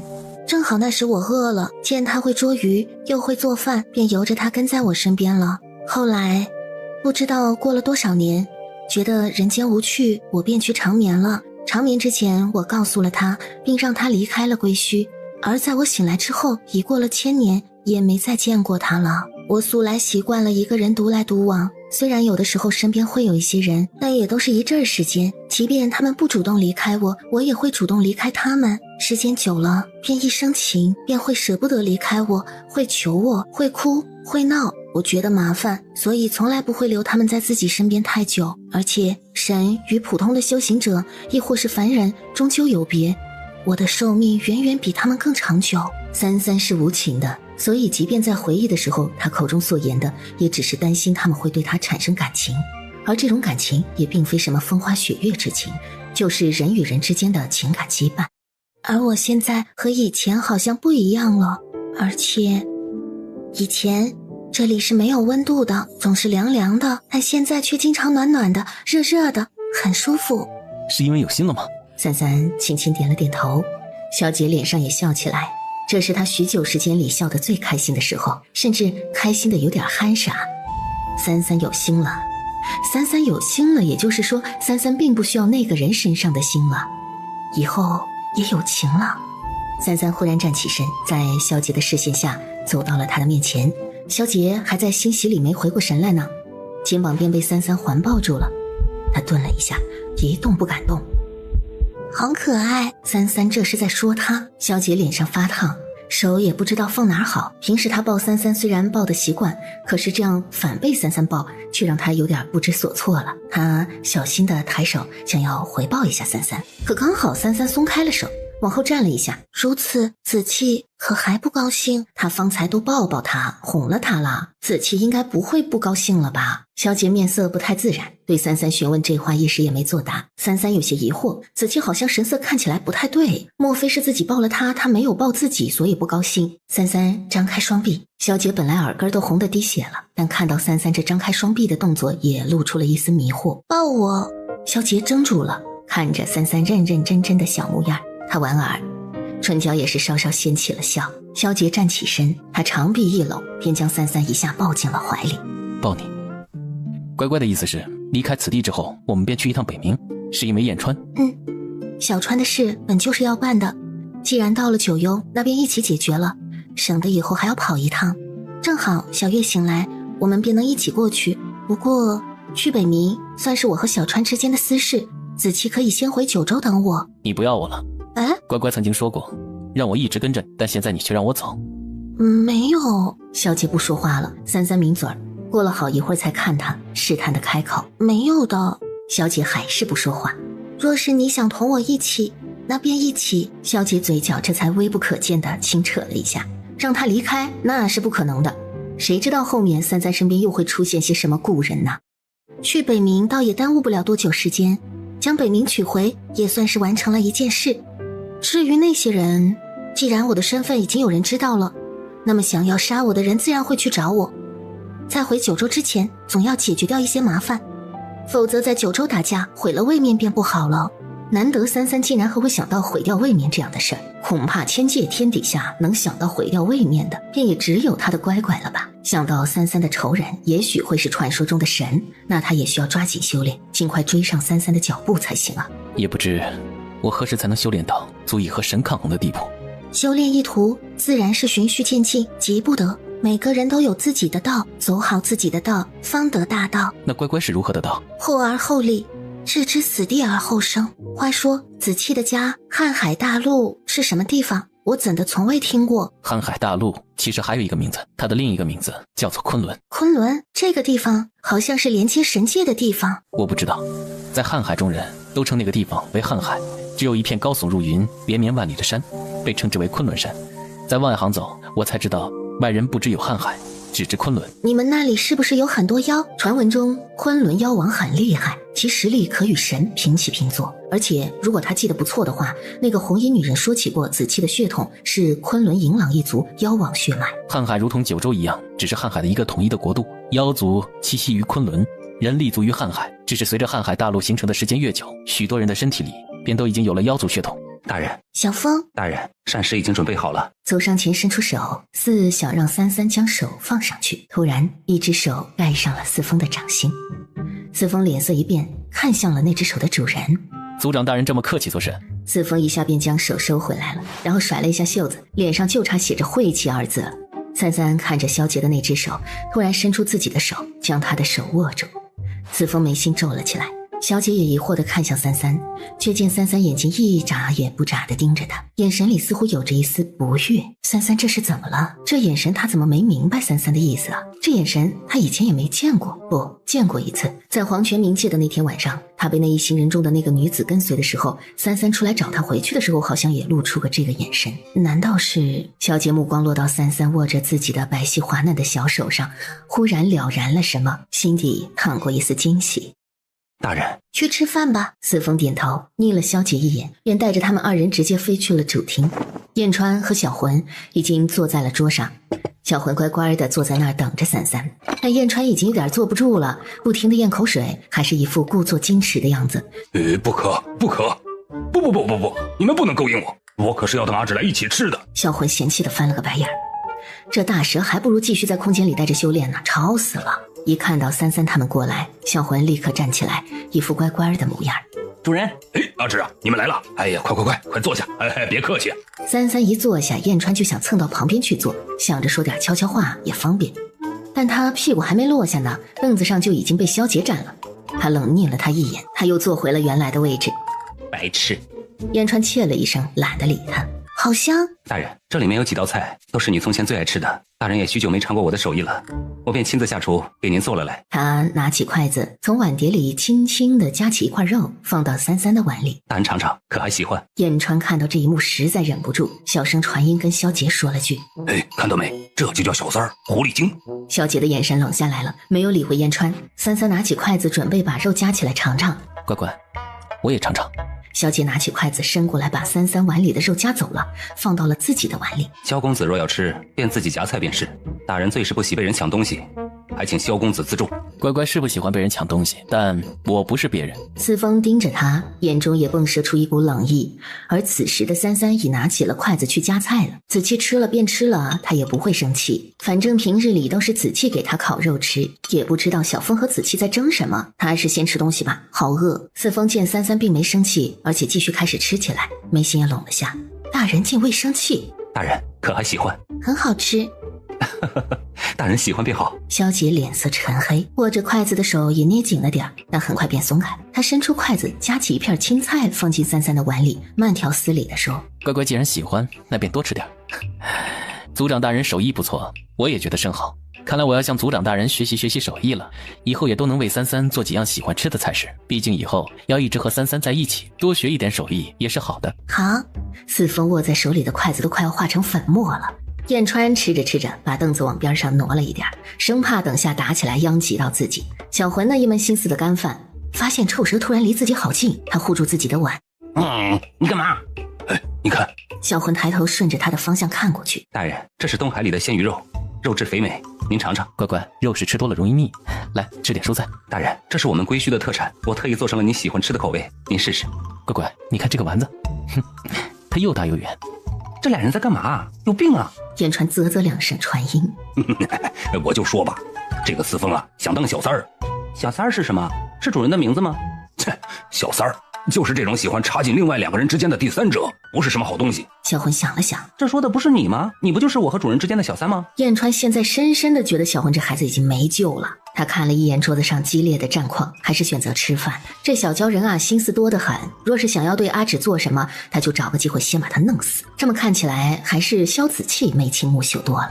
一顿饭下来，三三的碗里堆满了菜，他也只能一样吃一点，但他好酒，所以喝的酒也稍微多了点，眼看已经染上一丝醉意了。就在他还要喝酒的时候，身边两个男人都十分默契的拿开了酒。明日再喝，今日若是喝多了，这一醉又不知是何时了。大人若是喜欢喝，明日我再陪大人醉饮可好？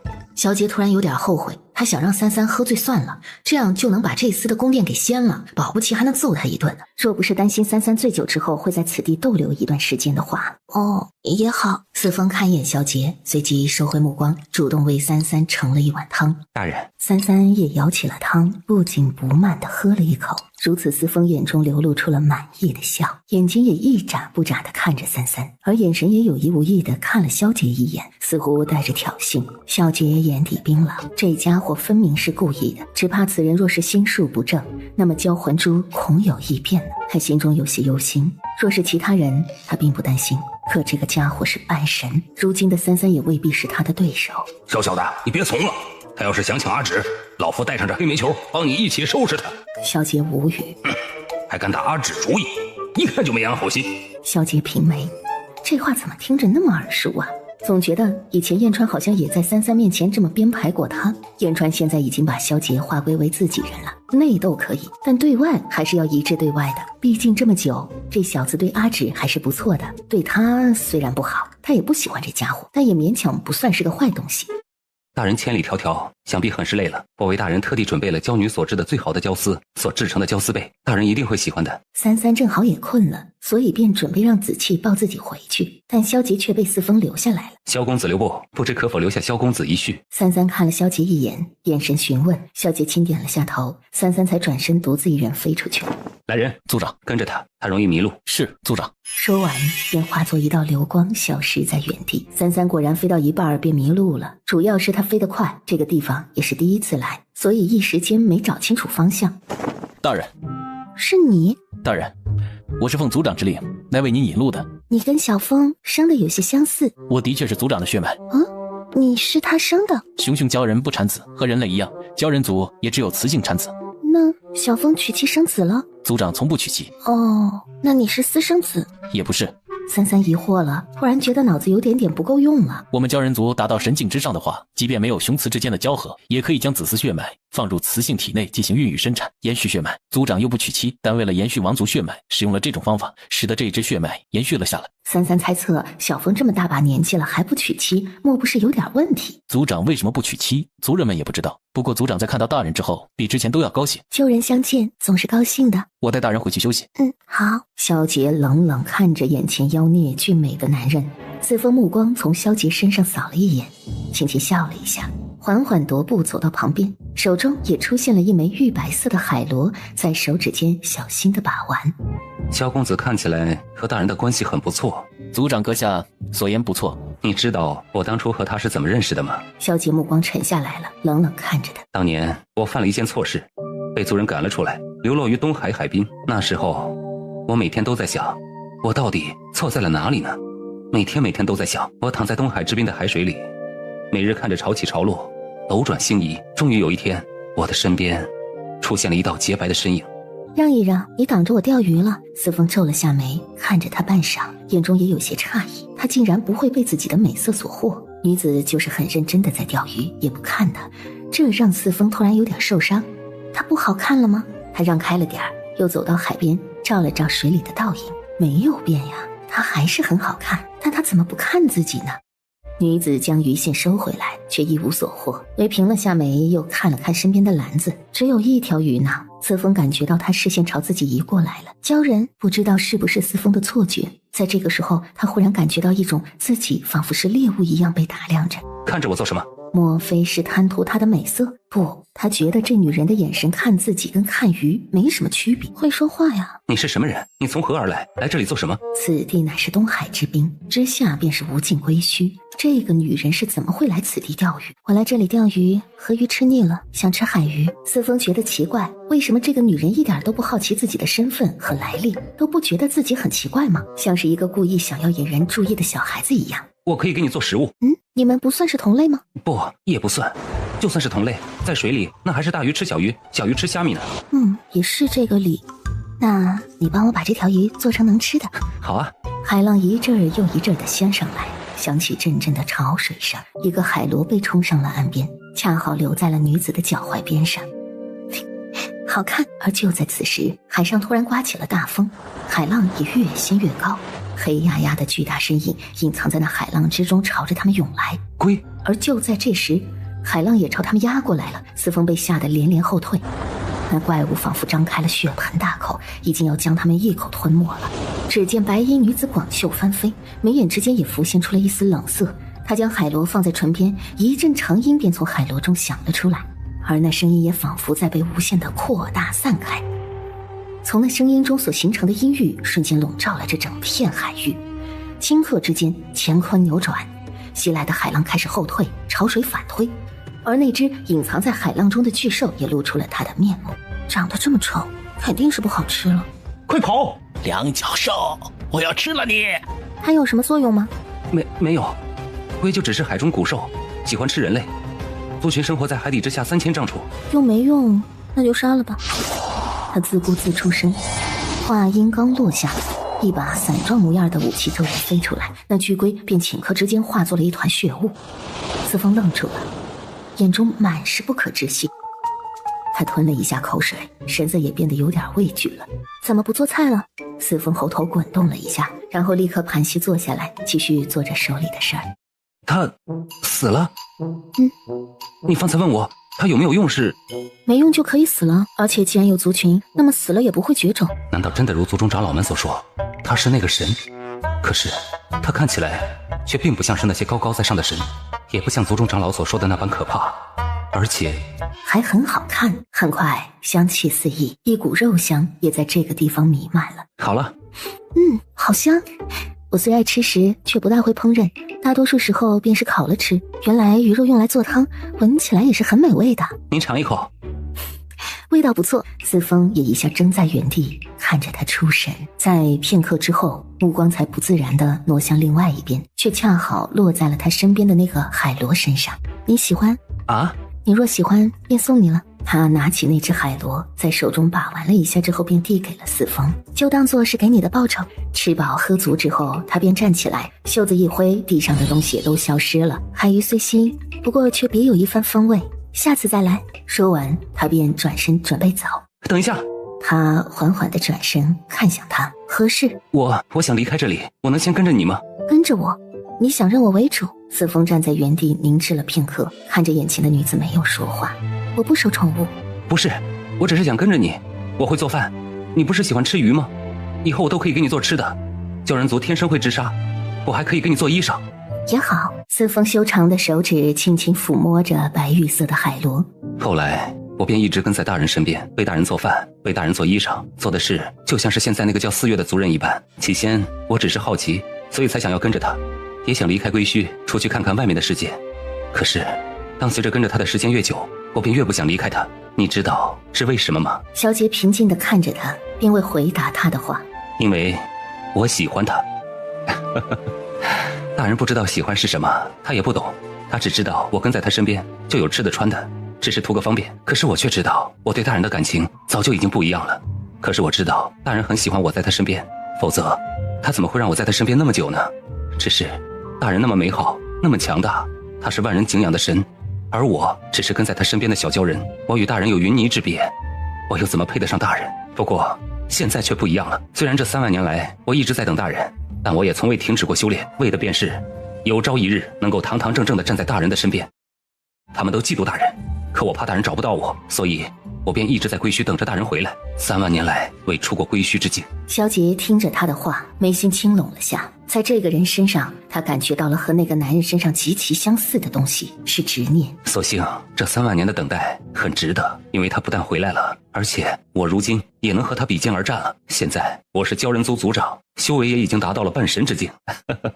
大人现在也还只是个少女，一切都重新开始了。我知道大人迟早会回到以前的巅峰，可是现在的我是能和大人一起开始的，而你不过是一个半妖，修为低微，你有什么资格在他身边？大人身边的位置根本就不是你的，大人身边的位置是我的。萧杰此时被这股杀意逼得身体血液都仿佛凝固，可面儿上却依然平静。若不是因为4月，他不会来归墟。这一句话就让四风变了脸色，就好像无论四风刚刚说了多少，都抵不过这句话的杀伤力。你对他来说不过是一个路人罢了，你想这么多也不过是你自己的一厢情愿，而他可并没有留在你身边的打算。而你想要的真正只是想要留在他身边吗？你不过是窃喜，觉得他如今的修为不若从前，你以为你能得到从前得不到的东西，你以为你能留得住他。是又如何？我不过是告诉你，我和大人已经认识很久很久了，而我等了大人3万余年。你觉得这份感情是你能比的吗？萧公子，你只是大人在迷路的时候偶然捡到的一个可有可无的小跟班罢了。萧公子还是不要把自己看得太重要的好。对大人来说，你和当年的我并没有什么区别，可是我和大人之间的羁绊却根本不是你能比的。萧公子，还希望你能明白这一点。萧杰眼神冰凉，眼帘微抬，看着眼前的四风。33被海玲送回房间之后，却没有直接回房去睡觉，看了一眼身后，然后身子一动，便飞落在屋檐上，在屋檐上躺下了。正在到处飞来飞去玩的燕川看到屋檐上躺着的人也飞过来，然后坐在了33的身边。小川，想回北冥吗？我去，我还以为你睡着了呢。北冥，老夫自然是要回去一趟。阿志，你知道幽都王是个什么玩意儿吗？什么玩意儿？幽都王是9幽之中最残忍的一个暴君，阴狠毒辣，幽都之中更酷刑暴政。只要是幽都王铁骑所踏足之地，统统沦为了人间炼狱，所有人都必须臣服于他的麾下，否则就会被他的铁骑所吞噬。幽都王虽然不是神，可却修炼出了与神截然相反的境遇，并且与神共存。幽都王的真身到底是什么，就连我也不知道。传说中他师承青帝。青帝，心里突然有了一种很奇妙的熟悉感。青帝是传闻中的创世神，在天地初之时便存在，比四方神兽、上古遗种所出生的时间更早。青帝是传说中的人物，诸神膜拜，轻而易举便可毁天灭地，但却从未有人见过青帝。数万年来，千界内只有青帝的传说，即便是太道皇书中关于青帝的记载，也只有寥寥几句，且只有从世人口中所转述。看来这个叫青帝的是更高于太道皇书的，也不知道是什么身份。而这个幽都王，传说中就是青帝的徒弟，修为极高，凶残暴虐，且能够召唤9幽亡灵为之战斗。3万年前，幽都王趁我受伤之时，率领亡魂军团和他手底下的爪牙大肆入侵，侵占了北冥，而我身受重伤，被堕入9州大地，冰封于寒潭之中。也不知道这3万年来北冥到底如何了。还书说，北冥也曾被称为魔乱之地，妖魔兽人与北冥共存，瘴气纵横，到处都是妖魔煞气。何为乱，何为正？不过是一帮没脑子的废物一拍脑门所定论的。当年那些所谓的大能强者，原本想要铲除北冥，杀光他们口中所谓的妖魔鬼怪，北冥无王，正好给了他们可趁之机。老子就是偏要保护北冥，堕入妖魔道又如何？老子就是看他们不爽。33轻拢了眉心，原来当初小川是如此坠入的妖魔之道。北冥中虽大多为妖魔，可他们却因为极少和外界联系，即便被瘴气影响，他们也只是生性凶残一些，却并不会作恶。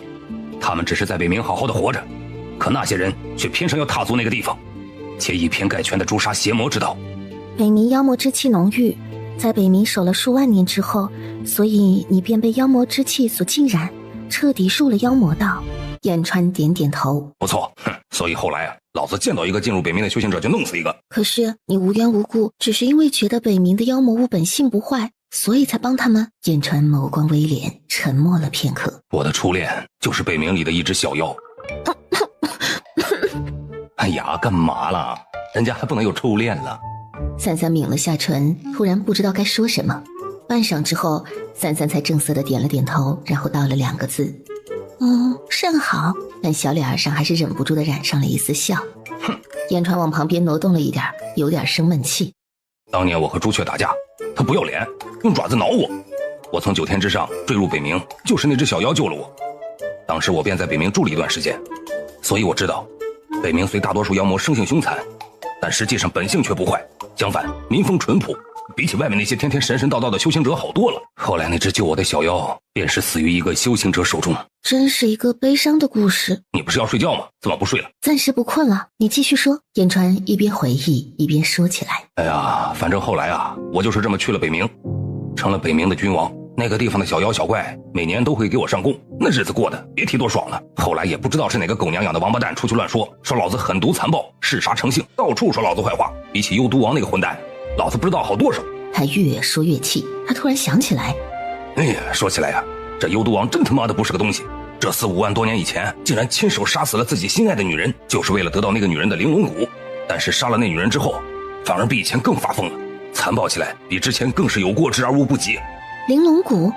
是啊，我也不知道是干嘛的，你问太叔吧。玲珑骨数万年才会在一个极阴之体内产生，通常为女子，且心地纯善，不被污浊之气玷污之人才会生有玲珑骨。若在人体内，则会提升修炼速度，是罕见的修炼奇才。若将此骨抽出，炼化进神兵之中，便可将神兵之威增强数倍。既然幽毒王那么厉害，应该也不缺一个神兵才是啊。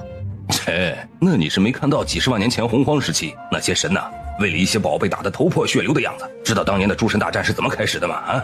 还不是为了抢东西，为了当头头，和我们这些兽也没什么区别，都是为了争领地，为了当老大，为了抢东西。不管是神还是人类，都跟兽无异，只不过呀，那些神自以为自己没有罢了，装得看破红尘，一副清心寡欲的样子。我呸！幽毒王，青帝。他眉心疑惑，他说我成神之前的记忆里认识青帝吗？稍等，众人家翻一翻。太叔翻找了一阵，没有。不过你成神之前的记忆里，除了楚尘这个男人的名字出现的次数比较多之外，倒是还有一个男人的名字，青衣师傅。对，他成神之前的记忆中还有一个男人是师傅。成神之前，他曾有一个师傅名为青衣，但关于他的脸却是很模糊的，根本记不得他到底是何模样。能够以凡人之身修炼成神，便是这位师傅传道授业解惑。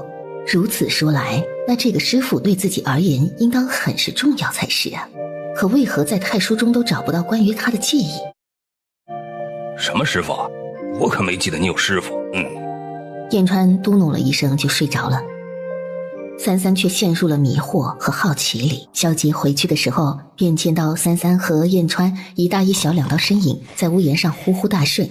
他莞尔一笑，飞身上去，便将三三抱进了房中，把燕川留在了上面，把三三放到床上，捏好被角，他才起身出去了。他站在屋檐外，看着归墟中的夜色，目光也微暗了暗。同样这个时候看着夜色的还有四风，四风手中捏着那玉白色的海螺，脑海中却回忆着萧杰离开前所说的话。无论族长大人和他之间的关系如何，我只知道我不会离开他，哪怕他以后喜欢的是别人，他和其他人在一起，我依然会守着他。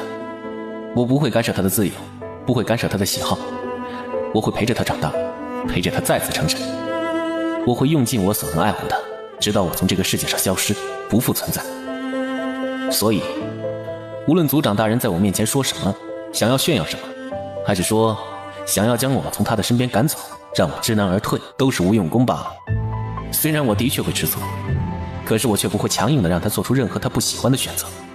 我希望你也是如此。这3万年于你而言来说是等待，是你自以为的守候岁月，可从始至终也只是你的自以为罢了。你明明很清楚，在他的眼里你只是一个过往之人，他对你从未有过你想要的感情，他从不负你。他从不负你，这句话让四风握着海螺的手也攥紧了，眼底也变得迷惘。你喜欢他也是你的事情，是你动了不该动的念想，若你私自的想用这种念想去捆缚他，那么你一定会后悔。司风虽愤怒，可也却感觉到眼前这个男人的不一般，他仿佛能够看穿自己的一切，这种感觉让他很不爽。而他也发现了一件事，司风的目光也落在了萧杰的手指上。萧杰的手指上是大人在他身上种下的灵石，圈在他的无名指上，与之生成羁绊。大人不想忘记他，也不想和他分开，所以才会在他身上留下自己的灵石。当他看到的时候，极度的快要发狂了。那短短片刻之中，他动了数次要杀了他的念头，但最后都忍住了，因为他知道大人是会生气的。这位公子，请问您要去哪里？出去走走。听说你们鲛人族的鲛人珠凝在你们鲛人族的墓葬之地。是的，公子，鲛魂珠是以死去的鲛人精魂之气所凝，所以只凝在我们鲛人族的墓葬之地。哦，原来如此。那所凝的数量应当也十分稀少了。不是的，公子，虽然说我们鲛人的确很少会有人死去，但是因为长年累月的积累，加上我们本族人也用不到鲛魂珠，所以鲛魂珠并不稀缺的。你是什么人？我是王族之地中的侍女。看起来姑娘不像是侍女，我还以为姑娘是族长的。林夕脸颊微红，羞涩地低下了头。既然你们用不到鲛魂珠，那鲛魂珠于你们而言也算不得什么宝贝了。自然不算，只不过因为毕竟是生葬在墓葬之地的东西，所以也不得随意采下。寻常我们也不会轻易踏足那个地方。不知姑娘可否给我指一下路？正好我闲来睡不着，方才又与族长喝了些酒，想散散味儿去。省得回去之后小家伙又要嫌弃我满身的酒味。好，公子，我给您指路，墓葬之地就在您的西南方，不算远，但公子散步到那外面便好，就不要进去了，毕竟您非我族人，若是被人看到了便不好了。有劳姑娘了。林夕也笑了笑，扶了扶身子，然后便下去了。林夕一走开，萧杰方才的笑也消失了，目光看向西南方，阔步朝着那边过去。翌日，大人，早食已经准备好了，我特意来接你过去。小月怎么样了4月在我那儿，大人要顺便去看看吗？好。林夕，族长大人对他们可真看重啊，竟然每次吃饭都亲自去迎接。族长平时连自己的住所都不太出来的，也不知道他们到底是什么来头。是重要的人吧？咱们鲛人族万年来都没什么人来，看来一来便是大人物呢。是啊，我看那两人很是亲密，也不知是什么关系。那女子该不会是那男子的小媳妇儿吧？青姨，这些话若是让客人听到便不好了。海林娘，海林公子，这两位是族长大人的贵客，青姨还请注意一下言行。知道了，公子。娘，我去伺候了。去吧。对了，娘，青姨，族长大人下令，从现在开始，任何人都不得轻易踏足墓葬之地，也不得摘取鲛魂珠，更不可告诉客人们，违令者将受到严惩。二人相视了一眼，林夕也低下头皱起了眉。我已经将他体内王族之血唤醒，日后若是醒来，修炼起来也会比起之前更加事半功倍。鲛魂珠何时能给我？直接的一句话让两个男人神色各异，只怕还需要一些时日。怎么？昨日我让人去看了一下，鲛魂珠所凝甚少，而且此时所凝并不能拿来直接炼制，恐怕还要等上一段时间。是吗？萧杰虽不言语，可却无形中让四风感觉到了一种并不太舒服的感觉。大人是准备拿了鲛魂珠便离开吗？是，我还有要事要去做，还要回九州。回？那里有我的家人。家人？说起鲛魂珠，萧杰笑了一下，方才还空空如也的手中便出现一枚蓝色的发着光的珠子，而看到这珠子的瞬间，四风脸色陡变。我昨晚睡不着，出去散步的时候，途经一处地方，见有一样东西与33先前所说过的鲛魂珠极为相似，便采摘了下来。所以在下想请教一下族长大人，不知我这顺手采摘的东西是不是你们口中所说的鲛魂珠啊？是。四风冷冷地盯着萧杰，眼底冷滞，在沉默了半晌之后，他才低声说：是。那看来在下实在是运气不错，正好赶上了一个好时机，这般难凝的鲛魂珠都让我碰巧采摘到了。乖乖看一看，是不是你要的鲛魂珠？33点点头。今日我便可闭关炼制大眼丹，若是顺利，几日后小月便可醒来。说着说着，33也笑了起来。四风原本沉郁的面色在看到33笑，突然之间也渐渐散去眼底的玉色了。他怔怔地看着33，目光出神。如此甚好，看来我的运气还真是不错。族长大人以为呢？萧公子运气是不错。这个萧杰明知道他方才骗了大人，但他却没有拆穿他，又是寓意何为呢？既然交魂珠我们已经拿到了，那就不需要再麻烦族长大人了。不过在下还是带33和4月丫头谢过族长大人。4月本就是我教族中人，救他也是理所应当。既然如此，那我便去闭关炼药了。交魂珠既已拿到，你也不用再去等了。听起来好像33丝毫没有怀疑他。33缓缓朝他面前走了2步，轻抬了一下手。四风立刻半蹲下身，弯下了腰。大人。33摸了摸他的头，浅浅的笑了一下。小风，要好好当好族长啊。四风神色微怔，低脸下眉，眼底也隐去了一丝别的什么情绪。在拿到交魂珠后，33便去闭关炼丹了。你可知我杀你亦是易如反掌。不得不说，族长大人变脸的本事比之修为也有过之而无不及。在他面前乖巧如兔，在其他人面前却截然相反。若说变脸，萧公子比起我来也是不遑多让。难道萧公子在他面前就不是温柔体贴，在我们面前便诡计多端？若说诡计多端，那我可比不上族长大人。四风神色微冷，喝了一口酒，侧身看向另外一边。你为什么不告诉他？虽然我并不喜欢你，但既然33和你曾经的关系不错，如今对你也较为信任，那我便不会去做挑拨你们之间关系的事情。当然，前提是你没有做出其他伤害他的事情。你就不担心我会不让你们离开？难道你以为他会任你安排吗？四风被这句话截住了后面所有的话，四风忽然有点害怕和心虚。你等了他3万年，我自愧不如。我与他相识也不过短短几年，所以我既羡慕你，也敬佩你。而你没有因为你的执念而做出伤害他的事情，谢谢你。我不敢，也不想。萧杰似乎能领会到他那句话里的意思，轻扯了下嘴角，并不言语。以四风的能力，想要留下他们并不难。这里是鲛人族的领地，他的地盘，而他的修为如今也是高于33的。他若使出幻境，他们必会困入其中。但萧杰看得出来，四风并不想用那种手段，所以才会有如今线下的这一幕。两人谁都没有再说话，男人之间的默契都浸在那2壶酒中。静默过后，萧杰突然开口：“你知道神庙吗？”神庙？从前我随大人四处游历时，倒是见过神庙的人。神庙在找他。什么？神庙或许是他的敌人。神庙？当年我和大人游历的时候，神庙已经在不少位面都建立了自己的庙宇宫殿，信徒众多，且有不少弟子。一部分散人修行者若是入不了名门正派，也会加入神庙，但神庙中人十分跋扈。因为仗着背后给他们撑腰的是神，所以他们在千界中横行无阻。一直以来，大部分的修行者也不会去招惹神庙，甚至避之不及。可神庙为什么要找大人？那你可知当年他有什么仇家？仇家那可就多了。不过以大人的年纪，他的仇家大部分或许也活不到这个时候来。大人向来我行我素，得罪的人的确有不少，但我没有资格去往神所在的位面，所以我也不知大人的仇家是否还有神的存在。大人从前的地盘是他自己所开辟出来的，一处名为荒原的境域，但后来那个地方不见了，也消失了。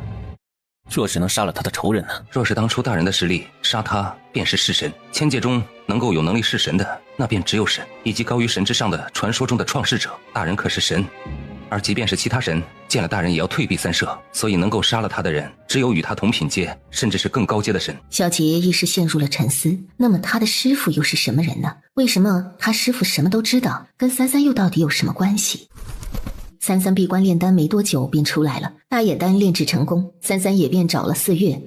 33将大眼丹为4月服下后，又喂了几颗丹药下去，旋即将自己的真气输入4月的身体中，在他的身体游走了一圈，将长时间未动僵硬的肉体重新活络起来。哎，你看，小月月额头的心灵，原本一片死白的肌肤也渐渐地染上了一点血色，直到他整个人如活过来般，33才将手从4月身上缓缓地挪开。小月月，小月，你醒了。天川，小魂。当看到那张熟悉又清冷的小脸时，4月眼眶顿时红起来，眼泪扑簌扑簌地往外滑落。主子，小月醒了。主子，主子，我好想你。4月强撑着身子爬了起来，一把抱住了白33。33愣了一下，旋即才缓缓地伸手回抱着4月。我说过会救你的。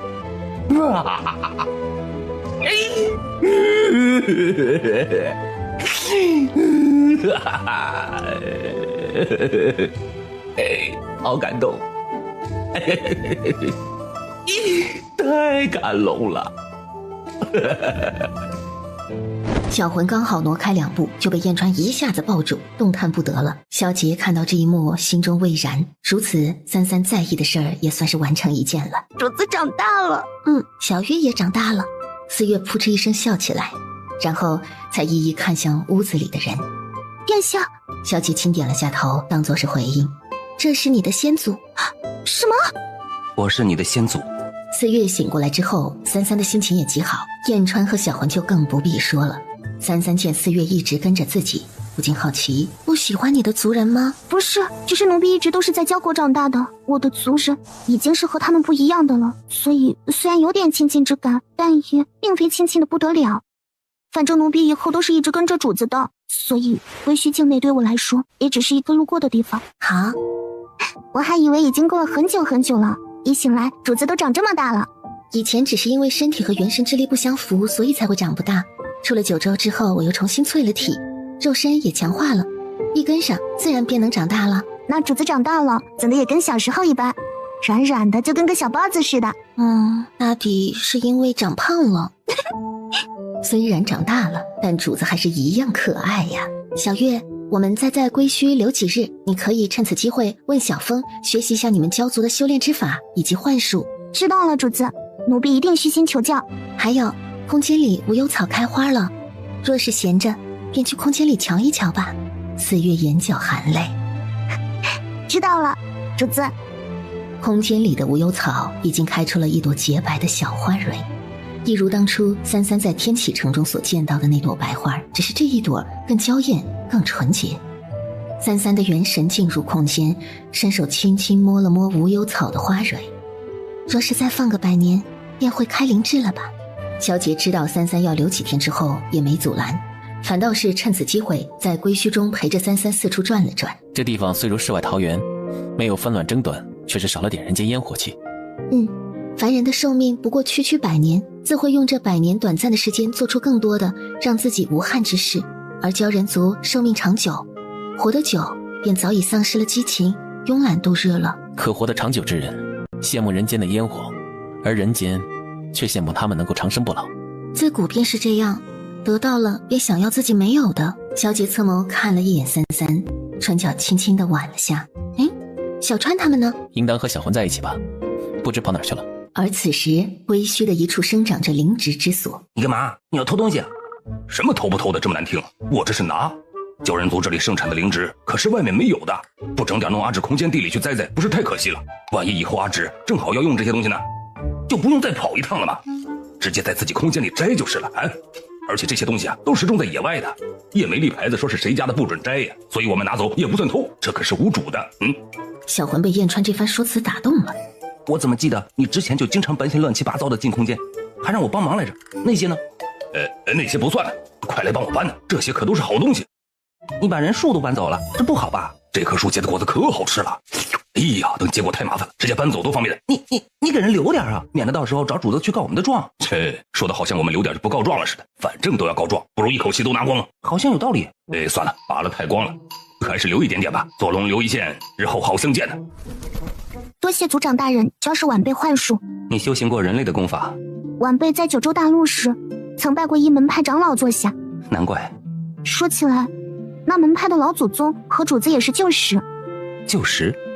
他叫什么名字？主子叫他小金。原来是那个家伙，金玄。当年还想跟在大人身边，还妄想拜大人为师。大人瞧他可怜，便随手教了他一套剑式，点拨了几句，就把他打发走了。没想到竟然跑去了九州大陆，还开宗立派了。也不知道是不是四月感觉错了，总觉得老祖宗在说这句话的时候，那语气不是太好，还有点酸，而且还很不喜欢金玄前辈，就没有一点长者的气度。老祖一点也不像老祖，一说起跟主子有关的人和事，就跟少年人无异，又是吃醋又是嫉妒的，还容易有情绪，跟四月之前见过的前辈长者都不太一样。那他和你主子也见过了？见过。四风冷笑，等了半晌，见四月只是看着他，却不说话，皱眉。我们鲛人族天生聪慧，不仅容貌过人，在智慧上也比其他物种高贵。你莫不是跟下等凡人待久了，连察言观色都不会？老祖绕了这一圈，到底想说什么呀？然后呢？四月愣了片刻，才知道老祖是什么意思。回老祖，后来金玄前辈认了主子当干女儿，跟主子关系也算不错。后来主子遇险的时候，金玄长辈和天玄门众人还出手相助了呢。什么？干女儿？他竟然敢认大人当干女儿？谁给他的胆子？四月没有回答，也低下头没有再说话了。主子和老祖们之间的事儿，他还是不说话为妙。可恶！说是这小子在我面前，我非杀了他不可。这件事儿，四风怎么都消化不下来，越想越气，原地踱步来去。好半天，他又坐回来，气也消得差不多了。大人竟还允了？他眉头锁得更紧了。四月不敢吭声，低着头默默复习方才老祖所教授的心法。一来二去的，三三看四月学得差不多了，就准备走了。知道他们要走，四风也没有强行阻拦，但看三三的那眼神，却像个被抛弃的小媳妇儿，充满了幽怨，看得燕川起了一阵鸡皮疙瘩。萧杰平了下眉，也没有说什么。三三走一步，他一步一趋。三三停下脚步，转身看向四风：“大人，你有事吗？”“大人，您怎么去北冥？”“有雪灵珠。”“原来如此，有雪灵珠的话，大人就不必再去坐船了。”“你这是要跟我走吗？我见你一直跟着我们，是要一起去北冥。”“可以吗？”“北冥瘴气很重，你若去要退一层灵，而且我是要去办事，你跟去也没什么作用。人多不方便，我这里人已经够多了。”三三的话实诚又扎心。站在他身边的萧杰、四月、燕川，还有蹲在他肩膀的小魂，面色都有点古怪。忽然就觉得自己被嫌弃了。只有太叔在空间里沾沾自喜，还好他没有化形出去，不占位置，才不遭神女嫌弃。而燕川和小魂都默默地回到了空间里，突然消失在了他身边。四风平眉：“大人这意思就是嫌弃他呗？季如今已经是族长了，那便当好这个族长便是。”“知道了，大人。”“这一次麻烦你了。”“大人何须言这话？”三三抬头的时候，踮脚轻摸了摸四风的头，四风一怔，在原地一动不动。三三收回手，跟他告别：“以后再见。”“大人。”三三疑惑：“听说那金玄认了大人当干女儿？”“是有这回事。”“大人，您怎么能当他的晚辈？”“左右不过是一个称呼，这又有什么？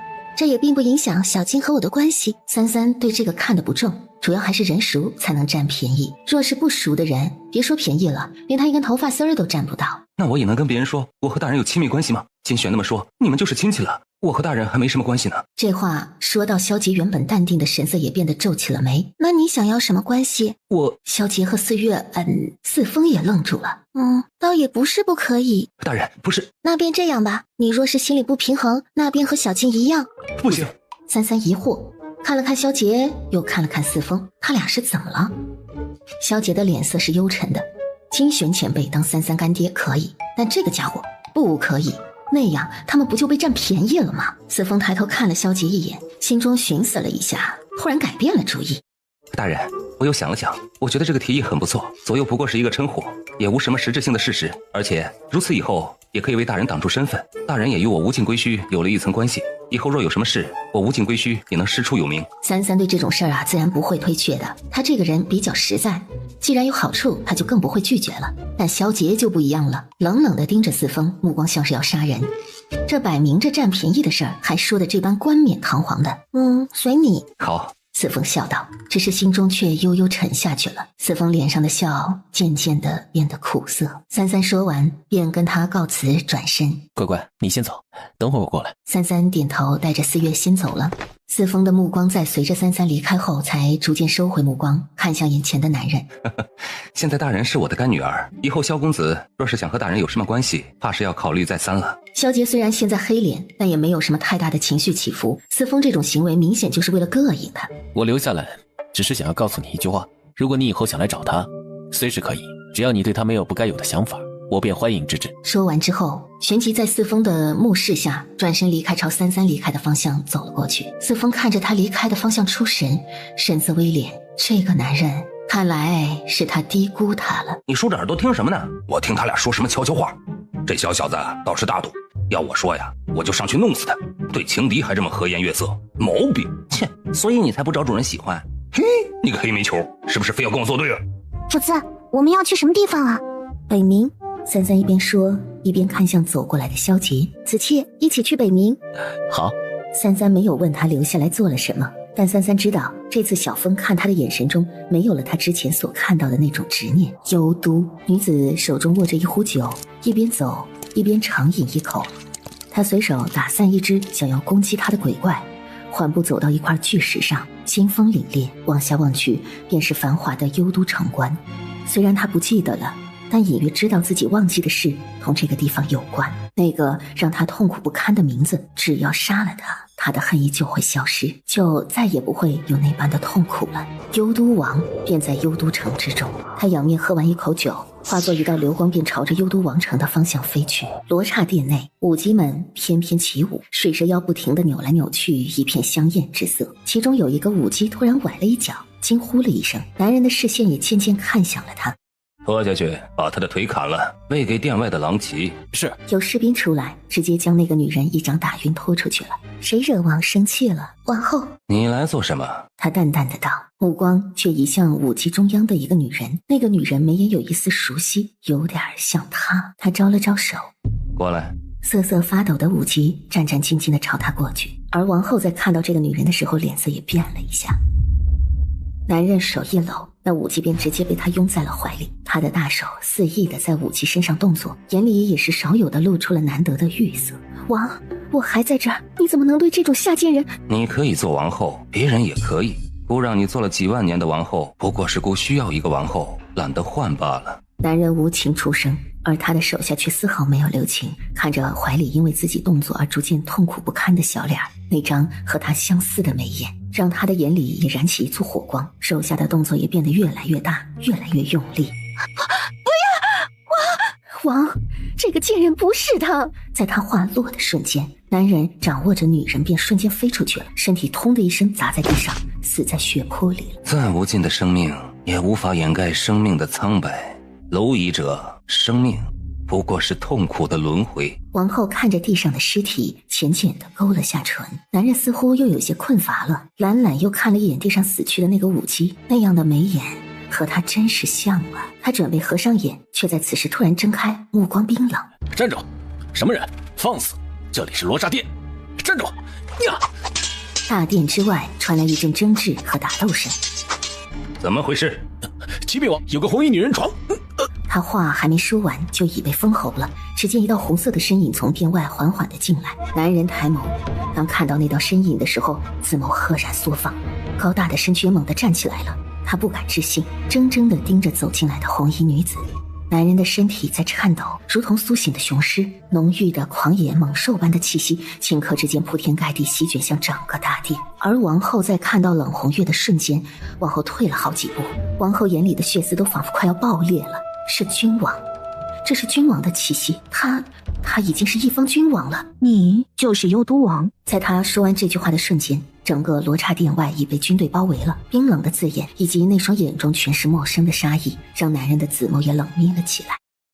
冷红月，九幽北冥。主子，这里便是北冥吗？怎么和从前燕川说的不太一样？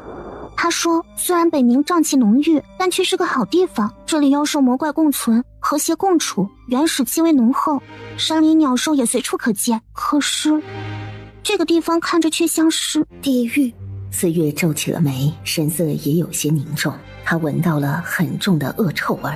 主子，你有没有闻到什么味道？魔怪尸油混合，浇筑大地，混在瘴气中产生的味道。这种味道闻久了，容易被瘴气侵蚀魔化。这个地方乃10万年苍龙堕魔之后所镇守之域，而在苍龙来之前，此地还是一片混乱，妖魔混战，争当头领。他们从太古之初便在此地生存，由魔瘴之气滋生，所以天性暴虐，但却心思简单，虽有灵智，却不够智慧。所以苍龙来了之后，随便忽悠忽悠，便让北冥尊他为主。太叔说到这里，怕自己被踹下水，所以马上改口。加上苍龙特别能打，武力彪悍，所以使得众妖魔怪心甘情愿臣服。而在3万年前，苍龙受伤之际，幽都帝王均打通了幽都和北冥的结界，率领魔军大举入侵，将此地侵占。从那之后，北冥便沦为了幽都治下之地。但是帝君生性残暴，为君重酷刑，在入侵之际便屠杀了无数生灵，后再由不服亦或者是不服从者都被严厉施加酷刑折磨致死。他好修建行宫，但其实行宫便是传送阵，只要有行宫之所，他便能瞬间传送过来。所以帝君为了能够随时到自己领地的任何一处地方，会在每片区域之所都修建一座名为月宫的行宫。北冥的原住民大部分都会被抓去修建行宫，也被幽都的军队所奴役，用凡人的话来说，叫做猪狗不如。帝君。三三也四处看了一眼，从前也只是听说过，没想到竟是这般模样。就在此时，萧杰也回来了，他手中提了一袋果子朝他们过来。方才他去探路，顺便给三三找点食物去了。原本燕川来之前便说好了，只要来了北冥，这些事儿都让他去做就行。只是没想到燕川一到这儿情绪就不大对，站在原地愣是没动。萧杰见他心中有事儿，便自行前去探查情况和找点食物回来了。前面不远处正在修建行宫，我见许多小妖魔怪都被穿着黑色铠甲的士兵奴役着，鞭打虐待。整个北冥如今应当都是幽都王所辖之地。还有一件事情，我方才见到了神庙的人。神庙就是上次在九州大陆想要抓主子的人。神庙也来北冥了，所以我们在此处行事要多加小心，不知神庙到底是冲着什么而来。神庙的人来此地恐怕是来找阿芷的，这里根本没有什么能让神庙注意上的东西。北冥瘴气浓郁，那些自诩高洁的伪君子从来不会来此处。据说道书就在神庙手中，用道书便可推演出阿言所在的位置，也能推演未来将要发生的事。自从上次在九州中神庙的行为来看，他们的目的似乎就是找到阿芷，并且在他恢复到巅峰之前杀掉他。萧杰的目光凝沉，周身也散发出一股寒意。在四风的口中，以前的神庙跟三三之间应该是无冤无仇才对，若是有仇，如今神庙紧盯着三三不放，甚至动了杀心，恐怕其中另有隐情啊。你们在担心什么？还不是担心你呀！神庙的人就跟狗皮膏药一样粘着你不放，说不定还不止神庙。你说像你这种处处招人嫌的，到处得罪人的，你那些仇家要是知道你还活着，还这么弱，不得争先恐后过来先把你砍死？我一向随和好说话，讨人喜欢，你说的这是哪般话？小船莫要胡说八道。三三绝对不会承认自己招人嫌的，就算仇家多，那也是别人先招惹他的。燕川摸摸鼻子，算了算了，当他没说。而且也不必担心，有仇人来一个便杀一个好了，如此也省得以后再一个一个找上门，倒也省事。且如今九幽混乱，北冥如今已沦为幽都尘土，若要夺回北冥，怕是要费一番功夫。北冥从前并非如此，这一切都是帝君那个狗娘养的东西所为。子期以为要助小船夺回北冥，应如何是好？这还用说？当然是直接杀了幽都王，打到他老巢去，把他们杀个精光。子期以为呢？幽都乃一方势力，有军队，有政事。虽说擒贼先擒王有其道理，可是他们所奴役的是北冥的所有子民。且不说幽都王实力深不可测，军队强大，即便我们有足够的实力杀得死幽都王，那他的军队便一定能臣服在你之下吗？杀死一个人并不是难事，可是如何善后，要率先考虑周到。为君为帝，不可因小舍大。你的意思是，就算我们把幽都王杀了，那些军队四散混乱，也依然会在北冥，在幽都造成祸乱？孺子可教。那还不简单呢？把那些军队也该杀的杀了，武力镇压，谁不服就杀谁不就行了？再说幽都王都死了，他们也不成气候。也有道理。如此，你和幽都王又有何区别？那又如何？他们奴役残杀我北冥子民3万年，本就该死。并非不可以杀，战争本就残酷，杀戮是必经之路，但需想好直接杀了幽都王之后，你要如何处理善后事宜。更何况以幽都王如今数万年的修为，你有100%的把握杀得了他。子期说的也对。那你说应当如何？他们既已奴役北冥几万年，如今北冥子民已经奴根深重，如今你要做的便是唤醒他们的本性，否则即便你如今能以自身实力夺回北冥，日后他们也不过只是一群随时可以被人攻打凌虐的散沙。而后弄清楚幽都王的实力，再制定对策，将侵略者逐出北冥。我明白了。然后报仇。燕川重重点头，一股心头火也瞬间被点燃了。若是简单的个人恩怨，倒也方便。其实杀死统治者，下面便是一团散沙了。这虽是便捷之策，如今却非可行之策。即便是要杀他，也要知己知彼才是。三三点点头，在太叔口中，幽都王的实力足以和神媲美，他还未见过幽都王，不知打不打得过呢。老夫上次见到帝君的时候，还是5万年前，那会儿那家伙的实力已经接近神了。本体应该不是人，不知道是什么玩意儿，但强的可怕。如今过了这么久，他实力恐怕已经和神相提并论了。如果真是这样，我们几个加起来也不会是他的对手。就在这个时候，前方传来阵阵的惨叫。快点儿，想死是不是？官爷，我真的动不了了。动不了，那你就去死吧。士兵怒喝，手里的鞭子抽向了他的脖子。突然，一道巨兽的影子赫然出现在所有人面前。是龙神，龙神回来了！幽都孽畜，今日便是你们的死期！他一爪子拍下来，整个大地顷刻就震动，碎屑飞溅。那些士兵瞬间在他的爪子下变成了肉酱。燕川大人，是你吗？老龟，燕川大人，真的是燕川大人，您真的回来了。燕川蹲下身子把他扶起来。神龙大人，是守护我们的神龙大人回来了吗？都他娘的给我站起来！他这一喝，吓得所有奴隶们一下全站了起来，怔怔地望着他。北冥从不为奴，你们才是北冥的主人，谁也不能让你们成为奴隶。他几句话让那些麻木的奴隶们心神也为之一震，他们疑惑又害怕地看着燕川。北冥的子民们，我知道你们现在或许变得恐惧、懦弱、逆来顺受，但你们的血液里流动着的是属于你们的自由。你们不能被那些王八蛋们一时的欺辱而变得不是你们自己。这里是你们的乐土，是我们的北冥。现在的北冥虽然满目疮痍，但以后绝不是这样。现在老子回来了，我一定会把他们驱逐出北冥，让他们滚蛋。这家伙正经起来的时候，也像那么回事啊。口才不错，看来平时忽悠小姑娘也是有点作用的。不去做传销，可惜了。萧杰神色突然变得古怪，旋即勾唇浅浅地笑了起来。将这些奴役们放走之后，老龟就带着他们一同朝明泽走去。前方不远处便是大人的明泽了，我知道大人一定会回来的，所以我一直拖着我这把年纪在等啊等着大人回来。大人方才说您忘了明泽在哪儿吧？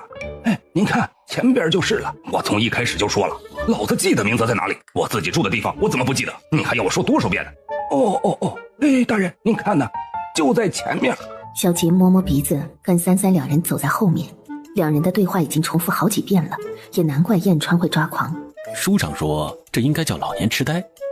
这种老年痴呆嘛，就是有的时候会不停重复地问同一句话，做同一件事儿。咦，怎么这个知识点是从神女的记忆中挖来的？小月，你看，千年的王八，万年的龟，便是如此。四月憋住笑，好不容易才忍住没让自己笑出声。大人呐，你不知道，自从你不在以后，北冥就被幽都王派军队占领了，有好几个大妖大魔都因为反抗幽都王，被幽都王杀死吞噬了。北冥已在幽都王的暴政之下3万余年呢，好多妖兽魔怪都死了，他们有好多刑罚，有的是被烧死的，有的被炮烙，有的被吃了。那些士兵饿了就会随便去抓一只小妖去蒸了煮了，还有的被抓去喂他们狼骑了。虽然咱们北冥也有食物链，可从不会这样啊，他们不管什么都吃，太可怕了。幽都和北冥的结界被打通了，他们可以随时往返幽都北冥，但北冥之人不得进入。而幽都王在打下北冥留下军队之后便很少过来了。三三蹙了下眉，若是以当年小川全盛时期的实力，应当是荒神之域，若没有受伤的话，即便是与幽都王也是能够一战的，但那时他已身受重伤，才被幽都王。萧杰疑惑，他修这么多宫殿做什么？宫殿中有一个阵法，这个阵法会聚集周遭所有的魔障之气，并传送到幽都，而幽都王便会使用这些魔障之气去滋养他的军队，使得他们变得更加恐怖强大。那么幽都王帝君的野心恐怕不止如此。你的意思是他还想侵略别的地方？既然他会入侵北冥，自然会入侵别的地方。北冥魔障之气一直以来都是千界之最，滋养的生灵也都是天生强大蛮力，性情凶残暴力，恐怕他入侵北冥就是为了得到这里的魔障之气。几万年来的养精蓄锐，怎么会单单屈居于幽都之中？他想要入主千界，做他娘的春秋大梦，胆子倒是不小。北冥和幽都的结界在何处？就在西南方。一般情况下，北冥这边的子民是不允许过去结界的，除了每隔几日他们会挑选一些美人给幽都王城进贡的时候，才会让他们过去。大人呢？明泽就在前面，您忘了吧？您看，就在前面啊！大人，明泽到了。说话间的功夫，他们便已到了明泽。三三看眼四月，旋即从空间中摸出一瓶丹药，服下。四月点点头，接过丹药便服下了。果然服下之后便好多了。四月是鲛人体，和四风一样，只能受灵气滋养，若是被魔障之气侵入，便会生病，甚至会影响心脉。燕川大人，您忘了明泽在什么地方吧？您看，就在这儿。燕川已经懒得搭理他了，往前走了一步。曾经有数万年，他便住在这明泽之下，如同在那冰坎中一样，在底下盘亘着沉睡休眠。这底下有什么东西吗？你在里面修了宫殿吗？就埋了点宝贝。说完之后，燕川便化身为龙，冲天而起，旋即从直腾入明泽之中。燕川大人回来了就好，回来了就好啊！以后北冥有救了。在老龟哭的时候，突然有一个精怪飞扑上来，仿佛是饿极了，想要将它吃掉。萧杰手掌一挥，瞬间击出一道真气，精怪瞬间被击飞，重伤在地。老龟暴怒，冲上去就是对精怪一顿的撕咬，凶残的模样完全难以和刚刚那个老年痴呆的画面画上等号。主子，您说这老人家这么厉害，先前怎么不反抗士兵啊？打不过。此地不宜拘留，燕川身形庞大，苍龙现身必然会被发现。等他出来，我们便离开此地。好。娘的，我就知道，老子的宝贝儿全都被那帮王八羔子给挖了。旋即，水面轰的一声溅出巨大的水花，燕川也飞出来，落到岸上了。我当初买了那么多夜明珠，好些个宝贝啊，还有从朱雀头上揪下来的一撮红毛，全都没了。肯定是我不在了之后被他们洗劫了。我就知道是这个结果。燕川大人，我就说您找不着了吧？您看呐，就在那下面。哎呦，这老龟过了3万年，怎么脑子是被龟壳夹了吧？不是天天被龟壳夹吗？不管他，反正他又不会死。前面不远处有一个我的洞府，我先带你们过去休息一下。三三嗯了一声。尊上，前面幽都和北冥的结界。白衣侍女恭敬道：“我们是去幽都，还是前往北冥？”除了神庙，还有多少人在找他？回尊上，除了这边在找那个人，如今整个千界各方势力都有在寻找他下落的人，譬如灵界袁家、凤城君主程子君。程子君最近的动静可不小。程子君最近和神庙之间的摩擦不小，现在看来，说不定也是和阿芷有关。若是这样，程子君和阿芷之间又到底是什么关系呢？道叔的演算如今已是应验，那么后面呢，也会应验吗？尊上，去一趟幽都。是。冷红月捂着伤从幽都王城逃离，他脚步踉跄，昏昏沉沉间，脑海中有了某段记忆的重叠，仿佛他也曾经如此昏沉逃离过，只是那时的他比现在还要惨，还要绝望，还要痛苦。终于他支撑不住了，砰的一声摔倒在了地上。隐约间他看到几道白影在朝自己接近，当一道男人的身影朝他走过来的时候，模糊中他看到一张熟悉的脸。是你。在留下诧异的这2个字之后，他便失去意识了。黄泉冥界的君王冷红月。而此时的北冥，燕川把他们带到自己的洞府之后，自己就出去了。三三也没管他，和萧杰真就在这个地方休息起来。闭眼休憩的萧杰忽然像是感应到什么似的睁开了眼睛。怎么了？没什么。三三往他身边过来，双膝跪坐在他的身边。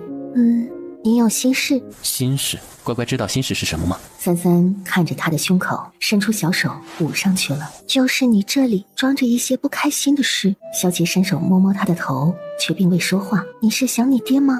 萧杰摇头。那你爹死了吗？我不知道。哦，我从没有见过他，对我而言，他也并不重要。那对我也不重要。萧杰唇角微动，忍不住伸手温柔地将他抱在怀里。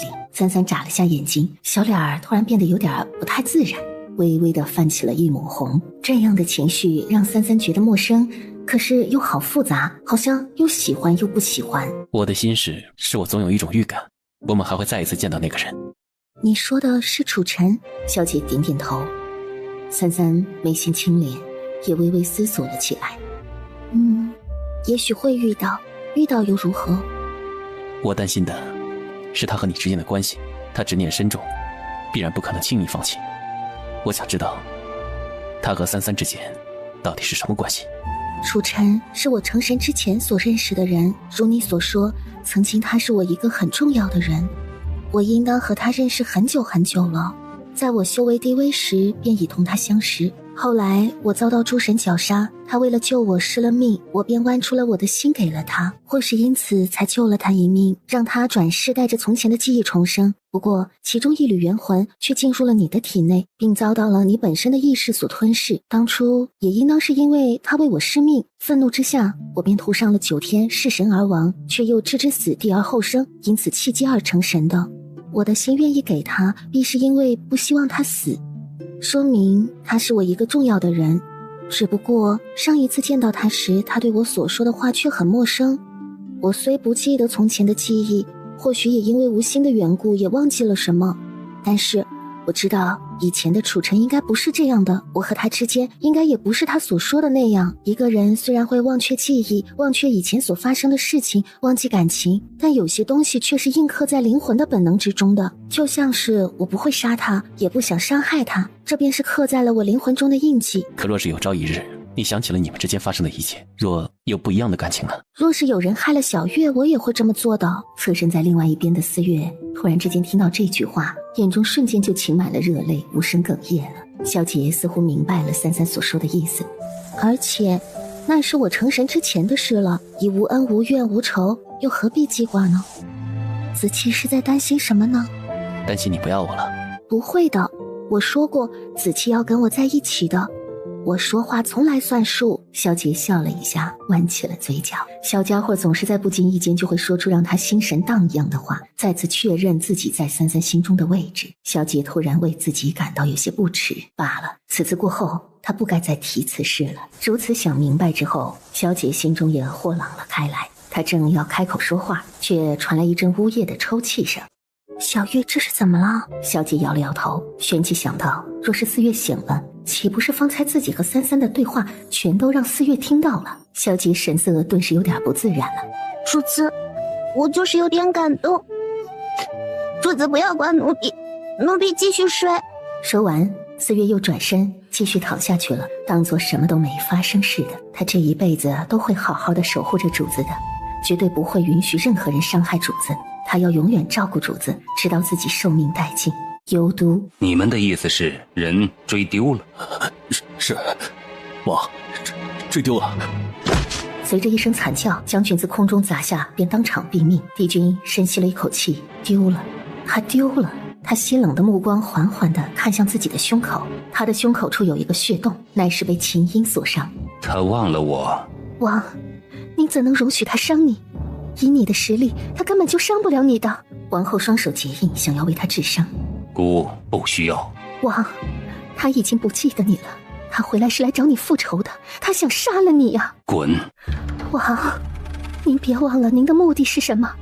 是他背叛了你，当年他就应该死了，而您如今却让他伤了您，您知道自己在做什么？他当年背叛你，如今又要杀了你，你对他的仁慈换来的只是背叛。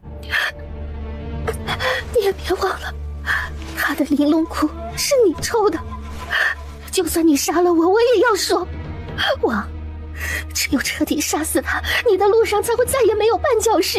帝君阴冷的眼中仿佛燃烧着紫色的火焰，他的手缓缓地松开。姑做什么不需要你来指手画脚，若再有下次，姑便将你打入九幽冥狱。王后浑身抽凉，身子轻站了下。下去。是。话毕，便转身离开了这里。冷红月，来人！立刻有2道黑影闪现出现在大殿中。找到他，不许杀他，把他带回来。遵命。就在此时，有将军进来禀报：启禀王，臣有要事相禀。说。从北冥传来消息，龙王燕川现身于北冥，并摧毁数座正在修建的行宫，跑了很多奴役，杀死了不少士兵。燕川这么快便赶回到北冥，胆子倒是不小。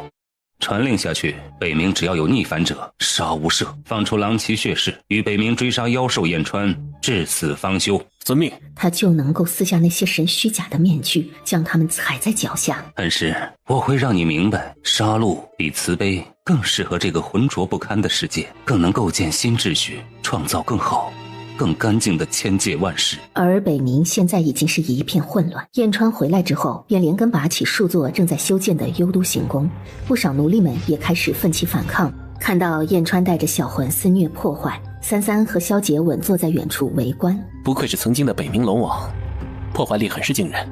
龙本可翻云覆雨，苍龙更是天地初开便存在的，能在上古频繁的大战中存活，必不可小觑。燕川如今是何种境界？天阶初期，参照人类的修为来说，已是神境，如今比小魂强一些。看来那段时日倒是没有白白的闭关，为了北冥之战，也好生用了点功夫。主子，我能去帮忙吗？好。据老龟说，幽都王朝有无数这样的军队，都是死士，战斗力惊人。以魔杖之气豢养，大军过境，寸草不生。坐骑乃是幽冥魔狼，凶残嗜血。这些年幽都王朝便以这样的军队镇压着北冥。现在看来，幽都那边已经得到了燕川的消息，这些狼藉显然是冲着燕川而来。战火燃起，北冥将战。战，必是要战的。子期很厉害。三三看着前方夸赞。前方的战场里，除了燕川、小环和四月，还有北冥短时间组成的军队。战斗的方式以及他们同幽都王朝军队斡旋之际，都是由子期告诉燕川，再由燕川下令的。如此，北冥军队才有一战之力。走吧。三三手中寒芒一闪，破天乍现。同一时间，陨星也出现在了萧杰的手中。就在黑色大军和燕川他们大战之时，两道身影突然飞入了战场，一刀一剑，还未见血，便已经发出一阵嗜血狂暴的狰鸣了。乖乖，我先去，别动。萧杰说完这句话之后，人便已经消失在了原地。闻到那浓重的血腥味儿，三三轻蹙了下眉。三三没动，破天却自他手中飞出去，如有意识一般游走于敌人之间，生杀夺命。看着破天的行为，他颇为满意。有了刀魂之后是不一样了，破天长大了，可以自己打架了。幽都王稳坐幽都王城，纵观一切，这里发生了什么，他不可能不知道。这些士兵如今只出现了一部分，比起太叔口中所说的庞大数量，根本不值一提。真正的王牌还在幽都里。去一趟幽都。去幽都？去幽都做什么？去杀幽都王吗？好啊好啊。太叔立刻化形而出，站在他们面前。幽都王的士兵之所以这么强大，是因为用了九幽的魔杖之气豢养。这些士兵都已化为魔神，一魔之力或许不够强大，可是成千上万的魔军，力量是极其庞大的，足以将千界的一切都摧枯拉朽。虽然小蛇蛇毁了北冥行宫，但接收魔杖之气的阵法却在幽都王城。若要毁了幽都王的军队，就必须毁了这个阵法。什么小蛇蛇？老子是龙啊！小破叔，你又想挨踹了是吧？太叔立马后退2步，躲到三三的身后。若是如此，那确有必要去一趟幽都了，顺便探一探幽都王的底细。太叔见他们思索，用传音偷偷地告诉三三：神女，还有一件事，我从这些士兵眼中看到了他们记忆中的幽都王。我发现幽都王的身上有种跟你相似的气息。奇怪的是，我在萧杰和楚尘的身上也感觉到了这种气息。三三疑惑了一下，和自己身上相似的气息，那是什么？人家也不知道。要是知道，人家肯定会告诉你的。你如今是北冥的主心骨，此时不宜离开。更何况幽都王已经发现了你的踪迹，你若是去的话，目标太大，他们的士兵正在追杀你，会寻着你的踪迹，所以你跟我们一起走的话，对北冥不利。你一走，便无人镇守北冥。燕川的脸色有些难看，也有些犹豫。他也想跟着他们一起去，可是又离不开此地。那小川便留下吧，反正只要你想找我，就能找得到我的。谁说我想找你了？那我们便去一趟幽都，燕川留在北冥。好，反正我也没去过幽都，便当作去旅游好了。那你们什么时候走啊？就现在吧，早去早回，便不耽误时间了。也好。这么快？臭蛇，你可别死了呀！到时候我跟主人回来，你死了，那主人可就不会管你了。哼，你死了，老子都不会死。旋即看向三三，你们要去幽都的话，要小心点。最近我看到不少神庙的人在北冥晃荡，虽然我怀疑他们不敢进幽都，但谁知道幽都那边到底有没有他们的人呢？总而言之，你自己有多少仇人你自己清楚，弄得死就全都弄死，弄不死就算了，赶紧跑。反正就是打得过一定要打死，打不过就跑。好，我一向能弄死的我都会弄死的。这老龟通晓北冥和幽都所有的事，就让这家伙带你们去，反正他一般都死不了。你跟老龟儿好好给他们带路，带完了再回来。好，大人放心，老龟一定会将大人们带到幽都。旋即老龟转身看了一眼三三他们身后，突然在原地转了一个大圈，然后从身上掉下2片龟甲，他弯腰捡起来，面色严肃：大人们，此去乃凶啊。他有老年痴呆，我们走。萧杰点点头，然后牵着三三转身朝着结界的位置走了。四月也赶紧跟上。我去你，赶紧给老子跟上！是，大人。边说他一边往前跟着去了。大人们，等等我呀！真是说走就走了呀，连句肉麻的话都不会说。大人们呢？前面不远处就是结界了。你们看呢？听到老龟的痴呆又犯了，萧杰他们一行人特意加快了脚步。谁知老龟这一次倒追得挺快，千界大事最是人间繁华，九幽之地都还遗留着大荒气息，原始的味道。子期有没有听过一句话？什么话？上帝在为你打开一扇门时，也会为你关上一扇窗。虽然不知道上帝是谁，但这句话的意思我大概明白。九幽的子民几乎都拥有着极长的寿命以及强横的战斗力，但是他们的大脑却进化的较慢。子期知道这是为什么吗？萧杰看向三三，眼神带着询问。因为九幽的子民拥有这些能力，能够帮他们办到许多事情，便不会去用脑子思考和做别的事，而凡人没有这些能力，所以他们便只能动用自己的脑子去创造、去实践、去工作、制作工具，创造社会性的组织，形成更大的团队和智囊。所以凡人们创造了人间，城邦政治、文化、贸易乃至战争勾心斗角，人间繁华却也藏着丑陋，智慧却也愚笨。那乖乖是更喜欢人间吗？其实哪里都一样，只是人间烟火更绚烂些罢了。那子期呢？会更喜欢人间吗？有你便是人间。三三愣了一下，懵懂疑惑地看着他，似乎不解其意。大人们呐，你们看呐，北冥下雪了。你看人间真好。三三眨了一下眼睛，脑袋下意识疑惑地歪了一下。他好像懂了什么，可又好像不懂。可心口的位置此刻却是暖热的，散发着阵阵的温热。人间自是极好的。北冥都好多年没下雪了，哎，今日突然下雪，必是异象啊！他连忙又在原地用龟甲算了一卦，顿时大惊失色。北冥将要有灭顶之灾呀！主子，他的话能信吗？不知道，毕竟是老年痴呆，可能也做不得数。大人们，老龟的算卦不会出错的。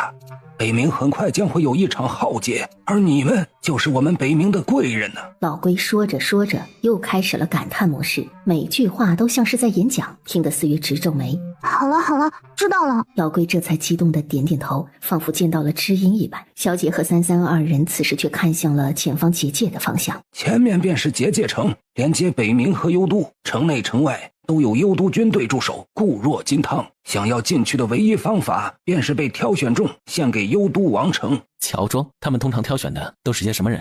都是一些十分漂亮的雌性，亦或年轻英俊的雄性。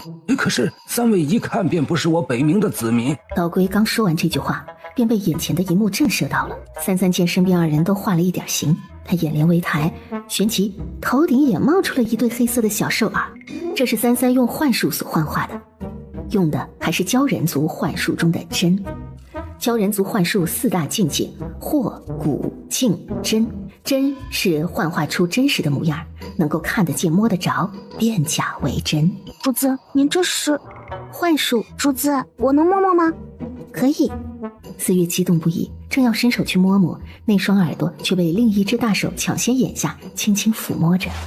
殿下，看到萧杰在摸主子的耳朵，他的手便先收回来了，小脸有点郁闷，柔软的毛绒尖儿触着萧杰的掌心，痒痒的又舒服极了。他现在忽然明白为什么三三喜欢摸他的耳朵了。虽然是幻术，却是难以辨别。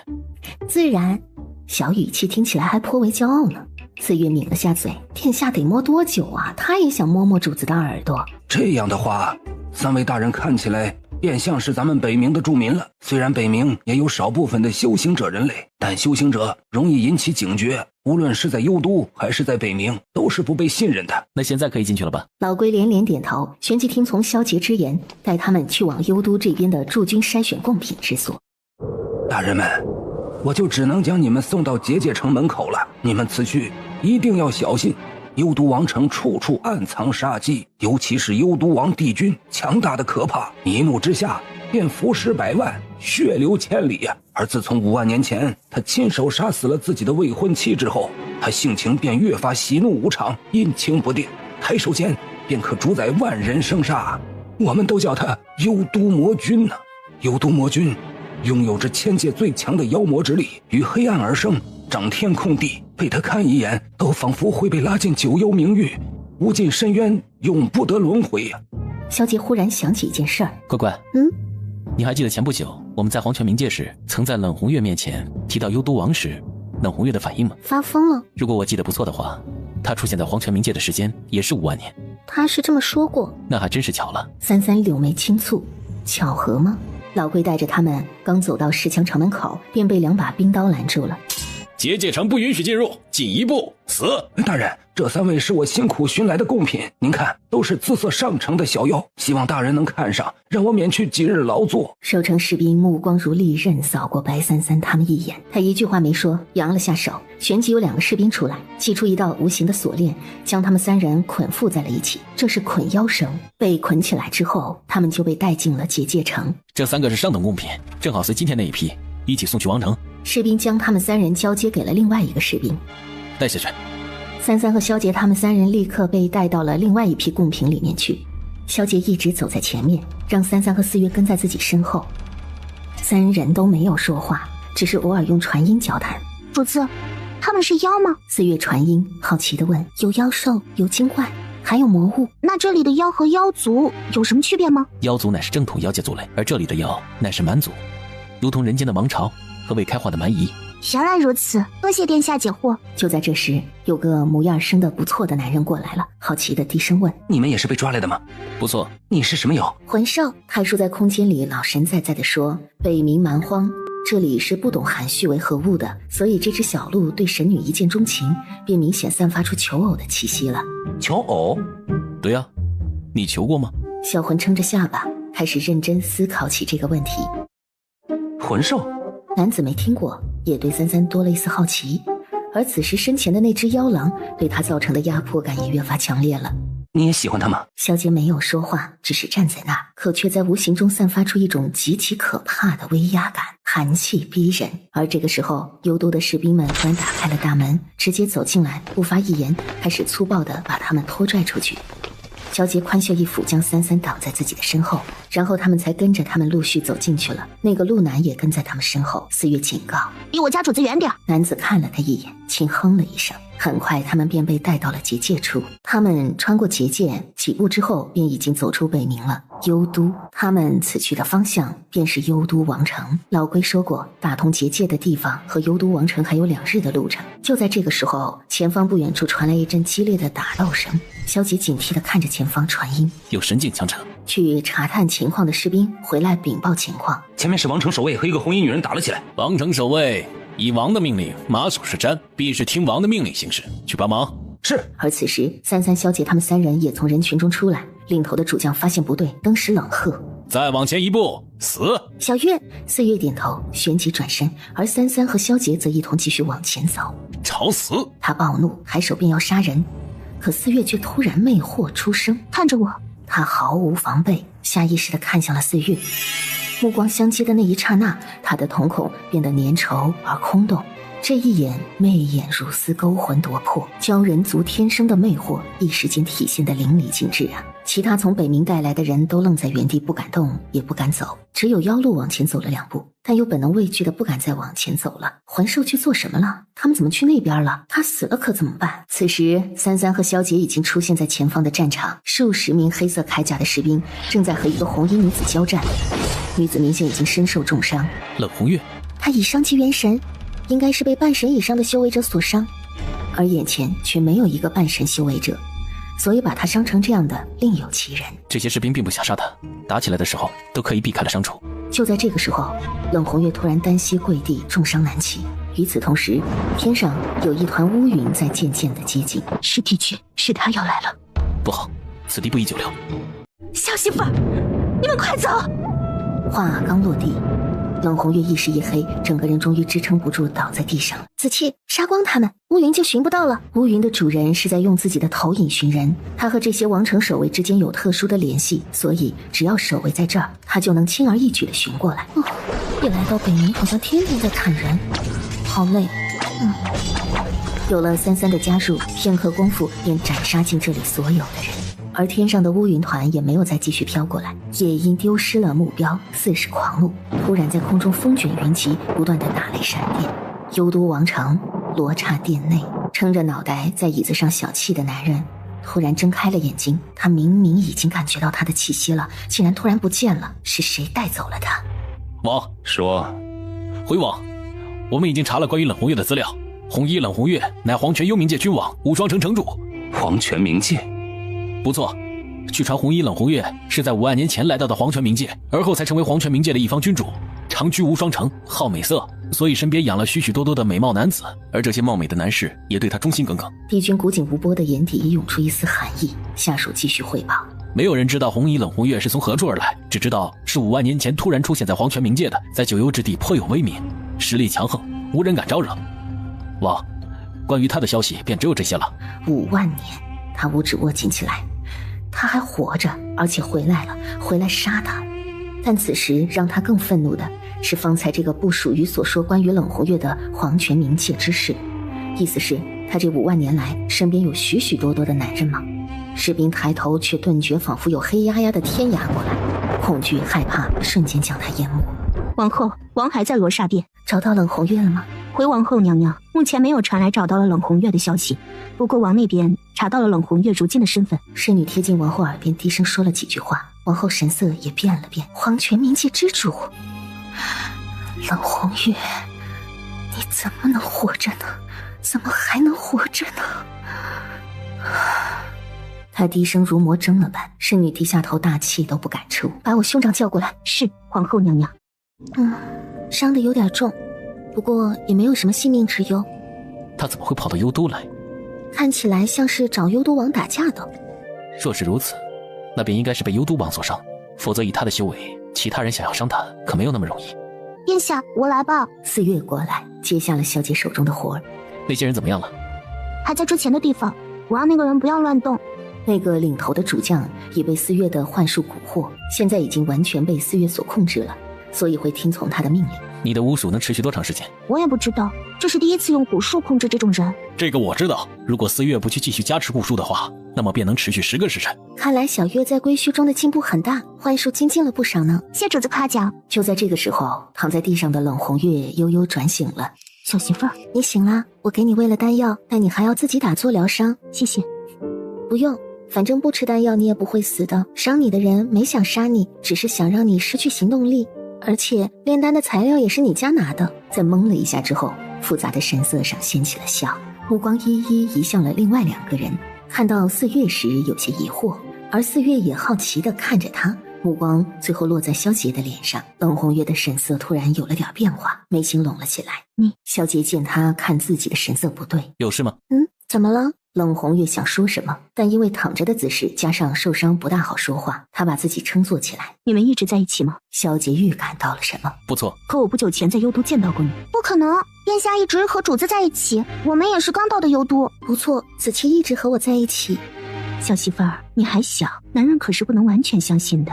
你的意思是，你不久前便在幽都见过我？不错。敢问冷城主，你是在什么样的情况下见到我，而我又是什么样子的？约莫是5、6日之前，我身受重伤，从幽都王城逃出，期间晕倒在地。也就是在这个时候，我见到了一个和你长得一模一样的男人，只不过那个人穿的是一身白衣，而且很奇怪的是，他的身上还有一种味道，那种味道很熟悉，但我忘了。萧杰目光也随着他说的话变得凝沉了。说起来，我还得谢谢他，当时如果不是他的话，我可能已经被追兵找到了。是他把我带到了另一个地方，后来当我醒来之后，他便不在了。听冷红月这么说，三三已经知道那个人是谁了。四月听得有点疑惑，怎么还有一个和殿下一模一样的人吗？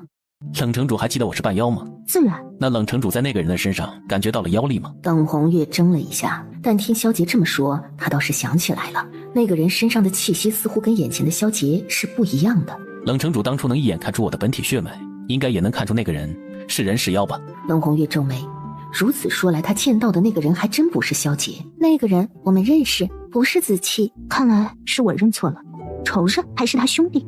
都不是，说了也比较复杂，你也听不懂，算了。他觉得自己在打坐疗伤之前，可能会先被小媳妇儿气得一命归西。神境强者，不愧是神境强者，即便身受如此重伤，精神劲儿还是这般足。冷红月哼了一声，旋即开始打坐疗伤了。在冷红月打坐自我疗伤的几个时辰之后，便没有了先前的虚弱了。你们来幽都做什么？我记得不错的话，你们不是要去归墟吗？你们去归墟要救的人便是他。主子要救的人是我。我们来幽都自然是有事要办。我跟我小媳妇儿说，又没跟你说。萧杰脸色黑沉，你们几个胆子倒是大，一个神境都没到，竟敢闯幽都魔城。依我看，即便是神境强者，似乎也不起什么作用。这话对的冷红月老脸一红了。子期说的对，你看你是仙王也被打得这么惨，你还是黄泉冥界的君王呢。冷红月顿时无语凝噎，感觉自己在被插了一刀之后，又被小媳妇补了一刀。四月也忍不住翘了下嘴角，好像殿下很不喜欢这位前辈呢。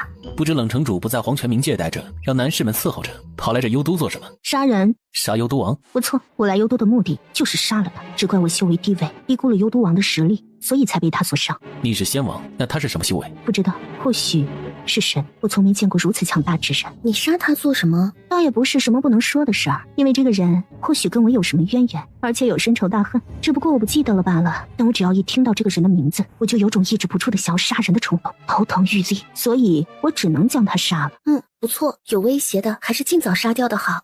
小媳妇儿真懂我。所以你也不记得你和幽都王之间都发生过了什么？不错，当初我去到黄泉冥界时，便已经是喝了孟婆汤，忘了过去的事了。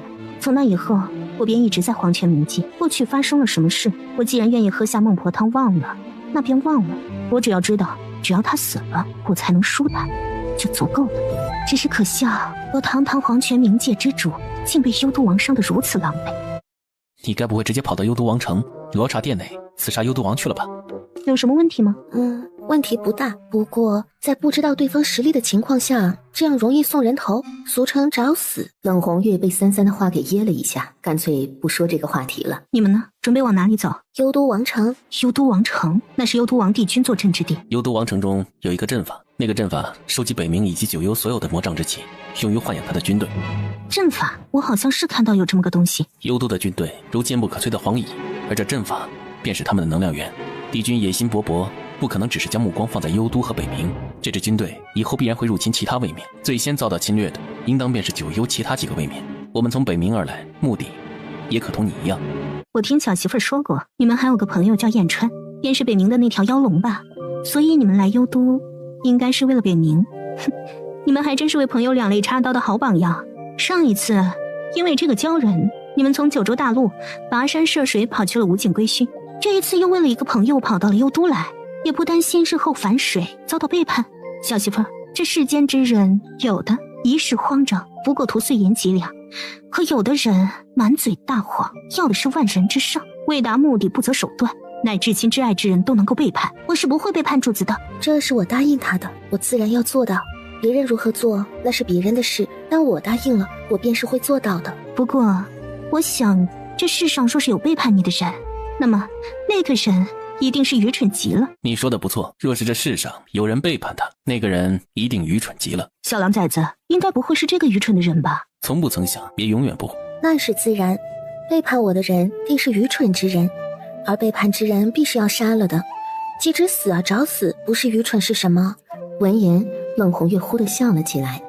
果然小媳妇是对他胃口的。还想请问方才冷城主所说的那位和我长得一样的男人去了何处？我只知道那个和你容貌相似的男人在当时帮了我，在我醒来之后见了他一面，不过他什么都没有说便离开了。我本来还奇怪你怎么可能会在这么短的时间内达到仙王的修为，既然不是一个人，那便说得通了。萧杰眼底掠过一道寒芒，他来幽都的目的如果不是其他事，那么他便提前预知到了三三会出现在此地。如果说三三是他的目的，那么他是如何预知三三会出现在此地的？是道书。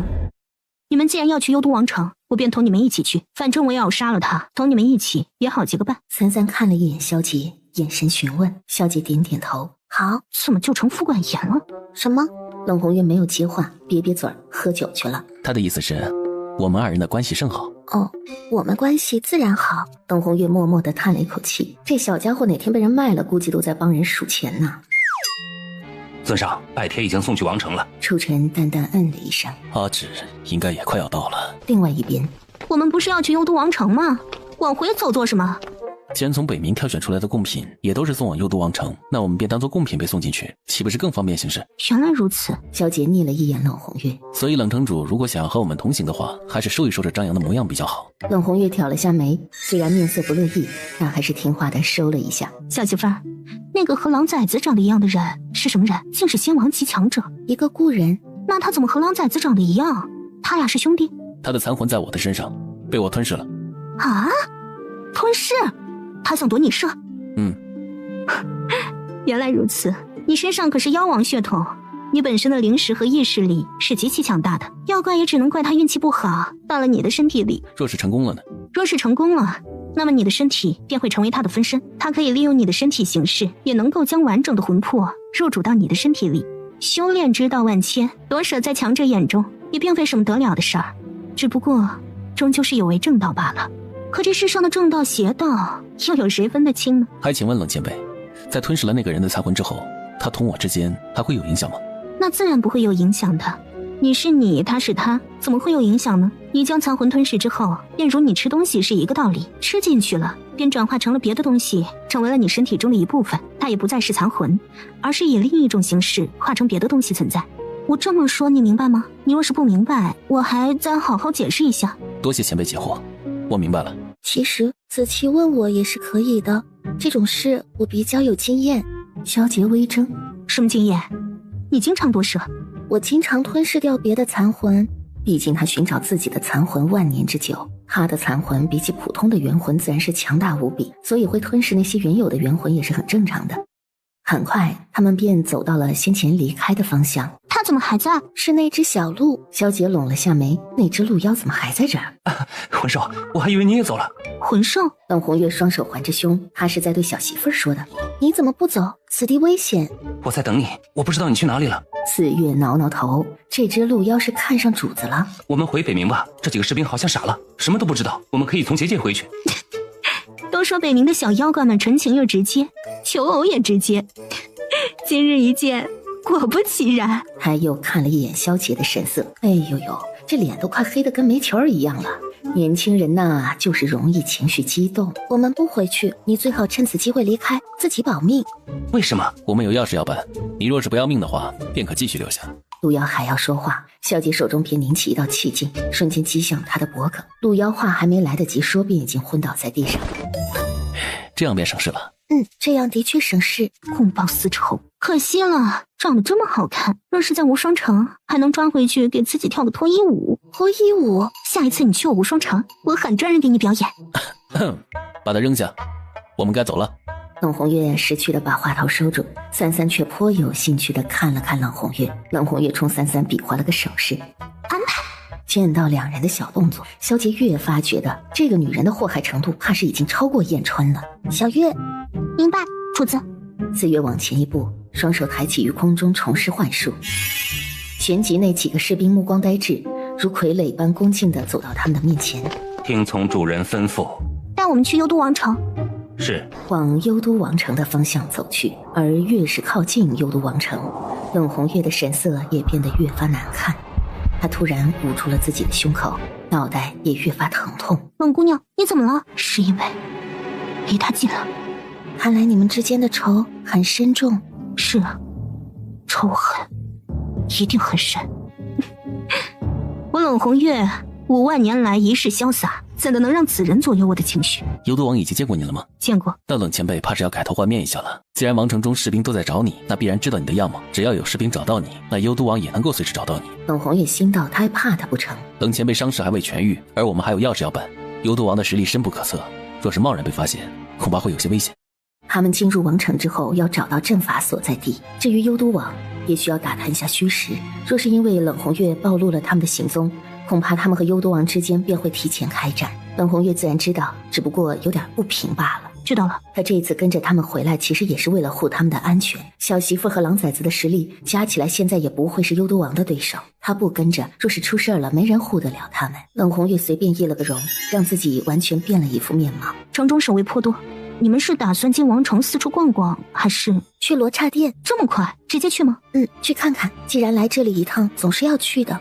也好。我说，按照你那周全缜密的性子，不应该同意这么莽撞的行为啊。小姐淡淡的看了他一眼，没有回答。好吧，这一个眼神，冷红月就明白了。合着是双标狼呗。小媳妇说什么就是什么，小媳妇说什么都是对的。在士兵的带领之下，四人很快来到王城城门口。这次贡品的数量怎么这么少？王城中的将军们怎么够分呢？其他的在后面，这一批是先送过来的。进去吧。如此，三三他们才走进去了。这里便是幽都王城。士兵们进去之后，便停下脚步，等着4月的指令。感应到阵法所在的位置了吗？我只知道在王城，却并不知具体位置。除非让我见到一个看过阵法的人，我便能读取他的记忆。而此时，萧杰突然有种奇怪的感应，就好像这个地方有什么东西在吸引着他。这种感应让他的妖族特征也越发的明显。怎么了？没什么。萧杰只是有所感应，却并不知道那到底是什么。主子，我们现在是走了许久，也累了，先去坐坐吧。从归墟到北冥再到幽都，的确许久未见城邦酒馆，去坐一坐，尝尝本地的食物也好。你们几个先到边上去等着吧。几个士兵听话地退到了一边。老板，把你们这里最好的酒拿上来。四人正好围坐在一张桌子上坐下，老板也赶紧上了几壶酒，几盘小食。街上时不时的有守卫列队走来走去巡查。萧杰倒下2杯酒，半杯递到33的面前，端起另一杯，淡淡轻抿了一口。突然他视线中的远处出现了几道白色的身影，而在转眼之间，那几道身影便消失了。这酒的味道跟你的有些不一样。自然不一样，酿酒也是需要天地灵气的，这种气不一样，味道当然也不尽相同。这个地方的酒涩而辣，去了香味也不甘醇，可劲儿却足。你们先聊，我离开一下。好，什么时候回来？很快。劳烦冷前辈暂时先照顾一下33了。冷红月扬了下脑袋，示意知道了。我说他是不是一向对你寸步不离呀？见33没有回答他，也不自讨没趣，没继续问了。殿下这是去哪儿了？33收回目光，看向桌子上的餐盘，拿起筷子开始品尝。而此时，一支军队从东边巡逻了过来。参见尉迟将军，有他的消息吗？回将军，没有。老板，酒肆老板忙不迭跑过来。客人有什么事吗？我们是从偏僻地方来的，这是什么人？你们这都不知道啊？整个幽都谁不知道？这可是尉迟将军。尉迟将军？冷红月好奇，脑海里闪过一丝熟悉。是啊，王的大舅子，王后的兄长，你们不知道啊？这可是我们幽都最厉害的将军。不过听说王和尉迟将军的关系并不是太好，是因为5万年前发生了什么事，具体的我也不清楚，也就是听老人们传下来的。反正这位将军的地位在幽都那是1人之下万人之上啊！你们小心点，尉迟将军出来巡逻呢，可别招惹到尉迟将军了。一旦入了局，有时候就已经难以撇清关系了。这世间事物总是相连的，不得人心所控。也许有的时候还是顺其自然的好，即便是知道了又如何呢？33的一席话让冷红月豁然开朗。小媳妇儿，我真好奇，你到底活了多久，才能这般通透随性，将一切都看得如此明白？你还记得你说过有个老古董年纪比你还大，可惜不小心渡劫死了的吗？是啊，那个老古董怎么了？又活了？33静默了片刻之后，正要开口说话，这时却突然被几个士兵包围了。将军，这里有几张生面孔。33就跟没事人一样，继续夹起一块肉，根本不在意周遭发生了什么事。天大地大，吃饭最大。骑着异兽的男人也缓缓地从军队中走出。当他出现在他们面前时，冷红月眉心不知为何轻颤了一下。北冥，你们是北冥来的？四月神色微变了一下，看了看33，旋即用意念控制周围的士兵走过来。被四月用火术控制的主将走上来，恭敬的道：参见将军，这几个是我们从北冥带回来的贡品，正要送到管教司主。那这几个贡品还真是逍遥自在。尉迟看着他半晌，又看了看其他几个士兵，眼底微冷。而当他目光扫到冷红月的身上的时候，眼神却忽然变了一下，很像他，可又不是他。既然是贡品，那便带到我府上去。这几个北冥来的贡品便收入我府中。四月目光询问33吃东西的动作停了一下，旋即轻领了眉心，子气还没有回来呢。起来，带走。33缓缓起身，看起来也没有动手的打算。他们出来，随着士兵带走，但33却还是回了下头，看着自己的无名指，轻轻动了一下，才转身跟着这些士兵离开了。而此时，另外一处树林中正在进行着一场战斗。此时，萧杰左手无名指突然动了一下，他低眸看向自己的指尖。我再问一遍，你到底是什么人？为何要跟着我们？又为何与我们尊主长得一模一样？尊主？你们是神庙的人，也就是说，你们尊主是主臣。那几个人相视了一眼，心知说了不该说的话。看来留你不得。萧杰此刻心中也有点诧异，楚臣竟然和神庙有关系。他是神庙的什么人？神庙可是33的仇家。我家乖乖说过，神庙的人有多少杀多少。他脸上瞬间出现了妖化图腾和狼族的特征，妖孽害人。神庙中的人下意识地往后退了几步。不过是一个化解器，你们怕什么？萧杰面色微冷，瞬间以妖力布下一道结界，很快整个结界便弥漫着浓浓的血腥味。多刹殿中，帝君缓缓睁开幽深的双眸，怎么闻到了妖族的味道？妖族的味道和普通妖的味道是完全不一样的，尤其是妖王血统，那是一股极其令人忌惮又可怕的味道。神也未能幸免，可当他想要搜寻这股味道的时候，却怎么都搜索不到这股味道的方向。莫非是错觉？上一次他闻到这股类似味道的时候，似乎还是20多年前了。他看向眼前已经在殿中站立了数个时辰的白衣女使，当时那白衣女使浑身都颤了一下，就连腿脚都仿佛在刹那间失去了自主的意识。神庙是，这是我们大人呈上的拜帖，还请魔君大人过目。只见帝君轻轻撩动了一下指尖，他手中的拜帖便飞到他手里。帝君目光一扫而过，一个自诩高贵却肮脏无比的地方，又有什么资格妄自尊大？神又算得了什么？虽然古语有云两国交战不斩来使，但是古实在很不喜欢你身上那股令人讨厌的味道。女使害怕地往后轻轻退了一步，所以就刮去你身上那层皮吧，这样也算是留了你一命。此时另外一边结界内的树林已经一片血色之地了，浓郁强大的妖力遍布整个结界之内。萧杰脚下踏过一具尸体，云心渐渐在地上缓缓地划过。就在此时，他先前的那种熟悉的感觉也变得越发强烈了。他抬起眸子看向前方，空中有着一股无形的力量在波动，仿佛还有什么东西在召唤他，是阵法。他循着召唤缓缓朝着那边过去，他握紧了允心，一步一步冲前方的阵法中走去。就在这个时候，阵法上空中的魔障之气突然变得汹涌无比，阵法之下也仿佛有什么东西在涌动。萧杰体内的那股感受也越来越强烈，像是突然之间有一股力量在拖拽着他，长剑插入地下，止住了自己被那股力量拖曳上前的步伐。孩子，在这样的力量面前，萧杰丝毫没有反抗之力，而且这股力量让他莫名竟有种亲切感，让他无法产生那么强烈的反抗意识。三三，想到三三，萧杰便咬紧了牙，拼尽了全力握着允心，不让自己被这股力量拖进去。放开我！可此时那股力量却陡然将他托起，直接将他卷入了眼前的阵眼之中。阵法上方是魔云笼罩，又一次涌动了一下，才渐渐恢复了平静。幽都王城，忽然三三仿佛感应到了什么，他右手无名指轻轻地颤了一下，他看向自己的右手无名指，眉心轻蹙了起来。你们到底是什么人？医师的目光紧粘在冷红月的身上。我们是从北冥来的，是送给大人们的玩物。此月差点没忍住口水噎到自己，就连三三都抿了下嘴儿，微赤冷眸紧紧地盯着眼前的这个红衣女人，脑海中忽然浮现出了被尘封的记忆中极其相似的一个画面。站住！说吧，又偷拿了什么好吃的？神家就是饿了吗？少年假装严肃地走上前，然后突然伸手刮了一下他的小鼻子。哎，你呀。红衣少女吐了吐舌头，旋即笑了起来，仰头看着他，看着眼前的这个红衣女人，为什么明明给他的感觉很像，却又根本不是他呢？大人，不要这么直白地盯着妾室，好羞涩。三三和四月二人相视了一，主仆俩现在都十分默契的有了种想要找个洞口钻进去的冲动。难怪子期说冷红月素来不知脸为何物。将军，王后来了。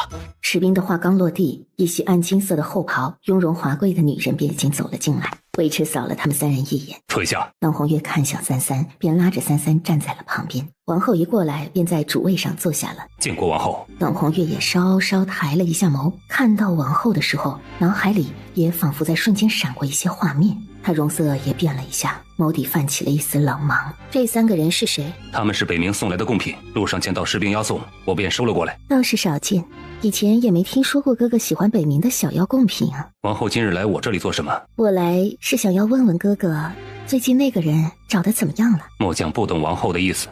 哥哥是在跟我装糊涂啊！现在王下令于整个幽都抓捕那个女人，哥哥会不知道？既然如此，那为何王后不直接问王，而来问末将？兄长可别忘了你我二人的身份。如今我在问你话，你竟然如此冒犯于我。那不知王后是以兄长的身份与我说话，还是以王后的身份在与我说话？我只是想知道他有没有消息。如果我让你帮我杀了他，你可否愿意？5万多年过去，没想到你还是死性不改。哥哥，你知道的，我不能让自己有危险。如果他回来，我的地位就不保了，我的命也有可能没了呀。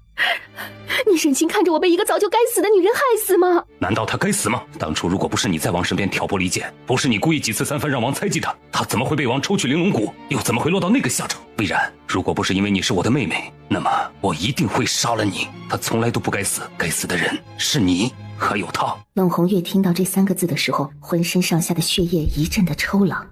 玲珑骨，你是我的哥哥，你竟然为了他杀我，我在你心中的地位还不如一个捡在府中养大的女人吗？他缓缓站起身，走到尉迟的面前。我们这么多年的感情，哥哥，你是我在这个世上最亲的人呢，你难道不应该是最疼我的人吗？你就当是为了我好吗？把我杀了他，哥哥要我做什么都可以。这么久了，哥哥难道还不明白我心里真正在乎的人到底是谁吗？赤裸的挑逗和眼里的媚色是那么的明目张胆，即便不明说，也有一丝丝不正常的暧昧了。三三一下子精神了点，冷红月眼睛也亮了一下，显然4月的八卦之魂就更明显了。这难道王后和她兄长之间还有一腿？这么刺激的吗？在王后的手触碰到尉迟喉咙的时候，却突然被尉迟一把推开。你敢对我动手？请王后自重。为什么你们都那么在乎她？我才是你妹妹，我才是王后。你这个位置怎么得来的？你自己清楚。如果她还在，王后的位置哪里轮得到你？他配吗？你以为王是真的爱他吗？如果王真的爱他，又怎么会抽他的玲珑骨？又怎么会怀疑他？尉迟，他回来了，他一回来就来杀王，他是回来复仇的。你知道他会做什么？他如今是神境强者，整个幽都除了你和王，无人能杀得了他。难道你要看到王在一统九幽之前，幽都就被这个女人搅得天翻地覆吗？王后变脸的速度比起您的修为强多了。尉迟，我知道你喜欢他，但他对你可没有一点意思。他是外人，我们才是亲兄妹，你竟然向着一个外人。还有，我告诉你，他现在是黄泉明阙的君主，他是回来报仇的。你杀不了他，他迟早会杀了你。我是你的亲妹，这么久了，我求你办一件事，你都做不到吗？我只听从王的命令行事。看来这么久了，你还是没有一点长进。他长袖一挥，直接迈步往外出去。在走到门口的时候，他突然停下。那你总能告诉我现在有没有他的消息吧？没有。王后怒哼了一声，没有再说一句话，带着人又再次浩浩荡荡离开了将军府。尉迟站在原处一言不发，面色沉郁地盯着前方。冷红月此时脸上有着一丝复杂，他沉眸仿佛思索着什么。你们都听到了吧？他冷声质问。冷红月皱了下眉，三三倒是老老实实点了点头。另外2人被三三这老实的模样给惊了下。那你们可知道，知道的越多，死的越早。尉迟眼神扫过他们，最后依然停在冷红月的身上。你叫什么名字？小女子月红。月红，我有个故人，与你倒有点相似。冷红月没有说话，在适当的时候保持着沉默，而三三明显能感觉到这个男人身上的杀意正在消失，取而代之的是疑惑和试探。来人！很快便有几个士兵过来，带他们下去。是。而就在他们3人转身的时候，尉迟却突然动手。冷红月神色一变，长虹一翻飞，强大的真气顷刻从周身迸发，直接将那袭来的真气反打了回去。你们果然不是北冥中人。尉迟将军现在知道的会不会太早了？若是再晚一点，也许我们便不会这般兵戎相见了。三三打了个哈欠，他抬起头却是看向了外面。子期怎么还不来找我？是出什么事了吗？是你吗？虽说将军大人模样生得秀色可餐，但很可惜，我不知道你是谁，也不认识你。不过尉迟将军如果想要动手的话，那本座自然也就不客气了。他笑起来的模样几分张扬，几分肆无忌惮，却有种让人根本移不开视线的美。那种强者的气宇和威压也从他身上自然而然地散发出来。神境强者的威压瞬间让那些士兵双膝发软，直接跪倒在地。陌生的眼神和完全调戏轻浮的口吻让尉迟神色变得有点疑惑，也让他有了一丝不确定。冷红月一袭红衣无风翻飞，强大的气场瞬间和尉迟形成了对立之势。他跟三三传音：你们走，这里交给我。你打得过吗？其实三三也有点坐不住了，他的无名指一直在跳。子期已经几个时辰了，都还没有回来，也没来找他，也不知是不是遇到什么事儿了。冷红月只是笑了一下，没有回三三的话。那我走了。小月、魏赤发现他们二人要离开，正要动手，但却被冷红月给拦下，以一道强大的劲气将他阻隔开来。要帮忙的话，用你的琴。好。话落之后，三三往前走了2步，身子一动，便从这飞出去了。四月也紧跟而上。三三和四月直接离开了将军府，回到了幽都城中。主子，冷姑娘不会有危险吧？不会。不会吗？那个人对她没有恶意，她若有危险，可以用琴声通知我。主子，我们现在去哪儿？找紫气。说罢，三三便朝着感应的方向过去了。主子，您说王后和那个将军是亲兄妹吗？看起来应该是。那王后难道喜欢那位将军？不知道。不过那个女人的眼中只有权力和欲望。在三三把话说完的时候，他们眼前已出现了数个白袍人。为自己找上门来的仇人，总是会让我省去很多麻烦。白三三，你果然在幽都。你们怎么知道？既然是你，那你就受死吧。主子，我来。好。无知小儿。旋即，立刻所有的白袍人朝他们二人涌来，都是绝对致死的杀招，根本就没有打算留活口。三三在后方看着，颇为认真地看着四月的攻击。比起以前，小月的确要厉害多了。看来小风也没有偷懒，当真有好好的指点。小月左边，小月用鲛人术法。小魂也跑出来看热闹。小月现在好厉害啊！只要坚定不移，有强者之念，总是会越来越强大的。资质愚钝者除外。就在此时，四月寡不敌众，又遭到偷袭，被击倒在地。三三的眼底骤冷，他光袖一抚，人已似一道流光，瞬间朝四月飞过去了。所有人只感到一股磅礴可怕的气场铺天盖地，瞬间向他们逼过来。只是这股力量就已经将他们击飞数丈。白色的绣花鞋出现在四月身旁。主子，下次要小心。是，主子。在三三出手之后，不过片刻功夫就已经解决了战斗。销魂兴奋地化成人形，在一个尸体上扒拉着啃噬着。四月皱皱眉，虽然知道小魂是兽，但化成人形的样子这样吃人噬魂，还是觉得有点生理不适。三三一脚踩着对方的头领，说：“你们怎么知道我在这儿？”上面说的。为什么要杀我？上面说的。废物！说完就一脚踩下去，白衣人瞬间毙命。四月看了看满地的尸体，果然主子出手就是非同凡响。看到了吗？看到了，杀你的命令是一个比他更厉害的白衣人发出的，以及你在幽都的消息也是那个人告诉他们的。不过你之所以在幽都，应该是道叔推算的。道叔能推算出世间所有的事，不过和我一样，他管不了千界之外的事，所以神女当初元魂不在千界体系内时，他也是演算不出来的。道书在神庙手里，要不你把道书也收了吧，这样别人就找不到你了。你不是残卷吗？若是收了道书，你们会变成2本书还是1本书？应该是1本书，毕竟人家是残卷嘛。若是这样的话，倒也不是不可以。但我们已经分开很久了，都有了自己的灵，也不知道合成之后会不会变成一个。三三轻拢了下眉，会变成一个的话，那太叔也许就不会是现在的样子了。他沉吟片刻，算了，还是不要了，让紫气去收吧。主子。三三嗯了一声，扫了眼周围，目光落在小魂身上，微微的皱了下眉。嘿嘿，主人，以后进食的时候不要化成人形。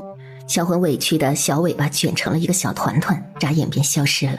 而就在他们离开之后不久，便有另外一波白袍人赶到了此地。这似乎是噬魂兽杀人的痕迹，速速回去禀报尊主。是。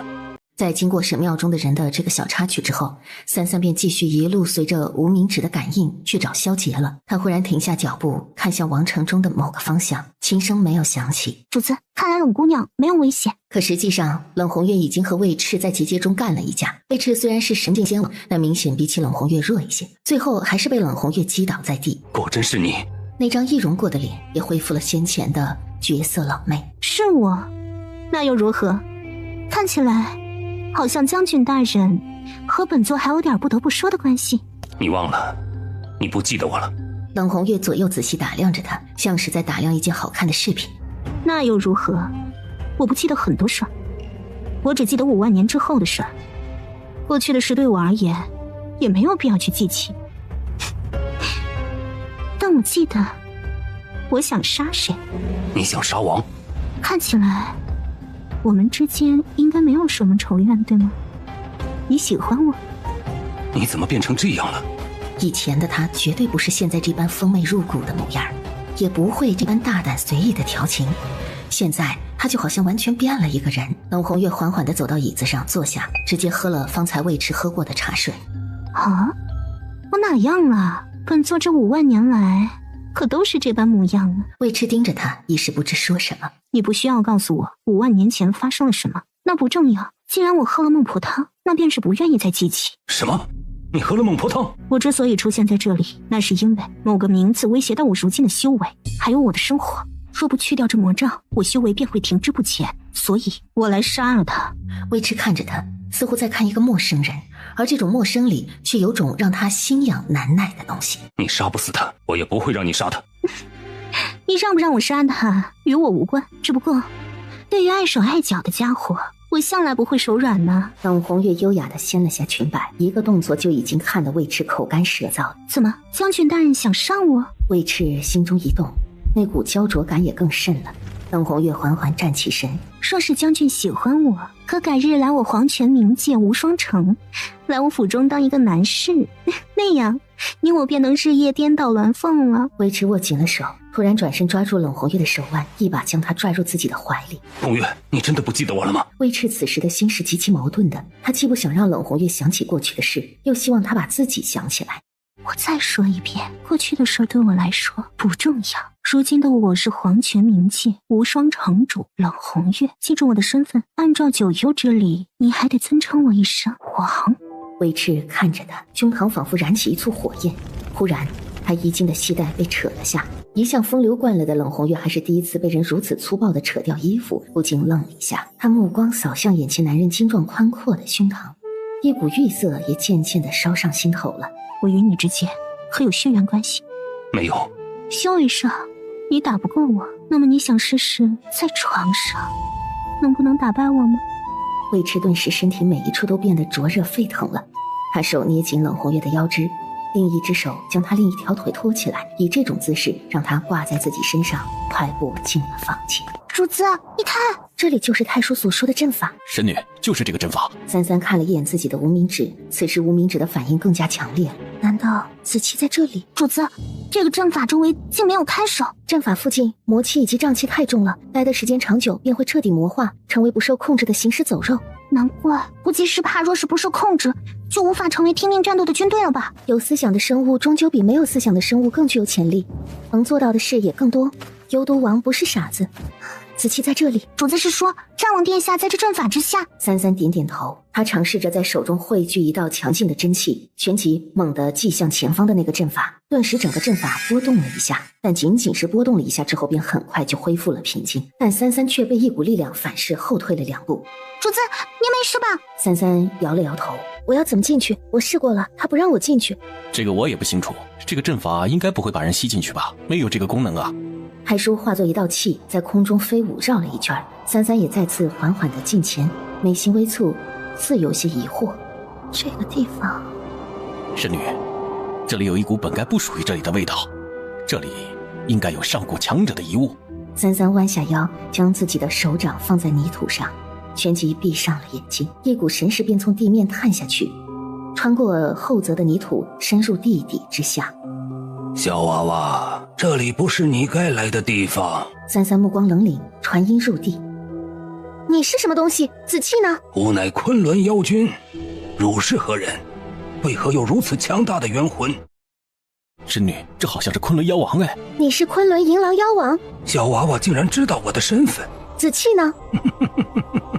原来你们2人之间有羁绊啊。四月看着主子闭着眼睛，神色冷凝，也不敢出声打扰。在他看来，主子就一直闭着眼睛，一动没动，也没有说话，并不知其实三三已经和地底之下的某道声音已经对话了好一阵了。过了片刻之后，三三睁开眼睛，站起身。主子，在此地等3天，若是3天之后子期还未出来，我便碎了这阵法，让他尸骨无存。什么人把主子火气惹得这么重啊？是对战王殿下做了什么吗？知道了，主子。三三闲来无事，便在此地打坐。四月在旁边护法，可浓厚的魔瘴气却侵入了他们的身体中。四月有三三喂的丹药能够抵御魔气的入侵，但三三却根本忘了这回事儿。他丝毫没有注意到这魔障之气正在沁入他的肉身之中。此时的萧杰正在阵法之下的禁欲之中进行一场生死历练。放我出去，我要见他。完成你该完成的试炼，你自然会见到他。我再说一遍，让我出去。你别忘了你的身份。你打算就以现在的模样去见你想见的人吗？你未来要面对的是更强大的敌人，你所要统帅的是整个妖族。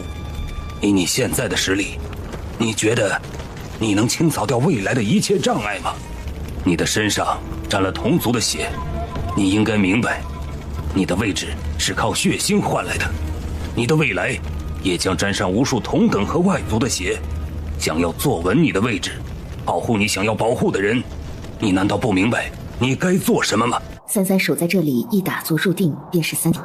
四月一直在旁边护法，偶尔会把自己正在缝制的衣服拿出来继续补针。小魂闲来无事便跑出来，看到四月在缝衣服，还特意跑上去嗅了嗅，发现这件衣服好像跟其他的衣服都不大一样。太叔也发现了有点奇怪，把自己的精灵退下来，不疼吗？鲛人的王族精灵算是上天恩赐的天地至宝，虽然有拿来做成假衣，是天地间一切法宝克星一说，但他还从来没见人穿过，也没见过呢。而此时的将军府中，因病告假的魏赤现在正处在温香软玉之中。将军大人可真是好体力啊！将军大人，是否觉得丹田温热，全身上下都充满了一种舒畅感？这是为何？双修之道，将军大人可曾听过？双修？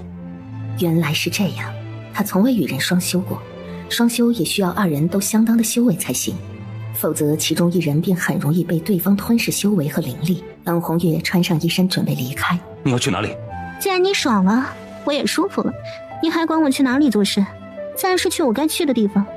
啊，对了，将军大人资本很不错啊，若是我哪天想要和将军温存温存，还会来找你的。魏赤脸色难看，他突然上前攥住冷红月的手臂。怎么，将军是舍不得我？魏赤双手猛地环住他的腰，而魏赤却忽然轻声弯下腰，用嘴咬开他方才系上的衣襟，清凉感顿时袭上了冷红月全身。现在你还舍得走吗？冷红月身子微怔，眉头皱了起来，而在他愣神的这片刻功夫，眼前人却在他面前跪下来了。你，唯独你，我想要这样伺候。四月从打坐中回过神，看了看身边还在打坐入定的主子，又看了一眼幽都王城的方向，不知冷姑娘怎么样了。这2日他见周围魔障之气越发浓郁，而且整个幽都都弥漫着肃杀感，还有大地传来的震动，不知到底发生了什么。有好多人往北冥方向走去，莫非是大军开拔了？丑蛇那么狡猾，几万年前都没死，现在有主人罩着，更不会有事的。咦，你有没有发现主子好像看上去有点不太对劲？没有啊，主人哪里不对劲了？主子的身上怎么出现了点黑色的纹路？这是什么？那黑色的纹路若隐若现。问问太叔，太叔出来，干嘛叫人家？你看看这是什么？这是魔气。魔气？什么魔气？神女这是被魔障之气入体了，而且又因为神女在打坐，所以魔障之气吸收的特别快。你们难道没发现周围的魔障之气变得更浓了吗？我发现了，可这跟主子有什么关系？魔障之气变得如此浓郁，最大的原因就是神女再次入定打坐，她的吸收灵气有多快，你们是见过的吧？吸收魔障之气的速度就有多快，所以现在大量的魔障之气已经涌入神女体内了。怎么会？为什么我和小魂都没有？因为你吃了神女给的丹药，所以那段时间内魔障之气是不会入侵你的体内。至于黑煤球，他本身就是凶手，魔障之气对他来说根本不会有什么影响，自然不会魔气入体。而神女好像忘了这个地方待久了，魔气会入体的事，还在此地入定，将自己与自然天地相融，魔气自然被他吸收入体了。那主子会怎么样？主子不会有事吧？不知道啊，神女又不是正常人，人家也不知道神女会怎么样。不如把主子叫醒。神女现在的状态，强行叫醒的话，说不定会走火入魔。可是主子这么一直下去也不是办法，要是出了什么事怎么办？算了，反正神女又不会死，最多魔化变成魔头。魔化？对啊，就是魔化。四月一听更急得难过了，而小魂却思考着，要是主子魔化了，是不是就可以跟我一样吃人了？3个人不，一人一兽一书完全没在一个频道上。不过看上去幽都大军已经出发了，是要打仗了吧？神女还不醒来，毁了这个阵法，幽都大军会很强大。不过按照现在的状况，不毁的话影响也不会很大。反正魔障之气都被神女吸收了，幽都无法再利用充沛的魔障气去滋养大军。白三三现在肌肤上的黑色纹路愈发明显，可渐渐的那黑色纹路仿佛沁入了肌肤之中，消失不见。3日后，打坐的白衣少女蓦地睁开眼睛，而那眼底在睁开的一瞬间闪过一道猩红。主子，小月，主子，别没事就好。你有没有觉得哪里不舒服？挺好的，就是感觉体力充沛，很想做点什么。太叔和小魂也面面相觑，神女都吸收了那么多魔障之气，怎么看上去一点反应都没有？4月只要见主子没什么不良反应就放心了。但殊不知三三在说完这句话之后，眼底的凶光也变得更甚。3日之期已到，4月觉得主子哪儿有点不对，可又好像没有不对。我说过3日之期一到，他若还不出来，我便毁了这阵法。话音刚毕，三三周身已经升腾起一股浓郁的黑气。这是……小月让开！4月听话的往后退了好几步，三三掌心一动，破天变顷刻出现在他手中。他五指轻握，却在无形间灌入了强大的真气，进入了破天之中。破天在瞬间变得增亮无比，三三眼底闪过一道血色，挥刀斩下，破天成效，空间在瞬间被撕裂，电石火花齐出，如奔雷闪电，刀破长空。而就在同时，整个阵法都传来一阵剧烈的波动，仿佛整个天地都在晃动。阵法上空的魔障之气像是脱缰的野马，四处乱窜。4月变得紧张，而这整个阵法之下都被劈开一条巨大的裂缝，从这条巨大的裂缝中竟然有妖气从底下冒出来。你说不放他出来，我便毁了你。只见三三脚下站出一朵又一朵的血色红莲，仿佛带着无尽的杀伐。可就在此时，那被三三用破天劈开细缝之中，却突然迸射出一道金色的流光。他目光直逼着刺目的金光，身体却仿佛被卷入一个巨大的漩涡。三三还没来得及摆脱，便已经被这巨大漩涡卷进去了。主子！他飞身也要跟进去，可身体还未接近，便被一股强大的力量弹飞出。小魂也因为没来得及进入空间，所以也没被带进去。而此时身在幽都王城中的帝君也感觉到了阵法这边传来的波动，他的眼神陡然变了。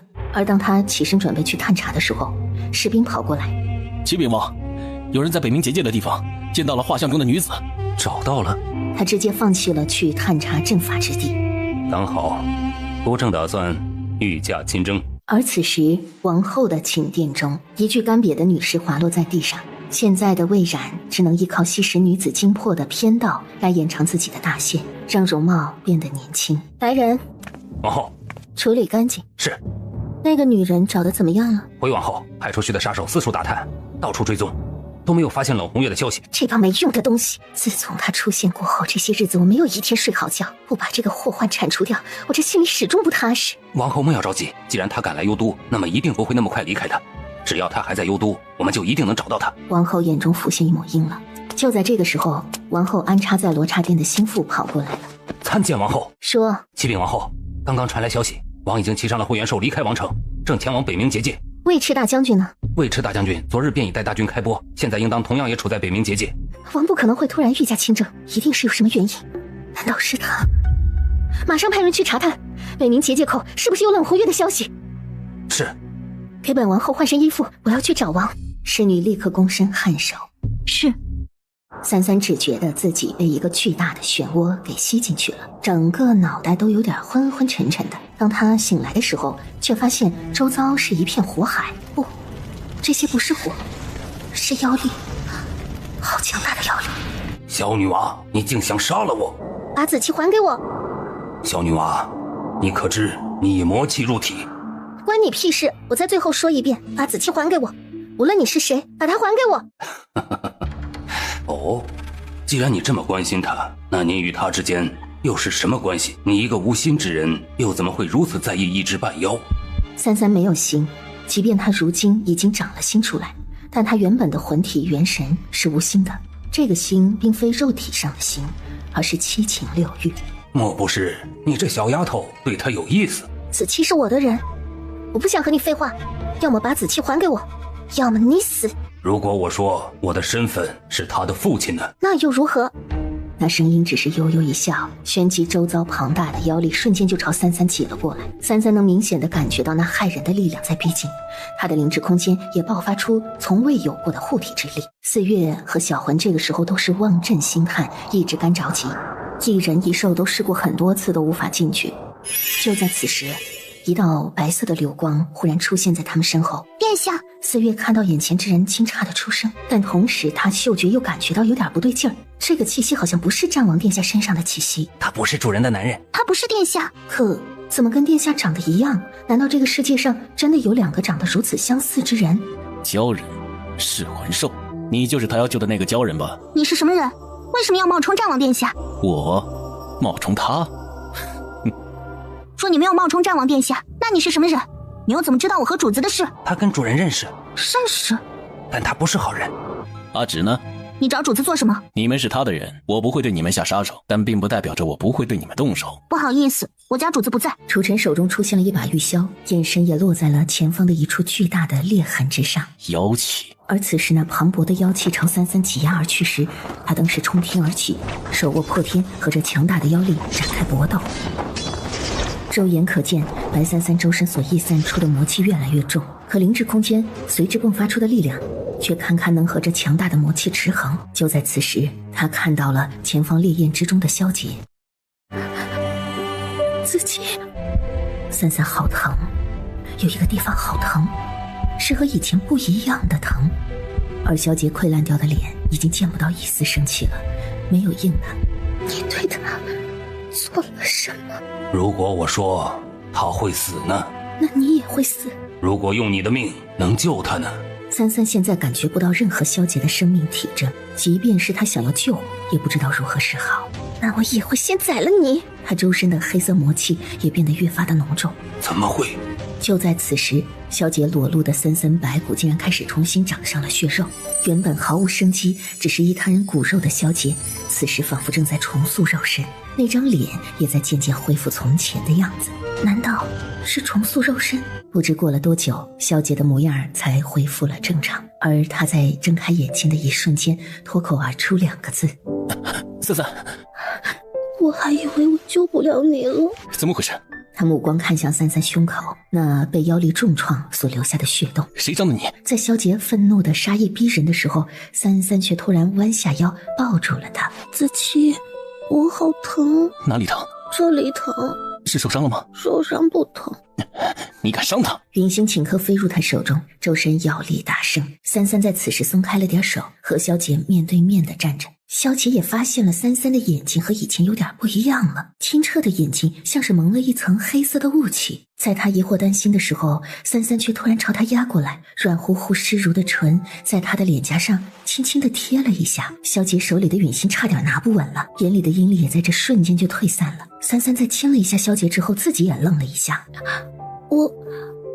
他就是刚刚看到紫气，不知道为什么有这种情绪想要发泄出来，所以就不受控制的做了这件事。不开窍的傻小子，他明明是心疼你，还哪里疼？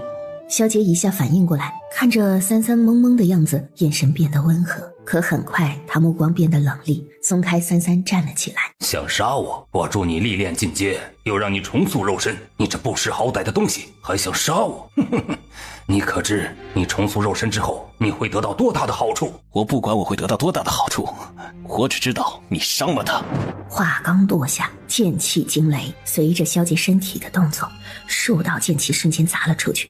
三三眼睛也亮了一下，有点诧异，好厉害！凛冽骇人的杀意铺满了整个空间，就连那些妖火都无法再伤及他们分毫。就在此时，他眼前忽然出现一道金色的流光，而那道流光在落地之时，瞬间化作了一个人的模样。当他出现的那一刻，一股强大的上古威压便朝他们压过来。昆仑妖君，血脉中的召唤让他对眼前这个人也出现了亲切感。2个傻子，若不用妖火去平息掉他体内的魔障之气，他现在已经完全入魔了。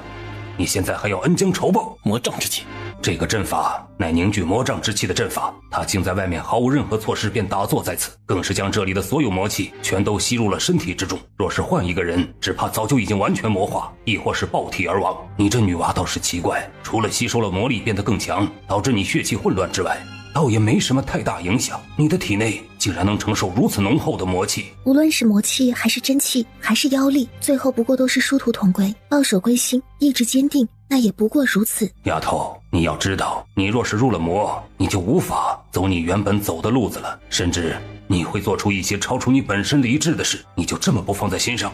萧杰神色变得凝重，看向身边的三三。入魔，三三是在外面等他的时候所吸收的魔障之气吗？入了魔便修魔道，有何不可？无论你修什么道，我都会与你在一起。哈，你这女王倒是奇怪，元神奇怪，人也奇怪，可又不舍得夺舍而生，你是什么来头？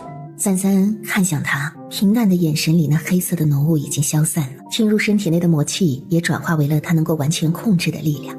不告诉你。昆仑妖君盯着他半晌，似乎心中隐约有了一点猜测，但却没有说出来。你应当知道我是谁。你是子期的父亲，是你生的子期。不错，想要成为万妖之王，昆仑妖王必须以铁血手段上位，杀死所有的同族竞争者，即便是我银狼一族也不例外，同族相残。三三眼中有一丝诧异，好奇地看着萧杰，因为子期从未跟他说过他已经是昆仑妖王。萧杰神色也变了，目光冰冷，瞳中的星色仿佛出现了他残杀同类的画面。那是离开九州大陆的时间里发生的事，也是在那段时期中他真正的成为了昆仑主。你的身上有着我们银狼一族的血脉，虽是半人之躯，却也没让我失望。昆仑自古以来便是人和妖，甚至是半妖共存之地。人族在昆仑外围，妖族处在昆仑山境内，但人族却是对妖族避之不及，甚至对妖族很是忌惮。而你母亲便是人族，我与你母亲相识相爱，便孕育出了你。而那时昆仑地洞有一股强大的力量在冲击千界，我便暂离昆仑去探查这股力量产生的缘由。然后你就死了吗？你怎么知道？眼前的昆仑妖君只是一个灵石所留下的意念体，也算是元神的一部分，根本不是妖君的本体。只不过幻化成眼前这个模样之后，并不是那么难以辨别。而三三也是因为太叔的缘故，所以才提前知道的。阵法之下是一个墓葬，是昆仑妖君的墓葬之地。不错，我肉身已死，埋葬在此地的只是我的一根骨头，残留着我留下的一缕神识。你们所见到的也不过是我神识所形成的肉身幻象。你的意思是，如今的你已经是个死人了？是死妖。我的确肉身已死，元魂破灭。15年前，我的骨落入此地，与之阵法相吸，便以此阵为墓，于此地而长眠。直到我感应到了你的出现，或许是冥冥之中自有注定，你终有一日要来此地，终会与我相见。谁能杀了你？这与那场天地异动有关，但我所留下的这一缕神识对杀死我的力量并没完全明确的记忆，所以我也不知道到底是谁杀了我。三三和萧杰相视了一眼，我只记得我去查探那场异动时，去了灵界的边境，似乎有什么地方破了一个洞，在通过那个洞前往窥探之时，看到了极其可怕的东西。后来我似乎是在阻止一股力量，在阻止那场强大的力量途中用了我所有的妖力，在之后我的肉身便焚毁了，灵石也被打散。是那股力量，那股力量在把他神识打散的时候，把他对当时的记忆也冲散了。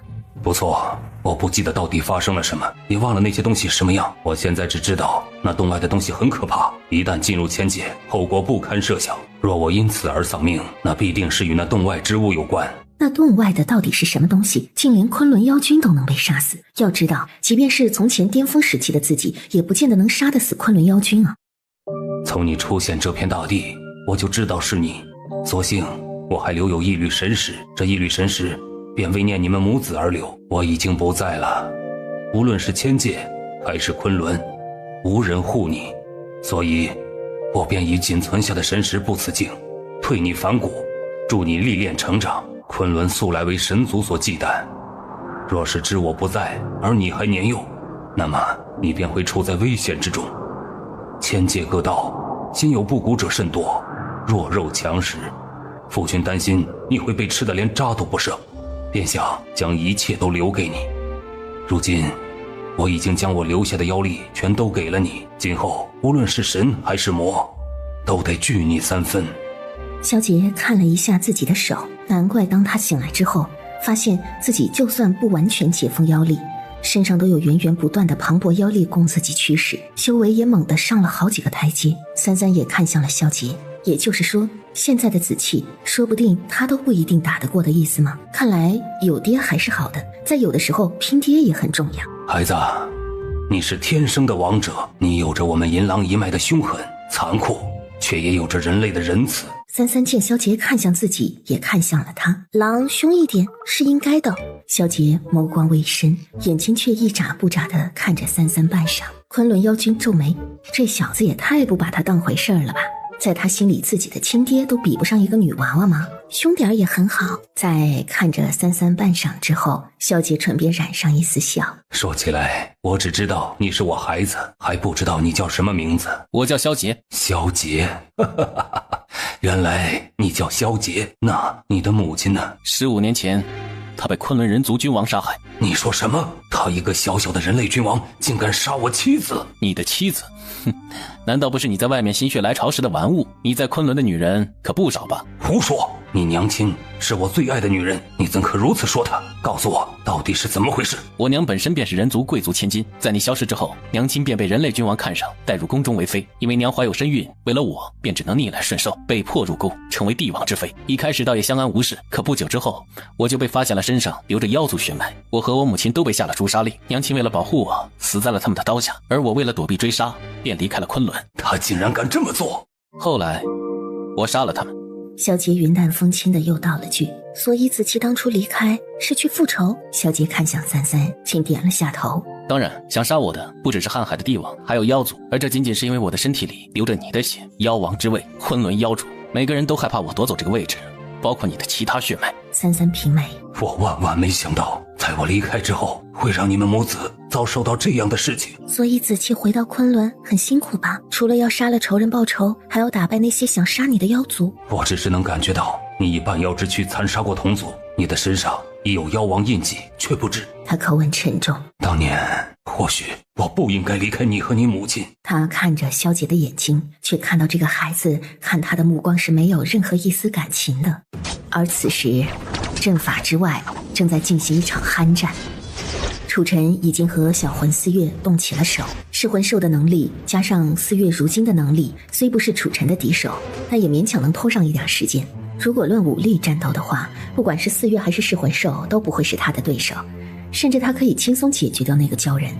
可偏偏他们两个都属于能够释放出领域制造幻境，噬魂兽更可释放出阴魂吞噬周围一切制造环域，这一切都是有点出乎楚尘意料的。给你们一次机会，告诉我，阿芷是不是在这阵法之下？我是不会告诉你的。那你们就去死吧。就在双方再次准备战斗的时候，数道白衣人却突然朝这个方向接近。是神庙。在神庙那些白衣人出现后，楚尘的目光也扫向了他们。当他们看到楚尘腰间上的一块玉牌的时候，立刻单膝下跪，参见楚尊主。小魂和四月神色也都变了，他是神庙的人。你们来这里做什么？启禀尊主，我们察觉到此方有异动，有人看到了我们正在追踪的白33的下落，也处在这个方向，所以便来此处搜查。白33如今是神庙要铲除的妖女，此女杀了不少神庙弟子，甚至破坏了许多庙殿，不尊主神，嗜杀残暴。上面发布的指令便是要在她成长起来之前杀掉她，不知楚尊主可否见到此女？虽然同是神庙中人，但是神庙这个庞大的组织体系中也分为诸多流派，而这些流派便是以各个尊主为主，楚尘便是尊主之一，尊主地位仅次于统治神之下。哦，你们是来这里找白33的？是的，尊主也是来这里找他的嘛。如此正好，有尊主在，任凭那妖女再狡猾，我们也能将她碎尸万段。碎尸万段？神境强者的威压之力让他们心神都紧缩了起来。尊主，那人不明为何尊主要在他们面前如此的威慑，看他话才刚起了个头，头颅就已经飞出去了，所有人都被吓了一跳。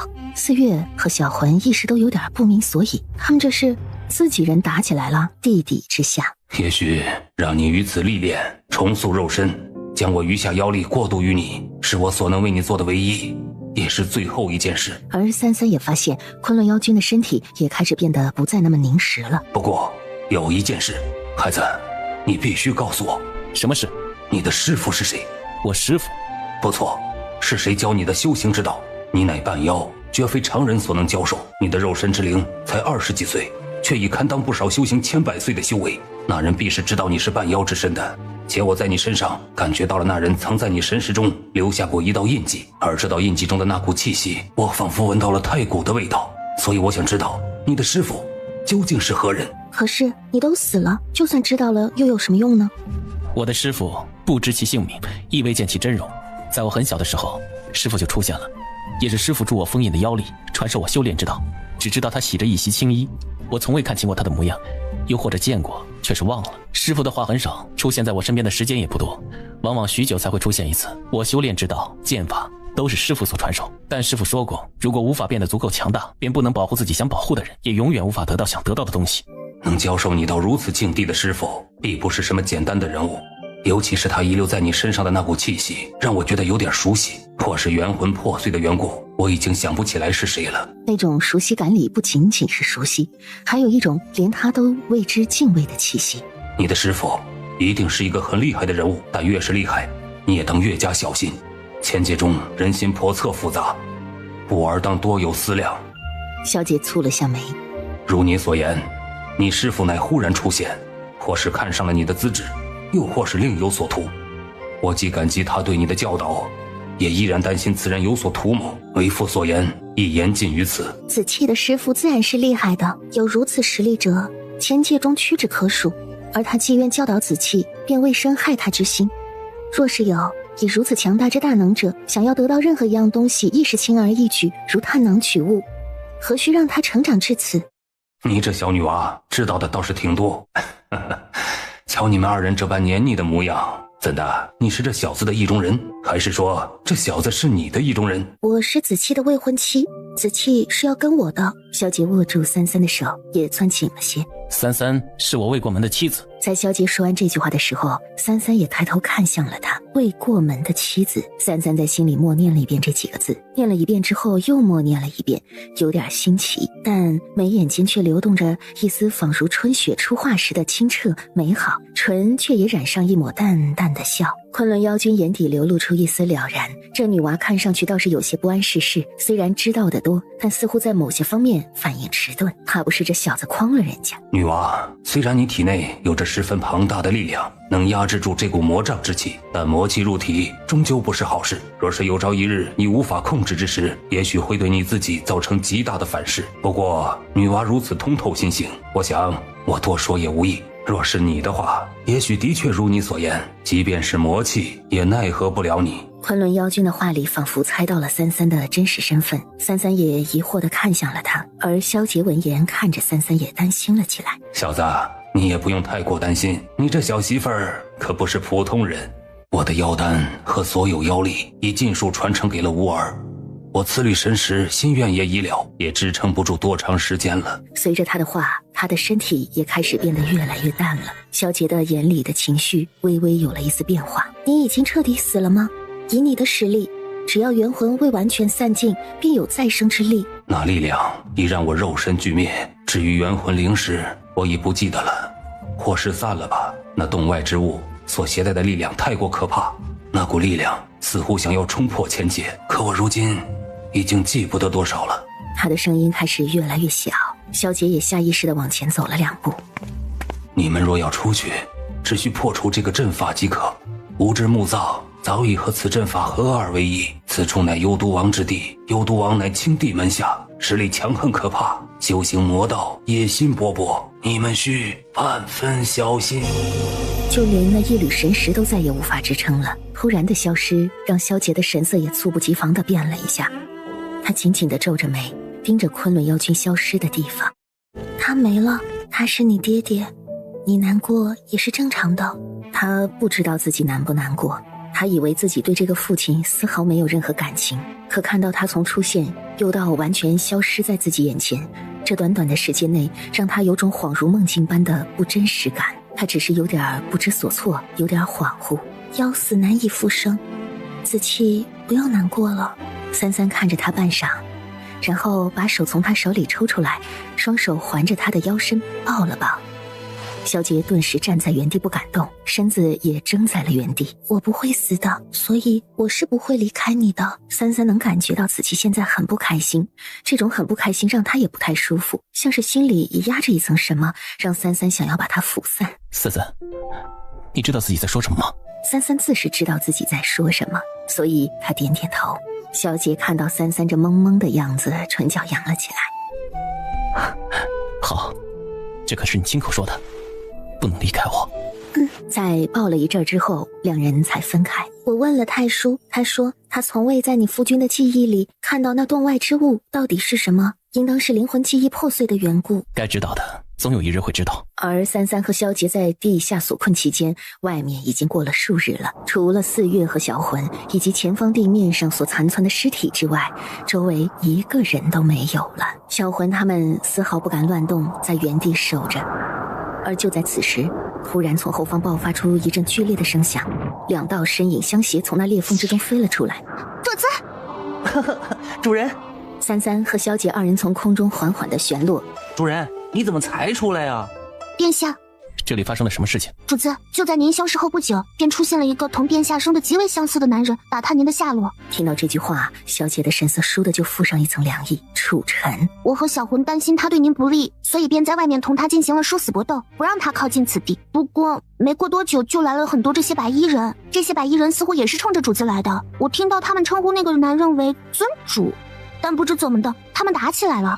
那个男人杀死了所有的白衣人，而后似乎突然有什么事，暂时离开了。离开之前他说过，他很快就会回来，所以奴婢和小魂一直在这里守着。不错，就在不久之前，楚尘杀了这些人之后，便收到了有人在幽都王城中看到过三三的消息，所以楚尘才临时抽身离开了。楚尘，主子，那人你认识吗？怎么和殿下长得如此相似？认识。那既然那个人和主子认识，那到底是敌是友？他不会打错人了吧？你们做的都没错，那人的确想对三三不轨，若下次再见到他，无需手下留情。三三看向萧杰，视线也正好对上萧杰的目光。别的我都可以让，唯独你。三三轻轻拢了下眉，一个字都没有出声。四月察觉到气氛有点不对，难道说那个和殿下长得相似的男人是来抢主子的，所以战王殿下才会这么生气？萧杰在盯着三三半晌，旋即缓缓地走向三三的面前。不过万事都依你，我不会做任何让乖乖不高兴的事情。主子你看，好强的默契凝结。主子，不久前幽都王的大军似乎开拔了，据说去了北冥，那个位置的方向应该就是北冥结界处。冷红月呢？殿下，冷姑娘先前留在了幽都将军府上，我们从王城出来之后便再也没见过冷姑娘了。这冷红月也许便是5万年前幽都王帝君的爱人，和幽都王之间有匪浅的关系。爱人？不错，三三可还记得，无论是太叔还是燕川还是老龟口中都曾提过，5万年前幽都王帝君曾杀死过自己心爱的女人，也就是在杀死这个女人之后，他性情也变得更加喜怒无常。幽都王当年杀死却未能杀死的人，应当就是冷红月，而冷红月也是在5万年前在黄泉冥界出现，加上幽都王对冷红月的追捕，这一切巧合的巧合都凑到一起，那么冷红月的身份也就没有了意义。冷姑娘她是幽都王的爱人，被抽了玲珑骨的那个。她的身体中着实少了一条根骨。我知道，要我告诉你们，我好像也升级了，我能看到神境强者的过去了，所以冷红月的过去我也看到了。升级？三三好奇，太叔竟然也会升级，像是感应到三三在想什么，太叔立刻乖乖地说：是啊，我也是才知道啊，以前有些看不到的东西，在升级过后我就可以看到一部分了。我感觉到了，小船有危险，你可以在我们到达那个地方之前告诉我们。说完这句话，萧杰便牵起了三三。四月丫头，跟上。是。话说这冷红月啊，她的真身并非是人，而是真皇分之一种。真皇分之一种？那不是孔雀吗？是啊，就是孔雀。神女不愧是神女，什么都知道。孔雀。旋即想到了冷红月那花里胡哨的样子，确实跟孔雀有那么些相似。只是她还没觉醒，所以没有暴露出自己的真身。做人太久也是会让人看不出来的。像燕川、小魂这种常年兽，又是兽言兽语，行为和生性都伴随着他们本身兽性习性，所以很容易就能看出来。强一点的修行者也能看出他们化形之后并非真正的人身，因为他们的身上是有着兽的气息的。三三了然，也就是说冷红月其实并不是人，她的真身是孔雀，是凤凰亚族，身体里流着的是真皇之血。她是作为一颗蛋被遗留在幽都之境的，而在幼年化身之时误打误撞被幽都将军府的少年捡回了家去。从那以后，他便长在了将军府，和这个捡他回去的少年魏赤也成了青梅竹马，一起在府中长大。后来魏赤结识了一个年轻男子，名曰帝君，而他在见到冷红月第一眼的时候，便一见钟情，爱上了冷红月。冷红月也被年少的帝君所吸引，二人互有好感，互生情愫。但帝君此人善妒多疑，且心狠手辣，野心勃勃。那时正值幽都诸王割据，帝君的目的便是收服诸王，统一幽都。权力、野心、美人都会是他势在必得之物。后来帝君因为猜忌和嫉妒，杀死了冷红月十分在意的一个同族朋友。冷红月一怒之下就和帝君打了起来。也就是在这一场战斗之中，帝君抽去了冷红月的玲珑骨，而冷红月也重伤在身，奄奄一息地离开了幽都。在离开幽都之时，冷红月伤心欲绝，问鬼船掌舵者孟福林要了一碗孟婆汤，并忘记了前尘过往。随着鬼船飘荡流落到了黄泉冥界，从此便在黄泉冥界一停留便是5万余年。汉书的叙述通常都是既定事实，也就是他所看到的事情发生轨迹，从冷红月的过往中所看到的。此事恐怕其中还有不少隐情，应该没这么简单。玲珑骨是个好东西，有些人总是会对一些不知到底有没有用，却被称为宝物的东西趋之若鹜。而且爱一个人同杀一个人应当也不矛盾。天启城中，司马和景城便是如此。司马烈真正爱的只是自己，他所要满足的也从来都只是自己。真正爱一个人是绝不舍得伤对方半分的，那种爱是自私的，炙热却罪恶的。占有从来不应当建立在伤害自己心爱之人的基础之上。帝君虽听闻残暴无道，可是能在这数万年中将幽都收拾得服服帖帖，让幽都的军队各方忌惮，虽说是暴政，却也将幽都治理得井井有条。所以帝君应该并非真是无道之人，至少他是个聪明人。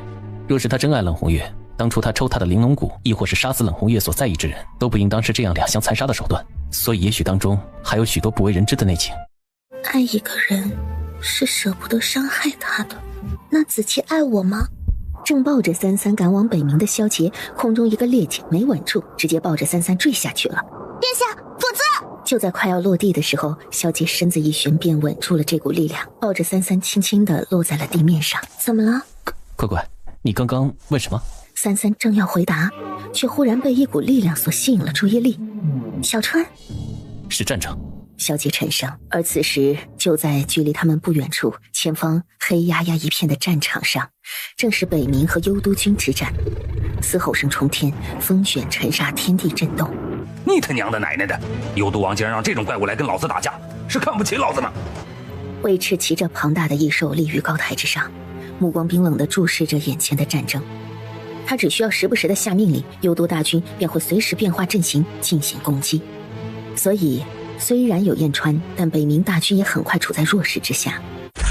燕川血盆大口咬住一个怪物，随着他在空中不断的翻滚横甩，才把那庞大的身躯咬碎。巨大的怪物躯干从高空砸下，大地响起一阵巨大沉闷的震动。此时燕川也是遍体鳞伤，龙鳞碎裂，绿色的龙血也从伤口处滴落。而随着魏赤的下令，那无数弩箭全部朝着燕川射了过去。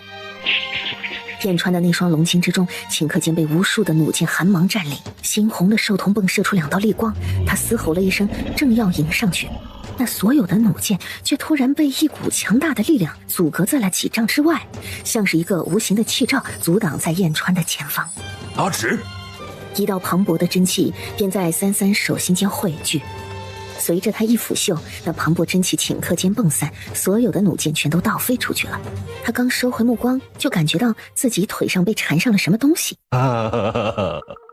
阿直，我就知道你会来。萧杰3、3、4月，疼不疼？我给你报仇。话落，破天已经发出一阵鸣啸，出现在3、3的手中。燕川腾空跃起，巨大的龙身在空中盘旋，吞吐着龙气。风云卷集，整个天都充满了雷霆风暴。3、3看向余下那3个庞然怪物，脚尖一点便朝他们飞了过去，长刀破空，一斩生杀。燕川从空中飞下来，将白3、3驮在自己的龙首上。少女御龙飞行，长刀斩空，破风拂袖，如神似魔，威风凛凛。只见3、3从龙头上一跃而起，一刀斩其中一只怪物，那怪物瞬间便被这强大的力量削去了半截脑袋。掉落下的半截脑袋瞬间变作无数密密麻麻的血虫，再次钻进这怪物的身体中。很快，这怪物的脑袋再次长出来了，但模样却更加丑陋奇怪了。那是无数血虫堆积出来的假头。原来如此，这种怪物本来就是魔兽，后又因为吸收了魔障之气过多，所以发生了异变，身体刀枪不入，但只要被它攻击到，就会顷刻产生毒素。它们的攻击也是带毒的，所以小川才会受伤。小魂也化作了一只庞然巨兽，出现在战场上，厮杀在幽都大军之中。萧杰见三三和燕川同那3只怪物站在一起，目光也看向了远方骑在异兽上的男人。萧杰的目光威凛，他突然释放出自己的妖王之力，磅礴的力量顷刻以他为中心朝四方溃散。威驰身下的异兽仿佛察觉到了什么，四肢不可控制地在地上动来动去，就连所有幽都大军的坐骑都开始不安和暴躁了起来。好强的妖力，放出亡灵大军！他现在只想快点结束战斗，然后去找他，拿下北冥，打赢这场战争是王的指令，所以他要快点打赢这场战斗，他才有和王谈判的资本，才能去找冷红月。萧杰单手持剑，双手结印，一道妖阵顷刻在他身前结下。萧杰用剑刃割破自己指尖，一滴血滴入妖阵之中，顿时妖阵开始如漩涡般迅速地转动起来。突然，漩涡停止了转动，一道空间之门被打开，无数黑影从中涌了出来。顷刻之间，无数黑影从黑洞中出现，带着无穷无尽的妖气和庞大的力量，密密麻麻的全都朝着幽都大军涌去。威驰身下的异兽低声咆哮，不断地动着自己的四肢，仿佛难受极了。这是什么？他勒紧了胯下异兽的缰绳，突然之间他想到了一个传说，昆仑妖族有一批强者群族，以侍奉妖王为荣，而当这些强者陨落之后，他们的妖魂便会以另一种方式沉淀留在昆仑，并且由这些强者的妖魂组成昆仑妖军，继续侍奉妖王，守护昆仑。难道这便是昆仑妖军？三三和燕川对战那3个怪物，萧杰率领妖军和小魂对战千万幽都大军。四月也加入战场，北冥军队看到眼前这场景，也振奋了士气，不再后退，继续战斗。三三的周围氤氲起了一层黑色的魔气，他一刀斩下，眼前那只怪物整个脑袋顷刻飞出去，三三身子一动，随着他一旋身，一刀便将那无头怪物劈砍成了2半，整个肉身也在瞬间化作一滩血浆，之前的血虫也再没有出现，那怪物也再没有复生。破天的刀刃上附上了一层魔气，也正是这层魔气是他们的克性，相生相克，以魔制魔。另外2个怪物见到刚刚那只怪物的惨死，对三三起了畏惧之心。可此时白三三的身影突然消失了，不仅仅是白三三消失了，就连巨龙都消失了。突然，随着一声龙啸，2个怪物的身体倏地被劈成了2半。白衣少女立于龙头之上，手持黝黑长刀，寒芒逼人，萦绕着森森的魔气。死了，三三淡淡说，旋即看向远处的幽都大军。在看到那妖军的时候，眼中也有一丝诧异。妖，在萧杰、小魂、妖军出现之后，北冥军队也开始占据了上风。魏迟的脸色变得凝沉，骤然出现的这些人强得可怕，恐怕那2人都在神境之上。而那妖军所过，亡灵军团也失去了本来的作用。将军，说，将军，就在不久前，王遭到了红衣女子刺杀，而现已将刺客捉拿。被捉拿在何处？在王的行宫，王后也在。收兵。说完这句话，魏迟已经率先转身骑着异兽往后离去了。命令下达，收兵号角一响，所有幽都大军全部撤回。大战得胜，北冥士兵高兴的喊叫声震天。哇，跑什么跑啊？老子还没把他们全部杀了。阿芷，你没受伤吧？三三摇了摇头，燕川这才放心。黑煤球，小月月，哼，没用，还受伤成这个德行。萧杰直接回身走向三三。子期，你的耳朵呢？耳朵收起来了。哦，衣服怎么破了？早知道那几个怪物如此恶心邋遢，便我去对付了。这帮杂碎怎么突然跑了？燕川奇怪，之前他们的确无退兵之意，恐怕是后方有了什么变故。燕川马上派出一只雀妖去打探消息。嘿，小小子，多谢了。虽然不知道你那是什么玩意儿，但看起来好像很厉害的样子。要不是你和他们，北冥还真打不过那帮孙子。不用，还不是因为你打不过。小魂吞噬了不少魂魄，吃太饱撑着了，走过来就直接进了三三空间里去消化去了。阿芷啊，你们来的真及时啊！你们是从哪儿过来的？我通过血气感觉到你有危险，我们便从幽都一路赶过来。血气？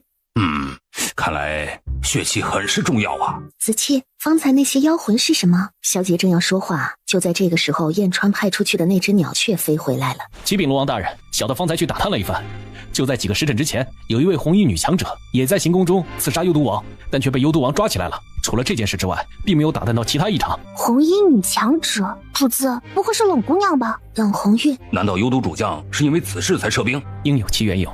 不过既然冷红月被擒获，那么也应该没有撤兵的理由才对啊。刚刚带兵的好像是那个尉迟将军，这尉迟将军和冷姑娘不是故人吗？尉迟，难怪。主子，冷姑娘被抓，我们要去救她吗？先换一身衣服吧。老夫的行宫离这里也不远，就在那边那个冒尖的地方。阿芝啊，你要不要先去洗个澡啊？燕川刚说完，萧杰便已经上前一步，将三三打横抱起，二话不说便朝着那个方向飞了过去。喂，臭小子，你抱阿芷去哪儿啊？应当是抱主子去洗澡换衣裳吧。那你叹气做什么？主大不中留了。忽然四月想到了什么，小剑一点也跟着飞了过去。主子得换衣裳，刚好他坐了一身，赶紧给主子送过去。此时另外一边，冷红月被傅先生捆绑在一张椅子上。你不记得我了？帝君阁下难道也曾是本座的裙下之人？不过跟本座睡过的男人可太多了，或许已经不记得阁下了。你睡了很多男人，本座睡了多少男人，就不劳阁下操心了吧。帝君缓缓地站起身，一步一步走到他面前。那你可知道你为何要杀我？你不认得我，忘了我，又为何要杀我？冷红月，你仔仔细细的看看我这张脸，告诉我，你当真不认得我了吗？帝君阁下这般在意本座是不是记得你，莫不是对本座有所图谋？那你为何要杀我？幽都魔君妄图侵占九州，而本座作为九幽之一，皇权冥界君王，想要做掉幽都王，不是一件应该的事吗？你在撒谎！成王败寇，没什么好说的。阁下若是想杀我，那我也只能悉听尊便。既然如此，那你就留在孤身边。帝君，你我之间不是你死便是我亡，你我之间必有旧账未算，何须假惺惺放过我一个意图杀你之人？哼！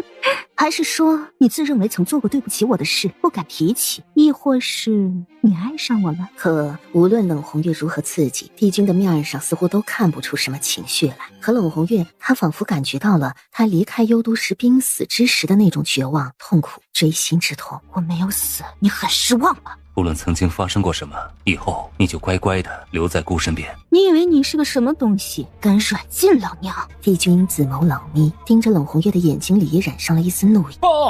启禀王，尉迟大将军回来了。他敢回来？尉迟大将军到。尉迟从一进来，余光便直直地落在冷红月的身上。看到冷红月只是受了些伤，没有什么性命危险，他心底才松了口气。他的这点小动作，帝君都纳入眼底，眼眸里蕴着一股森寒。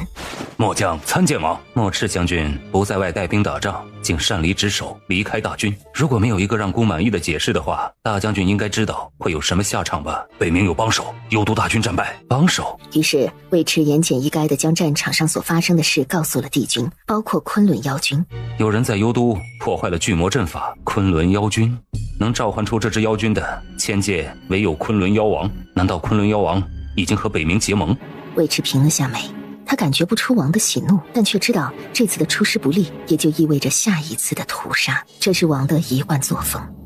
但现在的尉迟心思却没有办法在这儿，他的视线一动不动地盯着前方那道红色的身影，眼底微沉。这是孤今日抓到的刺客，不知尉迟大将军认为孤应该如何处置这名刺客？你应该知道他是谁。尉迟大将军似乎只要提起他，你就会完全不将孤放在眼中呢。现在孤不得不开始怀疑，先前通缉刺客之时，大将军是不是有窝藏刺客之嫌了？请王放了他，让他离开。这句话刚落下，尉迟身体就遭到了一道重击，嘴里猛地吐出一大口血。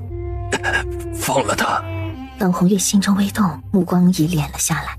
看来5万年过去，尉迟将军依然是爱护有加呀。我只知道你欠他，你永远都欠他，哪怕过去5万年、10万年，你依然欠他。这话似乎戳到了帝君的痛处。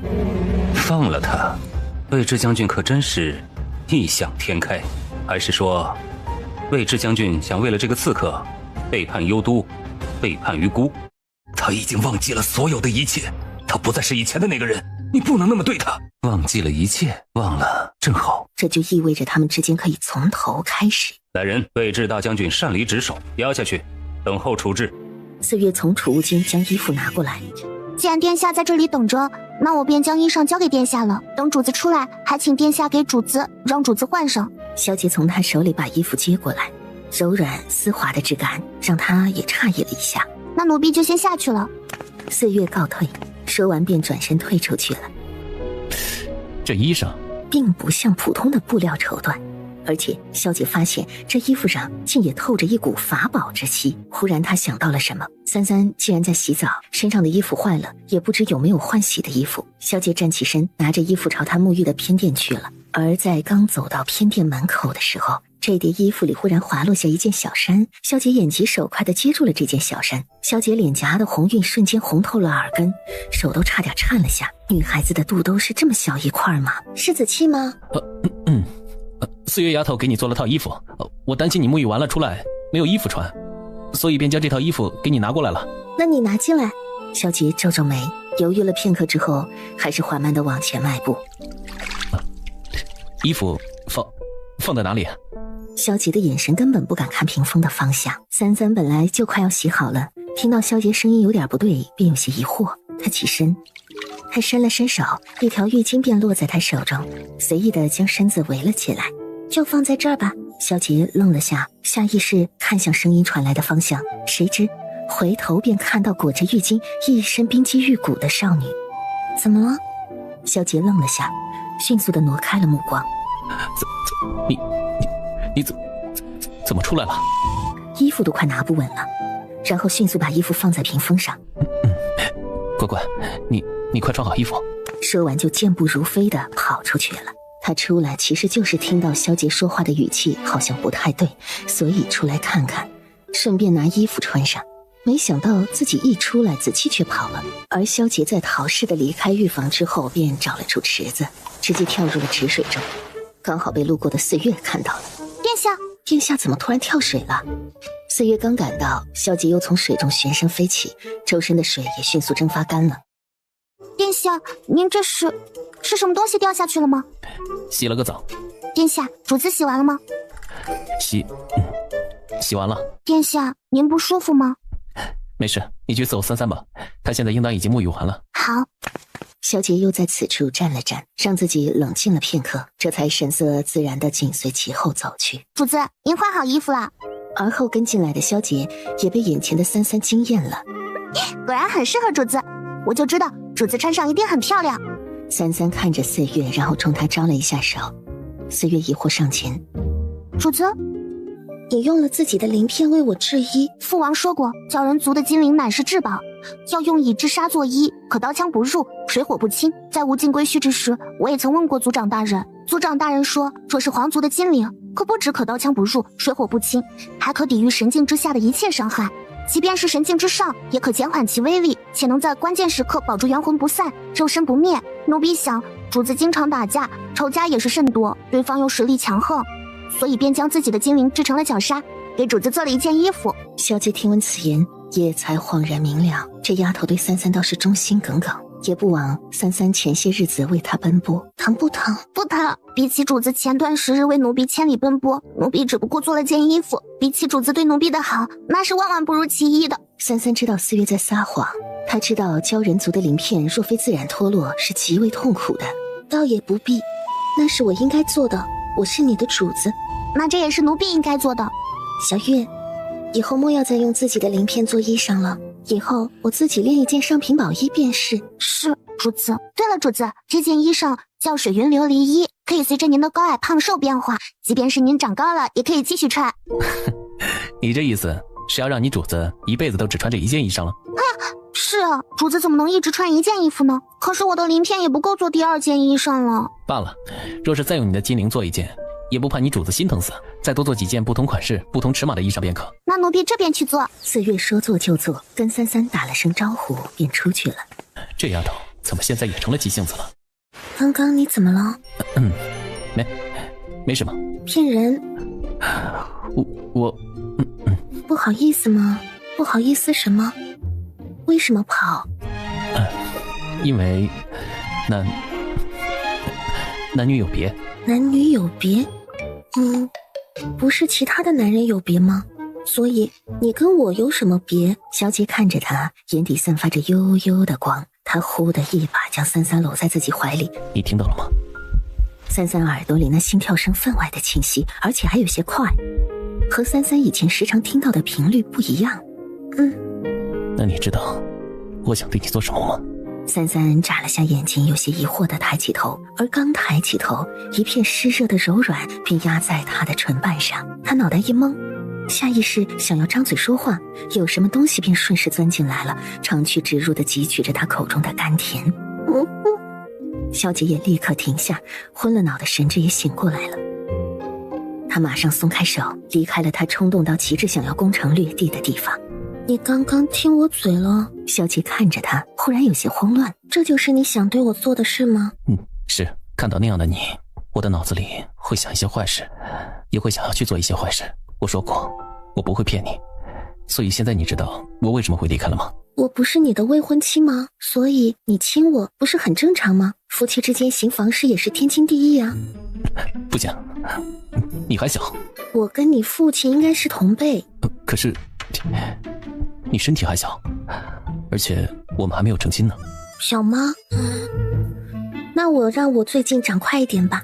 我让我的身体维持在16、17岁的模样还是很容易的。萧杰愣了片刻，可心里却还莫名其妙有点期待。成亲之后我们就可以同房了吗？你想和我同房吗？其实自由恋爱不必成亲也可以同房的。不行。既然如此，那我们回九州成亲吧。萧杰神色陡然变了变，眼里既是欣喜，受宠若惊，也有难以置信。三三该不会是为了和他同房，所以才想回去成亲的吧？这么一想，萧杰神色也有点怪怪的。你不愿意吗？我愿意，十分愿意。三三，你真的愿意嫁给我？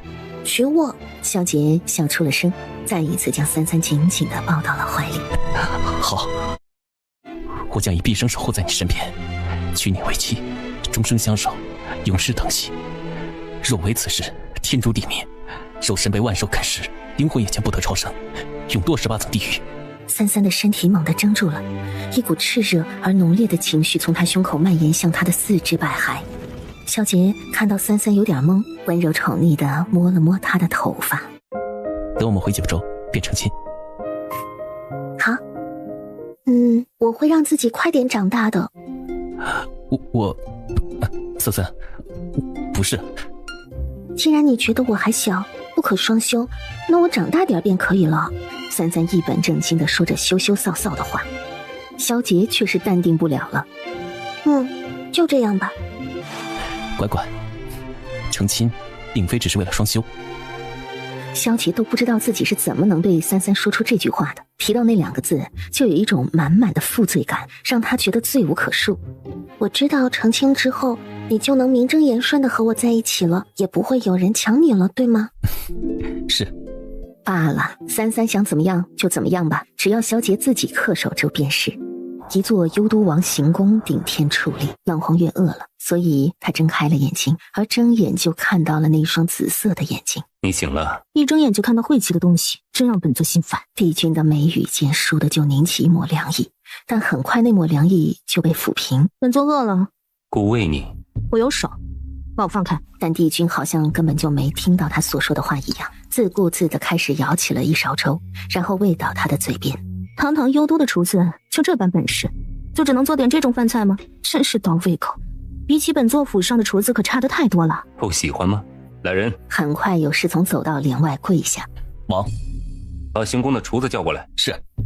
侍从领命退下，很快他就领了一群厨子候在了殿外。冷红月皱眉，不知道他想做什么。这碗粥是谁做的？谁做的粥？有一个厨子颤颤巍巍地爬向前。是奴才。拿去，把这碗粥喂给他，把碗打碎了，连着粥一起喂给他。是。侍从端过那碗粥，走到外面，手心一动，那碗粥在手心就捏成了碎块，就着里面的粥，一口就拍进了那厨子的嘴巴里。厨子被强行吞咽下了碗的碎块，整张嘴都被扎得出了血。你说一个你爱吃的，不让他们去做，做不好就杀了。素闻幽都王残暴不仁，今日一见，果然名不虚传呢。帝君只是看着冷红月，就刚刚的粥，再来一份吧。还有，本座要喝酒。听到了吗？是。侍从立刻退身下去办事了。冷红月翻了个白眼，根本不想看他。但帝君却丝毫不在意冷红月对他表现出的这些厌恶和反感，依然坐在床边，目光平静地看着冷红月。你的身上有我的东西，是我的骨头吧？你想起来了？从我的身上抢走的东西，在你的身上可还用得习惯？你没想起来。他的眼神有些许复杂，似乎又在期待什么，却又在害怕什么。冷红月眼底杀意凝聚，平静的眼神藏着仿佛要毁天灭地的仇恨。来，吃点东西。帝君似乎丝毫不在意冷红月那明显厌恶和恨意的眼神，仿佛从未看见。冷红月眯了下眸，缓缓张开了嘴，两人就这么喂一口吞一口。想不起就不要想了，这世上愚妄者甚多，不知其因果，一生于世。我们之间无需因果，亦可重新开始。重新开始？你以为你是谁？跟本座重新开始？阁下这是在做什么春日大梦？以后你便留在姑身边，姑会立你为后。说完，喂完冷红月最后一口粥，他便站起身，看了冷红月一阵儿之后，才离开了这里。王，神庙来人。神庙。冷红月在帝君离开之后也松了一口气，她闭上眼睛，运转着身体里的真气，体内的真气开始疯狂涌动，冲击着她的四肢百骸，捆绑在她身上的捆心绳开始隐隐地动了起来。而就在帝君离开后没多久，一道女子的身影避开外面所有侍从们的眼睛，悄然走了进来。我知道你醒着，冷红月。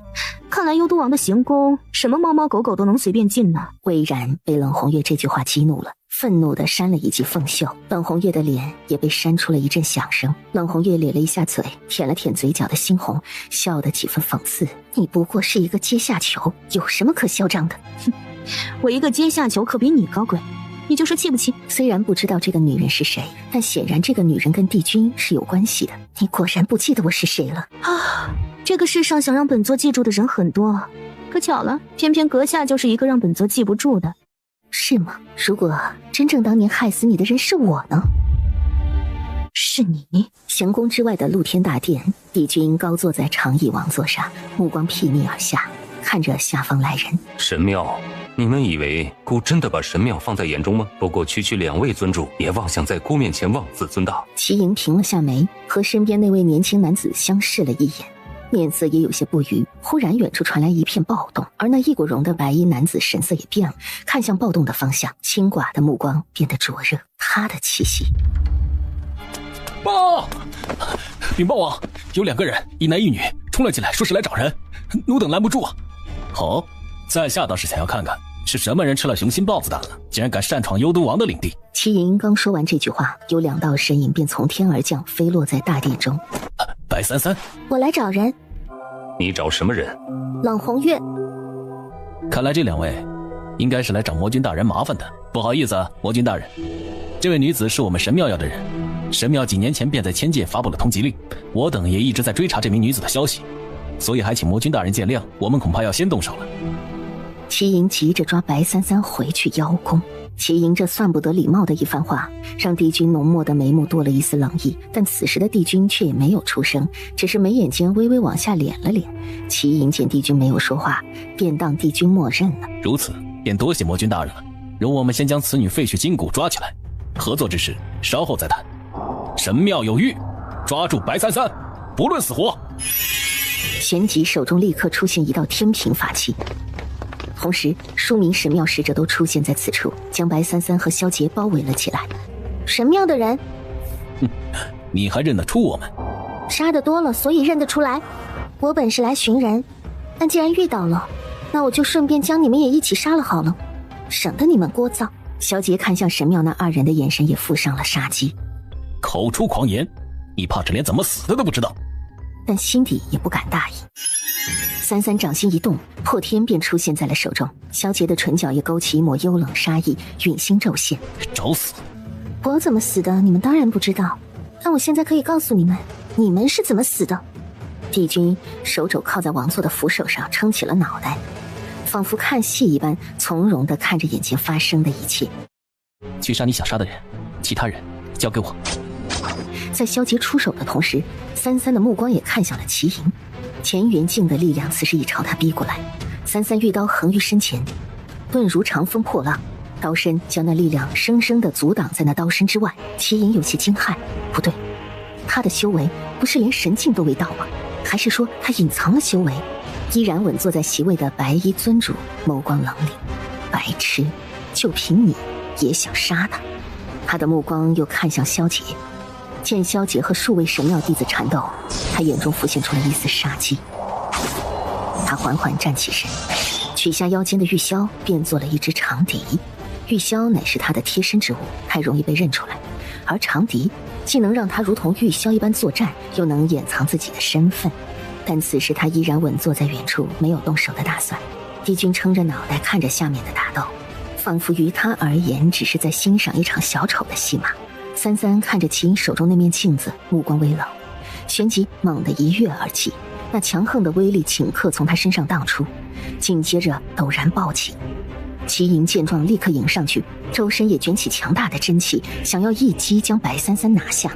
而在他飞在空中准备出手的瞬间，却发现白三三不见了。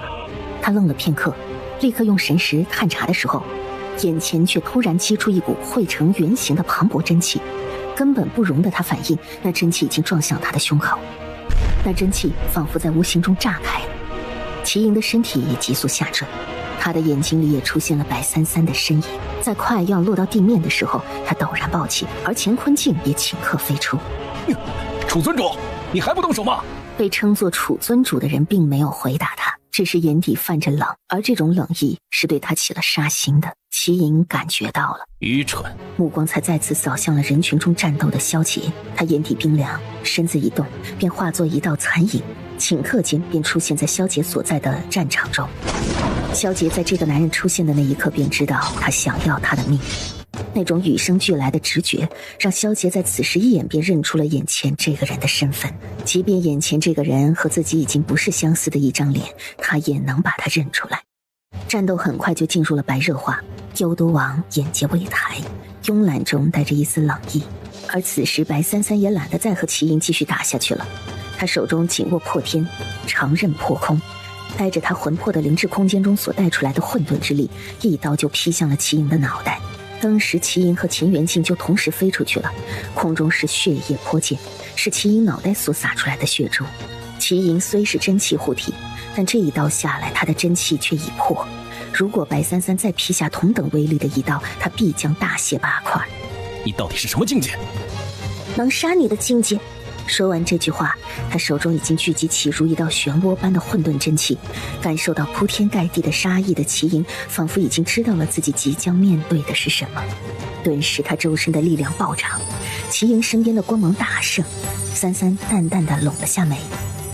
焚寂术，焚寂术，这是所有修行者不到万不得已根本不会用的一种术法，因为这种术法会耗尽自己所有真元去短暂提升自己修为一炷香的时间。唯一能够弥补自己真元的方法，就是打败对方，吸收对方的真元，否则会废去所有修为。我要杀了你！呀！他怒吼了一声，将自己的真气注入乾元镜，顿时乾元镜镜面是金光大盛，强大而磅礴的力量势如江海，化作一道剑芒就刺向了白三三。哼，还不是要死，多此一举。然而还不等三三动手，幽都王就从王座上已经率先飞出了一道气刃，悄无声息直接劈向齐莹的腰。一道气刃的威力，齐莹竟然直接被腰斩，那乾元镜也碎裂在了地上。幽都王好强！而此时从尸体中有一颗金色的元丹飞出，正要逃离，三三伸手虚空一抓，那金色的元丹便落在了他的手中。而此时那另外一个白衣尊主也暂时停下了战斗，目光看向了这边的情况。萧杰也注意到了，他意外的是帝君会出手，现在更担心帝君会对三三出手。三三掌心轻轻一捏，那嘶吼的元丹便在他手中轻而易举地被捏碎了。他将乾元镜捡起来，收进自己的空间里，旋即转身看向了帝君。同时其他神庙中的弟子在齐莹被帝君腰斩之后，出于畏惧，都害怕地往后退，一时间也没有人敢再动手。既然老师夸了我，那你一定是不如我的。白纸师妹的确厉害，魂飞魄散都还能重聚元魂重生，这倒是让我有些好奇。1万年前你究竟是如何陨落的了？我能重生自是有我自己的本事，你要是厉害你也能。老师有一句话说得很对，老师说，如果是你，那么我只要见到你一面，便能一眼认出是你。现在我明白老师为何会说出这样的话了。不过我倒是没想到，除了师妹之外，竟然会见到另外2个得老师所授的弟子，或者说他们2人根本算不上老师真正的弟子，不过是得了老师指点罢了。你什么意思？你是说我和你们是师出同门？但显然幽都王并不打算在这种事上做解释，而三三的目光却也看向了楚尘。楚尘视线相接的那一瞬间，楚尘选择了回避目光，没有承认自己的身份。原来你是神庙的人。不过孤看神庙的这位阁下似乎对孤所说的并不意外，应该是早就已经知道了。在下不知道魔君大人何意。无论你们是何人，是神庙还是鬼庙，也无论你们之间是什么关系，你们好像忘了一件事，这里是孤的地盘，孤容忍你们在这里玩这个把戏，不过是孤给予你们的仁慈。而在孤的地盘想要杀死孤的师妹，似乎神庙很不把我幽都放在眼中呢。幽都有幽都的规矩，神庙也有神庙的规矩，今日却是同伴太过冲动，行事不妥当。既然齐尊主已经被大人腰斩，还希望魔君大人有大量，不与我等计较。至于魔君大人所说的话，恕在下一个字也听不明白。在下只从传闻中听说过大人尊师，也并不知道白姑娘口中的楚尘是谁。我等受神上的旨意，将白小姐带回神庙，除此之外并无其他。神庙的规矩，那孤今天倒是要看看神庙的规矩在孤的面前又算得了什么。在他说完这句话的一瞬间，楚尘的身体便被一股强大的力量给撞击，体内真气宛如被万斤巨石给压制。随着幽都王眼神一厉，那股力量顷刻在楚尘的身体中爆炸。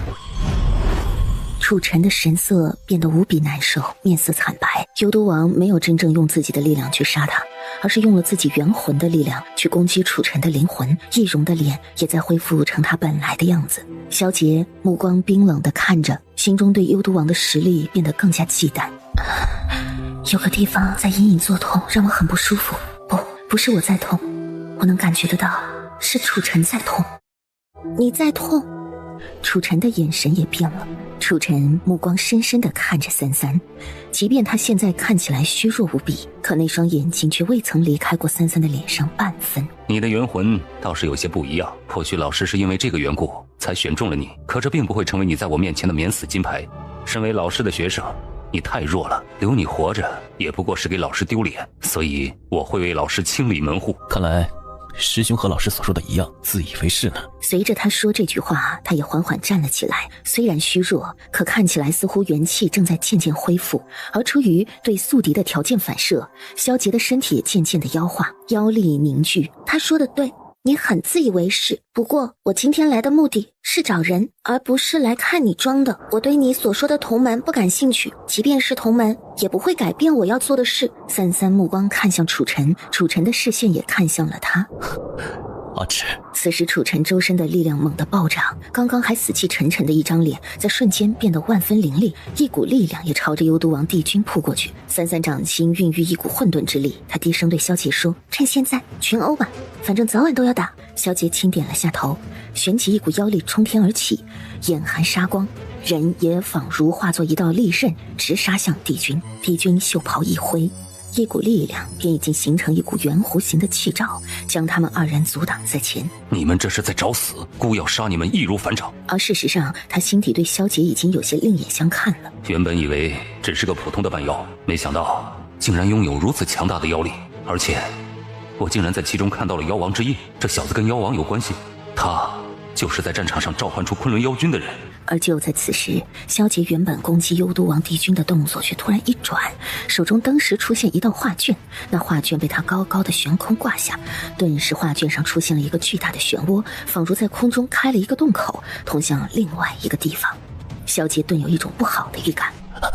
三三，果然，此时楚尘已经收了动作，转而飞向了白三三。三三原本是要对帝君动手的，可却突然动不了了，全身像是被一张密密麻麻的网给缠裹住。阿赤，跟我走。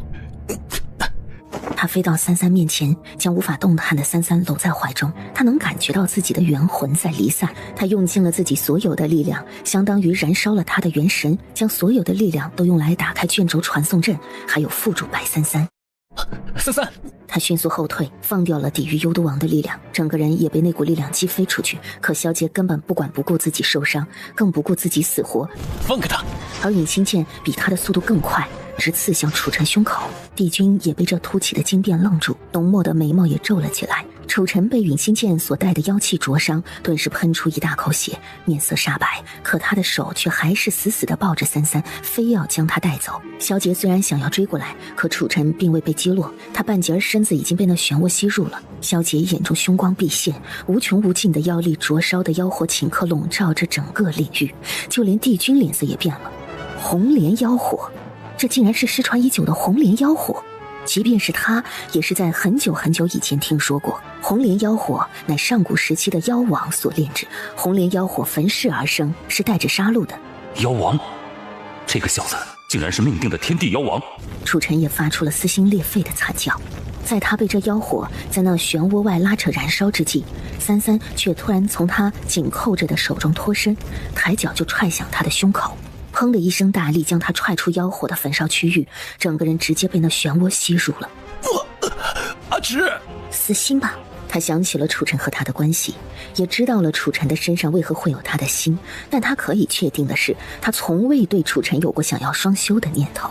三三目视着那漩涡连带楚晨在他眼前消失，而那原本扑向漩涡的妖火也忽然扑向了三三的身上。忽然三三身子一轻，人就已经被抱进了另外一个人的怀里，而那妖火在碰到他身体的时候也瞬间化为无形，消失在了空中。三三感觉到了那声音不易察觉的不稳和恐慌，小手轻轻拍了拍他的背脊，不要怕。而三三也知道刚刚紫气是差点杀了楚晨的，妖火差点烧死他，如果三三不给那一脚的话，他倒是不怕死。这个人即便是活着也会失了半条命吧，竟然不惜用自己的元神之力打开这个传送阵卷轴，开启时空之门。看来师妹在他的心中很重要，哪怕是付上死亡的代价也想要把你带走。萧杰眸色暗敛，方才若不是三三，楚晨不一定有命离开。三三不想让他死，而三三也是故意假装被他制住。以三三的能力要解开这种控制并不是难办到的事，心里有点堵，也有一丝沉郁。紫气，萧杰眼下眼底的冷郁，而后才扬起袖袍将三三护在自己身后。他看向帝君，冷红月在什么地方？冷红月，姑倒是想知道你们和冷红月是什么关系。他叫我小媳妇儿。帝君眼底冰凉，盯着三三的目光染上了杀意。冷红月，无双城城主，喜欢长得好看的人，我很好看，所以他喜欢我，叫我小媳妇儿。帝君看着三三半晌，原本眼中汹涌的杀意却在看着他半晌之后，那种杀意缓缓沉淀下去了。师妹，念在你我同门一场，这一次姑不为难你，带着这种小狼崽子离开幽都。冷红月是姑的人，将会永远留在姑身边。可若是你非要再次为难，就别怪姑手刃同门了。你很孤独吧？三三从萧杰身侧走出，乌黑的眼睛直视着帝君的紫眸。所以你才不想杀我？在三三说出这句话的时候，帝君的眼底悠悠划过一丝什么。孤独，站在越高的位置，孤寂本就是与之共存的东西。生命越是漫长无涯，岁月越是孤独寂寞。师妹，难道你不是吗？在漫长的生命，在无尽的时间流逝中，也似桃花红一时，随后凋零化成泥。即便肉身不腐，千古长存，灵魂也早已凋零。想要得到什么，便付出什么。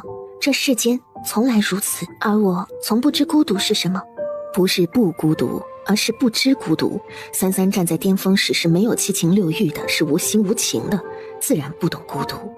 现在我知道了，你很孤独，我感觉到了。萧杰的身体中划过一道电流，突然颤了一下。三三感觉到了，也就是说，三三知道孤独是什么了。白芷师妹，这是姑唯一一次放过你的机会。我说了，我来找人。帝君显然脸上已经有了怒容，方才消散的杀意又再次出现。而就在这个时候，忽然传来一阵动静，是从行宫之处另外一处殿宇出现的。帝君脸色变了一下，立刻看向那边。冷红月，萧杰长臂搂着三三，三人宛如一道流光就划了过去。乖乖，此地不宜久留，找到冷红月之后，我们便离开。好。幽都王已经是神的势力，即便你我二人联手，也不一定是他的对手。我知道，其实我现在也打不过他，可是气势不能输。当二人落在那爆发出一股巨大能量的殿宇外面的时候，幽都王帝君已经率先立在了他们前方。那股迸发出来的力量撞向帝君的时候，瞬间消散于无形。一道身影从殿宇上空破空砸了过来，砰的一声，那女人在帝君眼前砸出一个3尺深的坑。王，他要杀我，他想杀我！王，你快杀了他呀！他回来就是要杀我们的，他想杀我，他根本就没有被你捆住。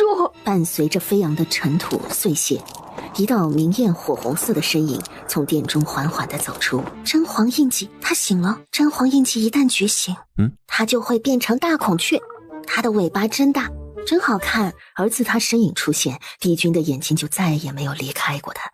坐下休息休息。一时半会儿恐怕也轮不到他们出手。既然冷红月找到了，而他看起来也没什么事儿，那么他们之间的恩怨也就让他们去解决吧。三三点点头，然后挥了一下手，2张椅子和1张桌子便出现在他们身边。二人就着这桌子一左一右的坐下来，对比起眼下的场面来说，端的是闲适自在。王，他知道了，他想起来了，他要杀我！王，你快杀了他，你杀了他呀！根据我的经验，这个女人是坏人。好人和坏人，三三倒是区分得清楚。不过这个经验是从哪里来的？萧杰自然不知三三的这种经验大多都是从电视剧里看来的，所以一般看到这种发展，脑海中总会有一个模糊的印象在那儿。帝君只轻轻挥了一下衣袖，魏然便被一股力量卷离了他身边。你也来了，我的东西不知帝君大人用的可还习惯？帝君没有说话，即便他容色看起来依然十分平静，可那泛起波澜的目光已经出卖了他此刻心底的情绪。冷红月，王会杀了你的，他能抽了你玲珑骨，就能杀了你。你以为你在王心目中地位有多高吗？不过也是个可有可无的玩物罢了。你又以为你算什么东西？不过是个靠挑拨离间、用算计得到自己这王后位置的小心。你这种渣子，有什么资格在本座面前提起玲珑骨？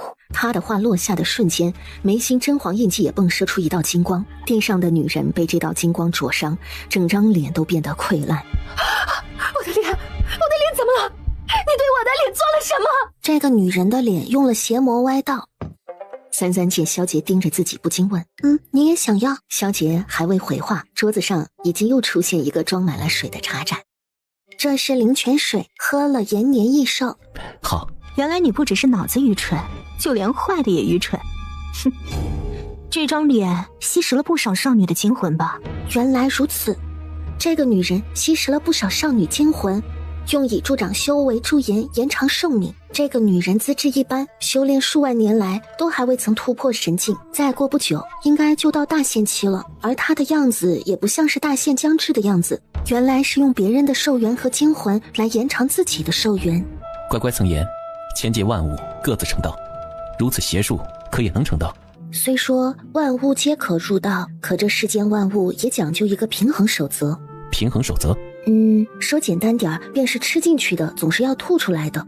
你身体所吸收的灵气也会变作你身体的力量，在打架的时候，这种量便会被释放出来，亦或是当你死后，你体内的灵气便会散去，回归宇宙。而他拿了别人的寿元，因为这本质并非是他的修行之道，他岔道而行，自会受到惩罚。有夺便有失，这种惩罚也会相应的取走他的东西，这便是大道之衡。便如我现在若是踏入魔道，那么我也会受到反噬，因为我背离了我本身所适应的方式，而小魂能依靠吸食残魂而生，不会受到任何反噬，那是因为这本身便是他的生存方式。虽有殊途同归一说，可于殊途之中才是真正的考验。许多人还未到同归的那一步便死了。也便是说，他以此种方式修行，一乃会遭到天地大道之衡的制裁，二是此乃有违他本身所适应的修炼之道，便定会受到反噬和惩罚。反正我也是随便说说，若有不对的话，我不负责。而他们慢慢交流的时候，冷红月已经施法将那无数撕裂的残魂精魄给引出来。不要！魏冉声嘶力竭地嘶吼着，脸上也迅速衰老破损。现在我再给你一次机会，告诉我你当年到底做了什么。既然你敢承认一切都是你在背后捣的鬼，那么现在我就给你一个机会说清楚，这也是你唯一的机会。他五指猛屈，一股力量顷刻之间便把魏冉提起来。放开我！放开我！我是幽都王后，放开我！而就在此时，帝君忽然出手打断冷红月的施法，魏冉掉在了地上。冷红月的视线看向了帝君，冰冷的眼里毫无一丝起伏。魏冉以为帝君是要救他。王，我是冤枉的，冷红月是骗你的，我什么都没做。当年是您亲手杀的他，我什么都不知道啊！堂堂幽都的王后，原来这么喜欢说谎。半炷香之前，你不是还想杀我吗？你说杀了我，你才能安心的坐稳王后的位置，还说杀了就不会有人威胁到你，就像当初一样。你不是还在我面前炫耀，当初的我死的可不是帝君手里，而是死到你的手里。需要我一个字一个字的去重复你刚刚所说的话吗？难怪这个女人会被打，在被她害死的人面前这么嚣张，没被打死都算好的了。如果是我，当年害死我的人敢在我面前这么嚣张，那么他们会马上尸骨无存。所以这个女人都快被打死了也是正常的。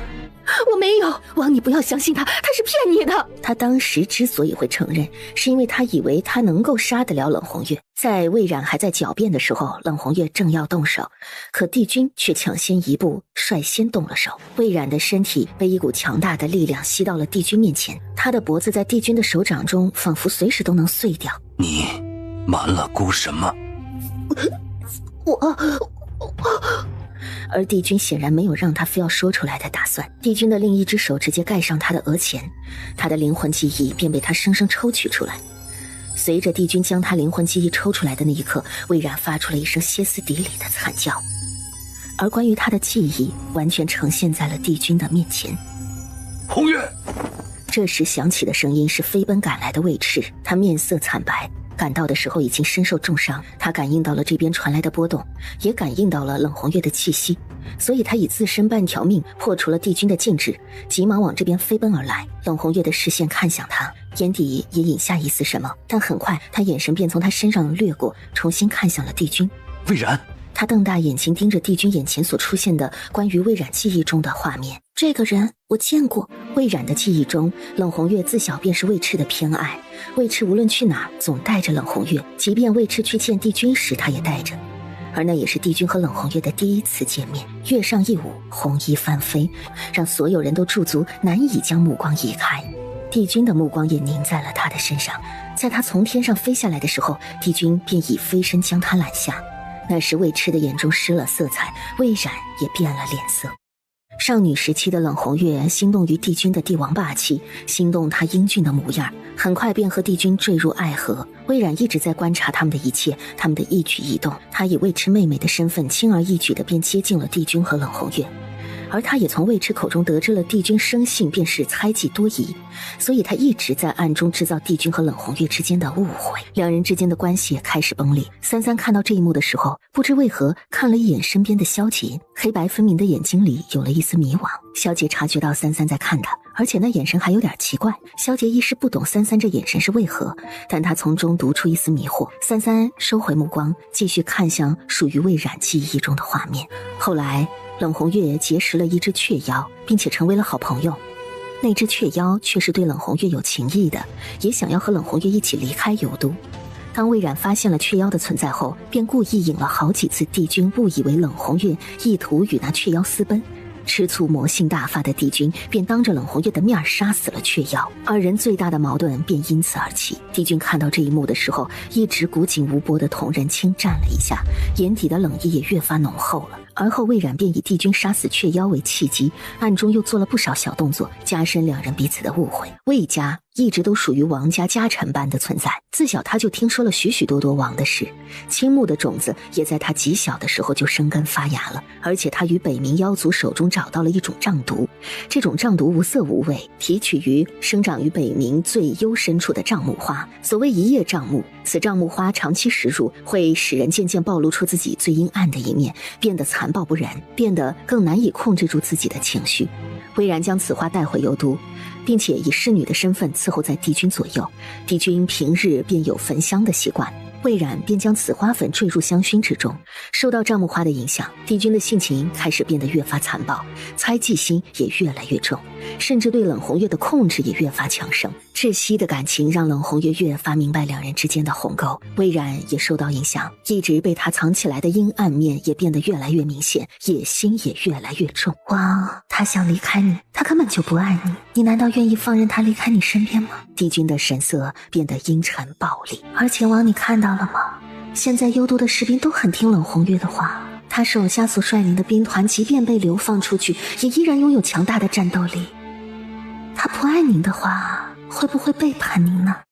那种东西竟这么厉害？太叔说，那个东西是生长在北冥幽深之地的瘴木花，汲取了从混沌之初便存在于那个地方的瘴气，因是混沌而生，所以即便是神，也不见得能够完全不受影响。北冥常年无神踏足，这便是其原因。因为九幽大部分的地方都保留着混沌出生的气息，而那些神乃后神，是混沌散开过后所产生的物种。在某种级别上，混沌出生者是高于后神的。帝君虽然很强，不过5万年前还未成真正的神魔之躯，所以会受到影响也很正常。他又看向奄奄一息的魏然，他的资质虽说一般，但在普通妖里也算不错的，若是好好修行，还是可以达到神境。但因为受到瘴木花影响心性，所以迟迟无法突破，到现在还只是一个神境之下的小废物，自毁其道。瘴木花虽没有毒性，但对心境影响是极重的。二人之间本就因雀妖而生了仇恨，再加上猜忌和挑唆，冷红月失望之下已打开幽都，他放下了自己的兵权，交给了魏赤，独自一人走出幽都。可也是这一走，彻底触发了帝君的怒火。魏冉故意将冷红月离开的消息透露给了他手下的人，还教唆他们去留住他。与此同时，他去找了帝君，告发冷红月欲带兵离开幽都谋反。当帝君得知冷红月离开，而他手底下的人也跟着离去之后，被背叛的愤怒和暴虐顷刻化作一团黑云，压向整个幽都。很快，我就会和王一起坐上来。不过现在我要去亲眼见证他如何从王的手里死去。他疯狂地笑了起来，宛如疯了似的，眼里透着明目张胆的贪婪。跟着魏冉的记忆，当他赶到的时候，帝君已经和冷红月打了起来，而那遍地都已是士兵的尸体，全是冷红月的部下，无一生还，全都死在冷红月的面前。他亲眼看到冷红月的怒火化作无尽的实质火焰，燃烧了半边天。痛苦的惨叫声如杜鹃啼血般的悲鸣弥漫在这漫天的血色里，玲珑骨从他身体中被帝君生生抽出，沾着血连着筋，却生生的和他身体撕裂。而帝君的脸上是一片阴翳和冷静的残忍。帝君，我恨你，我这一生最后悔的事就是遇上你。这就是背叛我的下场。抽了玲珑骨，便无异于断了他的翅膀。从此以后，冷红月再也飞不出他身边。等姑回去，姑会救你。不要脸！是不要脸。而此时魏冉的画面中，冷红月已是濒死。我死也不会跟你走。忽然，他仰天发出一阵撕裂般的惨叫。被挖去了玲珑骨的地方，从他身后长出一双透明的羽翼，轰地从他身后撑开。帝君，若有来世，我定要你血战血场！就在与此同时，他身后的那双透明的羽翼忽然腾空飞起，扇动着巨大的翅膀，带着冷红月离开了这里。帝君手掌忽地收拢，将魏冉的灵魂记忆猛地捏碎，紫眸沉冷，眼神也暗了下去。魏赤站在原地的身子也不稳地动了一下，面色恍然。他握紧了拳头，心疼地看着冷红月，眼底盛满了血丝。原来当初这就是他所经历的一切。他记得，当他赶到的时候，除了那遍地的尸体之外，便只有魏冉站在尸体中开心地笑，而王和红月都不在了。他从魏冉口中才知道王杀了冷红月，王竟然还去找他了。找回来又如何？他现在应该已经是一具尸体了。后来不知过了多久，王回来了，但他是一个人回来的，连红月的尸体都没带回来。王没有找到他，而王从那之后再没有提过这件事，性情也从那天之后变得越发的喜怒无常，更加残暴。后来魏迟曾到处去寻找冷红月，可却根本找不到他，所有人都默认他已经死了，重伤成那样根本不可能活下来。但是谁也没有想到，冷红月不仅活下来了，如今还也是神境强者，也已经成为了能和幽都王比肩的人物。魏冉现在已是癫狂的状态，他的一缕魂石被捏碎，整个人都变得疯疯癫癫的，但他还记得他的执念。王，我所做的一切都是为了你好，只有他死了，才不会阻挡你一统九幽千界。他就是个祸害，我会陪着你成为千界之主的，这样我就是千界最尊贵的女人了。从我出生开始就已经注定了，我命中注定会是您的王后，千妾中不会再有人比我更适合那个位置了。本座落得如此下场，原来便是你这贱人在其中捣鬼。旋即手腕猛地发力，一股力量顷刻便将魏冉抓起来，飞向冷红月手中。靠谎言和手段得到的东西，这5万年来，看来你过得很安逸。魏冉张了张嘴，却一个字都没有办法说出来，只是通红着眼睛，怒目瞪着眼前的女人。本座说过，血债血偿，而你是本座杀的第一个。旋即他手指猛地收紧，魏冉的喉骨便在瞬间破碎，紧接着他整个喉咙被冷红月捏得稀碎，血液飙溅，强大的混沌之力直接将他整个肉身粉碎。魏冉的肉身在瞬间就不复存在了，只有一缕金色的元魂被冷红月捏在手中。随着冷红月指尖一用力，这元魂也在顷刻之间破碎。三三的手中忽然出现一把小扇子，挡在小脸前面，就跟挡着什么脏东西似的。即便有误会，可对冷红月造成伤害的人依然是他，这一点从始至终都不会变。而眼前的一幕也让萧杰明白了一件事，无论如何他和三三之间都不能产生误会，即便是有，他也会想尽一切办法去化解，让误会消失。而无论是什么误会，他都绝不会做出任何伤害三三的事。魏冉的死并没有让幽毒王动容，仿佛魏冉的灰飞烟灭对他来说丝毫不重要。魏赤也没有说话，即便那被杀死的人是他的妹妹。现在该你了。帝君和他的视线交接，紫色的瞳眸深邃如浩瀚宇宙，宛如要将他整个人吸进去似的。就是这样的一双眼睛，冷红月竟从他眼中看到了夹杂着悔恨的复杂。我找过你，但没有找到。是我，不是孤。在此时，他放下自己作为王的身段。哼，你想说，你想找到我杀人灭口，却没找我，反而被我活下来了吗？现在，帝君阁下应该很后悔当初让我活下来吧。冷红月眯起眸子，旋起手中忽然出现一把古琴，三三神色微动。冷红月的本命法器，他真的准备动手杀帝君了。红月，冷红月看了他一眼，眼底掩去一抹异色。魏赤大将军，莫非也要阻止本座？不，我不会阻止，也不能插手，只是因为我不能弑王。魏家世代为幽毒王而战，我不能违背自己血脉誓言。有你这句话，倒也不枉你我一夜露水之情。他笑得明媚动人，一时让人春心荡漾。挑动人心的一句话，却让帝君的脸色在瞬间变得难看无比。他们此话几个意思？魏赤将军应当和冷红月先前便有渊源，魏赤此话之意便是站在了冷红月这边，但他不能帮冷红月出手，因为他不能杀王，这是他的血脉誓言。便是说，虽然他是幽都王的部下，但他不会阻止冷红月杀王，这恐怕也是他所能做到的唯一能做的事了。血脉誓言如命中，即便是生死亦不可弃之。既然他都放弃了对帝君的保护，已经算是违背誓言了，不如索性一起杀了他算了。小姐先是愣了下，随后乍一听，觉得三三说的好像也有道理。太叔却在这个时候插话：哪有这么容易吗？幽都的王族和将族都属魔道，比起正派，魔道对为氏的惩罚更可怕。魏家将族从一开始就是幽都王家将臣，誓死追随效忠，若有弑主之心，魏家便世世代代被困永间地狱，为孤魂野鬼，不得超生。而且当年幽都王曾在魏家先祖的血脉里种下了禁制，别说他们不敢弑君了，便是想弑君也是弑不得的。你们可别忘了，幽都王本身便多疑猜忌，自是不能让身边的人对自己产生威胁的帝王手段。三三了然，原来如此。那一夜露水之情又是怎么回事？此时萧杰自然而然地避开，继续看向前方，声音却一本正色地小声说：回去告诉你，你们之间有染。而魏赤也因受到帝君这种强大压迫，而生生逼得他往后退了好几步，五脏俱碎，一口鲜血也从他嘴里喷了出来。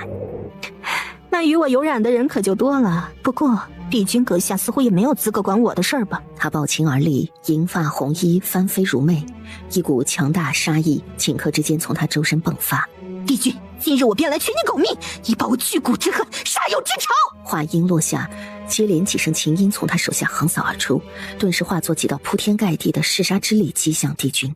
而就在那杀音即将贯穿帝君的时候，却忽然仿佛被时间停住了似的，凝在了帝君身前。你当真想杀我？冷红月没有用言语回应他，只是再次弹奏出一串音符，而这串音符所起的杀音比起方才更加的强横。忽然，帝君收起那道无形的屏障。随着屏障的消失，那被阻隔在外的庞大力量顷刻如离弦之箭刺进了帝君的胸口。他身子微微颤动了一下，嘴角也溢出了一丝血。他没有还手。为什么不还手？你不是想杀我吗？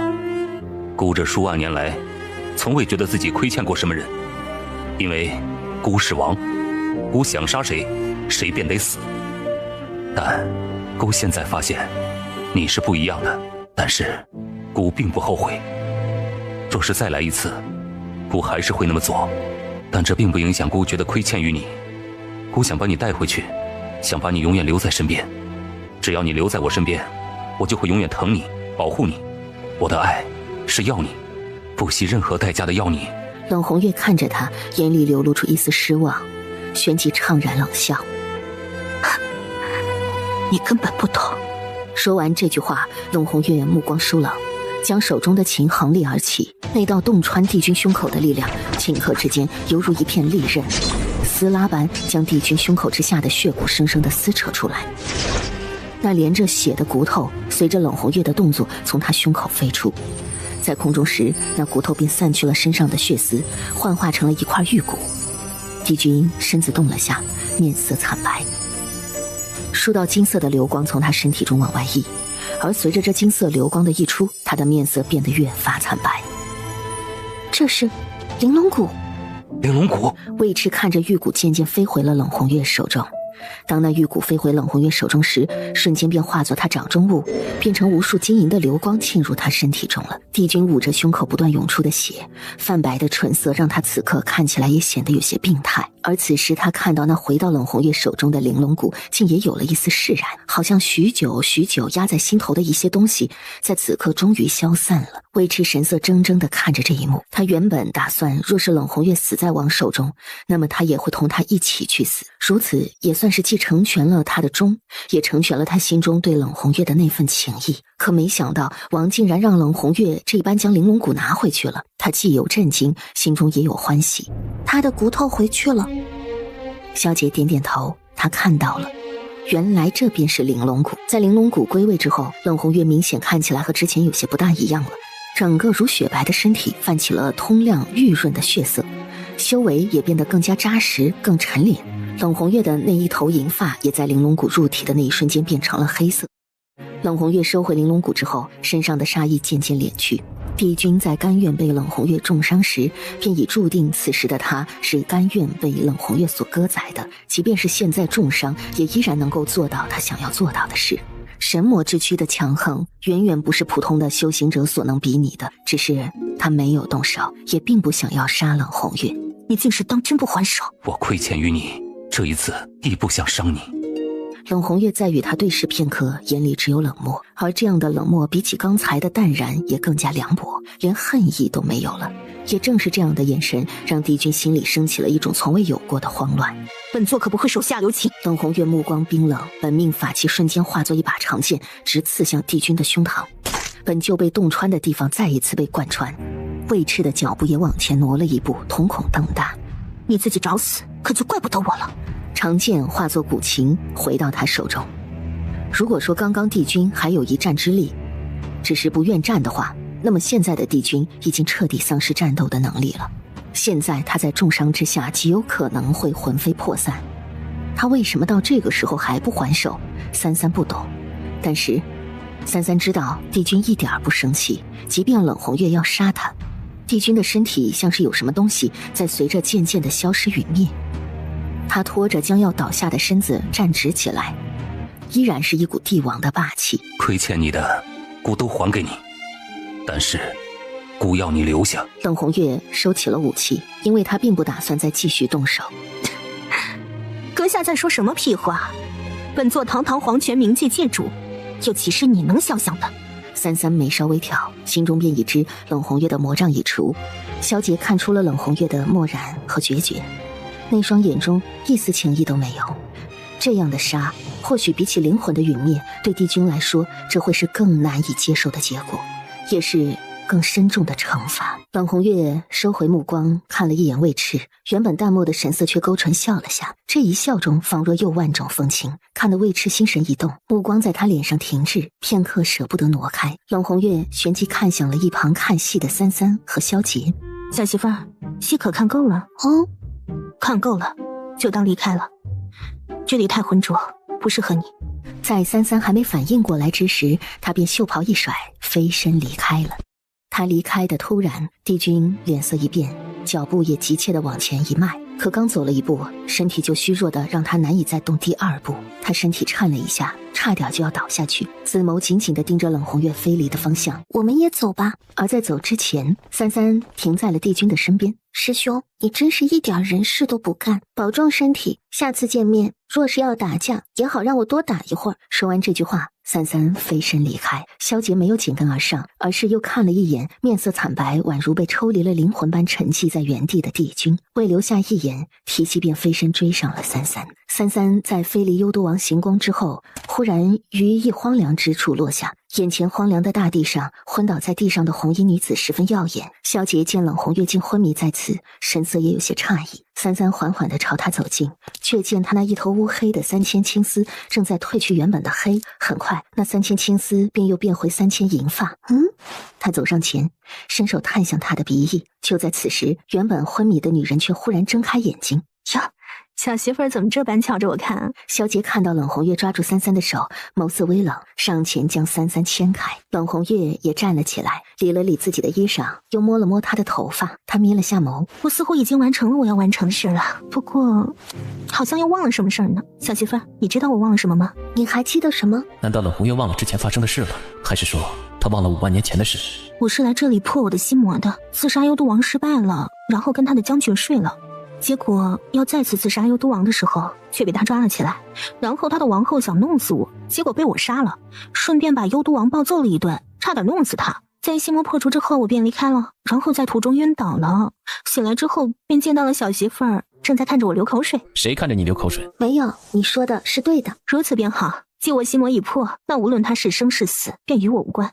接下来我便要回黄泉了。小媳妇儿她未婚夫，你们可要随我一起回去。承蒙冷城主厚爱，我与三三北冥还有事尚未完成，后面也将回九州大陆，所以黄泉便不去了。不去？回九州大陆？你们既从九州大陆出来，又为何要回去？成亲。原来如此。等你二人成亲之时，小媳妇儿可别忘了给我黄泉来一封请柬呢。如此，我便先一步离开幽都回黄泉了。小媳妇儿还有他的小狼崽子，后会有期。后会有期。三三也点了点头，与他们招呼了一声之后，冷红月便飞身离开了此地。他忘了。在5万年前他就已经忘了。孟婆汤是他自愿饮下，本就是他要忘却的记忆，只不过在觉醒之时记起了。如今过去已了，心魔已破，他便让这段记忆再次消失。他是自己丢掉的，这对他而言未尝不是一件好事。既无了却之事，那么记不记得便不重要。活着数万年，无数光景，无数岁月，只要记下自己想要记住的便足矣。萧杰听此言若有所思，三三此话说的也是他自己，顺其自然的，就像是一个经历世事沧桑、通透无比的智者。以后有我，无论多少万年，多少岁月，我都不会让你一个人。三三的唇角轻轻地扬起来，那一抹浅浅的笑，如初春融化后的冰雪，清澈干净，照映着暖暖的日光。灵界某荒芜之处，一道重伤的人影踉跄着往前走。他踉跄在灵界走了许久，忽地摔倒在地，而他眼前也出现一道熟悉的身影，那身影前如笼着一层朦胧的雾气，一身仙骨，超凡脱俗。师父，早就跟你说过，你是我的徒弟当中最愚笨的。帝君的本事在千界之中足以尊神之上，他想杀你易如反掌。最愚笨的。若是从前的你，或许成就会比现在更高，只是可惜，虽你拥有一颗干净剔透的心，却已失去了初心。我曾说过，我救你是因为他，若你所行之事对他不利，那么我便会清理门户。我只是想找到他。数万年来的光景，我将一切骨血都融于其中，我的灵魂，我的血液，我的身体，全部都是关于他。我这数万年来的每一个愿望都与他有关。师父，你说你让我如何放下？我又如何放得下？明明阿芷成神前便与我最是亲密，一直将自己的心给了我，为了替我报仇而杀上的九天。可为什么他现在视我如陌生人？为什么在他眼中，我还不如一个偷取我残魂碎片的家伙？允心、阿芷全都和那个男人在一起，凭什么？我不明白，师父，我真的不明白，怎么就变成这样了呢？我一直以为等我找到阿芷，我就可以好好的补偿她，好好照顾她，无论她是否记得以前的事，她都将是我一生的挚爱，我最重要的人。可是她不要我，可是她不要我。从始至终，不过是你的一厢情愿，与人无尤，更与他无关。那师父你呢？阿芷对你来说，并不只是一个单单的徒弟吧？对师父来说，所有的徒弟都不如阿芷一人重要，不是吗？忽然楚尘觉得好冷，那种逼人摄骨的寒冷，他想要抬眸看向眼前，却根本不敢，是本能的恐惧，那种向他压来的极度恐怖的骇人气息，如天威之压。楚尘强压内心的那种仿佛被碾碎般的恐惧。我只是好奇，为什么阿芷对师父如此重要，重要到在您的眼中，所有的徒弟都不如他？青帝没有直接回答他，而那股恐怖的气息也笼罩了整个领域，让楚尘觉得这里的整个世界都仿佛随时要被他摧毁。忽然楚尘猛地喷出一大口血。你的话太多了。他缓缓地走过他的身边，在这瞬间，楚尘只觉得全身如坠冰窖，刺骨冰凉，直到他从自己身边离开，那种呼吸都凝滞了的寒意才渐渐散去。他大口大口地喘着粗气，神色恍然，眼里毫无焦距。青帝的身影在下一刻已经出现在了临界天之涯，高空的寒风带着些许孤寂的冷，他不禁开始思考着楚尘的话。从始至终，他好像从未想过这个问题，这也不是他应该去思考的问题。但这次楚尘问起，却让他不由自主地开始思考了。阿芷，眼前也浮现出了那许久许久，在他漫长岁月下被他时常忆起的画面。你好厉害，我什么时候能像你一样厉害？你能教我吗？我为何要教你？像你这样厉害的家伙，不教徒弟岂不是太亏了？我已有徒弟。他有我漂亮吗？我的资质应该也不差。你要是收我当徒弟，我保证一定会比那个徒弟更强的。资质是不错。那是，所以您答应当我老师啦？男人缓缓地抬起手，少女马上乖巧地走到他掌心之下，主动被摸头。男子微怔了一下，他原是想探一下他肉身的，却没想到男子嘴角浅浅地扬了起来，手下也温柔地轻轻地摸了摸他的脑袋。以后便唤我老师。好的，老师。老师，我叫白芷，无父无母，孑然一身，您唤我阿芷便是。阿芷。青帝缓缓合上双眸，或许是因为阿芷是他数万年来这孤寂无涯的岁月中唯一让他那么欢喜之人罢了。就在此时，突然一道身影从天而降，砰的一声砸落在他面前。师父。青帝出手掐指一算，随后神色微微的变化了一下，是阿芷的徒儿。他走上前，只抬了一下手，轻轻的附在他身上，随即轻轻一扫，少年脸上的血迹瞬间消失，身上的伤口也开始自动愈合了。青帝目光淡淡的从他身上移开，迈着步子离开此处。不过几个呼吸的时间，青帝的身影已经化作一道虚影，消失在这天地之间了。乖乖，到了。萧杰将怀中的三三唤醒，眼前的少女身子和模样都似乎发生了一些细微的变化，这些变化让他觉得三三好像又长大了点儿，五官似乎更长开了些，一股灼烧感顿时窜上他的大脑。萧杰几乎是下意识地把手松开，三三刚滚落，就又把他抱住接了回来。你是在玩什么游戏吗？他好奇地问。萧杰脸红耳赤，正要解释。主子，阿芷，你回来了！哎呀，我还算了一下你们打架的时间，老夫寻思，要是这个时间内你们再不回来，老夫就带人杀上门去。刚跟小月月说呢，你们就回来了。听你的意思，还很失望？还不是怕你保护不好阿芷，你就是个半妖，你知道吧？老夫可是拥有神格的上古神兽啊，那当然是老夫保护阿芷更厉害了啊！像你这样的，老夫一个能打10个。殿下好笑，果然比以前更强了。那么现在呢？燕川当然知道现在这小子比之前强多了，那么说就是过过嘴瘾。他哼哼两声，拍了拍自己的衣服，没回答萧杰的话，就是一脸不爽。子期，不要欺负小川。一听这话，燕川下巴抬得更高了，又大声地哼了一声。好，不欺负他。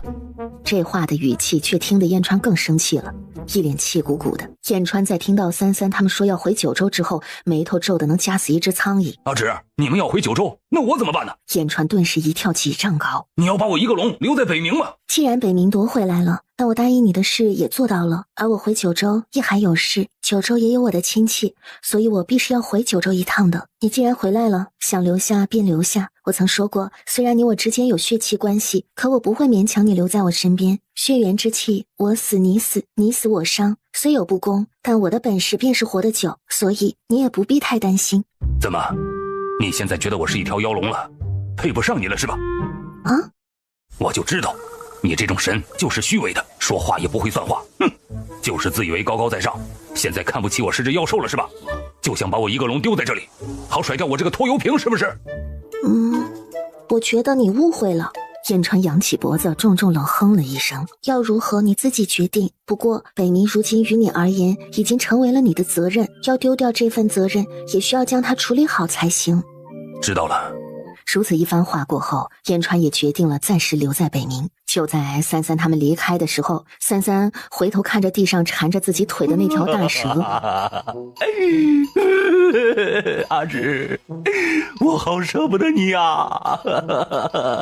你走了，我可怎么办呢？阿芷，你好狠的心呐！你不要我了。你这个负心又狠心的女人！大蛇缠着三三的腿好一会儿，死活都不放开，最后还是三三一脚把他给踢开，一脚踢到了天上，直到变成一个黑点点。如此，萧杰和三三才得以踏上回九州的路。而此时，整个九州大陆都狂风大作。怎么突然生异响？难道是他们回来了？快，让人去相府和战王的门口守着！太监总管立刻领命吩咐了下去。白子轩推开书房的门往天上望，便见阴雨密布，却被狂风席卷着漫天乱舞。他平了下眉，这是怎么了？但很快不出一盏茶的时间，天上便恢复了清明。白子轩原本心中还在期待着什么，但在恢复清明之后，一切都还平静着，心中也划过一丝失落。正要转身回去的时候，却突然响起了管家激动的撕心裂肺的声音：“三小姐回来了！三小姐回来了！三小姐回来了！回来了！”白子轩恍然间还以为自己是在做梦，当一根神经反应过来的时候，立刻起身就朝着门口跑过去了。三，战王殿下，妹妹。此时一道黑影也忽然出现在了三三的肩膀上。岳父大人，三三我给您带回来了。离开的时候还那么大一点点呢。妹妹长大了。我回来了。妹妹长大了，也长高了。是啊，长大了，快去吩咐厨子做些三小姐爱吃的菜来。陛下，战王殿下和三小姐回来了。你再说一遍，谁回来了？是战王殿下和三小姐，他们都回来了。就在半个时辰前，战王殿下亲自送三小姐回的相府。他们回来了，子期和白家小三都回来了。父皇，你们说什么？三三妹妹和战王兄回来了？快去准备一些礼物，把最近上好的贡品都带上，随朕去一趟相府。父皇，儿臣也能去吗？好，但你可记住了，如今回来的白家小三儿肯定长大了，你可不许打他主意。父皇，我知道。而当三三睡了一觉醒来的时候，宋家的人也都赶到了相府。三儿啊，是我的三儿宝吗？我的三儿宝终于回来了。三儿啊，还记得我吗？我是你二舅娘啊。这是你大舅舅。三，舅舅虽然比以前老了点儿，可还是跟以前一样英俊，可别把舅舅认错了。你们老了，不过看起来却更年轻了。咱们三三的嘴儿啊，可真甜。就是呀，三儿真会说话，舅娘都要不好意思了。四月也看得开心，好奇地撞了一下身边的小丫鬟。啊，另外2个小姐哪去了？二小姐嫁出去了，去年成的亲，陈夏和二小姐一起嫁了，4小姐回娘家去了，暂时没住在相府。陈夏和二小姐一起嫁了？可不，陈夏是当陪嫁丫头跟着二小姐一起过去的。不过奴婢听说陈夏和二小姐在姑爷家闹得不可开交呢，因为陈夏成了姑爷的同房，二小姐一天天的争风吃醋呢。4月吞了一下口水，她原本只是回来之后没看到那2位，好奇问了问，没想到陈夏竟然和二小姐争夫婿去了。就在33被宋家的人们嘘寒问暖的时候，相府中又来了2位客人。不必拘礼，朕这次来就是听说3丫头回来了。而当他真正的看到人群中白33的那一刻，夏帝也惊了。3丫头都长这么大了，3丫头这些年在外面没受苦吧？还好，不曾受苦。听他这么说，大家心中也安心了不少。夏帝和太子来了之后，相府又热闹了不少，但毕竟这是别人家，夏帝也怕自己久留让他们不自在，所以把礼物送过来，寒暄几句之后，便带着太子离开了。这天晚上，整个相府都是从未有过的热闹，一大家子其乐融融的吃了顿饭。33也是等到大家散尽之后才回房去休息。4月提着2只烧鸡飞上了屋顶，看着坐在屋顶上不知道玩什么的太叔和小魂，那主子说给你们留的吃的。2人立马接着，但4月嗅了嗅鼻子，这是酒味儿。只见这2人已经晕晕乎乎的抱着烧鸡啃，一副醉醺醺的模样。太叔的身上还在往下滴着水，哦，不是滴酒。你俩从哪儿偷来的酒？但2人都晕着呢，根本没人回他。好吃。太叔兄，来干。三哥，主子好像说过太叔不能碰水啊，到底是谁教他们喝酒的？看着太叔一边抱着烧鸡，身上一边滴水的样子，4月一把把烧鸡抢过来。魂兄，再来一杯，不如我们行一飞花令如何？再喝。他干脆一把将太叔打晕过去，然后把他拎了起来。谁知一拎起来，太叔就变作一本湿漉漉的书落在4月手中。肯定是燕川那个不正经的教的。4月皱眉，随即带着太叔下去了。于是33回到相府的第一天晚上，4月就在院子里架起了火，拿着太叔小心的烘烤。户部尚书府。什么？白33回来了？他还没死？是的，夫人。听说今晚上宋家的人全部去了相府了呢，就连皇上都去了。这个扫把星怎么还回来了？失踪了那么多年，怎么都不死呢？回来就回来，还那么大阵仗，这些人都是怎么了？不就是一个死丫头吗？他望着屋外，忽然想起了什么。老爷呢？丫鬟支支吾吾没有说。说，老爷呢？方才奴婢过来的时候，听到下人说老爷去了陈夏那里。这个白眼狼，早知道我就不带他嫁过来了。这个骚蹄子，整天勾引老爷，别以为我不知道他在想什么，不就想上位把我取而代之吗？一个下贱丫头也敢踩在我头上来，早知道当初在相府，我就应该打死这个贱人，我要去撕烂这个贱人的嘴，不就是靠这张嘴把老爷伺候的舒服吗？我今天非要好好教训教训他不可。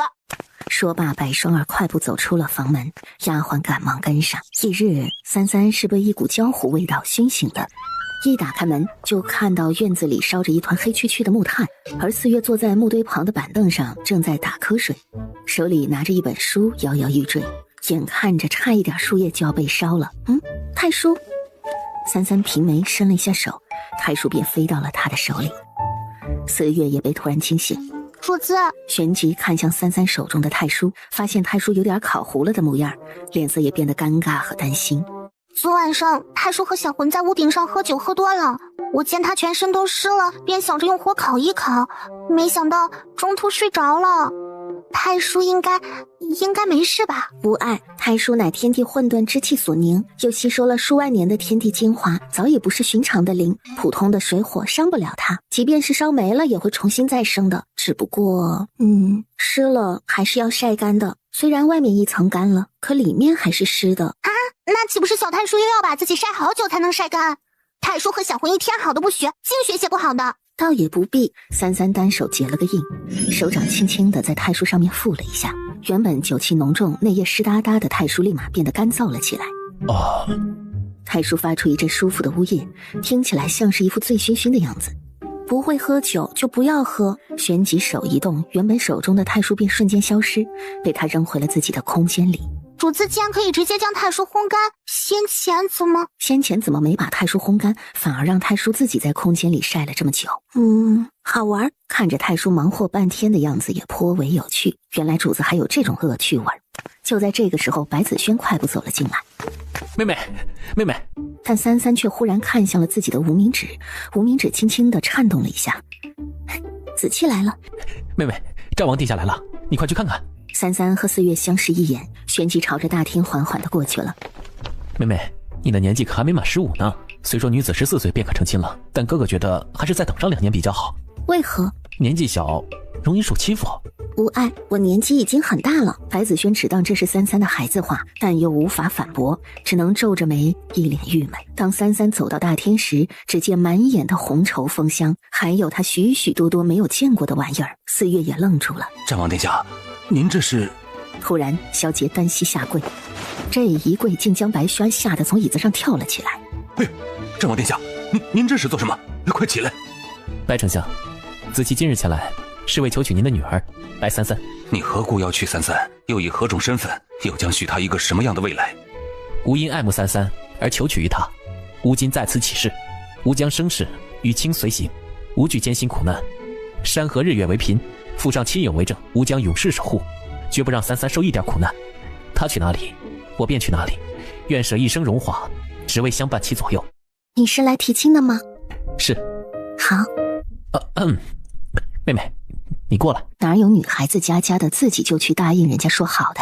殿下快坐，我们坐下慢慢说，再好好商量商量您和三三的婚事。萧杰轻轻颔首，一言坐下。三三呐，你先跟哥哥玩去，为父和殿下一起商量商量啊。为何要商量？商量什么？倒不是别的，三三的确好奇他们要商量什么事儿，他也想知道。可这听在他们的耳中，便成了三三已经对婚礼急不可待了。主子啊，婚礼的事可多了，将战王殿下和相爷好好商量商量呗。就是，妹妹，哥哥现在你出去逛逛吧。也好，那你们商量，若是商量好了，便告知我一声，何时成婚。这孩子就这么喜欢战王殿下吗？妹妹，快步跟上了他们。妹妹，我带你出去转转，也好看看这几年里上京城的变化。这孩子，三三的性子素来说一不二，他说什么便是什么。比起殿下，我作为一个父亲，对女儿的了解却远远不如您，连她想什么，到底想要什么，都一无所知。我前半辈子为情所困，也做了不少错事，如今想要弥补，却不知从何做起了。丞相多虑了，三三并非常人，他心思玲珑通透，他不计较的一切，他都不会放在心上，更不会对丞相有所怨念，所以丞相不必为此而感到忧心。比起为此而感到烦忧，丞相大人不如做好一位父亲该做的，不必刻意，亦不必多虑，顺其自然即可。三三并非寻常女儿家，丞相大人应该明白，只是您真心待她，她必也会以真心回报于您。在这个世上，或许其他的付出不见得会有回报，可在三三的身上，付以真心，必将得到更加丰厚的谢礼。听殿下一席话，胜我几番苦思无用之举，多谢殿下点拨。岳父大人过奖了。而此时，白子轩已经带着三三出了相府，在上京城中四处逛了起来。可谁知刚出门不久，就碰到了云州。三妹妹，你真的回来了？干什么呀你？知道什么叫男女授受不亲吗？有点眼熟，以前见过。那我也没想碰你三妹妹啊，我就是激动，那么用力踹我干嘛？白子轩，你这个没良心的！就在这个时候，一道熟悉的声音也在不远处响起。小师叔祖！熟悉的声音让三三他们纷纷回头，而三三这一回头，却让跑过来的那一帮人瞬间一个急刹车。这真是小师叔祖啊！易前辈、云公子、紫兰姑娘、楚姑娘。易前辈、紫兰前辈，师兄，小师叔祖好像跟以前不一样了。这不是废话吗？都几年过去了，小师叔祖可不得长大吗？你们来了。小师叔祖，您终于回来了。您不知道啊，您失踪的日子里，我们四处找您。祖师爷说您应当去了其他位面，我等修为不足，不足以跨界，便只能在九州大陆等您归来。如今小师叔祖平安归来便好。小青呢？自从小师叔祖消失以后，祖师爷便闭关修炼去了，到现在还没出关呢。大师清玄受了伤，又预感到九州天变，所以便去闭关疗伤，巩固修为了。他担心有朝一日九州若是出事，尊主不在，无人能扛。不过还请小师叔祖放心，祖师爷说过您一定会回来的，所以他会在九州大陆等您回来。现在应当只是还未出关，所以小师叔祖不必担心。这老头怎么喊三妹妹小师叔祖啊？而且一个两个的还都这么恭敬。子轩啊，三妹妹这辈分是怎么回事啊？云州声音虽然小，但是在场的人都非常人，都听得到，而大家只是笑笑并未回答。原来在闭关也是难为小青了，活了大把年纪，修为也没太大长进。这话恐怕也只能是小师叔祖能说出来呀。要知道，祖师爷可是九州大陆天花板的存在。要是祖师爷在小师叔嘴里都是这般，那他们在小师叔祖眼里那得有多菜呀？我倒没有说你们菜的意思，你们的资质跟小金比差上许多，我自是不会拿你们和他比。天玄门几人突然沉默，小师叔祖这话还不如不说呢。三三其实本身是想安慰一下他们的，毕竟他们跟小青相比，资质还是差上许多的。但好像他说这话让他们反而有点不高兴。三三再补救一下，看向云惊风。努力，你还是很有前途的。是，谢过小师叔祖。三三也作为长辈似的点了点头。白子轩摸了摸鼻子，他突然不知道该不该捂住妹妹的嘴，不让妹妹说话了。既然几位前辈们也来了，正好这里离风雨楼不远，不若我们去坐坐，吃点东西，再慢慢叙旧。几人正是求之不得，自然答应。三三听到风雨楼，便觉得熟悉。主子，是以前卖您最爱吃的烧鸡的酒楼，走。一行人很快便到了风雨楼，一大桌子也勉强能坐下。白子轩开始给云州介绍，这位是天玄门易前辈，子前辈，云公子，楚姑娘。云州一一施礼，一直似有话说的紫兰终于憋不住开口了：“小师叔祖，那个燕公子没有跟你们一起回来吗？”小川有点忙，所以没有回来。那他还会回来吗？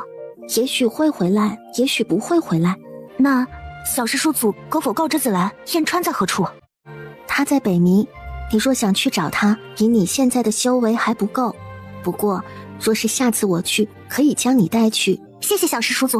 三三说到这儿，忽然察觉到什么，目光又一一扫了他们几人。小师叔祖怎么了？三三扫了他们一圈，稍微拢了下眉，似乎他们身上的气息比以前也有些许不一样了，体质也发生了变化，修为也强了许多，他们的上限也因此而提高了。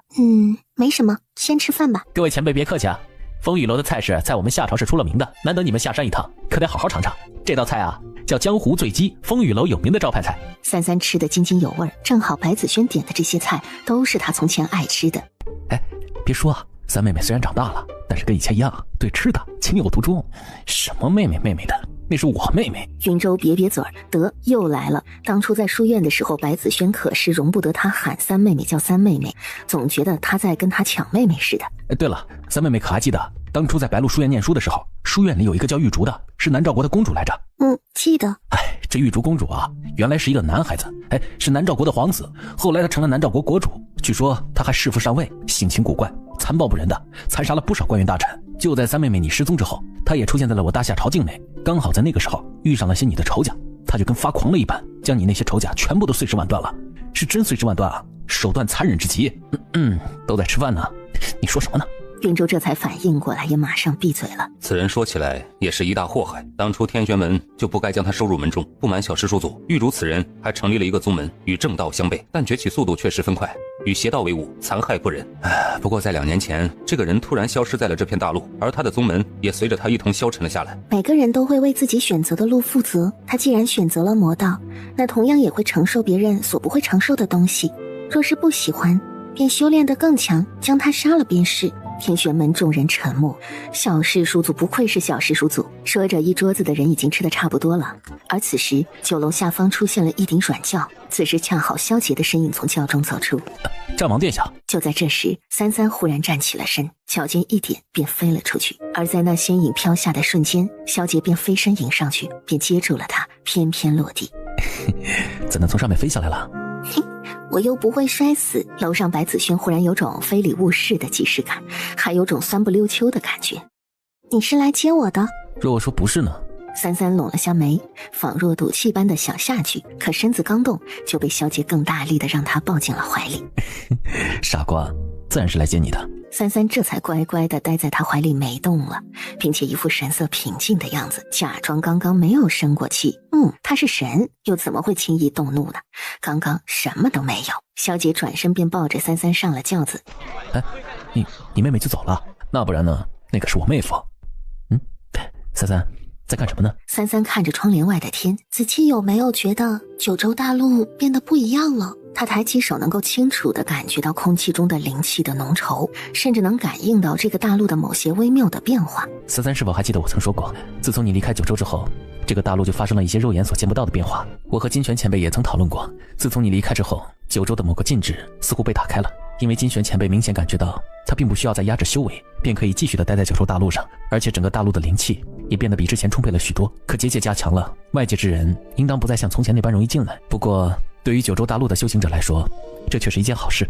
曾经在九州到顶的修为，原来还可以继续晋升了。也就是说，曾经高位面的神魂期以上的修为，在九州大陆便可以修炼。但若是从前的话，当九州大陆的修为到达这个大陆的瓶颈之时，要么便需要压制修为才能够继续待在九州，要么便会被位面逐出九州，破碎虚空，飞升至更高位面去。而我与金玄前辈的猜测便是升级了。不错。天界位面有分为低位面和高位面，九州大陆算不上高位，但又并不完全是低位面，这应当是一个单独开辟出来的位面世界。而天界所有位面会随着时间的推移，位面的变化也随之发生变化，有的位面会没落，最后成为虚空符界，就像是夹在2片糕点中薄薄的那一层糖。而有的位面会升级，从低位面变成高位面，如同修行者一般。而且不知是不是我的错觉，九州大陆的升级或许与我当时……说着三三忽然发现子期的眼睛只是看着他，一眨也不眨的，就好像在没有听他说话似的。怎么了？我现在并不关心九州大陆如何，我只想知道我的乖乖穿上凤冠霞帔时是如何的美艳动人。我本就生得好看，穿上新娘子的衣服自然是漂亮的。若不是萧杰看到三三脸颊上噌的一下泛起了红晕的话，怕是当真要当三三此时心如止水，心绪淡定。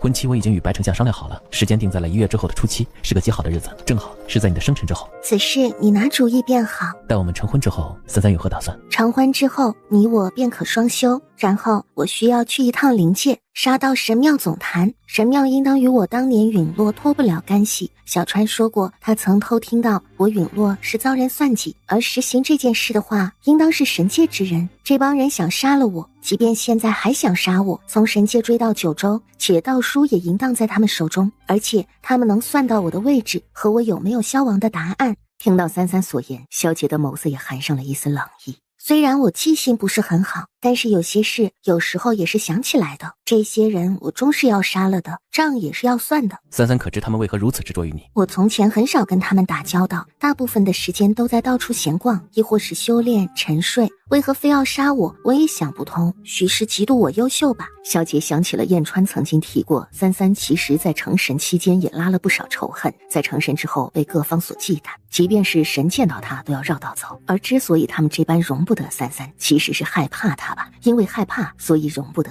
所以要赶尽杀绝。子期在想什么？我在想，也许乖乖说的对，他们的确是嫉妒你，不过无论如何他们都该死。随着马车的前进，三三跟着回到了战王府，刚下马车，安中就马上迎上来。殿下，王妃。你好像叫安中。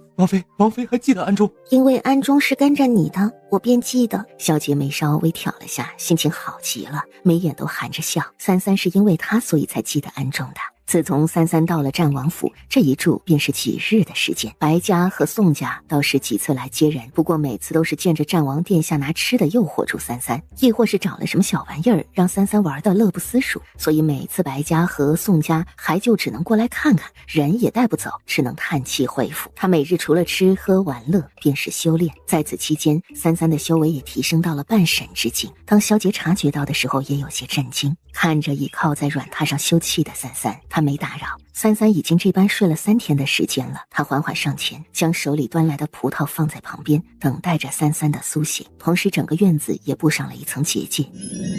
虽然不知三三半神的境界究竟如何，可若是有动静，以他的能力可是足以毁灭半个大陆的。小杰，你奶奶的，你是不是故意的？见老夫来了，故意放出了妖结界，你这只恶狼简直是妖界耻辱！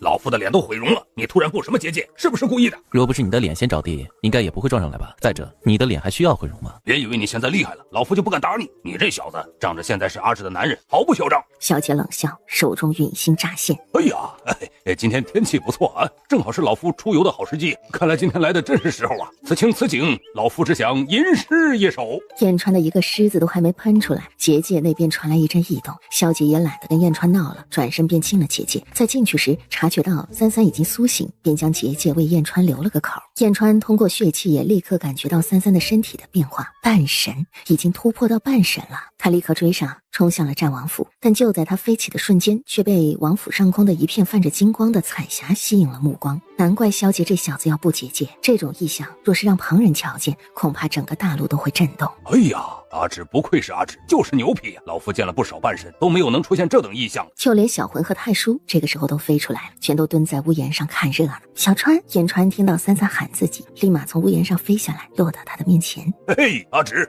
当了王是不一样了，看起来比以前贵气多了。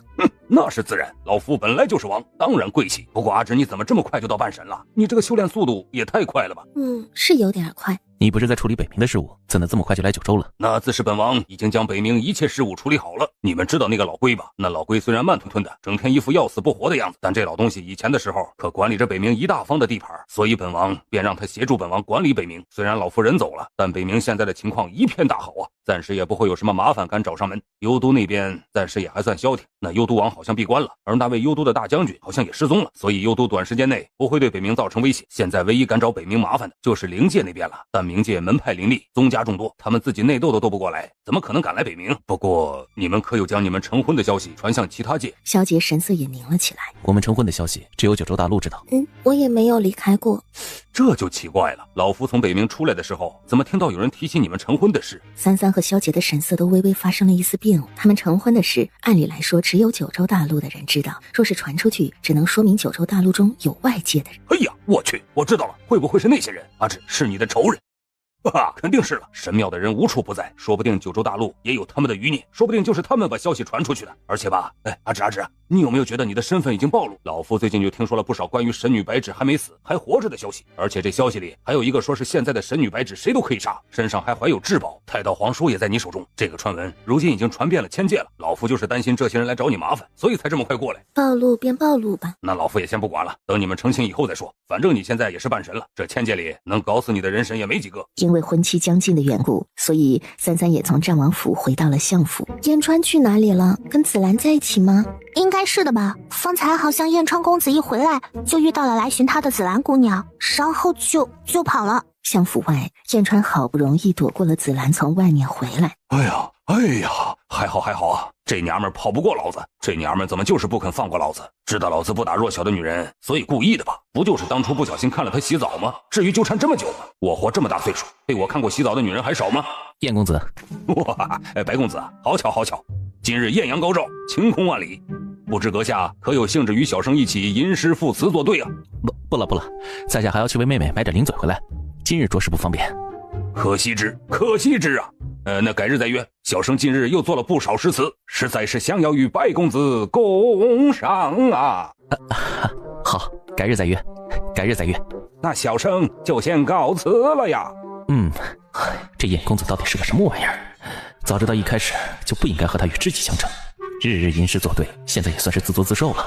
三三在上京也算度过了安静又懒散的一段时日，而战王殿下和相府白家三小姐的婚约也如约而至，而金璇也提前让自己出关了，在婚礼前特意赶过来。尊上当真要成亲了？不错，我既想和子期长久的在一起，也希望能与他双修结为修侣，日后常伴，总该要给他一个名分才是。活了大把年纪，独身一人总是有点寂寞的。我很喜欢子期，也容不得别人抢走他，所以要将他留在身边才好。听到尊上这番话，金璇似乎明白了什么。尊上这是懂男女之情啊。正巧要进来的萧杰听到三三的话，也停在门口，薄薄的唇瓣轻轻地牵起一丝笑。啊，你不寂寞吗？这男人禁欲太久也是不好的。并非他不愿找女修，而是遇到女修行者，他总会不自觉地和尊上相比，所以便没什么兴致。转眼间，相府和战王府已经挂满了喜字，红潮一片，到处都是张灯结彩，整个上京城都笼罩在一片喜色之中。下地更是从国库中撒下无数钱币，为贺战王新婚，还挺好看的。我家主子自然好看，无论怎么样都是好看的。哇哦，主人好好看哦！太叔也愣了。在他的记载中，还从未见过这样的神女呢。三三乌黑浓密的睫毛轻站了下，缓缓地抬起眼眸，看向外面的天空，隐约间见到几道流彩划过，落在了相府的方向。熟人来了。熟人？怎么闻到了一股海鲜味？我知道是谁来了，但这海鲜味，小魂是跟燕川学的吧？而燕川此时正在相府门口收礼迎宾呢。公子啊，这位燕公子怎么比咱还像主人？说什么呢？燕公子也算是妹妹的人，自然是主人了。就在此时，熟悉的味道吸引了燕川的注意。这熟悉的海鲜味儿，四凤，你怎么来了？我主人的婚礼，我当然要来了。什么你主人你主人的，你可别乱认亲戚。阿芷现在可没你这个小跟班。曾经被阿芷吃过的家伙，哪来的脸？今儿个阿芷成亲，老夫不跟你争，反正你也只能干看着阿芷嫁给别人。嘿嘿嘿嘿嘿嘿嘿。四凤冷哼了声，抱着礼品就进去了。哎呀，来就来嘛，还带什么礼呀？既然带了，那我就代替阿芷勉为其难的收了啊。燕川直接上手去抢，四凤死活不松手。这里面的东西可珍贵了，是他专门为阿芷准备的，岂能被燕川这家伙抢走？你松开，你给我吧你！两人一边往里走一边抢，走着走着就走进去了。看着争抢难分的二人，白子轩也拢了拢眉，燕川公子也太不温柔了吧。就在这个时候，又一道火红色的身影映入了白子轩眼中，他冲着白子轩微微一笑，然后直接朝里面就进去了。白子轩甚至连招呼都没打到，那身影便已经错身离开了。公子，这又是？应当又是妹妹的朋友吧。不多时，战王府的花轿便已经来到了相府门前，吹吹打打，好不热闹。就在此时，新娘子被人牵着从相府中缓缓出来了，萧杰嘴角抑制不住地扬起了笑。当初被他抱在怀中的小人儿已经长大了，三三在感觉到萧杰的视线时，便直接朝着他过去了。主子，他还想牵着主子过去呢，只见三三身形步伐缓慢，可却身轻如燕的几步，便走到了萧杰面前。萧杰眼里漾开了笑，在三三一步刚到自己面前的时候，便伸手将他抱了起来，旋即身子一转，便将他抱上了马。乖乖，终于等到这一天了。你知道我想了好久好久吗？虽然新娘子未入花轿，可却没什么人觉得不应该，也没人觉得不合礼数。无论是战王殿下还是相府三小姐，都是有着传奇色彩的人物，哪怕是飞着去成亲，恐怕都没有人觉得意外。马儿长啸一声，随着萧杰拉了下缰绳，便转向战王府的方向。新郎拥着新娘一路来到战王府，将她迎进了门。而战王府中，皇帝和白丞相早早便等着了。夏帝和白丞相相视一眼，都笑了笑，然后看向携手走进来的一对新人。吉时已到，新郎新娘拜堂成亲，一拜天地。什么一拜天地？天地也配阿芷拜？在燕川说这句话的时候，小魂和太叔也都赞同的点点头。冷红月和四风嘴角也勾起抹嘲讽的笑。拜天地，天地拜他还差不多。果然在媒婆说完这句话之后，不仅仅新郎新娘没反应，甚至天上还骤然劈下道惊雷，吓得媒婆整个人瑟缩了下。天地又如何能得他一拜？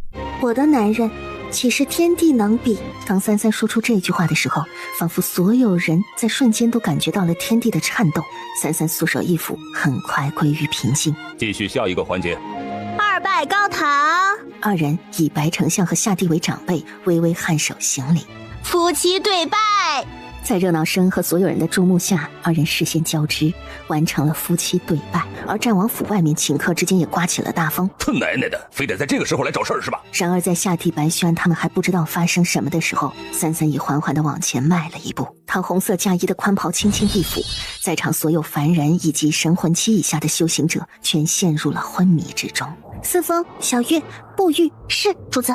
巨大的幻玉顷刻笼罩向整个京城，很快便向周围覆盖而去，弥漫向整个九州大陆。他们所布下的幻玉能够完全将这些凡人和他们的相隔离，即便同处一片大陆，却也好似在两个空间，互不干扰。他们还真敢！那就宰了他们。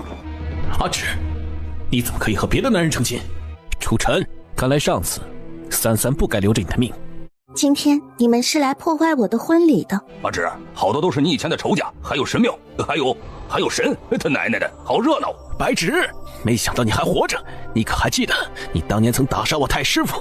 你妄尊神位，心狠手辣乃千界毒瘤，今日我等必要让你血债血偿！不错，你这个女魔头以弑神上位，根本不配飞升成神。当年陨灭之时，就该是你消失千界之日。可如今你竟夺舍重生，我等被你残害之人，岂能容你？你们算什么东西？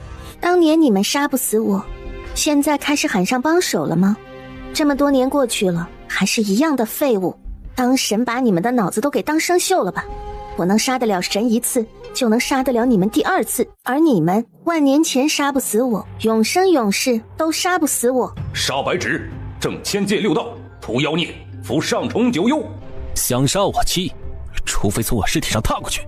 萧杰冰冷的声音一落下，地底之下瞬间破土而出无数妖族之人，向着神庙迎战而上。我去杀了他们，剩下的交给我。与此同时，33手中破天也化作了一道流光，直朝神迹之上飞去。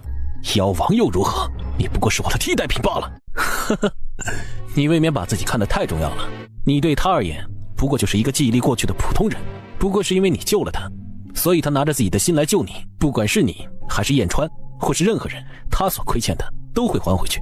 你以为他是将自己的心交给你，只是他的心拥有着无限的力量，能把你救活罢了。对他而言，从前心只是可有可无的存在，给予你不过是可怜你，亏欠你。入戏深的人只有你，自始至终自以为是的人也只是你。你胡说八道！我不信，只要我杀了你就好了。只要你死了，他就会想起我了。都怪你，如果不是你，他不会是你的，云星也不会是你的。他玉箫一横，疯了一样的就朝萧杰杀过去。一时间，无论是天上还是地下，都打得一片混乱。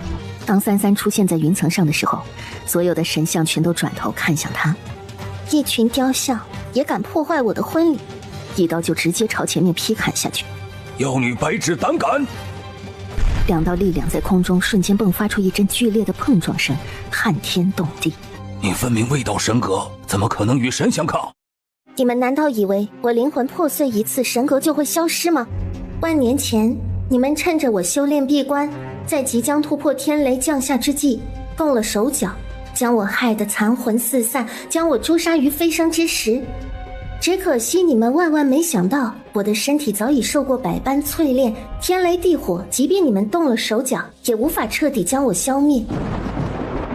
我残魂重聚，并且再次重生，肉体可以重生，可以重塑，重新修炼，可神格是属于我自己的，那并非我成神而来，而是我步步登天，步步成神所产生，属于我白纸的东西。当然，你们这帮废物是不会懂的。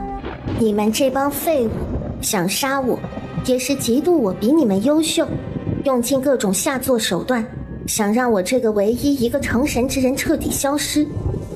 因为凡人成神，甚至还将你们踩在脚底，你们很愤怒，也感觉到了威胁。你们害怕别人也和我一样成神，这样你们就没有了地位。即便不是我，任何一个修行者成神都会遭到你们的杀戮，因为你们不会允许任何一个凡人威胁到你们的位置。云层之上很快就爆发出一场酣战，而下方楚尘被允星一剑刺进了胸口，身体不断的后退。你不是我的对手。我知道，从上一次见到你的时候，我就知道你已经在我之上了。可那又如何？我只是想杀了你，杀了你，阿芷就会回来。你别做梦了，你好好看看你自己，你配得上他吗？楚尘一愣，脑海中想起师父所说的那句话。楚尘，你看看现在的自己，还配得上他吗？一股气忽然从心中卸下，他突然狠狠地握住了允星的剑刃，任由手掌中的血液不住地往下流。你不懂，你们根本不懂，你们根本不懂我等了他多久。你们不知道数万年来我的灵魂是怎么过的，你们根本不知道。我不需要懂，我只知道你拿不走他的真心就足够了。楚尘疯了一样的瞪大眼睛，墨发翻飞，整个人比起萧杰更加如妖似魔。可就在这个时候，他突然看向了云层的上方。阿芷不会是他们的对手。萧杰本来准备动手，也暂时停下来。33，他顿时化为射体，只见一头银白色的巨狼就飞向了天空，直奔云层。楚尘也当时飞上云层之上。只见33双手结印，灵智空间的力量从天空中倾压而出，直接朝神迹之处盖下。不好，力量太强了，而且神女和九州大陆有着密切的联系，她的新领域被放出来，这样和神战斗的话，他们所爆发出来的力量很有可能九州大陆都会被吞噬的。此时神的力量已逼向了33，和领域碰撞在了一起，巨大的声音在整个九州炸开，大地崩裂，天之上也出现了裂痕。子期，保护好九州。说完，掌心结印，冲天而起，飞入自己领域之中。而那无数的神也全朝着逃逸的33追过去。竟直奔向他的灵智空间。萧杰本欲上前帮忙的动作也顿下来，脸上满是担心和愠怒。可这个时候，他也只能选择听33的话，他无法拒绝33的任何要求。也知道33此刻最担心的就是九州大陆，他只能将远心记起，用自己的妖力笼罩整个九州。而此时，所有的昆仑妖族也都感应到了妖王的召唤和命令，同时将自己的妖力交给了妖王。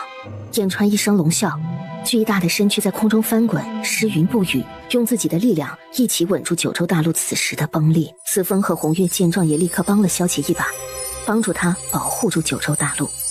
原本崩裂的大地瞬间停止分裂，震动的九州也逐渐停止了摇晃。可就在这个时候，所有人都发现云层之上的神迹不见了，33也不见了。原本打得天昏地暗的云层上，所有的神迹竟然在瞬间消失了。同时消失的还有楚尘、噬魂兽和燕川，他们是跟着33和神迹一起消失的。小媳妇呢？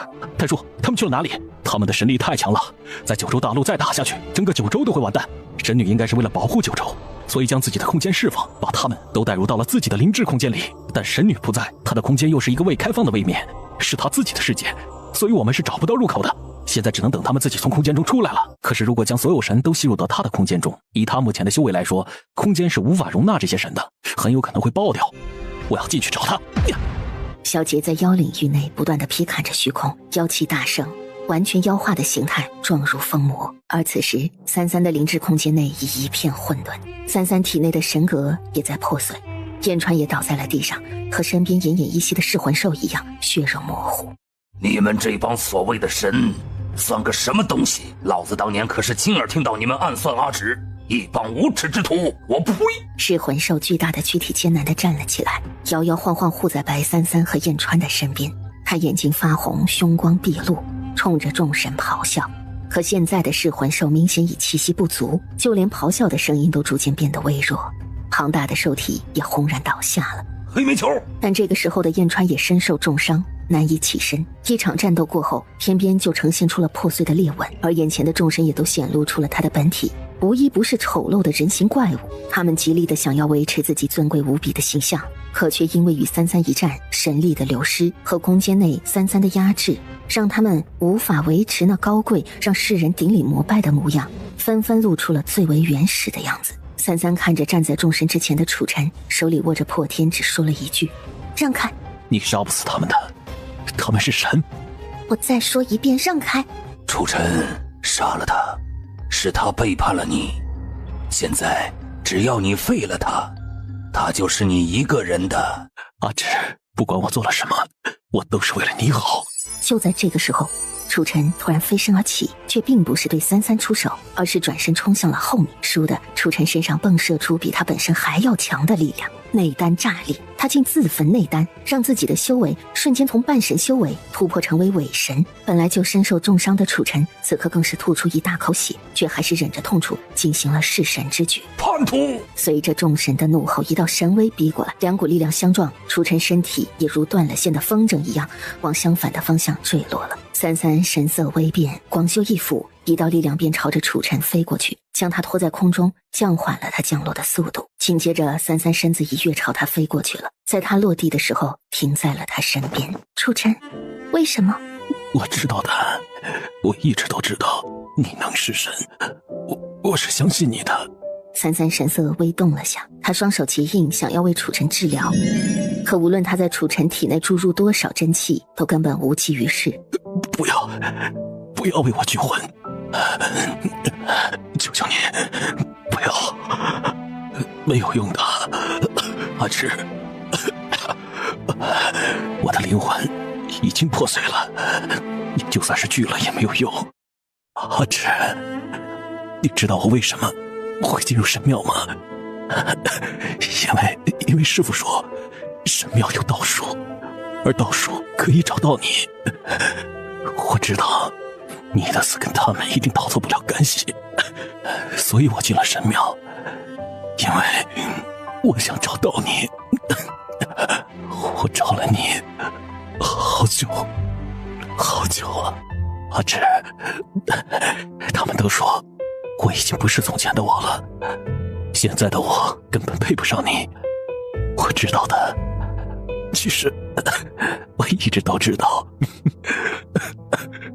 可是我还是不甘心。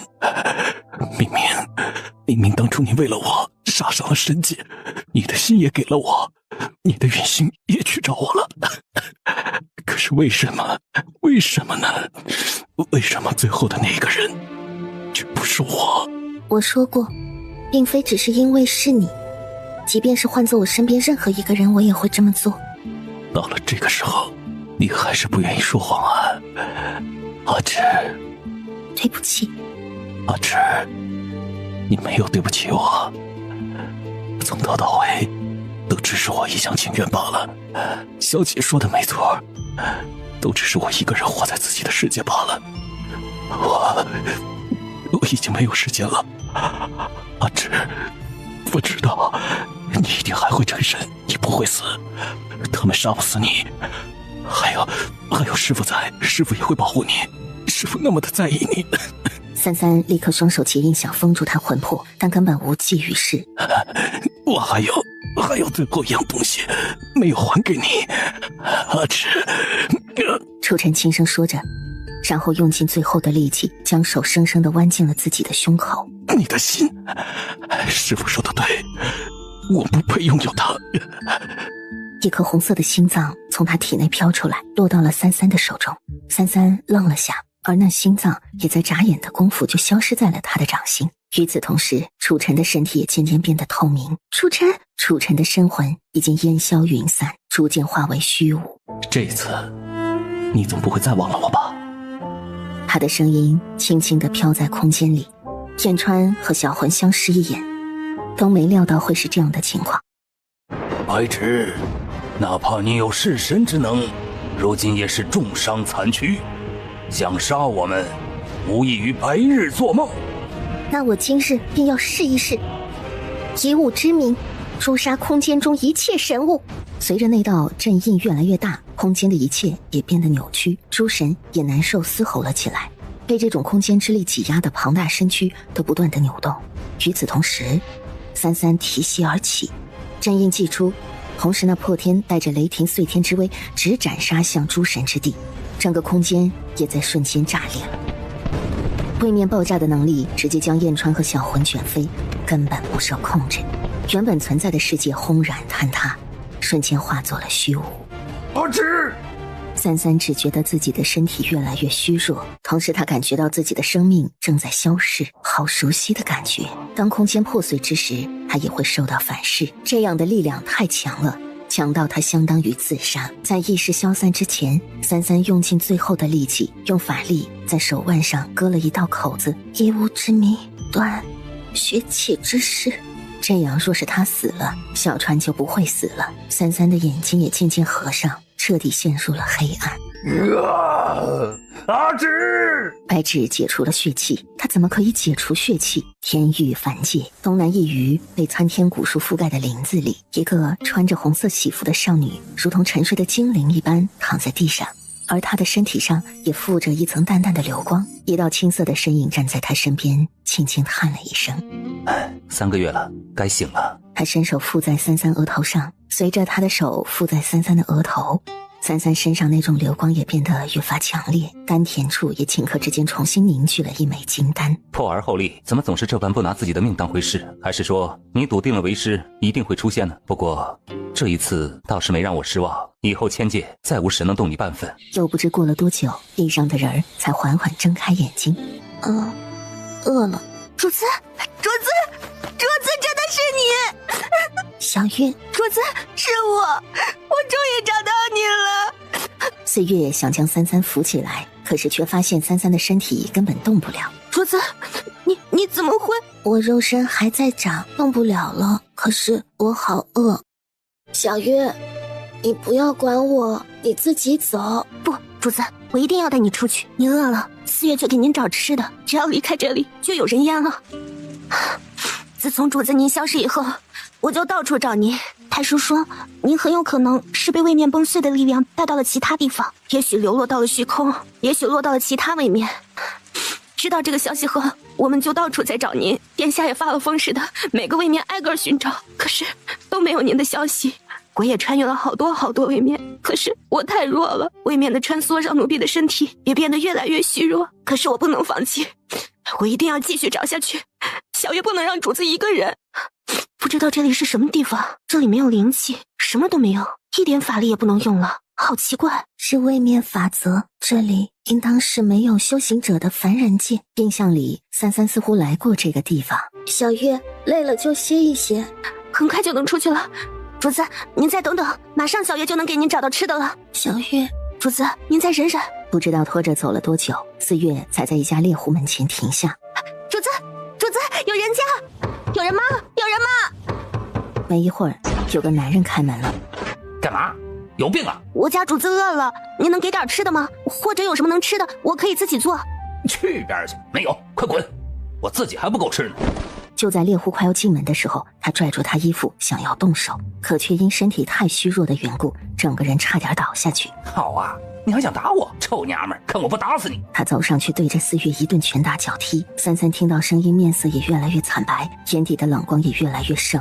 他想动，可手指只轻轻地颤了颤，无法起身。第一次他体会到了无能为力的感觉。33从来没经历过这样的痛苦，他想杀了那个男人，可却什么都做不了。想要吃的是吗？给老子跪下，就赏给你。4月咬咬牙，他知道自己身体太虚弱了，否则即便是没有法术，他也能杀了这个男人。穿越位面耗尽了他的元神，连一个普通男人都不是对手了。可是小月，不许！4月知道主子的意思，所以他没有跪下，而是冲上去一口咬到猎户的腿上。啊！这臭娘们儿，你敢咬我！哎呀！好，我给！哎呀，别咬了！哎，真倒霉，遇到了个疯婆娘。猎户妈妈咧咧瘸着腿，也不想继续被他们缠上，进去就拿了张饼扔给他们。赶紧滚，否则打死你们！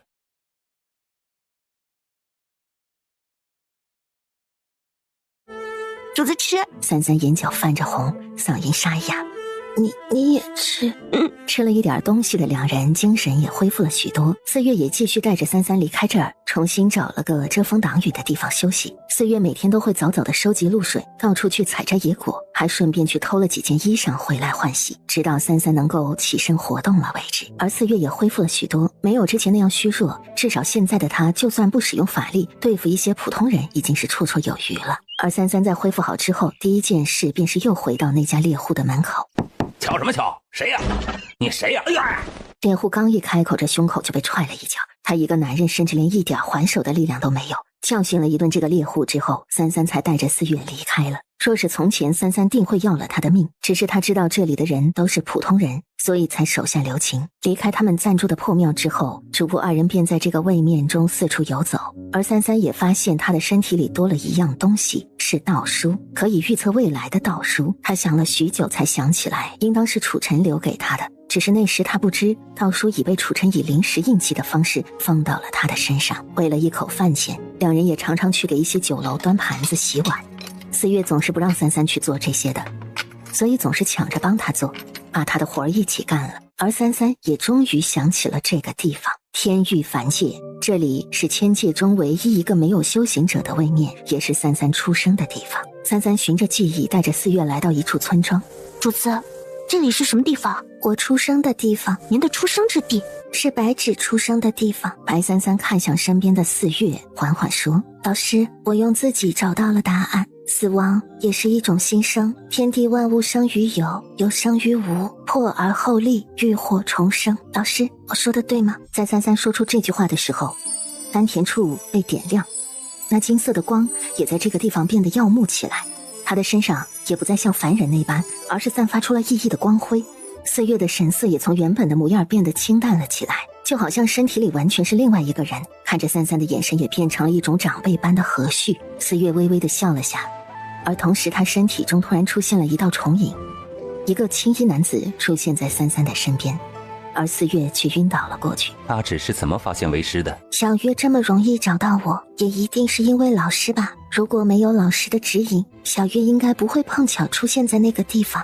以小月的身躯，穿越那么多位面，身体根本吃不消。没有老师的话，小月也撑不到我面前，是吗？虽然我和老师已经许久没见，但对老师的气息，我还是能感觉得到的。我的徒儿总是最聪明的，我的徒儿为了见我一面，不惜以身犯险。如果我不出现的话，作为老师，岂不是太绝情了？老师说的不错，他的确是想要见老师一面，所以在那个时候选择了和他们同归于尽的做法。楚晨说过，老师不会让我死的，所以我想老师也一定会出现的。许久不见，老师可好？虽然性子和从前相比有些不一样，但无论是心性还是智慧，都未曾改变。我见老师也是想要知道一个答案。你想知道幽都王、你、萧杰，还有楚晨，你们4人与我的关系，也想知道为何我会帮楚晨，想知道为师到底是何人。那便随为师走走，为师一边告知于你吧。在他说这句话的时候，人也已经消失在原地。33皱了下眉，看向四月，将四月收拢进自己从丹田刚刚进化出的空间，并循着轻易的气息跟上去了。师徒2人在人间慢走，跨过山川江河，穿过四季风景。他们看似缓慢地走着，却是每一步都跨了100里。为师到底是什么人，为师也不记得了。我只知道，在我睁眼的时候，这个世界还是一片混沌，而我是唯一的存在。后来我创造出了虚空和位面，并用我的力量产生了灵气，在灵气的孕育之下，混沌之物开始诞生。33立刻想到什么，师父是创世神，真正的创世神。后来我沉睡了许久许久，久得连我是怎么产生的我都已经忘了。帝君是我收的第一个徒弟，因为我在他的身上看到了足以毁灭千界的潜力，他也不负我所望，成为了拥有颠覆千界实力的强者。只是他还是达不到我所想要的，我想找的是跟我一样的存在。老师认为我和你一样。不错，直到我遇到了你。你是为师最得意的徒弟，你也是数万年中唯一一个以凡人之躯成神的人。至于萧杰和楚晨，是因为你徒儿不愿意楚晨死，为师便救了他，萧杰护着你，为师便护着他。那么我残魂不散，也是因为老师吗？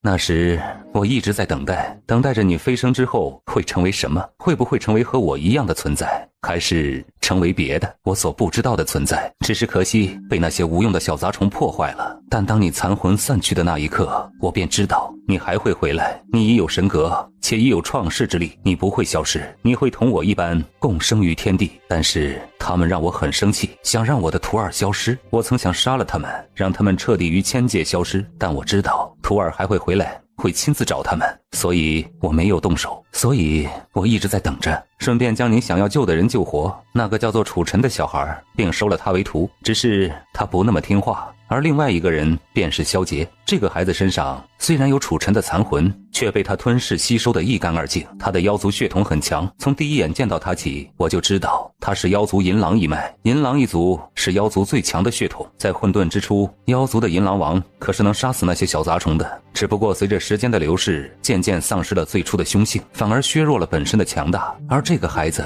也的确很强，不仅仅是因为他的血脉，他的天资也是罕见的出色，甚至比帝君还拥有更强的潜力。所以为师也收了他为徒，也想看看他到底能够成长到什么地步。自然根本原因是为师知道他与你缘分匪浅。那楚晨已经死了吗？魂飞魄散，自然是死了。他不是你，他不具备创世的能力，也没有神格，他的资质本身就远不如你，自然无法凝魂。师父没有救他，救他一次是因为徒儿，那么救他2次又是什么缘由呢？我明白了，多谢老师解惑。而在他这句话落下的时候，只觉周遭的一切忽然都发生变化了。当33感受到周遭浓郁的灵气之后，他立刻认出了这个地方。灵气。阿芷，凡人界走一遭是你命中之劫，你所继承的是创世之力，是创世神，以凡人之躯成神，数万年来你是唯一一个。为师很是欢喜，为师希望你能和为师一样永生永世于这世间。33疑惑了下，似乎知道他的疑惑，青衣自然而然地便给出了解释。你的灵智空间能够成为真正的位面，并且存在于天地，九州大陆便是你所创造。33也想到了自己和九州大陆之间的联系，之前33就有这个猜测，而在和众神大战的时候便想起来了。创世神，曾经他们也是这样称呼我的。我的修为和神力是老师封印的，老师是故意让我在凡界当一个凡人。我的徒儿一向聪明，应该会明白为师的用意。是的，他好像明白了。阿芷，陪老师四处走走吧，你已经许久没有陪老师四处散心了。好。而三三这一句答应，却不知这一散心，却是10年的光景。10年后，神庙消失，而在灵界某山巅之上，青衣独自一人站在崖边。他已经去找他了吧？可是为什么我会觉得有点难过呢？九州大陆战王府，一道白色的身影轻轻从空中飞落。当他看到院子中的男人的身影时，在发丝覆盖下的嘴角缓缓地扬起了抹笑。而那院子中的男子正在烤鸡，似是有所感般，他抬起了头，看向了屋檐。这一刻，他死寂许久的目光在一瞬间就泛起了亮色。在那一袭白衣飞下来的一瞬间，身上的白色流光长裙变成了一身大红色的喜服。子期，三三，我饿了。我刚给你烤了鸡，就怕你回来会饿着。他不知道三三到底什么时候会回来，所以每天都会在院子里烤一只他最爱吃的烧鸡。可是我们还没有洞房，那是先洞房呢，还是先吃鸡呢？萧琪身上也瞬间变作了喜服。此时战王府外，不准进去！小月月，你刚回来怎么就这么凶啊？你是不是移情别恋了？不拿我们当自己人了？主子也刚回来呢，你们进去不是打扰他们叙旧吗？那我也好久没见到阿芷了，我也要叙旧。我也是。太叔和道叔相视一眼，站在旁边看好戏。主子不是昨天才刚把你从北冥带回来吗？再呢，我跟主子说，以后去哪里都不带你了。四月这话威胁性就太大了，不管是燕川还是小魂都消停了。